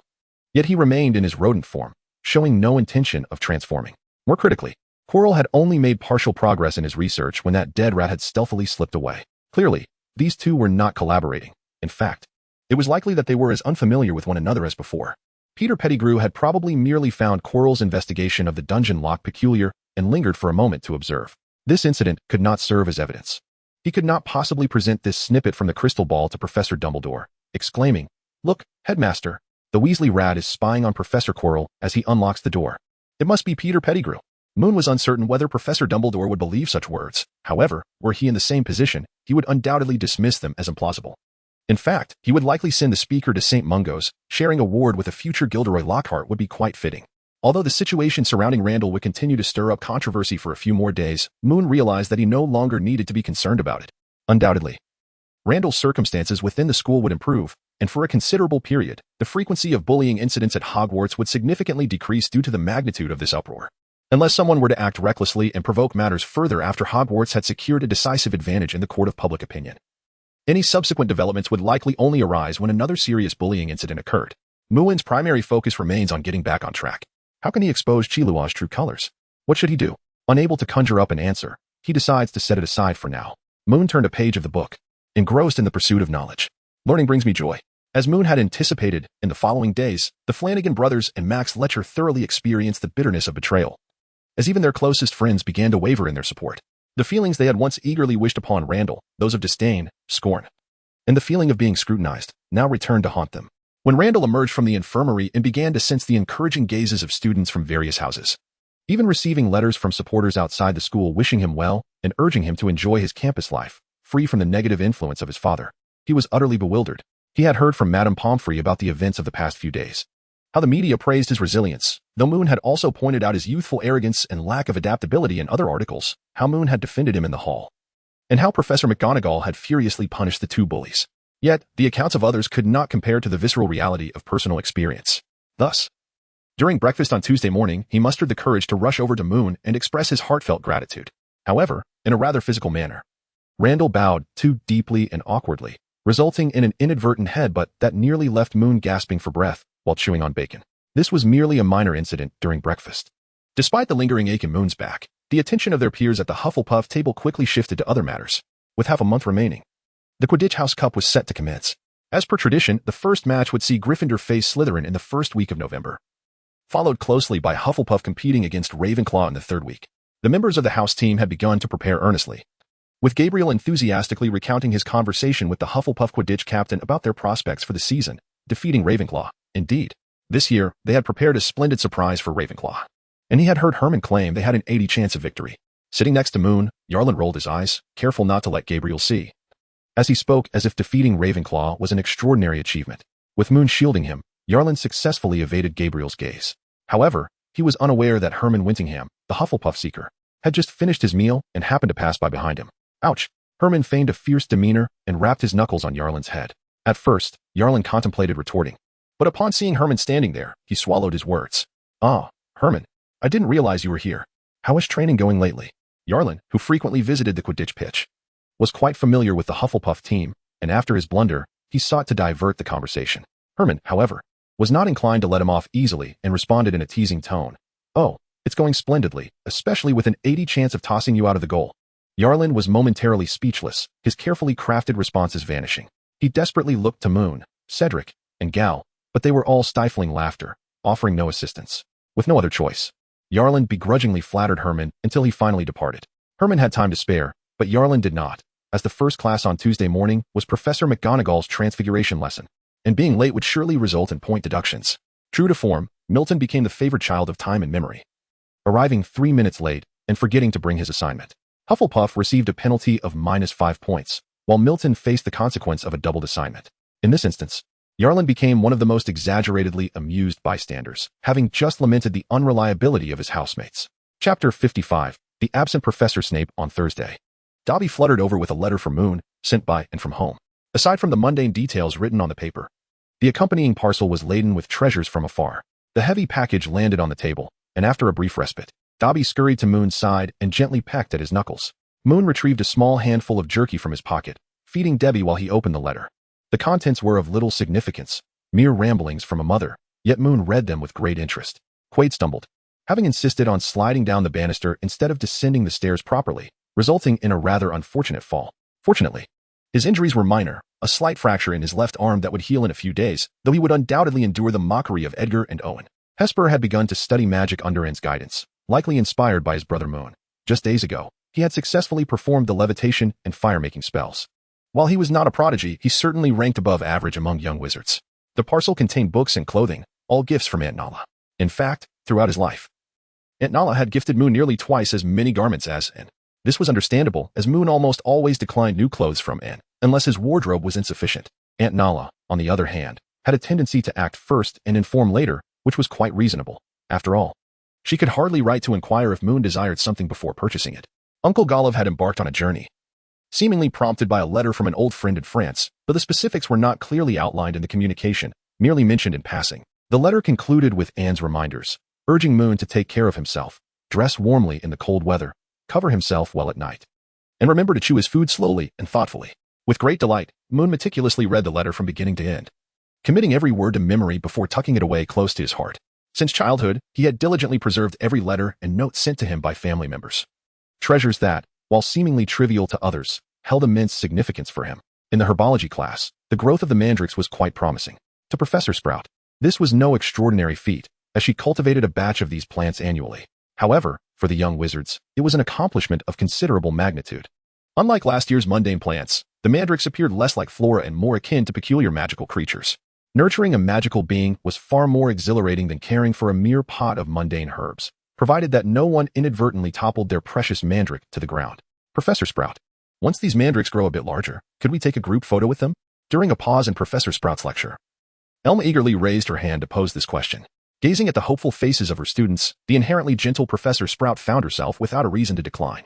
She readily agreed, with a caveat: they could gently pat the leaves, but under no circumstances should they uproot them. Milton, Yalin, Gal, and Kelly shared a collective look of disappointment. They had indeed wished to pull the mandrakes out for the photograph. Following a delightful herbology lesson, the majority of the young wizards left the greenhouse with downcast expressions. The next class was potions with Professor Snape. Was there a more loathed subject in the world than potions? For most Hogwarts students, the answer was undoubtedly negative. Nothing could be more detestable than attending a class taught by the ominous and terrifying Professor Snape in the dim, damp confines of the dungeon.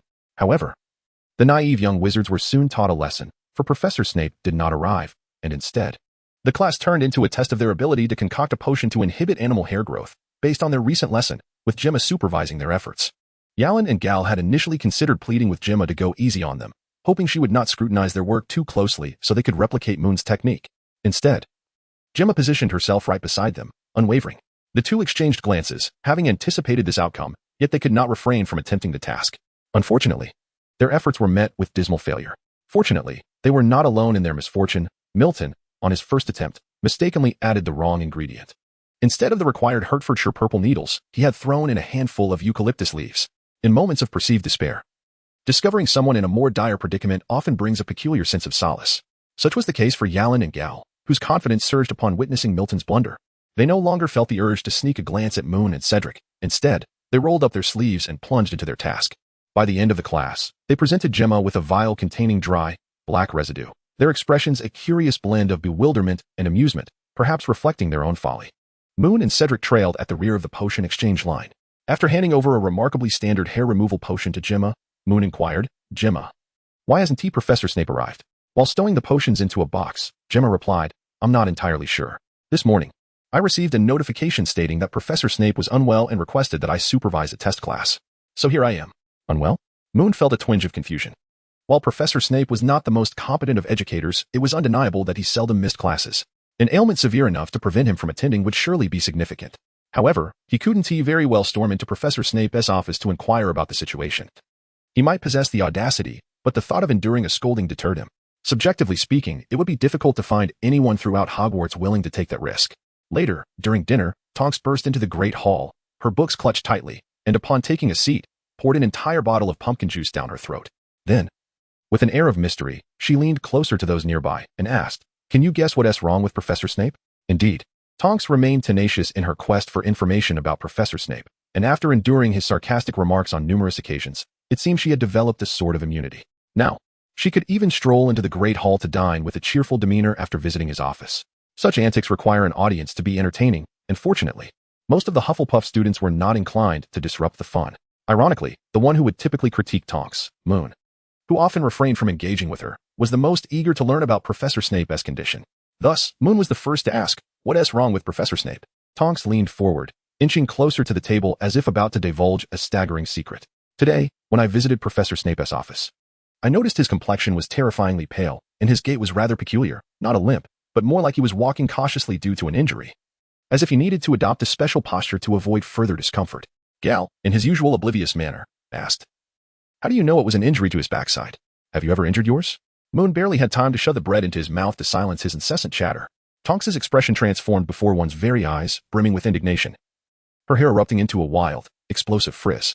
She lunged forward, seizing Gal's neck, shaking him fervently as she exclaimed, "Your backside has been injured. It's injured every single day." Observing this chaotic spectacle, Moon, helplessly watching from the sidelines, suddenly sensed an unsettling dissonance in Tonks's words. Why did they seem increasingly peculiar upon reflection? Yet, it was evident that now was not the moment to correct Tonks's misstep. Gal's pallid face, on the verge of retching, spoke volumes. Perhaps it was better to ponder the matters concerning Professor Snape. Moon, grasping a slice of bread smeared with jam, subtly shifted his body backward in an effort to evade the battlefield and avoid being inadvertently harmed by Tonks. It is well known that Professor Snape is a master of potions and dark magic, possessing considerable prowess. Thus, the question arises, if, as Tonks suggested, Professor Snape has indeed sustained injuries, where might those injuries have occurred? Within the confines of Hogwarts, there are few individuals capable of inflicting serious harm upon Professor Snape. It is hardly plausible that he was injured by an explosion during potion making, unless, of course, he were to be possessed by Milton. Such a scenario seems exceedingly unlikely. He harbored a hope that it was the doing of Quirrell, yet even if Quirrell were to be exceptionally foolish, it is improbable that he would dare to strike against a professor before the completion of the task to locate the Philosopher's Stone. Furthermore, whether Quirrell possesses the capability to do so is itself a matter of contention. Moon felt a desire to inquire of Professor Dumbledore, yet he could not conjure a suitable reason to do so. It appeared that this matter would remain unresolved for the time being. Moon sighed, his intuition warning him that this matter would not simply be brushed aside. At present, he found himself lacking effective means to investigate the situation. The limitations of the Motrin glass illusion were considerable, leaving him unable to discern what had transpired based solely on the fact that Professor Snape had been injured. Moreover, he was utterly unaware of the nature of Snape's injuries. However, perhaps another spell could offer him some assistance. Thus far, he had learned 2 divination-related spells from the magical texts, having already employed the Motrin Glass illusion, but he had yet to properly utilize the other spell. Without hesitation, after lunch, he bid farewell to his 3 roommates, who had made plans to join Angelina and Dorian at the Quidditch pitch that afternoon. Moon had initially intended to accompany them, but given the pressing task at hand, he felt compelled to temporarily forego their prior arrangement. As he departed the hall, Moon did not head straight to the common room. Instead, he plunged into the kitchen, requesting a small handful of tea leaves from the house elves before returning to his dormitory. He leisurely brewed a cup of tea, waiting for the leaves to fully unfurl before transferring the brew into another cup, placing the used leaves onto a small porcelain dish. Moon took a sip of tea and began to interpret the leaves settled at the bottom of his cup through divination. He was attempting to foresee the entanglements that might arise between Professor Snape's injuries and his own fate. In a trance-like state, fragmented phrases surged within his mind. And before he knew it, Moon found himself murmuring those words, when the brilliance of Orion sweeps across the heavens, as the crescent moon's visage gradually fades. The pale specter of death emerges from its lair, seeking to claim the fleeting essence of life. With those 4 brief lines concluded, Moon inhaled deeply and vigorously shook his head, as if to rid himself of the ethereal sensations that had just enveloped him. The brilliance of Orion? The visage of the crescent moon? There was no time for further contemplation. Moon swiftly retrieved his metal plate and engraved the divinatory revelations upon its surface. Scrutinizing each line carefully, the visage of the crescent moon was the most straightforward to interpret. It typically referred to the moon phases of the 7th and 8th days of the lunar calendar, indicating that the recent crescent moon would have occurred on the 24th and 25th of this month. However, the notion of it gradually fading was perplexing. The moon remained steadfast in the sky, unlikely to be consumed unless an eclipse were to occur during those 2 evenings. Moon pondered for a moment and scribbled a line in tiny letters after the second sentence. Lunar eclipse? Rainy day? Yet, apart from this note, the brilliance of Orion and the pallid specter of death left him somewhat bewildered, while the former allowed Moon to conjure some vague hypotheses in need of verification. The latter phrase offered no tangible clues to grasp. He tucked the metal plate under his arm, gathered his teacup and other belongings, and hastily departed the dormitory, making his way directly to Professor Sinista's office. Moon? Professor Sinista turned her head, revealing her face from behind a clutter of celestial simulators. What brings you here unexpectedly? Well, Professor, Moon began, articulating the thoughts he had meticulously crafted on his way. I came across a phrase in an ancient tome on astronomy, the brilliance of Orion. It left me somewhat uncertain about its meaning, so I wish to consult you. Does this phrase refer to a particularly luminous celestial body in astronomy? The brilliance of Orion? Professor Sinista echoed, then swiftly provided an answer. If this appears in an astronomical text, it likely pertains to only one possible celestial entity. Chapter 57. Prophecy Interpretation. Orion refers to the constellation of the Hunter. This should be a rather obvious deduction. However, you have yet to study Orion, so it is understandable that you might not recognize it, Professor Sinista explained. Thus, strictly speaking, it is not a reference, as Orion is indeed the term for the Hunter in astronomy. Thank you for your guidance. Moon sincerely bowed to Professor Sinista. He had linked the concept of brilliance and celestial phenomena to a potential astronomical term, yet, indeed, the Latin name for the Hunter is Orion, a fact that fell within his knowledge gap. Bidding farewell to Professor Sinista, Moon strolled toward the library, jotting down Orionids in small letters following the first line of the prophecy on his metal plate. Indeed, the Orionids, rather than merely Orion. The prophecy spoke of the brilliance of Orion traversing the heavens, which evidently did not refer to the constellation alone but to a magnificent meteor shower sweeping across the sky. He needed to investigate the timing of the Orionids. The library at Hogwarts was a veritable treasure trove, replete with all manner of tomes, and naturally, there were numerous books on astronomy. Moon quickly located several potentially helpful volumes and began to leaf through them. Ursa Major, Virgo, Aquila, Sagittarius, Cancer. Here, Orion? Moon blinked, confirming that he had not misread the text. According to the book, the Orionids' meteor shower is particularly active throughout October, and the optimal time for observation is from mid to late October. The peak, when the meteor count is at its highest, typically occurs during the late hours of October 21st and 22nd. This implies that as the Orionids streak across the sky, and the light of the waxing crescent moon is obscured or vanishes, a ghostly specter in shades of gray and white may emerge to escort the departing souls. Moon engraved this sentence at the bottom of the metal plate. The dates indicated in the preceding sentences are the most imminent, specifically next Wednesday and Thursday, which fall on October 24th and 25th. Should it not occur on these 2 days, it would be postponed until the following year. At present, his focus is solely on the ashen figure of death and the so-called departed souls. Moon returned the books he had gathered to the shelf, scratching his head in contemplation. Is it truly possible that there are souls departed within the confines of Hogwarts? Unless Professor Snape is gravely ill, on the brink of death. Moon could hardly fathom anyone who fits such a description. Among the students, there had been no whispers of anyone suffering from a dire affliction. Furthermore, if such a severe illness were indeed present, one would expect the individual to be swiftly transported to St. Mungo's. Wait a moment. Could it be that the unfortunate Naphtali is still lingering within Hogwarts? The only individual that Moon could conceive of in relation to the phrase a person on the brink of death seemed to be none other than Naphtali, particularly since Voldemort was no longer lurking in the shadows of Quirrell. As his thoughts began to spiral further into disarray, Moon hastily curtailed his reflections, realizing that if he continued down this path, his speculations would devolve into an endless torrent of wild conjectures. At this rate, he might even find himself absurdly conjuring the 665-year-old Nicolamé to Hogwarts. Such an advanced age certainly aligns with the notion of an imminent departure. Moon chuckled at himself, dismissing the unfounded musings that had plagued his mind. It was unwise to squander time on baseless conjectures. Rather, he resolved to engage in more productive endeavors. As for the grayish figure of death and the reference to the departed, it sufficed to remain observant. He transcribed the prophecies and interpretations from the metallic plate onto paper, noting below that these were insights he had serendipitously formulated that day. Subsequently, he departed the library and made his way to the Ollery, seeking to send this prophecy to Professor Dumbledore. Alas, the whereabouts of the esteemed headmaster were elusive, and thus he resorted to the owl for communication. After dispatching the letter, Moon took a moment to feed the little creatures residing in the Ollery. Though his visits had been infrequent, these clever little beings seemed to recall his generosity, eagerly flocking to him the moment he appeared. It was only after he had dispensed an entire bag of owl treats that Moon finally extricated himself from the Ollery and proceeded to the Quidditch pitch in search of Gal and the others. Yarlin was performing admirably. Upon arriving at the Quidditch pitch, Moon spotted Yarlin soaring through the skies alongside Cedric and Angelina. Gal and Dorian were seated beside the resting Hufflepuff Quidditch team members. Upon noticing Moon's approach, they quickly made room for him and expressed their agreement with his observations. Indeed, Yarlin's performance was commendable, yet, in Moon's opinion, he still paled in comparison to Angelina and Cedric. Gal tossed a handful of jerky into Moon's hands, commenting that if they were to encounter Yarlin during a match, he would likely struggle to even touch the ball. Moon gazed at the piece of jerky in his hand, silently grateful that he had washed his hands before leaving the Owl Tower. He tossed a piece into his mouth, reflecting on Cedric and Angelina, who appeared to possess superior skills, clearly ready to take to the field, especially Cedric. Nevertheless, Yarlin was not to be underestimated. His progress had been remarkable. At the beginning of the school year, he had been hesitant to move on his broomstick, but now he had improved significantly. After speaking, he waved to the trio soaring above.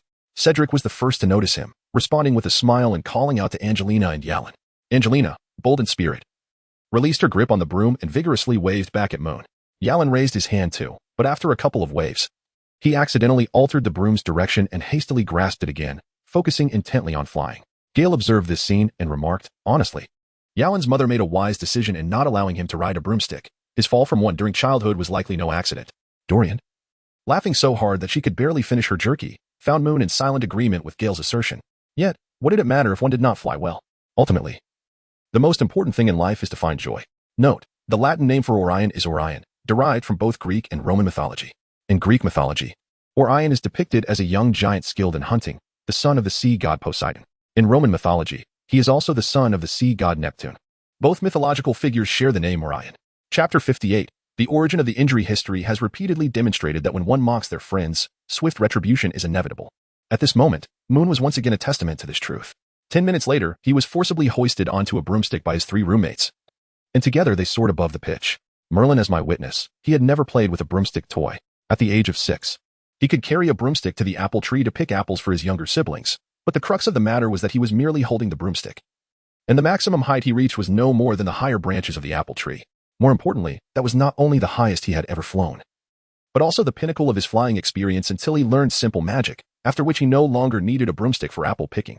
Since then, he had never mounted that contraption again, much like in the Muggle world, where some find the exhilarating rush of riding a motorcycle at top speed on desolate roads thrilling and satisfying, others perceive motorcycles as perilously dangerous. Moon held little interest in broomsticks, as flying on one left him with a sense of vulnerability. After all, upon reflection, he was merely perched atop a broom. Should he ride a nightmare or harness magical powers to soar, he would feel quite different. This reunion with the broomstick, after years of separation, concluded with a rather dismal outcome. Oh, Moon certainly did not fall. He was not so inept as to reach that level of embarrassment. However, from the ground, Dorian and Angelina observed that Moon's tight grip on the broomstick revealed a surprisingly endearing side to him. Moon felt that the two girls must have deliberately chosen charming words to describe him. If he were to articulate his own experience, he would simply refer to himself as a fool, perched atop a flying broomstick. After all, who could blame him for drawing circles in the sky just as he yearned to soar? One might mistakenly think he was merely performing in a fiery ring like a lion. How absurd. Upon descending from the sky, Moon's legs were still somewhat wobbly. He returned the broomstick to his classmates from the Hufflepuff Quidditch team and repeatedly declined their invitation to join them again. He feared that if he were to mount the broom once more, he might lose his stomach, as he still felt queasy. After exchanging a few more words with the Quidditch team, they prepared to leave the pitch as practice was set to continue. Doreen had not taken to the broom like the others, who had engaged in some activity, and she was beginning to feel a bit chilly. Since they had all come together, it seemed only fair that they accompany Doreen back, so they decided to leave as a group. To their surprise, shortly after exiting the pitch, they spotted Hagrid mysteriously emerging from the castle, cradling a large tin bucket. His appearance was rather disheveled. His long-worn moleskin coat was marred with numerous scars, and there were several visible wounds on his face and hands. To be frank, inflicting such damage on a half-giant was no simple feat. A petrifying spell that would render Moon immobile would likely leave Hagrid merely wrapped in a layer of bedclothes. As Moon and his companions hurried over, they were immediately deterred by the strong metallic scent emanating from the large iron bucket near Hagrid. Hagrid observed the scene with a tinge of embarrassment, feeling a sense of déjà vu, reminiscent of the beginning of the semester. He feigned a gesture of fanning his nose, though the difference in their sensitivities was negligible. After years of handling such matters, he had grown accustomed to it. Well, you know, he began, it's merely some raw meat for feeding pets. Best not to get too close. He then inquired, where have you all been? Moon's expression was notably pallid. Freshly dismounted from the accursed broomstick, the memory of the recent aerial loop caused his stomach to churn violently once more. He promptly patted his chest and sealed his lips in silence. Under ordinary circumstances, his roommates would have teased him, but at that moment, Hagrid was evidently the center of attention, particularly for Gal, who was wide-eyed, staring at the large iron bucket in Hagrid's hands, his face a canvas of incredulity. Hagrid, you can't be serious. I could understand the small bucket from last time, but this? Are you feeding a dragon? Hagrid raised an eyebrow, a wistful expression crossing his face. I wish I had a dragon to feed, but alas, I do not. But let's not dwell on that. It's confidential information. And what about your injuries? Cedric inquired. A look of concern etched upon his features. They seem quite painful. Are you all right? It's merely exaggerated, Hagrid replied, effortlessly hoisting the large iron bucket with one hand while gesturing dismissively with the other. See, I'm perfectly fine. These are just minor injuries, especially compared to what Professor Snape endured. His words trailed off as he slapped his forehead. Blast it, I shouldn't have mentioned that. The young wizards exchanged glances. Suddenly understanding why Professor Snape had been absent from class, he had indeed suffered serious injuries, and alongside Hagrid, no less. All eyes turned to Hagrid, filled with hope that he would elaborate. Sighing in resignation under the weight of their eager gazes, Hagrid relented. All right, it's not such a secret after all. I can tell you, but you mustn't spread it around. Best if no one hears it. While it's not classified, it could incite panic, you understand. Nods of agreement met his words, prompting Hagrid to continue explaining the origin of his and Professor Snape's injuries. You all must have heard about the werewolves in the Forbidden Forest, right? In reality, they don't reside there permanently, as they mostly maintain their human forms. However, a few days ago, a peculiar pack of enormous wolves invaded the forest. While patrolling, I discovered their tracks, along with human footprints. Finding it odd, I reported it to Professor Dumbledore, who instructed Professor Snape to accompany me into the forest to investigate, to ensure it wasn't the work of dark wizards. Hagrid lowered his voice, despite the absence of others nearby. Just last night, we encountered that pack of giant wolves and the individual accompanying them, a werewolf. Oh, Gal, don't be foolish. He appeared human. It wasn't a full moon night, but I recognized him as a werewolf, having crossed paths with him long ago. Now, where was I? Yes, we encountered that pack of giant wolves and a werewolf. Well, we ended up in a scuffle. I mean, what would you do if you encountered a dark wizard, especially a werewolf? You wouldn't invite him over for tea, would you? They're all quite wicked, truly malevolent. What is the phrase? Yes, irredeemably evil. Gal ceased his interruptions, but Yalan took over the role of the inquisitive interloper. So, he was a dark wizard? Hagrid sighed, explaining, yes, indeed. He was a dark wizard long ago, back when, well, the Dark Lord was still at large. He was part of the group of werewolves associated with the Dark Lord, though he didn't align himself with Greyback's faction. He was more of a loner. And who is Greyback? Yalan queried, embodying the spirit of a curious child. A werewolf, a villain, a truly heinous sort. To put it plainly, hanging him 10 times would still be considered mercy, Hagrid replied, his disdain for Greyback evident, his expression akin to someone who had just ingested a dozen snails. In any case, Professor Snape and I battled that werewolf and the pack of giant wolves. It was perilous. Thankfully, Professor Snape is quite formidable, and we managed to drive them off, though both of us sustained injuries. Particularly, Professor Snape, one of those monstrous wolves nearly tore through his abdomen. Poor Professor. Had it not been for my robust physique, I would likely be in a dire situation as well. Unfortunately, time was of the essence. Had we been able to call for help, the situation would have been much improved. Will they return? Cedric asked anxiously. If they were to breach the school grounds, it would be disastrous for the students. Do not fret, Cedric. If they were to indeed break through the forbidden forest and invade the school, Professor Dumbledore would detect them immediately and deal with them accordingly, Hagrid reassured him. In fact, if they dared to emerge from the forest and encroach upon the school, it would be their own folly. Besides, I now possess the means to confront them. With that, Hagrid winked mysteriously, tapping the enormous iron bucket cradled in his arms. Should they dare approach again, they shall witness the consequences. Under Hagrid's explanation, the young wizards finally grasped the circumstances surrounding Professor Snape's injuries.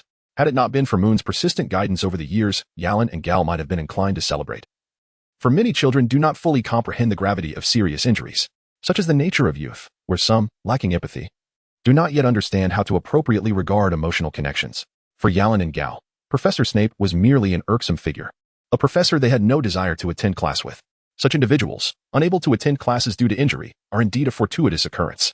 Fortunately, after more than a year of sharing the same dormitory, they have become less outrageous, especially in their respect and empathy towards their elders. Moreover, Gal has even taken it a step further by contemplating whether to bring flowers and fruits to Professor Snape.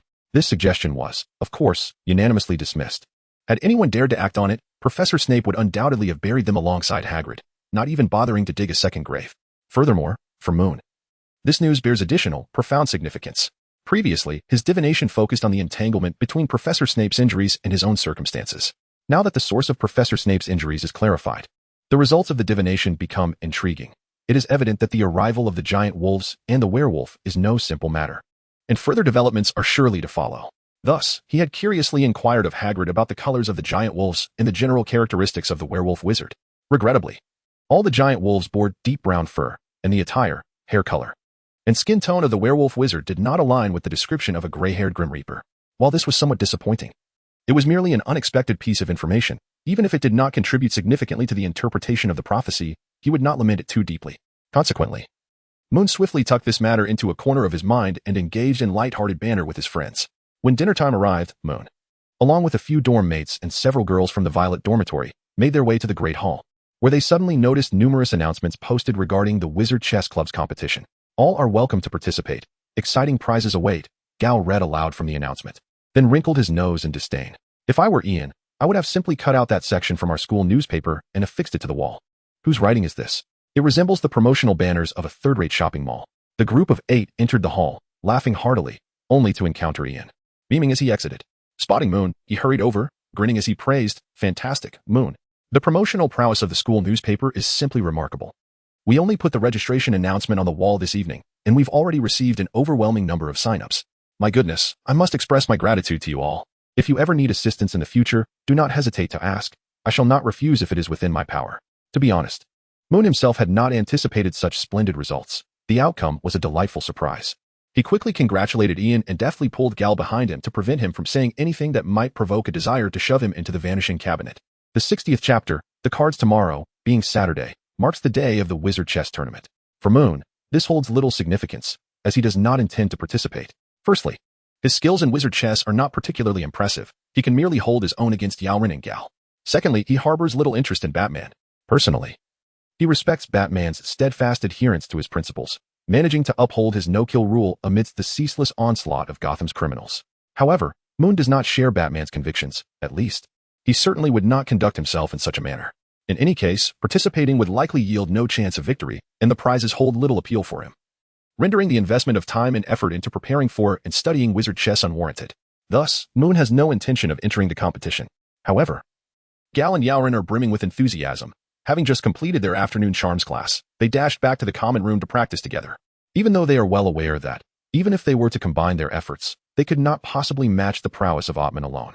Fortunately, Moon and Cedric do not intend to thwart their zeal. They let them pursue their efforts with fervor. Although victory seems unlikely, their spirit is commendable, and they are indeed striving. Yet privately, Moon and Cedric cannot help but feel a twinge of regret. If only these two could channel half of their current dedication towards the wizard chess competition into their classes, their academic performance would significantly improve. In the Hufflepuff common room, those engaged in wizard chess are not limited to Gal and Yalan. The competition has attracted quite a number of participants.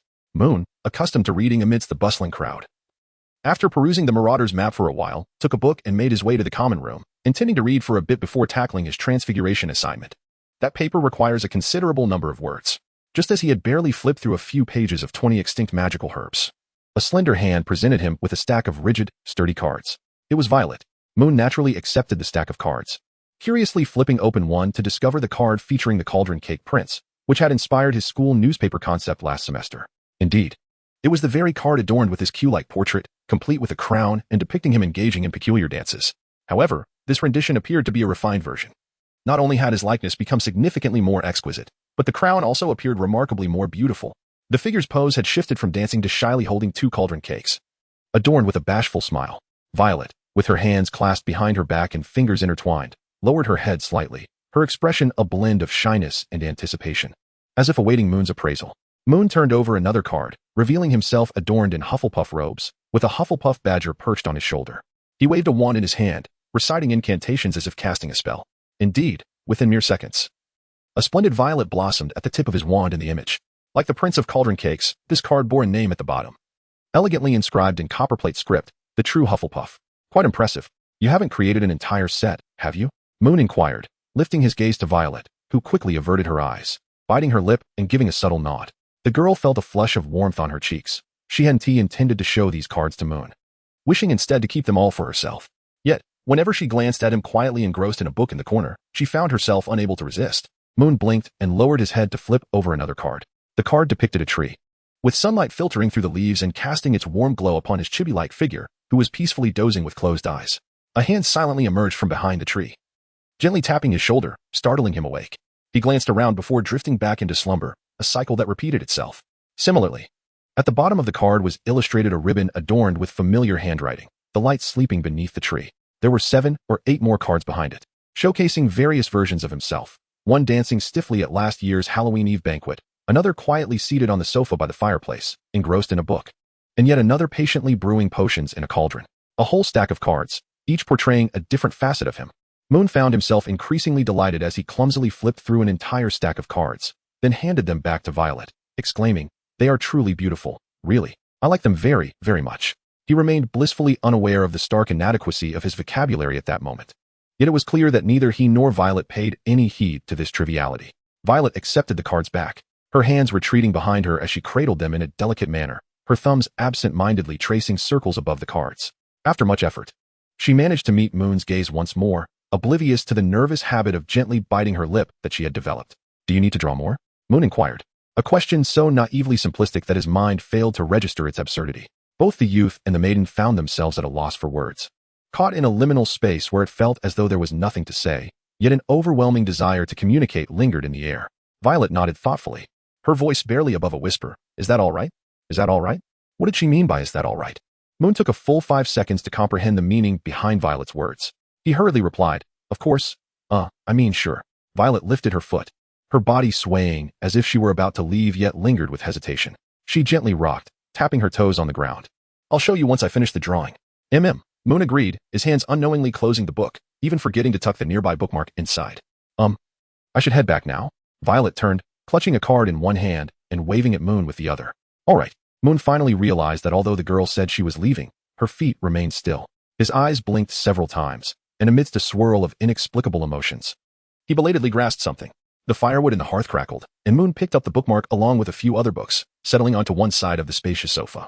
He tilted his head foolishly, nervously asking, "How about, if you have nothing else to do, you could draw here? After all, I'm just reading alone." Chapter 61, Ottman. The king of the chessboard that evening, Moon's reading efficiency plummeted to unprecedented lows. He simply could not contain himself. With every turn of the page, he felt compelled to glance at what Violet was drawing, occasionally catching sight of her adorable face and the strands of hair cascading by her ears. He recognized that this was not a favorable situation, far from it. In a daze, he seemed to hear Uncle Da's solemn voice in his ear, saying, "You're done for. You've fallen in love." Moon took a deep breath, resolutely redirecting his gaze back to the book. He remained oblivious to the fact that the girl beside him had been stealing glances at him all along, resulting in only a few strokes added to the pristine card after half an hour. What could possibly be so captivating? Perhaps it was simply that everything appeared enchanting in its own right. Moon found the book he was reading quite captivating, and the card that Violet had drawn was equally charming. Perhaps. The following day, Saturday arrived, bringing with it the much-anticipated Wizards Chess Club tournament. Young wizards eager to participate formed a queue outside the designated classroom. Initially, Ian had reserved 2 empty classrooms, But the overwhelming enthusiasm of the young wizards necessitated a request for 2 additional spaces from Professor Snape. Among the aspiring participants were Gal and Yalan. A total of 118 young wizards had signed up. According to the schedule, they would engage in 4 rounds of competition that afternoon, ultimately narrowing down to the top 8. After the first round, 59 participants remained, and a non-competing member of the Wizards Chess Club filled in as a substitute to make up the numbers to 60. The competition would then determine the top 30, followed by the top 15, and another substitute from the club would ensure the final 8 were selected. Since this tournament was merely for enjoyment and to promote the club, Ian had not enforced overly stringent arrangements. However, he personally selected the substitutes to minimize the risk of cheating and ensure the quality of the replacements. After a brief intermission for the participants to relax and dine, they would reconvene at 7 to continue with the subsequent 3 rounds. At first, Gal and Yalan were brimming with confidence, but as they prepared to enter the competition classroom, anxiety gripped them, and they hoped to be placed in the same group so that at least one of them might advance past the first round. Unsurprisingly, their performance was subpar, and both were eliminated in the first round. Fortunately, a few young wizards exited earlier than them, sparing the duo from total embarrassment. What a stroke of bad luck. That Slytherin looks formidable, and he blocked all my attacks, Yalan lamented. He stubbornly claimed, I dare say he will at least reach the top 8. Indeed, Moon and the others had yet to leave, as Ottman and Barton had also entered the competition, and Milton and the rest were waiting for them. They were not inclined to mock Yalan, having just lost, and wished to preserve his dignity. However, shortly after the second round commenced, Yalan's opponent emerged, looking utterly defeated. But not before he smiled at Yalan. Yalan wished to pretend he had not seen him, as Moon and the others had not entered the classroom and were unaware of which Slytherin student he faced. Yet, Gal couldn't help himself, exclaiming, Hey, isn't that your opponent? He waved at Yalan. Struggling against the impulse to silence Gal, Yalan forced a smile and returned the gesture. The remaining Hufflepuffs exchanged glances, unable to contain their laughter, which startled those nearby who were waiting for other competitors. Yalan covered his face with his hand, feeling increasingly disheartened by how Gal was dimming his school life. Moments later, Barton emerged from his match, surprisingly displaying no signs of disappointment. Instead, he appeared quite relaxed, having accepted his defeat. As his friends rushed to inquire about his match, they learned he had drawn Ottman in the second round. It was well known that Ottman had previously held his own against Ackman, and while Yalan could not offer much in the way of strategy, Cedric's intellect was certainly sharp. Moreover, Ottman's passion for wizard's chess was evident. He frequently perused books on the subject or attempted to solve classic endgames during his free time. Thus, a year later, he could easily outmaneuver the combination of Ackman and Barton, especially since the other 3 members of Moon's dormitory were not much help. Had Ottman not been deliberately giving Barton opportunities to prolong the game, Barton would have exited the classroom a few minutes earlier. Following the conclusion of the second round, the third round commenced without delay, leading into the fourth. To everyone's surprise, Ottman was the first to emerge from the fourth round. The group of young badgers exchanged glances, stepping forward to console him, while Barton adjusted his glasses halfway through the process. Only Moon hesitated. Ottman displayed no signs of disappointment, instead appearing remarkably composed. Before anyone could speak, Ottman shrugged and declared, I didn't lose. I was the first to win. My opponent is still inside analyzing the previous game. Let us go eat. A chorus of cheers erupted from the group, and Yalan temporarily set aside his disappointment, giving Ottman a hearty pat on the shoulder. Milton, ever the jester, began to sway and sing an improvised tune. Ottman is the king of the board. With him we need never be alarmed. He always wins with ease, in my heart. He is the best. The jubilant celebration abruptly ceased as the group subtly distanced themselves from Milton, casting him disdainful glances. Celebrating was one thing, but his awkwardness was another matter entirely. Several young wizards felt so embarrassed that they could have unearthed an entirely new basement for Hogwarts. Realizing his faux pas, Milton quickly composed himself, cleared his throat, and solemnly announced, All right, let us go eat. No, you're such a fool. We're not going with you, Barton retorted, only to falter the next moment as Milton lunged toward him with a playful punch. Thus, a small band of youths raced toward the Great Hall in a spirited chase. After dinner, Moon and the other 8 young wizards seized the opportunity during their break to step outside for some fresh air. The moonlight was somewhat dim, causing the stars to shine particularly bright. Moon spent a considerable time searching the sky for Orion, and upon finding it, he felt a sense of satisfaction and began to gaze around. It was then that he noticed Hagrid extinguishing the lights in his hut and emerging with a large tin bucket, heading straight for the Forbidden Forest, followed by 2 sneaky little figures. As Moon hesitated to shout and disrupt the Weasley twins' potentially perilous antics, a shadow suddenly darted from Hagrid's feet, turning to bark in the direction of the Weasley brothers. It was Fong. Hagrid quickly glanced back, but it was too late for Fred and George to escape. The 2 troublemakers were caught red-handed. They were likely cursing Fong in their minds for their misfortune. After lingering outside for a while longer, the young wizards turned back towards the castle and made their way to the competition classroom. Ottman, do you have confidence in securing first place? Gal leaned closer to Ottman and whispered, "With your skills, it should be a breeze." Ottman sincerely shook his head. "No, I believe everyone's abilities are quite commendable, surely. There are those who can play wizard's chess better than I." As Gal was about to converse further with Ottman, the competition commenced once more, prompting Gal to relinquish his intentions and allow Ottman to join the other contestants in the competition classroom. After watching Ottman enter, Gal murmured to the group, "Do you think Ottman might truly fail to secure the championship? Given how adept he is at wizard's chess, if he cannot clinch the title, then the champion must be exceptionally skilled." The others exchanged glances, uncertain of how to respond. After a prolonged silence, it was Moon who finally broke the quiet, saying, "If he doesn't win, then he doesn't win. Ottman is evidently here to play chess, not merely to chase a title. He seems indifferent to it. Why should we be so eager for him to achieve victory?" They pondered Moon's words and recognized the validity in his reasoning, thus shifting their conversation to the mundane details of their daily lives. The first round of the evening competition swiftly concluded, yet Ottman did not emerge among the contestants.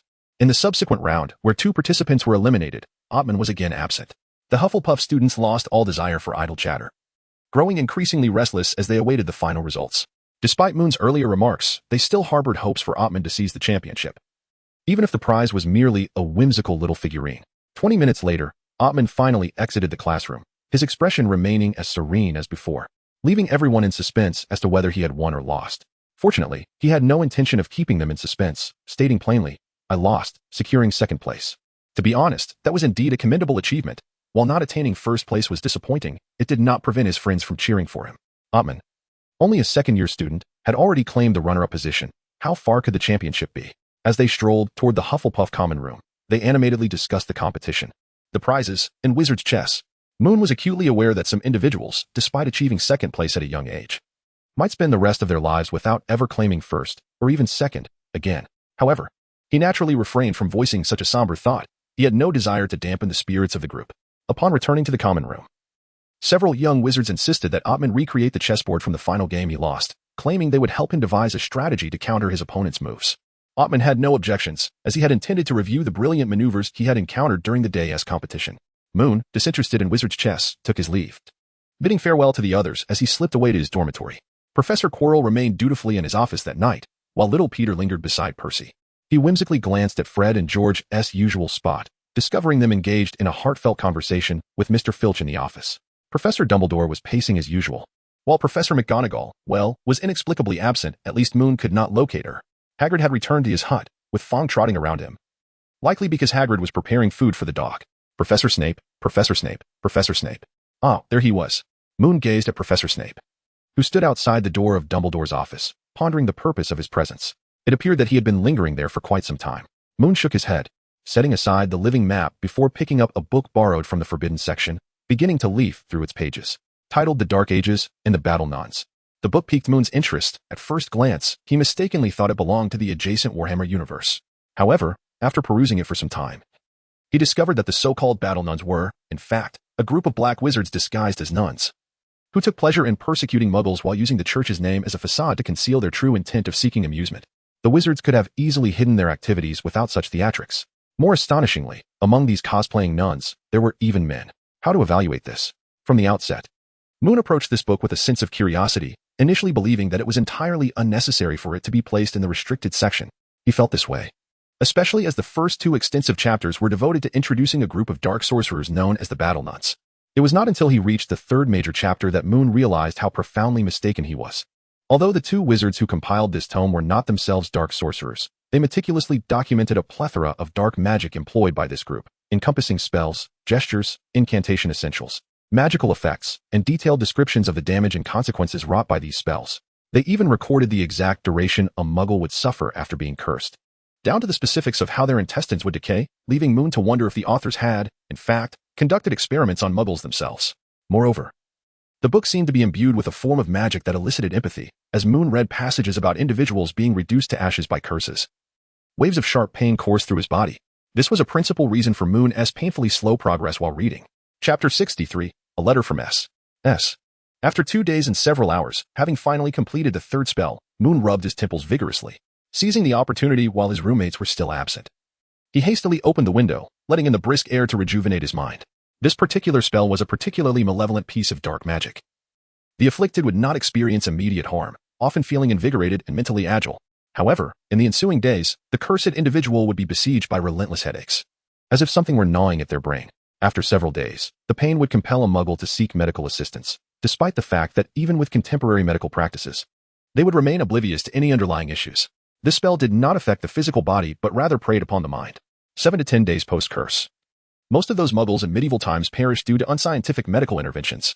The fortunate survivors would be plagued by sensations of insects crawling out of their brains, the excruciating pain rendering them incapable of any action, even walking. They would ultimately succumb to their own desperate attempts to end the torment, either by smashing their heads or through a cycle of fainting and waking, only to faint again, until they were completely lost to the world. Under the influence of this book, as soon as Moon began to skim through this section, his head would throb in tandem, cursing himself inwardly. He massaged his temples with his fingers. After 2 minutes of respite, he finally managed to regain composure, closed the window, and returned to his bed. He flipped a page. Even though he had resolved not to continue reading that night, he turned the page out of habit, in case the next spell was related to the Crimson Spider released by Chilo. Glancing at the summary of the new dark magic and confirming its irrelevance to the Crimson Spider, Moon closed the book and leaned against the bed's railing to rest. Just then, a sudden knock echoed against the window of the room. Moon paused momentarily, drawing back the curtains to gaze outside, where he beheld an owl unlike any he had encountered before. Its formidable size and fierce countenance suggested it was the sort of creature that relished pecking at human fingers until they bled. It seemed to have noticed Moon's scrutiny and promptly rapped insistently on the window with its beak, prompting Moon to hurriedly descend from his bed and open the window. Fearing that the glass might shatter under the owl's persistent assault, he had anticipated that the owl would flutter in seeking a morsel to eat. However, upon the window's opening, the creature took flight, casting a letter onto Moon's face before soaring away without a backward glance. Moon silently picked up the letter that had just made intimate contact with his face, inwardly vowing to give that owl a piece of his mind when next they met. He then opened the pristine envelope, marked only with the initials S. The thick, textured paper bore a slight yellow hue, yet its edges and surface revealed it to be of an expensive quality. Moon had encountered this type of paper before, during potions class. On one occasion, while submitting his potion, he noticed a stack of this very paper on Professor Snape's desk, although he had not had the time to examine its contents in detail. A cursory glance suggested it contained information pertinent to potions, with the familiar paper and the signature on the envelope. There was no doubt that this letter was from Professor Snape. However, the question lingered, why would Professor Snape send him a letter? More importantly, if that owl belonged to Professor Snape, any thoughts of reprimanding the creature were likely to be in vain. As he unfolded the letter, the words within were succinct and direct. Professor Dumbledore has asked me to impart some knowledge related to dark magic to you, so that you do not inadvertently stray from the path while perusing the text from the restricted section. Tomorrow evening at 6 o'clock, in my office. The letter concluded with a formal signature, Severus Snape. Upon reading the contents of the letter, Moon began to understand.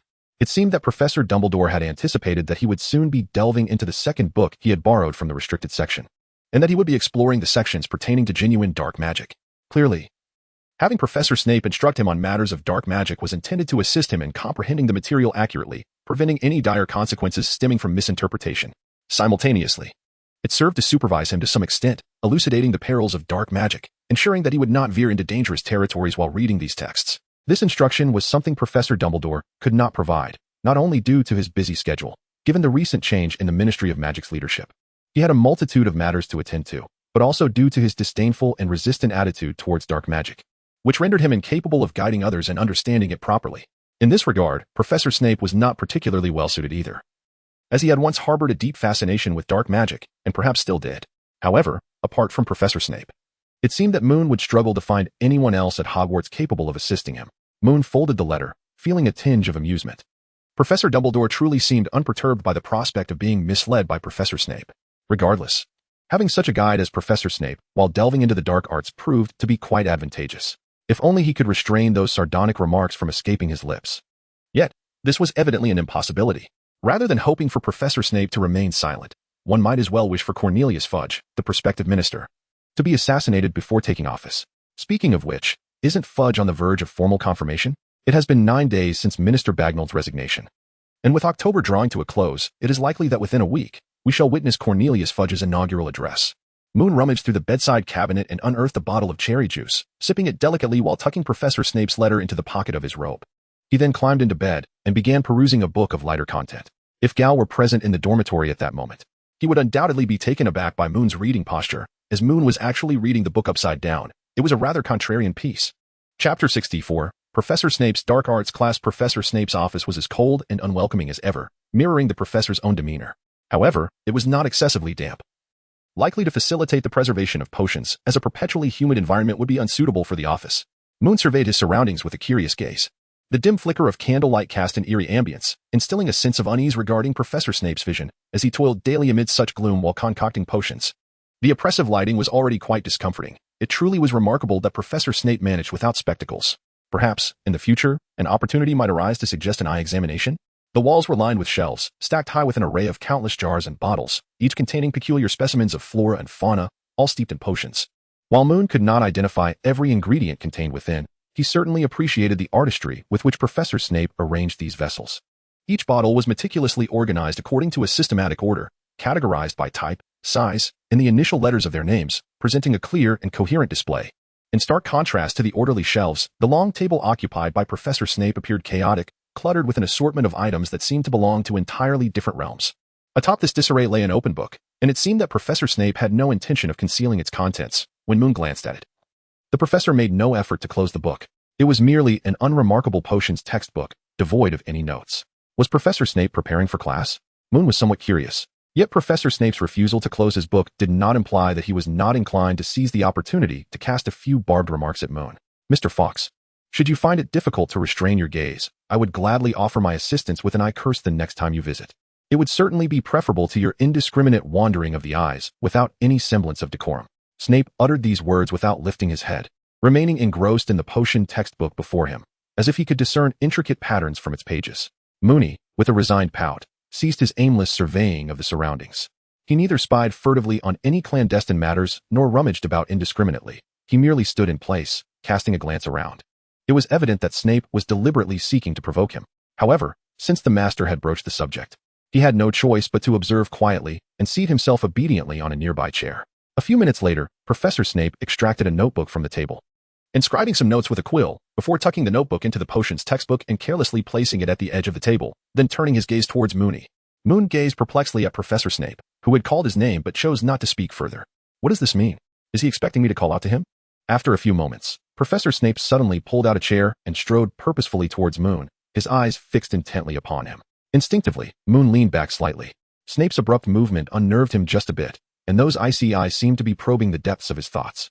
This was somewhat intrusive, yet entirely characteristic of Professor Snape, who likely sought to ascertain whether any signs of dark magic had tainted him.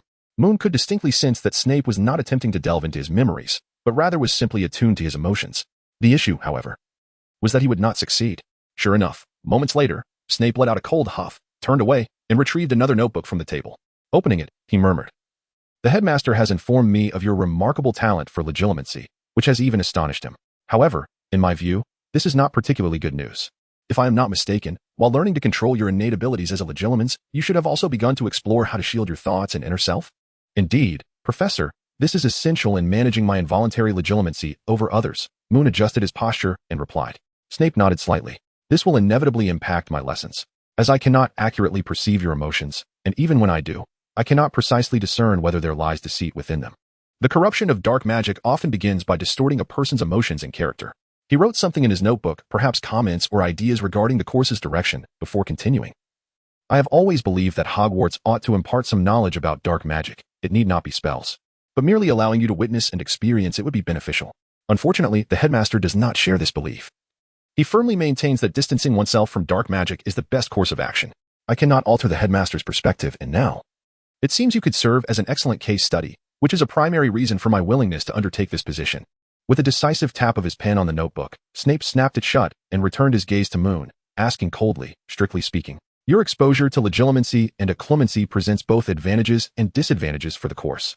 I cannot sense your emotions nor determine if you are under the influence of dark magic. However, you must admit that, aside from being a genius, your will is quite resolute." As he uttered these words, Snape's brow twitched slightly, as if reluctant to offer praise. "Thus, your experience with legilimency and occlumency can better equip you to control your emotions, thereby mitigating the impact of dark magic upon you. Now, tell me, how much of that dark medieval tome and the combat nuns have you read?" Moon pressed her lips together, earnestly responding that she had thoroughly read the preface and completed the first chapter, which served as the overview.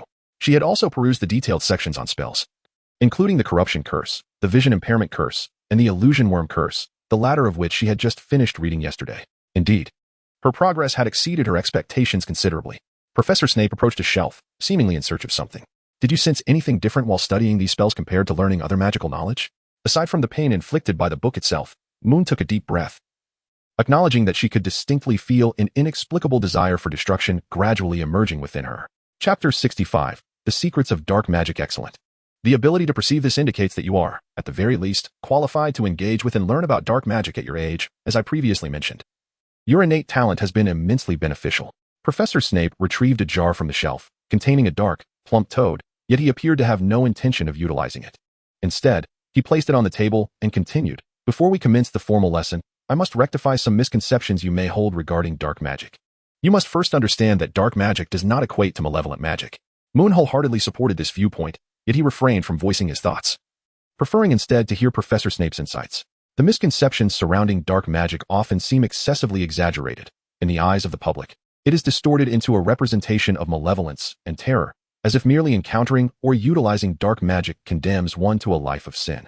Professor Snape waved his hand, and a small board along with several quills soared from behind a shelf, affixing themselves to the wall.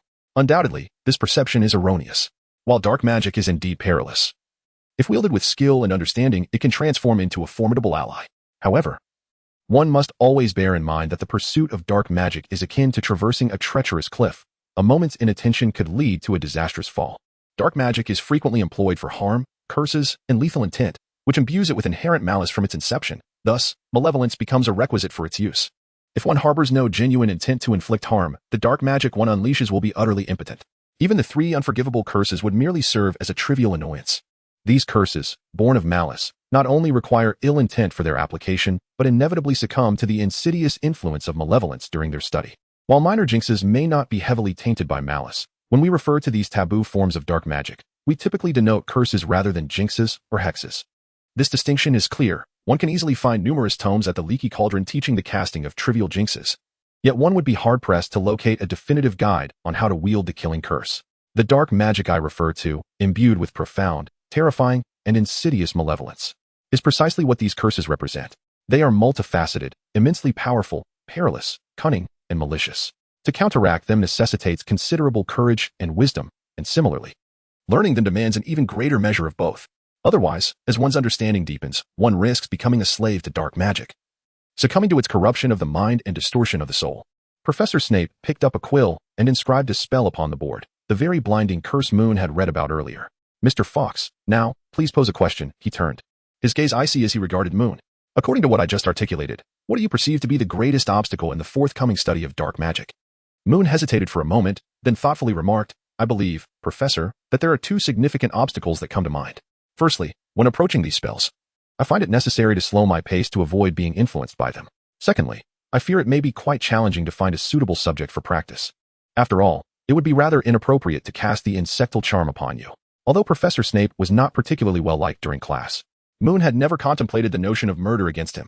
Of course, if another wizard were to arrive, Moon could not guarantee that they would refrain from attempting a non-lethal dark spell on Professor Snape. Professor Snape emitted a soft hum in agreement with Moon's response. "In our next class, I shall instruct you on how to address these issues to the best of your ability. However, before you depart, there is something I must discuss with you."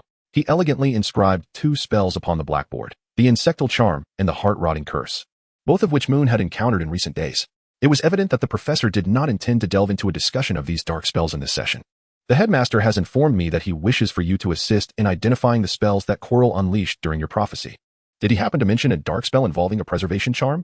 "Yes, Professor. Regrettably, I find myself at odds with Professor Dumbledore on this matter." Snape set down his quill, turned around, and withdrew his wand, softly reciting a spell. A blood-red spider emerged from the tip of his wand. As the headmaster suggested, "I am not entirely confident in the accuracy of my judgment. He later approached me to discuss this matter, and I believe his assessment is evidently flawed." The spider is a prevalent symbol in dark magic, often employed in the creation of dark spells that necessitate a vessel akin to a magical construct, utilizing symbols such as spiders, snakes, toads, or similar creatures. Furthermore, with the myriad of variants in dark magic, I can identify at least a dozen spells that could be constructed around the blood-red spider alone. He raised his wand and snapped his fingers, causing the cork of the toad-containing bottle on the table to suddenly pop open. Simultaneously, the blood-red spider clinging to Professor Snape's wand leapt into the bottle. Note 1. Jinxes are a category of dark magic, considered the least potent among the 3 major classifications: jinxes, hexes, and curses. They are often employed for pranks and typically have counter curses, inflicting minimal harm on the victim. In contrast, hexes are more potent, while curses are the most powerful and malevolent. With the 3 unforgivable curses classified as curses, it is important to note that the original text does not explicitly state that studying dark magic leads to the erosion of one's character or soul. This aspect can be viewed as an interpretation. Nevertheless, the original text does mention that the use of dark magic, particularly in the crafting of Horcruxes, can distort a wizard's soul, temperament, and even appearance. Additionally, the requirement of malicious intent in the use of dark magic is an established fact. This is commonly understood and will not be elaborated upon further. Note 2. Many readers may misunderstand this. While curses are the most dangerous category of dark magic, their scope is as broad as that of jinxes and hexes. Students at Hogwarts do learn about curses, albeit simpler ones, such as the exploding charm Confringo, the full body bind curse, Petrificus Totalis, and the shattering curse, Reducto, all of which are included in the category of curses. This is primarily because not all curses pose a danger to the caster or require immense malevolence to cast. In fact, the boundaries between jinxes, hexes, and curses are not distinctly defined. Some jinxes may not even be regarded as such, and not all curses are equivalent to the severity of the unforgivable curses. When Professor Snape discusses dark magic with Moon, including that which Professor Dumbledore urges you to stay far away from, it encompasses those forms of dark magic which burden the caster and are of high danger, never appearing in standard spells or the Hogwarts curriculum. The mention of using dark magic causing a degree of encroachment on the casters being refers specifically to this more perilous category of dark magic. Chapter 66. Unhealed Wounds. As the blood-red spider gradually sank into the liquid, Moon watched in astonishment as the water in the bottle instantaneously transformed into a deep crimson hue, only to subsequently become crystal clear. However, this clarity was somewhat excessive. Not only was the murky potion rendered transparent, but even the toad inside had completely vanished, as if it had been conjured out of existence. An intriguing little charm. It could solely affect liquids, rendering all substances into a deadly poison akin to water. A mere drop could result in certain demise. Professor Snape rarely displayed a hint of a smile, yet he quickly composed himself. Typically, when discerning whether a spell belongs to the realm of dark magic, we have numerous reference standards. One common criterion is whether the spell can inflict direct harm on the target. This particular spell, however, stands as an exception. While it cannot directly cause damage, its ample malice and cruelty qualify it unequivocally as dark magic. Morn pondered for a moment and suddenly posed a question to the professor. Could this spell not directly cause death by transforming an enemy's blood into a deadly poison? Ah. A common display of cleverness, an assumption of brilliance. Professor Snape, without hesitation, cast a mocking spell, stating, of course not. Questions like these are as numerous as the stars in the sky. Can clear water spring forth from another's mouth to drown them? Would donning a waistcoat adorned with rats shield one from various curses? What do you think magic is? He abruptly turned, drew his wand, and addressed Mr. Mournfox. Pray tell. What would occur if I were to cast a stunning spell upon your head at this very moment? Moon replied without hesitation. Nothing will happen. Could you perhaps engage your mind and enlighten me as to why nothing will occur? Professor Snape glared at Moon with a tone laced with sarcasm. After silencing the caustic undertones, Moon hesitated for a moment before responding somewhat uncertainly, theoretically, as stated in the textbooks. The levitation charm cannot directly affect wizards due to their inherent magical protection. Therefore, it is only when wizards are in a significantly weakened state, such as being incapacitated or unconscious, that spells like the levitation charm can be employed to move them. This is because, in such instances, their magical defense has entirely dissipated. However, I believe the textbook's assertion is flawed. Perhaps it is the limitations of wizards themselves, or their overly arrogant mindset, that blinds them to the fact that such spells often do not work on a conscious muggle either. It seems your intellect is not entirely lacking, Snape remarked, turning away. Despite his derision, he was quite satisfied with Moon's performance. Indeed, the textbook is incorrect, Mr. Fox. Many spells fail to directly affect others due to the innate resistance of the soul and will, which is instinctual and unrelated to magic. Even casting a summoning charm at Mr. Filch's head would not compel him to be drawn before you at this moment. Why is it that a common criterion for judging dark magic is whether a spell can directly inflict harm on a target? This is because, in the creation of dark curses, the creator often exhausts every method to imbue the spell with a destructive quality, not in the sense of the damage the spell itself can cause, but rather in the ability of that destructiveness to overcome innate resistance, thereby allowing the spell to take effect. Consequently, the true measure of dark magic is not whether a spell can directly harm a target, but rather whether its components possess such destructiveness. For example, when Professor Snape raised his wand and delicately traced a healing spell in the air, it was a white magic incantation capable of mending the human body, restoring it to its original state. It too could directly affect a target, yet it is not a dark curse because its composition lacks destructive qualities. Instead, it fully exposes itself, devoid of any potential harm, channeling its magical essence entirely to the subject's instincts to aid in their recovery. As Snape flicked his wand, the shimmering incantation suddenly dissipated, and the now crystal-clear liquid fell into his hand, a creation infused with malice by its maker, yet devoid of destructiveness, rendering it a unique dark curse that defies conventional judgment. Similarly, spells such as the Clear Water Charm and Summoning Charm lack this destructive quality and cannot be employed on a conscious, aware individual. Due to the clarity of Professor Snape's explanation, Moon was able to fully assimilate the knowledge presented. Thus, he sincerely expressed to Professor Snape, "Thank you for your elucidation, Professor. I have gained invaluable insights." Snape's expression twitched. He seemed quite unaccustomed to such gratitude from a student he frequently ridiculed, prompting him to turn away and set down the vial. "This is merely supplementary explanation. The crux is whether you have been attentive." He refrained from continuing. And Moon did not disappoint him. "I understand, Professor. You just demonstrated an almost identical blood-red spider. Yet its effects differ entirely from the dark curse of magical storage described by Professor Dumbledore. This suggests I should hasten my efforts to uncover more clues aligning with the spells released by Professor Quirrell.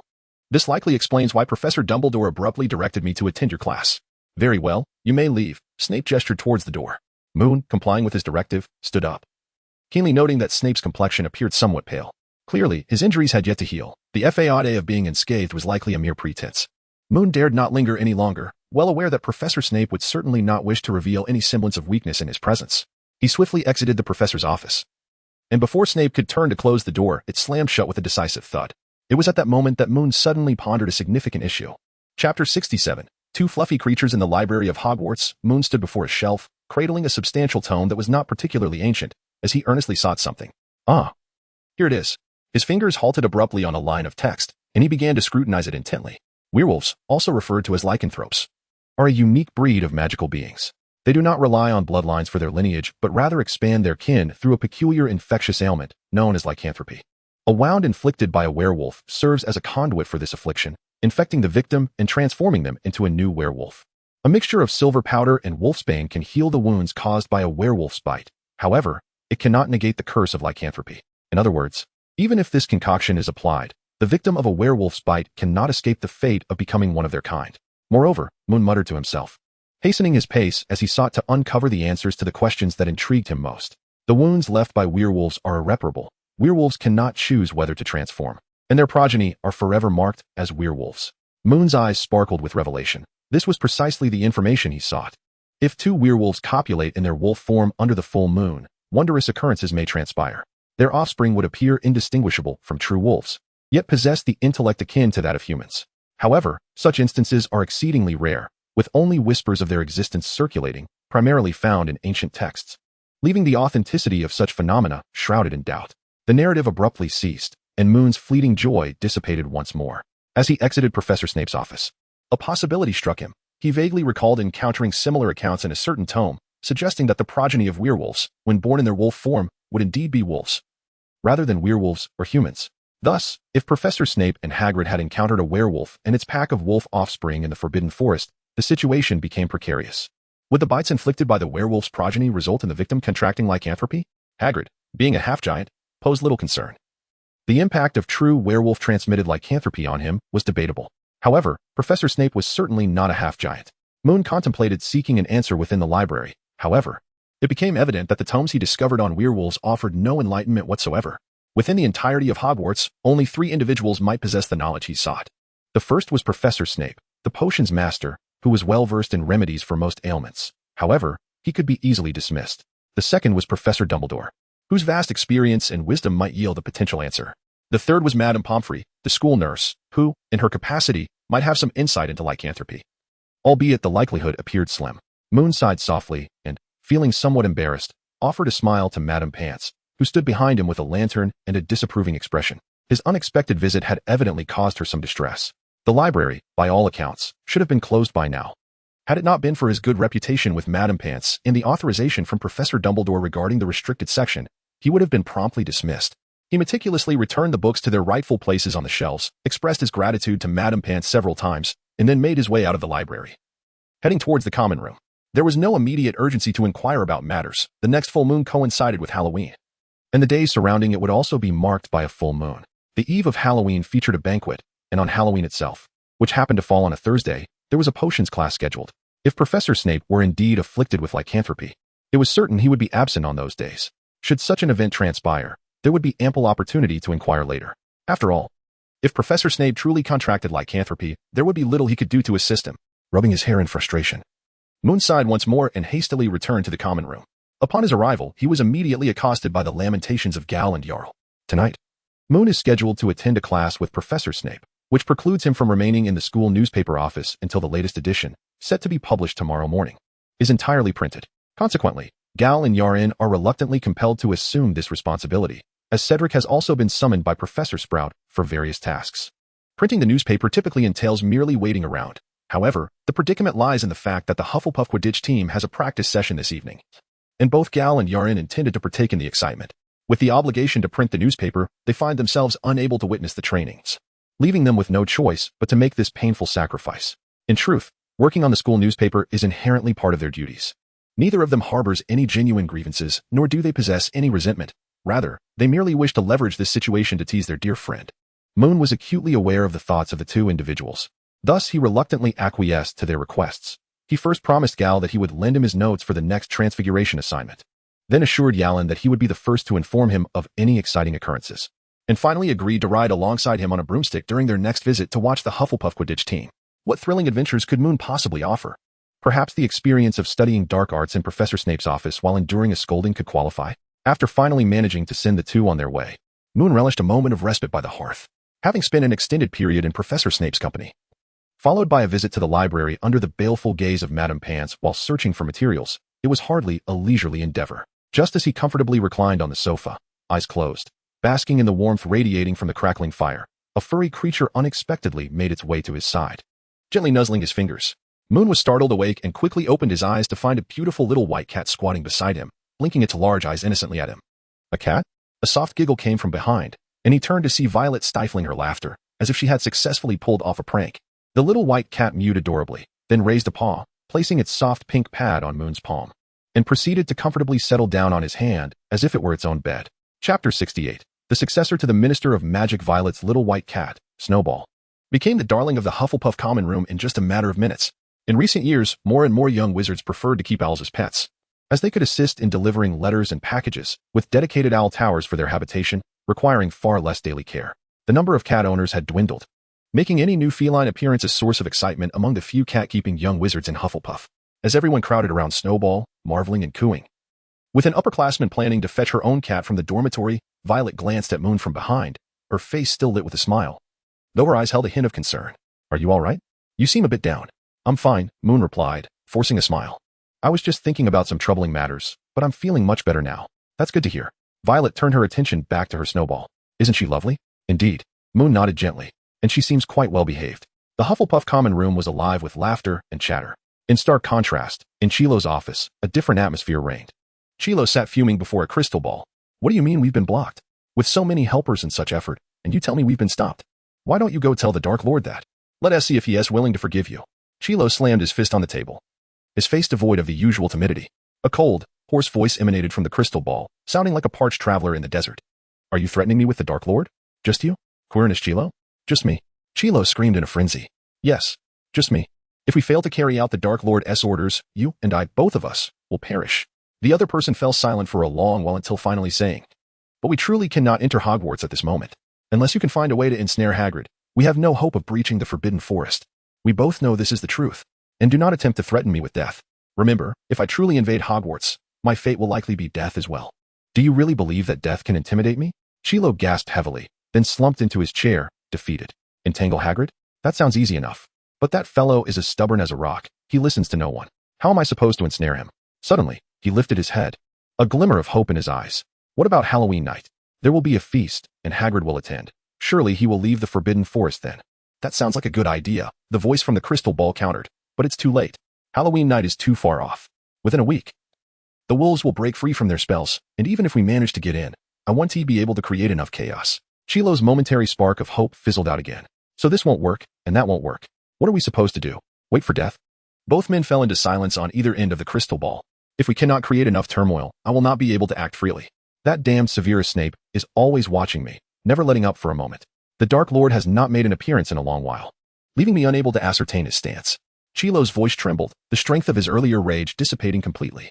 "If it weren't for your wolf injuring him last time, I wouldn't even have the chance to speak with you today.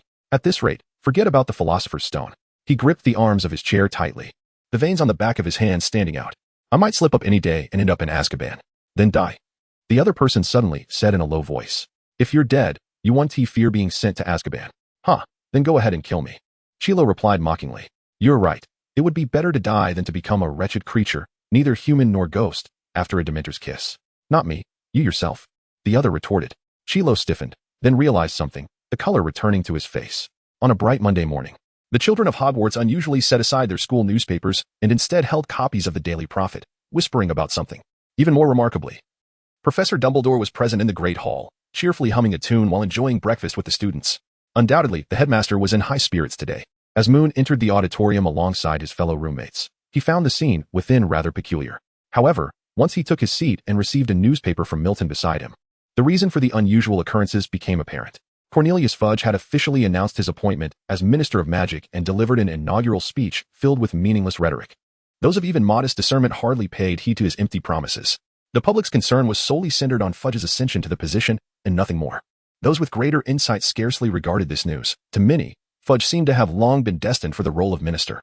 In truth, this position should have belonged to the venerable Barty Crouch, but following the denunciation of his son as a Death Eater and his subsequent imprisonment in Azkaban, Crouch's influence plummeted to the depths. Consequently, the most likely successor to the ministerial position became Cornelius Fudge, a notion that was virtually uncontested. What of Albus Dumbledore? Indeed, Dumbledore's reputation among the populace soared to extraordinary heights, and even within the ministry. A majority of officials, with the exception of Fudge and his supporters, hoped for Dumbledore to assume the ministerial role. Yet, those with a more profound understanding were acutely aware that Dumbledore would never accept the position of Minister of Magic, a fact that had been evident for many years. Moon could not help but turn to gaze at Professor Dumbledore, only to find that Dumbledore was also looking at him. Their eyes met, and Dumbledore smiled warmly, raising his cup in a silent toast. Chapter 69. That night Albus Dumbledore was indeed in high spirits today. The cause of his elation was the appointment of Fudge as the new Minister of Magic. Despite having publicly declared long ago that he would never accept such a prestigious position and never shying away from discussing it with others, the reality was that his reputation was so formidable that as long as Fudge delayed his announcement, Dumbledore was inundated with letters arriving like snowflakes. Now that the news was out, he could enjoy a brief respite. It was evident that Professor Dumbledore had underestimated Hogwarts. On Monday morning, during the defense against the dark arts class, Professor Quirrell suddenly let out a piercing scream, described by the Gryffindor students as akin to the wailing of the fat lady, before his face turned an alarming shade of black and he collapsed to the floor. The Gryffindor students were thoroughly frightened, suspecting that Quirrell had been bitten by the hound-backed lizard he had brought to class, and they hurried to summon other professors. The news of Quirrell's bite spread like wildfire, and within a single afternoon, it became common knowledge throughout the school. However, the professors in the infirmary, including Madame Pomfrey, held a different opinion. I can assure you, Headmaster, this is not the doing of the hound-backed lizard. If it were, he would be covered in purplish-red marks and blisters. Madame Pomfrey asserted confidently, quickly garnering support from Professors Sprout and Snape, three individuals most knowledgeable about herbology, potions, and magical ailments. Dumbledore glanced at Professor Snape, who nodded slightly, and he began to grasp the situation. After a brief discussion regarding Quirrell's condition, the professors dispersed. Unlike simple poisoning, if a curse were confirmed, the professors would be helpless to assist Quirrell until they identified the specific spell responsible for his state. After leaving the infirmary, Dumbledore summoned Professor Snape, and the two returned to the headmaster's office. As soon as they stepped inside, Dumbledore chuckled and shook his head, realizing that the forces behind him had indeed placed too much pressure on him. I'm beginning to agree with your assessment, Severus. He may indeed be in service to Tom. Only Tom could impose such a heavy burden on his subordinate, compelling him to resort to such desperate measures. Quirrell's sacrifice was significant, yet with the prior knowledge of his issues, both Dumbledore and Snape quickly surmised that Quirrell's intentions were vague. But he likely sought to slip into the infirmary and conduct clandestine activities to evade scrutiny. Naturally, they also considered that Quirrell might have other schemes in mind. But they were both resolute in their disbelief that Quirrell's curse was merely an accident. It was foolish to think so. The events of that fateful night had altered too much. Had Moon not been present, the incessant cries and struggles of the infant would have ultimately led to Anne's demise. Following Anne's death, a furious Golov and Edgar nearly exhausted themselves in their resistance against Voldemort, ultimately sacrificing their lives in the process. The remnants of the Shafik family were forced to flee the country, only returning gradually after Voldemort's fall, their strength diminished. Without Moon, Naphtali's plans in 89 would have proceeded smoothly, drawing no attention whatsoever. Moreover, Quirrell would not have been exposed so early under Dumbledore's and Snape's scrutiny. His colleague, the werewolf, would not have attempted to smuggle a giant wolf into Hogwarts from the Forbidden Forest. Snape would not have been injured, and Quirrell's threat level would not have been heightened. Nor would his association with Voldemort have been so nearly established. All of this would not have occurred, and Quirrell would not have taken such risks. achieving nothing yet inadvertently aiding Dumbledore and Snape in confirming his probable allegiance to Voldemort, leading to their latest decision. Injured. Professor Snape no longer needed to keep a watchful eye on Quirrell. He ought to give Quirrell a taste of success, making him feel that his sacrifice had genuinely eased Dumbledore's and Snape's vigilance. Thus, Severus, return and recuperate fully. Assist Moon in swiftly identifying the nature of that curse. Dumbledore raised his hand. I know you are likely seeking that spell yourself, which is commendable. The two of you together will surely progress much more swiftly. Snape frowned. And Quirrell? Headmaster, are you resorting to the tactic of feigned indifference? I must say, I do not believe you can persuade Quirrell to reconsider. No, Severus. I do not intend to. A hint of regret crossed Dumbledore's face. I once thought so, but now I believe you are correct. If Quirrell is willing to take such risks for Tom's commands, he is likely beyond my ability to sway. Given his character, even under duress from Tom, he would not engage in such actions unless he chose to do so willingly. He sighed softly, his right hand gently stroking the tabletop. Poor Quirrell. He has been so timid for so long, only to discover his inner courage in such dire circumstances. Snape's brow twitched. I must say, that is rather ironic. Though the remark was somewhat provocative, Dumbledore took no offense and instead laughed. Indeed, it is somewhat ironic. You are correct, Severus. And your decision? Snape inquired calmly. Since it is not to persuade him to turn over a new leaf, why not allow me to continue monitoring him? Oh, Severus, I fear you may have overlooked something. Dumbledore gently tapped the Daily Prophet on the table before him. The old man before you has found some leisure. I shall personally investigate what Tom wishes for Quirrell to accomplish at Hogwarts. With that response, Snape revealed nothing, his expression inscrutable. It was unclear whether he was pleased or displeased with Dumbledore's plan, but he said nothing further and turned to leave. Meanwhile, the unfortunate Professor Quirrell, lying in bed, remained blissfully unaware that his sacrifice had indeed succeeded in relieving Snape of his surveillance. However, a pair of far more discerning eyes awaited him along the path ahead. Chapter 70, The Three Heads That Ached. The aftermath of the Wizards' chess match began to reveal its consequences. Although the Daily Prophet had seized the breakfast reading time of the Hogwarts students on that Monday morning, it was ultimately a fleeting distraction. The school newspaper remained their enduring affection. Thus, when everyone picked up the school newspaper once more, they naturally encountered the report on the outcomes of the Wizard Chess Tournament. Although the Wizard Chess Club had not invested significantly in the event, and the prizes were not particularly extravagant, save for a rather novel trophy for the champion, Moon and Nash had dedicated considerable effort to capturing artistic photographs of Batman alongside the silver wizard chess set, which attracted the attention of numerous young wizards. Moreover, Ian had proactively provided Moon with the revised regulations for the Wizard Chess Club to be published in the school newspaper. 1. Members may withdraw from the club at any time after joining. 2. Even those unfamiliar with the game may join the club to learn. While these changes may seem trivial, they represented a monumental shift. Historically, Hogwarts clubs had adopted a more elitist approach, recruiting only individuals with specific skills or talents. And any joining or leaving required an invitation from current members along with a formal application. Ian's alterations effectively transformed the club from an exclusive enclave of elites into an accessible space for all. Without the presence of the school newspaper, Ian would never have been able to implement such changes, absent a means of publicity. Even amended regulations would fail to attract young wizards who were unaware of the club's new policies. However, with the school newspaper's existence, coupled with the previous tournament's demonstration of its promotional capabilities within Hogwarts, Ian was inspired to proceed. He had long harbored such ambitions, evident from the nature of the tournament's prizes. What puzzled Ian was that, despite successfully persuading other key members of his club, he encountered resistance from Moon. Indeed, Moon harbored doubts about Ian's ideas, as Ian had evidently overlooked certain considerations. The two had not developed a close rapport, and discussing profound matters with someone one barely knows is a social faux pas, particularly for a rebellious youth like Ian, aged 16 or 17. Consequently, Moon merely offered a brief comment without elaboration. Following the publication of the school newspaper on Monday, Ian found himself engulfed in a tumult of emotions the next day. To be precise, his feelings were a blend of joy and despair. The changes in regulations had indeed resulted in a plethora of applications from Hogwarts students wishing to join.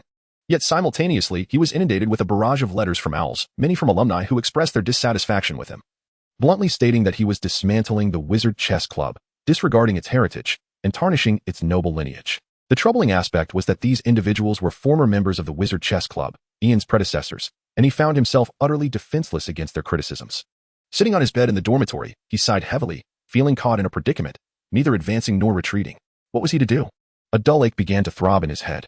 In the Slytherin dormitory, a nearly identical scene unfolded for Gemma, who also wore a troubled expression, though she held only a single letter. Truthfully, if given the choice, Gemma would have preferred to swap places with Ian. For her, handling official matters was far simpler than grappling with personal ones. An error in professional affairs might result in mere gossip behind her back, and should it become unbearable, she could simply resign. After all, it was not uncommon for others to discuss her behind closed doors. However, personal matters carried the weight of long-lasting regret, beyond mere remorse. Gemma had to consider whether, should she miss this opportunity with a particular individual, she would ever be inclined to seek another. The neatly pinned words on the letter, which usually brought her joy even when they conveyed mundane thoughts, now left her feeling utterly bewildered. It was as if her mind were inhabited by two cliché figures, one urging her to heed her heart and make a bold choice, while the other insisted she weigh reality more carefully, advocating for rationality over impulse. In this moment, Gemma wished fervently to silence these two voices and cast them into the black lake. With a heavy sigh, she folded and unfolded the letter repeatedly. The envelope, parchment, wax seal, and stamp lay discarded beside her bed, yet she found herself at a loss for how to begin her response. A dull throb began to echo in her head as well. In the school newspaper office, Moon observed Quirrell's position on the Marauder's map and rubbed his temples. Quirrell had made a thoroughly poor move, or so it seemed to Moon, who was aware that Quirrell could not possibly know that Moon possessed a fully functional Marauder's map. The issue lay in the fact that this blunder, when compared to the previous one, left Moon in a state of confusion. Quirrell's intentions were glaringly apparent. Seizing the opportunity afforded by a supposed curse to retreat to the hospital wing, thereby escaping scrutiny and operating from behind the scenes, was an exceptionally foolish strategy. Moon found himself questioning what kind of fool could conceive such a plan. Did Quirrell not realize that being cursed within Hogwarts would likely invite even more scrutiny? If only his intellect were slightly more developed, he might have deduced such an outcome. As a Ravenclaw, he should not have been capable of such folly. Moon began to doubt Quirrell's motives and contemplated whether there might be ulterior strategies at play, with Quirrell remaining motionless in the hospital wing. Moon's fingers idly tapped on the desk, ultimately deciding to abandon the line of thought. It was futile to ponder, as it was clear that such matters could not be resolved through mere contemplation. While he did not truly believe Quirrell to be that dim-witted, the possibility remained that he might be, and until more clues emerged, any further speculation seemed utterly pointless. Moon closed the live point map and casually opened the book beside him, unable to suppress the growing dull ache in his head. Chapter 71. The Convergence of Three Minds. Suddenly, a knock echoed at the door of the campus newspaper office. Curious, Moon set down the book and approached the door. Theoretically, at this hour, no one should be visiting the school newspaper office. Upon opening the door, he found a glum Ian standing there. The moment Ian saw Moon, he immediately exclaimed, "Moon, I should have heeded your advice. I am in deep trouble this time." Without needing Ian to elaborate further, Moon understood that the issue had arisen regarding the reforms in the Wizard Chess Club's regulations. To be honest, Moon had no viable solutions at this point. The die had been cast, and a foolproof plan was no longer feasible. However, since Ian had already come, it would be unkind to leave him standing outside. With a resigned shrug, Moon stepped aside to allow Ian into the office, then closed the door behind him. As soon as they were inside, Ian couldn't help but sigh. "What should I do, Moon? Is there any good solution? Today, I received an avalanche of letters, and nearly every one of them accuses me." Moon led him to his desk and was about to speak when a knock came at the office door. Just a moment." With a mind full of questions, Moon walked to the door and opened it, only to be surprised to find Gemma standing before him. While it was not entirely unexpected for Gemma to be there, her expression was one of hesitation, which was indeed remarkable. The last time Moon had seen Gemma display such indecision was during their previous encounter. "Gemma? What is the matter?" Moon asked, looking at her with curiosity. Gemma parted her lips as if to respond, but her gaze drifted to Ian, who was seated in the office with a furrowed brow, resting his chin on his hand. She quickly suppressed her urge to speak and softly inquired, "Are you busy?" "Not particularly," Moon replied, running a hand through his hair. He sensed that Gemma had something she wished to express. After a brief hesitation, he stepped aside and said, "It's nothing serious. Please come in. Ian's situation is nothing to conceal, and perhaps you might offer some insight." Gemma nodded gently and entered the school newspaper office, greeting Ian as she did. Although both were students of Slytherin and of similar ages, Ian and Gemma had little interaction beyond the occasional nod in passing. Furthermore, by the time Gemma entered, she had already masked her earlier hesitance, prompting Ian to casually acknowledge her with a soft greeting, without delving further into conversation. Moon firmly closed the door, unable to suppress his inner thoughts, pondering that if anyone else were to enter, he would allow the three of them to converse amongst themselves. Fortunately, by the time he returned to his seat and cast a glance at Ian, the door remained undisturbed, free from further knocks. Thus, Ian felt no need to conceal anything from the adjacent Gemma. After all, as Moon had stated, there was little to hide. "Moon, do you have any good ideas?" Moon responded with remarkable decisiveness. "At this juncture, there seems to be no course of action that could yield a favorable outcome for both parties, at least. I cannot conceive of one." Ian, despondent, lowered his head, rhythmically tapping his knee with his hand, realizing the gravity of the predicament. Like a drowning individual grasping at every lifeline within reach, Ian's fingers lightly drummed against his knee for a brief moment before he suddenly recalled Gemma sitting beside him. He hastily lifted his gaze to her and succinctly recounted his plight, looking at her with hopeful eyes. "Do you believe there is any feasible solution I might employ?" Gemma answered with even more conviction than Moon. Yet she also offered her perspective. No, but I believe that since you have already taken this step, you might as well see it through to the end. After all, those individuals have departed from Hogwarts. They wield no authority over you. At most, they might send a couple of letters to express their discontent, but do not let it trouble you. Ian's short, stout fingers clenched his golden hair tightly as he fell into deep contemplation. After a few moments, he exhaled deeply. Moon and Gemma were perplexed by his peculiar habit of tugging at his hair while holding his breath in thought, yet he continued to do so, as if a realization had dawned upon him. You are right, Farley. I indeed ought to proceed in this manner. Since I have committed to this course, I shall carry it through. However, mere seconds after declaring his resolve, his countenance fell once more. But what shall I do after graduation? I must secure a position at the Ministry of Magic. Will they not make my life difficult? Moon and Gemma exchanged a glance. Ian was indeed correct. If he were to work at the Ministry of Magic in the future, this issue was certainly worth contemplating. However, in this matter, Moon and Gemma were of little assistance. Never mind, regardless of the situation, I appreciate your help. Ian wore a dejected expression, forcing a smile that appeared somewhat foolish. I shall return and ponder this matter further. The troubles I have created are mine to bear. Moon and Gemma nodded in unison, watching as Ian trudged out of the school newspaper office, each step laden with reluctance. He was in quite a predicament. Gemma hesitated for a moment before offering her assessment. Moon nodded slightly, then shifted his gaze towards Gemma. So, what troubles you? Gemma took a deep breath and hesitated for a moment before retrieving a letter from her pocket. Ultimately, she extended it to Moon, asking, Could you possibly help me with this? I am uncertain how to respond to him. Moon was taken aback for a moment. Then he accepted the letter, opening it to read. He had been pondering what kind of correspondence could render Gemma so indecisive. He had even entertained the possibility that it might be a letter from that boy. However, what bewildered Moon was that it turned out to be a love letter. A love letter? Moon lifted her gaze to Gemma, a strong urge swelling within her to utter, Gemma, something seems amiss. Though the words remained unspoken, the peculiar sensation in her heart intensified. How strange it was. Why was she assisting a girl in deciphering a love letter from another man? Moreover, why was she contemplating how to craft a suitable response? Moon propped his forehead with his hand, feeling that the unfolding scenario was somewhat amiss. One might mistakenly think he was merely a sycophant to Gemma or a third party intruding upon their affair. However, upon reading the letter, Moon finally comprehended why Gemma had solicited his assistance in formulating a response. The peculiar feeling in his heart shifted into a state of confusion and uncertainty. He gazed at Gemma, blinked, and ultimately inquired directly, Is this boy a muggle? Chapter 72. A new prophecy. The notion that wizards and muggles should not intermarry is an antiquated tenet, long relegated to the annals of history. Yet, despite its obsolescence, some individuals still adhere to this archaic belief. It is well known that pure-blooded wizards do not possess any inherent superiority over their half-blood or muggle-born counterparts. Nevertheless, there are those who foolishly cling to the pride of pure lineage, deeming muggle-born wizards unworthy of practicing magic. Gemma's predicament was precisely this. Hailing from a pure-blood wizarding family, though not from a prestigious lineage, her family had indeed maintained several generations of wizardry. Simultaneously, her parents were staunch proponents of pure-blood supremacy, while they would not resort to dangerous actions stemming from this ideology. Should Gemma dare to pursue a romantic relationship with a muggle or even a wizard of muggle descent, her parents would likely cast her out without hesitation. This was merely one of the reasons causing Gemma's inner turmoil. The second reason was that she had never experienced love, nor had she even entertained any flirtations. For her, this was an endeavor fraught with challenges. Moreover, the fact that this boy was several years her junior intensified her anxiety, rendering her even more bewildered. The third and most significant reason was that Gemma had only met this boy once. For the past 2 years, they had merely exchanged letters. Their conversations had seldom ventured into discussions about family or daily life. Instead, they had shared poetry, delving into topics such as waltzes, ballet, and jazz. Now, the boy had written to Gemma, expressing a desire to meet again, his words undeniably laden with romantic intent, and the underlying flirtation was unmistakable. While it should have been a fortuitous development, Gemma perceived a stark disparity between them, a wizard and a muggle, despite their shared interests. The vast chasm of their realities loomed large, leaving her uncertain whether they could surmount these differences and ultimately unite. In all honesty, Gemma feared that merely revealing her identity as a wizard could instigate significant complications in their relationship.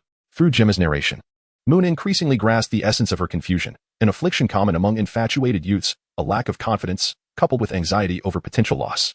This insecurity did not stem from a belief in personal inadequacy. Rather, it reflected a profound doubt in her ability to nurture and sustain love, even questioning her capacity to allow the relationship to unfold naturally.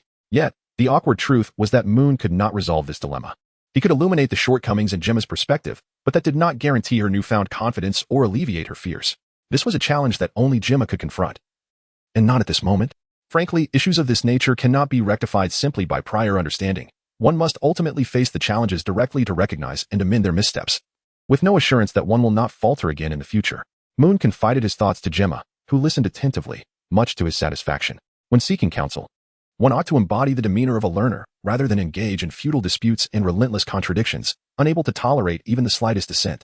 While this may seem quite ordinary, it is a feat that most individuals in the world struggle to achieve. Having succinctly articulated his perspective, Moon concluded, ultimately, the decision rests with you. I am not in a position to offer advice, so I can only outline potential issues and their underlying causes. Gemma sat in silence for a moment, then rose to her feet and nodded gratefully at Moon. Thank you, Moon. I believe I understand, but I will need to reflect further before making my final decision. Of course, Moon replied with a smile, waving his hand in dismissal of her politeness. See you later. A rare smile graced Gemma's face as she turned and exited the school newspaper office. Once both had departed, Moon found himself alone in the office once more. He stretched languidly, sinking back into his chair as he cast his gaze out the window. The moon above radiated a cold, ethereal light, while a few scattered clouds floated aimlessly in the sky. Occasionally, a star would pierce through the gloom, yet even it appeared dim in the moonlight. Several willow trees swayed gently, and he could faintly discern a figure seated beneath them, engaged in some unknown activity. One inexplicably felt a surge of agitation. The book beside him was opened and then hastily closed again. He attempted to read a couple of lines, yet found himself utterly unable to absorb the words. What, after all, was the source of his unease? Moon cast aside the book he held, his gaze unexpectedly drifting to the diminutive teacup beside him. A sudden realization dawned upon him as he moved the teacup to his front, his eyes fixating on the remnants of tea leaves within. The cup, long emptied of its contents, now bore only a trace of residue. It was not a feeling of annoyance, but rather an unsettling premonition. Moon inhaled deeply, withdrawing a sheet of white paper, and inverted his teacup upon it. When the cup was lifted, a striking pattern emerged on the paper. Without the need for divination to discern the tea leaves' hidden meanings, Moon immediately recognized that the design unmistakably resembled a spider. Fragmented phrases surged through his mind, a tale severed from its context, a prey unshackled from its bindings. The riddle would be partially unveiled tonight, a web, intricately woven long ago, awaited disruption by two unexpected intruders not ensnared within it, and the outcome would finally break free from its predetermined course. With a long exhale, Moon extracted a metal plate, inscribing a new prophecy on its opposite side. Another prophecy, indeed, and it appeared far more enigmatic than the last, obscuring its true intent. Just as Moon expected, the turmoil within him dissipated almost instantaneously following the prophecy. He carefully stored the metal plate and his other belongings. Preparing to exit the campus newspaper office when the mischievous spirit, Pippi, burst through the wall, his face alight with exuberance. Moon Fox. Moon Fox. Pippi has significant news for you. Major news. This time, it's truly monumental. Guess what it is, Moon Fox. If you guess correctly, Pippi will bestow upon you an additional tidbit. Pippi's grin widened, his smile brimming with mischief, not directed at Moon, but rather at those whose secrets he had managed to uncover. As Moon pondered the unusual bustle in the school newspaper office that evening, he absent-mindedly scratched his somewhat itchy right arm. He was not particularly inclined to guess, primarily because it seemed unlikely he would arrive at the correct conclusion. However, the predicament lay in the fact that Peeves, the mischievous poltergeist, typically required a gentle touch to coax him into cooperation. Otherwise, one could never predict what kind of mischief he might conjure. Nevertheless, Moon's spirits were high at that moment, so he was not averse to indulging Peeves in a bit of playful banter. Could I have a hint, Peeves? A hint? Peeves exclaimed. Aha, indeed, Moon Fox. Peeves shall bestow upon you a hint. With that, Peeves, who had been leaning forward against Moon, suddenly recoiled as if propelled by a spring. He theatrically stroked his chin in contemplation, and after a few moments, declared, Listen closely. The hint I provide pertains to something related to bats. Upon hearing Peeves' clue, Moon momentarily paused, pondering, bats? What could that possibly mean? But in the next instant, he recalled that Peeves had once referred to Professor Snape as the grim old bat during a previous conversation. I surmise, Peeves, that you have uncovered Snape's secret lover, have you not? Moon inquired, skepticism lacing his tone as he gazed at Peeves. Indeed, Moon. Absolutely correct. Peeves has discovered the secret lover of that grim old bat. Peeves declared triumphantly, hands on hips, reveling in his own cleverness. Let us celebrate Peeves, for he is undoubtedly the finest journalist in all of Hogwarts. Having unearthed such an astonishing secret, Mooney's lips twitched as he stifled the impulse to voice his sarcasm, maintaining a calm expression while inquiring, So, Peeves, who exactly is Professor Snape's secret lover? And how did you come to discover this? It's Madame Pomfrey. Peeves cackled with delight, surprised, aren't you? Severus Snape and Poppy Pomfrey. Can you imagine the uproar this news will cause? I can assure you, Mooney, this revelation will make the school newspaper renowned beyond our borders. Mooney clicked his tongue, feeling utterly bewildered. He was uncertain whether the school newspaper would indeed gain international fame, but he was certain that Peeves would find himself unceremoniously flushed down a toilet by Professor Snape if there was even the slightest chance of it happening. Professor Snape and Madame Pomfrey? Peeves truly had a knack for mischief. The age difference between the two was rather significant. Moony? Moony? Peeves extended his arm, flailing it exaggeratedly in front of Moony's face. What do you think? Isn't this news just sensational? Whether it was sensational or not was beside the point. Peeves. Where did you obtain this information? Moony regarded him with scrutiny. Why, I saw it with my own eyes. Peeves declared proudly. That night, on the 16th, Madame Pomfrey sneaked into Professor Snape's office and stayed there for a full half-hour before emerging. They must be up to something. The 16th, you say? Moony paused for a moment to reflect, and then he quickly realized the gravity of the situation. The 16th marked the very night when Professor Snape and Hagrid confronted the werewolf, and it was on that night that Professor Snape sustained his injuries. Madame Pomfrey had rushed to Professor Snape's office late at night, evidently to assist him in examining and treating his wounds. This revelation was indeed quite significant. Yet Peeves, are you truly certain you wish to publish this information in the school newspaper? Moony cast a conflicted glance at Peeves. The gossip regarding Professor Quirrell was a specific act, devoid of any insult towards the professor. Nevertheless, this piece of gossip must be published. It absolutely must. Upon sensing Moony's apparent reluctance, Peeves became flustered. After all, this was a precious piece of information that he had painstakingly uncovered. To not publish it in the school newspaper would be a travesty. Moon pondered for a moment before eventually nodding in agreement. However, as he did so, he remarked, it may be published in the school newspaper, but the term secret lover is laden with overt judgment and almost derogatory connotations, as it is merely your conjecture, Peeves. Nevertheless, I can certainly present your findings in their entirety. Specifically the observation of Madame Pomfrey entering Professor Snape's office late at night. It seems rather unfortunate for Peeves that we cannot publicly declare the clandestine relationship between Professor Snape and Madame Pomfrey in the school newspaper. Yet, regardless of the circumstances, it is indeed a positive development to have it published. He quickly shook off his brief disappointment and resumed his jovial demeanor, nodding enthusiastically as he laughed. That will suffice. Peeves has not toiled in vain after all. That grim old bat. His secret shall ultimately be unveiled by Peeves. Munn looked at the fat friar with a mix of exasperation and amusement, pondering what had transpired with Professor Snape that had instilled such an obsession in this peculiar spirit. By the way, Peeves, he recalled, didn't you mention earlier that if I guessed correctly, you would bestow upon me a piece of information? What, pray tell, is the tidbit you are offering? Once Peeves had settled down a little, Munn continued, do share it with me. Oh, you mean that? Peeves adjusted his somewhat disheveled attire, a result of his animated antics, and replied with a hint of disinterest, well, it's nothing too grand. Just last night, I observed a blood-red spider scuttling into the Gryffindor common room. Quite the curious sight. I must say, I've never encountered a spider of such peculiar size at Hogwarts before. Moon's expression abruptly stiffened, and he found himself momentarily holding his breath. Peeves, are you absolutely certain you saw a blood-red spider scuttling into the Gryffindor common room? The mischievous poltergeist, still tugging at his ill-fitting garment, raised his head and looked curiously at Moon. Of course. What's the matter? Is it something amusing? As he spoke, Peeves' eyes sparkled with excitement. Quick, Moon, tell me. If it's entertaining, I simply cannot miss out. Chapter 74. The Boar's Yarlin entertaining? Moon inhaled deeply, then donned a remarkably sincere smile. Indeed, it is quite amusing, Peeves. If you manage to locate that blood-red spider, the titles of Hogwarts Best Gossip King and Best New Journalist will undoubtedly be yours this year. Just imagine, a whole page in the school newspaper dedicated to showcasing your photo and accolades, along with a custom crown to signify your status as the Gossip King. Yes, Peeves. A crown. If you wish, we can even commission a song titled Peeves the Gossip King. Peeves' breath quickened, his eyes widening to an alarming degree, resembling Moon's fist in size. Really? I could receive a crown? You would dedicate an entire page for my photo? Absolutely. That blood-red spider is the biggest scoop Hogwarts has seen this year. Moon asserted with unwavering conviction, leaving no room for doubt. Peeves was evidently intrigued, yet soon cast a suspicious gaze at Moon.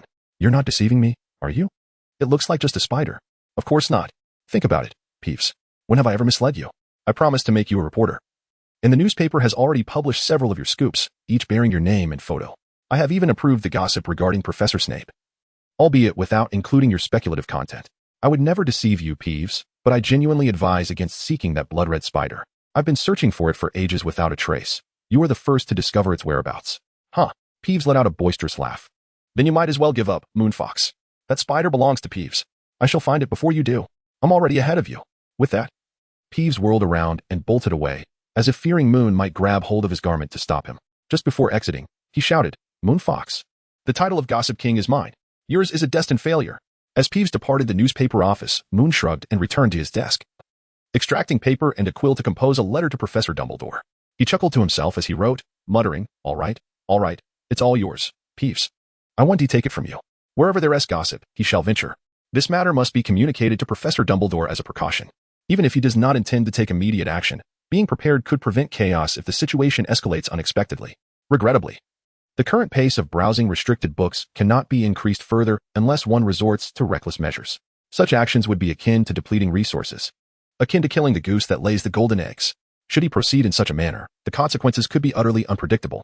If something unbearable were to occur, such as being insidiously eroded by dark magic, it would be a complete misstep. Upon finishing the letter, Moon tapped his wand over it, hastening the ink to dry. While reflecting on the prophecy he had whimsically crafted earlier, the riddle will be partially unveiled tonight, which, at present, appeared to hold true. Peeve's arrival had provided a new lead, seemingly insignificant yet potentially pivotal. But what of the phrase referring to two uninvited guests not found online? If one of them pertains to him, someone who ought not to be present at Hogwarts, who then is the other uninvited guest?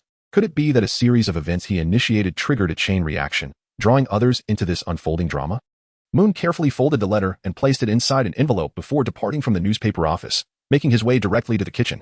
At this hour, seeking out Debbie at the Owl Tower to deliver a message would undoubtedly be a foolish endeavor. The house elves in the kitchen presented a far superior option for conveying his missive to Professor Dumbledore. After enlisting the aid of a house elf named Lala to deliver the letter, Moon exited the kitchen and returned to the common room. Upon entering, he was immediately greeted by a thunderous roar from Gale. "Yarlin, go to hell." Before Moon could comprehend the chaos unfolding in the common room, a cacophony of laughter erupted, accompanied by startled gasps. In the next instant, a shadow came barreling toward him, colliding squarely with his body and sending him crashing against the doorframe of the common room. Thud. Not only did Moon's back meet the door with a resounding thump, but the momentum also caused the back of his head to strike a higher point, inducing a dizzying pain that left him groaning and cradling his head as he crouched down. What on earth? Had a wild boar just entered the common room? The once uproarious badgers fell into an abrupt silence, while Gale stood bewildered, still holding the sofa cushion, uncertain whether to hurl it at Yarlin's head. Yarlin, the unwitting cause of Moon's unfortunate encounter with the door, stood frozen, equally perplexed by Moon's sudden arrival. Violet, witnessing the scene from behind, felt a surge of concern and rushed forward to assess Moon's injuries. However, before she could cover half the distance, Moon suddenly shot up, glaring at Yarlin with gritted teeth. "Yarlin, go to hell." Seizing the moment while Yarlin was still stunned, Moon lunged forward, grasping Yarlin by the waist, and with a swift motion, he tripped him, sending Yarlin sprawling to the ground. Pinning his hands down, Moon raged. "Are you attempting a rebellion? Do you wish to kill me? Are you trying to eliminate me to inherit my fortune? Speak, Yarlin. I want to kill you 1,000 times over, and it still wouldn't be enough." Gale finally seized his opportunity. As Moon held Yarlin's hands down, he quickly grabbed another cushion and rushed forward, unleashing a flurry of blows upon Yarlin's head. "Spare me! Spare me! I was wrong. Help! Help! Cedric!" Yarlin cried out in humiliation. Cedric, who had been counted upon by Yarlin, stood on the fringes of the crowd. After a moment's contemplation, he hurled 2 cushions into the fray, providing further ammunition while cheerfully shouting, "I'm here. Yarlin, hold on. I'm coming to rescue you. You mustn't give up. All right, I want to surrender." Note 1. For clarity, readers need not worry. This book will not feature dual or multiple crossings. Moon is the sole traveler. Chapter 75. The Howling Dogs of a Rainy Night. This fracas ultimately concluded with Yarlin's pitiful pleas for mercy. Once the laughter subsided and everyone departed, Yarlin's sorrowful and despondent gaze did not rest upon Moon, who had restrained him, nor on Gale, who continued to mercilessly pummel him with cushions, but instead fell upon Cedric. "What happened to your promise to rescue me? What happened to your insistence that I hold on? And you told me not to give up?" Men are all deceitful creatures, and the words of a man are merely the flapping of a deceptive tongue. Moon had already dashed to the fireplace, playfully engaging with the cat alongside Violet. Gal was still occupied with tidying up the aftermath, while Cedric feigned ignorance. Seated in the corner, engrossed in a book, Yarlin sat alone on the floor, his heart heavy with grievances. "Why is it always me who gets hurt?" he lamented. "What? You say I provoked Gal first by smacking him with a pillow?" he mused. "Well, that changes everything." With that, Yarlin dusted himself off and sprang to his feet, joining Gal with a mischievous grin as they gathered the scattered sofa cushions. Though it was labeled as a heavy blow, Gal's pillow had barely grazed him, aimed squarely at his forehead. They were merely playing, and there remained a sense of decorum, a lesson Moon often emphasized. In truth, the one most injured that evening was not Yarlin, but Moon, who had unexpectedly bumped his head. If anyone deserved to complain, it should be Moon. He had returned cheerfully to the communal lounge, only to find an unexpected obstacle in his path, while Violet cradled a jar filled with cat treats. She observed Moon feeding Snowball with gentle curiosity. "Does it still hurt? Should you go take a break?" she inquired softly.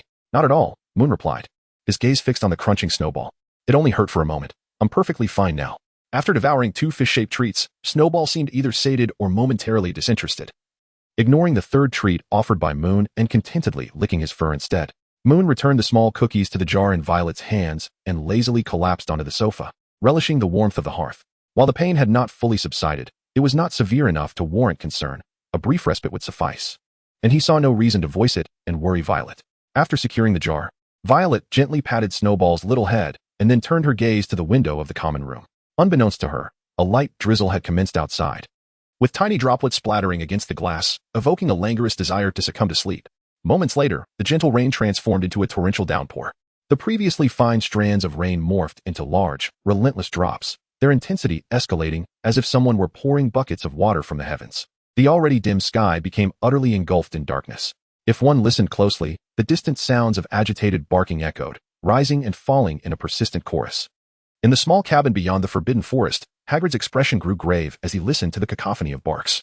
After a moment's contemplation, he grabbed his small red umbrella and lantern, donned his coat, and ventured outside. Yaya, eager to accompany him, was halted by Hagrid's hand, which gently but firmly pushed her back into the cabin. "Stay inside, Yaya. It's not safe tonight." Yaya whined softly, a mix of fear and concern evident in her demeanor. But Hagrid remained resolute, closing the door behind him as he stepped into the rain-drenched forest. The persistent barking served as Hagrid's guiding beacon. Drawing upon his familiarity with the forbidden forest and aided by the dim glow of his lantern, he pressed forward despite the oppressive darkness that enveloped him. He suspected that the troublesome werewolf and his pack of giants had returned. Just days prior, he had informed Professor Dumbledore of the troubling situation following his and Professor Snape's injuries, receiving Dumbledore's approval to act freely in safeguarding the forest, with the option to seek assistance from the school if necessary. The area that Ruby could protect was limited, and with such a torrential downpour, there was a pressing concern that the werewolf might breach Ruby's defenses and infiltrate Hogwarts, which would undoubtedly escalate matters rapidly. Should any harm come to individuals, the blame would rest squarely on his shoulders. The rain washed away any trails or scents, rendering it impossible for Hagrid to discern anything from the ground. As he approached Ruby's location, his anxiety mounted. The situation worsened when, having covered nearly 3/4 of the distance, Ruby's barking abruptly ceased. This was an ominous sign, a harbinger of dire circumstances. Hagrid cast aside his cautious thoughts and sprinted towards Ruby, finally spotting the large creature standing in the rain, searching for something. The ground was littered with chaotic footprints, devoid of any discernible value, as Ruby's massive paws had obliterated much of the evidence. The raging storm compounded the difficulty, obscuring visibility. With no other options, Hagrid placed his hopes in Ruby. "Hey, Ruby, what did you see?" Ruby lowered his head, 2 of his 3 heads fixating on Hagrid, while the third remained trained in another direction. With a deep bark, Ruby indicated, raising his nose towards the direction of the third head. "It ran that way." Hagrid received his answer and hurried in pursuit. In his haste, he failed to notice the few tufts of bloodied wolf fur on the ground. Under such conditions, anyone would have missed such details. Following Ruby's guidance, Hagrid ran a distance and began to discern vague giant wolf tracks in the muddy areas. However, as he ventured further, those tracks faded into obscurity, becoming disordered and leading in all directions, rendering them impossible to follow. With a heavy sigh, Hagrid reluctantly turned back. Continuing to chase blindly would only invite further trouble without yielding any results. He returned to Ruby, patting the massive creature's 3 heads, each deserved attention. After promising a hearty meal for the following day, he made his way back from the Forbidden Forest. Chapter 76, the question and answer in the history of magic class on Tuesday. The young wizards of Hufflepuff were preparing as usual for their inevitable slumber in the history of magic class, some dozing off while others, inspired by Moon's suggestion, engaged in a simple game of wizard chess crafted from paper, with minimal enchantments to prevent tearing. Few had any intention of paying attention to the lesson. Professor Binns, oblivious to the chaos, adhered to his unwavering principle: do not disrupt his lecture. Minutes later, the students set aside their distractions and turned their captivated attention towards Professor Binns. While they found his lectures tedious and drawn out, they were intrigued by his storytelling potential, though he had never once regaled them with a tale. Today, however, was different. Moon had posed a question. "Professor, while perusing some books in the library, I came across a peculiar mention of Hogwarts, a room that remains hidden until one encounters it, transforming into the shape of what one most desires at that moment. I am curious, do you have any knowledge of this room? Does it truly exist?" Professor Binns regarded Moon for a moment, his silence stretching nearly a full minute. The students speculated whether he was unwilling or unable to answer. Only Professor Binns understood that he was caught between responding and continuing his lecture. After a moment's hesitation, he cleared his throat and began, "Well, regarding this room, indeed, Hogwarts possesses such a chamber, a magical room." His familiar, tedious manner of speech resumed, stretching out words and punctuating them with labored breaths. However, the young wizards gazed eagerly at Professor Binns, all captivated by Moon's words. Professor Binns, quite displeased, found little joy in the fact that today, unlike on many previous occasions, a significant number of students were attentively awaiting his discourse.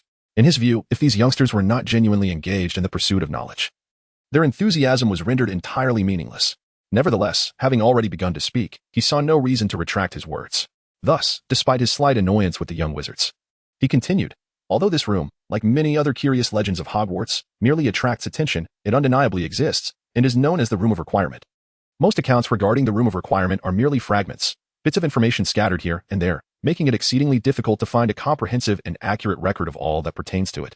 It is part of the magical composition of Hogwarts Castle. Therefore, this is all I can share with you. Beyond this, my knowledge is limited. Professor Binns concluded his remarks succinctly, though still somewhat rambling, before calmly instructing, "Now, please take out your textbooks. We shall continue our lesson." "Apologies, Professor." Moon interjected before Binns could commence the lesson. He was hesitant to interrupt once the professor began, fearing a reprimand. "After hearing your explanation, I find myself even more intrigued. You mentioned that the Room of Requirement is part of the magical composition of Hogwarts Castle. If that is the case, why are there no detailed records regarding this aspect of magic within Hogwarts? I mean, I have searched the library several times and even inquired with Madame Pants, who assured me that no such books or materials are available for consultation." Professor Binns furrowed his brow. "Mr. Fox, not everything leaves a detailed historical record. This is precisely why we study the history of magic. We must ensure that recorded history is passed down through generations. As for your question, I can answer it succinctly. They have been lost." He articulated this rare statement with clarity and coherence, even minimizing his usual drawn-out pronunciations. Hogwarts has existed for a very long time, and during this period, it has weathered many storms. It is entirely normal for records to be lost. Now, if you have further inquiries, I suggest you wait until after class rather than encroach upon your classmates' learning time. Seated in front of Moon, Yarlin murmured softly, "We would rather occupy class time. This is far more interesting than what is written in the textbook." Moon kicked Yalin's chair and then nodded apologetically at Professor Binns. "My sincerest apologies, Professor. Please, you may commence the lecture." Professor Binns nodded with satisfaction. To be frank, he had always held a certain fondness for Moon, considering him the top student in the study of history of magic. Had it been a different student posing such questions, he would have been far less inclined to elaborate. It is important to note that Professor Binns, lacking all his memories from life, found it impossible to regain his lost recollections through reading. Nor could he acquire new knowledge in such a manner. Consequently, when it came to topics beyond the curriculum, he often spent considerable time rummaging through his mind for answers that might have existed there, before finally responding. Now that the questions had concluded, he could return to the teaching he excelled at.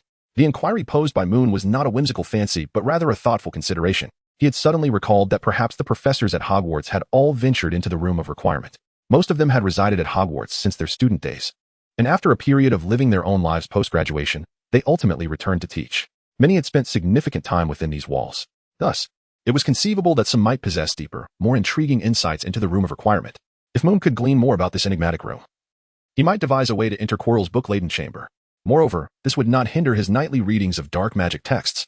Perhaps approaching the matter from both angles would yield swifter results. Earlier that morning, he had also inquired with Professor Sprout, who confessed that she had only heard of the Room of Requirement but had never entered it. In her words, even if she were to locate the room, it likely would not be of much assistance, as her primary concern was managing a handful of unruly Hufflepuff badgers. "Perhaps that room would only present me with a wall of instruments of torture and shackles," she added, laughing at the thought, while handing Moon 2 large lollipops from Honeydukes and affectionately ruffling his hair. As the history of magic class concluded, Moon hurriedly approached Professor Binns once more and asked, "Professor, I apologize, but may I ask you some additional questions regarding the Room of Requirement?" Professor Binns, having no objection since it was not class time, was willing to indulge Moon's inquiries as he had no need for sustenance.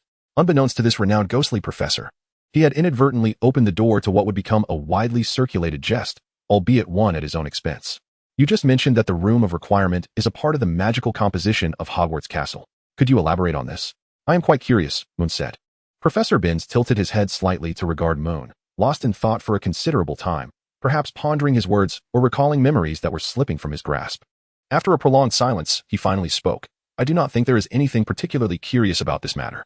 Moon, unsure of how to respond, was met with Binns continuing, "Ah, I see. You are curious about what constitutes the so-called magic of Hogwarts Castle, correct? Specifically, what are its components?" "Precisely, Professor." Moon replied with a sigh of relief and a nod. "However, I cannot provide you with a definitive answer." The professor's calm tone resembled that of a casual greeting. Receiving such a response left Moon feeling a tad disheartened, yet he maintained his customary politeness, preparing to depart when Professor Binns, with a deep breath, said, "But I can share what I do know." The delay in addressing questions outside of class time was unexpected. Overjoyed, Moon turned to Professor Binns, who began to describe the magical essence of Hogwarts Castle. I believe you are already aware that from the school's inception, the four founders of Hogwarts, indeed, placed numerous protective spells upon the castle and performed countless magical modifications, resulting in a plethora of wondrous rooms, facilities, and secret chambers. Consequently, many, I dare say, unfounded rumors and tales emerged, such as the Chamber of Secrets and the Hidden Death Chamber. In my opinion, such nonsense is pure fantasy, designed to deceive those with simple minds who lack critical thinking. These tales pale in comparison to the genuine history that has been passed down. Yet people are invariably more fascinated by such fabrications. In addition to these rumors, there exist certain rooms imbued with magic that have been verified to exist. Like the room of requirement that piques your curiosity. Professor Binns paused. I cannot provide you with a comprehensive account, as my own memories are fragmented. However, you may understand Hogwarts as an immense magical construct. Its foundation is not of bricks and mortar, but of magic itself. Its components are not merely rooms and staircases, but the magic encapsulated within these very spaces. That is why I assert that the room of requirement is indeed a part of the magical composition of Hogwarts Castle. But beyond this, I can divulge no more. Moon nodded thoughtfully, then expressed his heartfelt gratitude towards Professor Binns, saying, "Thank you very much for your generous explanation, Professor. It is immensely helpful to me." Professor Binns gazed at Moon, paused for a few seconds, and replied, "It is commendable to possess a curiosity for knowledge, Moonfox. But I believe you ought to focus more on matters of practical significance rather than these seemingly intriguing yet ultimately trivial pursuits." "I shall remember that, Professor. I won't disturb you any longer."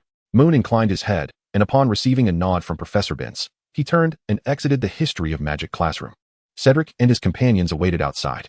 Initially, Cedric had intended to stay inside, but Yarling appeared to be in a daze while Gal was yawning incessantly. Cedric found it difficult to muster the audacity to keep the two of them standing before Professor Binns, so he led them out instead. As Moon rejoined them, Gal yawned again and rubbed his eyes, asking, "What has suddenly piqued your interest in this so-called room of requirement?" Moon replied, somewhat bemused, "Is it not natural for me to be intrigued by various things?" Yarling nodded in agreement, adding, "Indeed, but this room of requirement does sound quite fascinating. Can it really conjure anything?" Before Moon could respond, Gal interjected, "If such a room exists and I were to discover it, I wonder if it could summon a lavish feast for me. Must you only think of food?" Yarling scoffed, and predictably, the two began to bicker. "What? Do you not eat?" "I do eat, but your mind is solely consumed with thoughts of food. That is quite different." "Oh, I thought you abstained from eating." Gal Fuller. "Ah, come at me, you fool. If you dare, don't run away." Chapter 78, A Sudden Infatuation. If there were anyone at Hogwarts, aside from Professor Dumbledore, who could respond to Moon's inquiries regarding the magical composition of Hogwarts, it would undoubtedly be Professors McGonagall and Flitwick. Of course, consulting Professor Dumbledore would be the preferable choice. However, the venerable elder was currently absent from Hogwarts, and the letter Moon had dispatched to him yesterday had yet to receive a reply. The good news was that there was a transfiguration class scheduled for the afternoon, providing Moon with the perfect opportunity to seek guidance from Professor McGonagall. The unfortunate news was that today's class would not be taught by Professor McGonagall. Moon gazed at the youthful and radiant visage of the Gryffindor senior standing at the podium and couldn't help but sigh. While the senior was certainly appealing, he found himself yearning more for the presence of the Gryffindor head of house. They had recently been studying the art of transfiguring beetles into buttons, and had even penned a paper on the subject. The fundamentals of the spell had been grasped by all, making it quite ordinary for Professor McGonagall to enlist a teaching assistant for the lesson. With his wand in hand, Moon stared at the small jar containing the beetles, idly transforming several of them into various beautiful buttons of different shapes and colors, while simultaneously offering guidance to the utterly astonished Yalan beside him. "Hey, you must be Moonfox," the Gryffindor senior said, having approached him without his notice. With an air of curiosity, she continued, "I saw your speech in the Great Hall. No, it was a debate, to be precise. It was quite impressive." Thank you," Moon replied, mentally recalling the name of this Gryffindor senior. Wasn't she the one who had previously filled in for Professor McGonagall? Florence? "Indeed, Sonia Florence," she replied, extending her hand toward Moon with confidence. "Shall we consider this our formal introduction?" Moon found it somewhat peculiar to shake hands with Sonia, feeling that this gesture of social interaction was rather strange, as if they were not in a classroom but rather in a solemn and formal conference room. What struck him as even more odd was the gentle brush of her palm against his while their hands were clasped. Was there something amiss? Sonia playfully winked at him before turning back to the podium, leaving behind a letter adorned with a lipstick mark.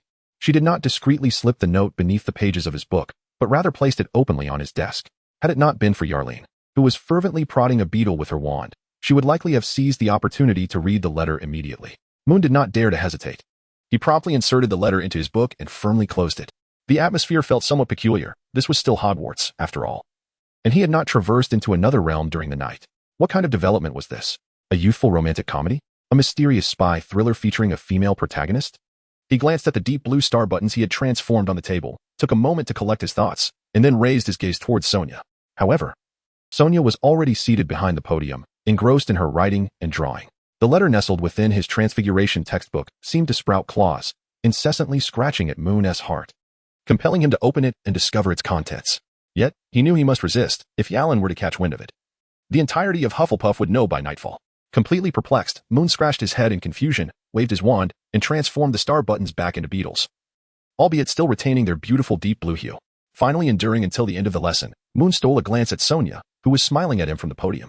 He dared not linger any longer and hurriedly pulled his roommates along, racing out of the transfiguration classroom. Ah, when will I be able to transform beetles into whatever I desire, just like Moon? Yalan pouted, expressing a hint of envy. Then I wouldn't have to worry about my transfiguration exam. Stop dreaming. You should first learn how to make your beetles stay still, Gal remarked mercilessly, poking at Yalan's sore spot from the previous lesson when Yalan attempted to convert a beetle into a button, resulting in the beetle's body taking on the shape of a button while its legs remained intact, causing it to scurry wildly across the table, nearly making Gal laugh himself breathless. The group bantered and laughed as they made their way to the Great Hall. Upon reaching the entrance, Moon, deep in thought, bid farewell to his friends, claiming he had something to attend to, and asked them to bring him a meal back to the dormitory. He then slipped away, retreating to the Hufflepuff common room. He simply could not resist the urge to see what the letter contained. After all, it was no ordinary missive. Adorned with a lipstick mark, anyone would be curious. Once back in the common room, Moon dashed into his dormitory, secured the door, and retrieved the letter. As he sliced through the wax seal, he opened the envelope, and the paper emanated a faint, unique fragrance. During transfiguration class, he had not detected any scent when Sonia Flores had approached him, indicating that the aroma on the letter was not merely the residue of her perfume. Moon blinked and nervously unfolded the creased letter. The paper bore only 2 lines. The first read, "Hello, Moon Fox, I am Sonia Flores."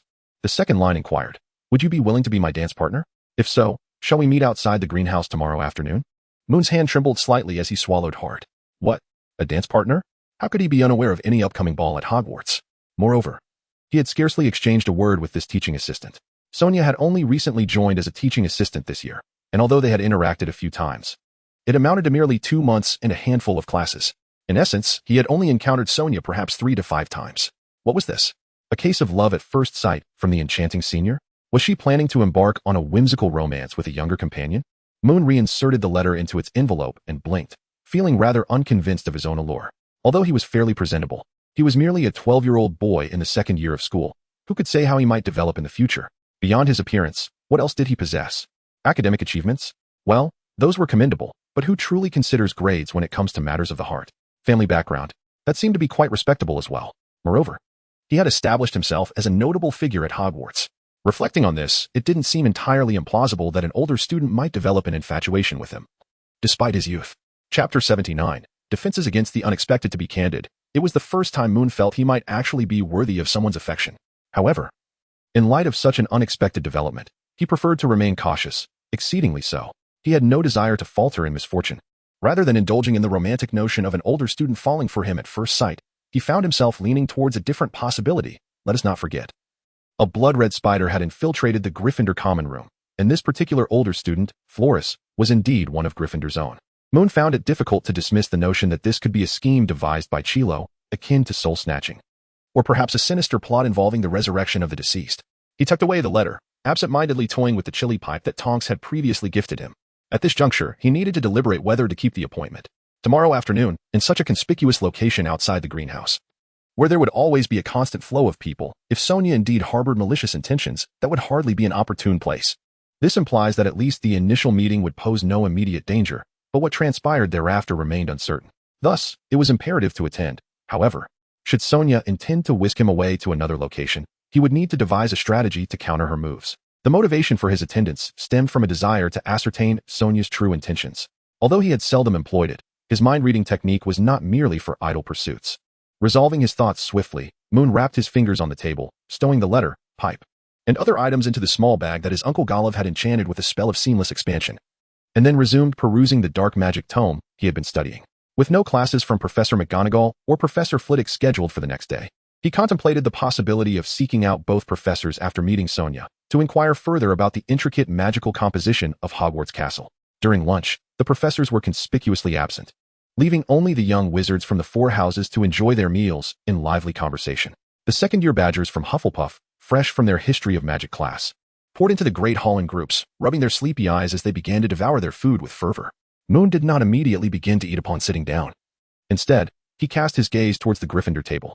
It was only during this morning's defense against the dark arts class that he recalled an important matter. Sonia's letter had arranged a meeting for this afternoon. Yet it failed to specify the time. Was this some sort of jest? Consequently, she was also absent from the hall for lunch. Moon, with a heavy sigh, rubbed his head while stuffing his mouth with bacon slathered in sauce. As he pondered his next course of action, a familiar voice suddenly called out from behind him. "Hey, Moon, long time no see." Startled, he turned around to find none other than Adam Gray, someone he hadn't seen in quite a while. "Adam, what brings you here?" Moon began to inquire but trailed off, as he had already surmised Adam's purpose. "Ah, you know Sonia, right? Sonia Flores, Professor MCG's assistant and a student in our college." Adam chuckled nonchalantly. "She asked me to pass on a message. The time is set for 3 in the afternoon. She forgot to include it in her letter." With that, Adam leaned down and plopped himself right next to Moon, rummaging through the bread on the table like a mischievous thief at the Hufflepuff table, while draping his left arm over Moon's shoulder. "Hey, Moon, not bad. A second-year student already has a senior interested in you. Much more impressive than Victor back in the day." "A date? What date? Did Moon really have a date with Assistant Flores?" Violet, who usually sat diagonally across from Moon, suddenly became quite alert, her ears practically perked up, her gaze darting towards them. It wasn't just her. Nearby, Gal and a few others were equally taken aback by Adam's revelation, their mouths agape in astonishment. Mun's face was a canvas of exasperation, despite all his precautions to guard against Yalan and his companions. Who would have anticipated that Adam would unravel the truth with just a few words? He rolled his eyes, opting to steer clear of the topic, for the conversation could easily spiral into unforeseen directions. In contrast, he found himself far more intrigued by another matter. Moon cast a dubious glance at Adam, who was voraciously devouring bread from the Hufflepuff table. She inquired why Professor Flores had sent him with a message for her. How did she know he was acquainted with her? Adam waved his hand dismissively, remarking on the peculiarity of her question. "I've mentioned you to them several times. When you first started the school newspaper last year, I told them I knew you, and I almost tossed you into the Black Lake." "When did you almost throw me into the Black Lake? What on earth are you talking about?" Adam seemed to perceive Moon's unspoken skepticism, tilting his head in confusion. "Did I not mention it to you? The way to encounter the giant squid is to toss you into the Black Lake. But since most of you were not inclined to go, it was ultimately Gaul who bravely took the plunge." Gaul, listening from the sidelines, turned pale, as curious gazes from many Hufflepuffs were directed at him. However, he found himself at a loss for words. For he had indeed been thrown into the Black Lake by Adam, and he had consented to it. The issue was that at the time, he was unaware that the giant squid would occasionally surface to bask in the sun. Throughout the entire first year, he had never encountered it once. It was hardly his fault for being unlucky. "Well, I've conveyed the message, so you all continue your meal. I'm off now."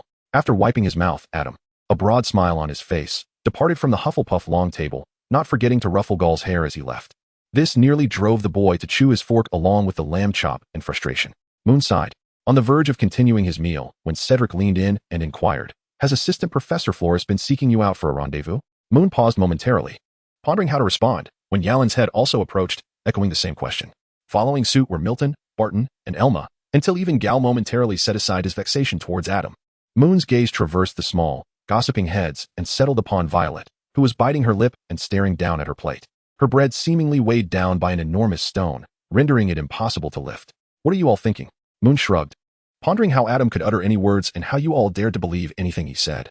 What meeting could there possibly be? It was merely a matter of someone seeking my assistance, the specifics of which remain unknown to me. Furthermore, even if Assistant Floric truly desired a boyfriend, it would be highly implausible for her to seek one among the second-year students. Come on, let's be realistic here. Chapter 80, Rejection and Prophecy. While those words were uttered, Moon's thoughts aligned with them. It seemed rather fantastical for a senior girl to pursue a mere 12-year-old second grader as a boyfriend. Such an occurrence was clearly beyond the realm of normalcy. Of course, there was Jim, who was an exception to the rule. Yet, it is unrealistic to expect everyone to be like Jim, and besides, her little boyfriend might very well be a year or 2, or even 3, older than herself. Moon's explanation was rather forced. What everyone was truly concerned about was the matter that Assistant Flores wished to discuss with him. Nevertheless, after his clarification, Violet finally resumed her meal, although her expression remained one of persistent worry. It was evident that she was still troubled by this issue. Unfortunately, Moon had no effective solution to offer at the moment. What does this signify? Is it jealousy? Moon took a bite of the fried egg, deflecting the persistent inquiries from the other young wizards, feeling somewhat perplexed. Was Violet feeling jealous? Yet, if that were the case, why did he feel an odd sensation in his heart? It was as if he were inexplicably troubled by some unseen matter. Emotions truly are a tangled web, impossible to unravel. At 2:50 in the afternoon, Moon repeatedly cautioned Yarlin and Gal against following him.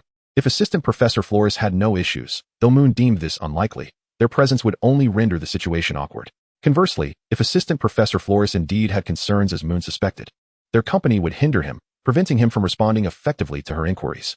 Once he confirmed that no one was trailing him, Moon hurriedly exited the common room and arrived at the greenhouse entrance. Although it was still before 3 o'clock, Assistant Professor Flores was already waiting there. She sat gracefully on the stone ledge outside the greenhouse, her long hair styled in a simple high ponytail. Her flowing wizard's robe did little to conceal her slender legs, which dangled lightly in the air. A smile adorned her exquisite features, reaching the corners of her eyes and enhancing the brilliance of her beautiful amber gaze. To be candid, Assistant Professor Flores was indeed strikingly beautiful. Unlike Gemma, she exuded a mature charm and allure reminiscent of an older sister, radiating a brighter, more vibrant energy. Moon blinked, yet to utter a word, when Assistant Professor Flores spoke first. "Ah, Moon, you're here. I was beginning to think you would arrive later. I've heard that your school newspaper office is perpetually bustling. I was prepared to wait until 3:30 for your arrival." As she spoke, she raised the book in her hand, which was a collection of 300 wizard jokes. Moon gazed intently into the eyes of Assistant Professor Flores for an extended moment, until she subconsciously touched her face, beginning to wonder if there was something unsightly upon it. Only then did Moon finally speak. "No, generally speaking, I am quite punctual. Should something genuinely hinder my arrival, I would certainly send someone to inform you, Flores." A smile graced his lips, yet his mind was overwhelmed with questions and astonishment. "Well, I must say, you truly are remarkable." Flores leaped down from the stone platform and retrieved a new envelope from her bag. "So, Moon, about the ball?" she inquired. "Actually, I have been quite curious about what kind of ball you are referring to," Moon asked, puzzled. "I haven't heard of any plans for a gathering at Hogwarts recently." "It's the Halloween Eve ball," Flores replied, smiling as she handed the envelope to Moon. "A select few of us received the invitation. This year's Halloween Eve ball will be rather formal, as the new Minister for Magic, Cornelius Fudge, will be attending. It appears to be the sort of political performance typical of newly appointed officials. Professor McGonagall has chosen several of us distinguished graduates to lead the dancing, which is why I am in need of a partner. Cornelius Fudge is coming to Hogwarts for the Halloween Eve banquet," Moon mused. "It seems someone is eager to commence their political theatrics right after taking office. One cannot deny, it is indeed quite characteristic of Fudge." Moon did not accept the envelope offered by Flores. Instead, he hesitated and cast a glance at her. "Shouldn't one seek a dance partner more suitable? Is the height difference between us not rather significant? I believe, Flores, it would be better for you to look for someone from a higher grade." This is not merely an excuse. Although Moon had experienced considerable growth and stood tall among his peers, he still felt diminutive in comparison to the statuesque and older Flores. "Can I interpret this as your refusal?" Flores pressed her lips together, gazing at Moon, before suddenly smiling and retracting the envelope. With swift motion, she playfully tousled Moon's hair and said, "Go ahead, little brother. Though I am quite saddened, I accept this outcome." Having said that, she refrained from further elaboration and simply waved goodbye to Moon, cheerfully striding towards the castle. Left alone, Moon stood still, his expression peculiar. Flores was not under any spell. Her desire to have him as her dance partner was not born from any enchantment. She merely found him to be an intriguing and charming young lad, wishing simply to have him as her partner, nothing more. Moon found it difficult to accept such an outcome, however. The crux of the matter lay in the fact that it was derived from the art of capturing thoughts. Initially, he believed that the charming senior sister had fallen victim to a nefarious scheme, becoming a puppet used to ensnare him. Yet now, he realized that he had merely succumbed to a delusion of persecution, and it appeared that the enchanting senior sister had indeed taken a liking to him. This trajectory felt rather amiss, almost surreal. He gazed in the direction in which Flores had departed, sighed deeply, and then stretched languidly before making his way back to the communal lounge. Well, it was perhaps fortuitous that one less individual was entangled in Professor Chilo's affairs. Furthermore, this was merely a minor episode. The more pressing concern that loomed ahead was the arrival of the night. Tonight marked October 24th, the evening of the waxing crescent moon, coinciding with the peak of the Orionid meteor shower. It was one of the 2 nights when the brilliance of Orion would traverse the heavens, as the crescent moon gradually faded from view. If his predictions were accurate, either tonight or tomorrow night, the moonlight would be obscured, perhaps by clouds or celestial phenomena. And thereafter, the grayish specter of death would emerge from its lair to claim the lives that were soon to depart. Who this grayish specter was, remained unknown. Whose lives were about to be lost, was equally uncertain. The emphasis lay on an utter lack of clues. Indeed, compared to the ball, the revelries of Halloween Eve, and the alluring senior sisters, prophecies were far more likely to induce a sense of dread. Moon, with a face adorned in brow pencil, trudged back to the common room, exuding an air of dejection. Theoretically, it was indeed class time. However, the second-year Hufflepuff wizards had no lessons on Wednesday afternoons. The weather was rather pleasant, prompting most to eschew the confines of the common room in favor of outdoor pursuits. Even Moon's 3 roommates had vanished, likely having scampered out shortly after his departure. Consequently, the common room was nearly deserted, with only Violet sitting alone on the sofa, her chin resting in her hand as she gazed into the flickering flames of the fireplace. Lost in her thoughts, Snowball, nestled atop Violet's lap, was the first to notice Moon. With a gentle chirp, it leapt down from her knees and trotted over to Moon's feet, nuzzling against him affectionately. Moon smiled as he crouched down to gather a snowball, while Violetta stood up, gazing at him. A mix of disappointment and hope flickered in her eyes. Her brows danced as her hands lifted and fell repeatedly. Her lips moved as if to speak. Yet no words emerged, leaving her feelings pent up within, intensifying the weight of her emotions. Moon gently patted Snowball's head and stroked its chin, ultimately lifting it by the scruff of its neck and walking towards Violet with the little creature in tow. Hey, you didn't go out? No. Oh, that's rather unfortunate. The weather outside appears quite pleasant. You shouldn't emulate me by confining yourself indoors day after day. I'm not particularly inclined to venture out. I simply wish to relax in the common lounge.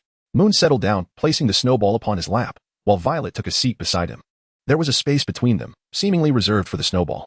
However, the snowball was comfortably nestled on Moon's lap, snoring softly. As Moon pondered how to articulate his thoughts, Violet, having made up her mind, finally voiced the question that had been lodged in her chest. So, what did Assistant Professor Forrest want with you? Her words tumbled out rapidly, barely audible, a string of sounds that would have been indecipherable to anyone else. Yet, Moon caught every syllable. He paused for a moment, his hand resting on Snowball's head, and replied, it was nothing significant. She mentioned some arrangements for the Halloween Eve banquet that she learned about in advance. She and a few other exceptional graduates will be performing a dance, and she asked if I would be willing to be her partner. Oh, and please don't share the details about the Halloween banquet. They haven't been announced yet. By the way, I declined her invitation to be her dance partner. I see. Violet murmured, her expression remaining unchanged, yet seemingly relaxed a fraction. She turned slightly and reached out to scratch Snowball's chin, inevitably drawing closer, erasing the distance that had separated them. Yes, that's how it is. Moon chuckled, then inquired, by the way, what about your roommates? They're all out, Violet replied. They invited me to join them, but I wasn't particularly interested, so I stayed in the common lounge. She bit her lip, as if resolutely making a decision in her mind, and then continued, they mentioned they were going to Professor Sinister's place. I heard he has a new stargazing setup, and many were buzzing with excitement to see it. I initially considered going along, but I wasn't in the best mood, so I stayed behind. I ended up playing with Snowball here, intending to sketch a couple of cards, but for some reason, I couldn't muster any inspiration, so I just sat here, listening to Snowball snore. The young girl took a deep breath and gazed at Moon's profile, thinking to herself that she wanted to say, then may I invite you. Violet had yet to complete her sentence, perhaps having conveyed only half, or even less. In her mind, she had prepared various excuses, rehearsed responses to the potential awkwardness of rejection, and even alternative topics to divert the conversation should she lose her nerve. Yet, none of that was necessary. For Moon gently scratched Snowball's ear and interrupted, sure. What? Violet blinked in confusion. I haven't even said what I wanted to invite you for. The answer remained the same. Moon turned to meet her gaze, and Violet, flustered, lowered her head, only to hear Moon continue. Whether it's inviting me to be your dance partner, to hang out, to model for your cards, to cozy up in the common lounge with a book, or to visit Professor Sinister's new stargazing setup, the answer is the same. I'm in. Violet buried her head deeper, daring only to glance at the comfortable, dozing Snowball on Moon's lap, as if afraid to meet his gaze again. That's wonderful, she finally managed to exclaim after a long pause. Moon could not help but chuckle, suppressing the urge to caress Violet's hair as he reclined on the sofa. Indeed, it was truly delightful. The turmoil that had once plagued his mind due to the events of the evening seemed to dissipate in Violet's presence. Lacking any clues and unable to fathom the situation, what could he possibly do? He was merely a humble wizard, neither a deity nor a divine being, unable to possess omniscience or omnipotence. Life, after all, is replete with challenges and obstacles. It is simply a matter of facing adversities as they arise and navigating through difficulties as they come. As the old adage goes, one should do their utmost and leave the rest to fate. He would focus on what he could control, allowing destiny to take its course with the remainder. Moon exhaled a breath of relief, the burdens weighing on his chest dissipating in an instant. He was prepared. After all, he was not alone in this endeavor. The interpretation of the first prophecy had already been delivered to Professor Dumbledore's desk. With Dumbledore's intellect and influence, it was inconceivable that he would lack a plan. With such formidable support, Moon felt liberated to act freely, knowing that, regardless of the outcome, someone would catch him if he fell. That someone was, after all, the greatest wizard in the contemporary magical world. Chapter 82. The vanishing moonlight. As night gently descended, the second-year Hufflepuff wizards were anything but obediently confined to their dormitories. They were to attend astronomy class that evening. Professor Sinistra's newly acquired stargazing equipment was indeed impressive.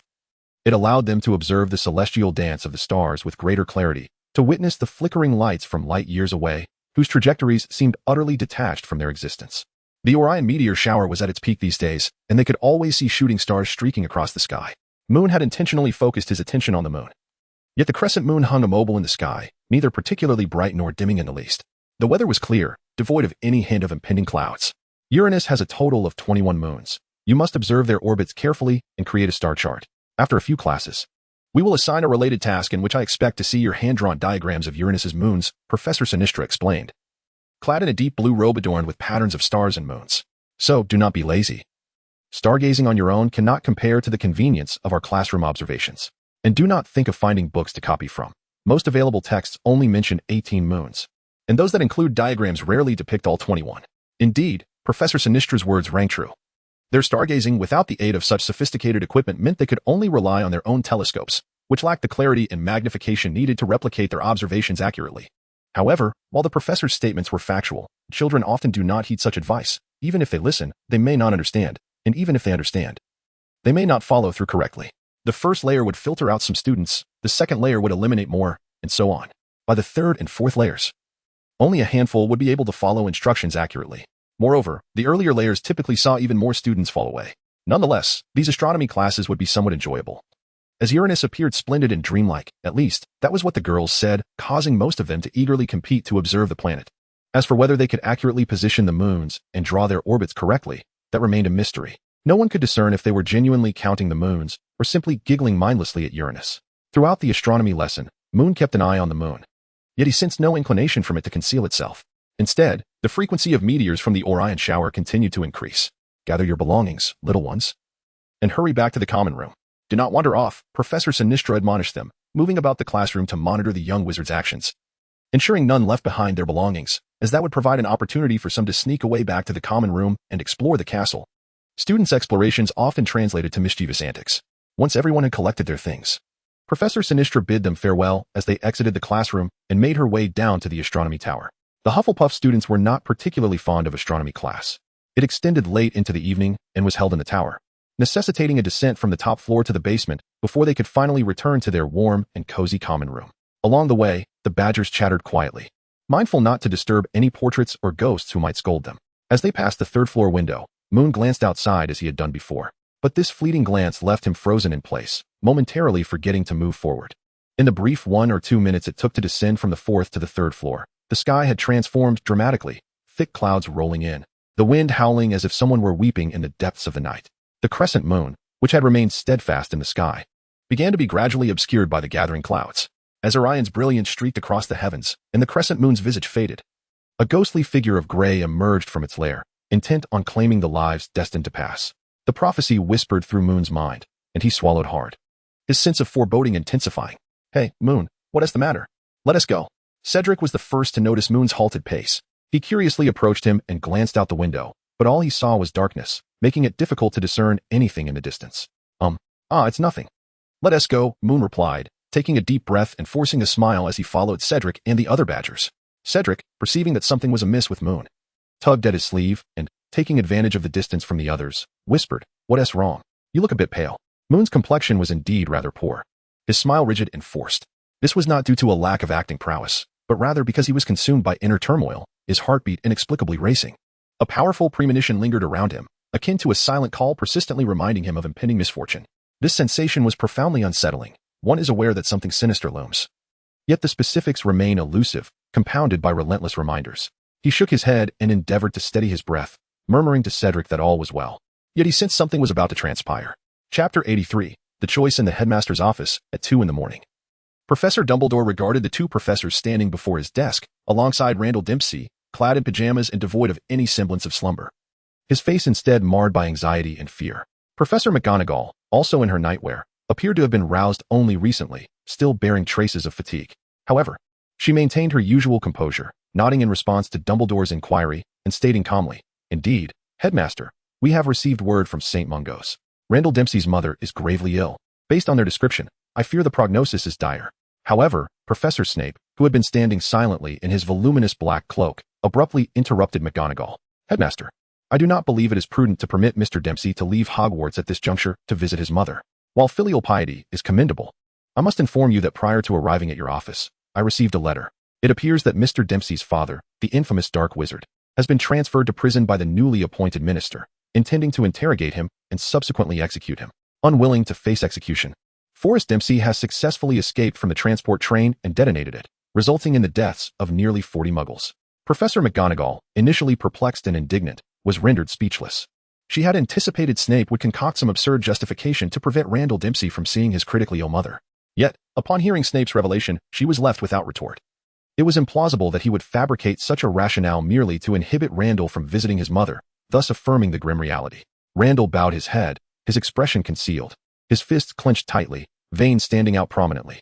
"Oh, poor child," Professor McGonagall murmured, raising her hand as if to comfort him, only to withdraw it uncertainly. Unsure whether such a gesture would offer any solace. Professor Dumbledore sat quietly, observing Randall, and after several moments, finally spoke. "I believe we ought to consider Randall's thoughts on the matter, should we not?"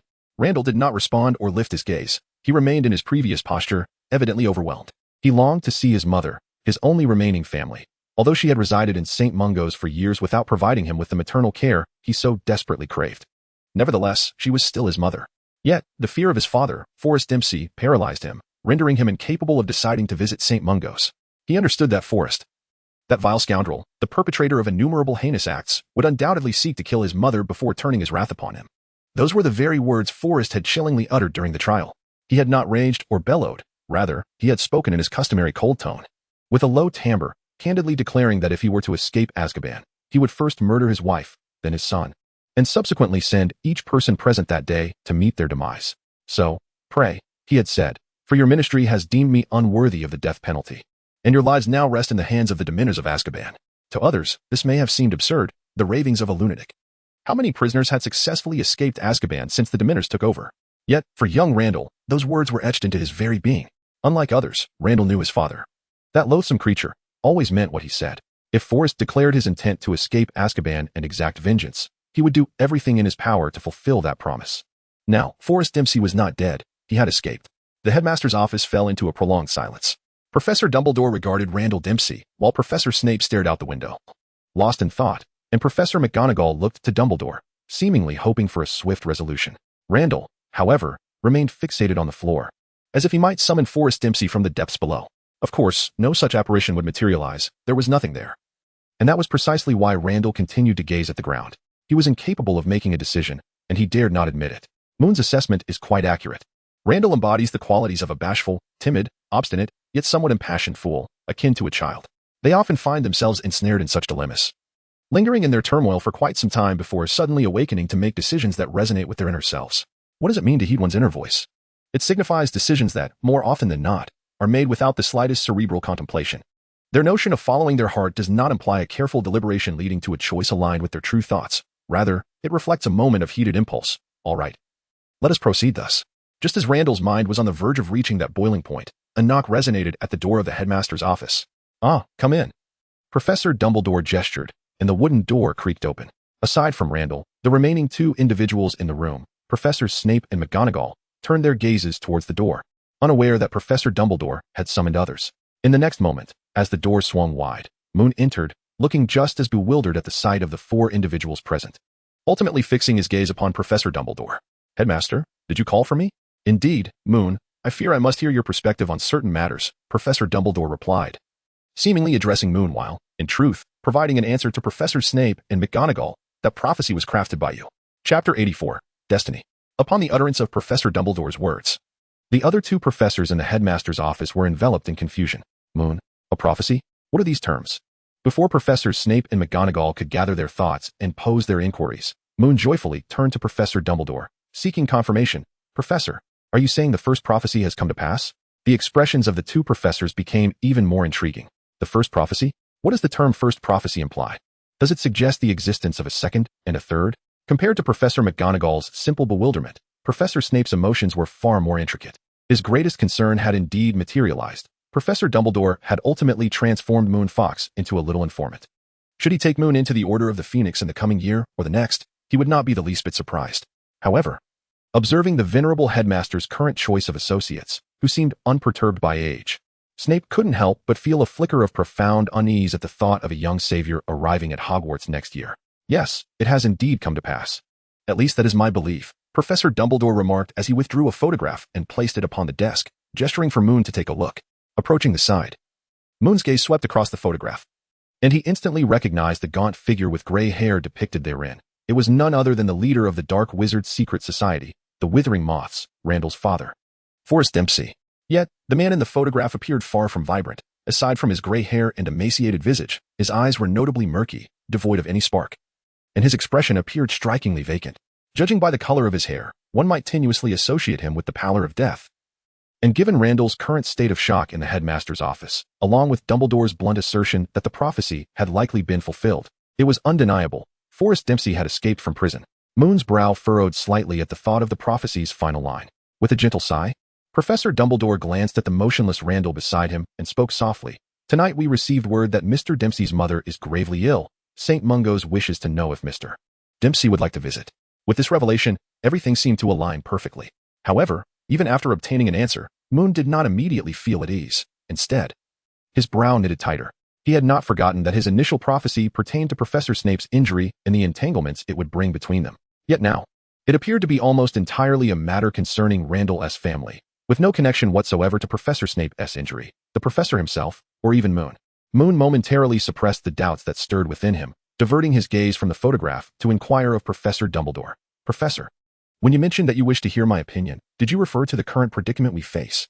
It is a small yet significant issue.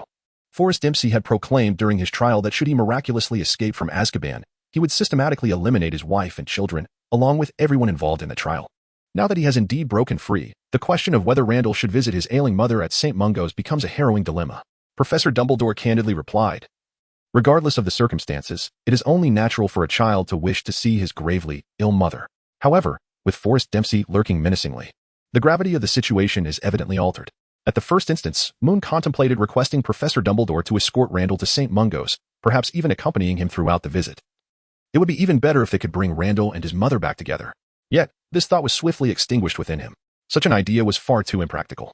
Setting aside the stark contrast in the medical environments of St. Mungo's and the Hogwarts Infirmary, and whether Professor Dumbledore had any obligation to expend such effort on this troublesome matter, the foremost concern was that Hogwarts itself was not in a state of peace. Professor Dumbledore was ultimately stretched thin. Should he be discovered leaving Hogwarts, it would grant Quirrell the opportunity to stir trouble, leading to significant complications. Could other professors accompany him instead? As this thought crossed his mind, Moon suddenly experienced a moment of clarity, realizing the connection between the prophecy, Professor Snape, and himself. Due to his actions, Quirrell had likely endured a rather unhappy couple of months since the start of the term. Perhaps his plans had been forced to alter repeatedly. For instance, the sudden appearance of werewolves and giants in the Forbidden Forest could very well be a product of the butterfly effect. Consequently, Professor Snape had sustained injuries due to the unforeseen threat in the Forbidden Forest, which might have repercussions on what Professor Dumbledore initially intended, namely, having Snape escort Randall. Given that Snape's injuries had not yet fully healed, it was evidently impossible for him to undertake the task of escorting Randall. Thus, the prophecy indeed unveiled the entanglement between Professor Snape's injuries and Moon himself. What was once seemingly unrelated had inexplicably intertwined. If this were the case, could his second prophecy regarding the uninvited guests not already woven into the grand tapestry actually refer to himself and the werewolf in the Forbidden Forest? Or perhaps it signified himself alongside Randall Dempsey. Moon suddenly pondered what kind of life Randall would be leading at Hogwarts had he never appeared. Would he be subjected to daily humiliation, scorn, and the disdainful glances and ridicule of his peers? Or perhaps, would Randall have long since contemplated leaving Hogwarts, even harboring thoughts of departing from this world due to his mother's grave illness? Fate encompasses an abundance of possibilities. And it is precisely this nature of destiny that renders it so splendid and enigmatic, captivating one's heart profoundly. Therefore, he ought not to become overly engrossed in the revelations of the prophecy and the implications concealed within its depths. Moon gently shook his head, contemplating a strategy. He refrained from steering the conversation towards the professors at the school, for both emotional and rational reasons. Instead, he focused on the current situation at Hogwarts and the reality of it. The professors were not suitable candidates to accompany Randall to St. Mungo's for several days. Given this, only one option remained. Chapter 85, The Heart of Sima Zhao. Professor Dumbledore, may I first inquire about something? What is the general level of strength possessed by Forrest Dempsey? Moon asked with curiosity. For instance, during his prime, was he capable of matching your prowess? Or was he merely on par with the more competent Aurors of the Ministry of Magic? Professor Dumbledore did not provide an immediate affirmative response. After a moment of contemplation, he replied, I have not encountered Forrest Dempsey personally. However, in my estimation, he should be slightly stronger than the truly exceptional Aurors within the Ministry, though not by a significant margin.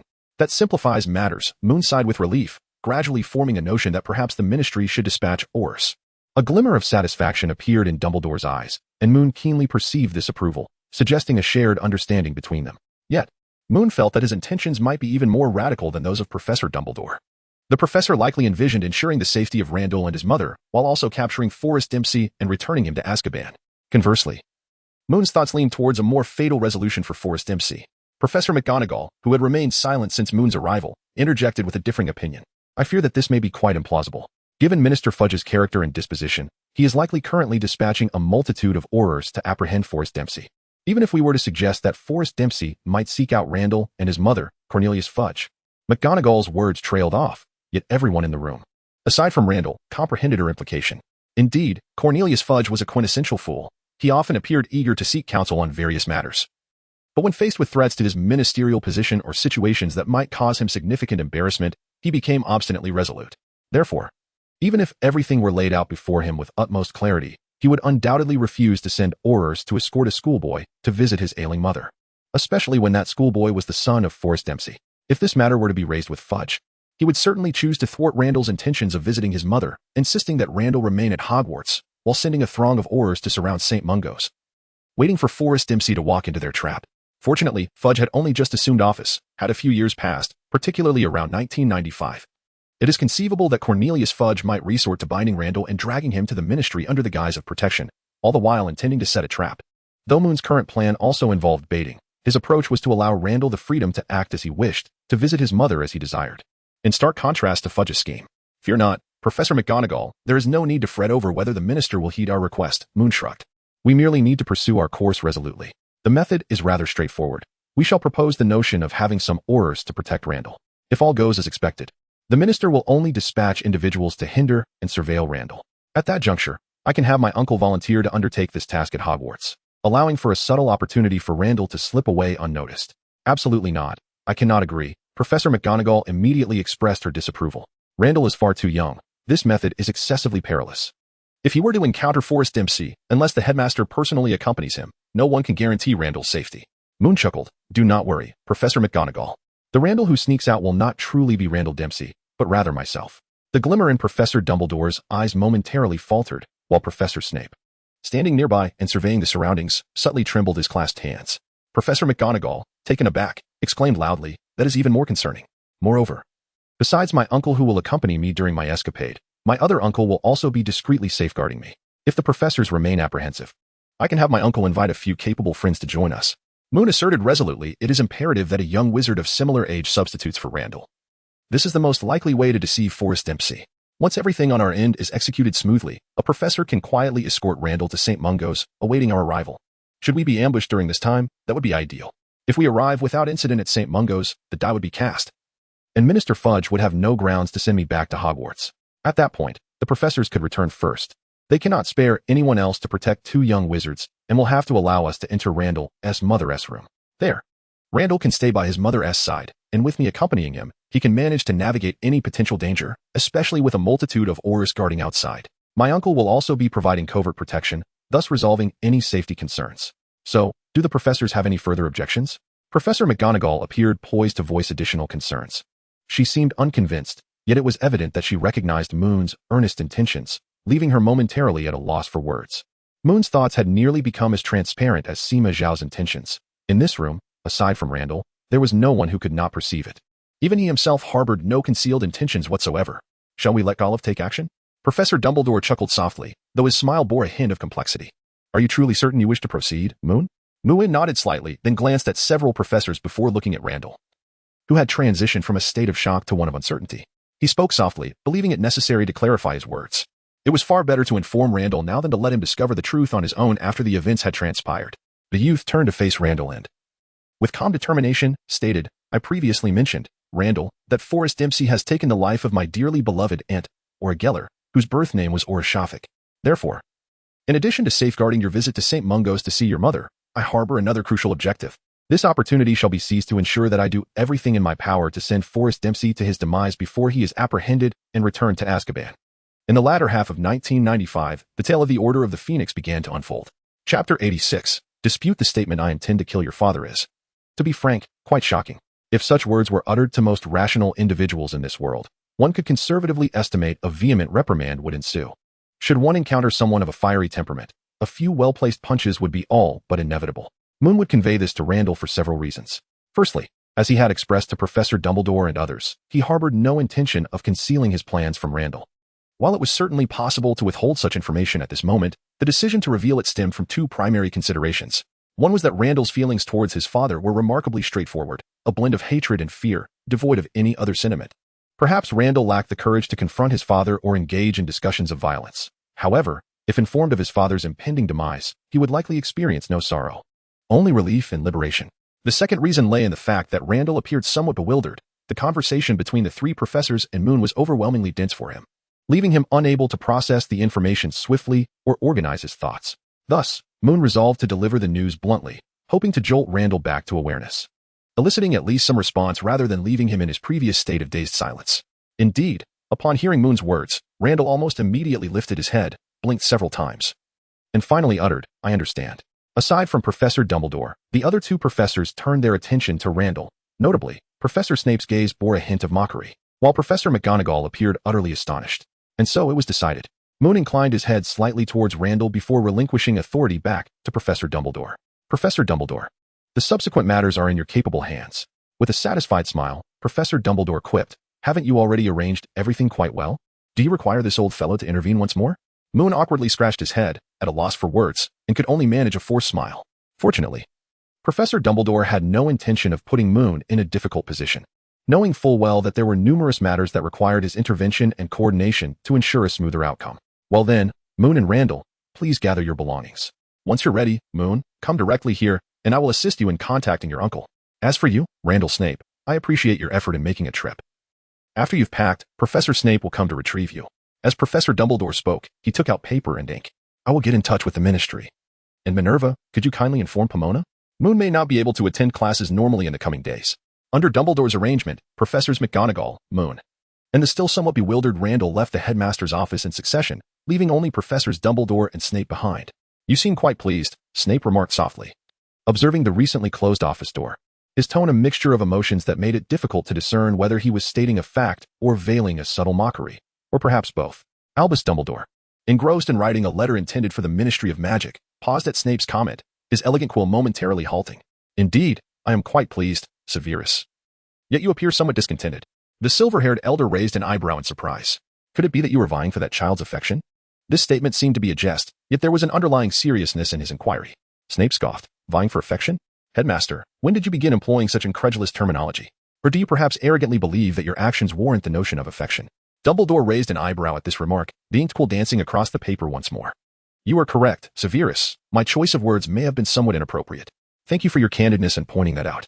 However, since you are not vying for affection, what could possibly account for such intense dissatisfaction? I have already articulated my reasons. Unfortunately, your esteemed reputation and the flattery that comes so easily to you seem to render you oblivious to these mundane matters." Snape's voice regained its calmness. "Moonfox is merely 12 years old." "Oh, Severus," Dumbledore said, lightly tapping the paper with his quill, "you speak of my esteemed reputation and flattery. Yet are you not also reveling in a tinge of arrogance? After over a year of encounters, do you truly perceive Moon as just an ordinary 12-year-old child?" At this, the elder chuckled to himself. "Consider this, Severus. What did you accomplish at the age of 12? I dare say that the talents he has displayed thus far are but a glimpse of his potential. Even at this stage, he surpasses nearly every wizard I have encountered, including myself. The spells he has manipulated, his studies in dark magic, his resolute will, what he contemplates within that small mind of his. And let us not even speak of the school newspaper, which already enjoys a certain reputation. How many 12-year-old wizards could achieve such a feat? Are you suggesting that you can disregard his safety in such perilous circumstances? That is Forrest Dempsey, the notorious leader of a dark wizarding society." Snape coldly retorted, turning on his heel and walking out of the headmaster's office, his robes billowing behind him like a specter gliding through the silent depths of the ocean. Dumbledore watched Snape stride away with purpose before returning to his letter. "Indeed, he has a point," a voice emerged from the wall, belonging to one of the former headmasters. "This is exceedingly risky, Dumbledore. I would argue that you underestimate him." Dumbledore set down his quill, folded the letter, and sealed it with wax. He turned his gaze toward the window, his deep eyes nearly merging with the encroaching darkness of the night. "This is not a decision made in haste. Thus, I feel I ought to accord him the respect he deserves." He chuckled softly to himself. "Surely, a child should have some adventure. Exceptional individuals merit different treatment, rather than being coddled in a greenhouse." Are you certain, Moon? With a serious expression, seemingly lost in thought, Uncle Golov regarded Moon, who found the situation somewhat absurd. It was not his uncle that seemed ridiculous, but rather the fact that they were currently in Professor Dumbledore's office discussing how to eliminate the biological father of one of Moon's classmates. He had assumed that Professor Dumbledore would devise a way for him to communicate with Uncle Golov from a distance. Instead, Dumbledore had brought his uncle directly to him. Yes, I am certain, Uncle, Moon replied, shaking off his whimsical thoughts, nodding with conviction. This was a once-in-a-lifetime opportunity. Golov Shafik regarded Moon with a complex expression, glancing between him and Dumbledore before slowly closing his eyes, as if contemplating something. After a moment, he reopened them and quietly stated, "Revenge should not concern someone of your age." His words seemed directed at Moon, yet they were, in truth, a reproach to Dumbledore. The headmaster wore an expression of helplessness and then turned to Moon, placing the burden squarely upon his shoulders. Left with no choice, Moon accepted the challenge, forcing a wry smile. "Uncle, may I ask you a question? At what age does one become an adult qualified to consider revenge?" Before Golov could respond, indeed, Moon had no intention of allowing him to answer. He continued, 16? 18? 20? After graduating from Hogwarts? Or must one marry and bear children first? Should I merely wait until my enemy passes away and, like some inept individuals, transfer my hatred onto the innocent next generation? Challenge that foolish Randall to a duel? Or simply bully him? I find that unacceptable. If I possess the capability to engage in matters of revenge, I should take part. Forrest Dempsey did not only kill your sister, he also took my aunt. She is not just related to you, she is kin to me as well. This opportunity requires my assistance, and thus, it is my duty to assist. Just as if one day you pass away, and my mother also grows old. Should we ultimately find the one who killed my father, would I claim that my mother is too aged to involve herself in seeking vengeance? I understand your concerns and your worries for my safety. Rest assured, I am not a defenseless child. This decision is not made in a fit of passion, rather. I have thoroughly assessed that I am not under a life-threatening situation, and thus, I have chosen to participate. Trust me, Uncle, I am not jesting with my life. With sincerity in his words, Moon spoke earnestly. However, Golov abruptly drew his wand and unexpectedly cast a stunning spell towards him. Having already experienced peril and practiced extensively, Moon reacted swiftly, deftly grasping the wand he had concealed in his sleeve and conjuring a shield charm to thwart Golov's attack. Not only that, he counterattacked with determination, unleashing a burst of magical energy towards Golov. In response, Golov swiftly swept his wand downward, summoning a deep blue magical shield that enveloped the energy burst entirely, neutralizing it completely. Subsequently, he nodded lightly, refraining from further persuasion, and decisively concluded, "Very well, we shall proceed, as you suggest." Moon exhaled deeply and then burst into laughter. Golov and Professor Dumbledore exchanged knowing glances before nodding in unison. Golov began to reach out to his brother, Edgar, while Professor Dumbledore dispatched a letter he had previously penned. A vast network was rapidly unfolding. Under the leadership of Edgar Shafik, several Aurors arrived at Hogwarts in the early hours, predictably bearing the opinion of the new minister, Cornelius Fudge, that for the sake of Randall Dempsey's safety, he should remain at Hogwarts rather than visit his gravely ill mother at St. Mungo's. Randall was temporarily sequestered in an empty classroom, where Professor McGonagall vehemently argued with Edgar, her face flushed with indignation. However, Edgar remained unfazed, repeatedly asserting that this was the minister's directive, leaving them with no choice. Exasperated, Professor McGonagall finally declared that she would write to the minister to inquire whether it was indeed excessive to permit a child to visit his dying mother, and whether he preferred to confine a child in Hogwarts rather than escort him to St. Mungo's. She then stormed out, appearing every bit the valiant heroine who intervenes in the face of injustice. Hogwarts boasted countless classrooms, each imbued with myriad mysteries. Some were filled with hidden compartments. Others could change their appearance at will, and some doorways blended seamlessly into the walls. Consequently, there were indeed classrooms that were interconnected. With Professor Dumbledore's intentional arrangements and Edgar's deliberate cooperation, Randall found himself confined in such a classroom. However, this was not the true Randall. From the moment the Aurors arrived at Hogwarts, the Randall Dempsey they encountered was actually Moon. As Edgar had deliberately selected those who were unfamiliar with Moon and had only a casual relationship with him, the real Randall had already accompanied Professor Snape, ready to depart at a moment's notice. Meanwhile, the confined Moon sipped hot milk, gazing at the Marauder's map to alleviate his boredom. Now was not the time. He needed to wait until dawn when the young witches and wizards of Hogwarts awoke. At that point, he would slip away discreetly, and Uncle Edgar would create a ruckus with several Aurors under the pretense of a search, ensuring that the news would spread like wildfire. The performance must be thorough. No one knew how Forrest Dempsey might eavesdrop or scheme, and to prevent any of his associates among the Aurors or any means of receiving intelligence from within Hogwarts was paramount. As long as he wished to eliminate his own son, he would undoubtedly seek ways to acquire information from within Hogwarts. Thus, escalating matters within Hogwarts would further obscure the truth from his watchful eyes, and simultaneously confuse Fudge. Moon shook his head and set down the empty cup with a sigh. Milk without sugar was truly unbearable. Chapter 88. Escape from Hogwarts. The sky gradually brightened. The young witches and wizards of Hogwarts began to rise from their beds. Moon, bored, tapped his milk cup and observed the Marauders' map as classmates steadily emerged from their dormitories, signaling that the time was nearly upon them.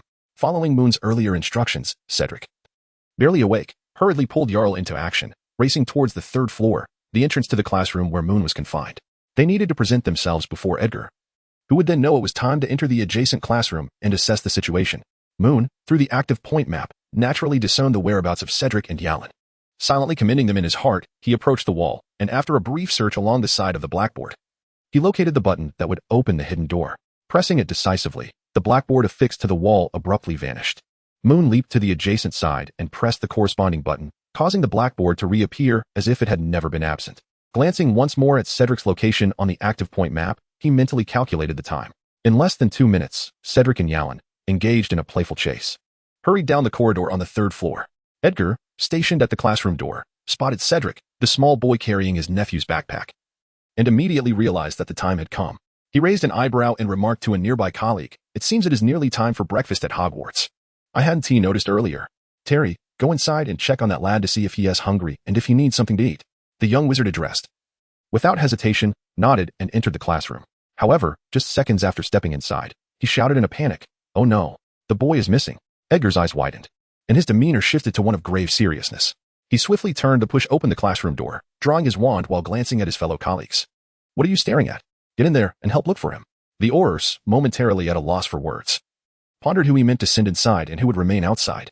Nevertheless, Edgar had finally spoken, and they each withdrew their wands and surged into the classroom. Edgar rolled his eyes, exasperated that the last person had yet to enter. "Sammy, go find Professor McGonagall and ask her to think of a way to help search as well. Hurry." The Auror named Sammy suppressed the urge to berate Edgar. Despite Edgar's relative inexperience and youth, he had formidable backing and solid capabilities, holding a significant position within the office as the lead on this assignment. Though frustration brewed within him, he could only comply and make his way downstairs to seek out Professor McGonagall. As the opportunity arose, Moon stealthily slipped out from the adjacent classroom, making sure to greet his beloved uncle. Edgar mischievously winked at Moon, subtly gesturing towards a direction opposite to Sammy, before resuming his authoritative survey of the surroundings, as if not permitting even a fly to escape. Following the prior arrangement, Moon retrieved his bag from Cedric, who was anxiously waiting at the corner of the third floor. Both Cedric and Yarline offered him a few nervous reminders, which he patiently acknowledged before making his way towards his Uncle Galaves's location. Soon, they would depart Hogwarts through a secret passage, while Gabriel would timely assert that he had seen a young Slytherin boy running out of the castle after breakfast, oblivious to his whereabouts. Everything proceeded as rehearsed, with Galav leading Moon through the hidden passage beneath the Whomping Willow. The Aurors, having searched in vain, learned of Randall's escape through Gabriel's report to Professor McGonagall. They were, of course, unaware that Moon had exited through the secret passage, misled instead by Professor Flitwick stationed at the Hogwarts gates. "What? I have received no such notification." Professor Flitwick, overseeing several Ravenclaw upperclassmen transporting large wooden crates at the entrance, continued, "The gates have been open all morning. The choir has received a new batch of instruments, and we have been busy here for quite a while. Students? I haven't seen any. We've been preoccupied and haven't noticed if anyone slipped out." He boldly uttered the absurd claim that Hogwarts students were all well-behaved, though the latter part about not noticing students leaving was indeed true, devoid of any falsehood. The Aurors found themselves at an impasse. They couldn't resort to Veritaserum on the Hogwarts professors, nor could they force them into a pensive. Should they attempt such measures, they might as well resign from their positions and seek refuge from the British magical community. Thus, Moon devised a seemingly fragile yet remarkably resilient smokescreen. The Aurors were unable to employ forceful methods to ascertain the truth of the information, allowing Edgar to issue erroneous commands through layers of deception. Edgar, feigning a headache, led his Auror colleagues aside and, after a moment of contemplation, reluctantly stated, "Let us split up. Sammy, you take 2 people and remain at Hogwarts to send a letter to the minister, notifying him of Randall's disappearance, and then continue searching to ensure he hasn't lingered on campus. Remember, do not disturb the children during class. We'll face far more than just the minister's wrath if something goes awry. Terry, you and the others check along the main entrance in that direction. He is just a small wizard and cannot apparate, so he won't have gotten far. The remaining one can accompany me as we search towards Hogsmeade. That little fellow will have nowhere to go once he is out of school, perhaps heading that way." Such arrangements were evidently sound, prompting the Aurors to spring into action.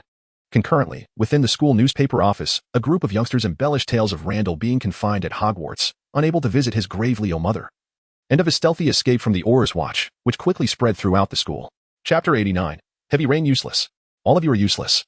In the minister's office, Cornelius Fudge trembled with rage, his heart sinking with despair.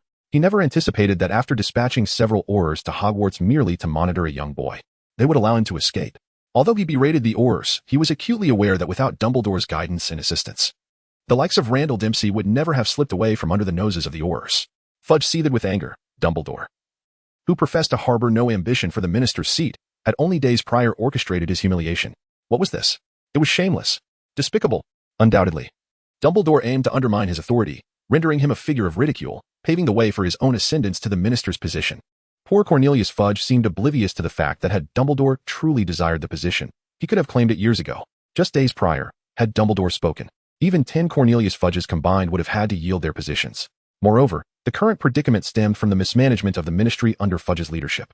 Cornelius Fudge was a man blind to his own faults, and the higher he rose, the more he became ensnared by the very power he wielded.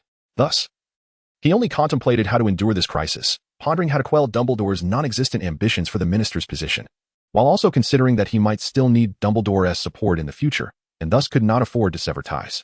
Of course, this was precisely what Dumbledore, Golliff, and even Moon had anticipated before enacting their plans. Dumbledore was indifferent to such matters. Golliff was acutely aware that Fudge would not dare confront Dumbledore. And as long as Dumbledore had no objections, Golliff, as an outsider, would certainly remain neutral. As for Moon, he thought only of acceleration. The return of Voldemort was irreversible, and he had no desire to reverse it. Voldemort's minions were too numerous. Even if he devised elaborate schemes to eliminate Lucius Malfoy, Peter Pettigrew, and Barty Crouch Jr., achieving this was nearly impossible. Even if he succeeded, who could guarantee that another Peter Pettigrew or another Malfoy or Crouch wouldn't arise? Unless he could shatter all of Voldemort's Horcruxes, which was a monumental task, just locating Nagini could take him a decade or two. Thus, since the return of Voldemort was undeniable, so too would be Fudge's downfall as minister, especially since he was hardly an exemplary leader, but rather a man consumed by power. Therefore, in accordance with his strategy against Voldemort, he thought, accelerate, accelerate, and accelerate once more. When proposing this plan, Moon was certain that Fudge would make a significant note of Dumbledore's name in his little book, a prospect he found delightful. As long as Dumbledore did not mind, Moon would be thrilled to see Fudge fill his book with Dumbledore's name and subsequently lose his composure, ultimately playing himself out of office. Perhaps a new minister would bring unexpected surprises? To put it plainly, Scrimgeour, at the very least, possessed more integrity than Fudge, although he had committed foolish acts. He had ultimately demonstrated sufficient resolve, even enduring torture without revealing Harry's hiding place. While Fudge remained in his office, venting his outrage, Moon had already nestled into a delivery cart in Hogsmeade, with Golliff perpetually shrouded in shadow. Edgar, accompanied by his fellow Aurors, pursued the correct direction while occasionally providing misleading guidance to prevent his colleagues from becoming overly zealous in their chase. Meanwhile, Professor Snape, amidst the turmoil of the few Aurors left at Hogwarts who were preoccupied with the phrasing of a letter to the minister, had already set off with Randall. They had found a place to rest near St. Mungo's. Although it seemed an effortless task, Professor Snape had deliberated for quite some time to find a suitable refuge. He was loath to enter a nearby CAF and share the company of Muggles savoring their unpalatable hot coffee. Such an experience would be far more intolerable than facing another bite from a werewolf. Fortunately, Moon's situation was considerably more favorable.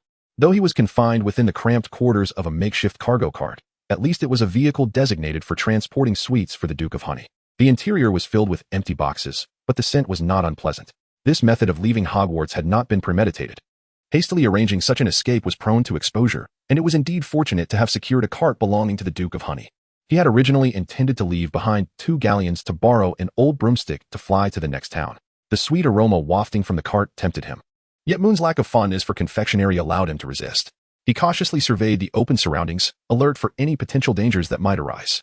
The cart was en route to the next town, and he had overheard the driver conversing with the Duke of Honey's proprietor about their destination, a town inhabited by Muggles, complete with buses and cars. Once there, he could switch to a different mode of transportation.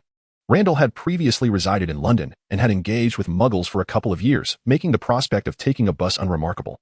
As he pondered these matters, a chill breeze wafted through the curtain covering the rear of the cart, brushing against his nose.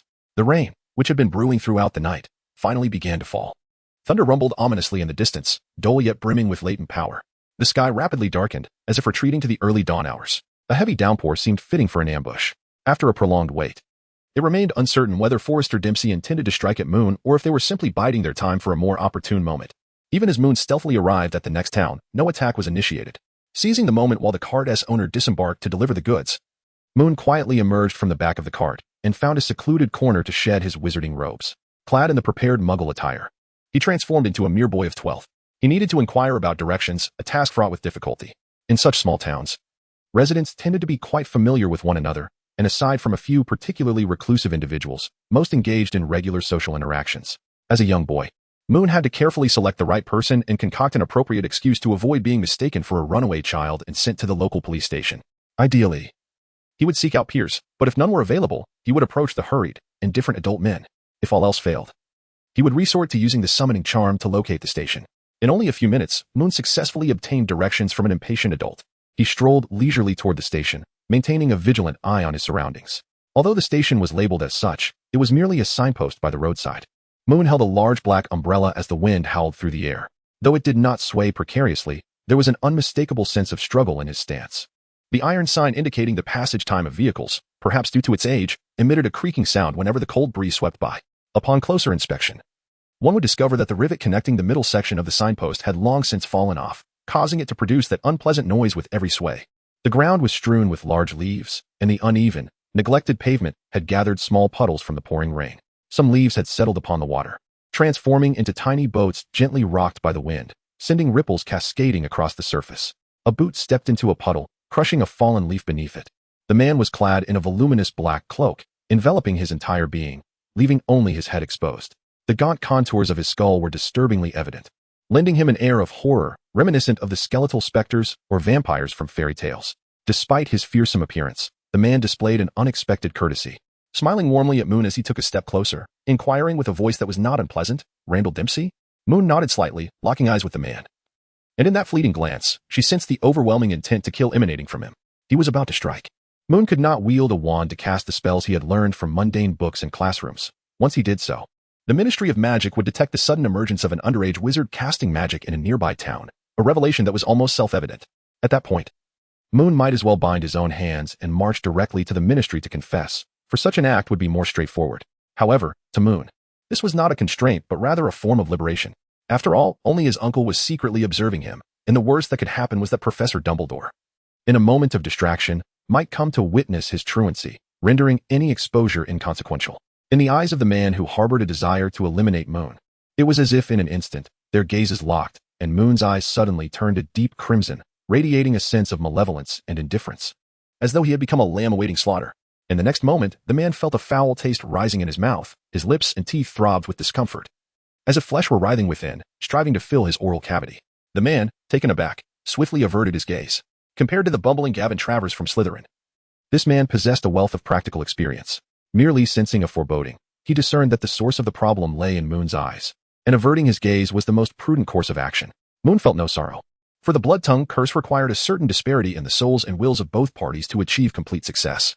While he could subdue Gavin Travers immediately with this curse, it did not imply he could do the same with the man before him. Thus, this blood-tongue curse was merely a means to delay the man's spellcasting, granting Moon precious moments for himself. Seizing the opportunity while the man diverted his gaze, unable to cast a spell instantaneously, Moon struck down with great force, unleashing the most destructive flame strike he had learned from the grimoire. The dazzling pillar of holy fire illuminated the dimly lit area obscured by ominous clouds, roaring forth with tremendous might as it plummeted toward the man's form. Even before the pillar of holy fire reached the man's head, he was already engulfed in an intense sense of searing heat, with the acrid scent of sulfur wafting around him. He had no time to marvel at the astonishing power of magic wielded by this mere 11-year-old child before the threat of death loomed closer. The cloaked man waved his arm, and his wand emerged from beneath the cloak. Without the luxury of incantation, time was of the essence. The tip of his wand emitted a vibrant blue glow that enveloped him entirely. The descending flame strike crashed heavily onto the blue luminescence, tearing through it with overwhelming force, reducing it to nothingness. However, that shimmering barrier managed to hold back the flame strike for a brief moment, granting the man a rare opportunity. He rolled to the side, narrowly evading the area where the flame strike would land. The ground was left marred with a gaping crater, its surface etched with cracked patterns, while brilliant platinum fire markings spread along the fissures, evaporating all traces of water in the blink of an eye. What a ruthless man, he muttered instinctively. Yet, Moon had no intention of engaging in idle conversation. Although the flame strike had not succeeded, the nearby tree, aided by the rain, lashed out with its branches toward the man who had just regained his footing. The swish of the branches cut through the air, and the cloaked man, sensing imminent danger, conjured a shielding charm to protect himself from the onslaught. Is this transfiguration? Confusion flooded the man's mind. This young wizard was casting without a wand, without uttering spells, and now even controlling plans to attack, resembling an advanced transfiguration spell. Is he truly 11 years old? Who among us is truly the child here? While he possessed a plethora of malicious and formidable spells, including many illegal dark arts, the straightforwardness with which Randall Dempsey initiated a barrage of magic was striking. The speed and ferocity of his assault left the man flustered, unable to catch his breath or mount an effective counterattack. Moon was acutely aware of the current situation. He was locked in a battle of wits with the man in the black robe, occupying the offensive position. He aimed to bombard the man with wave after wave of attacks, hoping to exhaust him to the point where he could only defend, unable to retaliate. In the midst of this onslaught, he sought to exploit any weaknesses the man might reveal, striving to secure a decisive victory. The crux of the matter lay in the three advantages he currently held. First, the element of surprise. Second, his ability to exceed the black-robed man's expectations, which instilled a degree of psychological pressure. And third, the peculiar nature of his magic, leaving the man in black unable to decipher his tactics. Without these three significant advantages, he would have found it nearly impossible to subdue his opponent. However, these advantages were not destined to remain in his grasp indefinitely and would vanish one by one. The man in black, occupying the defensive position, sought to absorb Moon's attacks, decipher his methods, and then, when Moon faltered, shift the tide of battle back to his favor. Thus, while it appeared that Moon held the upper hand, this advantage was merely an illusion, poised to shatter at any moment. Shafik, observing from the sidelines, understood this all too well. He had already drawn his wand, prepared for intervention, although he desired to witness his nephew's extraordinary spells. Such displays were rarely seen. Golov felt a swell of pride. With no trace of dissatisfaction, he did not perceive Moon's reticence in discussing his numerous magical accomplishments as an issue. Young people often keep their triumphs to themselves. He himself had been youthful once and understood this well. During his travels, he had engaged in numerous romances. Yet never once did he share these tales with others.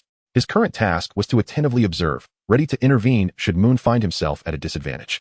As for whether he could succeed, that was hardly a concern for Golov. Beneath the curtain of rain, Moon and the man in black continued their relentless exchange. Thanks to the torrential downpour, the desolate road leading to the outskirts of the town remained untraveled, with the bus still nearly an hour away. The successive bursts of magical energy forced the man in black to struggle for defense. The speed of Moon's onslaught was overwhelming. Although the man was more powerful, being consistently pressured meant he had to expend far greater effort, while Moon, despite being compelled to escalate his attacks, maintained control over the rhythm of the confrontation. After 3 powerful bursts of magical energy, Moon's assault suddenly paused. The man in black, elated, dared not meet Moon's gaze. Instead, he pointed his wand and coldly uttered, "Avada Kedavra." A brilliant green light erupted forth.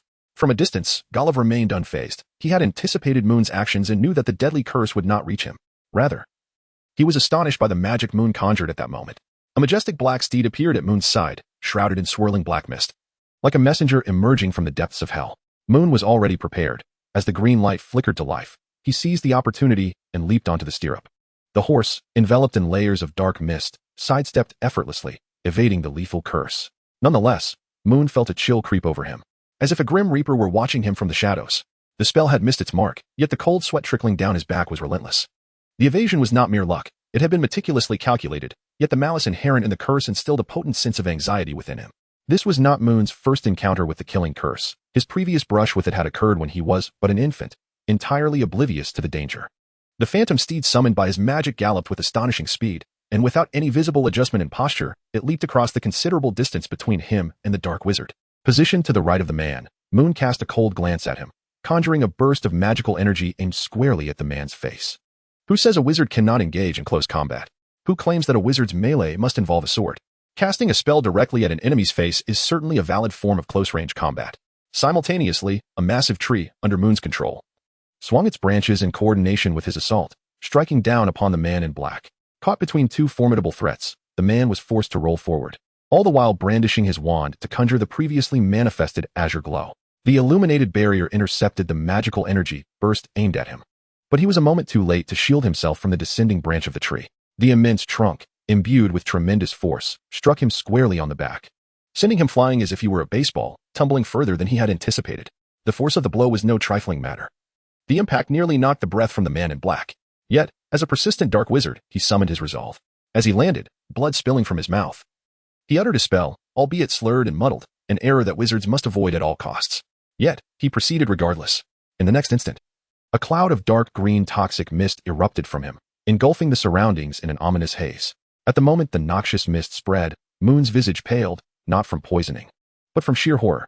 Any rainwater or surface water that mingled with this noxious green vapor would adopt the same ghastly hue. All vegetation in the mistwake swiftly withered and decayed, transforming into a foul, viscous sludge. This was undoubtedly a form of dark magic. and Moon harbored no illusions that the man in black would be able to retract or reverse the effects of such malevolence. In the realm of wizardry, when wizards clash, it is the muggles who suffer the consequences. Moon was contemplating potential methods to dispel the pervasive fog when Golov suddenly materialized before him, raising a hand to impede his progress. "This is not something you can contend with. Allow me," he declared. With that, Golov raised his wand towards the encroaching noxious mist and began to chant a series of peculiar syllables, reminiscent not of ordinary incantations, but rather of ancient magical scripts. As he intoned, beams of golden light erupted from his wand, transforming into chains that ensnared the toxic fog upon contact, halting its advance. An increasing number of golden beams surged forth, gradually weaving into a grand net that encapsulated the toxic mist. With each step Golov took, the noxious vapors were constricted tighter, shrinking until they condensed into a sphere approximately 2 meters in diameter, ceasing any further contraction. Within the fog, the man in the black robe observed Golov with a cold, disdainful gaze, a hint of loathing evident in his eyes.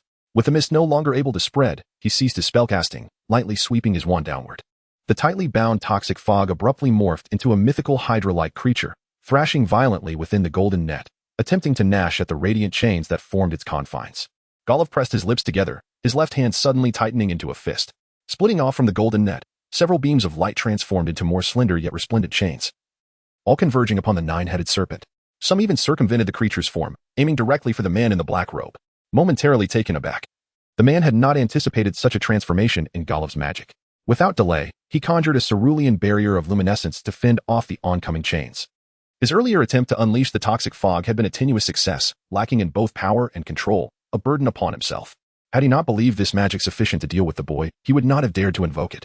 Yet, faced with a new adversary of evident prowess, his spell seemed inadequate. He needed to devise another plan swiftly. However, Golov had no intention of granting him that opportunity. The cerulean barrier successfully intercepted the chains emerging from the golden net, but before the black-robed man could revel in his fleeting triumph, he witnessed the chains splitting once more. Although now more delicate, they shimmered with even greater brilliance. The blue barrier, which had offered some resistance, faltered as the chains pierced through, binding themselves around the man's body, including the arm that clutched his wand. In the next moment, pure white flames ignited along the golden chains. The black-robed man's incantation had barely begun when he cried out in agony from the searing heat. Strangely, the flames did not ignite his robe nor scorch his skin. They simply spread across his surface. Nevertheless, he appeared to be in excruciating pain, eventually relinquishing his grip on the wand, which clattered to the ground. Deprived of the man's control, the nine-headed serpent dissolved back into a mist, drifting helplessly within the confines of the golden net. Mere seconds later, the man's anguish cries abruptly ceased, and under the watchful eyes of Golov and Moon, he slumped to the ground, devoid of any further sound. Concurrently, the toxic mist enveloped within the golden net dissipated instantaneously, as if it had never existed. Golov waved his wand, retracting the golden light, then levitated the black-robed man to confirm his demise. "He is dead," Golov remarked, shaking his head in regret. "Just a dark wizard, not Forrest Dempsey. It seems he was merely dispatched to apprehend you while the latter orchestrates an attack at St. Mungo's." "Indeed," Moon acknowledged, glancing around at the plants that had succumbed to the toxic fog, now reduced to puddles of vile liquid. "What shall we do about these? Unwitting muggles might encounter them and face dire consequences. Utilize that spell you previously conjured from the heavens. It should suffice to eradicate these toxic remnants," Golov suggested, ruffling Moon's hair approvingly. "Well done, Moon. It's worth noting that not only young wizards your age struggle to achieve what you just accomplished. Many adult wizards would find it challenging as well." Moon smiled shyly, then proceeded to use a fire spell to obliterate the scene. After observing for a moment and confirming that Moon's fire spell could indeed completely eradicate the venom, Golov had no intention of lingering further. He remarked, "All right, Moon. Once you've completed your task here, continue on with the plan. Leave this body here. I will conceal it with magic to ensure the muggles cannot come across it. Later, I will summon Edgar to deal with the situation. The life of this unfortunate soul would be accounted for by Edgar." "Understood, Uncle Golov," Moon nodded in acknowledgement. Golov smiled at him, and with a soft pop, he vanished back into the shadows. An hour later, Edgar and his companions began to disperse in search of Moon's whereabouts in the small town he had departed from not long ago. By the time several colleagues urgently returned to Edgar's side, the surroundings had been utterly transformed by magic, and a charred body lay on the ground. "A dark wizard." Edgar pointed to the corpse, his expression grim. "A remnant of the decay swarm. It appears he was also searching for that boy's whereabouts. Caught off guard. He not only failed to escape but attempted to silence me, and I put an end to him. We must promptly inform the minister. Forrest has indeed initiated action, seemingly exceeding our expectations. He still maintains some control over the decay swarm, contrary to our previous belief that he had been abandoned by those dark wizards who once served him." Chapter 92. Starman Cornelius Fudge felt overwhelmed. Events were unfolding in a manner he had most dreaded. Edgar had successfully eliminated a dark wizard, which was commendable. Fudge had previously contemplated a re-examination of Forrest Dempsey, even considering a death sentence, due to his notorious lack of authority and iron-fisted methods. Unlike his former political adversary, the now ousted Bart I. Crouch, or rather the antithesis of Crouch, Cornelius Fudge had always presented himself as a moderate figure. Of course, he could genuinely be described as moderate. Yet this did not imply he could persist in such a manner, particularly after assuming the role of minister. If possible, Fudge hoped to rectify this weakness. Should he succeed, he could shed the comical labels of moderation and weakness, thereby establishing authority and garnering greater support. Additionally, such an endeavor could accelerate his grasp over the Ministry of Magic and help him ascertain the political alignments of various individuals. The intentions were noble, yet reality seldom aligns with aspirations. That accursed Forrest Dempsey had escaped, his wife was gravely ill, and to complicate matters, his 11-year-old son had audaciously fled from several Orus Watch, even managing to escape Hogwarts itself. This sequence of events, coupled with Cornelius Fudge's involvement, was already sufficient to put him in a precarious position. Creating such a tumult upon his recent appointment would undoubtedly invite speculation. Now, he received new intelligence indicating that Forrest Dempsey had seemingly reconnected with the long-dilapidated Dark Wizard faction, the Decay Swarm. This was utterly absurd. When did those despicable Dark Wizards become so honorable? After years in Azkaban, would they still heed Forrest Dempsey's words? Was this not a bit excessive? Undoubtedly. This information must be suppressed, thoroughly concealed. He had no intention of disclosing it to anyone beyond his most loyal allies. If this information were to leak, the public would not question the sanity of the Dark Wizard faction, they would solely blame him. Had it not been for Cornelius Fudge's insistence on re-evaluating Forrest Dempsey, would such chaos have ensued? Damn the Dark Wizards. Damn the Decay Swarm. Damn the rabble. Damn the traitors. They were all a bunch of scoundrels. Yet, at present, he found himself powerless. What else could he do? The die had been cast, the situation was set in motion. His only course of action was to continue sending reinforcements to St. Mungo's and intensify efforts to locate that infuriating boy. For any misstep on either front could cost him his position as Minister of Magic by tomorrow. The bus ambled along the road as Moon sat in the back, feeling drowsy from the previous night's lack of sleep. With 2 hours remaining until they reached the next town, he anticipated finding a place to use flu powder directly to Diagon Alley. In the previous locations, whether Hogsmeade or the last small town, he had no opportunity to utilize flu powder. The folks in Hogsmeade would merely send him back to Hogwarts, and the townspeople would likely do the same, given the proximity to the school. However, upon arriving at the next town, the situation would improve significantly. Randall could easily find a wizarding pub, pretending to be a young wizard receiving education at home, and borrow some flu powder for a swift journey to Diagon Alley. After all, very few young wizards could escape Hogwarts and venture so far into another city. Such a tale would seem fantastical. The bus was sparsely populated, with only 7 passengers aside from the driver, one of whom was Golov, seated in the middle. Indeed, Golov had boarded the bus with Moon. Otherwise, there was no telling whether the bus driver might inadvertently take them to the police station, prompting the authorities to apprehend Moon and attempt to return this seemingly underage child to his home. Moon retrieved his Discman from his small bag, an item he had convinced his mother to purchase in London just before the summer break concluded. Since acquiring it, he had barely used it. Now, away from Hogwarts, he finally had the opportunity to indulge in it. Didn't know what time it was, the lights were low. Oh hell. He leaned back, immersed in his music. Some cat was laying down some rock and roll, lots of soul, he recalled. But soon, the loud sound seemed to fade away.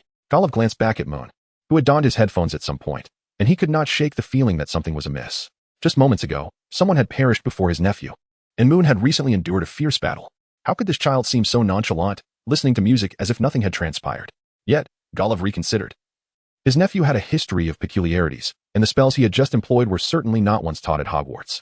After all, Golov himself had attended that school. With this perspective, the situation appeared far more palatable. A smile crept onto Golov's face, but sensing it was inappropriate, he quickly suppressed it and turned his gaze to the window. The rain had not ceased. In fact, it seemed to be intensifying. He wondered about the weather in London and whether Forster Dempsey had launched an assault on St. Mungo's. As for Moon, how was he faring now? Gal's quill was nearly devoid of feathers from his anxious fidgeting. Do you think something truly happened to him? Don't be a harbinger of doom, Cedric replied helplessly. The more you say that, the more likely it is that you'll conjure trouble, even if there is none. And have you forgotten? Before Moon returns, we should refrain from discussing such matters. He specifically cautioned us against it. Yarlin leaned in, mumbling, according to Moon, we should avoid flag planting, right? The 3 young ones exchanged glances and erupted into laughter, but their eyes betrayed a lingering worry. It was early morning, and with Orus about, they had to pretend to be Randall Dempsey, while also being instructed to keep silent about it. Had Moon not encountered something significant, they would undoubtedly find it hard to believe. Yet, they were left with little recourse, ultimately reduced to mere anxious waiting. Standing before the fireplace of a wizarding pub named the Magic Teapot, Moon grasped a handful of flu powder, thanked the proprietor, and enunciated clearly, Diagon Alley. Before casting the powder at his feet, green flames erupted, swiftly enveloping him, and in the next instant, the boy's figure vanished from the hearth.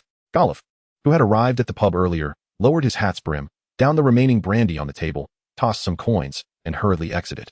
With a flick of his wand, he operated to the public fireplace in Diagon Alley. He had not accompanied Moon in using the flu powder because this vital mode of transportation for wizards was consistently monitored by the Ministry of Magic. With Forrester Dempsey having escaped from prison, and Moon masquerading as Randall slipping away from the Auror's scrutiny, it was obvious that Fudge would have ordered strict surveillance over the flu network's usage. If the Ministry was indeed monitoring the network, Moon's solo use of the flu powder could inadvertently reveal his location. Had Golov used it too, the effect would have been significantly diluted. I detest flu powder. Moon grumbled, brushing the dust from his hair. Golov chuckled at his nephew, and once Moon had tidied his hair, he waved his wand to clear the dust from Moon's clothes as well. What is next? Should we head straight to St. Mungo's? After Moon had adjusted his attire, transforming back into the poised youth he was, Golov finally inquired, or do you have other plans? After pondering for a moment, Moon remarked, I believe either option is acceptable. It would be advantageous to depart early. However, I am feeling a bit peckish at the moment. Shall we first indulge in a meal? Very well, Golov replied, waving his wand to render his suit considerably worn in appearance. He also fashioned a large scarf to obscure his face, for without such precautions, it was likely that many would recognize them as they passed by the Broken Cauldron Tavern.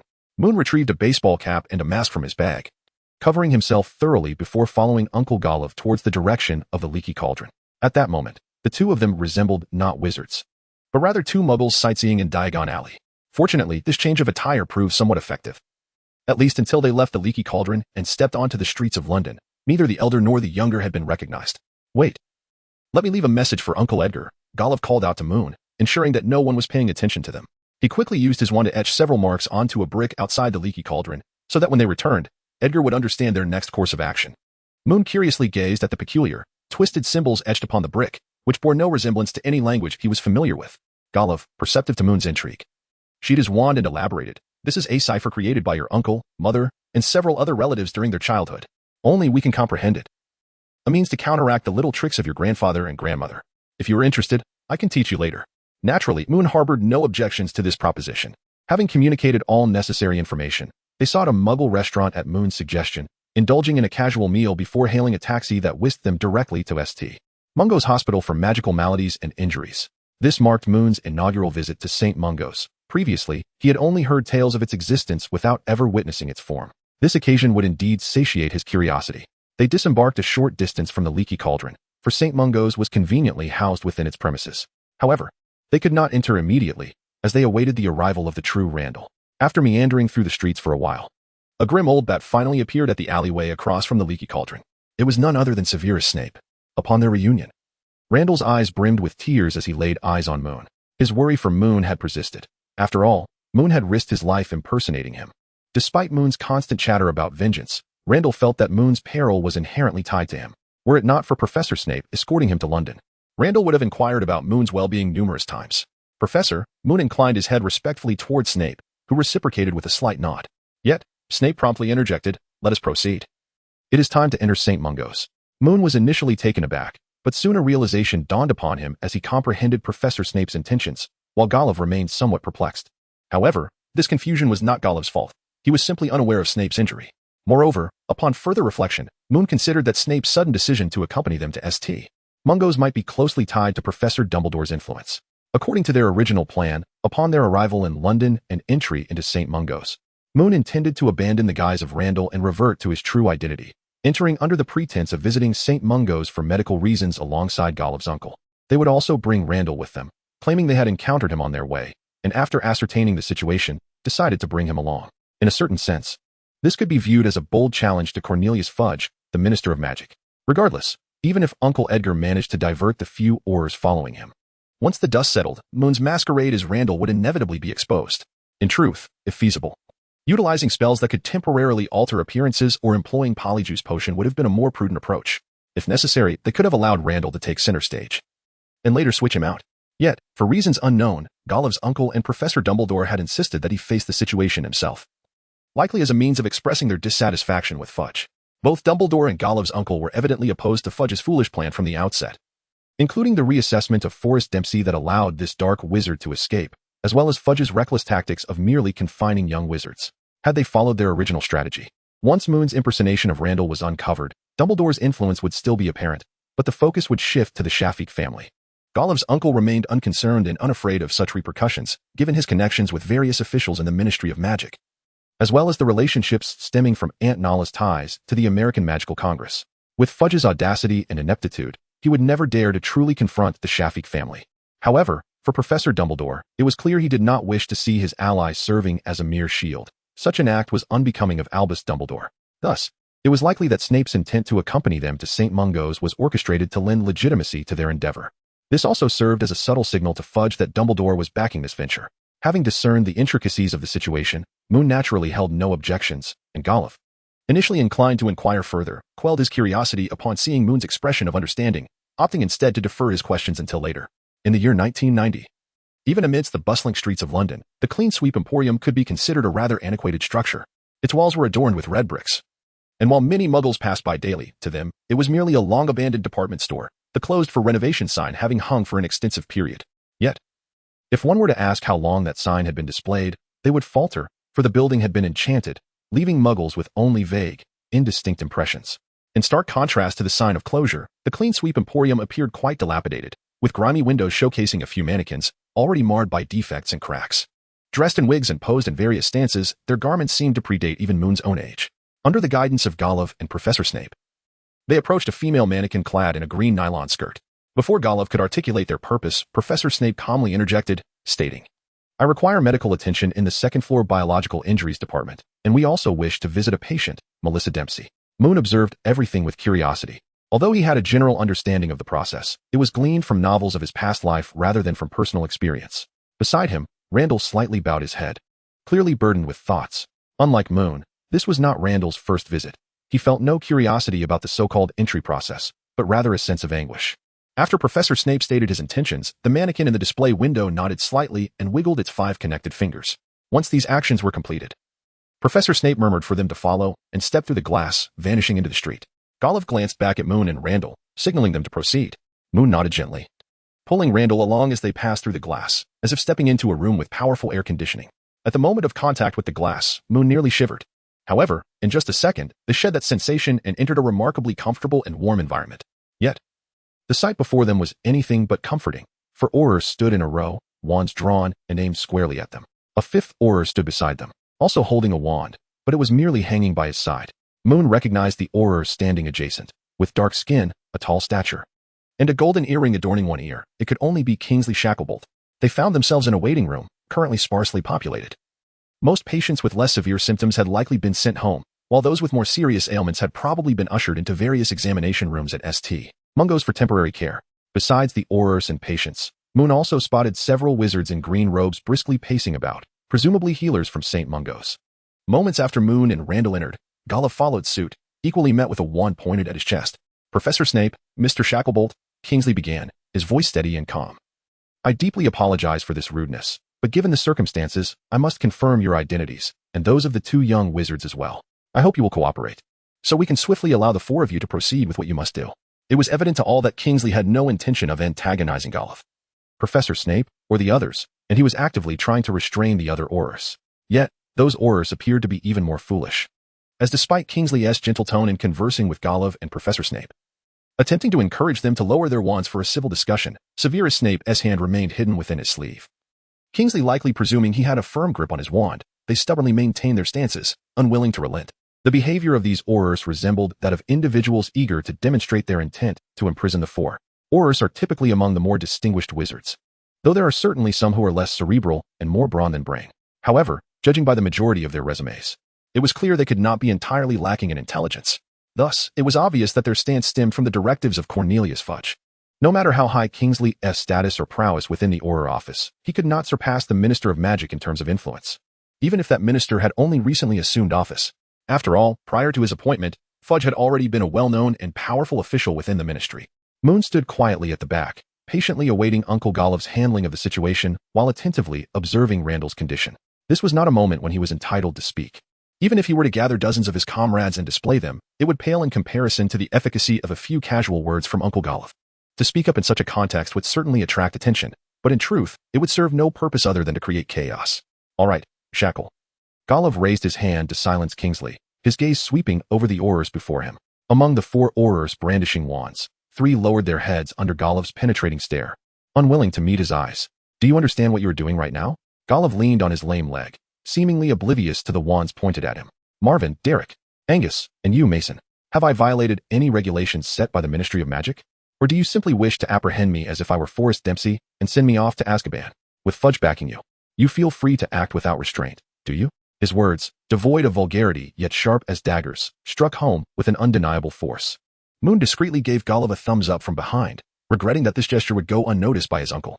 As Golov's voice fell silent, he halted, standing no more than a meter away from the wands, yet his demeanor suggested he was pointing a wand at the 4 Aurors. In contrast, Derek, one of the Aurors, seemed to shrink into his own collar, overwhelmed by the tension. The atmosphere reached a brief impasse. After 20 seconds, Derek was the first to relent, stowing away his wand and bowing slightly to Golov. Once the first wand was lowered, the others followed suit, relinquishing their weapons.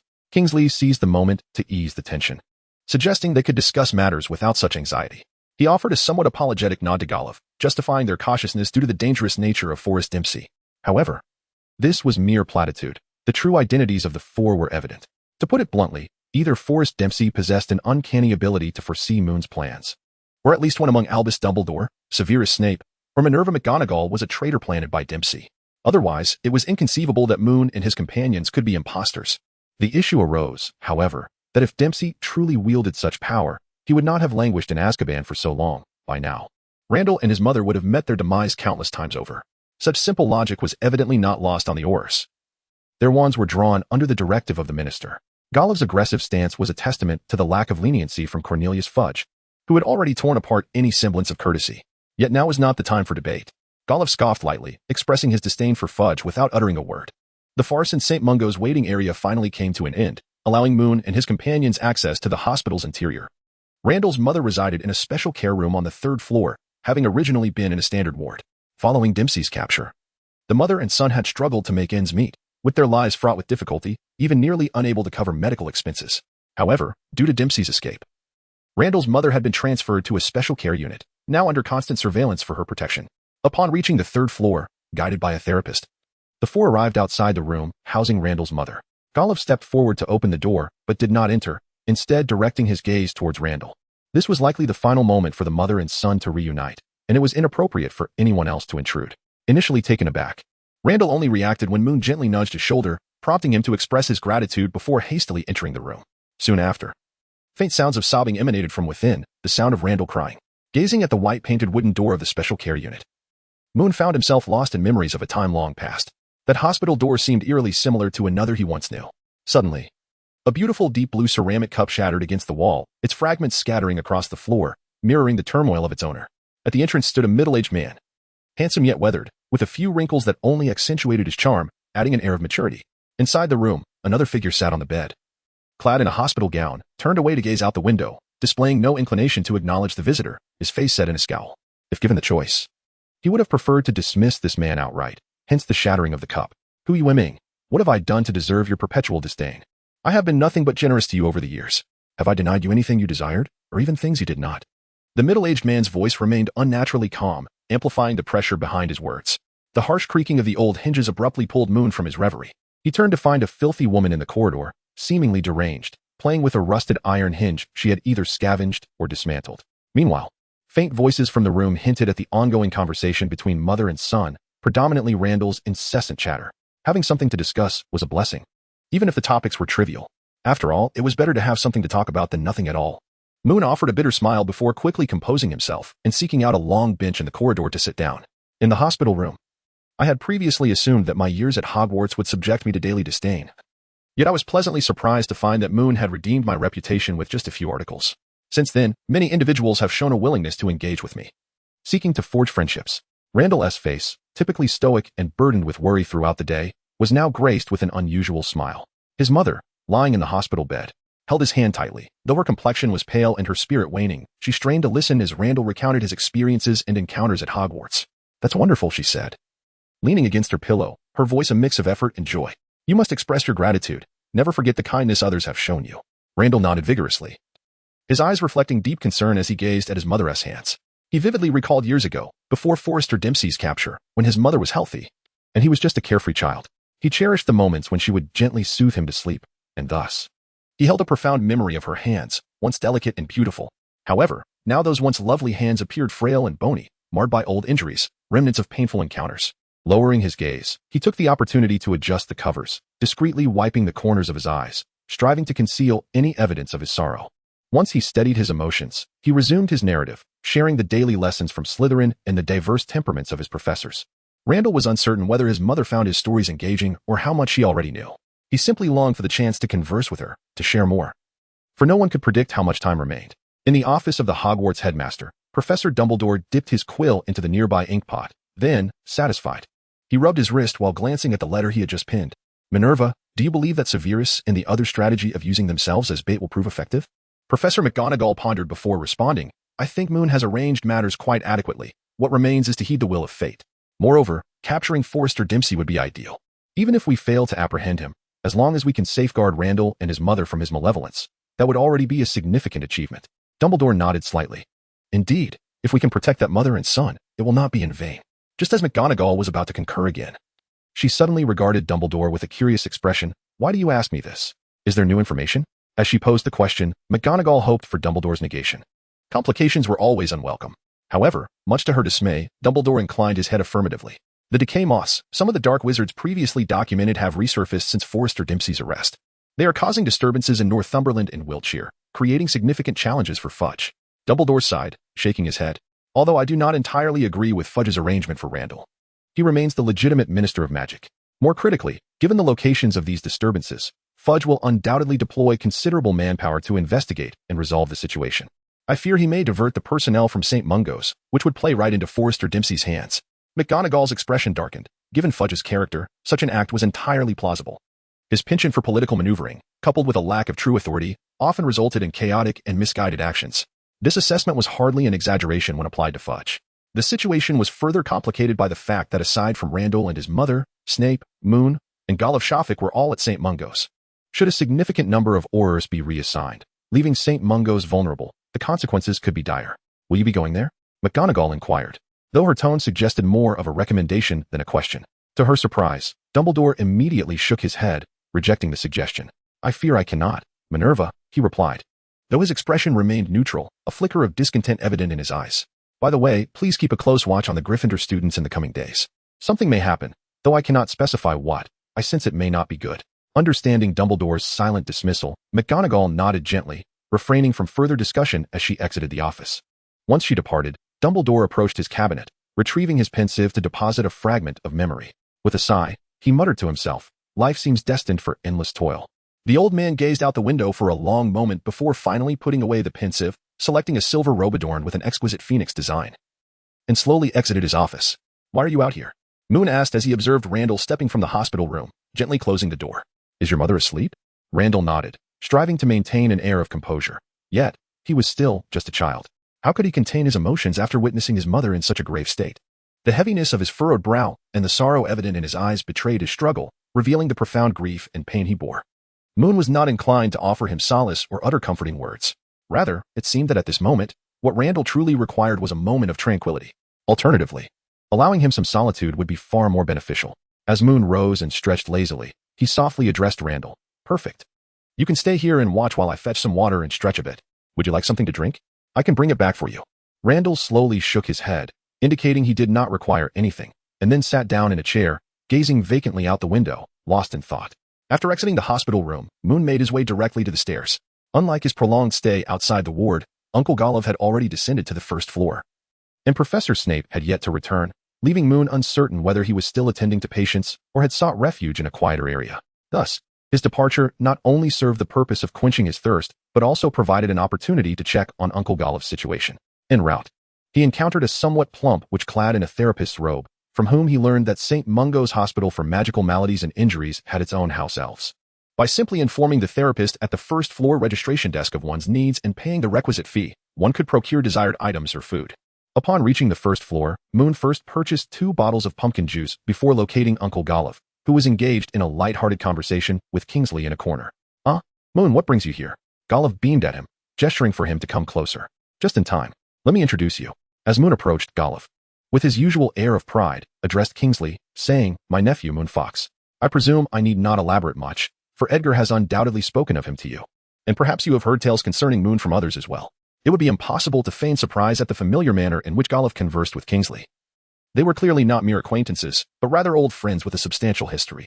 However, Moon had never encountered Kingsley at Shafik Manor, nor had he heard Golov mention Kingsley's name frequently. Upon reflection, this was quite reasonable. Kingsley Shacklebolt was, after all, a prominent figure within the Auror office, akin to one of the top executives in the Department of Magical Security. Such a distinguished position necessitated a degree of distance in his public interactions, particularly with families like the Shafiks, who were intricately linked to the political sphere. Otherwise, there would be no need for their conversation to seek out a secluded corner where they could speak away from prying eyes. Moon stepped forward and shook hands with Kingsley. Although this was the first time he had formally met the future Minister of Magic in this world, he had a rather favorable impression of Kingsley from his previous life while reading novels.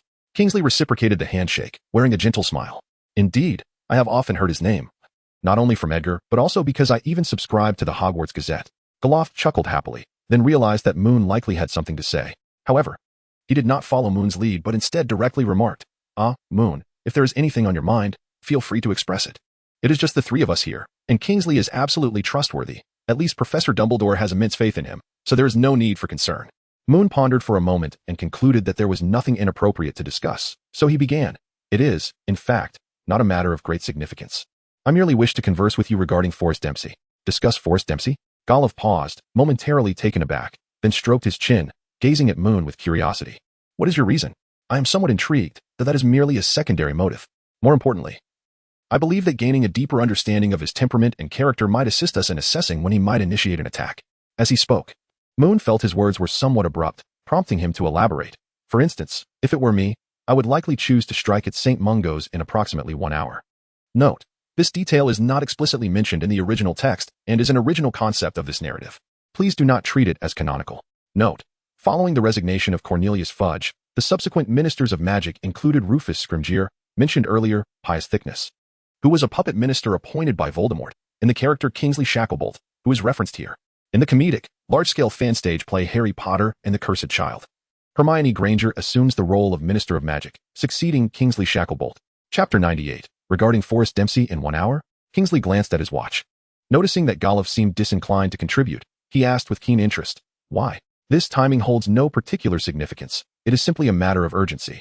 Whether it be 2 hours, 3 hours later, or even an hour earlier, it is all acceptable," Moon explained. "Ultimately, the objective is to act swiftly, preferably launching an assault today. As for the rationale behind the urgency of the attack, I posit that if Forrest retains any loyal followers, they would possess the means to gather intelligence.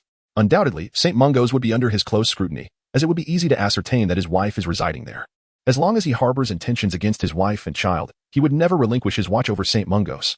However, I believe that for a group of dark wizards, unless led by a figure of exceptional charisma or formidable intimidation, following Forrest's imprisonment in Azkaban, even if a small faction of loyalists remains, the majority of his former followers would likely scatter, either to conceal their identities, continue their malevolent deeds elsewhere, or simply join other clandestine dark wizard societies.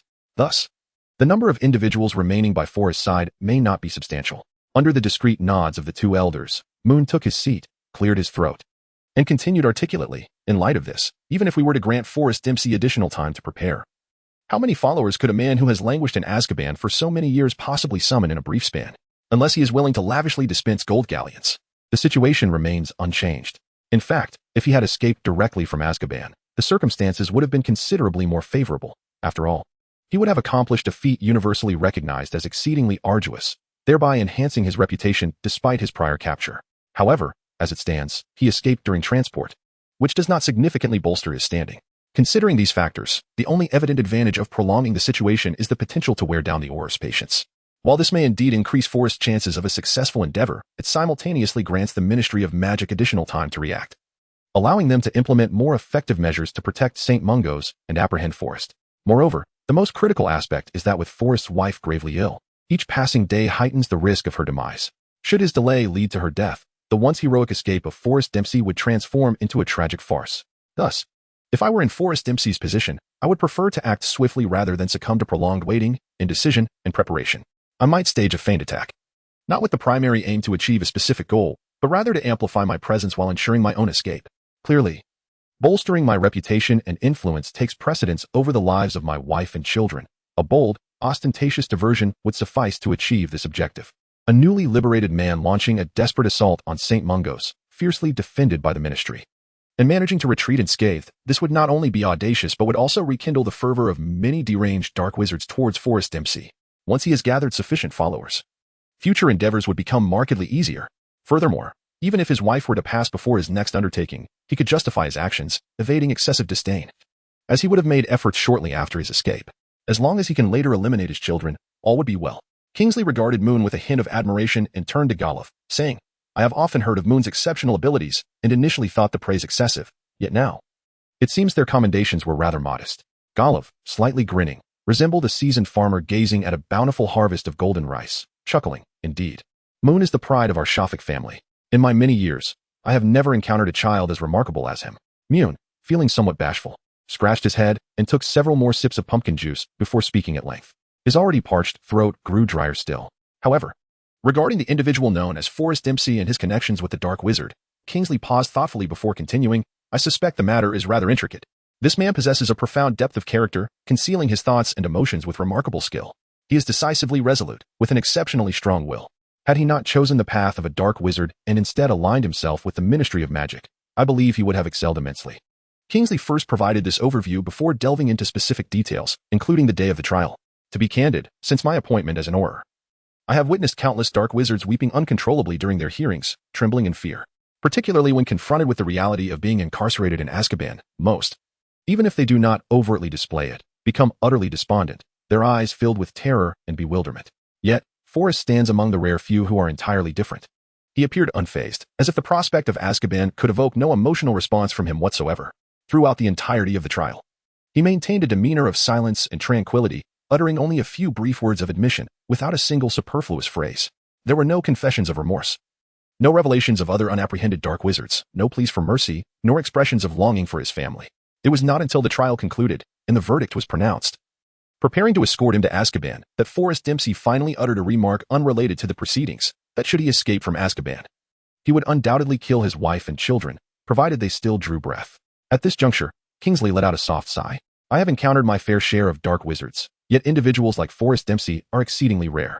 Chapter 99. Nightfall. Moon sat alone on the floor by the window at the end of the corridor of St. Mungo's Hospital, clutching a cup of pumpkin juice, and yawned out of sheer boredom. The hour had grown late, and earlier they had hastily consumed a meager dinner of a few slices of bread, a whole pork chop, a chicken leg, along with some overcooked carrots and potatoes, accompanied by a steaming cup of milk. To be candid, while this fare was not meant for genuine patience, it bore little resemblance to the sustenance one might expect in a hospital. Greasy and overly seasoned, it was hardly palatable. Randall's mother's condition had deteriorated significantly, waking every hour or so, only to slip back into a deep slumber after a few brief moments of consciousness. This undoubtedly weighed heavily on Randall's heart. Yet he felt powerless to change the situation. No one within the hallowed halls of St. Mungo's could aid his mother. This unfortunate woman had reached the end of her life, and none had the strength to alter her fate. The healers at St. Mungo's could only strive to alleviate some of her physical suffering, ensuring she might find some comfort in her final moments. At that moment, Randall remained by his mother's bedside, unwilling to miss even a second of her awakenings. Golov was preoccupied with family matters. Although he could not return to the Shafik estate, it did not mean he could simply abandon all responsibilities and luxuriate in a vacation-like respite. After all, from any perspective, he was the one now shouldering the weight of the Shafik family, responsible for vast family affairs, economic enterprises, and political dealings. If he dared to neglect his duties, a deluge of correspondence would inundate his study within 24 hours, launching a relentless barrage upon him. The whereabouts of Professor Snape were unknown to anyone. This notoriously acerbic professor had not shared his final diagnosis with them, merely returning after a visit to the healer to glance at the ward before vanishing once more. However, this was of little concern. Anyone with even a slight understanding of Professor Snape would not expect him to linger by the ward's entrance, willingly accepting the intrusions of others. As long as he appeared when needed and offered assistance, that sufficed. Moreover, from Snape's perspective, had it not been for Professor Dumbledore assigning him to St. Mungo's, it was questionable whether he would have come at all. The professional standards of the healers at St. Mungo's might not impress Snape, despite his mastery of potion-making and superficial knowledge of healing magic. Yet, an in-depth study of potion-making necessitated a comprehensive understanding of various injuries and ailments. Gazing out at the moonlit night, Moon resisted the impulse to find a place to lay his head down and sighed softly, glancing at his pocket watch. It was already past 10 o'clock. After discussing matters concerning Forrest Dempsey with Uncle Golliv and Kingsley Shacklebolt earlier in the afternoon, Moon felt increasingly certain that Forrest Dempsey would initiate his attack that very day, or, more accurately, either today or within a few days hence. Moon was uncertain how his Uncle Edgar had managed it. According to the information obtained from Kingsley Shacklebolt, Uncle Edgar had arrived at St. Mungo's with several Aurors and was aware that Randall was already present. However, up to that point, neither Edgar nor the Aurors he led had entered St. Mungo's. At first glance, this seemed fortunate. At least Moon's masquerade as Randall had yet to be uncovered, and the Ministry of Magic had not yet pressed them with inquiries concerning the matter. Yet, in reality, this was hardly a cause for celebration. For if Uncle Edgar continued to remain elusive, Moon and his companions would be unable to ascertain the fate of the body of the Dark Wizard who had attacked him. The inability to gather information implied that Forrest Dempsey might already be aware of the Dark Wizard's demise. This seemingly trivial detail could significantly influence Forrest Dempsey's timing for an assault. For Forrest, if the Dark Wizard had perished at the hands of the Ministry, he could launch an attack tonight without hesitation, as the wizard's death would appear entirely logical. After all, if he had not escaped, it would likely be a stroke of misfortune. Conversely, if the Dark Wizard had met an ambiguous end elsewhere, Forrest would need to reassess his position.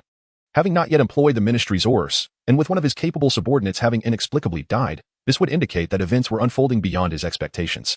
If he recklessly initiated an attack for the sake of reputation, he might very well find himself ensnared. All of this hinged on the assumption that Forrest Dempsey could indeed think along the same lines as Moon. The question remained, if Forrest truly possessed the restraint, audacity, and steadfast nature described by Kingsley, then he would undoubtedly perceive the same signs that Moon did. Unfortunately, Moon found himself without a viable course of action. He had already discussed the matter with Uncle Golliv, yet Golliv could only endeavor to find a solution, without any guarantee of reaching his brother Edgar. Thus, the only recourse left for Moon was to patiently await developments. He stowed his pocket watch and took a generous sip of pumpkin juice before rising to his feet. Given the circumstances, further speculation seemed futile. Predictions were ultimately just predictions, and no one could assure their transformation into certainties.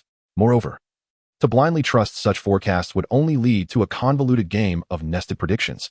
I anticipated your prediction, you anticipated my prediction of your prediction, and so forth. In the end, both sides would find themselves in an awkward stalemate, each having erred. With this realization, Moon felt an unusual pang of awkwardness. Perhaps it was best not to waste time standing idly by. It might be wiser to make a discreet exit. Moon raised the bottle filled with pumpkin juice and drank it in one gulp, then wiped his mouth and hurried towards the other end of the corridor. Chapter 100. Good steel must be used to build walls. At this moment, there was a piece of good news and a piece of bad news. As Moon was making his way from the windowsill at the end of the corridor to the hospital door, he fortuitously encountered his uncle, Golliv, who casually shared a remark. Just as Moon anticipated that Golliv's next statement would inquire which news he preferred to hear first, Golliv unexpectedly declared, "The good news is that I met Edgar, who informed me that, whether it be the messages relayed to the Ministry of Magic or those disseminated elsewhere, the Dark Wizard encountered him and attempted to silence him, only to be accidentally killed during Edgar's counterattack. However, he cannot come in to elaborate, as he must patrol outside St. Mungo's with several other Aurors to delay the exposure of your impersonation of Randall for as long as possible." This was indeed splendid news, as it resolved a significant dilemma that Moon was currently facing. Since the information circulating indicated that the Dark Wizard responsible for hunting Moon had inadvertently met his demise at the hands of an Auror after encountering someone from the Ministry, it meant that Forrest would not be influenced or compelled to reassess his timing for launching a full-scale attack. Yet, the emergence of such favorable news made Moon feel a twinge of concern. For every piece of good news, there must be a corresponding piece of bad news. While Moon wrestled with his thoughts, Golliv finally revealed the so-called bad news. There were already signs of some suspicious individuals outside, although their identities could not be officially confirmed. It appeared likely that these individuals were indeed the subordinates of Forrest Dempsey, engaged in reconnaissance. Upon hearing this, Moon instinctively relaxed. This was hardly bad news. In fact, it was exceptionally good news. It seemed that Forrest Dempsey might very well strike tonight, aligning perfectly with Moon's own thoughts. This notion was not of particular importance, as Moon had been contemplating the situation from the perspective of a Dark Wizard. Conversely, it was the latter aspect that truly made Moon regard it as good news. If Forrest Dempsey did indeed take action tonight, it would undoubtedly play into Moon's hands. Of course, amidst his relief, Moon felt a pang of guilt. Regardless of the circumstances, this conflict was likely to affect the nearby Muggles. Even if they were not directly involved, the possibility of collateral damage to Muggles existed.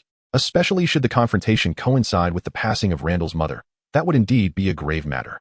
Nevertheless, this news could not be dismissed as merely bad, at worst.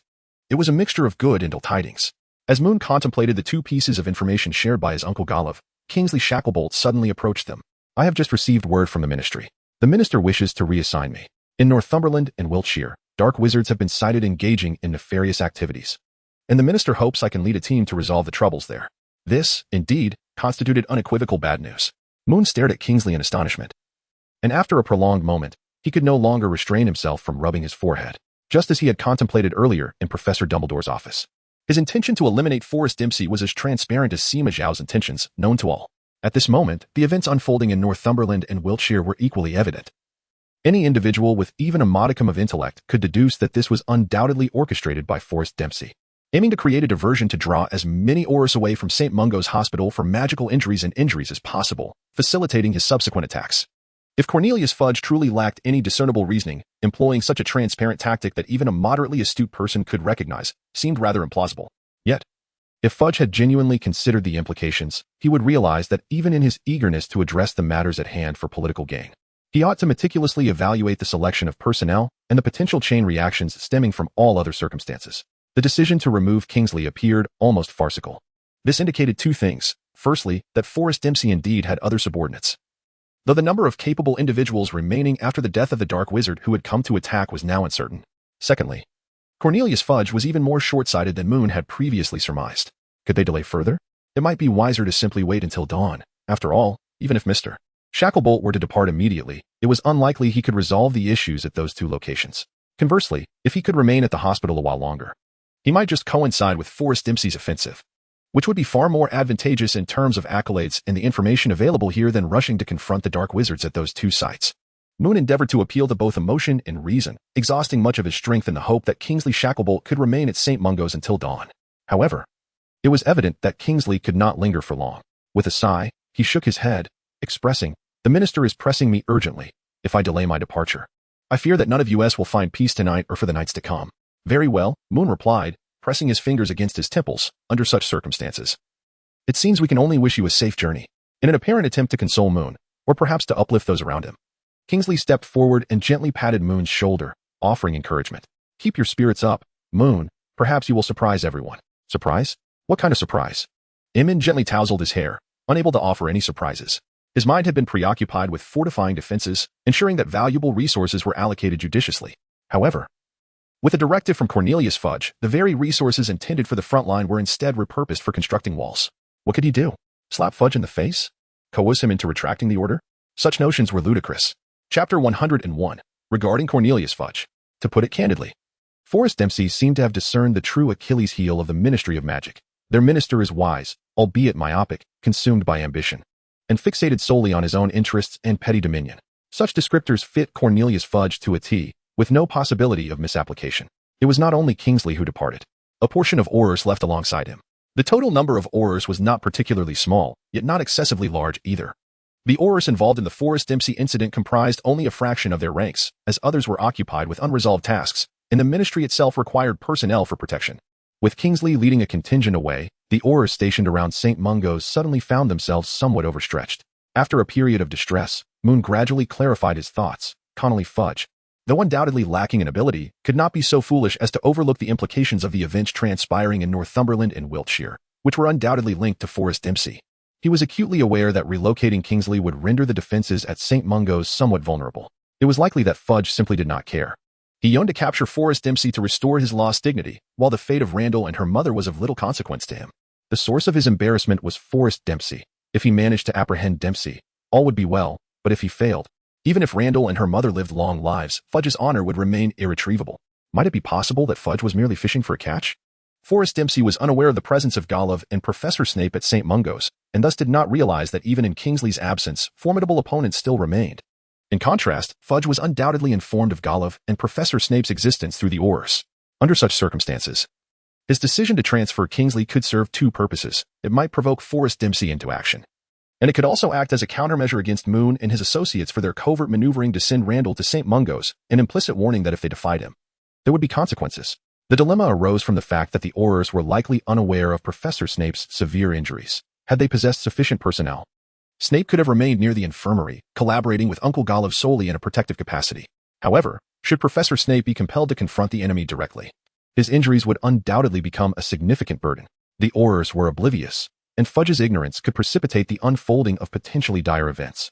If Professor Snape were uninjured, alongside Uncle Golov, they might indeed achieve a miraculous outcome.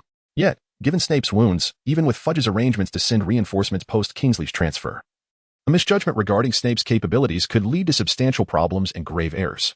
The situation now appeared quite precarious. All were players in this game of chess, each move creating a convoluted tableau. Clearly, this was not the moment to debate whose decisions were more flawed.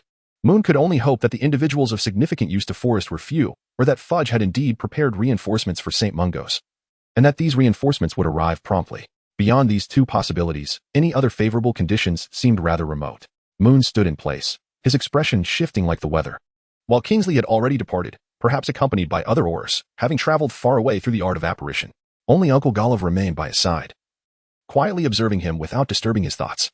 After a long while, Moon finally exhaled a heavy sigh and shook his head in disappointment. Given the current developments, it was almost a foregone conclusion that Forrest Dempsey would launch his attack tonight. This should have been excellent news. Yet now Moon found himself wishing that Dempsey would postpone for another 3 to 5 days, allowing him ample time to devise a response. In merely a couple of hours, even if he had ideas, there would be no opportunity to put them into action. At this moment, all he and his companions could do was to confront the challenges head-on, adapting to each situation as it arose, ready for a fierce magical confrontation. Beyond that, they would leave the rest to fate. Observing his nephew's sigh, Golov chuckled lightly and ruffled Moon's hair, saying, "Do not worry, your uncle and I are here for you. It is merely a challenge, one that can undoubtedly be overcome." Moon shrugged and took a seat beside Uncle Golov in the corridor, shaking his head as he spoke. "There is really nothing to worry about. It's just a bit disappointing. What began as a promising situation has devolved into chaos. According to the original plan, Randall would have had a smooth reunion with his mother. With your unexpected intervention, unless Forrest truly manages to mobilize the entire putrid swarm of moths, revenge can be exacted and Fudge's reputation salvaged." The youth fell silent for a moment, then could not help but speak through gritted teeth. "Sometimes I truly wish I could pry open Cornelius Fudge's skull to see what thoughts occupy his mind." Golov produced a slender silver flask, taking a small sip before turning to meet Moon's gaze, speaking earnestly. "Moon, you are undeniably intelligent, a truth that cannot be overlooked. Yet, you possess certain shortcomings, chiefly in the realm of experience. In other words, when you regard people, you tend to objectify them, leading to skewed judgments. Cornelius Fudge is a complex individual. Much like most people in this world, intelligent individuals are not perpetually astute, nor do they excel in every circumstance. They are bound to have lapses. Likewise, foolish individuals are not perpetually inept. They too will encounter opportunities to perform admirably. Your initial thoughts held merit. Fudge is indeed a person who values his reputation. Given his nascent position, he is unlikely to confront us directly, as it would jeopardize his authority. However, the actions we undertake also serve to undermine Fudge's standing. Do they not? You are aware that Fudge is short-sighted, image-conscious, and preoccupied with political maneuvering, yet he possesses a fair share of cunning. Golov paused, recognizing that Moon had grasped the essence. Many of his initial calculations were accurate. Had events unfolded as initially anticipated, the outcome would likely have aligned with his desires. The crux of the issue, however, lay in his oversight. Without a suitable opportunity, Cornelius Fudge would indeed refrain from orchestrating a clandestine operation against Moon and his companions to retrieve Randall. Yet, such opportunities are readily available, and given Fudge's temperament, he might very well contrive an opportunity in a moment of folly. In essence, Moon had considered Fudge's character and potential reactions, but his analysis lacked comprehensiveness. Even if Forrest Dempsey had not instigated unrest in Northumberland and Wiltshire, Fudge might concoct other justifications to deploy Aurors, believing he could inflict discomfort upon Moon and his allies. Individuals like Fudge often mistakenly presume that circumstances remain within their control at inopportune moments. Moon missed this crucial point. As Golov previously mentioned, he objectified Fuji, neglecting the potential extraneous choices that a living person like Fuji might make. Ultimately, it reflects a certain immaturity. Moon chuckled helplessly. "Therefore, you need not feel any guilt for placing us in peril. The opportunity for revenge brings both me and your uncle great joy. Even if you do not mention it, we would devise alternative methods. In this regard, I harbor no remorse." Moon scratched his slightly itchy neck. "It may sound like bravado, but I indeed possess the means to safeguard a few lives in times of crisis. If there is any guilt to be had, it would be for the Aurors. Had I not intervened in this matter from the outset, they might not have found themselves in such jeopardy.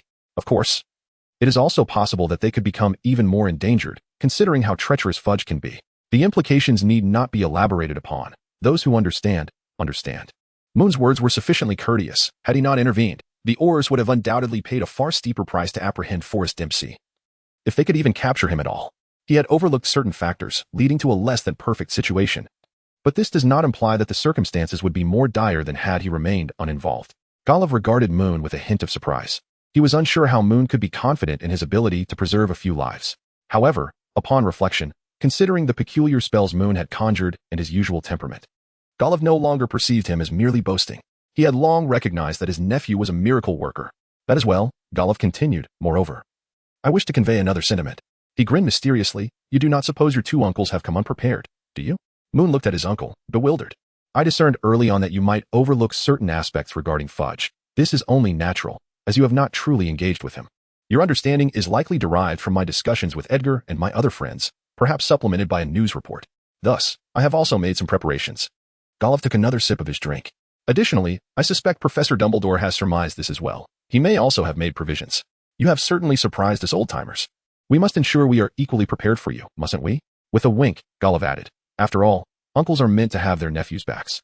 Upon hearing this last remark, Moon was suddenly struck by a sense of disorientation. He recalled having heard this phrase in a past life, though in an entirely different context, with a wholly different mindset. After a moment, he regained his composure and solemnly expressed his gratitude. Thank you, uncle. This simple expression of thanks momentarily rendered Golov speechless. He managed a couple of awkward chuckles, at a loss for words, before taking another swig of his drink. Perhaps inspired by the alcohol, Golov smacked his lips and remarked, We are family, no need for such formality. Moon observed her uncle's expression and couldn't help but find it amusing. Initially, she managed to stifle her laughter. But within mere seconds, she burst into giggles. Golov, initially perplexed, was unaware of the reason behind Moon's laughter. However, moments later, he too joined in the merriment. Ultimately, the reason for their amusement seemed rather insignificant. In the early hours, at midnight, Randall remained in the hospital room. He had stepped out briefly, merely to assess the situation. And upon learning that all was relatively well, he returned to the confines of the room. Moon and Golov remained seated in the corridor, engaged in a casual conversation, predominantly revolving around the antics of the children at home. During their idle chatter, Golov, in a moment of curiosity, inquired about Moon's aspirations for the future. Moon, however, refrained from articulating his thoughts clearly, as his most fervent desire was to find a serene place to live a languid life, albeit such sentiments could hardly be expressed overtly. As the minute hand ticked past the 5th second past midnight, a striking silver dog suddenly bounded down the staircase, coming to a halt before Moon and Golov, silently barking twice as it opened its mouth. This peculiar sight left Moon somewhat bewildered, while Golov promptly rose to his feet, drawing his wand as he approached the window. In a low voice, he remarked, This is your little uncle's guardian spirit. I had previously arranged with him that if a battle were to ensue, he would send the guardian spirit up. Upon seeing it, I would naturally understand. Moon finally realized that he had known all along that his uncle could summon a tangible guardian spirit, yet this was the first occasion he had witnessed Edgar's corporeal guardian. To be honest, that large dog was quite magnificent, though its gaze seemed a touch too wild and untamed. Speaking of which, the dog bore a striking resemblance to a husky, didn't it? Quite fitting, indeed. Moon vigorously shook his head, clearing his mind of those chaotic thoughts. He then grasped his wand and rose to approach the window. Chapter 103, The Catalyst for Confrontation. At first glance, the outside world appeared tranquil, with scarcely a soul in sight on the streets, save for a drunken man unsteadily making his way from one end of the thoroughfare to the other. However, upon closer inspection, one could discern, in the hidden recesses and shadows, faint movements that hinted at lurking figures. Do not rush. Pay attention to that drunken man, Golov whispered, simultaneously raising his hand to open the window. He is indeed a genuine inebriate, and he may very well become the spark that ignites the impending conflict. Moon nodded silently, directing the majority of his attention towards the inebriated man as Golov had instructed. The drunken fellow staggered forward, clearly having indulged excessively, after merely a few unsteady steps. He nearly toppled to the ground on 2 or 3 occasions. Fortunately, Moon was never one to lack patience, even as the inebriate moved at a sluggish pace. The stillness of the night persisted.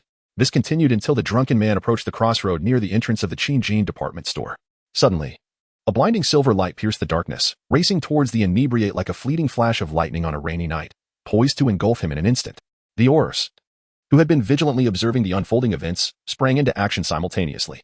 Moon keenly detected a movement from the shadows at the street corner. One Auror gently waved his wand, causing the already unsteady drunkard to lose his final semblance of balance and collapse to the ground, narrowly evading the incoming silver light. Meanwhile, another Auror also intervened, first stunning the inebriate who was struggling to rise, and then deftly casting a flaming rope towards the darkness on the opposite side of the street. Throughout this, Golov remained poised with his wand, ready to act but refraining from doing so. He had identified the hiding spots of several dark wizards. Yet the moment to strike was not yet at hand. Moon, go to the ward and keep an eye on Randall and his mother. Unless it is me, Edgar, or Professor Snape, do not allow anyone else inside. Listening to Golov's earnest instructions, Moon felt an exhilarating urge to join the fray. Truth be told, he believed he could play a significant role. However, he was acutely aware that, in comparison, safeguarding the mother and son in the ward was of greater importance. He was not only the most suitable candidate to assume the role of protector, but also, should an intruder breach the ward, his resemblance to Randall could provide an element of surprise. Thus, without hesitation, he agreed and swiftly made his way to the ward, leaving no room for reluctance.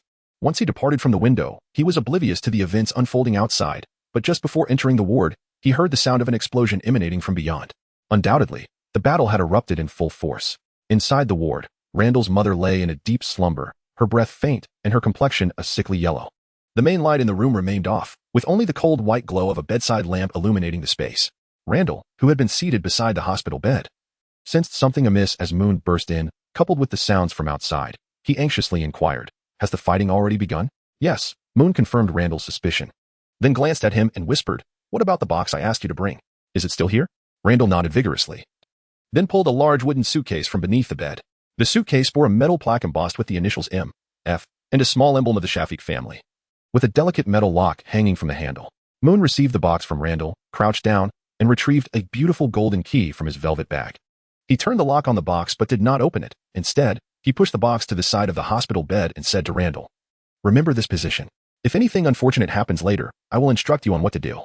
This concerns the lives of you and your mother, so do not forget. When the time comes, you must follow my instructions." "All right, I understand," Randall replied, his tone notably resolute.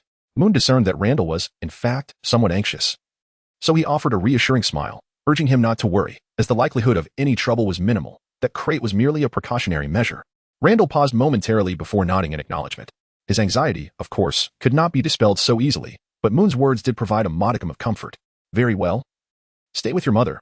I shall observe the situation from the window," Moon declared, dragging a chair to the doorway to prop it open before striding towards the window, hoping to catch a glimpse of the unfolding events.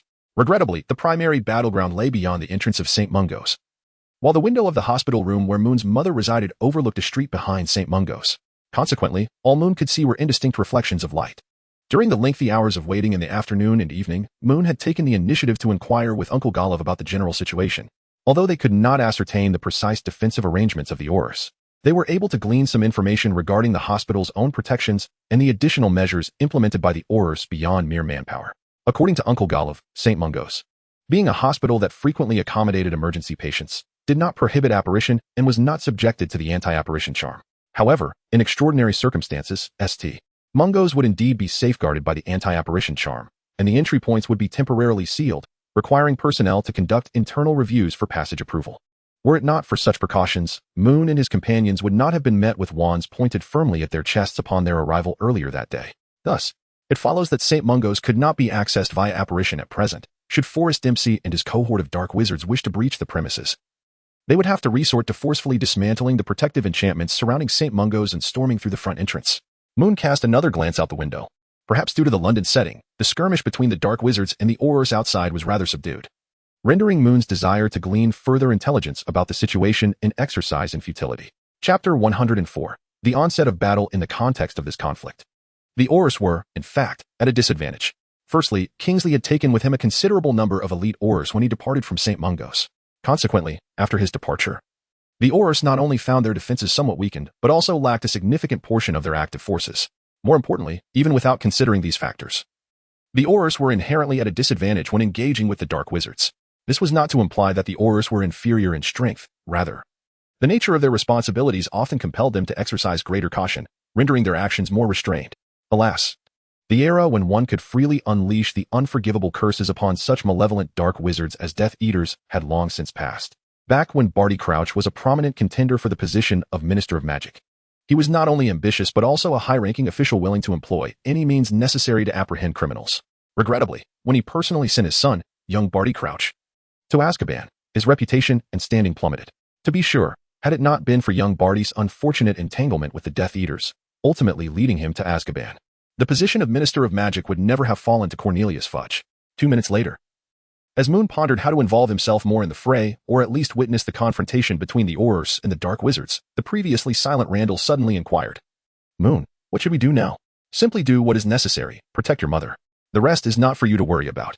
Moon's words were undeniably candid. Previously, he had been fervently eager to confront the Dark Wizards, primarily because he was confident in his considerable self-preservation abilities. Even if he were to encounter a Dark Wizard he could not possibly defeat, he could easily make a hasty retreat. But what of Randall? Escape? It was uncertain whether Randall could withstand even a single curse. This thought prompted Moon to suddenly recall another individual, intensifying his concern, Professor Snape. Since arriving at St. Mungo's and parting ways with everyone, Moon had not seen Professor Snape again after he went to assess his injuries. This naturally filled Moon with worry. After all, no one knew where this elusive professor had vanished to, nor could anyone guarantee what actions he might take amidst the current outbreak of conflict. However, no amount of worry would change his circumstances. He could not leave his hospital room to search for Professor Snape. If he were to step out only to have a cadre of dark wizards burst in with wands drawn, the consequences would be dire. As Moon pondered these disjointed thoughts, outside the window, the primary battlefield between the Aurors and the dark wizards shifted unexpectedly. An Auror's wand tip suddenly emitted a stream of golden light, aimed directly at a dark wizard who had just been sent sprawling. Before the unfortunate dark wizard could rise, he found himself ensnared by a shimmering golden rope conjured by the Auror. Like a signal, the dark wizards began a tactical retreat, slowly withdrawing toward the street. The Aurors, still oblivious to any peculiarities, seized the opportunity to pursue, hoping to completely subdue the dark wizards as their resistance weakened. From his vantage point at the window, Moon observed the battle with clarity, as if it had been meticulously orchestrated. The dark wizards retreated with a calmness that belied the intensity of the Auror's onslaught. Reminiscent of a chess match where the wizards and their spells functioned as mere pieces, each move predetermined.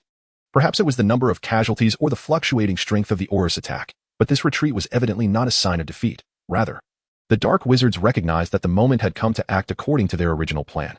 Meanwhile, the Aurors had unwittingly allowed themselves to be guided by the dark wizards. Logically, this should not have been the case. As the defending party, the Aurors were expected to hold their ground. However, Fudge was not content with mere defense. He had instructed the Aurors not just to secure St. Mungo's, but to capture Forrest Dempsey and bring him back for questioning. Consequently, the Aurors followed the dark wizard's lead, moving to the street to continue the confrontation, allowing Moon to witness the battle unfold from his hospital room window. As Moon remained vigilant regarding the unfolding confrontation below, his gaze wandered around the surrounding streets. If possible, he sought to locate Forrest Dempsey. Before Moon could thoroughly survey the entirety of the street, a sudden, resounding crash echoed from downstairs. In that instant, both he and Randall sensed the floor beneath them, the walls nearby, and perhaps the entire building trembling in unison. Moon dared not be negligent, yet there was nothing within reach to grasp. In desperation, he seized the curtain. Fortunately, his slender physique prevented him from being too heavy. Thus, despite the curtain emitting a dreadful shriek, it held firm, sparing Moon from a fall. In contrast, Randall fared much better. When the ground trembled, he was seated beside the hospital bed, allowing him merely to grasp the railing beside it to maintain his balance. However, this little fellow seemed more intent on safeguarding his mother. When Moon turned to look, he clearly observed Randall pressing his hands upon her shoulders to prevent her from being further unsettled by the vibrations. What was happening? As the tremors appeared to subside momentarily, and stability returned to the surroundings, Randall finally raised his gaze to Moon, his face a canvas of confusion as he inquired, "Was that an earthquake?" If it were indeed an earthquake, that would be a relief. Moon's expression darkened as he glanced out the window. Indeed, within that brief span, the battlefield began to shift back to its original position. The Aurors were retreating while engaging in combat, attempting to return to the street where St. Mungo's entrance was located. This further validated Moon's suspicions. He inhaled deeply and, with a wry smile, remarked, "I fear that this place, the entrance to St. Mungo's, is now utterly compromised. Prepare yourself, Randall, we may soon confront peril head-on." Chapter 105, The Dark Mark as Expected. It wasn't long before the two heard a cacophony of explosions and incantations emanating from the corridor beyond the door. Amidst the chaos, Moon faintly discerned the voice of Uncle Golov. Randall, momentarily bewildered at the bedside, soon regained his senses, drew his wand, and fixed a determined expression towards the door. As if anticipating an imminent intrusion, Moon glanced out the window once more, noticing that the street adjacent had become deserted. It seemed all had retreated to the hospital, be they the attacking dark wizards or the defending Aurors. A sense of helplessness washed over him.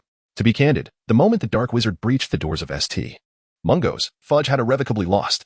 Even if he were to successfully apprehend Forrester in the end, the mere fact that the Aurors failed to safeguard St. Mungo's would be enough to torment Fudge for a month or two.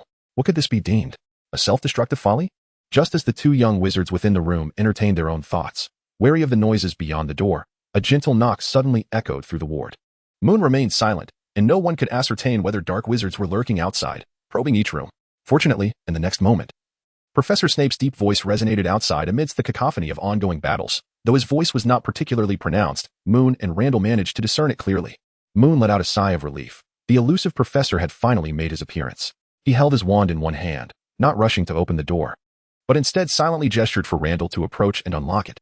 Randall understood the cue, nodded in acknowledgement, and swiftly moved to the door, removing the stool propping it open before stepping aside to gently pull the door ajar.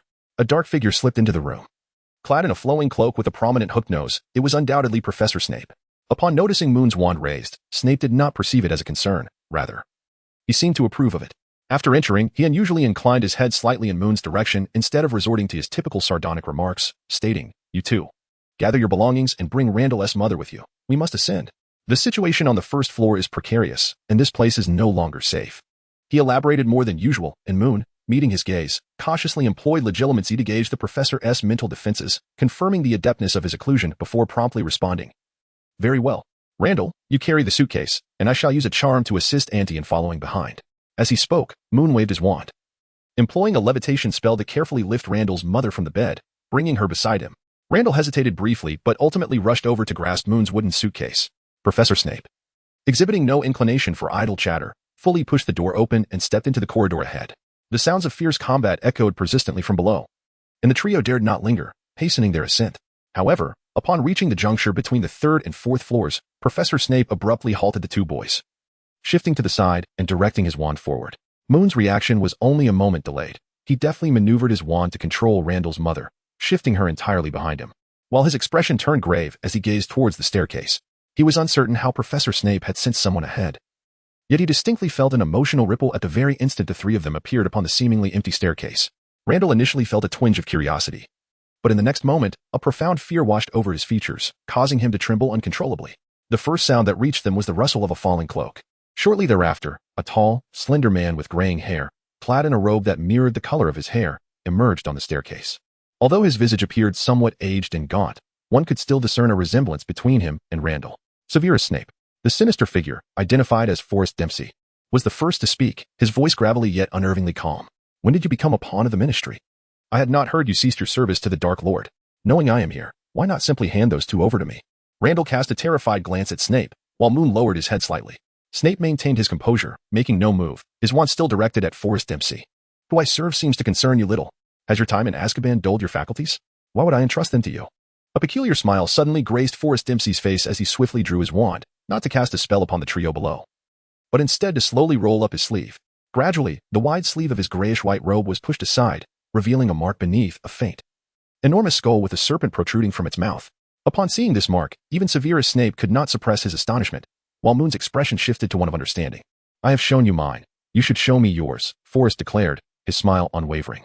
"Or perhaps you might consider directly handing those two over to me." Snape remained silent for 3 seconds before responding. "A false dark mark? You truly are relentless, Forrest Dempsey. I do not recall you ever swearing allegiance to the Dark Lord." Upon hearing his headmaster mention the Dark Lord, Randall nearly turned to flee, but Moon's firm grip restrained him. Otherwise, such an act would be tantamount to seeking death. "How do you know this mark was not recently branded? The Dark Lord is not dead. Could you possibly know less than I?" Forrest Dempsey's smile morphed into one of amusement. "Or perhaps you have indeed become Albus Dumbledore's lapdog. Note, the dark mark, branded on Death Eaters, symbolizes their allegiance to Voldemort's core legion. When inactive, it appears red. When activated, it turns black. However, with Voldemort's decline and his transformation into a mere specter, the dark mark begins to fade. After Voldemort's ultimate demise, the mark may even become an ordinary scar." Chapter 106, Resistance. Moon understood that he could no longer allow Professor Snape to continue conversing with him. It was a futile expenditure of time. Moreover, having already surmised the unfolding events, Moon was acutely aware that if Snape continued to engage with Forrest Dempsey, there was a real danger that Dempsey might escape, leading to significant upheaval. How substantial would this upheaval be? So profound that it could alter the entire narrative, even affecting the trajectory of the world and the outcome of Voldemort's struggle. Naturally, he had no intention of voicing any further words, rather than indulging in idle chatter. It would be far more prudent to take decisive action. Although Professor Snape was injured and might not be an equal match for Dempsey, Moon was confident in his ability to hold a dark wizard who had spent years in Azkaban at bay. After all, there was no need for him to hesitate. Snape could easily summon Uncle Golo to assist in neutralizing the threat. Thus, Moon raised his hand and unleashed a fiery spell directed at Forrest Dempsey. The sudden blaze of light was nearly blinding to all present. Seizing the moment as Dempsey raised his wand to defend himself, Moon swiftly exclaimed, "Professor, do not be swayed by his deceit. Quickly, seek my uncle. Have you forgotten Professor Dumbledore's admonition before his departure?" No sooner had he uttered these words than Dempsey conjured a cloud of filthy, gray dust with his wand, completely engulfing Moon's fiery attack. At last, Snape regained his composure. Initially taken aback by the sudden revelation of Dempsey's dark mark, which should not have been present on the arm of such a decrepit leader of a corrupt faction, he now began to piece together the implications of Moon's interruption. More importantly, he recognized the true intent behind Moon's disruption of their conversation, should their dialogue continue. If Dempsey's dark mark were indeed newly branded, it would likely signify the end of his double agent status.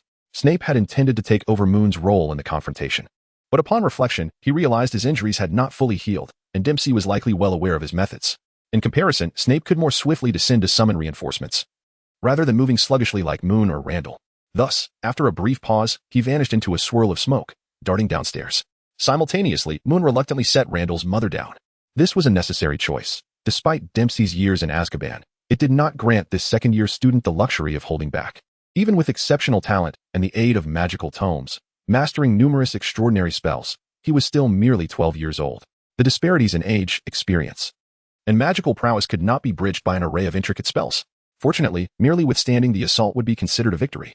When the fiery spell proved ineffective, Moon swiftly cast 2 more energy blasts towards Dempsey while pressing his arm firmly, mentally reciting a prayer. It was evident that he was not beseeching God, nor invoking Merlin. Neither of these figures could offer him assistance in this dire moment.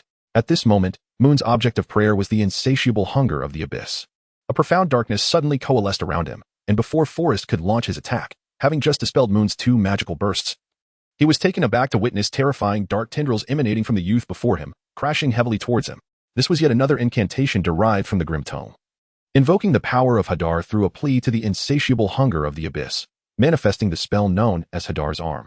This time, Forrest was reluctant to employ the previous cloud of dust for defense, while effective against energy-based spells. Moon's current incantation left him uncertain whether it was some peculiar form of transmutation. If it were, then that cloud of dust would be utterly useless, merely scattering under the force.